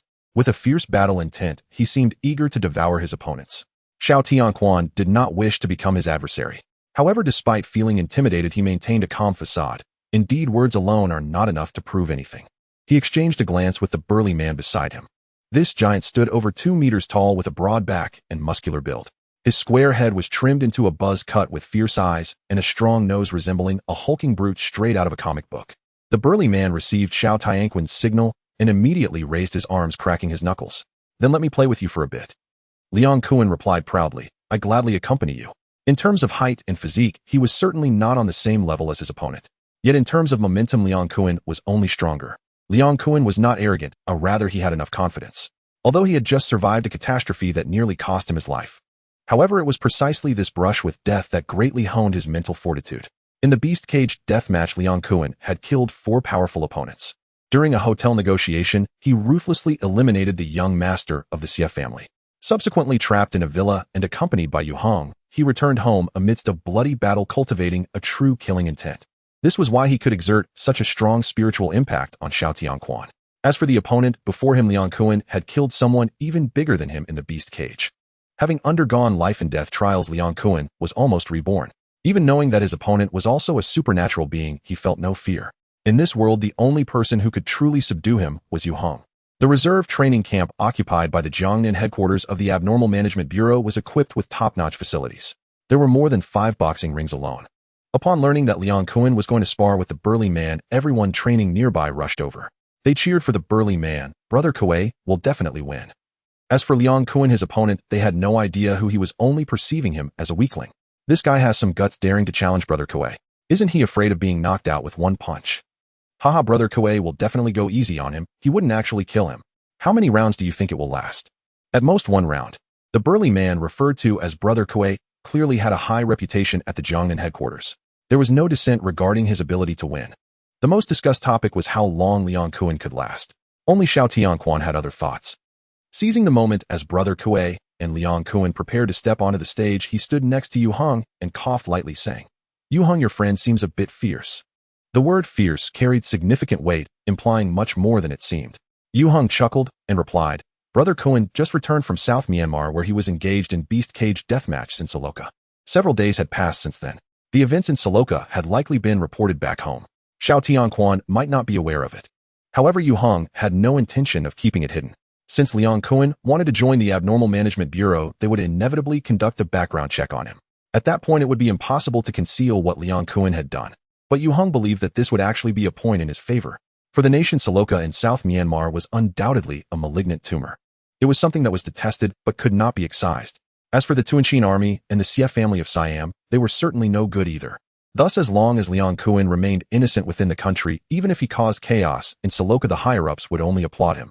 While there would be no public commendation, the Abnormal Management Bureau would certainly be pleased to recruit a general. The same reasoning could apply to Yue Heng himself. Yue Heng would naturally not proactively mention that he was the one who saved Liang Kun and caused a river of blood in the Tuanshin army. He was only there to assist Liang Kun in smoothly entering the system, to settle this matter. So that's how it is. Xiao Tianquan suddenly understood. No wonder Liang Kun carried a killing intent. The beast cage deathmatch resulted in fatalities. At that moment, Liang Kun, who had just stepped onto the boxing ring, was full of energy. It was his opponent who would undoubtedly meet their end. Section Chief Xiao quickly turned his gaze to the impending duel between Brother Kuei and Liang Kun, loudly saying, "In this sparring match, let's keep it light. Pay attention to your limits." Both Brother Kuei and Liang Kun were momentarily taken aback before nodding in unison. Liang Kun restrained some of his ferocity, and Brother Kuei looked at him with a more amicable gaze. Liang Kun clasped his fists and bowed. "I am Liang Kun, I hope for your guidance." Brother Kuei returned the gesture, saying, "Wu Kuei, be careful." Liang Kun shouted in a low voice, suddenly charging forward with incredible speed towards Wu Kuei. At the moment he took a step, he activated his superhuman ability. A brutal collision. This extraordinary skill was something Liang Kun had practiced to perfection, achieving repeated success in real combat. 2 of the 4 opponents in the beast cage deathmatch had been killed by him through sheer force. The onlookers around the boxing ring had not even had the time to clearly see Liang Kun's move. He had already collided with Wu Kuei. Wu Kuei's reaction was quite fast, but he had no time to dodge and could only instinctively raise his arms. He protected himself. Bang! With a deafening thud, the burly man weighing over 200 pounds was sent flying. He crashed heavily against the ropes behind him. The thick ropes creaked as they strained against the 2 supporting posts, shaking the entire boxing ring. The strength of Liang Kun's charge was evident. Wu Kuei, however, did not get knocked out of the boxing ring. He stumbled to the ground, his eyes filled with shock. The onlookers were left speechless. It should be noted that in this training base, Wu Kuei was among the strongest, unmatched in power. Furthermore, he was already proficient in boxing and fighting with a comprehensive strength that was exemplary. Yet facing Liang Kun, an outsider, he had nearly been defeated in a single encounter. This was truly hard to believe. Again, Wu Kuei did not concede. Instead, he ignited his fighting spirit. He shook his already sore and numb arms, his fierce gaze fixated on Liang Kun. Liang Kun did not hold back, advancing once more to attack. In fact, he had already shown mercy earlier. If it were a beast cage deathmatch, he would have followed up with a knee strike that would have left his opponent utterly defeated. There would be no chance for retaliation. The duel between the 2 was only just beginning. Fists and feet flew, muscles collided, and every thud echoed in the hearts of everyone present. In a situation where they could not strike with lethal force, Liang Kun and Wu Kuei were evenly matched. Wu Kuei excelled in strength while Liang Kun had the resilience of steel. However, anyone could see that as time progressed, Wu Kuei was slowly falling behind. Liang Kun's combat skills were evidently superior. When Wu Kuei landed a punch on Liang Kun, the latter could at least return 3 kicks. Judging by points, the gap between them was significant. "I'm done." Wu Kuei suddenly took a step back, shaking his head, and said, "I concede." He understood his own situation best. Continuing would not yield any results against Liang Kuan. Moreover, Liang Kuan had already been showing him leniency. Wu Kuei's pride would not allow him to persist in an undignified manner. Liang Kuan smiled and clasped his fists, saying, "Thank you for your guidance." Wu Kuei returned the gesture, saying, "I respect you genuinely." In that moment, the two shared a mutual appreciation for each other. Clap, clap, clap. Suddenly, a round of applause erupted. Everyone turned in unison towards the direction of the sound. Not far away stood a thin, stern-looking man alongside a mature and handsome man. The lean, middle-aged man is the head of this place, Yang Jian. Standing beside him is the old, handsome man who is the chief consultant of the Jiangnan Anomaly Bureau, Su Yuntian. The appearance of both big shots in the training hall made everyone feel tense. Wu Kuei and Liang Kuan quickly stepped down from the fighting platform. Director Yang, Director Su, Wu Kuei said with embarrassment, "I'm sorry for bringing disgrace to our bureau." He had a military background and had only recently joined the Jiangnan Anomaly Bureau after retirement. Thus, he still retained many traits of a soldier. Victories and defeats are common in warfare, Yang Jian said in a deep voice. There are always people stronger than you. Losing in a duel is entirely normal, and you need not apologize. His gaze fell on Liang Kuan. You did well. Yang Jian had witnessed the duel between Wu Kuei and Liang Kuan and held a high regard for the latter. Possessing great strength and understanding the balance of power, Liang Kuan's performance impressed the head of the Jiangnan Anomaly Bureau. He had already heard from Xiao Tianquan that Liang Kuan had come to join them. Although the Anomaly Bureau preferred to cultivate superpowers from within the system, they would not refuse external elites. As the saying goes, a door hinge doesn't rot, and flowing water doesn't stagnate. If a system relies solely on internal circulation for maintenance, it will inevitably decay over time. Introducing new blood appropriately is necessary. Yang Jian believed that Liang Kuan would be a great catfish to enhance the internal vitality of the Jiangnan Anomaly Bureau. He made a decision in his heart. As long as Liang Kuan could pass the background check, he would recruit him and provide focused training. Yang Jian admired Liang Kuan. Su Yuntian was also quite interested in him. However, Director Zu's focus was different from Yang Jian's. When did you awaken? I think it was on May 2nd of this year. That night, I saw a glowing orb in the alley and then fainted. When I woke up, I realized something was off about me. Before coming to the Jiangnan Anomaly Bureau, Yue Heng had specifically advised him on what to say. Yang Jian and Su Yuntian exchanged glances. The currently known wild superpowers can also be referred to as the lucky ones who awakened unexpectedly. Most of them awakened on that day. I awakened that day as well. Wu Kuei, who stood nearby, muttered, "But you are much stronger than I am." This muscular man felt quite frustrated. His height and physique were enough to crush Liang Kuan, and his strength surpassed the latter's, yet he could not defeat Liang Kuan. The combat skills that Liang Kuan mastered were clearly superior. "I wasn't born strong," Liang Kuan smiled and said, "I believe the reason I beat you is that I learned the Yue family's strength technique." Yue family's strength technique. Both Yang Jian and Su Yuntian exclaimed in unison, their eyes revealing incredulity. They simultaneously looked at Yue Heng, who had been acting inconspicuous since Liang Kuan went on stage to duel Wu Kuei.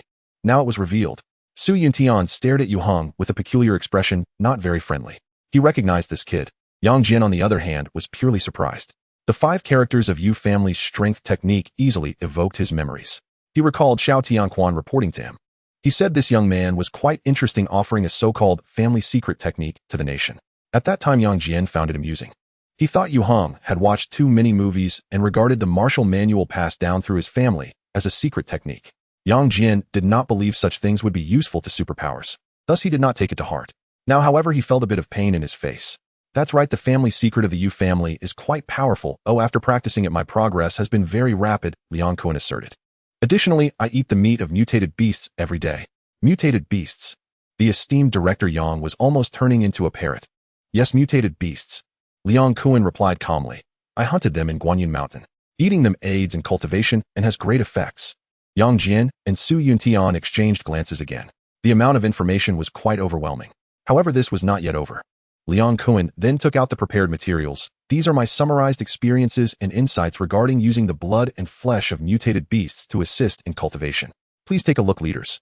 In fact, he felt quite awkward inside, forcing himself to continue speaking. Because the strength technique was taught to him by Yue Heng, the superpower combat experience was honed by Yue Heng, and this material was also carefully prepared by Yue Heng for him. Liang Kuan felt he was encroaching on Yue Heng's achievements. Yet this was Yue Heng's request. He couldn't help but glance at Yue Heng, puzzled as to why the latter wanted to give all the credit to him. Yue Heng noticed Liang Kuan's gaze and smiled. He understood what Liang Kuan was thinking. In fact, the reason he pushed Liang Kuan to the forefront was not complicated. First, it was a matter of chance. Without the situation in South Myanmar, Yue Heng would never have thought of letting Liang Kun get involved with the Anomaly Bureau. His purpose in investing resources to cultivate Liang Kun was to need a quality tool to serve as his assistant. After Liang Kun joined the Anomaly Bureau, it would be inconvenient for him to handle matters later. There were no better options. As for Yue Heng himself, after experiencing so much in his past life, he just wanted to live a peaceful and calm life in this one. The great tide of the times is surging and no one can avoid it. Yue Heng is no exception, but he can choose the life he wants. For example, enrolling in a prestigious university, having a sweet romantic relationship, and making up for all the regrets of his previous life. Why would he want to join a system full of constraints? Stealing the spotlight was one thing. Moreover, Yue Heng is someone with a deep sense of patriotism. In his past life, his patriotism was directed towards the Star Alliance and the billions of humanity in the galaxy. When the Star Alliance and mankind faced annihilation, Yue Heng resolutely stood up, willing to sacrifice himself. Now there are still many years before the establishment of the Star Alliance, and it will take humanity hundreds of years to unify the galaxy. Yue Heng's sense of patriotism naturally falls within the realm of the Divine Land. He contributes the Star Alliance's strength technique and presents related materials on mutated creatures, all to help his country's superpowers grow rapidly and avoid detours on the path of superpower evolution. Yang Jian took the documents handed over by Liang Kun. He glanced through them briefly, then said with a serious expression, "This information is very important and much of the content should be quite useful. We will conduct relevant experiments. Thank you for your support of our work." The research on mutated organisms had begun long ago, and Liang Kun's documents provided a completely different direction for utilization. Intuition told the head of the Mutated Organism Bureau that its value was immeasurable. Of course, Yang Jian could not hastily make a decision based solely on Liang Kun's words. Research and experimentation regarding these documents were essential. He looked at Liang Kun with a bit more appreciation and said, "I am glad you are willing to join our team. I hope you can pass the review smoothly and become one of us." Although Yang Jian held significant power as the head of the Mutated Organism Bureau, he couldn't directly recruit Liang Kun without following procedures. However, he was willing to open a backdoor for him. He would ensure Liang Kun could enter the Mutated Organism Bureau as quickly as possible after completing the background check. Liang Kun replied, "Thank you." His background surely had no major issues. Little did Liang Kun expect that he would have a day of enjoying royal treatment. He couldn't help but marvel at the wonders of fate. Yang Jian's gaze turned to the side at Yue Heng, saying, "You are Yue Heng, right? I heard from Section Chief Xiao that you were unwilling to come to our Mutated Organism Bureau. May I know the reason?" He also had a bit of admiration for Yue Heng. "I want to go to university." Yue Heng's response left Yang Jian speechless. This reason was quite strong. Actually, going to university doesn't affect. Never mind. Yang Jian suddenly remembered that the number of superpowered individuals was increasing, with a significant proportion being students. Even elementary school students had them. So why not establish a university specifically for training superpowered individuals? Just like Hogwarts School of Witchcraft and Wizardry, or Qingyan Sect. Yue Heng had no idea that his casual remark would inadvertently change history. The superpowered academy, which would originally appear much later, was now becoming Yang Jian's vision. And Yang Jian had the ability and strength to push this matter forward. Yang Jian did not continue the conversation with Yue Heng. After all, the director's time was precious. Before leaving, he called over Xiao Tianquan, urging him to diligently handle Liang Kun's application process. Liang Kun's application would naturally proceed smoothly. Yang Jian left with Su Yuntian. He could not help but ask, "Old Su, do you have any objections to this young Yu?" Su Yuntian had been rather silent earlier, which was quite unlike his usual demeanor. Then Yang Jian noticed. His partner seemed to be paying much more attention to Yue Heng than Liang Kun. The look he gave Yue Heng was somewhat unfriendly. This puzzled Yang Jian. Could it be that they had a grudge? Su Yuntian succinctly replied, "I just find this kid displeasing." Very well, such a straightforward response was simple and honest. Yang Jian was speechless. He asked, "Did he offend you?" Su Yuntian nodded. "He offended me greatly." His beloved daughter, who had been obedient and sensible for over a decade, was actually in a budding romance. Su Yuntian did not believe his daughter was in the wrong. So whose fault was it? He did not confront Yue Heng on the spot, which showed remarkable restraint. Yang Jian laughed. He did not take it seriously. Yang Jian asked, "Is that USB drive still with you?" Earlier, he had been too embarrassed to mention the strengthening technique in front of Yue Heng. But the method that could make superpowered individuals stronger must be taken seriously and could not be neglected again. "I left it at home." Su Yuntian felt a bit awkward. Like Yang Jian, he initially did not take Yu's strengthening technique seriously. Borrowing that USB drive was purely out of curiosity. Later, due to work commitments, he quickly forgot about this curiosity. He had not even looked at the contents of the USB drive. In the end, he almost got slapped in the face. "Bring it back tomorrow." After Liang Kun completed the paperwork, he left the Mutated Organism Bureau with Yue Heng. They would be notified within 5 days. On the way home, Liang Kun couldn't help but say, "Young Master Yu. Yue Heng raised his hand to interrupt. Don't call me young master Yue anymore, it doesn't sound good. Let's change the title. Previously Liang Kuan had always addressed him as young master Yue. Yue Heng did not mind it was merely a title. If he liked to call him that it was fine, it didn't affect anything. However, now it was different. Liang Kuan was about to join the Independent Mutated Organism Bureau and become a superpowered law enforcer. It would be inappropriate to address him in that manner. Liang Kuan was troubled. Then what should I call you? Calling him by his name felt disrespectful. Addressing him as classmate Yue Heng or Mr. Yue also felt inappropriate. Yue Heng smiled and said, you think of it, Yue, I will decide. Liang Kuan quickly thought of something. Then I'll call you Xiao Heng Ge.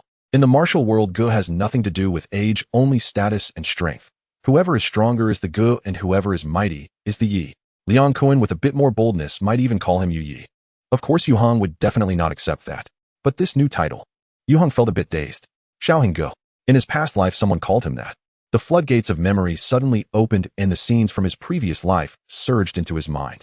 Alright, thus Yue Heng's new title was established. Back at home in Zhuangyuan, Fong Liang Kuan could not help but share the news of his impending job in a government unit with Su Xiaowen. Su Xiaowen was overjoyed. She truly never expected that her husband could infiltrate the system. He was getting a golden rice bowl. You must know that in the National Civil Service exam every year it is quite normal for a public position to have hundreds or even thousands of competitors. Most have master's or doctoral degrees. It feels embarrassing to greet others with just a bachelor's degree. What kind of education does Liang Kuan have? Su Xiaowen doubted whether Liang Kuan was joking with her. Liang Kuan had to swear that he was absolutely not joking. While the couple was laughing and joking, Yue Heng brought Tian Tian to the third-floor bedroom, taking out two peculiar items obtained from Su Jinka's grandfather. One was a seal, and the other a pen holder. Upon seeing these two peculiar items, the little girl's eyes immediately changed. Your efficiency is quite high. The queen was genuinely complimenting him. However, Yue Heng did not feel flattered at all. He was increasingly displeased with her using Tian Tian to communicate with him. He needed to complete the transaction quickly. I'll give you these two peculiar items first, Yue Heng said. I will soon gather 5 exotic species along with a large mutated beast you desire. What I want is more than just this. The queen's smile was sweet. Don't forget your 2,000 milliliters of fresh blood. She licked her lips, resembling a bloodthirsty succubus. The third update is here. Please vote. It was already 9 o'clock in the evening. The G8977 high-speed train had just arrived in a city. Yue Heng sat by the window admiring the night view through the safety glass. This was his second time taking the high-speed train from Taijiang to Kunshan.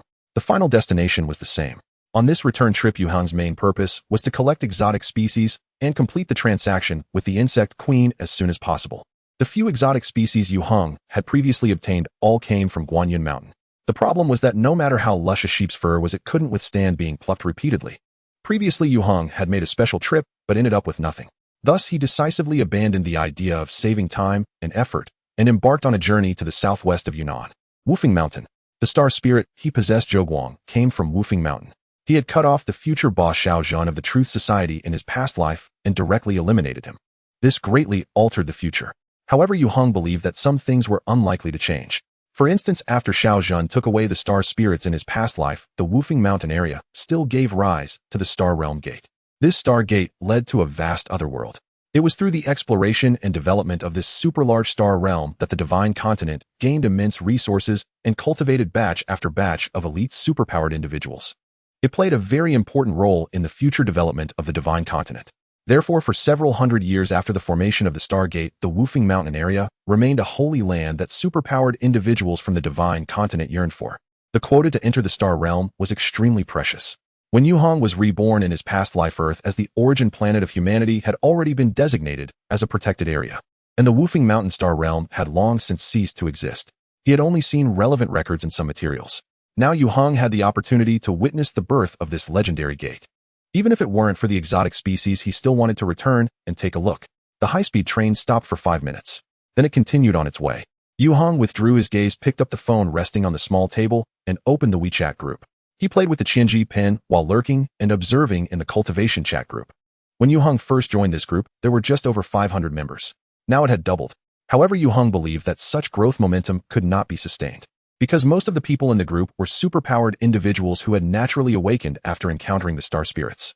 Now over 90 of the star spirits that hadn't dissipated were under the control of national departments, conglomerates, and wealthy families, with very few held by research institutions and private collectors. Ordinary people had no access to them, so naturally new wild superpowered individuals would not emerge. Of course, the number of naturally awakened individuals within the divine continent was definitely far more than those in the group. A group of foolish fellows had been dealt with. Some were imprisoned. Many chose to lay low and hide, never easily exposing their abilities.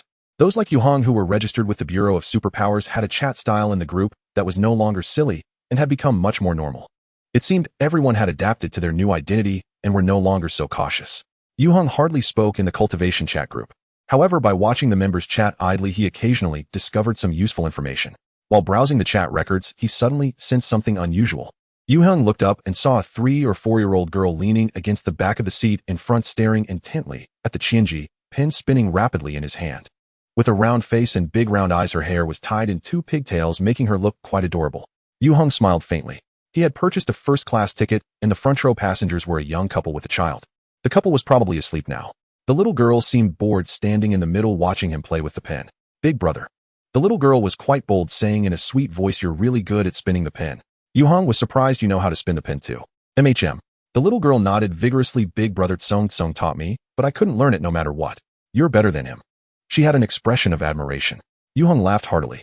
He rummaged through his backpack and took out a chocolate bar, handing it to the little girl. The little girl shook her head and said, "My mom said I can't eat things from strangers." Yue Heng thought for a moment. "My name is Yue Heng, you from Yu Fei Hung, meaning eternal. What's your name?" The little girl replied, "My name is Annie, and from peaceful, and I from Minnie. My dad calls me Little Treasure." "So you're Little Treasure, Annie." Yue Heng smiled. "Now that we've met, we aren't strangers anymore, right?" He once again offered the chocolate bar wrapped in colorful paper. "MHM, thank you, big brother." Little Treasure Annie was very polite. "I've tried chocolate from this brand, it's delicious." She happily accepted it. Looking at the adorable girl before him, Yue Heng couldn't help but think of the little girl he once knew. They were both so well-behaved and sensible.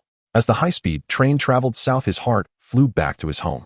Arriving in Kuancheng, it was already 5 in the morning. Having had the previous experience, Yue Heng was familiar with the route and arrived at the small town near Wufeng Mountain before noon. He hailed a passenger trike by the roadside. Qian Ao Village. The driver of the trike was quite surprised by Yue Heng's destination. "What are you going there for?" "Qian Ao Village is deserted now, and the road into the mountains is blocked. They say there are national-level protected animals in the mountains." Deserted? Yue Heng couldn't help but recall the elderly couple he had met during his last visit. He pulled out a 100 yuan bill. No need for change. Rather than waste words negotiating with the driver, it was better to pull out the unbeatable treasure and easily subdue him. The trike driver was instantly convinced. "Get in." The trike, belching black smoke, drove Yue Heng to the entrance of the mountain path. There a few large rocks were piled in the middle of the path, completely blocking the way. A warning sign was also erected nearby. "I wasn't lying, was I?" The trike driver kindly reminded him. "You can't go in there. Don't run in either. I've heard there's a wolf disaster. It's very dangerous." Yue Heng jumped out of the back seat. "Thank you." Seeing Yue Heng so stubborn, the driver could only shake his head helplessly. The young man didn't know the heights of heaven and depths of earth. After the driver left with the trike, Yue Heng crossed the blockade line and walked along the overgrown path to Qianao Village, where he had once spent a night. Surrounded by mountains, although there was still plenty of time before dark, it was incredibly quiet here. The tranquility gave rise to a sense of fear. Yue Heng carried his backpack, holding his Xuanjie sword casually, and walked steadily along the abandoned mountain path. After about 10 minutes, Qianao Village came into view. When Yue Heng first arrived here 6 months ago, although this small mountain village was nearly abandoned, the houses were scattered neatly at the foot of the mountain, and he could at least still see the shape of the village. Now nature's forces had nearly completely devoured it, and most of the village houses were covered in vines and grass. Some houses had already decayed and collapsed, looking from afar like a pile of graves. As Yue Heng stepped into the village, he startled a few ravens that were foraging. They cawed and flew away. Following his memory, Yue Heng found the house where he had stayed last time. The house was relatively intact, but a copper lock hung on the door, and the open space in front of the door was overgrown with weeds. It was clear that no one had lived there for a long time. Yue Heng guessed that the kind and simple elderly couple must have moved away long ago. He hoped they were living happily in their new home. There were empty houses all around. However, Yue Heng decided to settle in this house and then explore the Wufeng mountain area.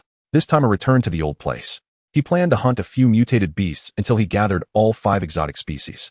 Whether this goal could be achieved depended on luck. Unlocking the door, Yue Heng entered the village house. Most of the furniture inside was still there, surprisingly not moved away, though it was covered in a thick layer of dust. The air was filled with a pungent, musty smell. Considering he might stay here for a few days, Yue Heng opened the windows for ventilation. He also tidied up the place a bit. It felt much more comfortable. Suddenly a long wolf howl echoed in the distance. Yue Heng narrowed his eyes. Was this a welcome? As night slowly descended, it gradually engulfed Qianao Village. Countless drifting blood-red lights quietly emerged in the nearby woods. Under the cover of darkness, shadowy figures swiftly approached the mountain village, faintly forming a siege. The target they surrounded was none other than the village house where Yue Heng was staying. At this moment, Yue Heng was setting up a campfire in the open space in front of the house, preparing his dinner. Although there was a stove inside the house, he could find no cooking utensils, only a broken pot. As for the ingredients, there was no need to mention them. Yue Heng simply took the iron pot outside, drew fresh well water from the nearby old well, and then lit the gathered firewood to boil a soup. He had no culinary skills, merely tossing in the instant noodles and beef jerky he carried with him to cook. Surprisingly, it was delicious. Just as the water was about to boil, unexpected guests appeared. And it wasn't just one or two. It was an entire pack.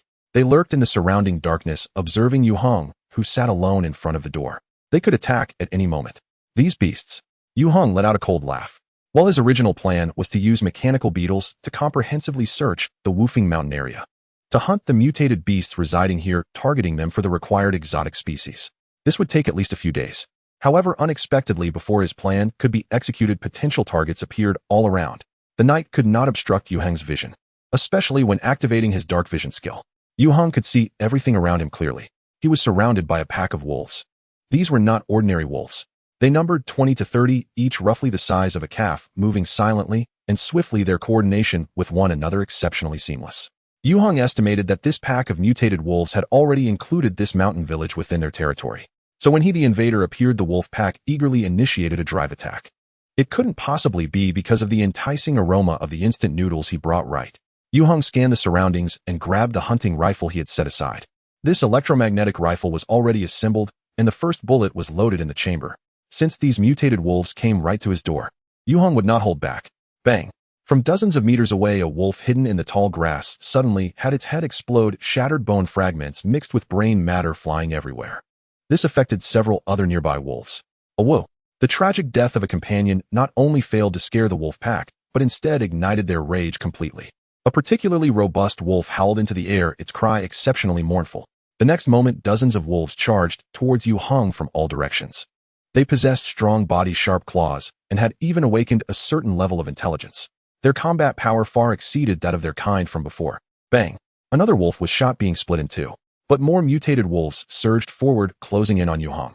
Yue Heng dropped the hunting rifle in his hand and drew the blade strapped to his back.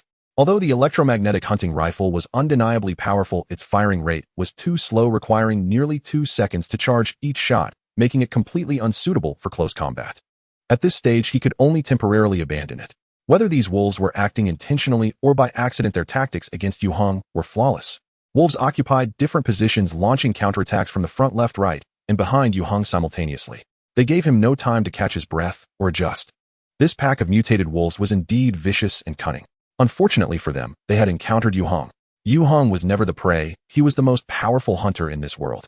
As a mutated wolf opened its bloody maw, revealing sharp, white teeth, attempting to claim the first kill as its honor to earn the richest reward. However, just as it leaped into the air, a brilliant flash of the blade suddenly sliced through the darkness. The strike landed on the wolf's head. It was as if it was actively welcoming the arrival of death. With a whoosh, the wolf's hardest part, the skull, was easily cleaved open by the newly unsheathed blade. The razor-sharp blade cut through, splitting the entire head along with the body in two. The next moment, Yue Heng twisted the blade, sweeping it horizontally. Two wolves sprayed blood, howling in agony as they flew backwards, soon falling silent. But a wolf to Yue Heng's left seized the opportunity and lunged to bite at his waist. Yet this wolf seemed to bite into a steel plate, nearly shattering its own fangs. Bang! Yue Heng delivered a powerful kick to the bold mutated wolf, sending it flying into the air. In a blur, Yue Heng had already taken down 3 mutated wolves. And this was just the beginning. His steps were unceasing, his movements and pace incredibly agile, as he swiftly infiltrated the encircling wolves, mercilessly reaping their lives with his blade. Suddenly, he retreated, creating distance between himself and the wolves. He threw out a magnetic grenade made of dozens of steel balls. Boom! The killing radius of the magnetic steel ball grenade exceeded 50 meters, with at least 10 wolves being hit by the flying steel balls. These steel balls looked ordinary, and their price on online platforms was astonishingly low. However, under the electromagnetic force Yue Heng infused, they unleashed unimaginable power. The mutated wolves caught in the blast were either dead or injured, and the scene descended into chaos. The wolf pack began to panic. Some wanted to continue fighting, vowing not to give up until Yue Heng was torn to shreds, while others instinctively retreated in fear towards the relatively safe rear. However, whether they fought or retreated, their fate was already sealed. They were to become the offerings for the blade. After disrupting the wolves' formation with the magnetic grenade, Yue Heng once again raised his peculiar weapon. He could clearly feel the exhilaration emanating from this deadly weapon. The last battle ended too quickly, and the blade had not tasted enough blood. Thus it was quite dissatisfied. Today it could finally drink deep from the enemy's blood, reaping the lives of its foes. Under Yue Heng's command, this weapon ruthlessly slashed towards the wolves' heads, simultaneously emitting a chilling whistle. The blade glimmered with a silvery glow, and the bloodline in the center was particularly striking. The first, second, third, one mutated wolf after another fell under Yue Heng's blade. His swordsmanship had reached the master level in his past life, making him overqualified to deal with these beasts. As time passed, the number of wolves around him dwindled, and their howls gradually disappeared.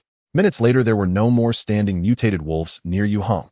A strong smell of blood permeated the air. Crimson blood flowed across the ground, slowly gathering into the nearby drainage ditch. The withered leaves inside floated up. The scattered wolf corpses on the ground numbered at least 25. This pack of mutated wolves was nearly wiped out. Only a few managed to escape. 1, 2, 3. One glowing sphere after another emerged from the wolf corpses, floating 1 meter high in the air.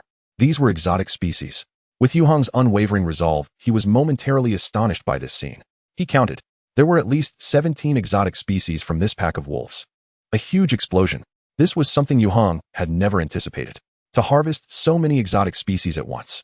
The proportion of exotic species from these mutated wolves was simply unbelievable. Could it be that they consumed some heavenly treasure? Generally speaking, the stronger the life force of a mutated creature, the higher the probability of dropping exotic species. Now that so many exotic species had emerged, it could be inferred that the life force of this pack of wolves had reached an exceptionally high level. Yue Heng had no intention of delving into the mystery behind it. He suddenly realized that his purpose for revisiting this place had been accomplished. Yue Heng reached out and grasped an unusual object floating in the air. This peculiar item was roughly the size of an orange, displaying a faint red hue and emanating a gentle glow. Yue Heng held it firmly, his fingers slowly closing around it. His palm was enveloped in a layer of spiritual power. This way he avoided direct contact with the unusual item, while also compressing it to the size of a longan. He then placed it into a jade box that he had prepared in advance. Yue Heng had not anticipated such a significant harvest from his trip to Wufeng Mountain, so he only brought a specially made box with him. It was impossible to fit all 17 unusual items inside. Thus, he could only use special means to compress them. The method Yue Heng had just used was quite common in the future era of the Star Sea, falling under the category of basic superpower applications, which any superpower user could master. It was practical and convenient. The downside was that the compressed, unusual items had to be used quickly. They could not be stored for long. Otherwise, if energy imbalance occurred, the compressed items would completely dissipate. After collecting all the unusual items, Yue Heng's attention turned to the wolf corpses scattered across the ground. Aside from the unusual items, most of the mutated creatures, especially the mutated beasts, had many extraordinary materials that could be utilized. Flesh bones for claws and tails. They were practically treasure from head to toe. The wild boar meat stored in Yue Heng's large freezer was nearly consumed. He was planning to replenish his supplies. This group of mutated wolves had delivered meat right to his doorstep, fully deserving of a medal for their contributions. Yue Heng drew forth his courage dagger. He sliced off a piece of wolf meat from a corpse that had been cleaved in half. Then he sniffed it. His expression changed instantly. What Yue Heng was checking was not whether the wolf meat was fresh, but if it was edible. Experienced hunters could easily discern this. The first thing he detected was a strong blood scent mixed with a nauseating odor. A wave of intense disgust surged within him. It felt as if every cell in Yue Heng's body was rejecting this bloody wolf meat. His nose, throat, stomach, and brain all protested vehemently. This indescribable feeling of revulsion did not stem from the foul smell of the wolf meat. It came from a deeper source. Yue Heng discarded the meat slice. He knew that not only was the meat of these mutated wolves inedible, but it also had to be completely destroyed, because they had eaten humans. Any mutated creature that had consumed human flesh, whether animal or plant, no part of them could be consumed. Especially for superpower users, it was akin to poison. Yue Heng retrieved an old hoe from the house, dug a large pit nearby, and then gathered a substantial amount of firewood, stacking it high with the wolf corpses. Minutes later, the blazing flames illuminated a vast area around. A foul odor began to permeate the air. The fire burned for 2 to 3 hours, during which Yue Heng continuously added new firewood. It was his entertainment for the night. It was indeed laborious, but it was unavoidable. Otherwise, if Yue Heng neglected it, and these wolf corpses were consumed by other animals, it would lead to genetic mutations. Moreover, they would develop a desire to attack humans. Any mutated creature that had eaten human flesh would crave more human flesh. This was likely the reason the wolf pack had attacked Yue Heng. They had tasted sweetness and viewed Yue Heng as a delectable treat that had come to them. If this group of wolves was not exterminated by Yue Heng tonight, they would eventually leave their territory to assault the nearby humans. Initially, Yue Heng planned to return the next afternoon. Now he had changed his mind. Yue Heng prepared to hunt down the few wolves that had escaped, completely severing future troubles. The funeral fire in the pit burned down to the end. All that remained were piles of residue made of bone ash and carbon. Among the still glowing embers, several shining points caught Yue Heng's attention. He reached out and grasped them, using his spiritual power to extract them from the air. After clearing the carbon ash from their surfaces, two wolf fangs as white as jade and as shiny as porcelain revealed their true form. Yue Heng was somewhat surprised. Because these two wolf fangs about the thickness of a thumb and shaped like crescent moons surprisingly emitted a faint fluctuation reminiscent of a peculiar item. This indicated that although they were not true peculiar items, they possessed the potential to become one. Yue Heng immediately became interested and began to carefully search through the ash pile and the fire. He unexpectedly found 5 more of the same wolf fangs. What a gain! Yue Heng had not anticipated such an unexpected harvest. These 7 wolf fangs could be made into a necklace or several cultivated over time. There was a considerable probability that they would develop into a personalized peculiar item. Unlike other peculiar items, personalized peculiar items did not involve any luck issues and were perfectly compatible with one's own abilities, theoretically having no equipment restrictions. However, nurturing a personalized peculiar item was akin to raising children. From the moment a child is born to their growth into adulthood, the time and effort invested are immense. It was already challenging to raise 1 or raising 2 or 3. Yue Heng placed the 7 wolf fangs into the box alongside the 17 unusual items. He refilled the pit with the previously dug soil, completely burying the mutated wolves. That night the wind rose in the mountains. In his dreams, Yue Heng vaguely heard the howling wind outside mixed with the mournful cries of wild wolves. He turned over on his wooden bed and sank deeper into sleep. The next morning Yue Heng got up. After a quick wash and a light meal, he left the mountain village. On a nearby hillside, he launched a drone carrying mechanical beetles to conduct a thorough search of the surrounding area. By the afternoon, Yue Heng had located the few wolves that had escaped the previous night. These creatures were likely accustomed to living in groups. The entire pack had been wiped out, yet the remaining ones were still gathered together. Yue Heng managed to capture them all in one sweep. Without much effort, he followed the coordinates provided by the mechanical beetles, pursuing and slaughtering them one by one. He obtained 2 more unusual items. The high probability of these unusual items surprised even the experienced Yue Heng. As usual, he burned the corpses and filled the pit, and to his surprise, he found 2 more wolf fangs. Thus, Yue Heng's harvest on this trip amounted to 19 unusual items, along with 9 wolf fangs possessing peculiar item characteristics. It could be said that he had struck it rich. During his search of the mountains, Yue Heng discovered that aside from these wolves, there were no other suspected mutated beasts in existence. He deduced that this group of wolves had long since become the overlords of the Wufeng mountain area. They had eliminated or driven away all competitors. Unfortunately, before they could further grow, they were completely wiped out by the distant Yue Heng. This could be seen as a cycle of cause and effect. On the morning of the 3rd day back at Wufeng Mountain, Yue Heng arrived at the landing site of the Star Blessing Zhoguang. This was the final destination of his trip. The first update is here. Sunlight filtered through the gaps in the treetops, cascading down into the dense forest. A fist-sized beetle fluttered gracefully above the grass, its pale golden shell glimmering. Suddenly, the beetle hovered in midair, motionless. No matter how hard it flapped its wings, it could not advance even a half centimeter.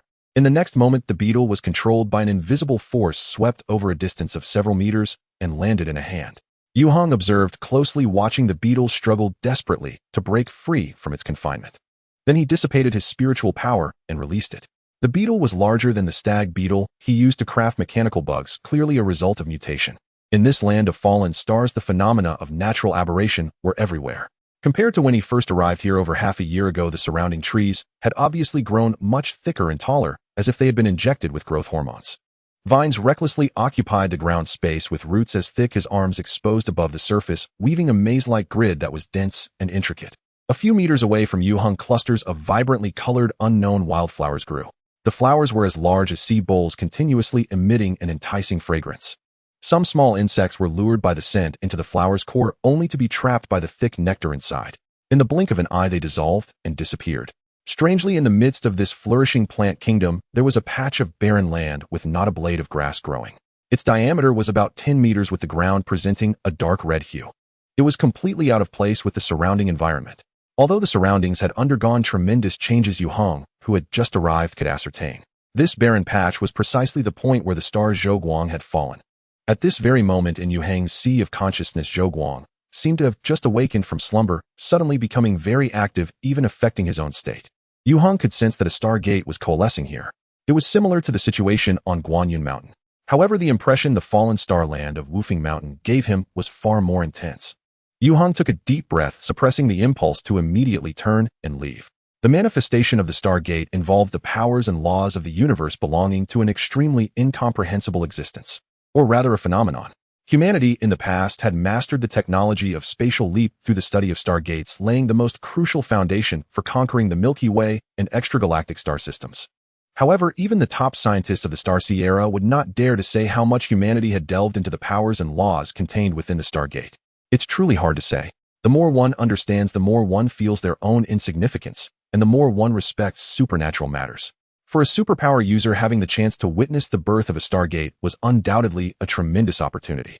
It is said that if one can comprehend a trace of the power of cosmic laws, their own strength will surely advance by leaps and bounds. Yue Heng did not come here for opportunities, yet he vaguely felt that something was calling out to him. This sensation began the moment his footsteps entered the Wufeng Mountain area. This thing must be related to the Zhou Guang in his sea of consciousness.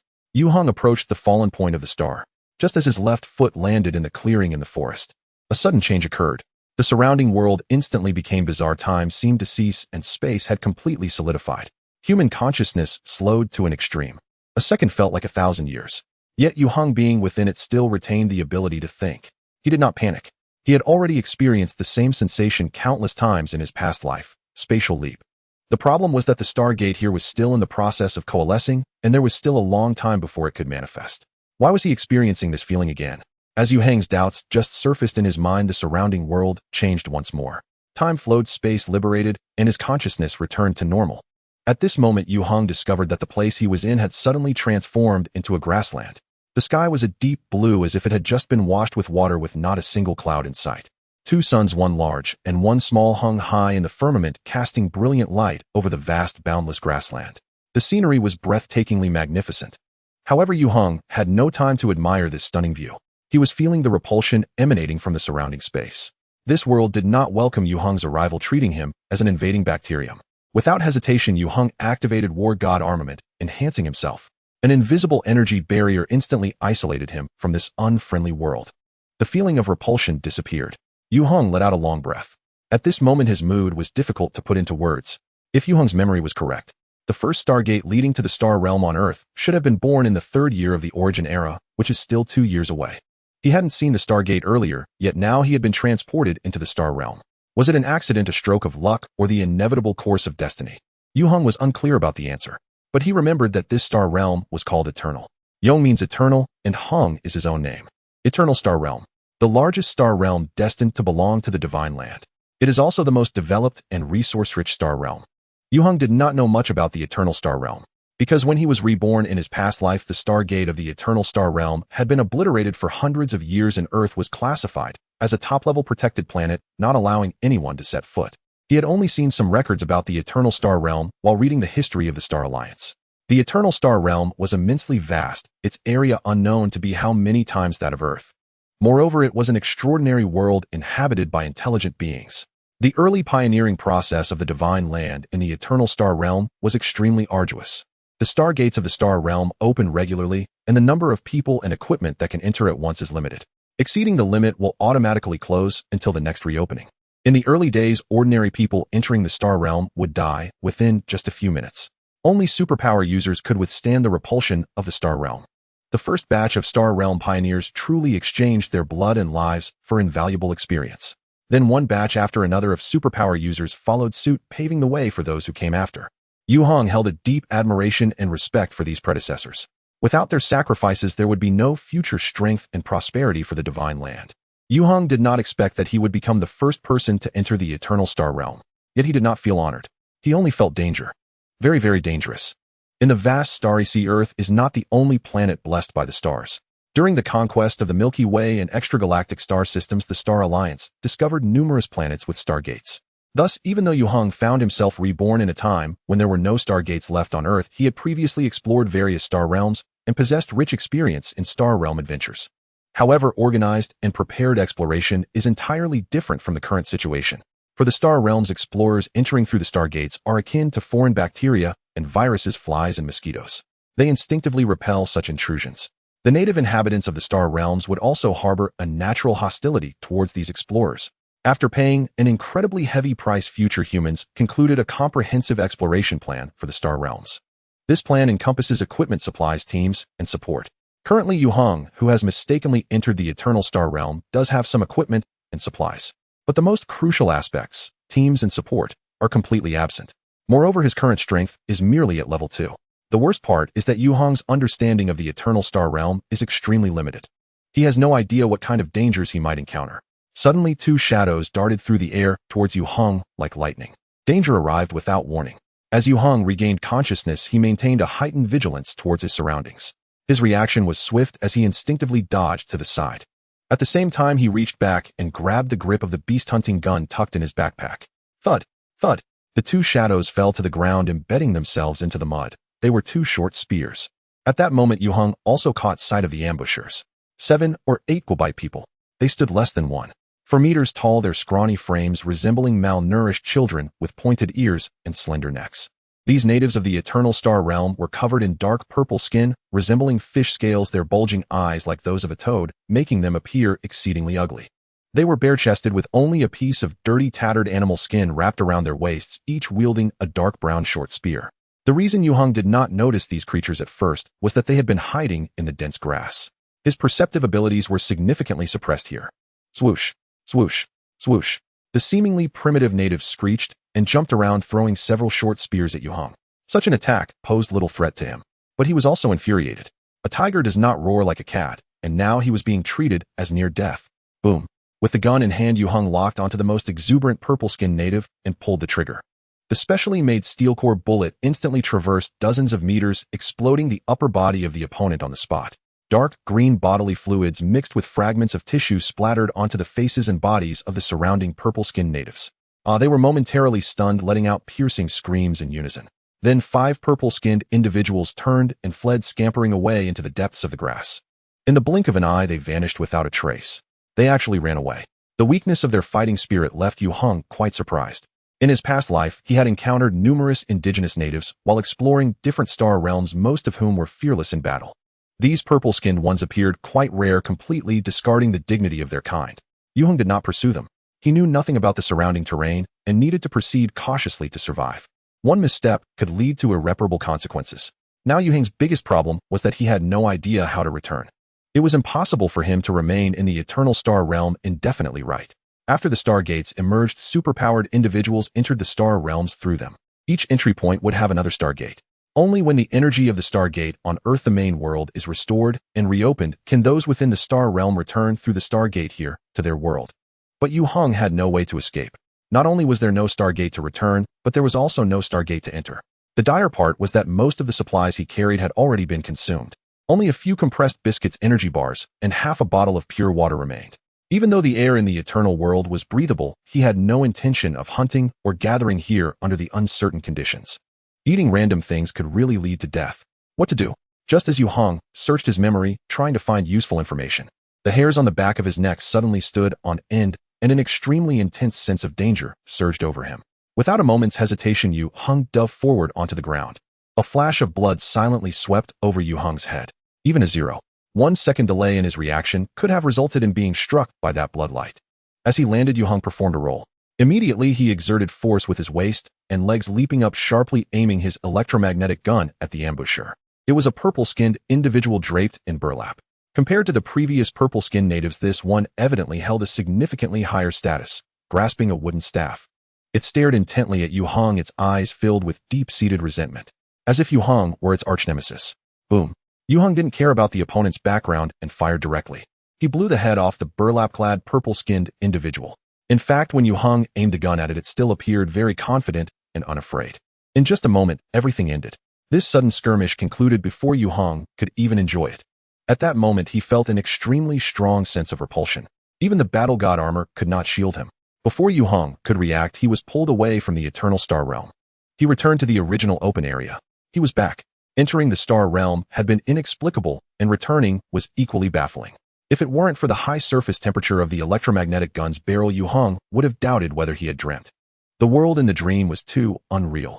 Then Yue Heng discovered that his fusion with the star-blessing Zhou had actually surpassed 1 in one fell swoop. It reached 1.05. This was yet another significant leap. In truth, Yue Heng was more curious about why he was able to enter the Eternal Star Realm just now. Was it because of Zhou? This star blessing had already returned to normal in his sea of consciousness without any signs of stirring up trouble. The feeling of being called upon had also vanished. Yue Heng let out a sigh of relief. He was still quite weak and lacked the capability to explore the star realms independently. Although the previous encounter was thrilling, yet safe, the dangers of adventuring in a different world were truly too high. Thus, even with the reward of a significant increase in star blessing fusion, Yue Heng temporarily did not wish to return to the Eternal Star Realm. It was likely that he couldn't even go back unless a stargate truly appeared.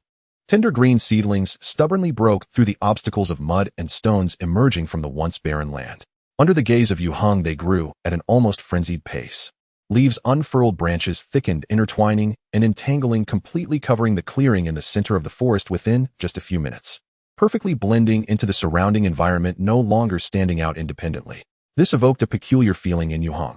This place where the stars had fallen had long been waiting for him. Now Yue Heng had responded to its call, completing the final piece of the puzzle. However, before the true Stargate was born, Yue Heng could not re-enter the Eternal Star Realm. Yet this brief encounter had established an indescribable link of consciousness between him and the Eternal Star Realm. What impact would this bring him? It remains to be seen. However, Yue Heng was very clear that he would definitely return here. Farewell for now. He turned to prepare to leave. But just a few steps out, Yue Heng suddenly stopped, because he abruptly discovered that merely 20 or 30 meters away in the woods a colossal creature had appeared.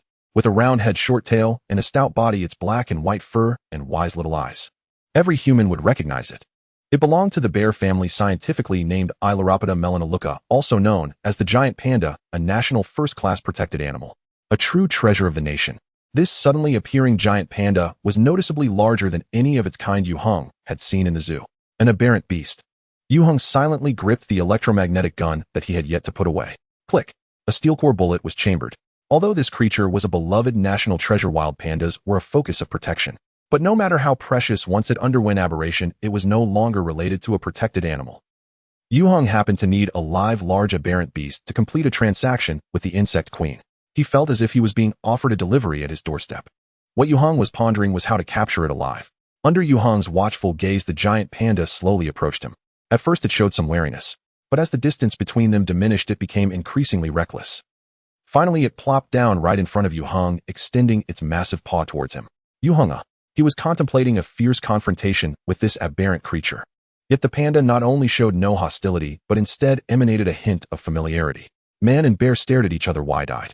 Impatience flickered in the panda's eyes, encircled by dark fur, as it waved its paw up and down before Yue Heng. Suddenly he understood. He chuckled silently, put away the electromagnetic hunting gun, and took a chocolate bar from his backpack, unwrapped it, and placed it on the panda's paw. This fellow had come over to ask him for food. It probably had been accustomed to being fed, and was no longer afraid of humans. Although it had undergone aberration, its temperament and habits clearly hadn't changed. This was very normal. Many animals that are friendly towards humans remain so even after aberration, like cats, dogs, cows, and sheep. Even though the giant panda belonged to the carnivore category, its gentle nature and primarily herbivorous diet were completely different from the wild wolves Yue Heng had encountered earlier. At this point, Yue Heng had lost his intent to harm. Since the panda retained its nature, there was no need for slaughter. After all, the giant panda was one of his cherished childhood memories. As for the large, live, aberrant beast needed by the queen, he could look for another one. What Yue Heng did not expect was that after swallowing the chocolate bar, the panda extended its paw towards him again. Yue Heng was truly at a loss whether to laugh or cry. He simply took out all of the rations from his backpack, unwrapped them, and fed them to the panda. Judging by its size, it would barely fit in its teeth. There's none left. Yue Heng shook his backpack and said to the persistent panda that had tasted sweetness, "You are already a mature panda. You shouldn't just think of freeloading, but should strive for self-sufficiency." The giant panda surprisingly seemed to understand. It withdrew its paw, shook its round head, and opened its mouth to emit a woo-woo sound. It looked quite aggrieved. Seeing the panda like this, Yue Heng couldn't help but stroke his chin. "Did you encounter some trouble?" He felt that it was seeking help from him. The giant panda shook its head again, then turned and crawled towards the woods ahead. After crawling a few steps, it turned back to look at Yue Heng. Yue Heng understood. He picked up his backpack and followed behind. The giant panda led the way while he trailed behind as they both ventured deeper into the mountains and forests. After trekking for a distance, the giant panda stopped again. It shook its head at Yue Heng, making woo-woo oh-oh sounds while lowering its body. Yue Heng felt a stirring in his heart. He stepped forward and reached out to rub the panda's furry head. As for the feeling, although its fur looked smooth and soft, it was actually thick and hard, making it rather prickly to the touch. Yet it was quite obedient, lowering its head to allow him to stroke it. Then Yue Heng climbed onto its back. Woo woof. The giant panda suddenly let out a loud call, then galloped forward with its sturdy limbs. Despite its lazy and sluggish appearance, once it began to run, its speed was astounding, akin to a heavy tank thundering across the forest with Yue Heng.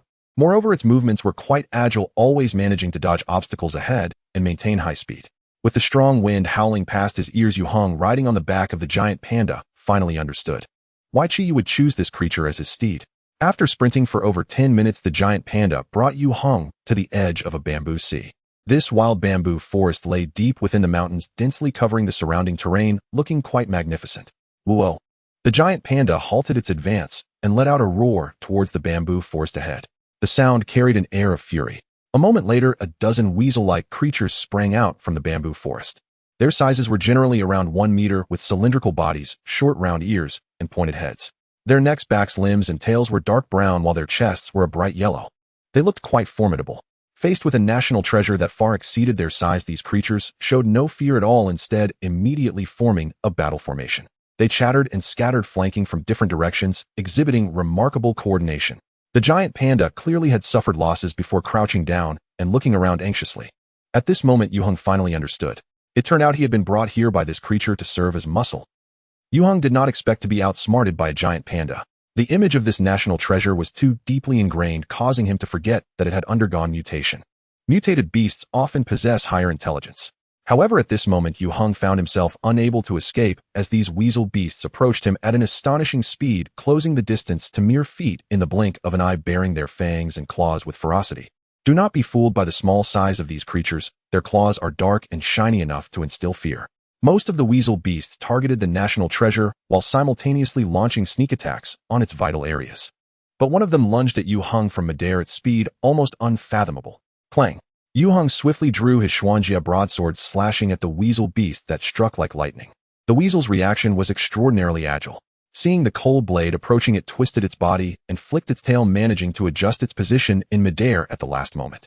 It narrowly avoided the descending blade, but as the sword flashed, half of its short tail fell to the ground. Yue Heng marveled at the weasel's adaptability and thrust his left hand with the Yoni dagger.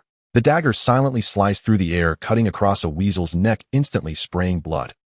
The weasel had just jumped onto the panda's head, extending its sharp claws to scratch at its eyes, only to have its neck severed by Yue Heng in an instant, letting out a shriek as it flew off. In the next second, Yue Heng leaped down, activating the war god armor to empower himself. As the energy shield materialized, 2 weasel beasts pounced on him simultaneously, their claws and teeth tearing at him desperately. The abilities of these mutated weasel beasts were entirely focused on agility. The average person's eyes could not keep up with their speed. Even a slight delay of 0.1 seconds could result in a fatal blow. But encountering Yue Heng, they were simply out of luck. The energy shield, enhanced by the war god armor, had dual attributes of electromagnetic and mental power, providing equal defensive capabilities against physical, elemental, and psychic attacks. Although the claws of the mutated weasel beasts were sharp, they were far from sufficient to breach this layer of energy protection. Whoosh! Whoosh! The blade flashed, and the 2 weasel beasts clinging to Yue Heng were cleaved into 4 parts, blood spraying as they fell. At this very moment, the giant panda was surrounded by 7 or 8 weasel beasts. It swung its paws, trying to swat the attacking weasels away. However, the weasel's reaction speed was too quick, making its counterattacks appear clumsy. The panda's paws whooshed through the air, failing to hit a single opponent. The weasel beasts clearly understood the national treasure. They jumped and dodged, retreating and attacking with ease, leaving numerous gashes on the panda's body in the blink of an eye. Countless tufts of panda fur were scattered about, many stained with blood. The weasel's combat style was undoubtedly the nemesis of the national treasure. Moreover, the weasels worked well together. Some were responsible for distractions, while others executed sneak attacks, their roles clearly defined. This left the panda with immense power, yet unable to unleash it. If this situation persisted, the panda would either flee in disgrace or be worn down by its opponents. However, the national treasure was not foolish. It sought out Yue Heng, this powerful ally. After slaying 2 weasels, Yue Heng showed no hesitation and swung his Xuanjia broadsword once more. This unexpected weapon traced a brilliant arc through the air. It grazed past the panda's head, the razor-sharp blade silently severing the bloody legs of 2 weasels. Then with a swift upward strike, he struck down another weasel that had just pounced at him. In his previous life, though Yue Heng was a mechanic, he had invested countless efforts into mastering swordsmanship. The three foundational skills of the Star Sea era, Star Alliance Strengthening Technique, Star Combat Technique, and Starry Sky Sword Technique, were all mastered by Yue Heng with the highest achievement found in the Starry Sky Sword Technique. Much like the Star Alliance Strengthening Technique, he possessed a unique understanding of the Starry Sky Sword Technique, being recognized as a master of swordsmanship. Yue Heng's swordplay never pursued flamboyance, it was incredibly simple, practical, and efficient. Now reborn, his superpower level was reset. Yet the experience and insights from his swordsmanship were etched into his soul, impossible to erase. With the dual enhancements of extraordinary body and mental reinforcement, his swordplay would undoubtedly shine even more brilliantly than in his past life. A mere few mutated small beasts did not even qualify to face his blade. Screech. With a piercing scream, this weasel was cleaved in two. In the blink of an eye, 4 weasels perished at Yue Heng's hands, with another having lost 2 limbs, effectively losing its combat capability. Seeing the situation turn dire, the remaining weasels immediately abandoned their assault on the panda and charged at Yue Heng. These creatures were both brave and vicious. Stimulated by the screams and blood of their companions, instead of fleeing in terror, they grew even more frenzied. In a single encounter, 3 more weasels clung to Yue Heng. Unfortunately for them, no matter how sharp their claws were, they could not breach the energy shield. With a flurry of strikes, Yue Heng dispatched 3 more weasels. At this point, the remaining weasels finally felt fear. Faced with an overwhelmingly strong enemy, they could not defeat. Their desire to survive outweighed their inherent violence and madness. They squeaked and scattered in all directions. Thud! A weasel that had just leaped 10 meters away was impaled by the broadsword that flew through the air. Bang! Bang! Yue Heng switched to a hunting rifle. He fired twice, hitting one target and blasting a weasel into pieces. However, the other shot missed. The weasel's speed was too fast. In the blink of an eye, it disappeared into the dense bamboo forest. Yue Heng could not catch up. This sudden battle came to an end. The entire skirmish lasted only a minute or two, and the weasel pack that had opposed the national treasure suffered heavy casualties. Only a few escaped. In the end, the panda successfully caught a lone weasel, crushing it into a meat paste with its massive paw. Woof! It proudly showed off its victory to Yue Heng, inadvertently revealing its foolish side once more. Yue Heng retrieved the broadsword he had thrown earlier and said with annoyance, "You enjoyed yourself, did I work for nothing?" He had been dragged here to be a free fighter. In the end, he had killed over 10 mutated weasels, but did not obtain a single exotic item. Compared to the previous wolf beasts, they were simply pathetic. In fact, this was the normal outcome. The probability of mutated creatures dropping exotic items was originally quite low. That pack of wolf beasts must have consumed some heavenly treasures to produce so many exotic items. Woo woo. The national treasure approached Yue Heng, playfully nudging his thigh, with its head looking up at him with innocent eyes, as if to say, "What are you nitpicking about?" With a helpless shake of his head, Yue Heng pondered over whether to let it go, feeling a sense of loss. After some thought, he climbed back onto its back, saying, "Pippy Bear, let's go. Since we're here, let's cosplay as Chi-Yu."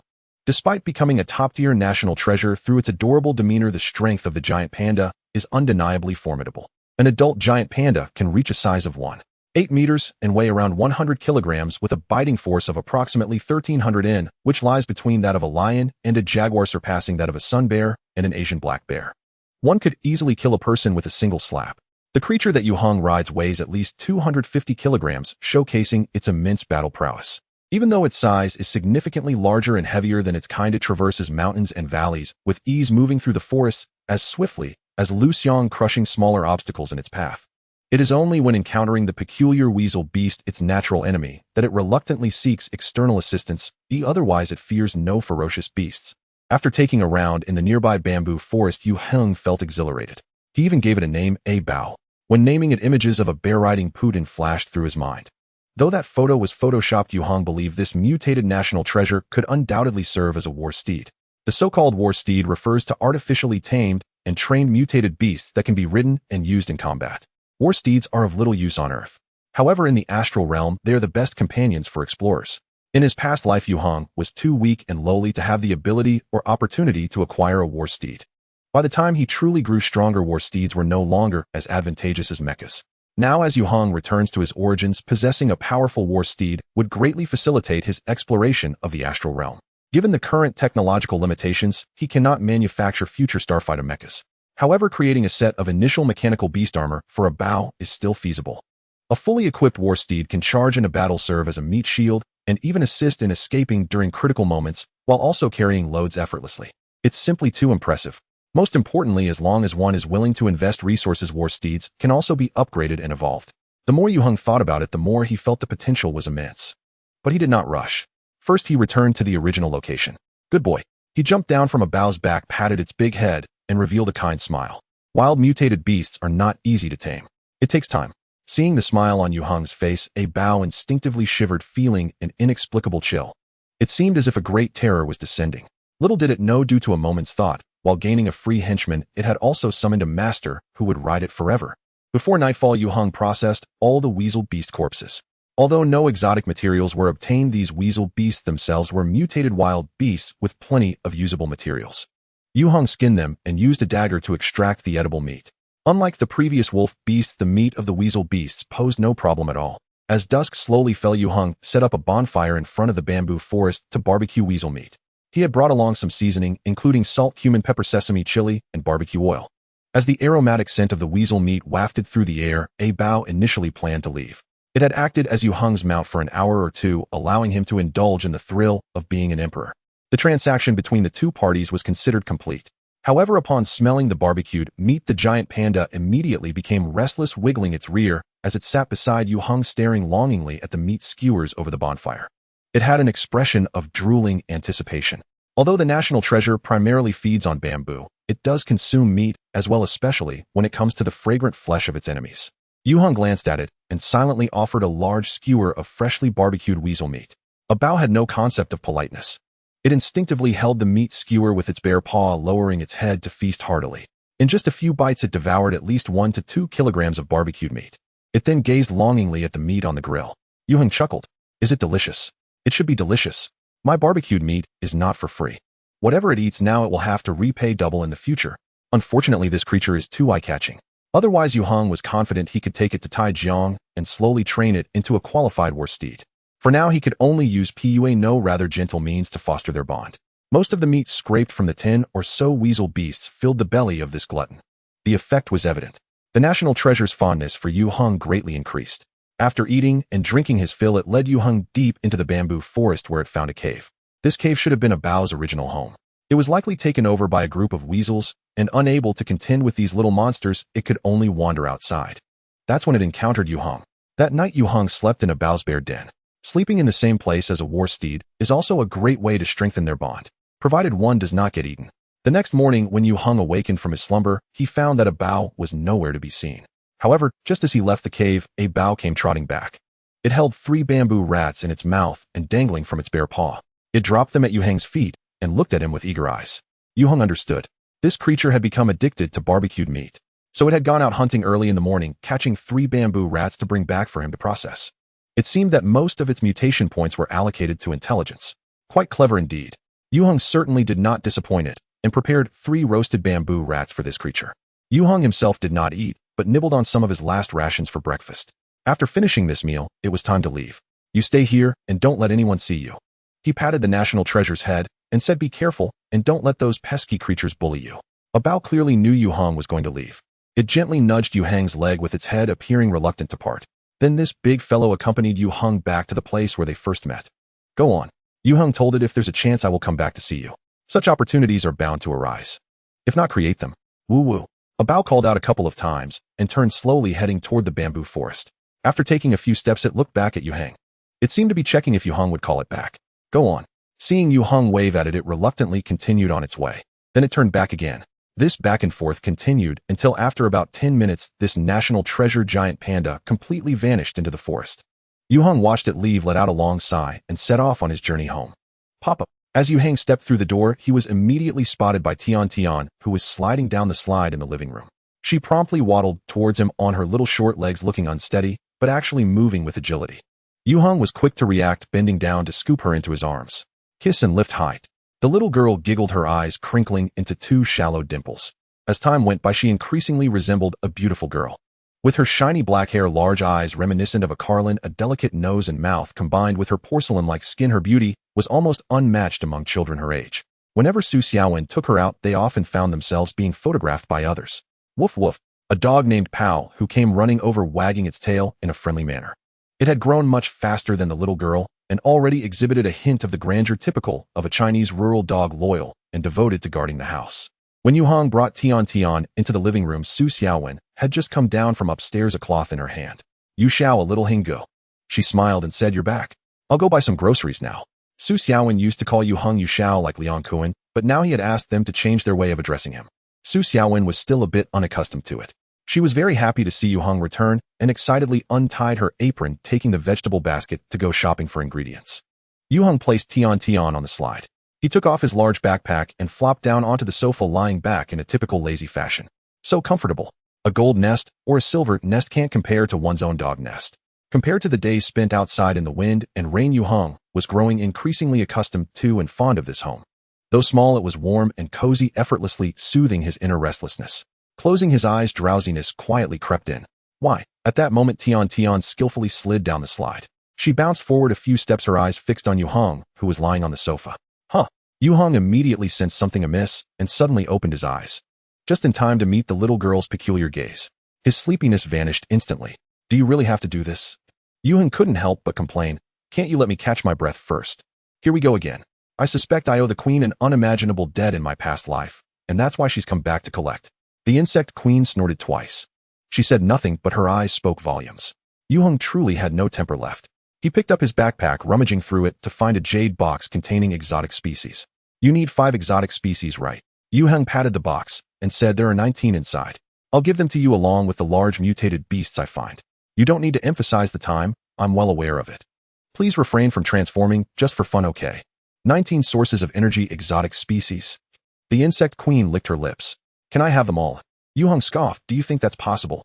If it weren't for Tian, he wouldn't have bothered to go to Yunnan to hunt exotic beasts and gather nourishment for her growth. The insect queen huffed. If I want them all, what do you want in return? She was well aware that without any contribution, she couldn't expect to receive anything from Yue Heng. The current queen had already accepted and adapted to the mode of trading. Yue Heng answered without hesitation, I want a complete set of super body and life energy cultivation techniques. He planned to use the super body techniques for himself, while the life energy techniques were meant for Su Jingqiu. Don't even think about it. The insect queen's forehead twitched with 3 black lines. 14 exotic species for that much knowledge. Do you think I'm foolish? Then just the complete set of super body techniques. Yue Heng had initially asked for too much, leaving room for negotiation. Seeing the queen's firm resistance, he decided to settle for less. He had awakened the super body mechanical and mental energy systems. Currently, he had already cultivated the mechanical and mental systems to the 2nd level rank. His super body was still at the 1st level. His path to advancement was a trinity aiming for simultaneous improvement across all systems, seeking to eventually break through the 9th level constraints. In this initial stage, the lack of cultivation methods for the super body system was undoubtedly a significant issue. Earlier, Yue Heng had specifically pointed out that he had 19 exotic species precisely to negotiate for cultivation knowledge with the insect queen.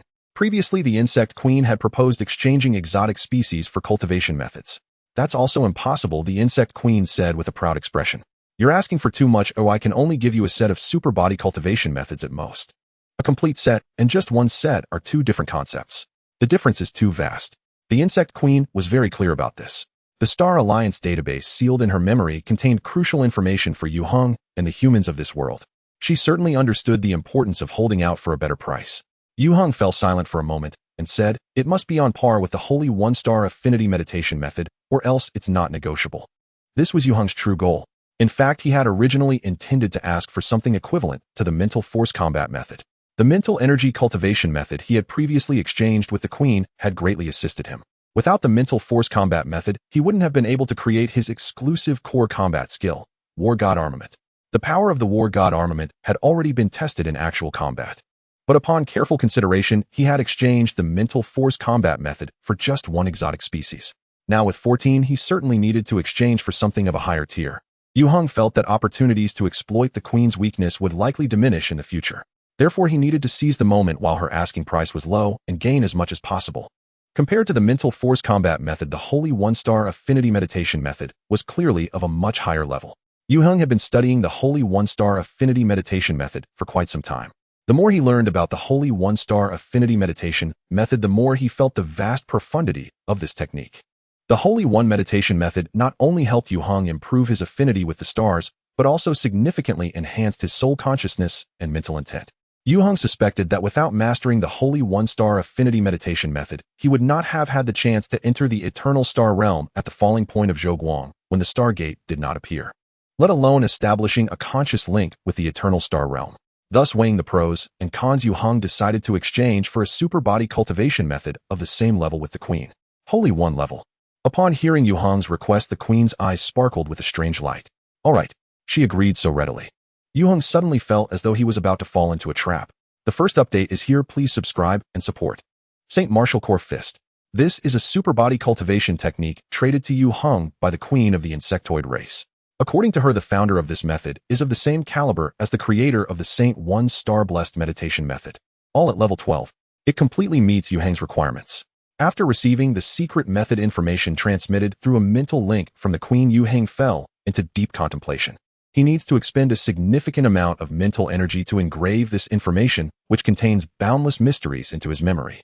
As for learning, understanding, and mastering it, it undoubtedly requires much more time. The insectoid queen, having completed the transaction, happily bounced upstairs with a box containing 19 exotic stones. As she reached the stairway, she glanced back at Yue Heng, who was still sitting on the sofa, a strange smile curling at the corner of her mouth. It is unclear how much time passed before Yue Heng came back to his senses. He let out a long sigh, feeling like cursing. The Saint Martial Core Fist is incredibly powerful to an unbelievable extent. It is not a true fist technique, but a complete super body cultivation method that continuously breaks through genetic levels by tapping into one's own potential. The problem is that the Saint Martial Core Fist not only has a tremendous difficulty in cultivation, but also requires an enormous amount of resources, sources of energy, during the practice. That is to say, exotic stones. This super body cultivation technique is divided into 15 levels. Each level is a step, and the higher one goes, the more terrifying the demand for resources becomes. It is simply an endless pit. Yue Heng can ascertain that the insectoid queen trading the Saint Martial Core Fist to him is certainly not without ulterior motives. Exotic stones are not like chives that grow back after being cut. This source of energy can only be obtained by hunting mutated creatures, and the drop rate is probabilistic. It is unlikely to encounter good fortune, such as dropping a dozen exotic stones after taking down a pack of wolf beasts. Killing 10 or so weasel beasts without any reward is considered the norm. If he chooses to cultivate the Saint Martial Core Fist, Yue Heng not only has to spend a great deal of time and effort on it, but he also has to find ways to acquire a large number of exotic stones to sustain the energy consumption required for the training. He is also a cultivator of 3 elemental systems. Oh, just thinking about it makes his head buzz. It's overwhelming. But Yue Heng is reluctant to give it up, because the Saint Martial Core Fist shows him a path leading to the 9th level and beyond. Just this point is far superior to the Saint 1-star blessed meditation method. Not to mention the mental combat technique. Moreover, the Saint Martial Core Fist can greatly enhance his combat strength. Yue Heng cannot imagine what kind of terrifying power reaction would occur if the Saint Martial Core Fist were integrated into his core combat technique, God of War armament. After a fierce internal struggle, Yue Heng made the final decision. He jumped into this pit. In an instant, his thoughts became clear. In his previous life, after advancing to a 9th level mechanical master, Yue Heng, like all other powerhouses of the same rank, could not find a direction to continue breaking through, as if trapped in an invisible cage. To break through this cage of power, some strong individuals chose self-exile, piloting ships into the depths of the cosmos. Others committed to a death struggle, refusing to break or die. There were also those who sought refuge with the insectoids, hoping to obtain the secrets beyond the 9th level. In his past life, Xiao Zhen could not acquire what humanity could not obtain, yet now Yue Heng could acquire it with merely a dozen exotic stones. So what if it's a bottomless pit? I'm back. At this moment, the courtyard door opened, and Su Xiaowen returned home with a basket full of ingredients. She was not alone. Liang Kuan and Xiao Tianquan followed behind her. Yue Heng suppressed his surging emotions and temporarily sealed away the memory of the Saint Martial Core Fist. This technique is too profound and vast. Cultivating it is not something that can be achieved overnight. It must be done step by step. Kuan Gu. Yue Heng got up to greet Liang Kuan, and then said to Xiao Tianquan, "Director, Xiao, what brings you here?" Xiao Tianquan smiled, and said, "I came to have a meal, not sure if classmate Yue Heng welcomes me or not." Liang Kuan explained, "Nearby Xiaowen called me to say you were back, and coincidentally, Director, Xiao had something to find you for, so I invited him over for a meal." Yue Heng noticed Liang Kuan's gaze, and immediately said, "You are most welcome." He clearly understood Liang Kuan's character, knowing that he wouldn't recklessly bring someone over unless it was something important. Yue Heng invited Xiao Tianquan to sit in the living room, while Liang Kuan went to the kitchen to help Su Xiaowen prepare lunch. Xiao Tianquan got straight to the point, saying, "Classmate Yue Heng, comrade Liang Kuan has passed the background check and just completed his employment procedures this morning, becoming a member of our Bureau of Exotic Management." Yue Heng nodded. He was not the least surprised by this news. Although Liang Kuan's life experience is somewhat complex, as long as he has no criminal record in the country, passing the background check is quite normal. Most importantly, Liang Kuan possesses good strength and is just the talent the Bureau of Exotic Management needs. There is no reason to reject him. The research materials on the consumption of mutated creatures he provided. Xiao Tianquan continued. After analysis and experiments by our relevant experts, there are basically no issues, and they hold considerable significance worthy of commendation. Comrade Liang Kuan told us that you also played a crucial role in this, plus the strength-enhancing technique you provided earlier, so we decided to grant you a reward as well. I came over this time mainly to find out what kind of reward you would like. Yue Heng was enlightened. In fact, he had Liang Kuan submit that material not only to guide the Bureau of Exotic Management in their research on mutated creatures to avoid detours, but also to elevate Liang Kuan's position. He didn't expect Liang Kuan to pull him into this. He probably felt a bit shy and wished not to take all the credit for Yue Heng's life-saving grace, even if it was something that Yue Heng himself requested. The Bureau of Exotic Management is quite interesting. They actually came to ask for his opinion. After thinking for a moment, Yue Heng replied, "Can I change my household registration age?" Cough, cough. Xiao Tianquan almost spat out his drink. Whether Yue Heng wanted material or spiritual rewards, it was nothing to be overly surprised about. The Bureau of Exotic Management has a very generous budget. Young people like Yue Heng, who take the initiative to align with the organization and make tangible contributions as long as their requests are not outrageous, will be met. Just like selling 1,000 gold for bones. Xiao Tianquan never expected that Yue Heng's request would actually be to change his household registration age. Does he really look forward to growing up? Are you sure you want to change your registered age? Xiao Tianquan couldn't help but ask, is there no other requirement? Yue Heng smiled and said, after changing my age, it would be best if I could quickly obtain my driver's license. He is currently 16 years old and still has to wait more than a year to reach true adulthood. This period isn't particularly long. However, recently going out frequently has made Yue Heng feel quite inconvenienced by his underage status. So now that Xiao Tianquan has come to represent the Bureau of Anomalies to let him set conditions, it's only natural that he would make such a request. Otherwise, what else could he ask for? As for honors and rewards, Yue Heng didn't need them at all, nor did they hold any significance for him. In terms of material rewards, he was not short of money. Besides, how much could the Bureau of Anomalies offer? For Yue Heng, exchanging for some real conveniences was undoubtedly the best choice. Xiao Tianquan couldn't understand.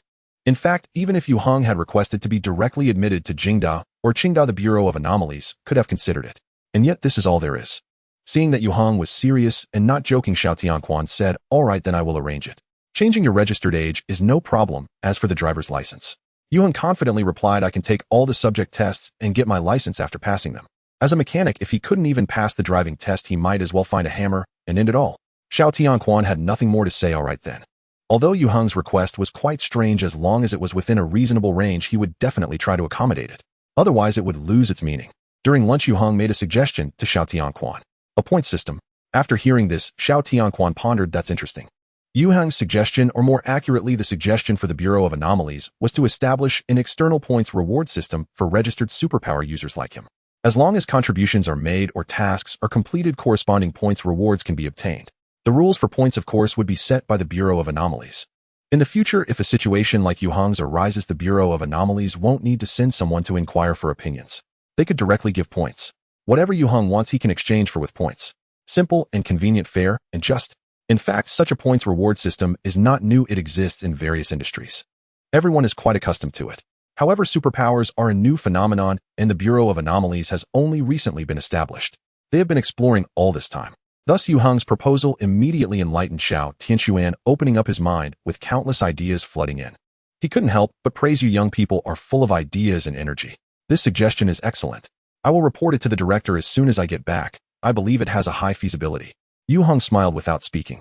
Of course, the feasibility is high. The Bureau of Anomalies in his previous life established a comprehensive points reward system long ago, and it continued unchanged into the era of the Star Sea. He was merely stating it ahead of time. Making it convenient for others is also making it convenient for oneself, though rolling it out sooner is beneficial for Yue Heng. The more Xiao Tianquan thought about it, the more he felt that Yue Heng's suggestion was excellent. After finishing lunch, he hurriedly took his leave.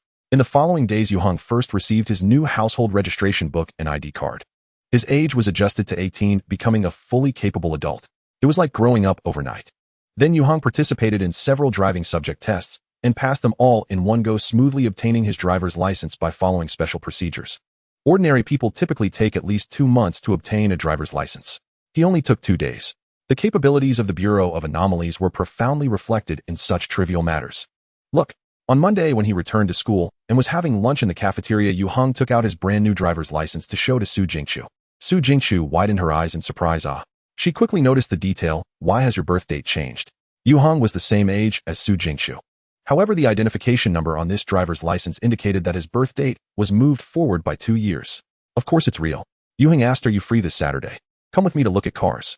Now that he had obtained his driver's license, he definitely needed to buy a car. This way, when Yue Heng went hunting for exotic beasts in the future, he could drive himself, saving a lot of trouble. Su Jingqiu pursed her lips and nodded all right. She asked, "Is Yunnan province fun?" Last week, Yue Heng didn't come to school because he took a leave of absence, but he had been in contact with Su Jingqiu via WeChat. So she knew Yue Heng had gone to Yunnan province. It was all right. Yue Heng said, "I saw giant pandas wild once."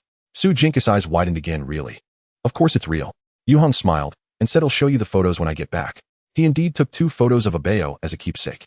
Su Jingqiu sighed longingly. "Giant pandas, I want to see them too.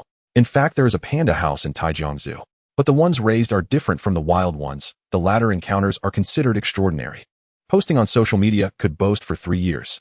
Yue Heng said, "If you want to see them, I can take you to see them. Having a car makes it very convenient." Su Jingqiu's eyes curved with a smile. "Sure."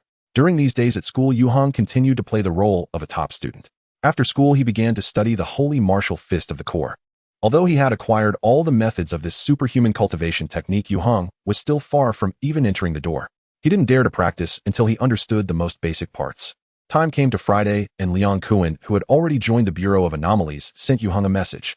He had found a lead on the large mutated beast he was looking for.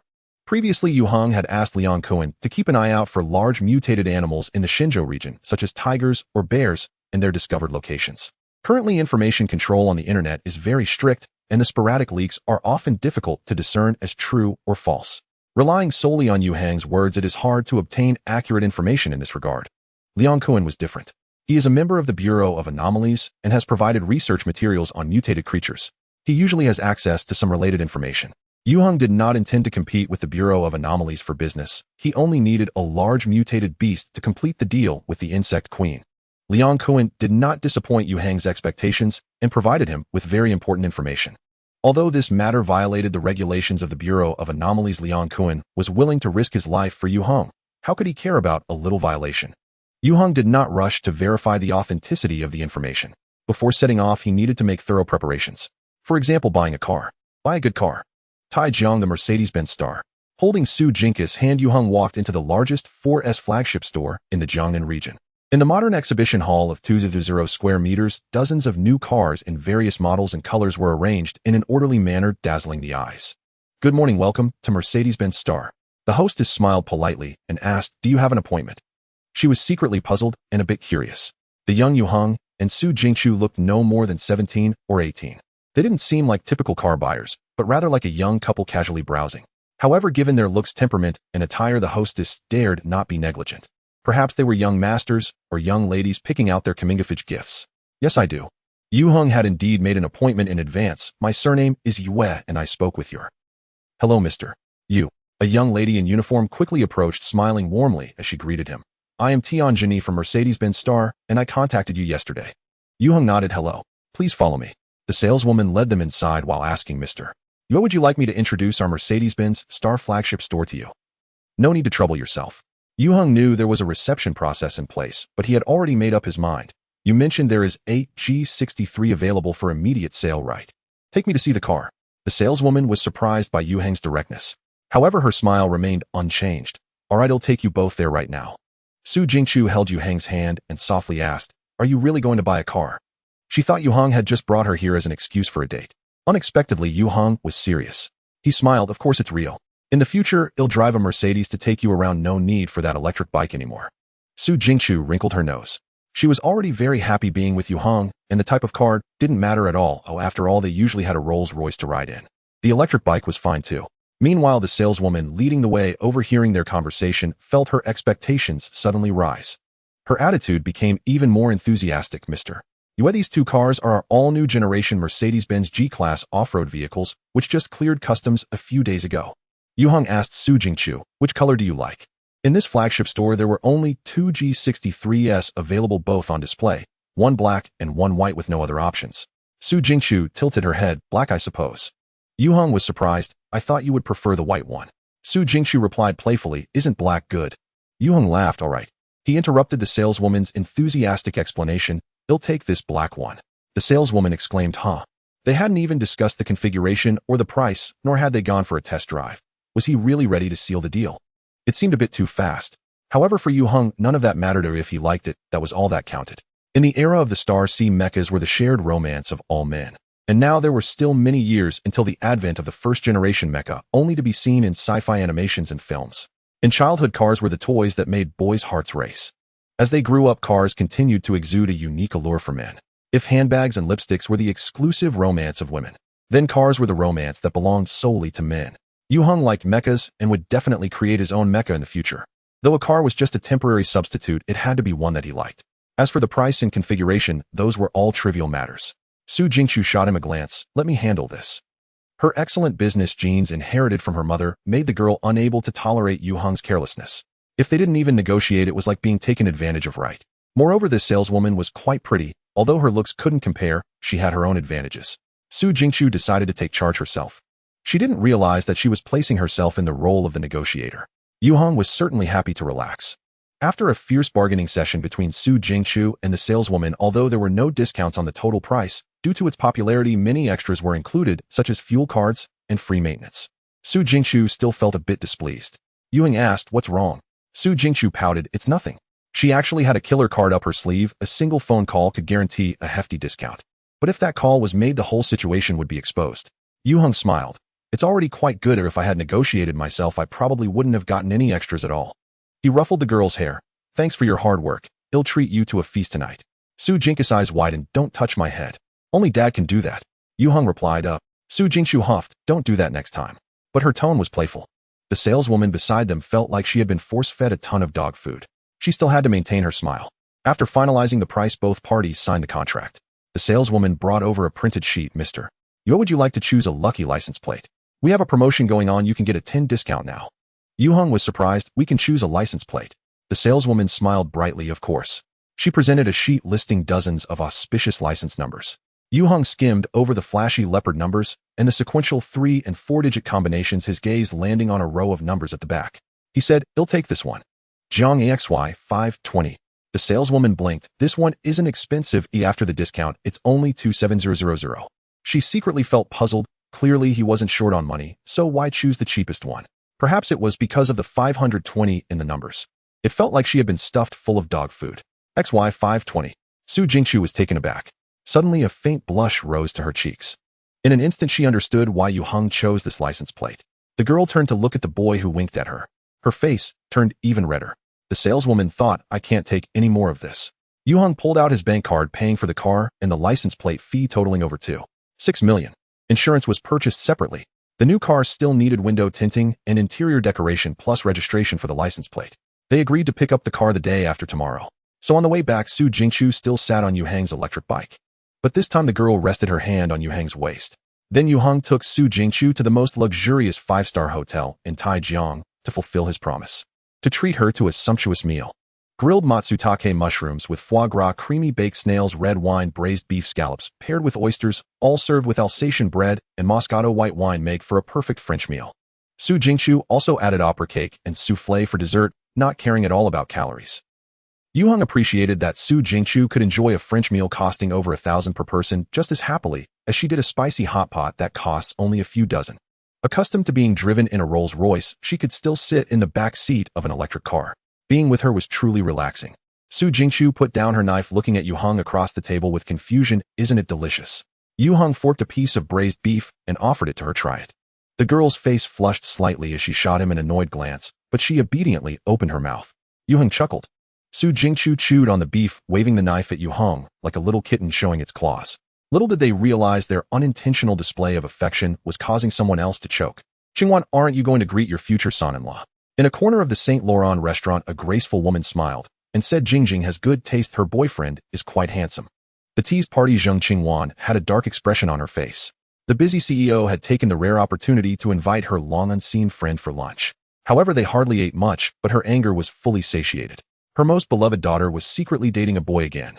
Zheng, the CEO, felt the wrinkles on her face multiplying. Seeing Zheng Qingwan on the verge of exploding, her friend quickly handed her lemonade. "Don't be angry, it won't solve anything.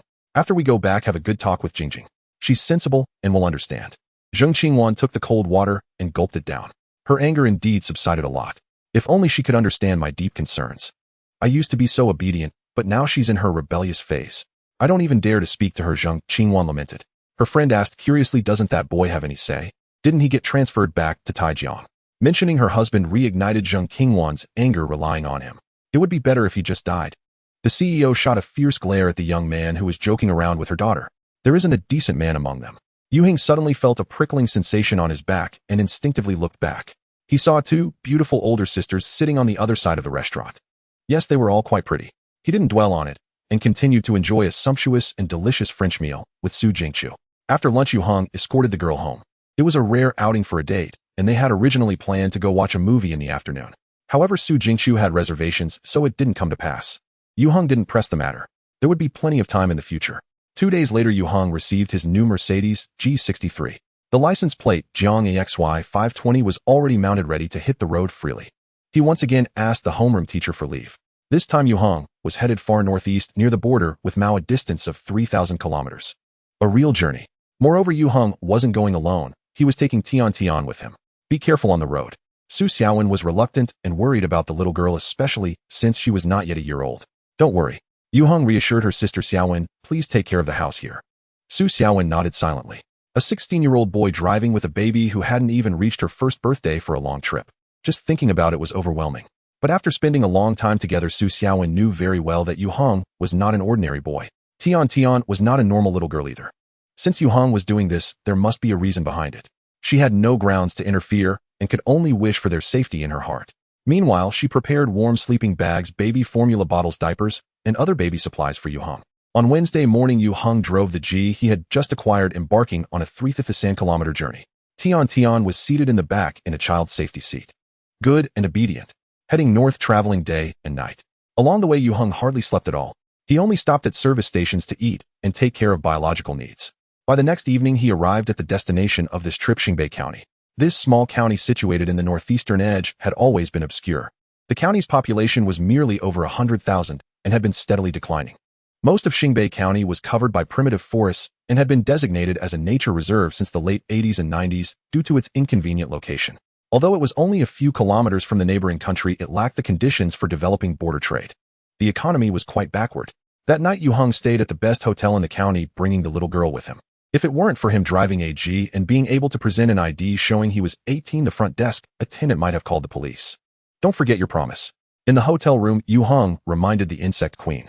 Having driven for over 30 hours, even with his superhuman physique, he felt deep fatigue. Moreover, at this moment, the northeast was freezing cold, and finding the target was an even greater challenge. Yue Heng had come to the northeastern border to find the last item needed for the insect queen to reshape her body and transfer her soul, a large live mutated beast. The information came from Liang Kuan. Recently, traces of a wild northeast tiger had been discovered in Xingbei County, believed to have crossed the border after frequently attacking livestock in mountain villages, causing significant losses. Local personnel organized a hunt to capture it.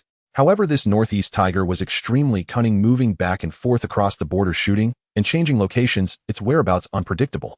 Moreover, it was also very fierce, having previously confronted a hunting team directly. As a result, several members of the team were injured, with one severely hurt. It was said that this beast had been hit by a tranquilizer gun, but escaped unharmed. Then it retaliated against a village, killing all the livestock and dogs, not even sparing the chickens. Terrified, all the villagers fled their homes. Xingbei County had no choice but to report and seek support.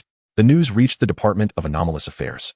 Although the Department of Anomalous Affairs had established several branches, they were internally integrated, and information regarding supernormal events was frequently exchanged, thus being grasped by Liang Kuan, who then informed Yue Heng. In the internal hierarchy of the Department of Anomalous Affairs, the incident involving a suspected mutated beast in Xingbei County was rated very low and was not a major matter requiring immediate personnel deployment. Thus, Yue Heng had the opportunity to cut in. Do not compare the credibility of my promises with that of your kind. The queen of the insect clan jumped off the bed, her bare feet pattering on the ground. She stomped heavily, as if crushing cockroaches. Ever since leaving the home in Wufeng, she had occupied the sweet body and had not disappeared since. Throughout the journey, she had taken care of her bodily needs at the service station's restroom. The queen of the insect clan stared at Yue Heng, her eyes shimmering with unusual light. I promise to customize a biological subbrain for you, which can certainly be done as long as you quickly find a living exotic beast. Your credibility. Yue Heng's expression turned strange. Do you remember Xiao Zhan? In his past life, everyone knew that Xiao Zhan betrayed humanity to ally with the insect clan for greater power and eternal life. In the end, he was surrounded and killed by the Star Alliance, never breaking through the 9th level limit. It was precisely because of Xiao Zhan's living example that no one became a traitor in later wars against the insect clan. Don't mention that stupid ape to me. The queen of the insect clan jumped in frustration. I made no promises to him. He contacted me voluntarily and insisted on becoming my servant. I simply gave him a taste of favor because he seemed somewhat useful. I see. Yue Heng silently mourned for a certain dead sycophant for 3 seconds in his heart. Then get ready. He said, tomorrow I will go into the mountains to search for that tiger and fulfill our transaction. The queen of the insect clan nodded. I look forward to it. At this moment, Yue Heng could be certain that the other party had no intention of playing tricks. The queen of the insect clan genuinely wanted to complete the transaction with him, to reshape her body and soul, completely severing ties with the sweet body. This was the outcome Yue Heng hoped for. Early the next morning, Yue Heng left the hotel with the queen and drove towards the mountain village that had been attacked by the northeast tiger. Fortunately, the weather in Xingbei County had been quite nice lately, with clear skies and no clouds. Otherwise, once heavy snow blocked the roads, it would be very difficult to enter the mountains. Yue Heng did not know the way and could only follow the navigation. He wound his way along the twisting mountain roads, gradually delving deeper into the mountains surrounded by pristine forests. On the way, he saw several warning signs erected by the roadside. After about half an hour of driving, the road ahead was blocked with a large warning sign posted on a wooden board. Before Yue Heng could get out of the car to move it, the barrier along with the warning sign was pushed aside by an invisible force. Upon seeing this scene, Yue Heng couldn't help but turn back to look at the back seat. There sat the queen in a child safety seat, her face displaying a proud expression. Perhaps she was expecting Yue Heng to praise her skills. However, Yue Heng chose not to acknowledge it and continued along the road nonchalantly. After driving a few more kilometers, a village appeared beside the forest. The entrance road was also blocked with a warning sign standing tall. Not a soul was in sight. This reminded Yue Heng of Qianao village in Wufeng Mountain. Although the two villages were thousands of kilometers apart, the situation was fundamentally similar. Both had become abandoned ghost towns. However, Qianao village had fallen into decline long before the emergence of mutated beasts, while this mountain village was relatively intact with homes that were still livable. Such situations are commonly seen across the land of Shenzhou. The vast region of Shenzhou had a significant number of star remnants that fell within its borders on the day of the star's fall. Most of these star remnants were left untouched. Once the time was up, they would merge into the earth, greatly affecting the natural environment and the wild animals living nearby. In the early stages of mutation, animals had an ingrained fear of humans in their genes. Even if they gained stronger powers, most of them did not dare to attack humans proactively. However, such a situation would change over time. As mutated creatures grew stronger, they would require more resources and larger territories to survive. This would inevitably lead to conflicts with humans. Therefore, when suspected attacks by mutated creatures occurred, the local authorities would first evacuate the public for basic safety, then report upward to let the professionals from the Bureau of Alien Affairs handle it. Although the Bureau of Alien Affairs in Shenzhou was established early and vigorously trained its own forces, while recruiting external elites, their manpower was limited and could not possibly cover all 2 million natural villages across the country. This led to a rapid increase in the rate of natural village disappearances, with urbanization progressing at an astonishing pace. This small mountain village now stood as a grim reflection of the future of countless villages. Moving the roadblock aside, Yue Heng drove the large G directly into the village. In broad daylight, this mountain village was eerily desolate. The people who had hurriedly fled their homes did not have time to take their belongings, so when Yue Heng entered one house with the queen, he discovered that the tables, chairs, and appliances were all intact. On the dining table, there were even frozen hard buns and pickled pork. There was no stove burning, and the room was cold. Yet neither Yue Heng nor the queen cared. This will do. They were not here to enjoy themselves. Yue Heng did not pick and choose, but rather moved the supplies he brought from the car into this house. Taking advantage of the early hour, he climbed onto the roof of the flat house and launched the drone. The intelligence provided by Liang Kuan indicated that the movements of this northeast tiger were elusive and difficult to track. However, Yue Heng understood the temperament of exotic beasts very well. Mutated wild animals often had a strong sense of territory, and once they had established their domain, they would not easily stray far from it. They would build nests and breed offspring within their territory. The northeast tiger's behavior of killing all livestock and animals in the village, apart from possible revenge, Yue Heng believed its primary purpose was to claim its territory. Weak human beings roll away. It was basically similar to that pack of wolves in Wufeng Mountain. Based on this understanding of exotic beasts, Yue Heng decided to use the mountain village as a base to conduct detailed searches of the surrounding area. He believed that finding this big tiger was merely a matter of time. Yue Heng had already decided that even if it escaped into the territory of Mao, he would still capture it. Using the drone as a signal relay, Yue Heng released 8 mechanical beetles. His mental strength and the skill divided attention had recently improved, allowing him to control more of these mechanical insects. Yue Heng's search operation centered around the mountain village, expanding outward in circles, ensuring that no area was overlooked. This search continued until noon without discovering any signs of the northeast tiger. Yue Heng was not discouraged and pressed on to expand the search area in the afternoon. This time he made a significant discovery. The third update is here. Please support with votes. If there are no monthly votes, a few recommendation votes would be appreciated. Thank you all. 10 miles away, jagged rocks loomed, dragons coiling and tigers crouching. After a meticulous search, Yue Heng not only located the tiger's den, but also observed two ferocious beasts at the same time. Similar to most mutated wild beasts, their size greatly exceeded that of their kin, appearing exceptionally formidable. As the mechanical beetle controlled by Yue Heng flew into the cave, the high-definition camera transmitted back indescribable images. The battle was exceedingly fierce. After locking onto the coordinates, Yue Heng immediately recalled the other mechanical beetles, leaving only this one to monitor. He swiftly returned to the room and said to the Bug Queen, "I found the target, let's go." The Bug Queen nodded, jumping into the nearby backpack, leaving only her small head exposed. Yue Heng slung the large backpack over his shoulders and immediately set off towards the target's location. Although the straight-line distance from the tiger's den to the mountain village was only 5 kilometers, it required traversing dense primeval forests and crossing undulating mountain ridges. Ordinary people would take several hours to reach. Carrying the heavy load along with the little girl relying on his extraordinary physique, Yue Heng traversed mountains and forests, and after less than an hour, he spotted the cave ahead. Inside the tiger's den, two northeast tigers nestled closely together. They had already mated several times and were currently in a state of postcoital tranquility. Sizzle. As Yue Heng just took off his backpack at the edge of the woods, a mechanical beetle flew in and landed on his shoulder. The light in its compound eyes dimmed, having exhausted its energy. Yue Heng took out the components of the electromagnetic hunting gun from his backpack and completed the assembly in just a few seconds. Then he loaded 7 specially made electromagnetic bullets into the magazine. Though these electromagnetic bullets also had steel shells, the inner core was filled with permanent magnets capable of briefly storing the high-energy electromagnetic force Yue Heng infused. Once it hit the target, it would instantly release. As electromagnetic energy cannot be stored for long, Yue Heng filled and charged it on the spot to ensure its power. The range, firing speed, and lethality of the electromagnetic bullets far surpassed conventional steel core bullets. But to capture the target alive, it was undoubtedly the best choice. In addition to the electromagnetic hunting gun, Yue Heng equipped himself with a Zhuangzi broadsword, a courage dagger, and steel ball magnetic mines. Prepared for unforeseen circumstances, capturing a mutant beast alive was significantly more challenging than killing it. Even with the electromagnetic gun and high-energy electromagnetic bullets, Yue Heng couldn't guarantee 100% success, so he had to leave some options for himself. Once fully prepared, he stealthily approached the tiger's den.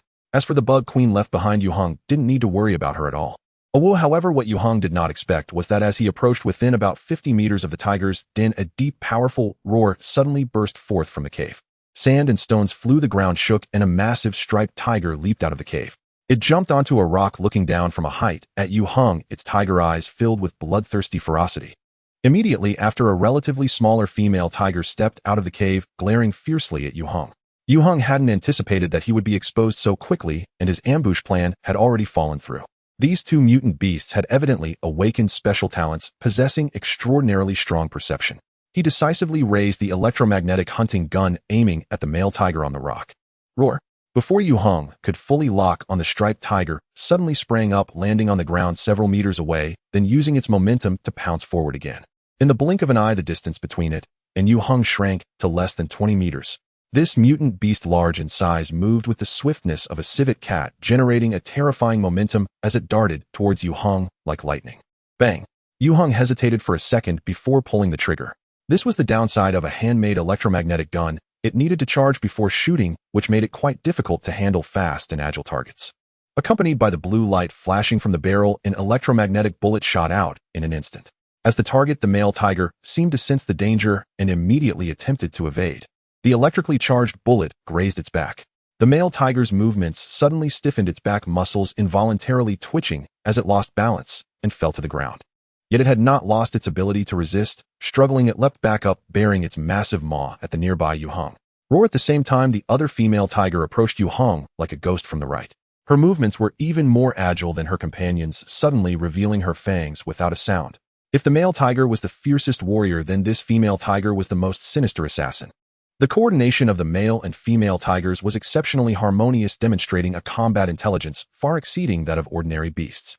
They immediately put Yue Heng in the most unfavorable position. But facing the siege of two powerful mutant beasts, Yue Heng, at this critical moment, remained completely unflustered, his hands still steadily holding the electromagnetic gun, infusing it with electromagnetic force. At this moment, the most appropriate reaction for Yue Heng would have been to immediately discard the electromagnetic gun and switch to the Zhuangzi broadsword. With his master-level swordsmanship, dealing with both mutant beasts would pose no problem at all. However, the issue was that the Bug Queen had repeatedly stressed that she needed a large mutant beast with high life vitality to reshape her body. Otherwise, the body formed would be too weak to bear her soul consciousness, leading to severe consequences. While Yue Heng could easily kill the male and female tigers, doing so would negate the significance of traveling 3,000 kilometers to get here. He would then have to search for another suitable mutant beast. But time was running out. Thus, in this situation, Yue Heng abandoned the idea of switching weapons. He activated the war god armor for protection, preparing to withstand the ambush from the female tiger, while the electromagnetic gun in his hand was practically aimed at the male tiger's gaping maw as he pulled the trigger again. Bang! The shimmering electromagnetic bullet struck the latter's throat, and the immense electromagnetic energy contained within erupted instantly. The ferocious tiger hadn't even completed its bite before it was shocked, soaring 3 meters high before crashing down stiffly right in front of Yue Heng. With a mix of feces and urine. To Yue Heng's surprise, the female tiger on the right did not take the opportunity to pounce on him. He had already prepared himself for an attack. What he saw was the sly and cunning female tiger floating just 2 meters away from him. It was being held aloft by an invisible force, frantically pawing at the air in a comical display. This bizarre scene caused Yue Heng to instinctively turn to look behind him. He had just sensed a strong, intense psionic fluctuation coming from behind. The first update is delivered. 3 steps away stood a little girl who had not yet turned 1 year old. Sweet, possessed by the Bug Queen. Her tender face was solemn, and her originally bright eyes flickered with an eerie crimson light. She raised her right hand, fingers spread wide, confronting the female tiger with an empty grip. A strong mental wave radiated from her, intense enough to interfere with reality. Yue Heng was momentarily stunned. He hadn't expected the queen to personally intervene at such a critical moment. What are you standing there for? In the next moment, the queen's voice echoed in Yue Heng's mind. Hurry up and act. A fine sweat broke out on her forehead, evidently straining all her effort to immobilize the mother tiger. Her power was self-sealed by over 99, otherwise the little girl's body would not be able to bear it. To achieve this was already her limit. Yue Heng quickly reacted, and without hesitation pulled the trigger at the suspended female tiger. Bang! A high-energy electromagnetic projectile instantly struck the tiger's head, exploding in a dazzling, thunderous light. The cunning and treacherous beast immediately convulsed and fell heavily to the ground. It had completely lost the ability to resist. But Yue Heng followed up with another shot, electrocuting the mother tiger into submission, causing it to faint on the spot. Then Yue Heng turned around and shot its mate as well. The electric therapy couldn't stop. The Bug Queen retracted her small hand, letting out a long sigh of relief. She wiped the sweat from her forehead, her eyes revealing an excited expression. Drag them into the cave. I want to reshape my body right now. I've had enough of sharing a body with Sweet. Yue Heng readily nodded okay. He too had grown weary of the Bug Queen's exploitation of the little girl's body. Putting away the electromagnetic gun, Yue Heng dragged both a male and female Siberian tiger into the nearby tiger den. Each mutated tiger weighed between 500 to 600 kilograms, about twice that of their ordinary kind. Had it not been for his awakening of the extraordinary body, it would have been nearly impossible to move them. After much effort, he finally completed this laborious task. What do we do next? In the cave, Yue Heng looked at the 2 still unconscious tiger beasts on the ground and asked. The Bug Queen's answer was simple: draw blood. Must it be 2,000 milliliters? Yue Heng frowned. Drawing blood meant drawing his own. The issue was an ordinary adult male would be in life-threatening danger if he lost more than 1,000 milliliters at once. If it could be drawn in increments to accumulate 2,000 milliliters, that would be manageable, but the requirement was for the freshest blood. Even with his extraordinary physique, he might not withstand the loss of 2,000 milliliters. Yue Heng suspected that the Bug Queen was setting him up, but he had no proof.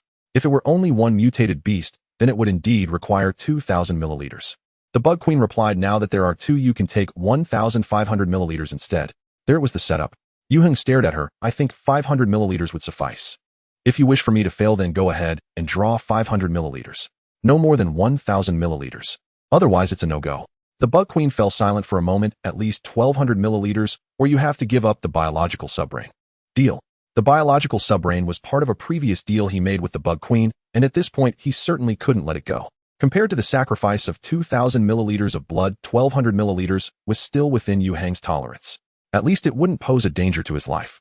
Without delay, considering that the 2 mutated tiger beasts could wake up at any moment, Yue Heng immediately took out the blood sampling tools and containers he had prepared in advance from his backpack. He began to draw blood from himself. Meanwhile, the Bug Queen rummaged in her backpack for the jade box that contained the exotic species and 2 peculiar items. She placed them in the middle of the mutated tiger beasts. As time passed, the container collecting blood quickly filled to more than half. Yue Heng's complexion turned pale and sweat beaded on his forehead. He realized he had underestimated the effects of significant blood loss. He originally thought that his extraordinary body could withstand it, but his body was gradually descending into an unprecedented state of weakness. When the blood in the container reached the 1,200 cubic centimeters mark, Yue Heng decisively pulled out the needle. While pressing on the wound to stop the bleeding, he pulled out a large bag of glucose and consumed it. At that moment, Yue Heng did not notice the eerie light flickering in the Bug Queen's eyes beside him. Just as he finished the 1,000 milliliter bag of glucose, his vision suddenly darkened. He fainted instantly.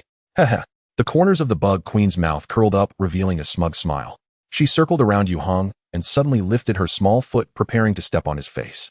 But her expression suddenly changed. Forget it. Reluctantly glancing at the dim-witted creature lying on the ground, the Bug Queen sat down cross-legged.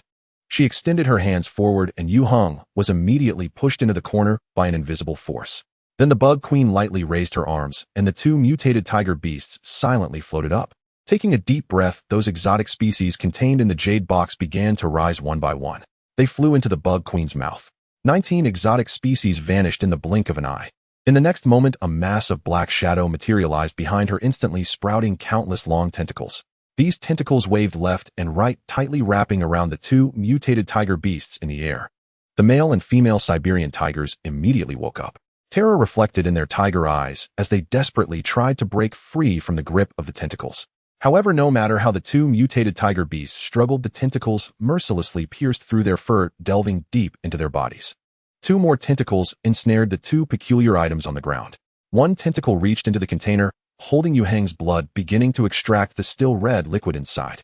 The mutated tiger beasts soon ceased their struggles, and streams of dark red liquid flowed through the internal channels of the tentacles, continuously pouring into the black shadow behind the Bug Queen.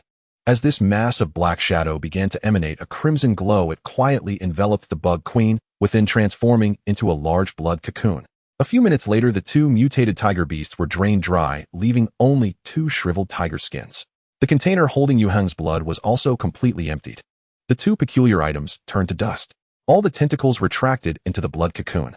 But just a moment later, another tentacle emerged, reaching into the backpack. In the next moment, this tentacle brought out a long strand of black hair. The hair was absorbed by the tentacle, instantly flowing into the blood cocoon. The blood cocoon began to emit a faint glow. It flickered in brightness, as if breathing like the heartbeat of a heart. Within its eerie nature brewed boundless vitality and vigor. Meanwhile, Yue Heng, lying in the corner of the cave, remained in a deep, unconscious state, completely unaware of it. Yue Heng had a dream. He dreamed that he returned to the battlefield of the Star Sea. One warship after another exploded behind him, and every second countless brave warriors sacrificed themselves. However, in the face of the endless swarm of insectoid armies, not a single soul shrank back in fear. Driving the battle mech, Yue Heng seemed to hear the spirits of the fallen warriors calling out to him. Advance. Before Yue Heng stood the colossal insectoid king, comparable to a star. He took a deep breath, preparing to initiate a short-distance jump to deliver a lethal strike against the insectoid queen. Though he would face 100 deaths without regret. However, at that moment, tens of millions of kilometers away, the insectoid queen suddenly lashed out with countless tentacles. One of the tentacles instantly pierced through the barriers of space and struck the chest armor of the battle mech, piercing through his chest. Caught off guard, Yue Heng felt the blood within him rapidly draining, leaving him weak and powerless. It was as if he had fallen into a bottomless abyss. In the next moment, he suddenly awoke. Yue Heng opened his eyes and found that he had not died. He was lying on the cold ground. A cute little face appeared before his eyes. Tian Tian. Yue Heng's gaze brightened, and he reached out his hand, wanting to hold her in his embrace. However, Tian Tian huffed and unexpectedly turned to walk away, ignoring him with her proud demeanor. Papa. A familiar voice rang in his ears. Yue Heng was momentarily stunned. He propped himself up with his hands and then saw another Tian Tian. Huh. Yue Heng instinctively suspected he was hallucinating. Otherwise, how could he see 2 little girls? Papa. The second Tian Tian stumbled towards him and leaped into Yue Heng's embrace, her little head nuzzling against his chin. No mistake about it. Yue Heng could be 100% certain that the Tian Tian in his arms was indeed the little girl he cherished. The question was, who was the other Tian Tian? Although the 2 were dressed in different clothes, they were both outfits he had brought for the little girl to change into. Most importantly, their shapes and appearances were indistinguishable, as if stamped from the same mold. Only that the Tian looking at Yue Heng had an air of superiority in her gaze, as if saying, "Foolish simian." Yue Heng's intelligence instantly returned. "You are the queen, you succeeded." Indeed. The corners of the insectoid queen's lips curled slightly, revealing a hint of mockery. "You only realized it now, that's quite difficult to achieve." As she spoke, Yue Heng understood the greatest difference between the two Tians. Though they bore the same face, the little girl in his arms calling Papa was indeed 100 times cuter than her. Papa. The real Tian wrapped her arms around Yue Heng's neck, pressing her face against his chest. Yue Heng's heart melted completely. He held the little girl, feeling closer to her than ever before. It was as if she was truly his daughter with an unbreakable bond of blood. This feeling was hard to describe in words, a deep emotion stemming from the essence of life. Yue Heng suddenly shivered, staring at the newly born insectoid queen. "What have you done to her?" The insectoid queen's smile turned sinister. "Your reaction is quite slow, so let me tell you, I modified and replaced Tian's genes. She is now truly your daughter. Truly his daughter." With Yue Heng steadfast will, he couldn't help but feel a chill run down his spine. Tian, the little girl, had actually become his true daughter. In 3 lifetimes as a human, Yue Heng had never had children. Now he had one. Moreover, it was a passive result. He asked in a deep voice, "Why do this?" Yue Heng had no doubt that the insectoid queen had such capability. Moreover, he also realized that his feelings for the little girl were indeed different from before. Previously, no matter how close he was to Tian, it wasn't his family. The insectoid queen smiled. "It's fun." "Fun?" Yue Heng fell silent for a moment. Suddenly he laughed. "Then are you like Tian, also my daughter?" The insectoid queen's smile froze on her face. No mistake. Although she was reluctant to admit it, in essence, she, like Tian, carried Yue Heng's genes. It was an unavoidable choice. Because on this planet, among all living beings, human genes were the most powerful, at the forefront of the evolutionary sequence. If she wanted to restore the strength of her past life, she could only achieve it by becoming human. And among all the humans the queen had encountered, Yue Heng's genes were among the best. The rationality derived from a higher dimensional life led her to make the right choice. However, the insectoid queen was unaware that her insectoid rationality was gradually being eroded by human emotion, increasingly filled with human emotions. Otherwise, she wouldn't have cared about Yue Heng's sarcastic retorts. After reshaping her body, she had indeed become her. Yue Heng laughed heartily. "Let me hear you call me Papa." All along he had been suppressed by the insectoid queen, and at this moment, he finally felt a sense of relief. 3 black lines suddenly appeared on the insectoid queen's forehead. Her expression turned terrifying. Centered around her, all the stones on the ground, regardless of size, began to levitate. Supernatural energy waves surged like a tide. Yue Heng wiped the smile off his face and clenched his fists. No matter how strong the insectoid queen's aura was now, and in the future, she could never suppress him. "Sister." At that moment, Tian, nestled in Yue Heng's arms, suddenly turned her head and called out to the queen in a sweet voice. The insectoid queen's expression turned strange. It seemed her heart was caught in a fierce struggle, and after a moment, she reigned in her outward power. All the stones fell to the ground, and the atmosphere in the cave was no longer tense. "Don't expect me to call you Papa." The queen raised her chin. "I merely borrowed your genes. You should feel honored." Yue Heng sneered. "You actually think highly of the genes of a foolish simian." He had long been displeased with the queen's frequent mentions of the term foolish simian. He couldn't help but mock her. The insectoid queen's forehead darkened again. "Papa." Tian looked up at Yue Heng, her round eyes surprisingly revealing a hint of reproach. Yue Heng was speechless. Suddenly, he felt quite childish for arguing with the insectoid queen, merely sparring for the sake of verbal victory. Standing up with the little girl in his arms, Yue Heng calmly said to the insectoid queen, "Let's go home." Regardless, according to the agreement previously reached, witnessed by the consciousness of the great universe, Yue Heng had the obligation to oversee and protect the insectoid queen until she grew strong enough to leave Earth. The insectoid queen huffed and turned away, refusing to look at him. She was simply too proud. "Papa." Tian struggled in Yue Heng's arms for a moment before he set her down. She took her little short legs and stumbled over to the insectoid queen, grabbing her hand. "Sister." The 2 words were pronounced distinctly, filled with innocent and beautiful emotion. The insectoid queen tilted her head slightly, somewhat awkwardly taking her little hand. They stood shoulder to shoulder, looking like a true pair of twins. Here is the 3rd update. Please subscribe and support with votes. Thank you, everyone. P.S. After over 100 chapters of build-up, the insects are officially online, and the story has entered the main plot. The sky gradually darkened. A Mercedes off-road vehicle traveled along the rugged mountain path, leaving the desolate mountain village behind. Yue Heng glanced at the rearview mirror. 2 identical little girls sat in the back seat, holding hands with each other. One was obedient while the other was proud. The queen keenly sensed the peering gaze from Yue Heng, rolling her eyes in disdain. Yue Heng let out a silent sigh in his heart. Having been reborn to his youth, he only wished to live freely while fulfilling the dreams he once had in his first life. Little did he expect the insect queen had followed him into this world. Yue Heng felt the chilling malice from the god of fate. He had no choice but to shoulder the heavy responsibilities. Now he not only had a daughter, but also had to raise a little ancestor at home. Thinking about the days to come, Yue Heng couldn't help but shed a tear of sympathy for himself. Moreover, bringing one back resulted in two, and he had no idea how to explain this to others once he returned. Forget it, as General Yue Heng, why should he explain himself to anyone? After a moment of self-deprecation, Yue Heng accelerated the car. Frost flowers floated in the overcast sky, signaling an impending heavy snowfall. When Yue Heng drove the Big G back to Taijiang, it was already the third morning since leaving Xingbei County. The additional time on the return trip was mainly due to taking a night's rest along the way. It wasn't as rushed as the trip there. Upon arriving at Taijiang, he did not head straight home to Zhuanyuanfang, but first detoured to the headquarters of the Anomaly Management Bureau. There he met Liang Kuan. After joining the Anomaly Management Bureau, Liang Kuan usually trained at the base over there and only returned home on weekends. Xiao Hengge. Upon receiving a call from Yue Heng, Liang Kuan, who had been waiting at the intersection, opened the car door and sat in the passenger seat. Before he could settle in, he suddenly felt something was off.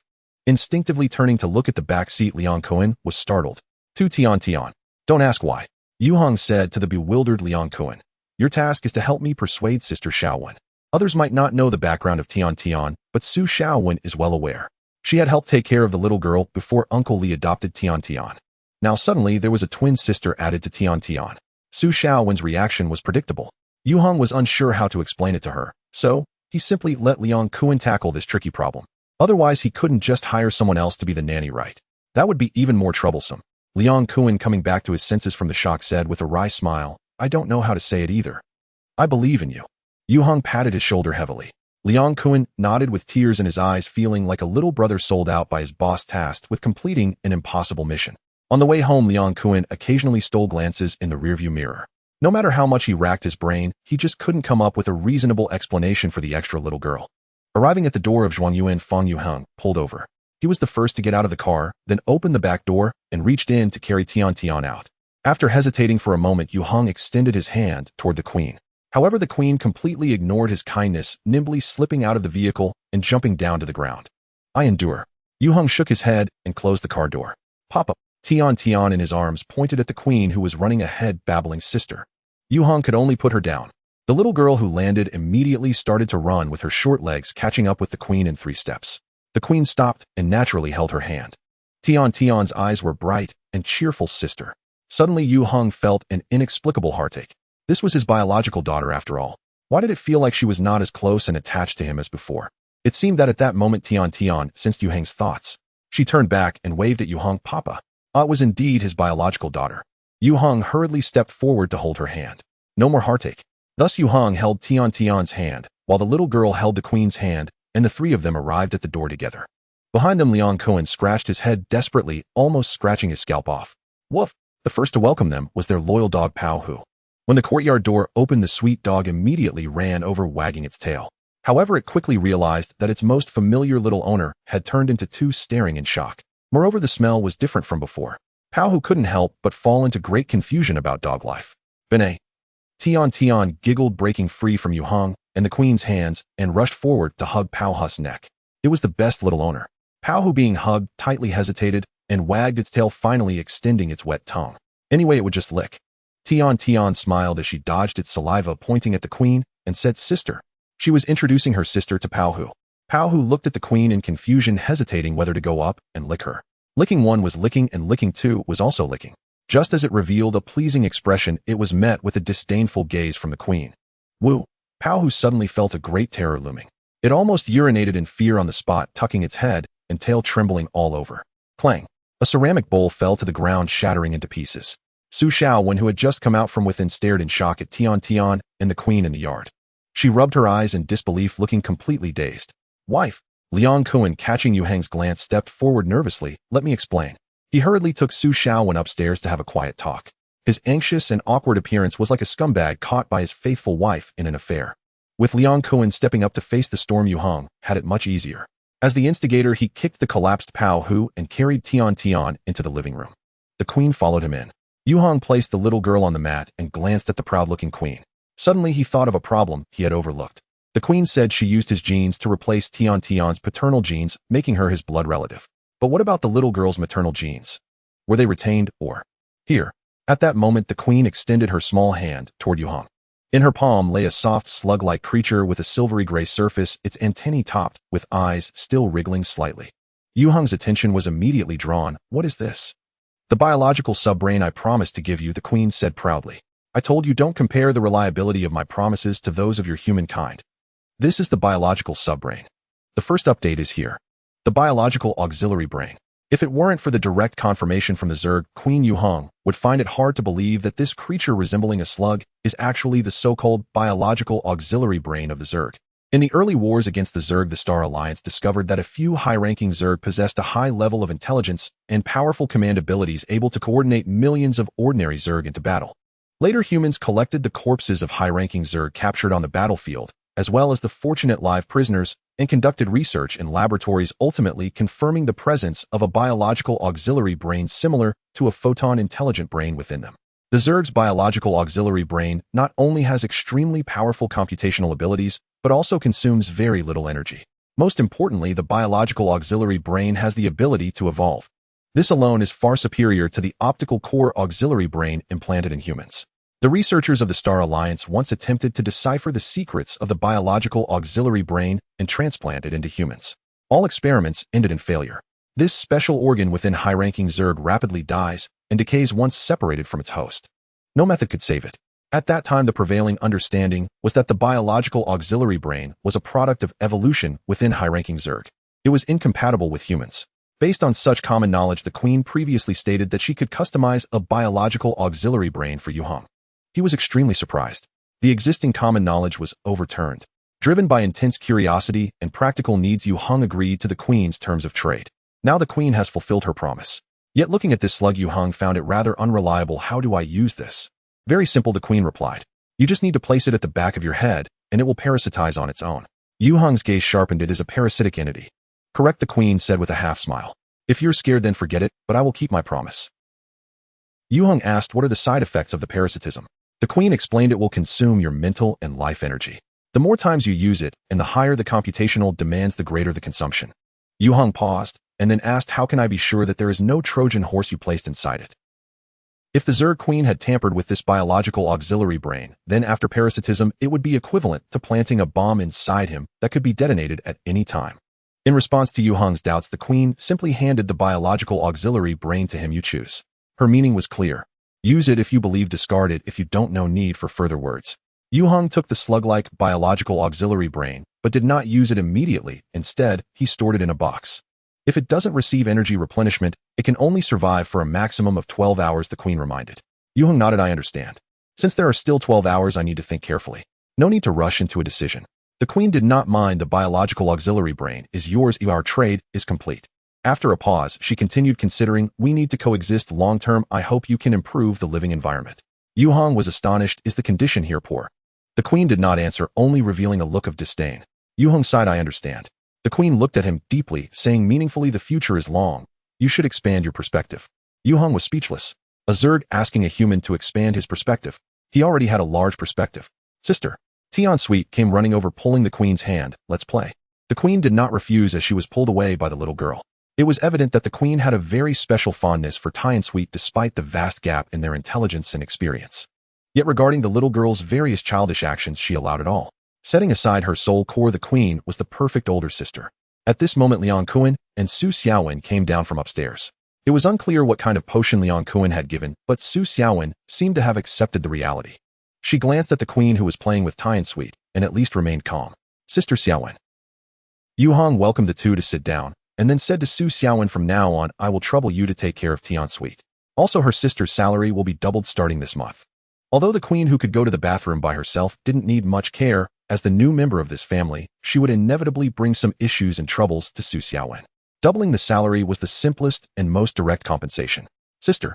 Su Xiaowen couldn't help but glance at the Queen again. What is her name? Chong Chong. Before Yue Heng could answer, Tian Sweet, who was doing puzzles, raised her hand to answer. Chong Chong's sister. Chong Chong. This was not the first time Yue Heng had heard this name from the little girl's mouth. It was quite fitting to refer to the juvenile form of the Zerg Queen. He naturally accepted it. Su Xiaowen hesitated as she stood up. Then I'll go buy some groceries for you. We're running out of food at home. She clearly needed a bit more time to digest it all. In fact, living together every day, Su Xiaowen vaguely understood that Yue Heng was not an ordinary person and Tian Sweet was not an ordinary child. Even her own husband was mysterious. Now with an identical sibling to Tian Sweet, it seemed quite unbelievable and rather strange. However, she only needed to know that whether it was Yue Heng Liang or little Tian Sweet, none of them would harm her. That was enough. After Su Xiaowen left, Yue Heng said to Liang Kun, "I will still need your help with Uncle Li this time." Yue Heng had already made up his mind. The process of the Zerg Queen, who had completed the reshaping of her body and housed her own soul, was still quite long. As her guardian, Yue Heng felt it was best for her to integrate into human society as soon as possible. Thus, Yue Heng planned to first resolve the household registration issues for her and Tian Sweet. With his age-modified, Yue Heng was now qualified to independently support a family. Since Tian Sweet had become his bloodline, she certainly needed to be under his name. This would require Uncle Li's assistance, and he would have to utilize some connections with the Supervision Bureau. As long as the household registration and identity issues could be resolved, Yue Heng did not mind spending any amount of money. At noon, Su Xiaowen put her all into preparing a table full of delicious dishes. A new children's chair just purchased was added to the dining table, placed alongside Tian Sweet's special seat. This represented that Yue Heng's family had gained another new member. However, this new member, although the same age as Tian Sweet, was very proud. As the gentle and soothing melody echoed through the campus of Taijiang one high school, Yue Heng stepped out of the school gate. He had applied to be exempt from evening self-study upon enrollment. Thus, after the afternoon classes concluded, he went home instead of dining at school. Just as Yue Heng was about to unlock his electric bike, a window of an SUV parked by the roadside rolled down, and a head popped out. Yue Heng student.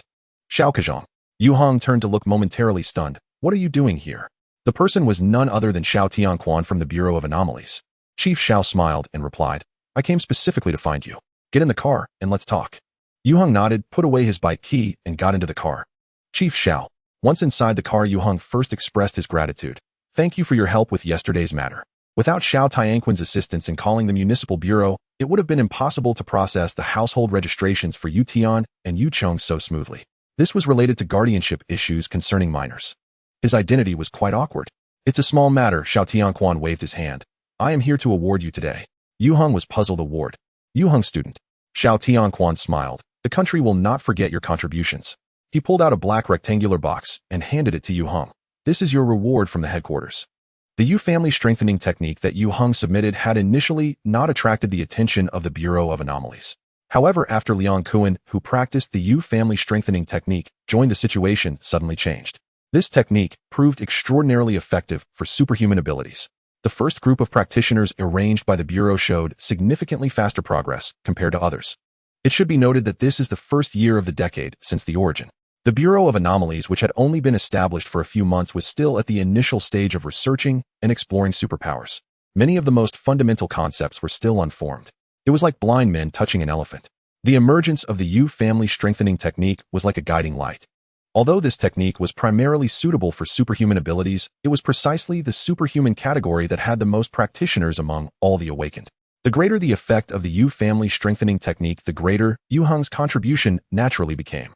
However, Yue Heng was unwilling to enter the system, and given his young age, how to reward him became a problem. Previously, Xiao Tianquan had asked Yue Heng about his personal wishes on behalf of the Bureau. The intention was to provide targeted material encouragement. To their surprise, Yue Heng merely requested a change in his registered age. This left the higher-ups of the Bureau both amused and exasperated. What kind of reward was that? For a young man like Yue Heng, who actively aligned himself with the organization and made tangible contributions, the Bureau surely intended to provide real recognition. Fortunately, this issue has now been resolved. Yue Heng curiously opened the box. Inside were 5 shiny gold coins neatly arranged. Yue Heng's gaze sharpened.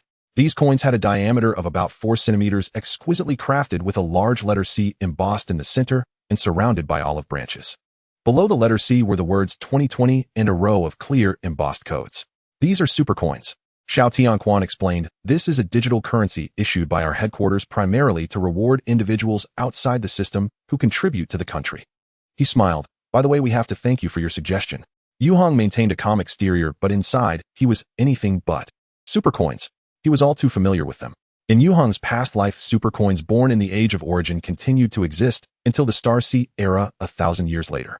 They were one of the 2 major legal currencies alongside star coins. Star coins belonged to the universal currency of the Star Alliance, while super coins were the circulating currency in the superpower world. If Yue Heng remembered correctly, the first generation of super coins should not appear for a few more years. He never expected that due to his single suggestion, they would be released ahead of time. This made Yue Heng realize that he, the butterfly from 1,000 years later, was increasingly influencing the present world.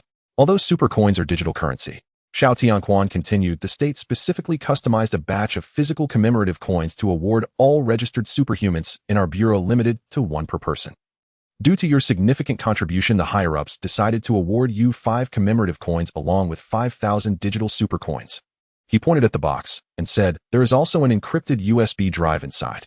You can plug it into your computer to log onto the newly launched Superpower Home, and the awarded digital supercoins will be in your account. Superpower Home. Yue Heng heard another familiar name. Superpower Home, the virtual home of billions of superhumans, the origin of the world of superpowers. Supercoins have emerged and Superpower Home has gone live. Yue Heng couldn't help but sincerely admire the decisiveness and action of the current government of Shenzhou. No wonder they have created one miracle after another in both the past and the future. He felt honored to be a part of this country. Digital supercoins can be used to purchase and exchange many things in Superpower Home. You can research it at your own pace. Xiao Tianquan said with a smile. A total of 100 physical commemorative supercoins were issued, made of 99 pure gold, each of which can be exchanged for 100 digital supercoins. You can keep it as a souvenir or exchange it. Yue Heng nodded. Got it. Exchange it. Xiao Tianquan surely didn't know at this moment how high the value of these limited edition commemorative coins would be in the future. After all, 100 supercoins would not even exchange for a few more zeros. Because if history's development does not deviate, this commemorative coin will become a ticket to the Star Realm. In his past life, Yue Heng had once received a first edition commemorative supercoin. It was gifted to him by a significant figure in gratitude for saving their life. The value is unimaginable. All right. Xiao Tianquan handed Yue Heng a document. Just sign here and my task will be complete. Yue Heng signed his name. Thank you. No need to be polite. Xiao Tianquan said seriously. Yue Heng, student, this is the reward you deserve. I hope you will continue to contribute to the country in the future. The country will not treat you unfairly. Yue Heng nodded. Definitely. In addition to the Star Alliance strengthening technique, he also mastered the Star Battle Combat technique, the Starry Sky Military Saber technique, and the complete mechanical superpower cultivation system. Not to mention the Star Alliance database sealed in the memory of the Zerg Queen. He seemed to see countless supercoins raining down from the sky. No one understood the value of supercoins better than Yue Heng. He could easily acquire a massive amount of cultivation resources through them. For example, exotic species. Because after practicing the Holy Martial Core Fist, Yue Heng's demand for exotic species was nearly infinite. Superpower Home was precisely the quickest way to obtain exotic species. The first update is presented. Uncle Li. At Taijiang International Airport outside the passenger corridor, Yue Heng and Liang Kuan met Uncle Li, who had just flown in from Hong Kong Island. Uncle Li was alone, carrying only a suitcase. He politely shook hands with Yue Heng, saying, "Young Master Yue, it's been a long time." Yue Heng smiled. "I'll have to trouble you again this time. Tian has gained a twin sister, and their identity issue is quite a trouble." Yue Heng thus discussed with Liang Kuan and decided to ask Uncle Li for help. After all, Uncle Li is the one who adopted Tian in the Institute. It was certain that he would be needed for handling the relevant procedures. After receiving a call from Liang Kuan, Uncle Li readily agreed. He flew to Taijiang this morning. It's just a small matter. Uncle Li shook his head, saying, "Young Master Yue is too polite." Liang Kuan beside them said, "Xiao Heng, uncle, sure, let's talk in the car." The three of them got into Yue Heng's G63. Liang Kuan drove. Yue Heng and Uncle Li sat in the back inquiring, "Uncle Li, how is my father doing now?" After divorcing Zhang Lirong, Yue Heng arranged for his father to go to Hong Kong Island to start anew. He entrusted Uncle Li with the responsibility to take care of him. It was his way of fulfilling his responsibility as a child. Since then, Yue Heng had let go of the matter, only occasionally receiving messages from Yu Junmin. As long as he knew that the latter was safe, that was enough. Now that Uncle Li was in Taijiang, he felt the need to ask, "Mr. Yu is doing quite well." Uncle Li pondered for a moment, then replied, "He has completely adapted to life in Hong Kong Island." In fact, it was more than just adaptation. When Yu Junmin first arrived in Hong Kong, he was quite dejected and spent his days drunk in Lan Kwai Fong. Uncle Li could only arrange for him to work at a trading company. He personally supervised him. After all, Uncle Li had taken a large sum of money from Yue Heng, and it was only right to take responsibility. Otherwise, he would have no way to explain to the latter. Unexpectedly, Yu Junmin actually perked up in that small trading firm. He was performing quite well. Seeing this situation, Uncle Li simply handed the company over to him to manage and provided him with quite a few shares. It was hard to tell whether Yu Junmin had become enlightened or had come to terms with things, or perhaps he had successfully found his life's direction. In just a few months, he had thrived in that industry. It was truly impressive. Uncle Li smiled and said to Yue Heng, "He even mentioned to me that he wants to buy you a big Benz now that he is making money." However, Yu Junmin had no idea just how capable his son really was. Although Uncle Li had already withdrawn from the underworld, his connections remained, and he was well informed. Recently, when Yue Heng and Liang Kuan stirred up a storm in southern Myanmar, Uncle Li was privy to some insider information. Upon seeing Yue Heng again, he felt an indescribable awe for this 16-year-old boy. Having seen many storms, Uncle Li's demeanor was deep and inscrutable, revealing no hints on the surface. Yue Heng nodded, saying, "That's good." His indifferent attitude made Uncle Li suppress the words he wanted to say, hesitating whether or not to speak. What this old expert refrained from saying was that Yu Junmin had gotten involved with a wealthy young lady on Hong Kong Island. Recently, he had been quite pleased with himself. After settling down at a 5-star hotel, Yue Heng hosted a welcome dinner for Uncle Li at Tongfu Building. Tongfu Building is an old brand restaurant in Taijiang with a chef who has inherited 5 generations, best known for Jiangnan cuisine. Although Uncle Li holds Hong Kong residency, his ancestral roots are in Taijiang, and he lived here for many years in his youth. A table full of authentic hometown dishes made this old expert drink a few more glasses of wine. With a hint of tipsiness, he said, "I heard a piece of news that the Xie family from Siam has offered a high bounty for the killers of their 2 direct heirs." Yue Heng remained calm, but Liang Kun's expression changed. "Uncle, sure, is the news reliable?" "It should be true." Uncle Li toyed with the cup in his hand, his eyes hazy yet clear. "It is said that someone has already taken this job. The underworld is treacherous. It is best not to wander around if there is nothing urgent." Liang Kun's face flushed with embarrassment as he recalled his foolish actions. Although the Xie family from Siam was unwilling to let it go and had offered a high bounty, he was not overly worried. After all, in the country there is almost no space for professional killers to survive. A few years ago, there was news about a billionaire wanting to eliminate his enemy. Because he had no suitable channels, he had to offer a few million online to hire a killer. In the end, the person who accepted the order subcontracted it to someone else, who then found a new subcontractor. After layers of subcontracts, the one who actually did it ended up with just a few thousand yuan. This person felt the payment was too low and the risk too high, and out of resentment, he leaked the matter to the target. As a result, the target called the police. The police then followed the trail and arrested the entire chain of contractors, along with the billionaire. It's safe to say that reality is more bizarre than fiction. Such a story would be criticized for its unreasonable plot if made into a movie. But it was quite normal within the borders of Shenzhou. As for foreign professional killers, unless their identities are clear, once they are flagged by facial recognition systems upon entry, they will be sent directly to jail to eat prison food. Moreover, even if they successfully blended into the country, acquiring firearms and weapons would be extremely difficult. Most importantly, Liang Kuan was no longer very afraid of small-caliber handgun attacks. His strength was sufficient to protect his own safety. Additionally, Liang Kuan was a member of the Special Management Bureau, and the power of the system was enough to provide him with a protective umbrella. Of course, if he foolishly ran abroad, then this protective umbrella would be entirely useless. Uncle Li was precisely reminding him of this. After all, Liang Kuan had a previous record of going to southern Myanmar to participate in illegal fights. He couldn't help but scratch his head, saying, "I just want to live a quiet life now. I don't want to go anywhere." Liang Kuan spoke from the heart. Having experienced life-threatening situations, he understood the value of a mundane life. Uncle Li sighed, saying, "I fear the tree wishes to be still, but the wind does not cease." The Siamese Xie family has suffered such a great loss. If they do not find a way to retaliate, they will lose face completely. They would also be suspected of lacking strength and confidence. Yue Heng said calmly, "If the wind does not cease, then we shall extinguish the wind."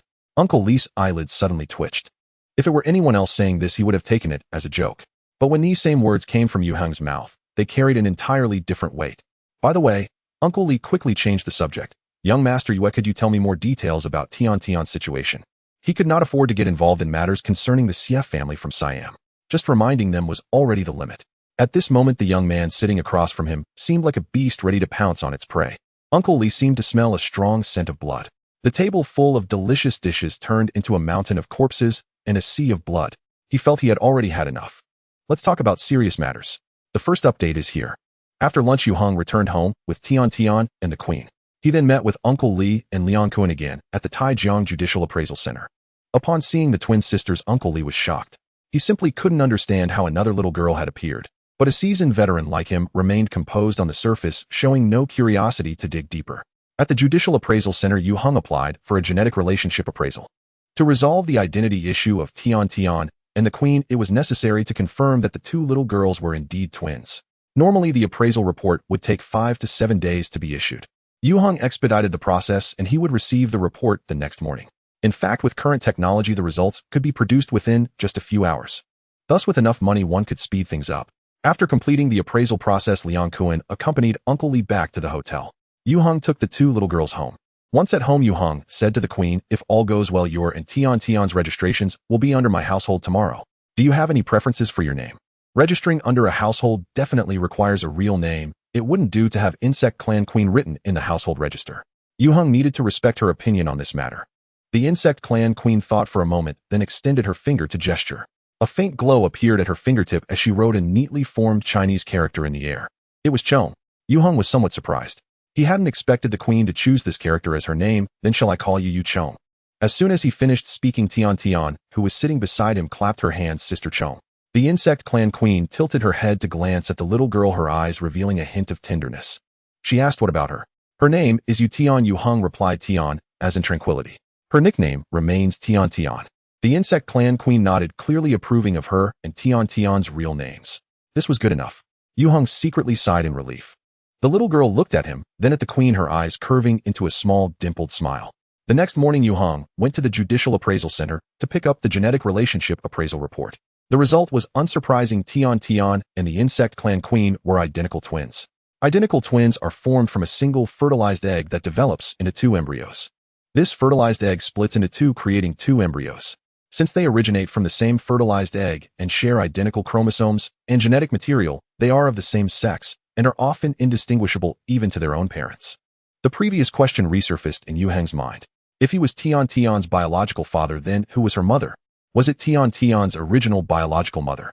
Yue Heng felt a sense of unease that seemed necessary to find an opportunity to ask the queen. With complex feelings, Yue Heng took the two little girls to the police station where his household registration was located, to process their citizenship registration. At this point, Uncle Lee needed to step in, otherwise it would be impossible to explain the situation to the staff. Uncle Lee presented the explanation they had discussed the previous day at the dinner table. The story went like this. Years ago, an old friend of Uncle Lee entrusted him to care for his only son on his deathbed.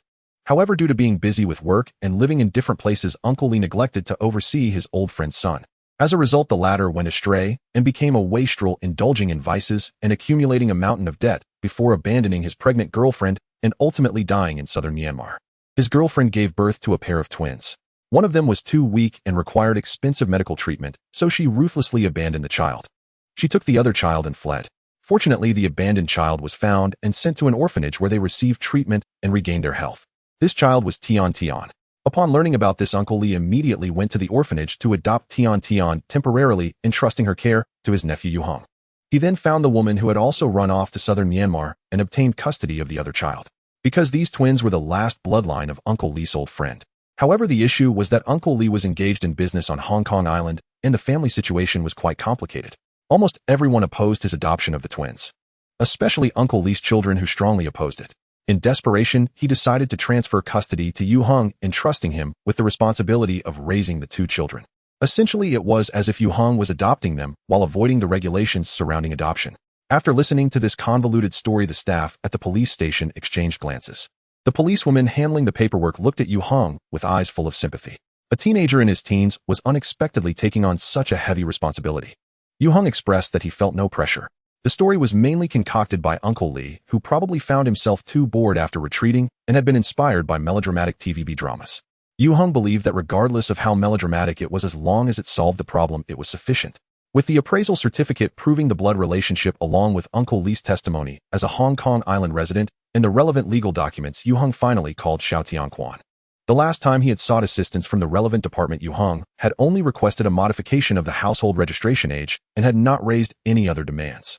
Thus, when Yue Heng sought Xiao's help again, Department Chief Xiao agreed to assist in communication without hesitation. Therefore, although it did not fully comply with the regulations, Yu Tian and Yu Cheng still completed their household registration, appearing in Yue Heng's household register as his wards. With the matter settled, Uncle Lee flew back to Hong Kong Island that night. Yue Heng's life turned a new page. The next day, when he returned to school, he first informed his homeroom teacher about his absence.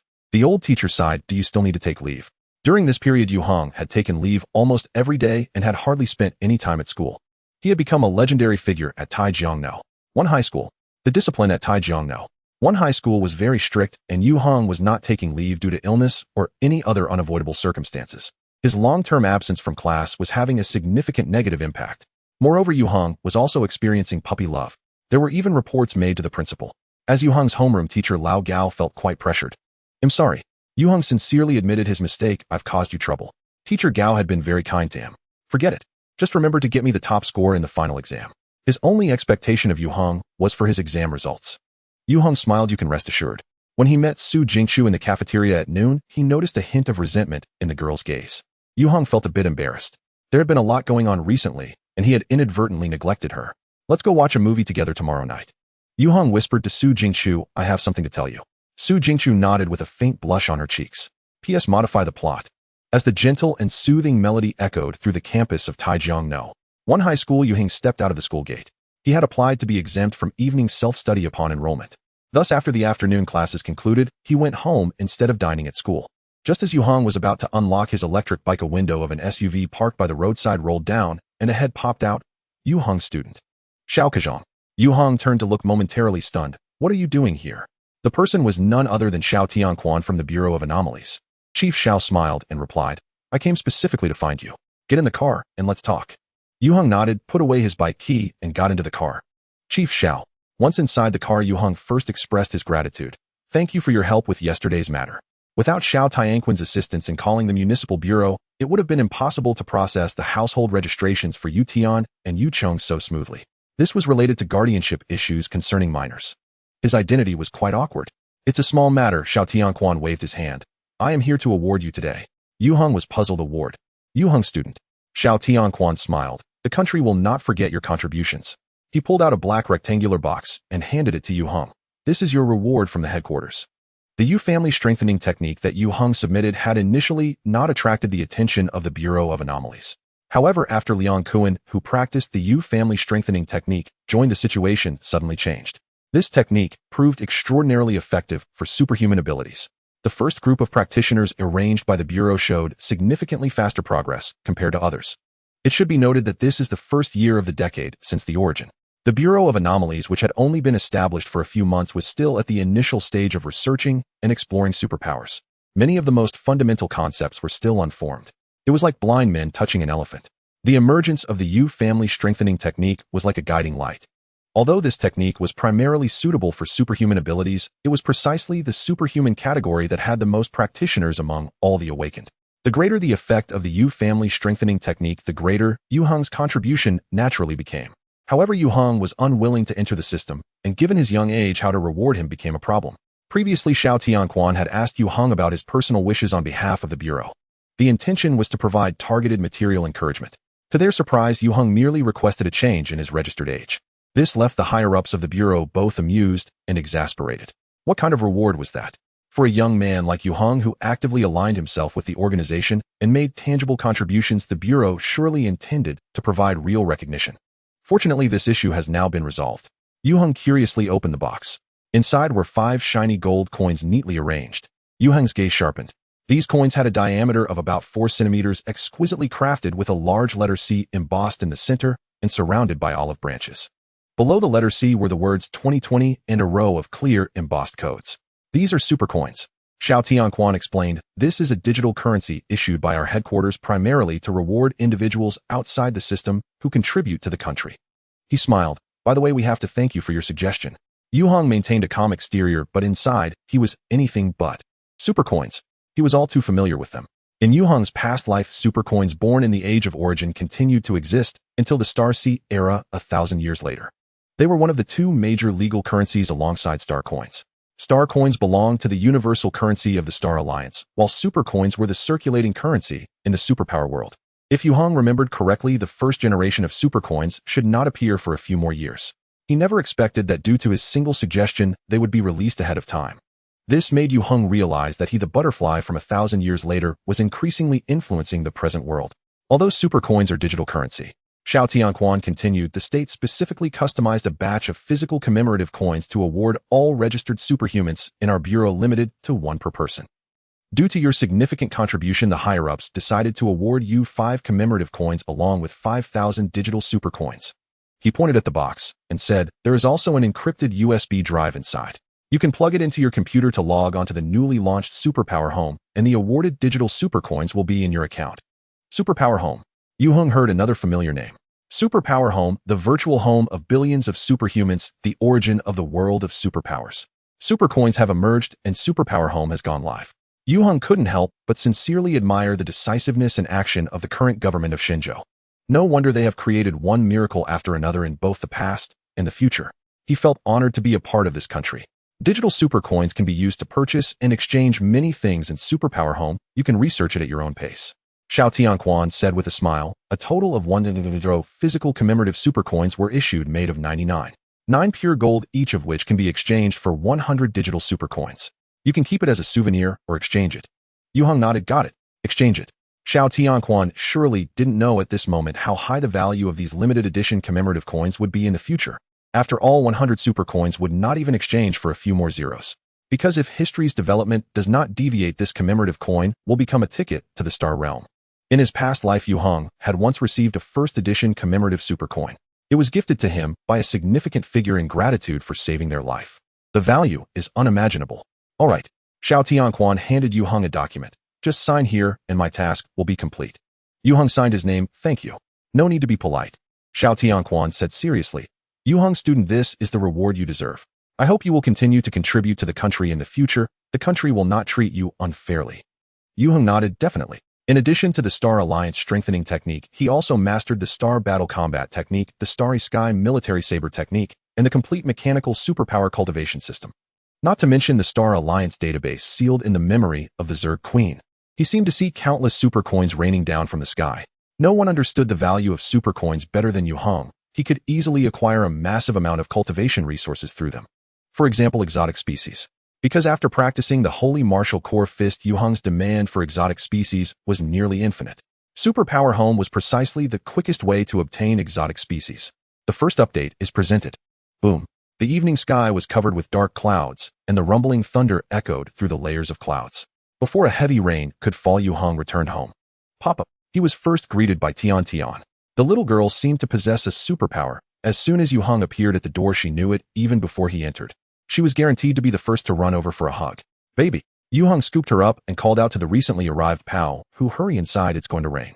Upon entering the living room, he saw the insect queen known as Yu Chong sitting on the sofa, holding an iPad. Have you ever seen a toddler under 1-year-old binge-watching shows? Yue Heng was already accustomed to it. After the queen reshaped her body and followed Yue Heng back to this home, she claimed his iPad as her own. Every day, she watched news, movies, and dramas on it. It was quite bewildering, but Yue Heng found it acceptable. As long as she remained quiet and didn't cause trouble, he would be fine giving her not only an iPad, but even an entire cinema. As for Yue Heng's appearance, the queen merely lifted her eyelids and continued to immerse herself in the video. Yue Heng set Tian Tian down. The little girl immediately jumped and ran to the front of the sofa, climbing up to lean against the insect queen's sister. It was quite affectionate. The queen glanced at her, extended her arm, and embraced her. Then the two little ones focused intently on the show. This scene made Yue Heng feel a slight ache in his teeth. Forget it. They were all abnormal beings. He was one as well. Su Xiaowen was busy in the kitchen and peeked out at the commotion. The rice is just cooked, let it steam for a while, I'm still making 2 dishes. She instinctively glanced at Tian Tian and the queen on the sofa.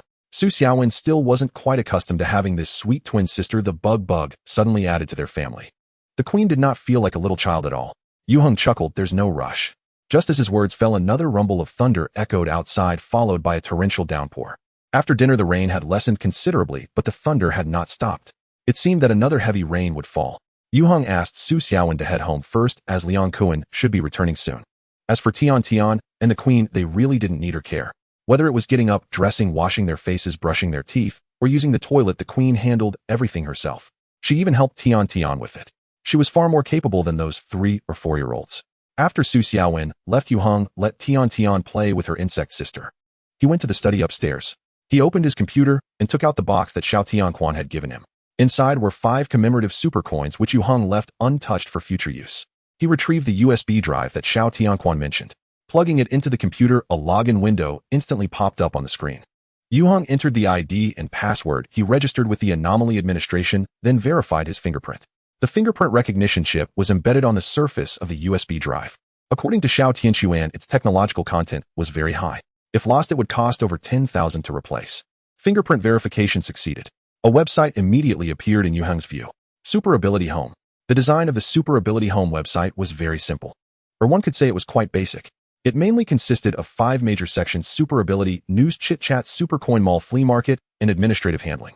Yue Heng interestingly clicked through them one by one. In his past life, Super Ability Home was a complete virtual reality world. By connecting through the optical brain data synchronized within the Star Sea. It was far more advanced than this. But having grown accustomed to gourmet delicacies, it was also quite fresh and interesting to experience primitive flavors. The super ability news mainly published official messages and news with very scant content of little value. It seemed to still be under construction. The chit-chat section was much livelier, giving Yue Heng the feeling of having the cultivation chat group. Moved here with a high volume of posts and comments, and the crowd was quite enthusiastic. However, there were too many nonsensical discussions, making it difficult to find useful information within. Yue Heng flipped through a few pages before exiting. As for the Super Coin Mall, it was, as the name suggested, a place to exchange items with super coins. Yue Heng checked his account, and it indeed showed he had 5,000 super coins. Interestingly, one super coin could be split into 1,000 parts with a minimum denomination of 0.001 super coins. There were many items that could be exchanged for super coins. These included electronic products like computers, mobile phones, and game consoles, as well as household appliances like TVs, washing machines, and refrigerators. These were all regular exchange items. Unconventional items included equipment customization, weapon acquisition, super ability training, etc. However, the exchange options were grayed out and not clickable. It was estimated that they would only be opened later. Yue Heng calculated that for household appliances and electronic products, one super coin was basically worth 1,000 RMB. The 5,000 super coins rewarded by the Anomaly Administration were equivalent to 5 million RMB. At this stage, digital super coins were still quite valuable. However, Yue Heng was well aware that the value of these 5,000 super coins was far less than that of 5 first edition commemorative super coins. As for the flea market, it was naturally a place to buy and sell items. Yue Heng read through the rules and found that this newly established online trading platform had quite comprehensive regulations. Everyone posted purchase and sale information in the flea market. Once intentions were reached, transactions could be completed through the platform. The platform provided transaction guarantees and shipping services for buyers and sellers, but did not protect private transactions. Currently, both services were free. Yue Heng discovered in the flea market that someone was actually looking to purchase commemorative super coins. 15000 RMB for one commemorative super coin. I want as many as possible. Yue Heng was somewhat surprised. One commemorative super coin could be exchanged for 100 digital super coins, roughly 100 RMB. This person was actually offering a 50 premium, showing quite a prescient vision. The problem was, in this purchase post, some inquired about how to trade, while others suggested adding more to the offer. Yue Heng stroked his chin, pondering whether he should also create a purchase post. Acquiring commemorative super coins now would definitely yield big profits. Of course, the premise was that history had not changed. His rebirth, although hastening the emergence of super coins and super ability home. But who could guarantee that commemorative super coins would still be regarded as tickets to enter the star realm? Yue Heng felt it was wise to hoard some. Hoarding too many would greatly increase the chance of a butterfly effect. Pop-up. At that moment, he heard Tian's adorable voice. Turning his head, he saw the little girl peeking in from outside the study. Yue Heng immediately forgot about the super coins and opened his arms to her. Come here. Tian quickly took her little short legs and ran towards Yue Heng. She jumped into his arms. Yue Heng smiled and placed the little girl on his lap, unable to resist giving this little one a kiss. Tian giggled. She raised her little hand. Papa eats. Before her words fell, a bright red gala fruit suddenly appeared in her palm. Su Jingchu was giving a massage to the Empress Dowager while Yue Heng was at the pet store. He noticed this pet store while passing by, and since it was still open, he left the little black cat he had just rescued there for flea treatment and also fed it some goat milk. Despite appearing weak and on the verge of collapse, the little kitten regained its spirits after consuming half a bottle of goat milk. It meowed restlessly in the hands of the pet store clerk. When Yue Heng left the pet store, he had a bag of cat litter, goat milk powder, and cat food in hand. After this delay, he arrived home around 10 o'clock. Tian and Queen Chong were still awake, and Su Xiaowen was accompanying them. Yue Heng said apologetically, "You must have worked hard." Su Xiaowen replied with a smile, "It's no trouble, I'll be heading back now." Yue Heng nodded him. After Su Xiaowen left, he took out the little kitten wrapped in his clothes and placed it on the mat. Instantly, it attracted the attention of Tian and Pao Hu. Queen Chong, who was sitting on the sofa watching a show, also glanced over. A cat. The little girl stared at the kitten on the ground, her big eyes filled with amazement. As if discovering a wondrous species, she exclaimed, "Kitty." Meanwhile, Pao Hu's gaze became much more vigilant. It cautiously approached the curled-up kitten, stretching its neck to sniff at the latter. Unexpectedly, the seemingly weak and helpless kitten suddenly swiped its paw, striking Pao Hu's wet nose. Its sharp claws were revealed. Ow! Caught off guard, Pao Hu yelped in pain and retreated, hiding behind Tian. The kitten withdrew its paw and mewed meow. Queen Chong suddenly tossed away the iPad she was holding, jumped off the sofa, and scooped up the little black cat. The kitten instinctively wanted to resist.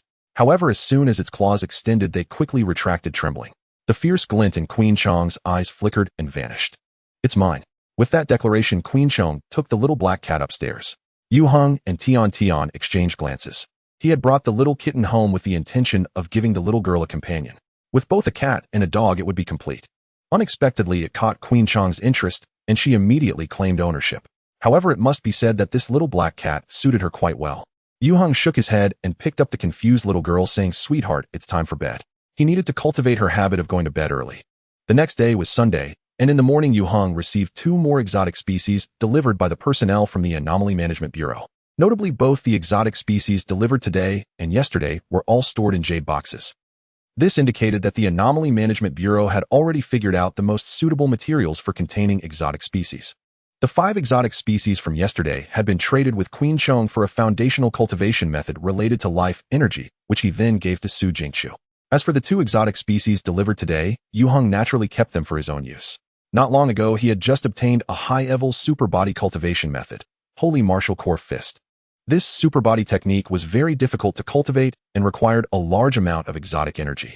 Although Yue Heng had spent quite some time comprehending it, he had yet to grasp the basics. It was precisely due to the lack of exotic energy. Had it not been for capturing these at the super energy house, he would have planned to go hunting again. In the basement, Yue Heng absorbed all the energy contained in the 2 exotic species into his body in one go. With his current strength, he could safely withstand this level of energy infusion. However, when Yue Heng was about to consume the exotic energy he had just obtained as fuel for the Holy Martial Core Fist, the biological subbrain attached to his brainstem suddenly reacted violently. Since he had implanted the biological subbrain in his head, it had remained dormant, silently absorbing Yue Heng's mental and life energy. Because its consumption was minimal, the impact on Yue Heng was almost negligible. Thus, he usually ignored its existence. According to Queen Chong, the implanted biological subbrain needed to complete its first transformation before it could function effectively. As for the timing of this transformation, it varied from person to person. Now the biological subbrain displayed an extraordinary reaction, continuously transmitting thoughts to Yue Heng. There existed a mental link between Yue Heng and the biological subbrain. Thus he immediately understood the message it conveyed. It needed exotic energy. Without a moment's hesitation, Yue Heng rejected the request from the biological subbrain. He had already begun to operate the Holy Martial Core Fist, entering a critical step. Suddenly transferring exotic energy to the biological subbrain would be sheer foolishness. According to the method of Holy Martial Core Fist, Yue Heng controlled the exotic energy within his body, slowly permeating it throughout. Like a gentle rain nourishing the earth, every cell in Yue Heng's body rejoiced in the long-awaited relief. At the same time, he frantically absorbed the exotic energy. In less than half a minute, the exotic energy within Yue Heng was completely consumed. However, his body swelled significantly, muscles bulging with strength as if flames were burning within him, and he felt as though he was immersed in a furnace, experiencing an indescribable restlessness and intensity. "Hey!" Yue Heng suddenly shouted, thrusting his fist forward. The explosive power surging within him found an outlet, and as Yue Heng's fist struck forward, it tore through the air like a fired bullet, striking the wall with a resounding bang. Bang! Accompanied by a dull thud, the entire basement shook violently. In the steel plate fixed to the wall, a fist-shaped dent appeared. It was 4 to 5 centimeters deep, a sight that left people astonished. Holy Martial Core Fist. This was Yue Heng's first successful strike with the Holy Fist, marking his entry into the threshold of mastering this superbody technique. In reality, Holy Martial Core Fist is not merely a punching technique. Rather, it is an extremely profound method of strength cultivation, condensation, and explosion. The punch Yue Heng had just thrown had a power at least 3 times that of his normal state. Moreover, the punch's momentum broke through the air, maintaining its ferocity. It could certainly be used as a killer move. However, the tremendous destructive power of Holy Martial Core Fist also left Yue Heng secretly alarmed. When he threw the punch, he sensed something was amiss and deliberately moderated his strength. He hadn't expected the power to be this strong. This was merely the beginning. Yue Heng could not fathom the earth-shattering might Holy Martial Core Fist would unleash at its peak. But the urgent matter was that he needed a safe and sufficiently stable place to cultivate Holy Martial Core Fist. Otherwise, he would risk destroying his own home with just a few punches. That would be utterly ridiculous. Here comes the second update. P.S. I've been out all day, so I apologize for the delay in updates. The night was deep.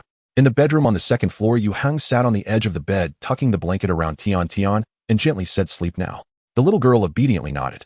Yet she wouldn't close her eyes. She looked at him and smiled. The little one was full of energy lately, unlike other children her age who loved to sleep. It was already 10 o'clock at night, and she showed no signs of drowsiness. Yue Heng stroked her cheek and said, "Sleep, sleep. Remember not to reveal your abilities in front of others in the future." This statement was actually directed at the Queen of Insects sleeping on the upper bunk. It didn't matter that Tian couldn't understand. The Queen would surely find a way to make her comprehend. Although Yue Heng was the little girl's biological father, the one who had the most influence on her was definitely Sister Chong. Yue Heng was well aware that the queen had a very special affection for Tian Tian. She wouldn't harm her.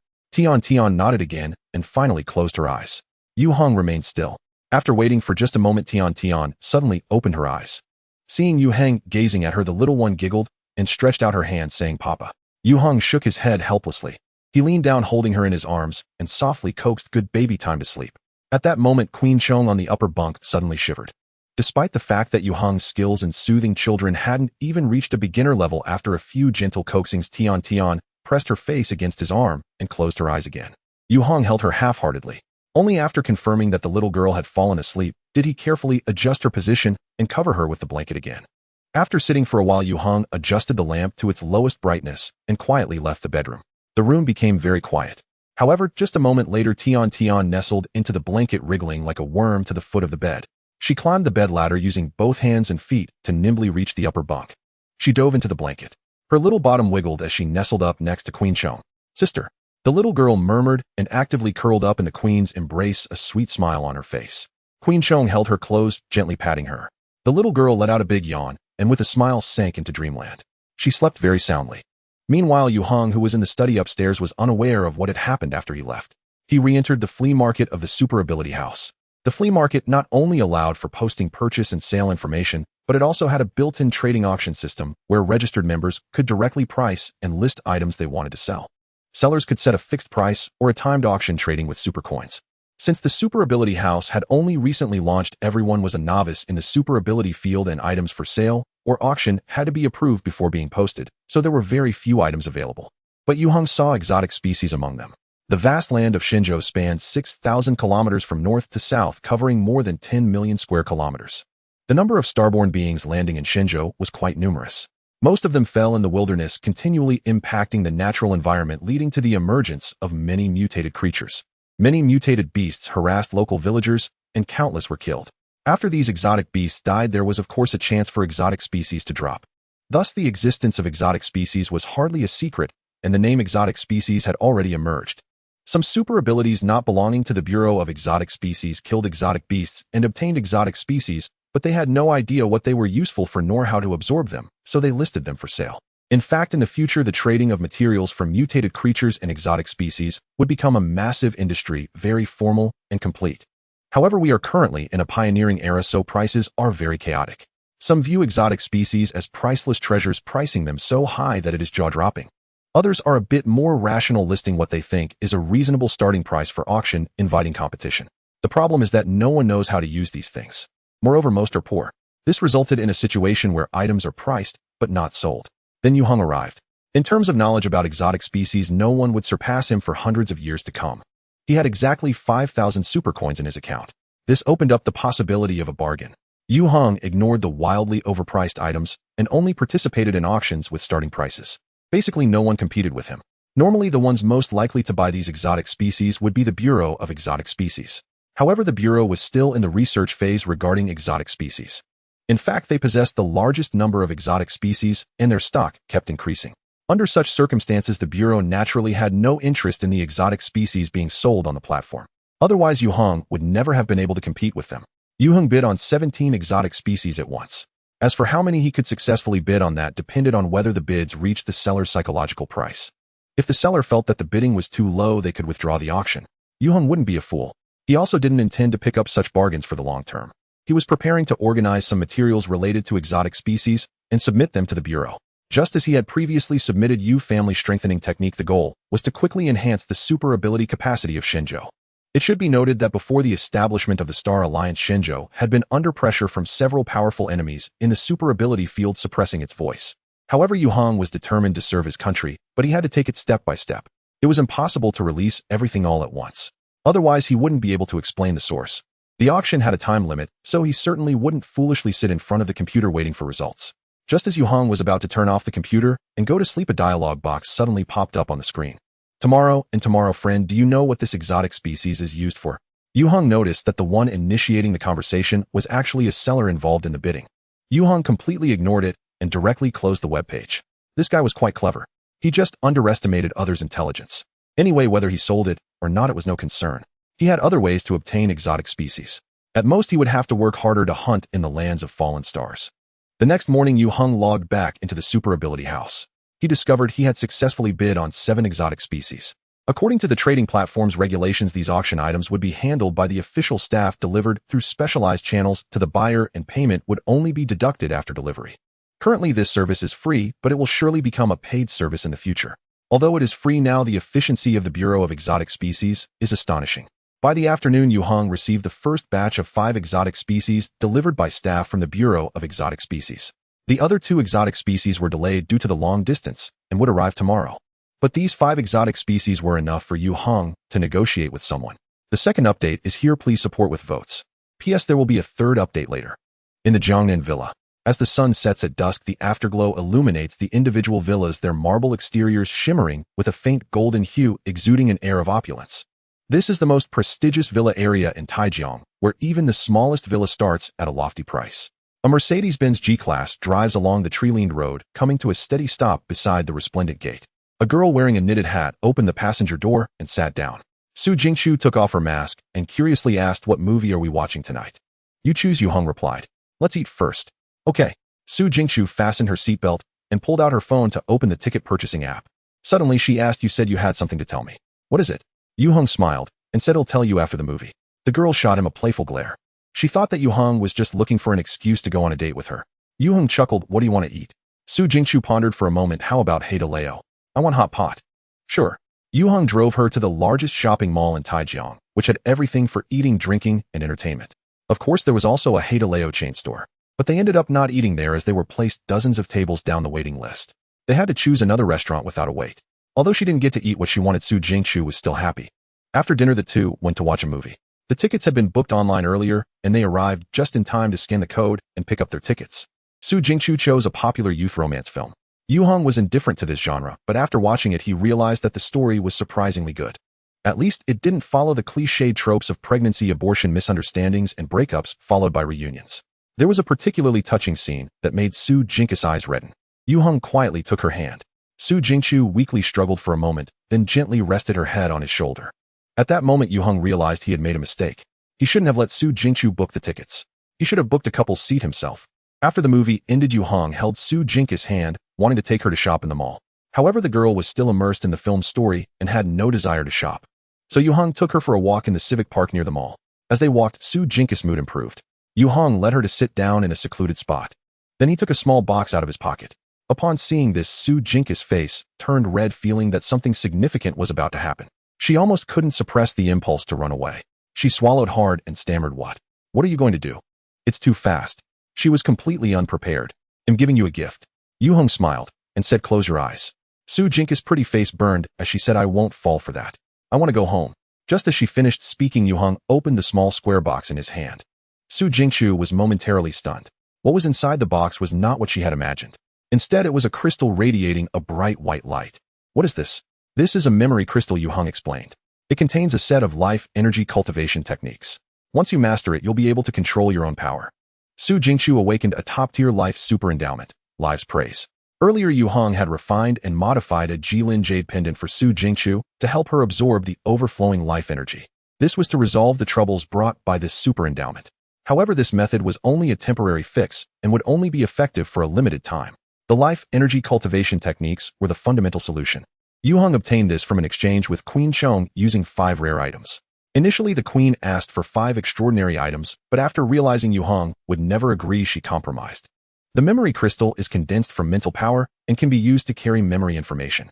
It is an exceptionally sophisticated technique for utilizing power. Su Jingqiu forgot her shyness and curiously asked, "Where did you get this?" "They'll tell you later," Yue Heng said. "First, close your eyes. They'll transmit the memory to you." This time, Su Jingqiu obediently closed her eyes.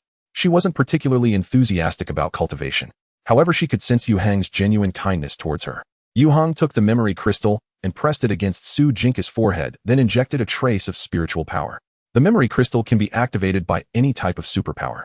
But since Su Jingqiu did not know how, Yue Heng took the initiative to assist her. The memory crystal instantly transformed into twinkling starlight, silently seeping into the center of Su Jingqiu's brow. "Oh." As she received a massive amount of information in an instant, Su Jingqiu involuntarily let out a soft gasp and instinctively felt anxious. She was soon enveloped in a warm embrace. with someone to rely on. Her heart gradually settled down as she worked to digest the memories she had just received. She didn't know how much time had passed. When Su Jingshu opened her eyes again, she found herself completely nestled in Yue Heng's arms. They were intimately close. The girl's pretty face immediately flushed crimson. Yue Heng held her tightly, saying, "Jingjing, be my girlfriend." He knew he liked this girl in his arms. Why not confess? Su Jingshu first felt a rush of embarrassment, then her heart felt sweet, and she weakly replied, "I promised my mom. No dating before 18. Yue Heng thought for a moment. "Well, keep it a secret from your mom and date quietly." Su Jingshu looked up at him, her eyes sparkling like stars. "You have to promise me that we can only date in secret and no crossing the line. Otherwise, I won't talk to you anymore." Yue Heng smiled and said, "I promise you."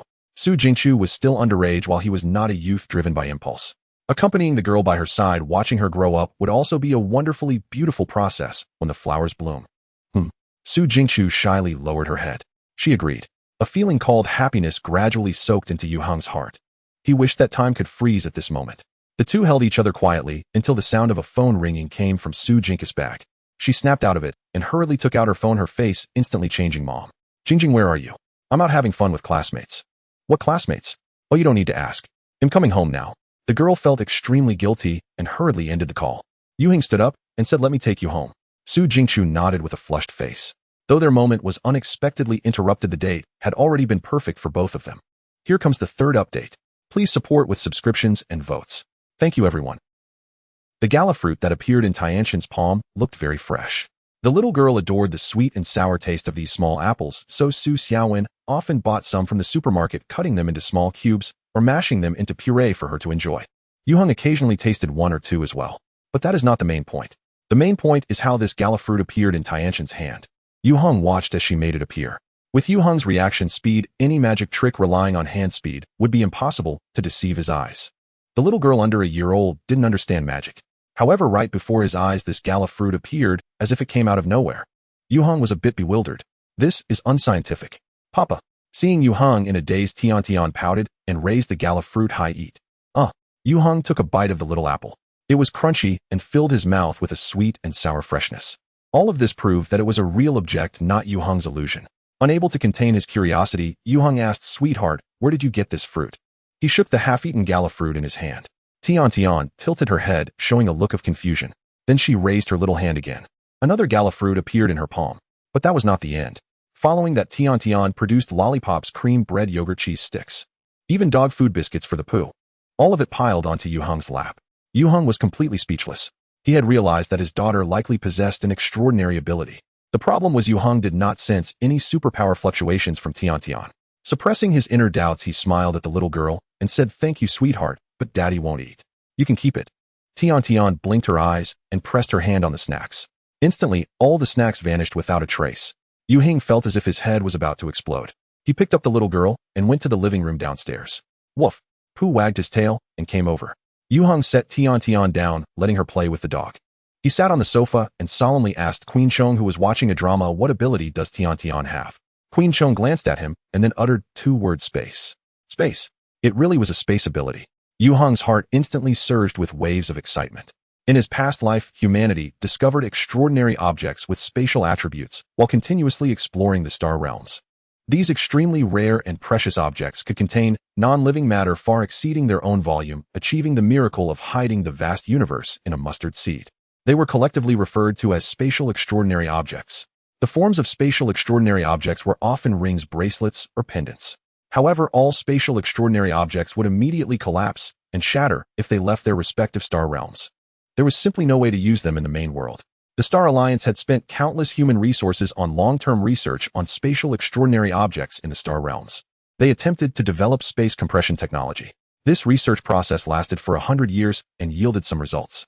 Although these results were immature and far from being suitable for mass production. But in the War God 7 mech that Yue Heng controlled, a space compression device was installed to accommodate that trillion-ton high-concentration antimatter bomb. So when he saw Tian performing magic, he immediately associated it with spatial extraordinary objects and space compression technology. Tian was not wearing any jewelry on her hands. The only explanation was that it was a superpower. The problem was that among the 5 ability systems, super body, primal energy, life, mind, and machinery, none were related to space. Intuition told Yue Heng that Queen Chong must know the answer. The ability Tian possessed was also closely related to her. To his surprise, Queen Chong answered so straightforwardly. Yue Heng couldn't help but ask, can humans awaken space abilities?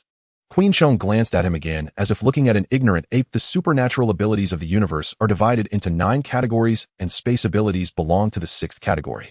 Moreover, she paused and continued, don't confuse your Earth humans with cosmic humans. A mental blow. Yue Heng felt his mental energy drain instantly. He thought of the Holy One-Star Affinity Meditation and the Holy Martial Core Fist. In his past life, he once thought he stood at the pinnacle of the star sea. Now thinking back, it seems so ridiculous. The vastness of the universe was unimaginable. However, realizing his own limitations and insignificance did not shake Yue Heng's will. It only strengthened his determination to climb to greater heights in this life. Unbeknownst to him, the lazy mindset he had when he first returned had quietly vanished. Suppressing the tumult within, he asked, what impact will this ability have on Tian Tian? The impact is... Queen Chong's lips curled into a sneer. Her future will be stronger than yours. Double blow. Yue Heng fell silent for a moment, and then said, last question, who is Tiantian's mother? He stared directly into Queen Chong's eyes. To Yue Heng, as long as it does not affect safety, he did not care what abilities Tian Tian had. He just wanted to know the answer. Yue Heng was well aware that the other party definitely understood what he meant. Queen Chong's smile became strange. You want to know? Then exchange it for extraordinary objects. She raised her palm. 5 extraordinary objects, and I will tell you all the truth. 5 extraordinary objects. Yue Heng smiled. What an outrageous demand. Did he really think he must know the truth? What would knowing change? For Yue Heng, it didn't matter who Tiantian's biological mother was. After all, her biological father was him. Not worth the exchange. He said lightly, forget it, let's talk about something else. Seeing that Yue Heng was unmoved, Queen Chong frowned. 3 items. No need. Yue Heng waved his hand, indicating he was not interested in bargaining. Compared to the truth you mentioned, I would rather exchange for a set of basic life cultivation methods. Name your price. Basic life cultivation methods. Queen Chong's smile and eyes sparkled with a strange light. You're after that female human, aren't you? Interesting. Don't worry about for whom. Yue Heng replied, just say whether you will exchange or not. Queen Chong, 5 extraordinary objects. Yue Heng took a deep breath, deciding not to argue with her. Then forget it. In fact, it wasn't very difficult for Yue Heng to gather 5 extraordinary objects, as the Queen had previously provided him with relevant information.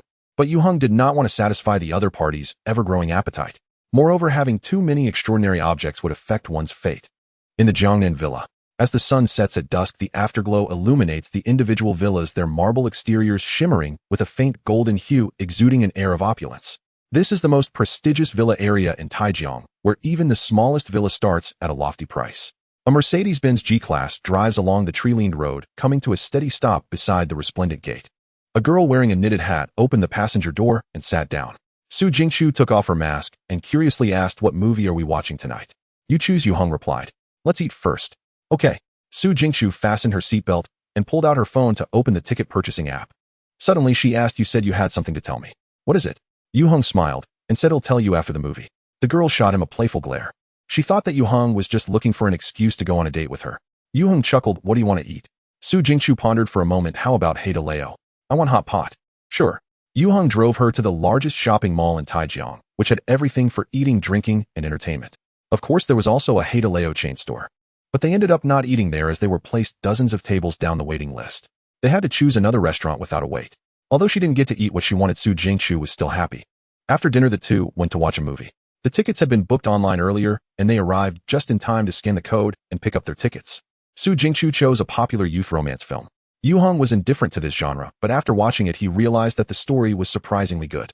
At least, it didn't follow the cliched tropes of pregnancy, abortion, misunderstandings, and breakups, followed by reunions. There was a particularly touching scene that made Su Jingqiu's eyes redden. Yue Heng quietly took her hand.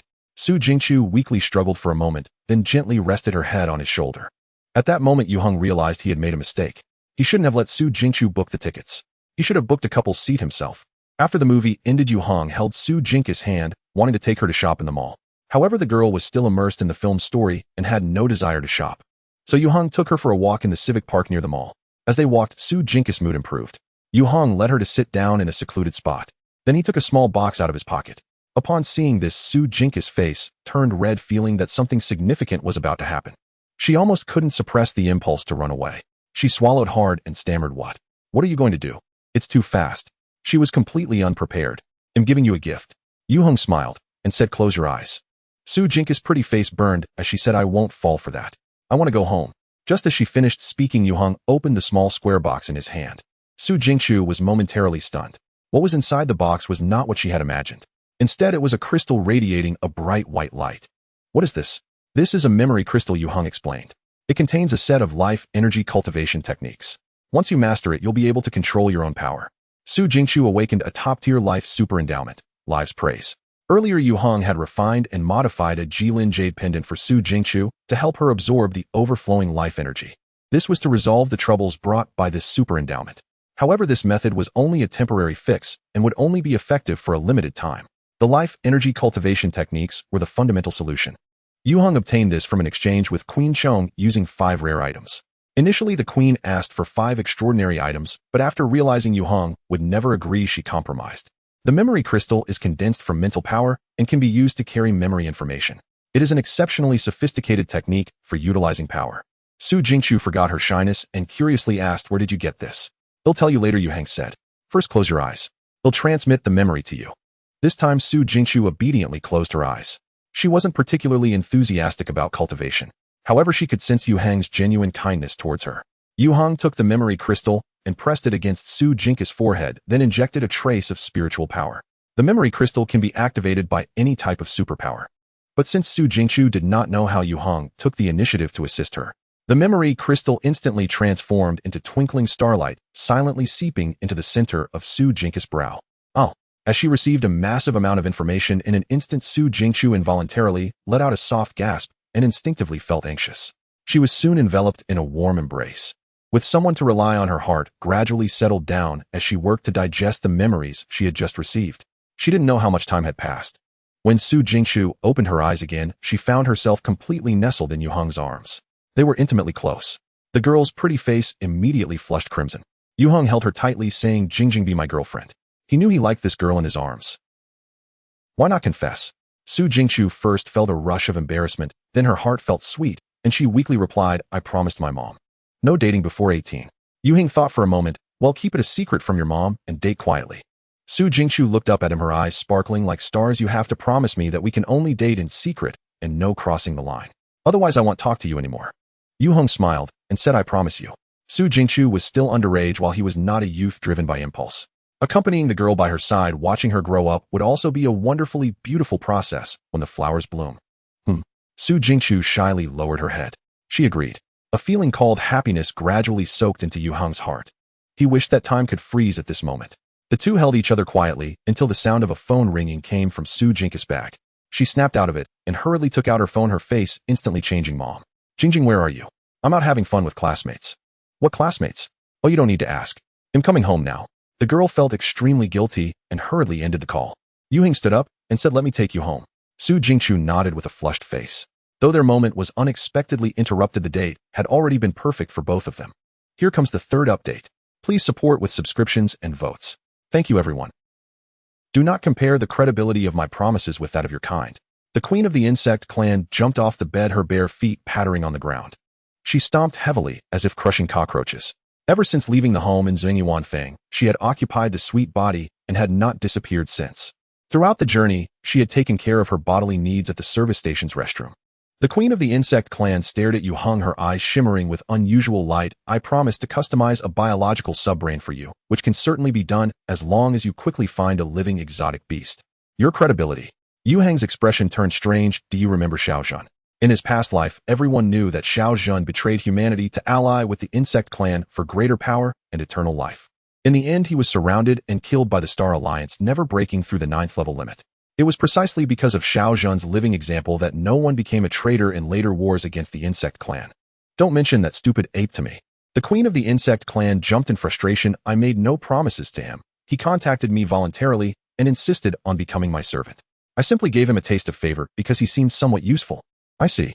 Yue Heng silently mourned for a certain dead sycophant for 3 seconds in his heart. "Then get ready." He said, "Tomorrow, I will go into the mountains to search for that tiger and fulfill our transaction." The queen of the insect clan nodded. "I look forward to it." At this moment, Yue Heng could be certain that the other party had no intention of playing tricks. The queen of the insect clan genuinely wanted to complete the transaction with him, to reshape her body and soul, completely severing ties with the sweet body. This was the outcome Yue Heng hoped for. Early the next morning, Yue Heng left the hotel with the queen and drove towards the mountain village that had been attacked by the northeast tiger. Fortunately, the weather in Xingbei County had been quite nice lately, with clear skies and no clouds. Otherwise, once heavy snow blocked the roads, it would be very difficult to enter the mountains. Yue Heng did not know the way and could only follow the navigation. He wound his way along the twisting mountain roads, gradually delving deeper into the mountains surrounded by pristine forests. On the way, he saw several warning signs erected by the roadside. After about half an hour of driving, the road ahead was blocked with a large warning sign posted on a wooden board.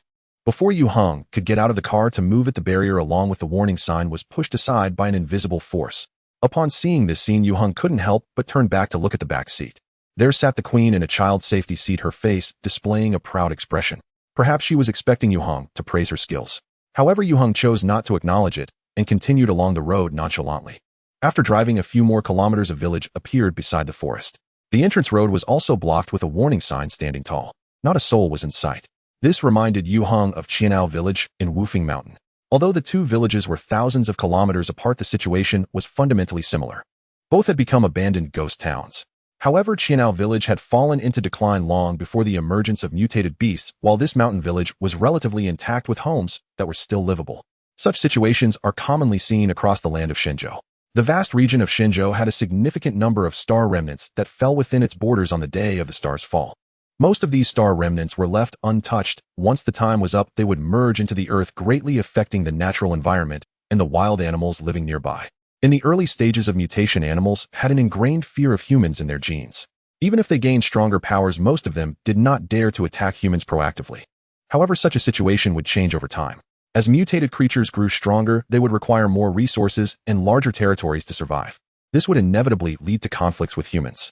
Therefore, when suspected attacks by mutated creatures occurred, the local authorities would first evacuate the public for basic safety, then report upward to let the professionals from the Bureau of Alien Affairs handle it. Although the Bureau of Alien Affairs in Shenzhou was established early and vigorously trained its own forces, while recruiting external elites, their manpower was limited and could not possibly cover all 2 million natural villages across the country. This led to a rapid increase in the rate of natural village disappearances, with urbanization progressing at an astonishing pace. This small mountain village now stood as a grim reflection of the future of countless villages. Moving the roadblock aside, Yue Heng drove the large G directly into the village. In broad daylight, this mountain village was eerily desolate. The people who had hurriedly fled their homes did not have time to take their belongings, so when Yue Heng entered one house with the queen, he discovered that the tables, chairs, and appliances were all intact. On the dining table, there were even frozen hard buns and pickled pork. There was no stove burning, and the room was cold. Yet neither Yue Heng nor the queen cared. This will do. They were not here to enjoy themselves. Yue Heng did not pick and choose, but rather moved the supplies he brought from the car into this house. Taking advantage of the early hour, he climbed onto the roof of the flat house and launched the drone. The intelligence provided by Liang Kuan indicated that the movements of this northeast tiger were elusive and difficult to track. However, Yue Heng understood the temperament of exotic beasts very well. Mutated wild animals often had a strong sense of territory, and once they had established their domain, they would not easily stray far from it. They would build nests and breed offspring within their territory. The northeast tiger's behavior of killing all livestock and animals in the village, apart from possible revenge, Yue Heng believed its primary purpose was to claim its territory. Weak human beings roll away. It was basically similar to that pack of wolves in Wufeng Mountain. Based on this understanding of exotic beasts, Yue Heng decided to use the mountain village as a base to conduct detailed searches of the surrounding area. He believed that finding this big tiger was merely a matter of time. Yue Heng had already decided that even if it escaped into the territory of Mao, he would still capture it. Using the drone as a signal relay, Yue Heng released 8 mechanical beetles. His mental strength and the skill-divided attention had recently improved, allowing him to control more of these mechanical insects. Yue Heng's search operation centered around the mountain village, expanding outward in circles, ensuring that no area was overlooked. This search continued until noon without discovering any signs of the northeast tiger. Yue Heng was not discouraged and pressed on to expand the search area in the afternoon. This time he made a significant discovery. The third update is here. Please support with votes. If there are no monthly votes, a few recommendation votes would be appreciated. Thank you all. The stars fell upon Crown Cloud Mountain. Yue Heng was very familiar with that place, having visited multiple times and nearly depleted the nearby exotic beasts. He could be 100% certain that the location where the stars descended in Crown Cloud Mountain would undoubtedly give rise to the Star Realm Gate. It was merely a matter of time. Was it a coincidence or intentional for Queen Chong to choose this villa located on the edge of Crown Cloud Mountain?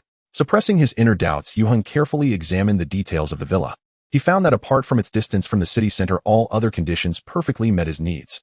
It was a standalone unit, so any disturbances wouldn't affect the neighbors. The 2 levels of basement could be transformed into a larger mechanical workshop. The garden and swimming pool could serve as a delightful amusement area. It was incredibly convenient to harvest resources from Crown Cloud Mountain, with the added benefit of being able to observe the situation regarding the emergence of the Star Gate at any time. Moreover, the price was reasonable. A villa like this in the city would be something he truly couldn't afford. After calculating his bank account balance, Yue Heng pondered that it was time to start a small business, to create a stable and legitimate source of income for himself. While engaging in shady dealings was certainly exhilarating, the subsequent troubles were numerous and could not serve as a long-term funding source. With this thought, a multitude of innovative technological achievements instantly flashed through Yue Heng's mind. These were products with potential market scales in the hundreds, thousands, or even tens of trillions. This was undoubtedly Yue Heng's forte. However, there were simply too many future products to choose from. To mass-produce them in line with the current technological level would require thorough research, so there was no need to rush. Lost in thought, his mind wandered far and wide. "I'm back." A voice from outside snapped Yue Heng back to reality. It was Su Xiaowen returning. Earlier, she had gone to the market to buy groceries with Pao, who was still clutching a plastic bag filled with greens. She looked as if the words "tool dog" were written on her face. Yue Heng clapped his iPad and asked, "Sister Xiaowen, are you free this afternoon? Let's go look at some houses together." Su Xiaowen responded, "Huh." After lunch, Yue Heng took Su Xiaowen along with Tian Queen Chong and a little kitten to Yinshu Guanshan. Upon arriving at the entrance of Yinshu Guanshan, Yue Heng saw the real estate agent waiting there. He drove up in his G-Class and asked Miss Chun. The agent was quite beautiful, dressed in a uniform of a real estate chain brand. When she saw Yue Heng in the driver's seat, she was momentarily taken aback. You are Mr. Yu." She had not expected the young man contacting her about viewing houses to be so youthful. He looked no older than 17 or 18. And he was so handsome. Yue Heng smiled yes. The agent collected herself and quickly said, "Hello, Mr. Yu, I will take you inside now." She spoke to the security guard and then drove her Mini ahead as a guide, leading Yue Heng's G-Class into the underground parking. Yinshu Guanshan was a purely villa-style development, with each villa equipped with an underground garage that could accommodate 2 cars. From the garage, one could take an elevator to the upper levels. Su Xiaowen got out of the car, holding Tian. Yue Heng hesitated about whether to carry Queen Chong. In the end, she jumped down while holding the little kitten, making the nearby agent look at them with a face full of cuteness. She had seen countless house viewers, but had never encountered a family like this. Yet her professionalism kept her smiling as she enthusiastically accompanied Yue Heng and the others to tour the villa. Although he had already seen photos and blueprints on the computer, the feeling of an actual visit was entirely different. The villa was very spacious, newly decorated, but without any unpleasant odors. It was clear that the materials chosen were of high quality, and all the necessary appliances and furniture were provided, making it essentially ready for moving. There were various green plants in both the front and back gardens. Although it was winter, they remained lush and vibrant. The swimming pool in the front yard was empty and covered with plastic tarpaulin.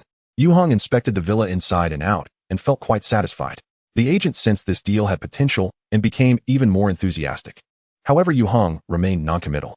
After the tour, he took everyone back home. He had no experience in buying houses. Just because he found it good didn't mean it truly was. Moreover, several million wasn't pocket change. Making a hasty decision could easily lead to regret. He needed to find a professional for assistance. The question was where to find such professionals. Upon returning home, Yue Heng called Liang Kuan to ask if he had any knowledgeable friends. "That's simple," Liang Kuan replied without hesitation. "Sister Monli knows the most." Sister Monli. A beautiful woman with fiery red lips immediately appeared in Yue Heng's mind. She seemed to be very wealthy. Liang Kuan informed Yue Heng that boss Monli had built her fortune through real estate speculation. It was from the profits of her first investment in real estate that she established her own venture and amassed her current immense wealth. She was also very keen on investing in properties and reportedly possessed at least a 3-digit number of property certificates. Seeking her help with house viewing would surely pose no issues. Yue Heng hesitated. Is it convenient to ask her for help? They had only met a few times and were really not familiar. "Don't worry," Liang Kuan chuckled. "Sister Monli is very enthusiastic. They'll call her right now. Oh, just wait." However, instead of waiting for Liang Kuan's reply, Yue Heng received a call from Monli. "Young master, where I heard from Liang Kuan that you want to buy a house, right? Have you got your eye on any particular property?" Since she called me first, Yue Heng wasn't polite. "It's a villa in Yinshu Guanshan." As soon as he said a couple of sentences, Monli immediately understood. "Oh, that villa. I know it. The landlord is Boss Chun from Xianhao Hotel. I heard he's having business turnover issues and is eager to liquidate funds, so there should be room for negotiation." Just as Liang Kuan said, Boss Monli was indeed very enthusiastic. "This house has no issues. The only thing is the decoration level is average. If you fancy it, I can talk to him." Yue Heng responded, "Thank you, I appreciate it." In truth, he had wanted to see if there were other suitable properties, but after a few calls he was closer to finalizing this one. Only about 10 minutes later, Manli called again. Young Master Yue, I've asked, and Boss Chen said that if you can pay the full amount, he'll sell it to you for 32 million. This was a direct cut of 3.8 million. Although Yue Heng had no experience in buying houses, he understood that this was not an inflated price. It was Manli who had played a significant role in this. Since they were so straightforward, he naturally couldn't dawdle thinking about bargaining. Okay. Manli replied with a smile. I knew young Master Yue was a decisive person. Let's meet tonight. Yue Heng pondered, what about the agent? Even though the agent had merely shown him the house, directly bypassing them to deal with the seller felt inappropriate. He felt that such a move wasn't quite fair. Manli suggested, it's indeed not proper to skip the agent. Give me their number, and I'll help you sort it out. With that, Yue Heng felt relieved. Here comes the second update. That evening, Yue Heng met Boss Chun at the Xinhao Grand Hotel. Boss Chun, named Chen Xinhao, had this 5-star hotel named after himself.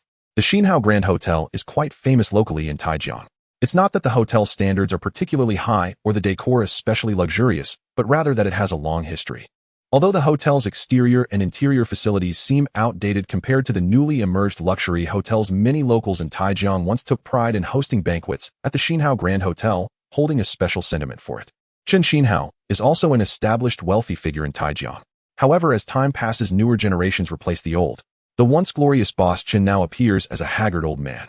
Yet, even a starving camel is larger than a horse. Despite facing business troubles, this veteran tycoon still warmly hosted Yue Heng, laying out an extravagant feast of delicacies. With Matai and Lafite included, one needs to spend tens of thousands to truly enjoy it. Thanks to Man Li's recommendation, Boss Chen did not show any condescension toward the unusually young buyer Yue Heng, and they engaged in lively conversation, creating a very harmonious atmosphere. However, after a bottle of Matai, the slightly tipsy Boss Chen could not help but vent his frustrations. He started his career in the hotel business, but his focus has long shifted away from the few chain hotels. The group's main business now revolves around medical devices and accessories, with most products exported. Business was running smoothly until recently, when a major problem arose. A batch of exported medical devices was exposed to serious quality issues. As a result, not only were all the products returned, but he also faced compensation claims from clients. The losses were devastating. The factory manager who was directly responsible absconded with the funds, leaving a massive mess for Chen Xinhao to deal with. This manager was even Chun Xinho's brother-in-law. I was truly blind. Boss Chen lamented, I didn't see this guy's wolfish heart. Yue Heng and Man Li exchanged glances. Such situations are actually quite common. Many individuals who became wealthy earlier have relatively low education levels and often prefer hiring family members to run businesses, fostering a strong family atmosphere in corporate management. This model often poses no problems during the initial stages of business development, and it can even yield positive effects. However, once a company scales up, the pitfalls of a family-based model can easily become evident. Being betrayed by one's own family is a fate that Chen Xinhao is not the first to experience, nor will he be the last. Why am I saying all this? Realizing his emotions were getting the better of him, he raised his glass and said to Yue Heng, Mr. Xiao Yue, I'm sorry for my outburst, let me drink one for my faults. After saying this, he downed the liquor in one go. Yue Heng smiled and replied, Boss Chen, you're being too harsh on yourself. Let's do this. If it's convenient for you, Mr. Xiao Yue, let's go through the transfer formalities tomorrow morning. The price really cannot be lower. But I won't take anything from the villa. Oh, everything will be yours. The villa he was selling for liquidity is equipped with a full set of high-end appliances and has a collection of antique art pieces costing around 1 to 2 million. However, these items are a mix of genuine and counterfeit, making them difficult to sell. He might as well consider them a gift. Compared to his losses of billions, this is insignificant. Yue Heng readily agreed, all right. In fact, he had not haggled over the initial offer of 32 million at all. This Boss Chen's character is truly generous. One could even say he is a bit reckless, embodying a strong sense of brotherhood. It's no wonder he was nearly bankrupted by his own people. To be able to hold on until now without collapsing is quite impressive. The two parties reached an agreement. Originally, Chen Xinhao wanted to invite Yue Heng to karaoke, but Yue Heng politely declined. After leaving the Xinhao Grand Hotel, Man Li told Yue Heng, I have already spoken to the agency, I will provide them with some compensation, and they have agreed. Yue Heng nodded, that's good. He then said, Sister Man Li, I really want to thank you this time. Given Man Li's position, it was completely unnecessary for her to accompany him, as she did. After all, he didn't have much relationship with the other party, but they were very enthusiastic. You've already thanked me. Man Li looked into his eyes with a hint of slyness, smiling charmingly. If you call me sister, it's only right that I help you. Yue Heng rubbed his nose. Whether intentional or not, this beautiful big sister and billionaire had flirted with him several times, both openly and subtly. However, Yue Heng's heart belonged to another, so he could only respectfully decline. He would find an opportunity to repay her kindness later. The next morning, Yue Heng first called his old class teacher to ask for leave. Another leave request. Mr. Gao's helpless voice came through the receiver. Yue Heng, do you know what Principal Zhang said to me? He said if you ask for leave again, he'll expel you. Of course, expulsion was not a real possibility. However, as a student of Taijiang No, one high school, Yue Heng had been reported multiple times for not attending class every day. The school could not remain indifferent to this. However, Yue Heng's situation was special. His parents were not local, and he was the most promising student. Thus, they could only put pressure on him in this manner. Yue Heng understood Mr. Gao's predicament and replied after a moment's thought, Mr. Gao, I apologize for the trouble. He'll speak with Principal Zhang. Professional issues should be left to the professionals. Adhering to his usual principles, Yue Heng first requested Principal Zhang's phone number from Mr. Gao. Then he called Xiao Tianquan. In the Jiangnan Extraordinary Affairs Management Bureau Director, Xiao played the role of the chief steward. He not only provides assistance in daily life for registered superhumans within the system, but also addresses issues faced by superhumans registered outside the system. For anything not involving illegal activities, seeking his help for coordination is definitely the right choice. As expected, after Yue Heng explained the situation to Xiao Tianquan, he readily agreed to communicate with the school. Just a few minutes later, Yue Heng received a call from Mr. Gao. Mr. Gao informed Yue Heng that after discussions, the school decided to treat the special situation accordingly. As long as Yue Heng guarantees to take the exams, it doesn't matter whether he attends classes or not. Yue Heng sincerely expressed his gratitude. He felt a bit guilty towards Mr. Gao and decided to aim for the top scorer in return. After successfully requesting leave, Yue Heng went to the bank to open a cash check. He then met with Chen Xinhao at the Taijiang Administrative Service Center with Man Li acting as the intermediary and smoothly completed the transfer formalities. The entire process took just over an hour. In the evening, Chen Xinhao once again invited Yue Heng and Man Li for a banquet. Xiao Yu has quite a tolerance for alcohol. After several rounds of drinks in a perfectly cheerful atmosphere, Chen Xinhao sincerely remarked to Yue Heng, who had just downed a bottle of Maotai, "Youth is truly wonderful, it really is." Boss Chen has quite a laid-back temperament. Despite facing a bankruptcy crisis, he remains as generous as ever. He feels that Yue Heng suits his character well, thus viewing this teenager as a close friend. He completely disregards the age and generational gap between them. This billionaire genuinely envies Yue Heng, envying his youth and vitality. Yue Heng smiled. He does not have a penchant for alcohol. His good tolerance is purely due to his extraordinary physique. Having entered the second level of super physique, Yue Heng's body has made a significant leap. Invulnerable to ailments, unaffected by numerous cups, and possessing a golden spear. These are merely basic abilities. Sitting beside them, Man Li laughed. Brother Chen, you're not old either. I'm not capable anymore. Chen Xinhao smiled wryly and shook his head. Man Li, to be honest, I have already considered retirement. Man Li was taken aback. Then what will happen to your group? She considered Chen Xinhao a half-friend and was quite familiar with his situation. The Xinhao group has stood firm over the years, largely thanks to the support of its boss Chen Xinhao. His children are not capable. At a critical moment, when the Xinhao group is facing turmoil, Chen Xinhao actually wants to retire. It is easy to imagine the collapse of this large corporation. Once the debts are settled, just sell it off. Chen Xinhao said despondently, it's better than going bankrupt, at least I can leave with some money. Half jokingly and half seriously, he said, boss man, the good water should not flow to outsiders. If you have your eye on any of my items, just say the word. Man Li couldn't help but show a hint of interest. Despite the Xinhao group currently facing the possibility of collapse with bankruptcy looming at any moment. However, with Chen Xinhao's capabilities, connections, and foundation, weathering this storm should not be a problem. The Xinhao group has many quality assets, allowing her to choose to take over would undoubtedly be a favor. But Man Li hesitated for a moment, then shook her head and said, Brother Chen, I'm honored, but I cannot take advantage of your kindness. Chen Xinhao values loyalty, as she cannot be the one to take this advantage. You really think I'm joking? Chen Xinhao laughed, reaching out to poke Man Li. Forget it, let's talk about it later. Man Li smiled sweetly. She did not regret missing this opportunity. Instead, Yue Heng felt a slight stir in his heart. A thought began to form. But at this moment, the phone on the table in front of Man Li suddenly buzzed. She glanced at the caller ID, picked up the phone, and answered, Hello, this is Man Li. After listening for a moment, the beautiful woman's face turned pale. What did you say? Say it again. Her voice became hoarse. Chen Xinhao and Yue Heng exchanged serious glances. Seeing Man Li's current appearance, it was clear that something big had happened. They'll be there right away. Man Li stood up unsteadily. She ended the call, her eyes a bit unfocused, forcing a smile. Brother Chen, young master, where I have something to attend to, so I must leave. You two continue chatting. Chen Xinhao asked solemnly, Man Li, what happened? Man Li said with a grim smile, there was an incident at Qian Palace. Many people have died. What? Chen Xinhao was taken aback. How could this happen? He immediately took out his phone and said, Man Li, don't panic. I'll help you find out what's going on. As a long-established wealthy man in Taijiang, Chen Xinhao's network is not something Man Li can compare to. Ding ding ding, just as Chen Xinhao finished speaking, his phone suddenly rang. It was Yue Heng's phone ringing. The caller was Liang Kuan. "Xiao Heng, are you with Sister Monli?" Yue Heng asked in a deep voice, "What's going on at Qian Palace?" He knew that Monli was one of the shareholders of Qian Palace and Liang Kuan was introduced to work there by Monli. Now that something has happened at Qian Palace, it was clear that Liang Kuan had received the news as well. Liang Kuan lowered his voice. There was a major homicide at Qian Palace suspected to involve a superpower user resulting in dozens of casualties. I just received the news. A homicide at Qian Palace. Yue Heng's thoughts became a bit disoriented. In his previous life, a significant homicide incident indeed occurred at Qian Palace. But it happened in May of the following year, and the perpetrator was exactly Liang Kuan, who was calling Yue Heng. The problem is Liang Kuan's fate has been completely altered. He could no longer possibly carry out the nationwide shocking 5/18 Qian Palace homicide. So how could another homicide that didn't even exist in his previous life arise?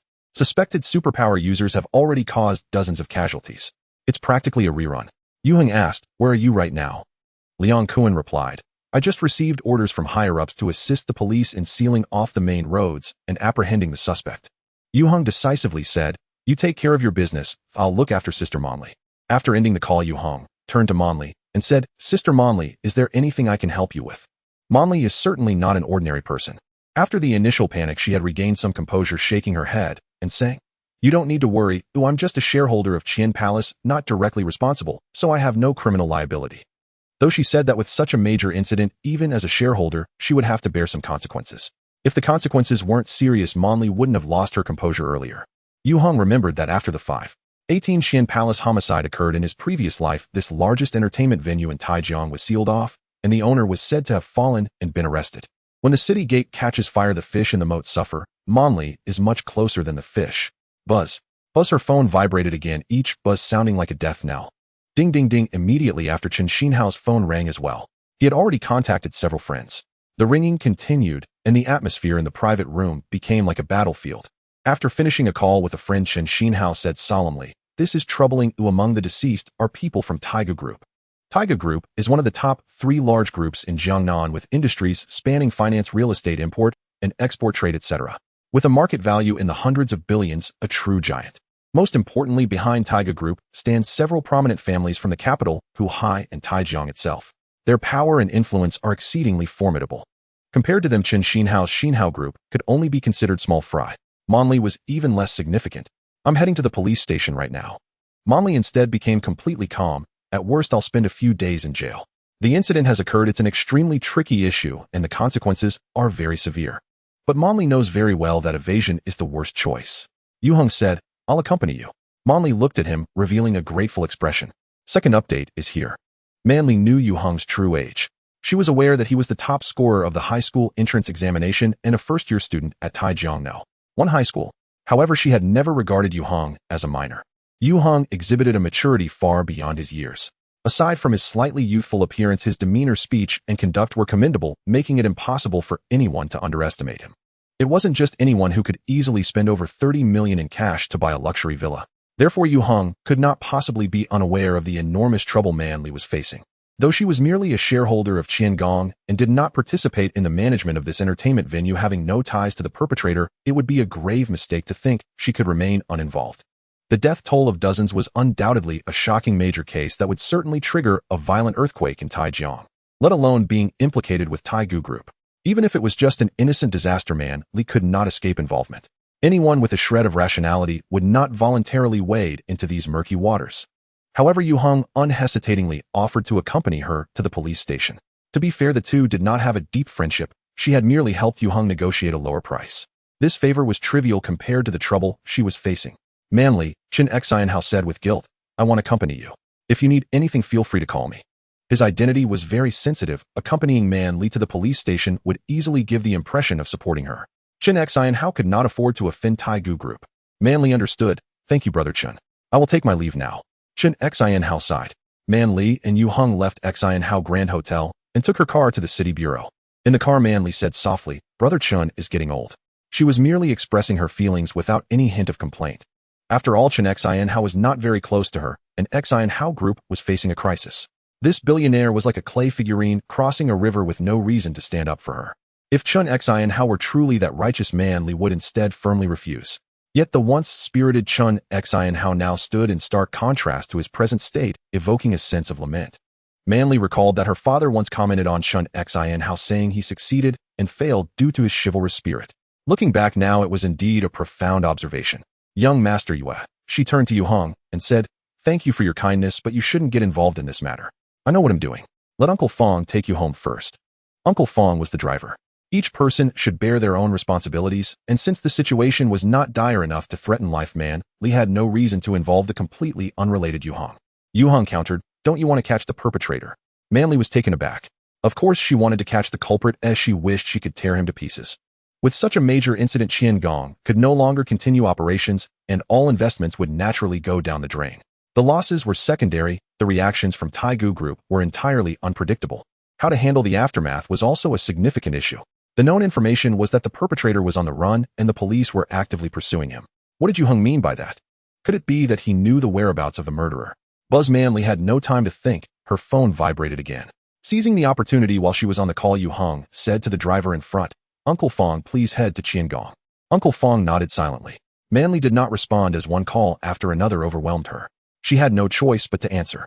Tonight was destined to be a sleepless night for her and many others. Yue Heng, on the other hand, kept in touch with Liang Kuan via WeChat to understand the pursuit situation. It was already confirmed that the perpetrator of this major murder case was undoubtedly a superpower user. After committing the bloody act, he quickly escaped the scene and vanished into the vast crowd. Despite the police setting up checkpoints on all roads entering and exiting Taijiang, there was no guarantee they could apprehend him quickly. On the way to Qiangong, Yue Heng saw several police cars zooming by with sirens wailing. They were even stopped for a random inspection along the way. As a result, they still could not reach their destination as the roads leading to Qiangong were completely blocked off and all civilian vehicles were rerouted. Under such circumstances, they could only go to the city bureau. "I've already explained the situation to them," Manly said, putting down her hot phone. "Someone is waiting for me at the city bureau." Her expression couldn't be described as completely relaxed, but it was not as grave as before, clearly indicating that she had used her connections to convey an attitude of not evading responsibility. When something goes wrong, attitude is crucial. Yue Heng asked, who was the owner of Qiangong? He had heard Liang Kuan mention Manly's background during their casual chats. This boss man came from a well-to-do official family in Taijiang. Her mother had passed away from illness at an early age, and her father died in an accident while on duty, considered a martyr. Manly built her vast estate on the resources left by her parents and the support of a few uncles. Hesitating for a moment, she answered Yue Heng's question, Chu Hongzhuo. Chu Hongzhuo's parents were prominent figures in Taijiang, typical children of the powerful managing multiple businesses. Chu Hongzhuo's father was even a former superior of Manly's father. Because of this connection, Manly held a significant stake in Qiangong. Now that such a major incident had occurred, Chu Hongzhuo was still abroad, making the subsequent developments hard to predict. However, based on Manly's understanding of Chu Hongzhuo, he should return to the country immediately. Otherwise, he would have betrayed his own parents. Yet at present, Manly could not reach Chu Hongzhuo and could not guarantee that his response would align with her expectations. As they spoke the Bentley they were in stopped right in front of the city bureau. "Young Master Yue, you really don't have to." Before she could finish, Yue Heng opened the car door and got out. He neither liked to stir up trouble nor feared it. He had his own code of conduct, and in such a situation, how could he stand idly by? Perhaps Manly did not require his help. As long as Yue Heng had a clear conscience. Seeing his unwavering attitude, Manly said no more and entered the city bureau together with him. In the reception room of the city bureau, Manly met with the person in charge who was liaising with her. Then they went inside to take her statement. Yue Heng sat in the reception room for nearly an hour before Manly emerged. "Sorry to keep you waiting," she said with a smile to Yue Heng. "Let's head back." Yue Heng nodded. It seemed that things were not too bad after all. However, just as the two of them stepped out of the city bureau, they saw the Bentley surrounded by two black Mercedes with several formidable-looking men standing by the roadside. "The first update is delivered." "Hello, Miss Manly." A tall man in a suit approached, speaking lightly. "I am Ouyang Ji, the head of security for Taiga Group. Our Vice President Kai wishes to meet with you to discuss some matters. Please come with us."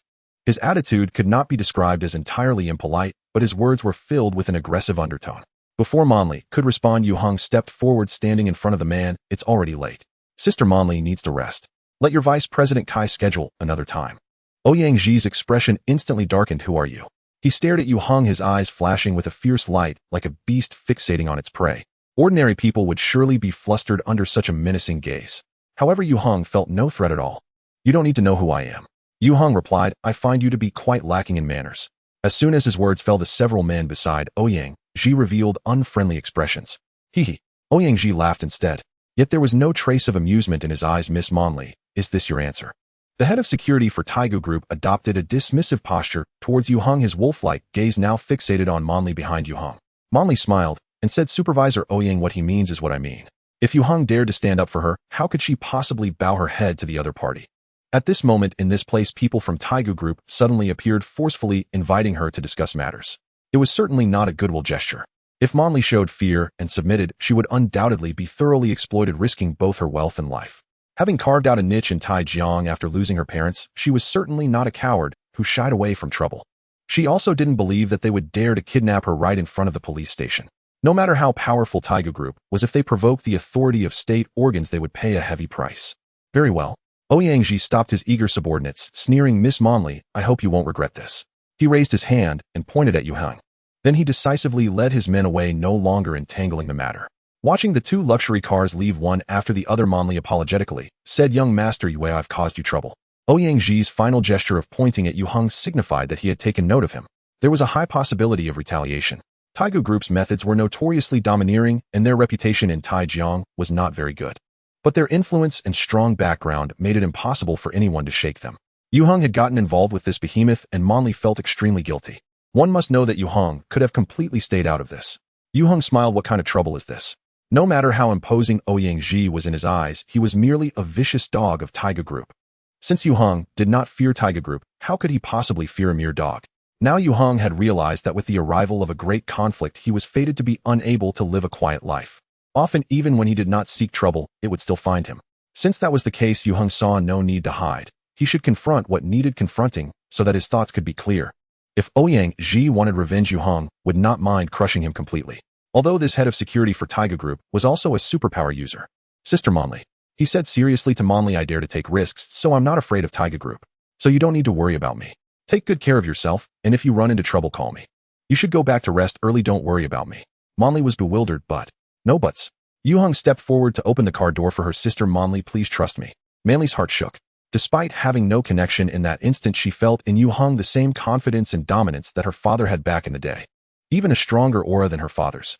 The words she wanted to say were all caught in her throat, and all her feelings transformed into two words, thank you. She obediently and submissively sat in the car. Goodbye. Yue Heng helped her close the door, then patted the roof of the car. The Bentley started and drove off. After sending Manli off, Yue Heng took out his phone and called Su Xiaowen. Sister Xiaowen, please take care of Tian tonight. I might not come back. Su Xiaowen was worried what happened. Liang Kuan was not coming back, and neither was Yue Heng. The news of a bloody incident in their circle was flooding the feeds, and she could not help but connect the dots. Yue Heng said, just a small matter, don't worry. After ending the call with Su Xiaowen, Yue Heng opened his WeChat again.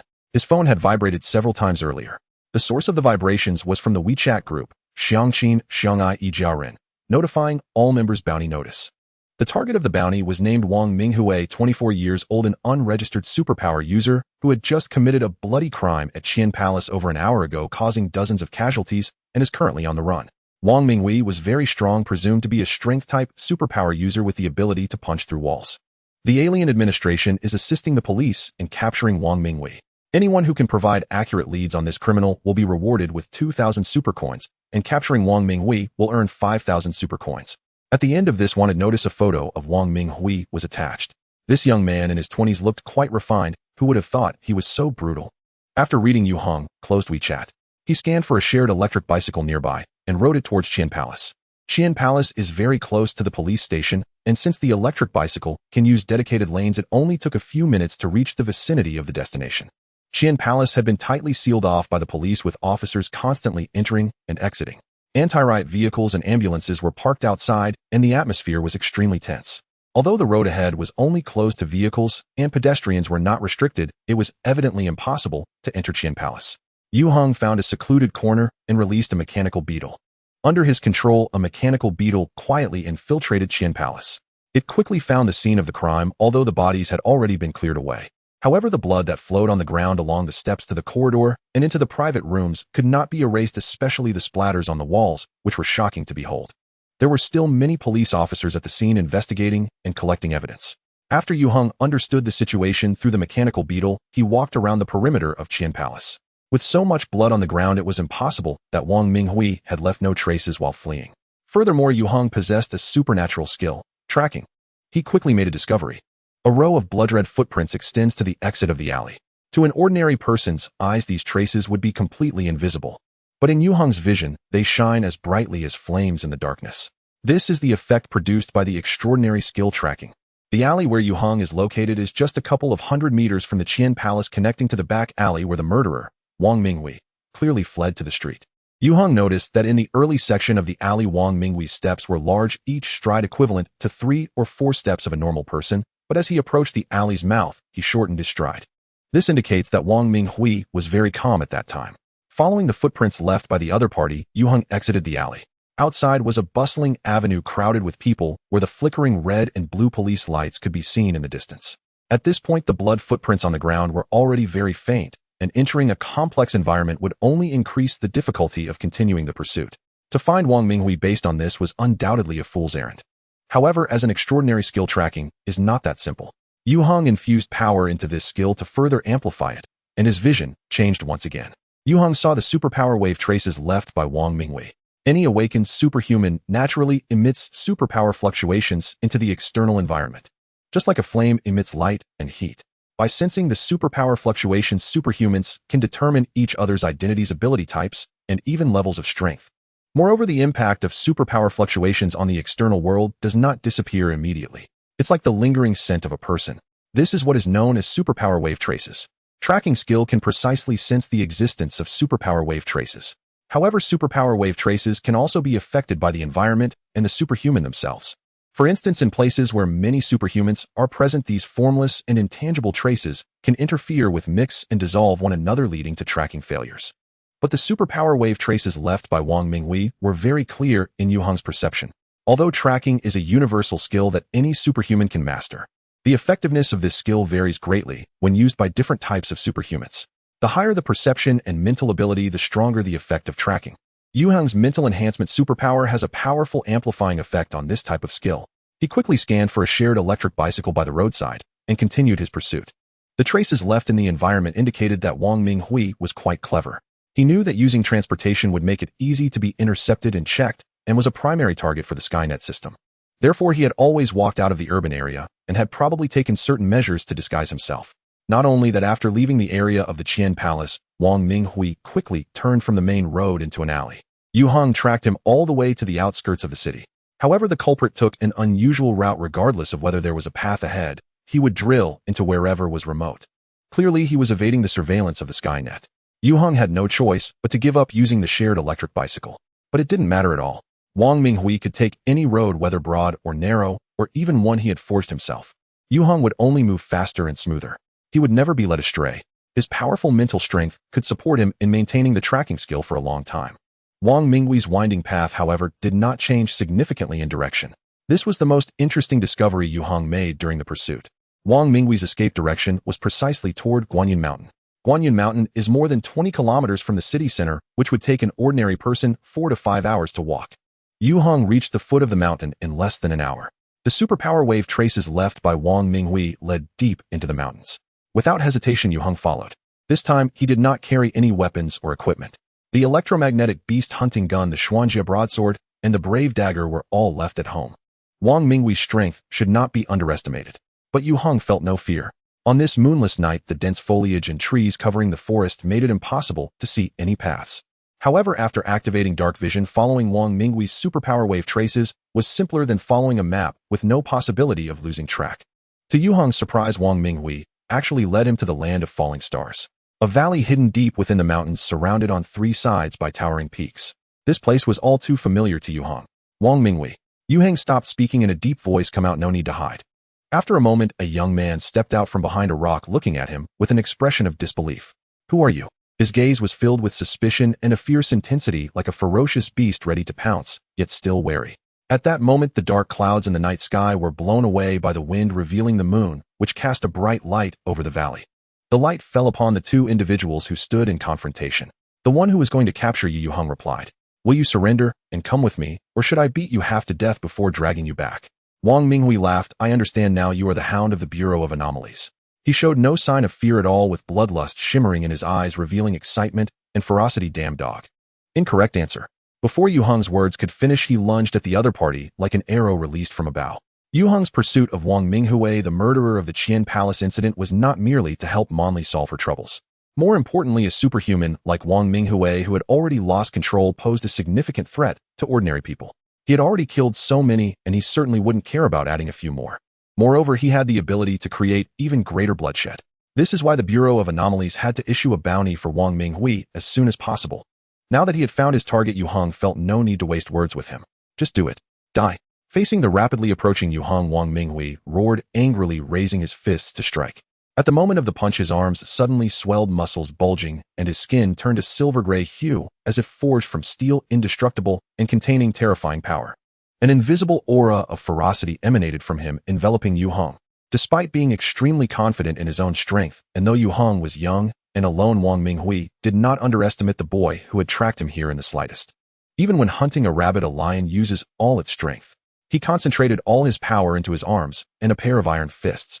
Time seemed to freeze at that moment. As Wang Minghui swung his fists to strike Yue Heng also threw a punch. He delivered only one punch. Holy Martial Core Fist. Yue Heng's pursuit of Wang Minghui unarmed did not stem from underestimating the latter's strength. The strongest combat skill he currently possessed was no longer the war god armament, but the newly learned Holy Martial Core Fist. With this punch, Yue Heng unleashed 3 times his own strength. Bang! In the blink of an eye, 3 fists collided with the most direct and intense impact. The shockwave generated instantly pushed away the surrounding air, stirring up countless fallen leaves from the ground. The muffled roar swept out like thunder in all directions. The grimace on Wang Minghui's face froze instantly, his eyes suddenly glazed over, as if he had encountered something immensely terrifying. Crack! Accompanied by the crisp sound of shattering bones, his arms twisted and contorted, and he was sent flying like a kite, with a severed string blood spurting from his mouth. He crashed heavily onto a pile of rubble 30 meters away. Meanwhile, Yue Heng stood unmoving, slowly retracting his fist. In this first round of their confrontation, a clash of strength against strength, he undoubtedly achieved a complete victory. However, Yue Heng did not underestimate his opponent. He had not anticipated that Wang Minghui was a transcendent ability user who had stepped into the second tier. The awakened superpower sequence was also not low. If Yue Heng had not also advanced to a second-tier transcendent combined with the formidable might of the Holy Martial Core Fist, he certainly would not have been able to defeat him with a single blow.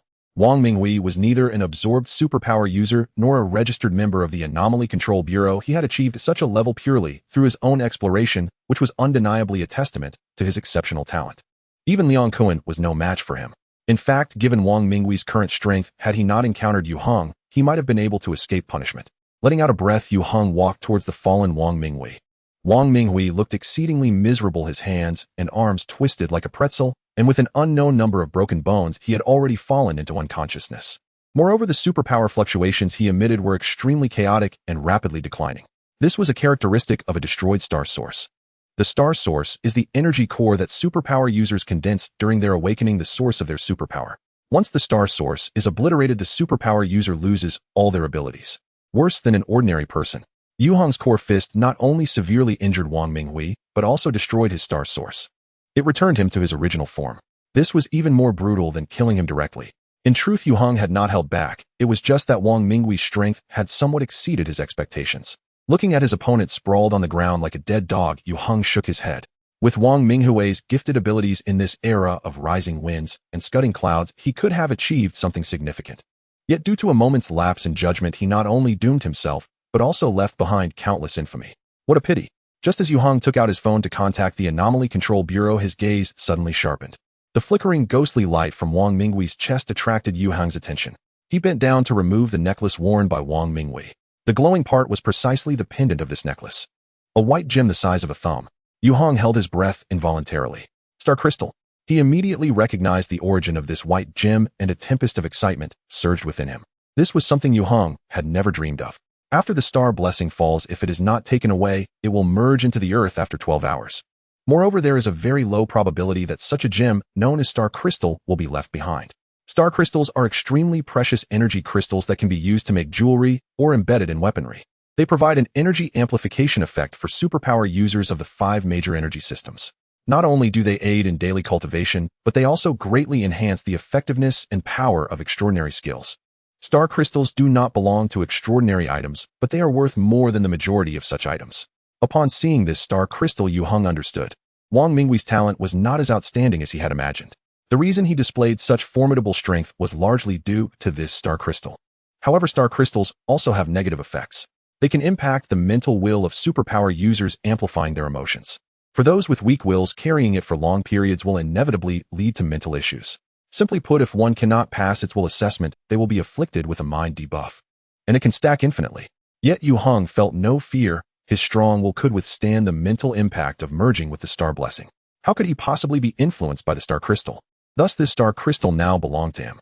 Yue Heng would never relinquish this star crystal, for this super energy crystal was precisely the top-tier resource for cultivating the holy martial core fist. With the star blessing energy contained within, Yue Heng was confident he could elevate the holy martial core fist to an even higher level. Furthermore, even if not used in the holy martial core fist, it would greatly assist the cultivation of the three major energy systems. In short, Yue Heng struck it rich this time. Resolutely storing the star crystal, Yue Heng dialed Xiao Tianquan's phone number. At the same time, in the Jiangnan Anomaly Control Bureau, in a smoke-filled conference room, Yang Jian, Su Yuntian, and several leaders of the Anomaly Control Bureau were listening gravely to a report from a staff member. According to police investigations and inquiries from survivors, the suspect pursued his girlfriend, who was taken by company leadership for entertainment, leading to a conflict in Qiangong's private room, ultimately resulting in a bloodshed. Based on the assessment of casualties at the scene, the suspect's abilities should be at the second level, perhaps even stronger. Yang Jian's expression was so dark it seemed it could drip water.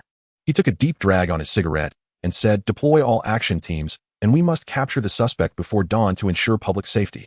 The nature of this incident was too severe. If the Anomaly Control Bureau could not promptly apprehend the culprit and prevent further casualties, Yang Jian, as the person in charge, would undoubtedly bear responsibility. Yang Jian was not afraid of taking responsibility, but what he feared was the situation spiraling out of control. The people present exchanged glances, momentarily at a loss for words. As of now, despite the Anomaly Control Bureau and the police having joined forces for a citywide manhunt, they had yet to yield any results. It was as if the suspect had evaporated. To capture him before dawn was an impossible task, but no one dared to voice contrary opinions at this moment. Only an awkward silence remained. "The king called me to patrol the mountains." Just then a crisp ringtone suddenly rang out. Yang Jian's face turned red with anger. "Who?" Xiao Tianxuan, sitting in the corner, turned pale, hurriedly pulling out his phone to silence it. Yang Jian coldly ordered, "Answer it." Xiao Tianquan cursed himself 1,000 times in his heart as he tremulously answered the call. "Hello, good day." There was no caller ID. Yet the next moment Xiao Tianquan was left speechless. He suddenly stood up, his voice cracking. "Really?" After receiving a confirmation from the other side, this Xiao department head excitedly shouted to his boss, "Director Yang, we have captured Wang Mingwei." Whoosh, whoosh, whoosh. The sound of rotors approached, rapidly sweeping over the treetops. A searchlight beam swept back and forth in the valley, and the experienced pilot quickly found a suitable spot to land the black and gray helicopter steadily on the grass. The cabin door opened, and several agile figures jumped down first. They were clad in standard combat uniforms, holding assault rifles and assuming defensive postures. Immediately after, 3 more individuals descended from the helicopter. Yang Jian, Su Yuntian, and Xiao Tianquan. Yue Heng recognized them, but he had only met the other 2 higher-ups from the Anomaly Bureau once. Yue Heng waved at them. "Yue Heng, classmate." Yang Jian strode over, his gaze sharp like that of a hawk. "Where is he?" Yue Heng pointed towards the nearby thicket. Yang Jian followed his gesture and immediately spotted Wang Mingwei curled up in the dark shadows, unconscious. The highest-ranking officer of the Anomaly Bureau waved his hand, and 2 soldiers immediately went over to drag Wang Mingwei out. One soldier scanned Wang Mingwei's face with a handheld terminal. Then he nodded to Yang Jian. Another soldier initially intended to put handcuffs on Wang Mingwei. However, seeing the condition of his hands and arms, he hesitated and opted for leg shackles instead. Upon confirming his identity, which was undoubtedly correct, Yang Jian let out a long sigh of relief. A hint of a smile appeared on his serious face as he extended his hands to Yue Heng. "Thank you, Yue Heng." Yang Jian's gratitude to Yue Heng was genuine. The difficulty of capturing the fugitive had undoubtedly increased significantly after escaping the urban area of Taijiang. If more casualties were caused, the consequences would be unimaginable. Given that Wang Mingwei was a superpowered individual, the pressure on him, as the head of the Jiangnan Anomaly Bureau, was immense. No one could have imagined that this brutal and powerful superpowered individual would be captured by a teenager. No need to be polite. Yue Heng shook hands with Yang Jian. "Being brave in the face of danger is a moral obligation for every citizen, and I also want the bounty of 5,000 super coins." Yang Jian was initially taken aback, then burst into laughter. He said to Xiao Tianxuan, "Director Xiao, make sure to arrange the reward for Yue Heng when we get back. Besides the super coins, we need to acknowledge his significant contribution." Director Xiao nodded eagerly. "Yes, Director." He felt quite pleased himself. Because Yue Heng had contacted him first, he had managed to impress the higher-ups in the bureau. Most importantly, Director Xiao had always valued Yue Heng and helped him solve many life inconveniences. He believed that his contributions would certainly be recognized by Director Yang. Very good. Yang Jian looked at Yue Heng with admiration. Yue Heng, classmate, don't you really want to join our Anomaly Bureau? The Anomaly Bureau was in its early stages, facing an ever-increasing number of extraordinary events and in need of talented individuals. Although Yue Heng was young, he was strong, upright, smart, and quite mature in handling matters. Yang Jian genuinely felt a desire to nurture talent. If he had a daughter. Yue Heng, classmate, Su Yuntian suddenly asked, how did you find Wang Minghui? He stared at Yue Heng, his tone slightly aggressive. Yang Jian frowned. He also wanted to know the truth, but asking directly might seem a bit intimidating. In response to Su Yunshan's inquiry, Yue Heng answered calmly, I have tracking abilities. I saw the bounty announcement in the group, then went to Qian Palace to find clues and tracked him down here. Director Xiao praised, Yue Heng, your ability is impressive. Su Yuntian wanted to ask further, but was stopped by Yang Jian. Old Su, let's discuss other matters when we get back. At that moment, Wang Minghui had already been lifted onto the helicopter. Su Yuntian glanced at Yue Heng meaningfully, but said nothing further. The group boarded the helicopter. In just over 10 minutes, they landed on the helipad of the Jiangnan Anomaly Bureau headquarters. After disembarking, Wang Minghui was immediately sent for emergency treatment. He would face a series of interrogations and trials along with a triple injection of barbiturates, muscle relaxants, and high-concentration potassium chloride. Before the law, superpowered individuals had no privileges, just like ordinary people. This rule had not changed since the origin 10 years ago through the golden 300 years to the 1,000-year Star Sea era. It's already quite late. Su Yuntian said to Yue Heng, you have school tomorrow, right? He'll take you home. Upon hearing his words, Yang Jian and Xiao Tianquan were both taken aback. It felt a bit strange, but they couldn't pinpoint what was off. Yue Heng smiled, thank you, Uncle Su. Uncle Su. Yang Jian and Xiao Tianquan exchanged glances. Su Yunshan's mouth twitched. On the way to drop Yue Heng home, the chief advisor of the Anomaly Bureau remained silent. Only when the jeep stopped at the entrance of Zhuangyuan Alley did he say, study hard. Yue Heng nodded, thank you, Uncle. Su Yunshan's eyelids twitched. He felt he should find an opportunity to have a serious talk with the little cotton-padded jacket. Yue Heng watched the jeep driven by Su Yuntian disappear at the end of the road, then took out his phone. He called Monli. Although it was already late at night, he believed she wasn't asleep. Sure enough, Monli picked up immediately. Young Master Yu. I have good news for you. Yue Heng said, the fugitive has been captured. Off. Monli said in disbelief, how do you know? Don't worry about that. Yue Heng replied, you just need to know this matter. That's great. Monli clearly chose to believe Yue Heng. Young Master Yue, thank you for telling me this news. After the Qian Palace incident, the psychological pressure she endured was unimaginable to others. This pressure had only intensified over time, especially with the involvement of the Taigu group, which felt like an enormous burden on her heart. Back at home, Monli couldn't sleep at all. However, Yue Heng's call instantly relieved her, and her tone carried a hint of joy. No need to be polite. Yue Heng said, Sister Monli, take care and rest well, everything will be fine. Though he said this, Yue Heng felt that the situation wouldn't end easily and more troubles were likely to follow. Manli's voice choked slightly, thank you. No matter how strong she was just a woman without parents to rely on. Yue Heng's comfort made her feel a long-lost warmth. After ending the call with Monli, Yue Heng returned to his home. The little girl must have already fallen asleep, and with Su Xiaowen's company, he did not disturb her. He quietly arrived at the study on the 3rd floor. Just as he pushed the door open, the scene before him surprised Yue Heng. The study was illuminated by a lamp. The ergonomic chair in front of the desk was turned to face the doorway. Queen Chong leaned back in the chair, cradling a small black cat in her arms. 2 pairs of eyes stared at Yue Heng, nearly identical. Aren't you asleep? Yue Heng suppressed his inner doubts and replied in a calm tone, it's already very late. I sense the aura of energy. Queen Chong licked her lips, resembling a cat eyeing dried fish. A pure aura of energy radiates from you. Is this what you mean? Yue Heng took out the star crystal pendant from his pocket and shook it in his hand. As expected of the queen of the insect race, her perception ability was extraordinary. She probably realized it as soon as he got home, which is why she came to the study to wait for him. The pure white crystal glowed softly under the light. Energy essence. Queen Chong squinted her eyes. It looks quite delicious. Name your price. Not for trade. Yue Heng reflexively shoved the star crystal pendant back into his pocket. What a joke. Although Queen Chong's memory was sealed with countless tantalizing pieces of information, this star crystal was essential for elevating his strength to a new level and must be kept for himself. I already regret trading you the holy martial core fist. Queen Chong sighed, gently stroking the black cat in her arms, revealing a look of disinterest. She could tell that Yue Heng's attitude was resolute, leaving no room for negotiation. Yet such a demeanor on a toddler, not even a year old, was truly incongruous. Yue Heng chuckled, regret. It's too late. Queen Sheng was clearly aware of the significance of the star crystal for practicing the holy martial core fist. Let's make another deal. Yue Heng said, I want to know what the 7th, 8th, and 9th types of abilities are. Now he was already aware. Besides the 5 major energy systems, superbody, primal energy, life, mind, and machinery, there were 4 other types of abilities. The 6th type was space. Sweet awakened her spatial ability. Are you sure you want to learn about this knowledge? Queen Sheng's eyes sparkled with a strange light, even if the answers hold no value for you. Yes, Yue Heng nodded. Curiosity and exploration of the unknown are among the driving forces behind humanity's continuous progress. He was not just having a whimsical thought. All right, Queen Sheng nodded. I can tell you the answers, but the condition for the exchange is a computer. Yue Heng, a computer? To obtain the answers, he was prepared to make a sacrifice. He did not expect Queen Sheng's request to be so special. I've already made my choice. Queen Sheng waved her small hand, and the iPad on the desk floated up, silently flying toward Yue Heng. The screen lit up. Yue Heng reached out to grasp it, finding that a shopping webpage was already open on the iPad. Alien model ELWX 1711, I92TB60, 4G 30804K, 55,000. Yue Heng was speechless. Though it's a piece of junk, there are no better options available. Queen Sheng pouted, make the payment. Yue Heng silently selected to pay. Queen Sheng reclaimed the iPad and said the 7th type of ability is time, while the 8th and 9th types are causality and fate. Time, causality, and fate.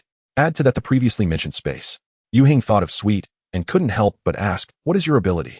As a major adversary of the Star Alliance, humanity had analyzed and researched the insect race and its queen for decades. It was widely believed that the insect race queen wielded powers of life and mind. Her strongest ability was mind, with a terrifying impact on thought. But Yue Heng now realized that the truth might not be so. Want to know the answer? Queen Sheng extended her fair hand. Trade it for your energy essence. Yue Heng, farewell. You're thinking too small. Queen Sheng jumped off the chair barefoot on the floor, still holding the small black cat. She looked up at Yue Heng, her eyes once again shimmering with that peculiar light. Let me tell you a free piece of knowledge. No being can control fate, not even a god. Yue Heng was taken aback. When he came to his senses, Queen Sheng had already left the study. Yue Heng paid no heed, closing the door and sitting down at the desk. He took out the star crystal pendant again. His mind was a bit muddled. Yue Heng recalled his past lives, and the first one as well. Memories swirled in his mind, gradually filling him with a sense of reverence and confusion towards fate. No being can control fate. Even the mighty insect queen was struck down by this little foolish ape with a single blow. Is this what fate is? Then was his 2 rebirths also part of fate's arrangement? Yue Heng took a deep breath, expelling all his worries and distractions. His strong willpower cleansed the confusion and fear from his eyes. Perhaps fate cannot be controlled, but one can change their own destiny. Become stronger. Yue Heng detached the star crystal from the chain. This necklace was likely modified by Wang Minghui himself, and the craftsmanship was quite rough. However, it did not detract from the value of the star crystal. This Esper clearly possessed the qualities of a lucky champion. Not only did he awaken his extraordinary abilities, but he also found a star crystal. Unfortunately, his will was too weak to withstand the mental influence of the star crystal, pushing him into an irretrievable abyss.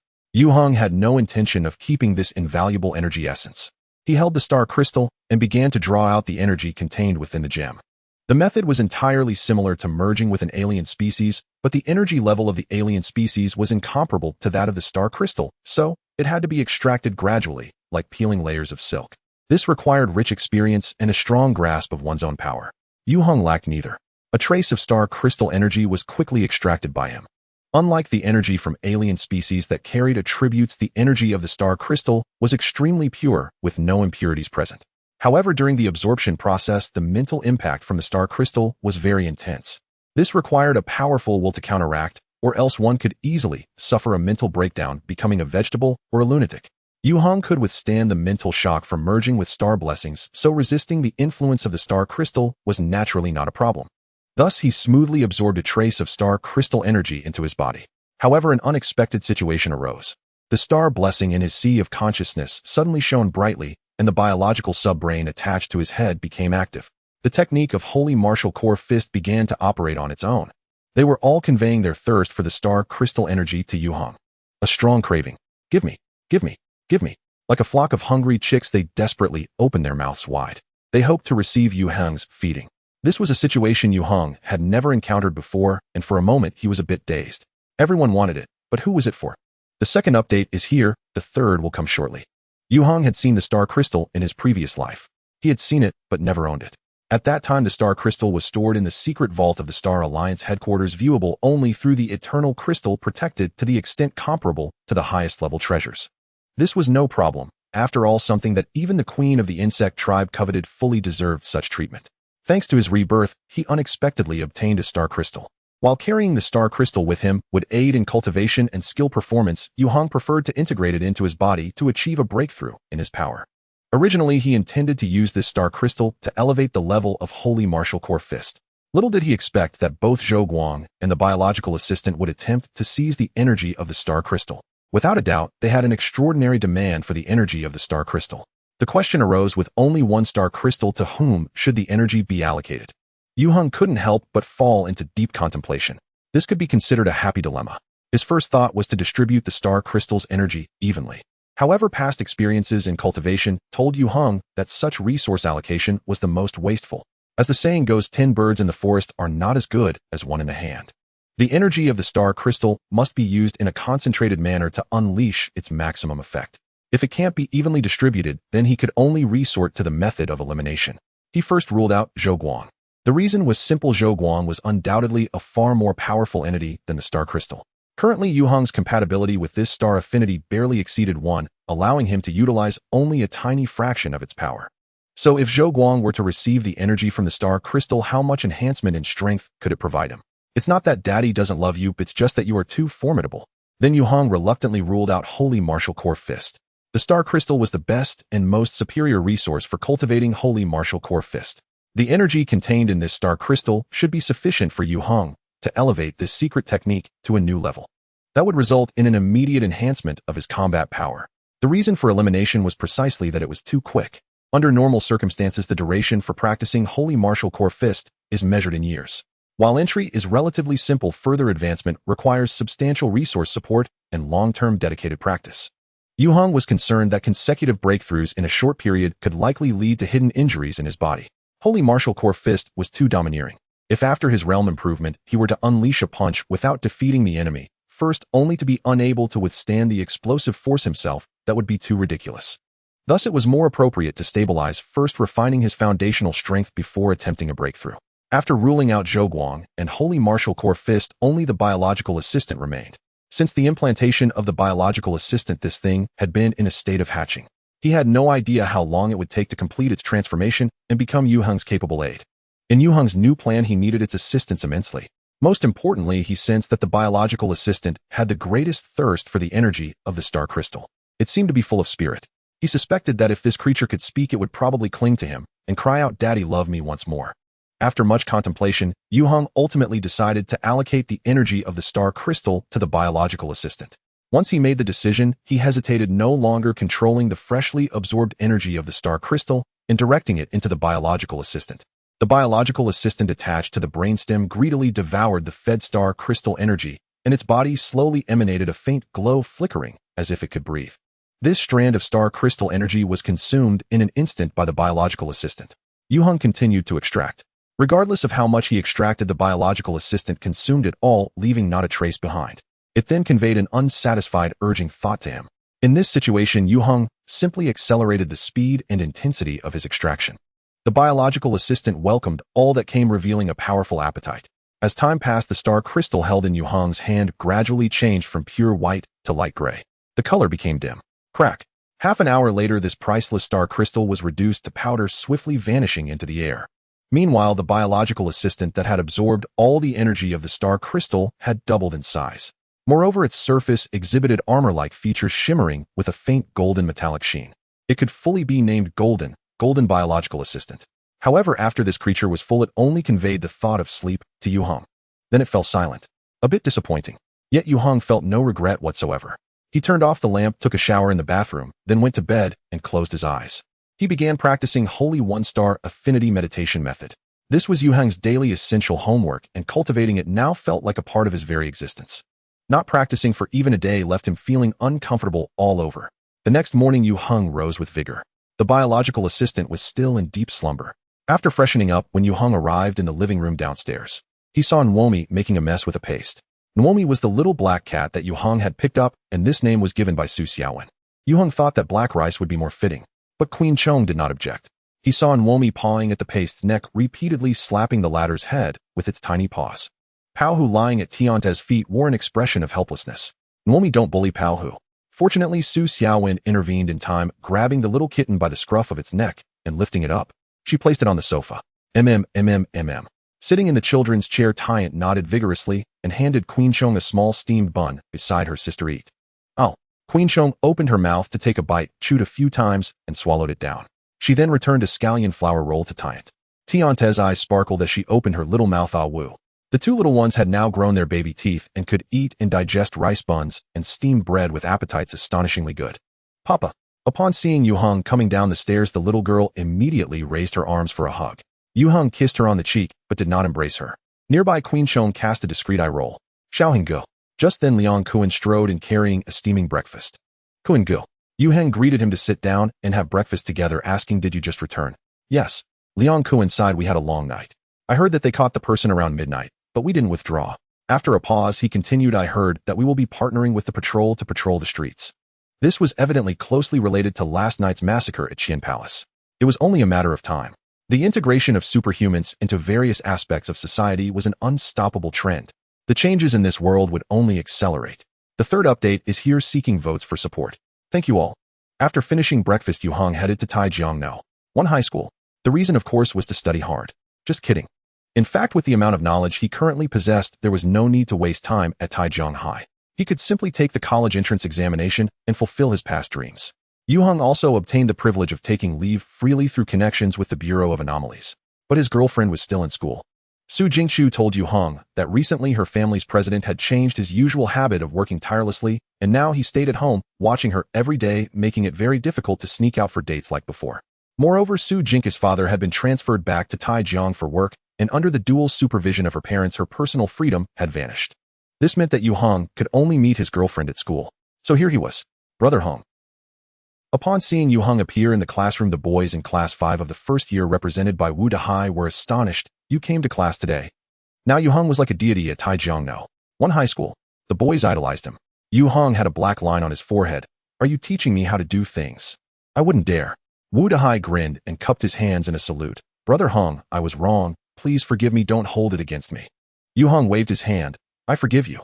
Among the boys in the class, Wu Dehai had the best relationship with him. Yue Heng really enjoyed the atmosphere at school, filled with youthful joy, which made his soul feel young. This was one of the reasons he chose to continue studying. Brother Heng. Wu Dehai whispered, leaning closer and lowering his voice. You might not know since you haven't been at school lately, but there's a guy in Class 7 of the third year pursuing Sister Su. I heard he just transferred over and is a rich second generation. Yue Heng genuinely did not know. Oh really? There's this going on. Su Jingqiu hadn't mentioned it to him. Brother Heng, you really can't be careless.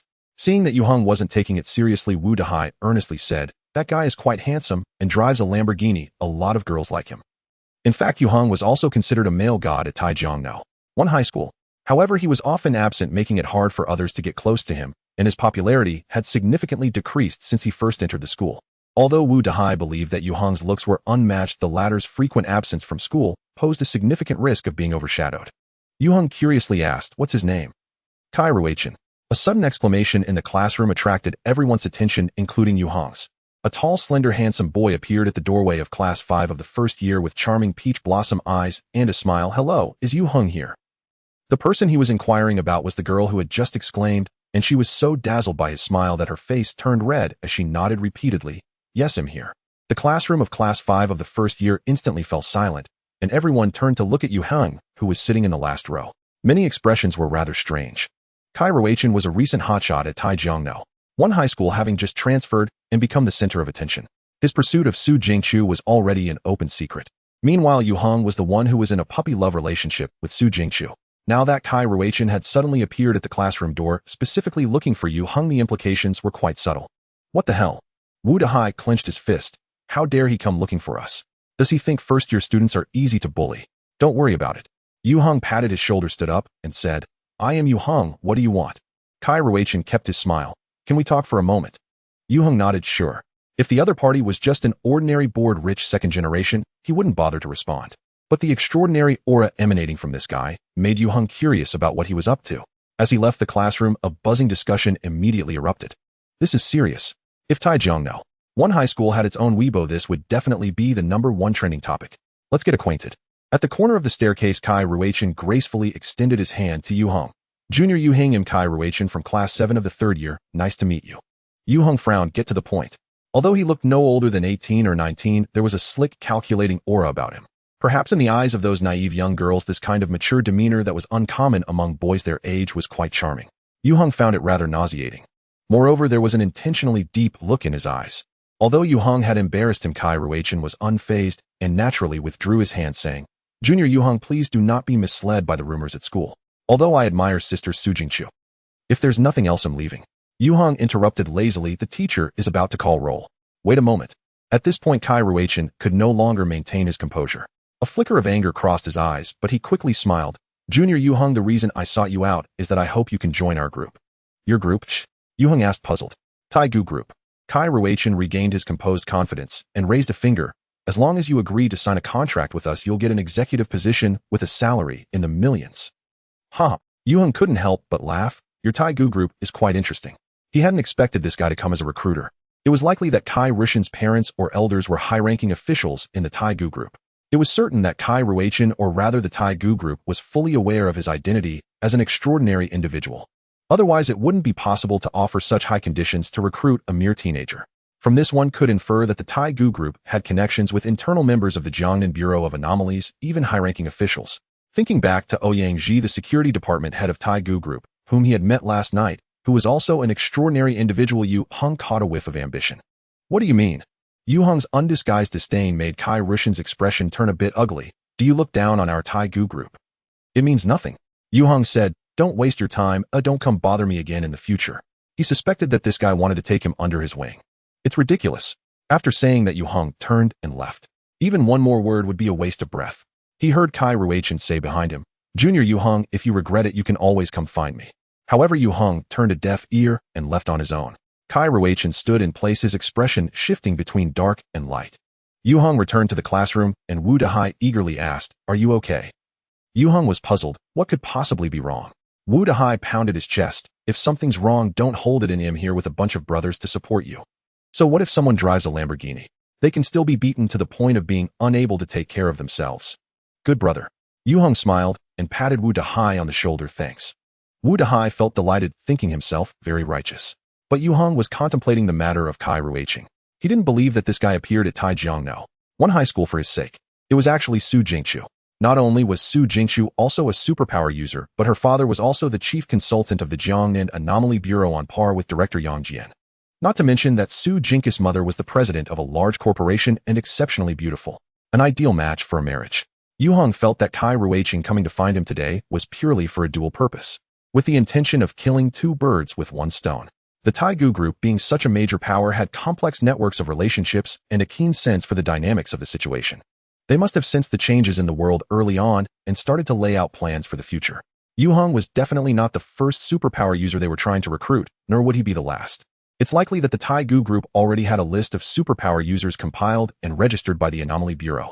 They were secretly digging at the roots. Kai Ruichin transferred to Taijiangno, one high school for Su Jingqiu. This made Yue Heng a roadblock. He had to be kicked out. However, there were clever ways to do so, and the moves that Kai Ruichin made were quite brilliant. Offers of high-ranking positions and salaries in the millions would definitely daze an ordinary teenager, falling into the trap without realizing it. A powerless, insignificant person couldn't possibly compete with a conglomerate worth trillions.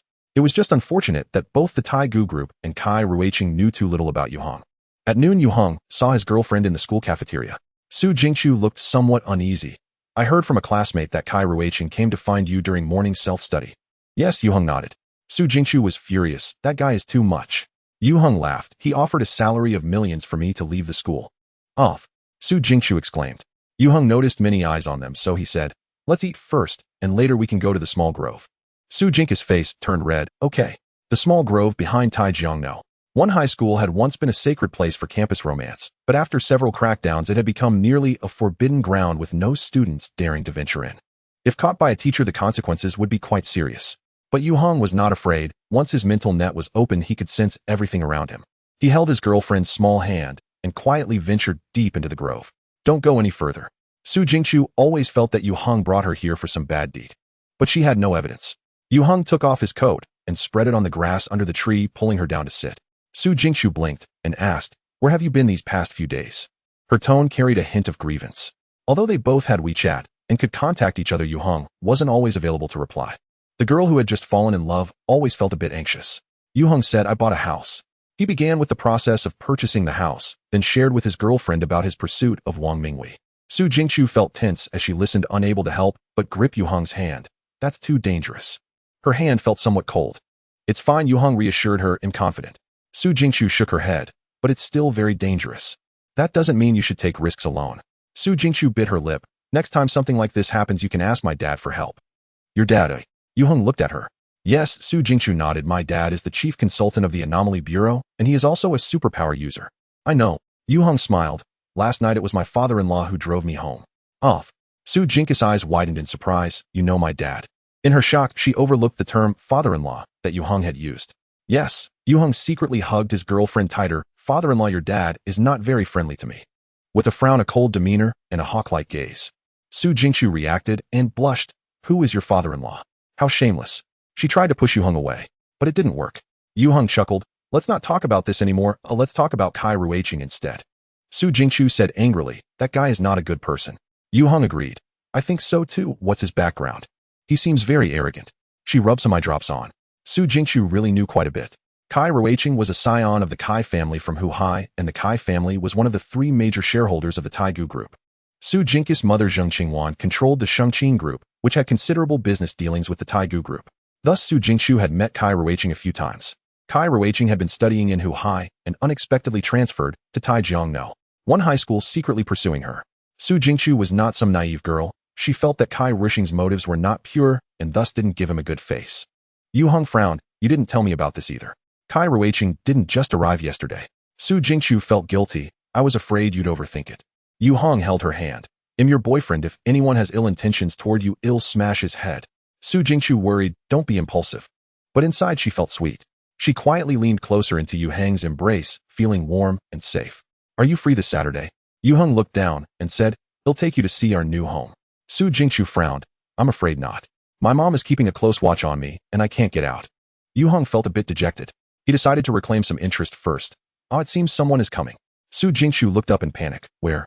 Yue Heng took the opportunity to kiss her on the cheek. You misjudged it. Su Jingqiu blushed deeply. You bad guy. She angrily raised her small fist. Yue Heng laughed heartily and pulled her up from the ground. Let's go, a class is about to start. He wasn't lying, someone was indeed coming this way. They couldn't stay any longer. Su Jingqiu huffed in anger, yet helplessly allowed Yue Heng to lead her away. She swore she would never sneak into the grove with him again. The second update is here. There will be a third update later. After school in the afternoon, as soon as he entered the house, Su Xiaowen pulled Yue Heng aside. Yue Heng was puzzled. Sister Xiaowen, what's wrong? Su Xiaowen's expression was strange. A notebook computer was just delivered by the courier, and Yu Chong said it's hers. That wasn't even the issue. The real reason that almost drove her to a mental breakdown was that a baby under 1 year old had managed to unbox and set it up, then skillfully registered and went online. Knowing that both children were prodigies, she never expected them to be this extraordinary. Yue Heng chuckled. The computer was bought for her. You don't need to worry about her. Queen Chong didn't need anyone to take care of her anyway. Sister Xiaowen, Yue Heng changed the subject. I've already purchased the villa over by Guanyin Mountain. For the villa at Yinshu Guanshan, I plan to find a renovation company to redecorate it. It's not a complete overhaul since the decoration is still quite new. Tearing it down and redoing it would be a waste of time and resources. Yue Heng's idea was to create 2 princess rooms for Tian Tian and Chong Chong and set up a whimsical castle in the garden. This was mainly to provide the little girl with a joyful space to grow up. Once everything was ready, they would move there. Yue Heng asked Su Xiaowen if she would be willing to move and continue taking care of Tian Tian. After all, the location of Yinshu Guanshan was quite remote, over 20 kilometers from the city, making daily life inconvenient. Meanwhile, Su Xiaowen and Liang Kuan had rented a place here. No problem. Su Xiaowen agreed without a second thought. I can take care of Tian Tian until she goes to school. She now regarded the little girl as her own daughter. With genuine affection. That's great. Yue Heng said happily. From now on, you and Kuan Gu can live in my house. Choose any room you like. That villa had a total of 5 floors, and there were 5 bathrooms alone, so accommodating 10 people would be no problem. Su Xiaowen's willingness to move and continue caring for Tian Tian was undoubtedly a wonderful thing. He had also grown accustomed to having this capable and virtuous older sister in the house. If Su Xiaowen decided to stop, it would be quite troublesome. After a moment's thought, Yue Heng added, I'll buy you a car too. Su Xiaowen was startled. No need. Yue Heng laughed. Why not? It would be too inconvenient to live over there without a car, so it's settled. He asked, and Su Xiaowen indeed had a driver's license, but she hadn't driven since obtaining it. We'll go car shopping tomorrow. Yue Heng decided it'll be just in time to practice your driving skills before the move. After sorting out the moving plans, Yue Heng went to the living room. He saw Nwomi making glue. Meanwhile, Tian was sitting on the sofa snuggled up next to Queen Chong, happily watching her play on the computer. In front of Queen Chong was a large brand new laptop. The alien logo in the center of the side emitted a faint glow. Queen Chong's fair little hands were pressing on the keyboard, her fingers flying across it. In such a scene, it's no wonder Su Xiaowen felt her scalp tingle. Yue Heng leaned down and grabbed the little black cat by the scruff of its neck, saving the poor glue from a dire fate. He placed Nwomi next to Tian, who then realized Papa. Queen Chong glanced over, but continued her actions without pausing. Good girl. Yue Heng ruffled the little girl's hair. You can play with your sister now. Tian's eyes curved into crescents. Yue Heng pinched her little face. He was actually quite curious about what Queen Chong was doing with the laptop, but he restrained himself from peeking. If Yue Heng were to glance at the screen at that moment, he would see the interface of Weibo along with a verified account named Tian Chong Nu Wang, which had over 5,000 followers. With dinner not fully prepared, yet he headed upstairs to his study. He opened his computer and logged into Super Ability Home. After logging into his account, Yue Heng discovered that he had an extra 1,000 super coins in his account.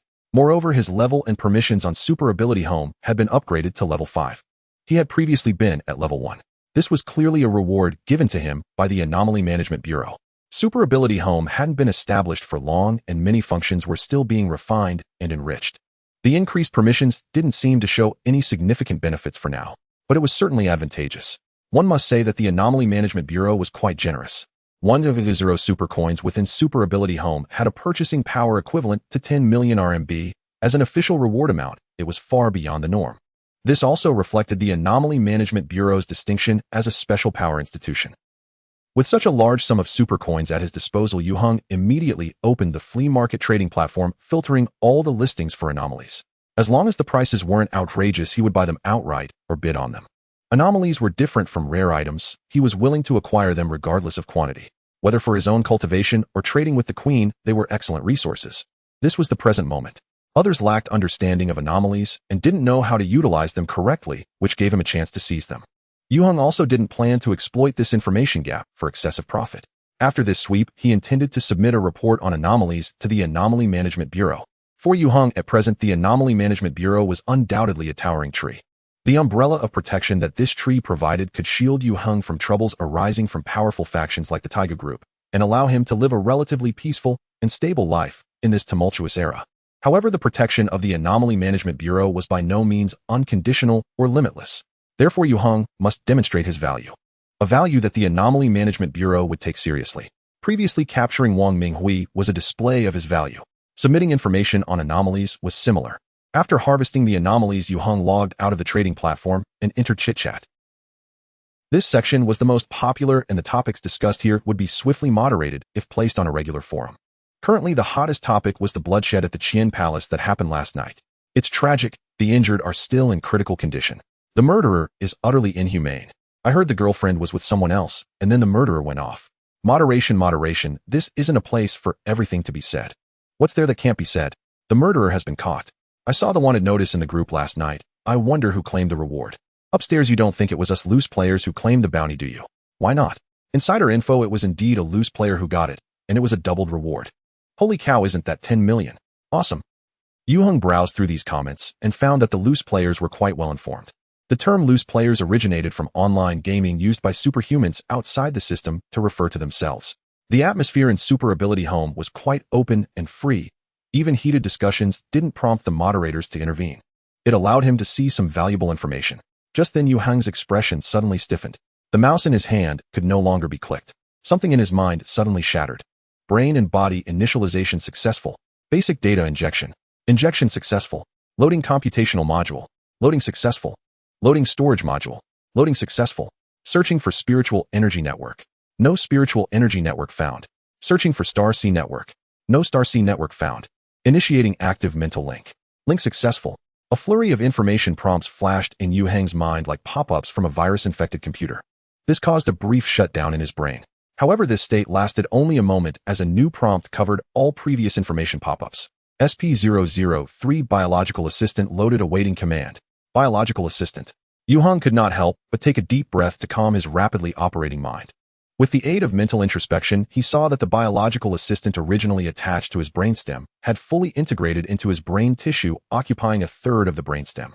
Undoubtedly, after absorbing the energy from the star crystal, the biological assistant completed its first evolution. It transmitted a vast amount of information to Yue Heng. Thus, Yue Heng was surprised to discover that the operational mode of the biological assistant was not much different from that of the light core assistant. In his past life, the Star Alliance had expended countless human and material resources trying to unravel the secrets of the insectoid biological assistants. Yet they had never succeeded. Therefore, Yue Heng's understanding of the biological assistant was also quite limited. He couldn't help but feel a rather absurd sensation. Could it be possible? However, when Yue Heng came back to his senses, he remembered that this biological assistant was custom-made for him by Queen Chong, who possessed the Star Alliance database. It seemed he had found the correct answer. Looking on the bright side, Yue Heng had no learning barriers when it came to using the biological assistant. Suppressing the chaotic thoughts in his mind, he attempted to give the biological assistant its first command through the mental link. SP003, named Dawn. The name Dawn was precisely the code name of the light core assistant implanted in Yue Heng's past life. The biological assistant immediately executed his command, naming successful. Yue Heng commanded again Dawn search for wireless wide-area communication network. Dawn searching. Dawn discovered the initial generation wireless wide-area communication network. Would you like to connect actively?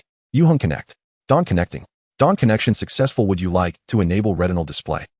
Yue Heng enable. In the next moment, a translucent display window popped up in his vision.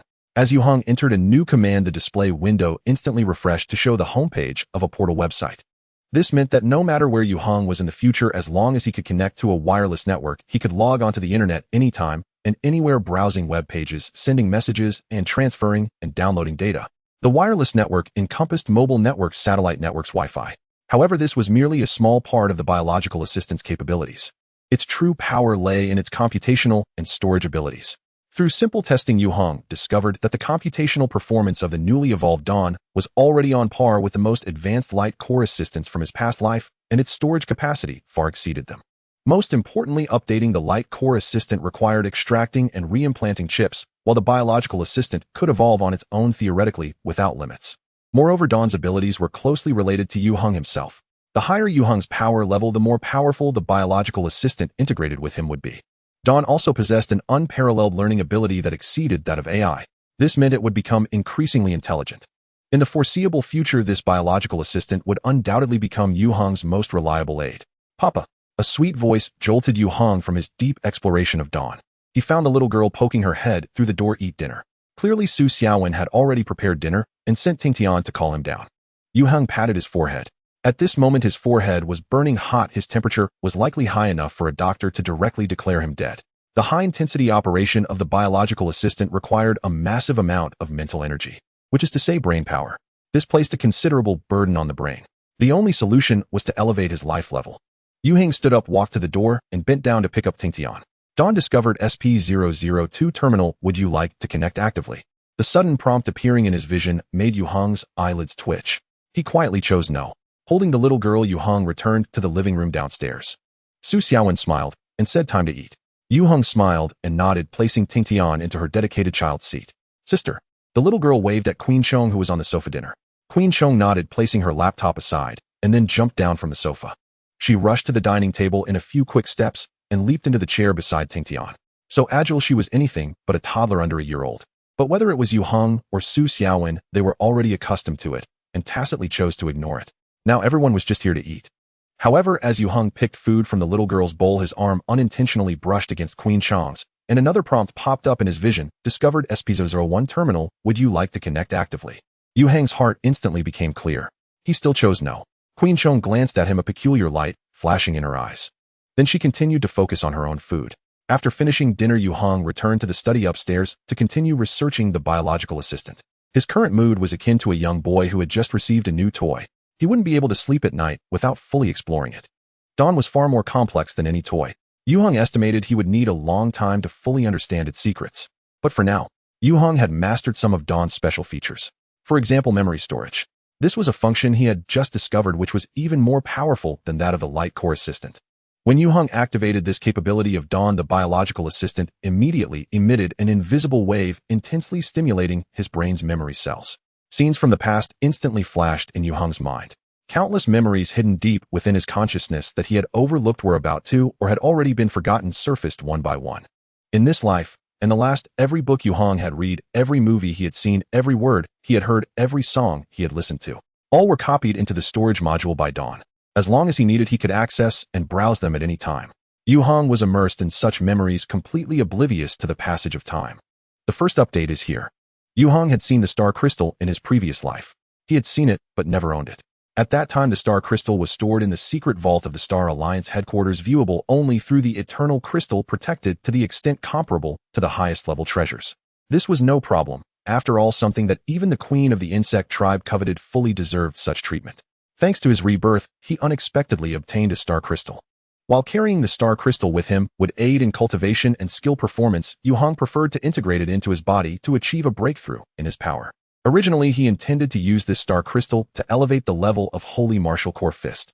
Little did he expect that both Zhou Guang and the biological assistant would attempt to seize the energy of the star crystal. Without a doubt, they had an extraordinary demand for the energy of the star crystal. The question arose: with only one star crystal, to whom should the energy be allocated? Yue Heng couldn't help but fall into deep contemplation. This could be considered a happy dilemma. His first thought was to distribute the star crystal's energy evenly. However, past experiences in cultivation told Yue Heng that such resource allocation was the most wasteful. As the saying goes, 10 birds in the forest are not as good as one in the hand. The energy of the star crystal must be used in a concentrated manner to unleash its maximum effect. If it can't be evenly distributed, then he could only resort to the method of elimination. He first ruled out Zhou Guang. The reason was simple: Zhou Guang was undoubtedly a far more powerful entity than the star crystal. Currently, Yue Heng's compatibility with this star affinity barely exceeded 1, allowing him to utilize only a tiny fraction of its power. So if Zhou Guang were to receive the energy from the star crystal, how much enhancement in strength could it provide him? It's not that daddy doesn't love you, it's just that you are too formidable. Then Yue Heng reluctantly ruled out Holy Martial Core Fist. The star crystal was the best and most superior resource for cultivating Holy Martial Core Fist.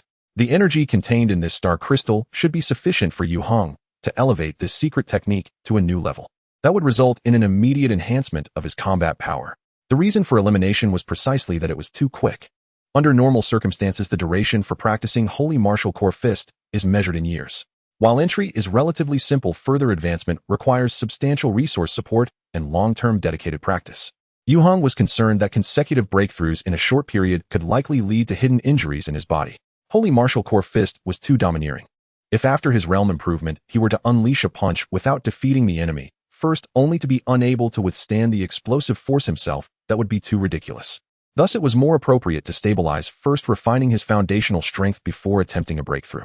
After ruling out Zhou Guang and Holy Martial Core Fist, only the biological assistant remained. Since the implantation of the biological assistant, this thing had been in a state of hatching. He had no idea how long it would take to complete its transformation and become Yue Heng's capable aid. In Yue Heng's new plan, he needed its assistance immensely. Most importantly, he sensed that the biological assistant had the greatest thirst for the energy of the star crystal. It seemed to be full of spirit. He suspected that if this creature could speak, it would probably cling to him and cry out, "Daddy, love me," once more. After much contemplation, Yue Heng ultimately decided to allocate the energy of the star crystal to the biological assistant. Once he made the decision, he hesitated no longer, controlling the freshly absorbed energy of the star crystal and directing it into the biological assistant. The biological assistant attached to the brainstem greedily devoured the fed star crystal energy, and its body slowly emanated a faint glow, flickering as if it could breathe. This strand of star crystal energy was consumed in an instant by the biological assistant. Yue Heng continued to extract. Regardless of how much he extracted, the biological assistant consumed it all, leaving not a trace behind. It then conveyed an unsatisfied, urging thought to him. In this situation, Yue Heng simply accelerated the speed and intensity of his extraction. The biological assistant welcomed all that came, revealing a powerful appetite. As time passed, the star crystal held in Yue Heng's hand gradually changed from pure white to light gray. The color became dim. Crack. Half an hour later, this priceless star crystal was reduced to powder, swiftly vanishing into the air. Meanwhile, the biological assistant that had absorbed all the energy of the star crystal had doubled in size. Moreover, its surface exhibited armor-like features, shimmering with a faint golden metallic sheen. It could fully be named Golden Biological Assistant. However, after this creature was full, it only conveyed the thought of sleep to Yue Heng. Then it fell silent. A bit disappointing. Yet Yue Heng felt no regret whatsoever. He turned off the lamp, took a shower in the bathroom, then went to bed and closed his eyes. He began practicing Holy One-Star Affinity Meditation method. This was Yue Heng's daily essential homework, and cultivating it now felt like a part of his very existence. Not practicing for even a day left him feeling uncomfortable all over. The next morning, Yue Heng rose with vigor. The biological assistant was still in deep slumber. After freshening up, when Yue Heng arrived in the living room downstairs, he saw Nwomi making a mess with a paste. Nwomi was the little black cat that Yue Heng had picked up, and this name was given by Su Xiaowen. Yue Heng thought that black rice would be more fitting, but Queen Chong did not object. He saw Nwomi pawing at the paste's neck, repeatedly slapping the latter's head with its tiny paws. Pao Hu, lying at Tiante's feet, wore an expression of helplessness. Nwomi, don't bully Pao Hu. Fortunately, Su Xiaowen intervened in time, grabbing the little kitten by the scruff of its neck and lifting it up. She placed it on the sofa. Sitting in the children's chair, Tiant nodded vigorously and handed Queen Chong a small steamed bun beside her sister eat. Oh. Queen Chong opened her mouth to take a bite, chewed a few times, and swallowed it down. She then returned a scallion flour roll to Tiant. Tiante's eyes sparkled as she opened her little mouth. Ah woo. The two little ones had now grown their baby teeth and could eat and digest rice buns and steamed bread with appetites astonishingly good. Papa. Upon seeing Yue Heng coming down the stairs, the little girl immediately raised her arms for a hug. Yue Heng kissed her on the cheek, but did not embrace her. Nearby, Queen Chong cast a discreet eye roll. Xiaoheng go. Just then, Liang Kuan strode in carrying a steaming breakfast. Kuan go. Yue Heng greeted him to sit down and have breakfast together, asking, did you just return? Yes. Liang Kuan sighed, we had a long night. I heard that they caught the person around midnight, but we didn't withdraw. After a pause, he continued, I heard that we will be partnering with the patrol to patrol the streets. This was evidently closely related to last night's massacre at Qian Palace. It was only a matter of time. The integration of superhumans into various aspects of society was an unstoppable trend. The changes in this world would only accelerate. The third update is here, seeking votes for support. Thank you all. The Jiangnan Anomalous Affairs Administration. In the conference room on the 5th floor, all the officials above the departmental level of the Bureau were gathered. A weekly meeting was in session. Compared to when it was first established, the staff size of the Jiangnan Anomalous Affairs Bureau has expanded by more than double. In just 6 months. Such a rate of expansion is undoubtedly rare for a national institution.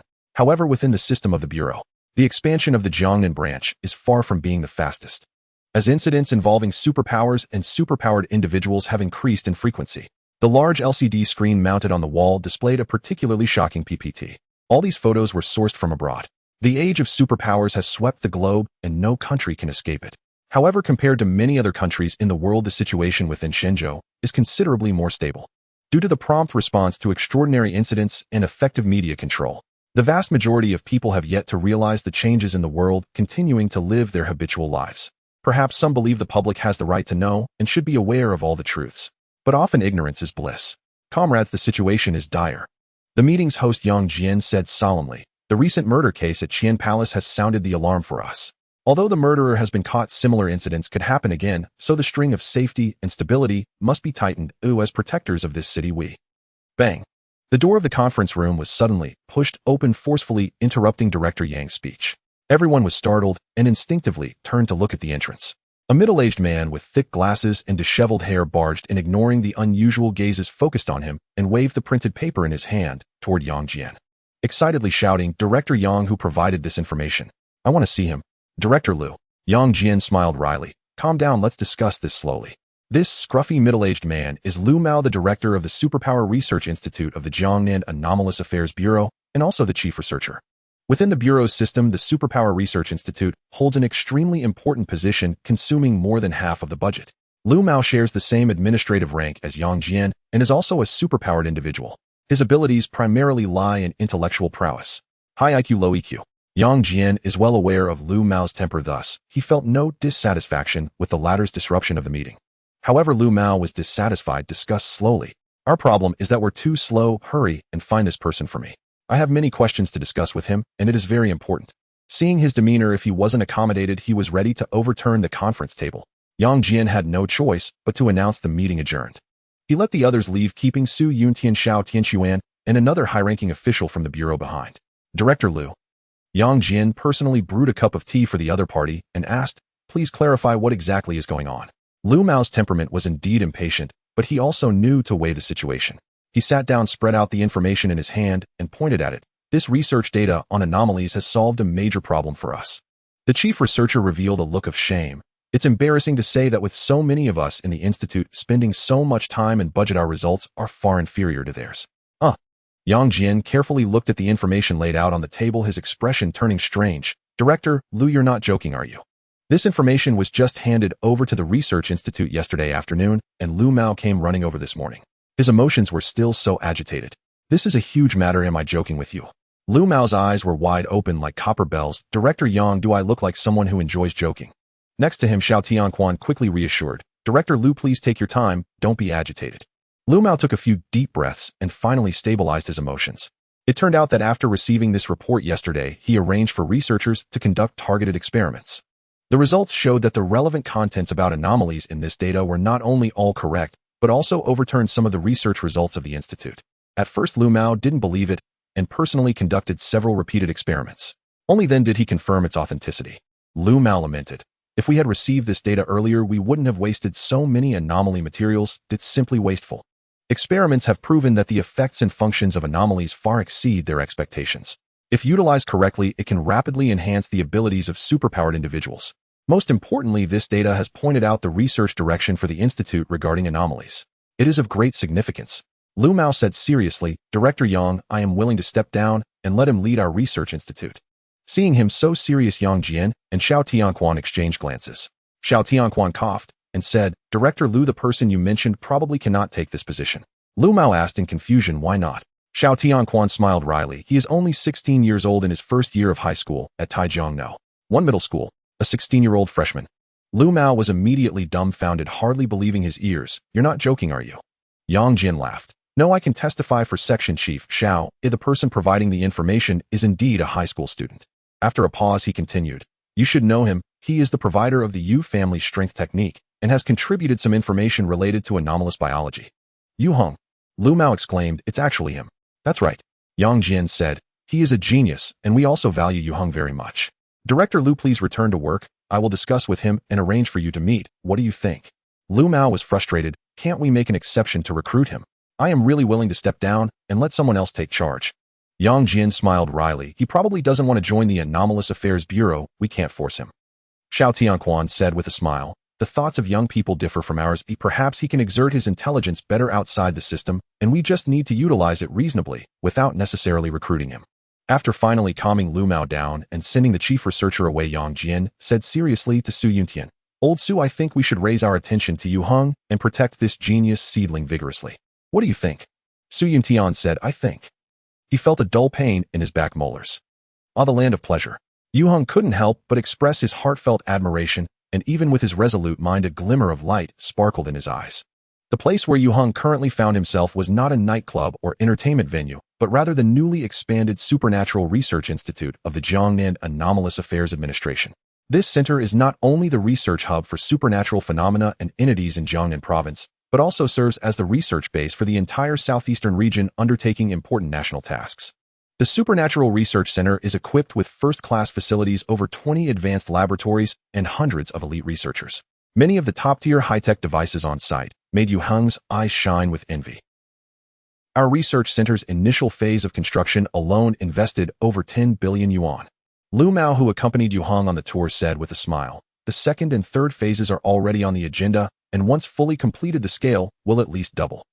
Today, Yue Heng was able to visit this high-security level Supernatural Research Center thanks to the enthusiastic invitation from the director of the institute, allowing him to widen his horizons. Although the Jiangnan Supernatural Research Institute is incomparable to the Future Star Alliance's Supernatural Research Academy in the current environment, it is truly hard to find a stronger supernatural research institution. Seeing Yue Heng's interest, Lu Mao eagerly encouraged, Yue Heng, join our research institute. With your intelligence and talent, you are sure to shine here and achieve great accomplishments. Heaven has mercy for this chief researcher. Today was truly a day when he exerted every bit of his oratory skills, far exceeding the effort he had put in when pursuing his girlfriend years ago. However, despite his envy, Yue Heng was not easily swayed by a few persuasive words. He chuckled, saying, Director Lu, thank you for your kindness, but I wish to read more books. His ambitions had never been in research, nor did he wish to waste his precious youth in a dark laboratory. Lu Mao, not willing to give up, said, if you want to study, you can still pursue further education, but I believe your talents are better suited here. That report on the anomalous entities is truly outstanding. The country needs talents like you. Yue Heng shook his head and remained silent. He knew his own circumstances. Without his rebirth experience and the materials provided by Queen Chong, how could he have produced that report? Seeing Yue Heng's resolute attitude, Lu Mao could only reluctantly abandon the idea of recruiting him and asked, "How did you come up with that anomalous entity compatibility testing method?" In the materials provided by Yue Heng, aside from explaining the functions and effects of the anomalous entities, the most important part was offering a method to determine whether an anomalous entity is compatible with a supernatural being, as well as a method for fusing anomalous energy. Lu Mao was not very interested in the latter, but was amazed by the compatibility testing method. It was undoubtedly a brilliant and unparalleled idea. Yue Heng, how did I come up with it? If he answered that it came to him in a dream, would he get beaten? The anomalous entity compatibility testing method was considered basic supernatural knowledge during the Star Sea era, taught in the first lesson after a supernatural being awakens, and was essential to learn. It was as simple as children in kindergarten learning 112. The compatibility testing method allows supernatural beings to quickly identify whether a brand new anomalous entity is compatible with their abilities and how effective the fusion is, thus allowing for reasonable utilization. Everyone is expected to master it, yet very few people inquire about who first proposed the compatibility testing method, how it was discovered, and what its principles are. Yue Heng was no exception. Just thought it up randomly. He could only respond this way. Perhaps I was lucky a blind cat stumbled upon a dead mouse, never expecting it to be so useful. This was precisely why Yue Heng would not join the Supernatural Research Institute. He knew many things, but did not understand their underlying principles. Of course, with his abilities, if he devoted his time and energy to academic research, relying on his past life memories and biological subbrain, becoming the greatest scholar of his time would not be a problem. Winning a Nobel Prize would be as easy as drinking water. However, this was not what Yue Heng sought. It was not the new life he desired. Now it was Lu Mao who was speechless. What incredible luck! Yue Heng had already decided in his heart to avoid presenting overly advanced ideas in the future. Being one step ahead is being a genius, but being 10 steps ahead would lead to dissection. In fact, the martial arts techniques and related materials that he provided to the Anomalous Affairs Bureau were sufficient for the supernatural beings of the Shinjo to take a step forward on the path of evolution and walk the correct road. At the same time, these materials also pointed the way for research on supernatural matters. As represented by Lu Mao, if the supernatural researchers thoroughly understood these materials, they would definitely be able to devise a comprehensive training program for supernatural beings, greatly enhancing Shinjo's strength and influence in the supernatural field. Then Yue Heng's efforts would not be in vain. All right then, Lu Mao said regretfully, since you are unwilling, I won't force you. But Yue Heng, the door of our Supernatural Research Institute will always be open for you, and we welcome your joining. Yue Heng solemnly nodded, thank you. Lu Mao was not just being polite. He could genuinely feel the other's sincerity and earnestness. For someone like Lu Mao, Yue Heng held deep respect in both his past and current lives. Although Lu Mao was not particularly handsome and seemed to lack high emotional intelligence, he possessed a rare quality: purity. As a prominent figure in the field of life sciences, he devoted himself wholeheartedly to new supernatural research, driven not by fame or fortune, but by ideals and passion. Lu Mao did not think it was wrong to invite a teenager like Yue Heng to join a national research center, because Yue Heng had made significant contributions and he was even willing to step aside for him. Yue Heng sincerely advised, Director Lu, you should also take care of your health. It's best to regularly practice strengthening techniques and eat more anomalous beast meat for nourishment. Lu Mao emanated strong supernatural fluctuations primarily from his head. It was clear that this director was also a supernatural being, specifically a mental-type supernatural being. Yue Heng speculated that he had likely awakened the superbrain, the most suitable supernatural ability for scientific research. However, mental-type supernatural beings who awakened such second-sequence abilities often had poor physical health, because they often became engrossed in research, neglecting their physical health, leading to a higher risk of sudden death. Such situations could not be entirely avoided even in the Star Sea era. Yue Heng, my classmate. Just as Yue Heng finished his tour of the Super Energy Research Center, Xiao Tianquan and Su Yintian appeared. Chief Xiao smiled and said to him, in light of your contributions to the nation, our Bureau of Anomalies has decided to grant you an appropriate reward after careful consideration. The information on the anomalous species provided by Yue Heng has been reported to the Shinjo Bureau of Anomalies and the Super Energy Research Institute after multiple experiments at the Jiangnan Super Energy Research Institute. The reward for him was quickly put into place. The Bureau of Anomalies proposed 2 reward options for Yue Heng to choose from. The first option was a reward of 100 super coins, equivalent to a small goal. Such a reward was unimaginable in the past. It is known that even the highest scientific and technological award from the country does not exceed 10 million, and it requires a series of certifications and reviews, which takes a very long time. Yue Heng took only about a week from submission to receiving the award. This undoubtedly reflects the flexibility of Shinjo in the field of super energy research. However, Yue Heng did not choose this generous reward. He opted for the second plan. 100 anomalous species. Under Xiao Tianquan's lead, Yue Heng arrived at the materials library of the Bureau of Anomalies. When the metallic door equivalent to a bank vault opened, the scene inside surprised Yue Heng. He saw that the shelves in this resource library were densely packed with uniform jade boxes. A quick glance showed at least several thousand in number. Each box contained one anomalous species, so there were likely several thousand species inside. Xiao Tianquan proudly informed Yue Heng that these anomalous species were the trophies from the Jiangnan Bureau of Anomalies' various regional branches, which had hunted down the mutated creatures. These anomalous species were previously all provided to the Super Energy Research Institute for research purposes, but now they had become heavyweight resources. To take out 100 species as a reward for Yue Heng was indeed a substantial gesture. Xiao Tianquan smiled at Yue Heng and said, "Feel free to choose, take your time, and sign for the ones you select." As Yue Heng's liaison chief, Xiao was increasingly fond of him and was very willing to provide conveniences. Otherwise, if it were someone else, the anomalous species would be handed over directly without any opportunity for selection. "Thank you." Yue Heng sincerely expressed his gratitude. It would be ungrateful not to show appreciation. Being allowed to choose among so many anomalous species was worth far more than a small goal. Although Xiao Tianquan said he could take his time, Yue Heng couldn't let him, and Su Yuntian weighed indefinitely. Thus Yue Heng selected quickly. He brushed his hand over the box lids, relying entirely on his own perception to make judgments. The method he used was indeed a matching detection technique. Although the jade boxes could shield the energy aura emitted by the anomalous species, they could not achieve complete and thorough sealing. An experienced super energy user could make an accurate judgment just by touching the box without opening it. One anomalous species after another was selected by Yue Heng. Then he opened the boxes to take them out and compress them.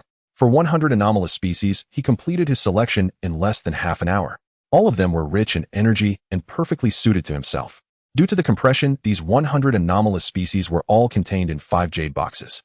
Su Yuntian, who had been observing with cold eyes, couldn't help but ask, "What method are you using?" Not to mention the Bureau of Anomalies. Even among super energy users worldwide, no one had mastered the technology to compress anomalous species.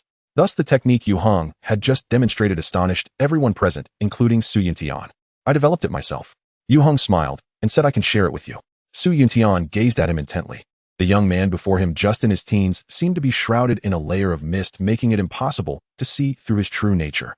Although Su Yuntian was already well aware of Yue Heng's identity and background, he found that the other party resembled a treasure trove hidden underground with endless treasures to unearth.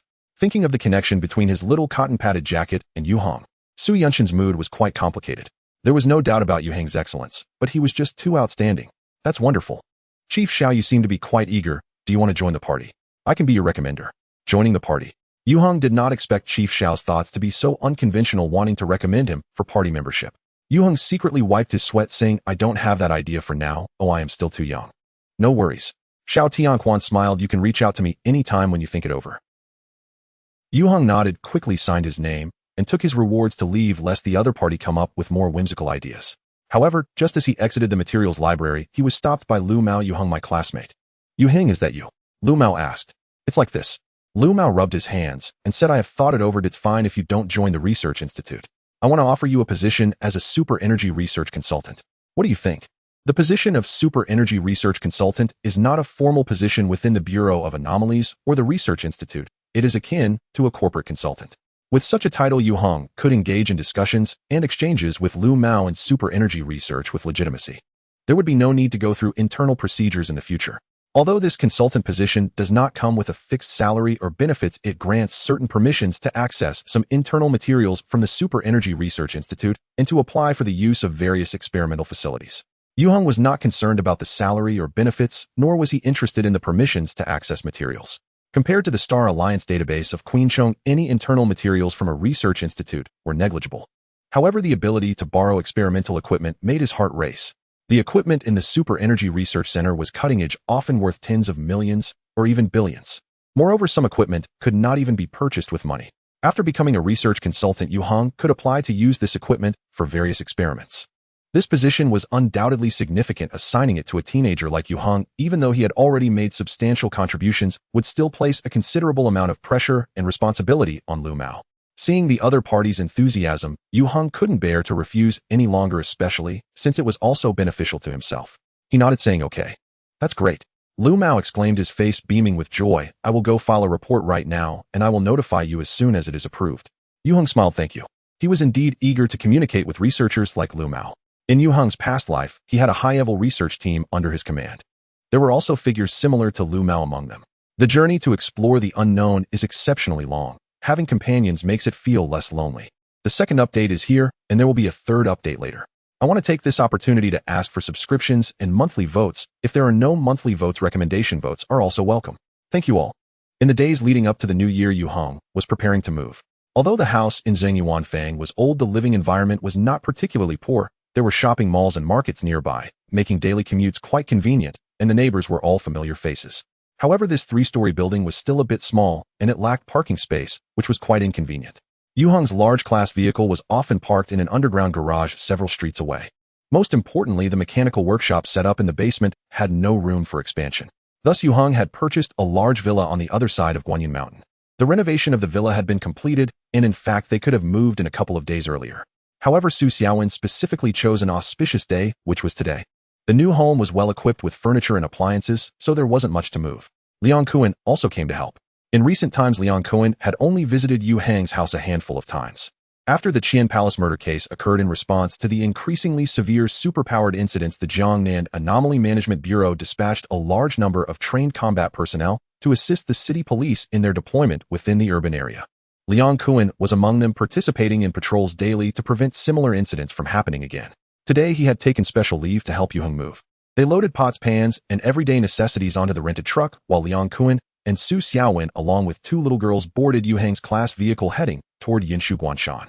Upon arrival, Liang Kuan helped carry the items into the house. It was his first time here, yet he hardly had time to explore the large villa Yue Heng had bought. After moving everything, he hurried back to the city. Su Xiaowen complained he's busier than a head of state now. Yue Heng laughed. In truth, Liang Kuan was also a victim of circumstance. The impact of the Qian Palace murder case was too severe. If the Anomaly Management Bureau did not present proactive measures, Director Yang's position would undoubtedly become unstable. Thus, it fell upon these grassroots personnel to work tirelessly. After some time has passed, and the storm subsides, the workload would surely decrease. Thinking about the Qian Palace murder case, Yue Heng couldn't help but recall Monli. He wondered how she was doing. His understanding of the situation was limited. He only knew that the Qian Palace had completely shut down and was unlikely to reopen. In fact, even if it reopened, business would be difficult. Monli was not an ordinary person. Her wealth was quite substantial. Under normal circumstances, this turmoil would hardly harm her, considering she was merely a shareholder of the Qian Palace. The real issue lay with the Taiga Group. During this time, the Taiga Group had been unusually quiet, leaving one to wonder if they were secretly plotting something. After some thought, Yue Heng decided to send Monli a message. "Papa." Just as he sent the message, Tian rushed over to hug his leg. Yue Heng picked her up and asked, "Sweetheart, do you like our new home?"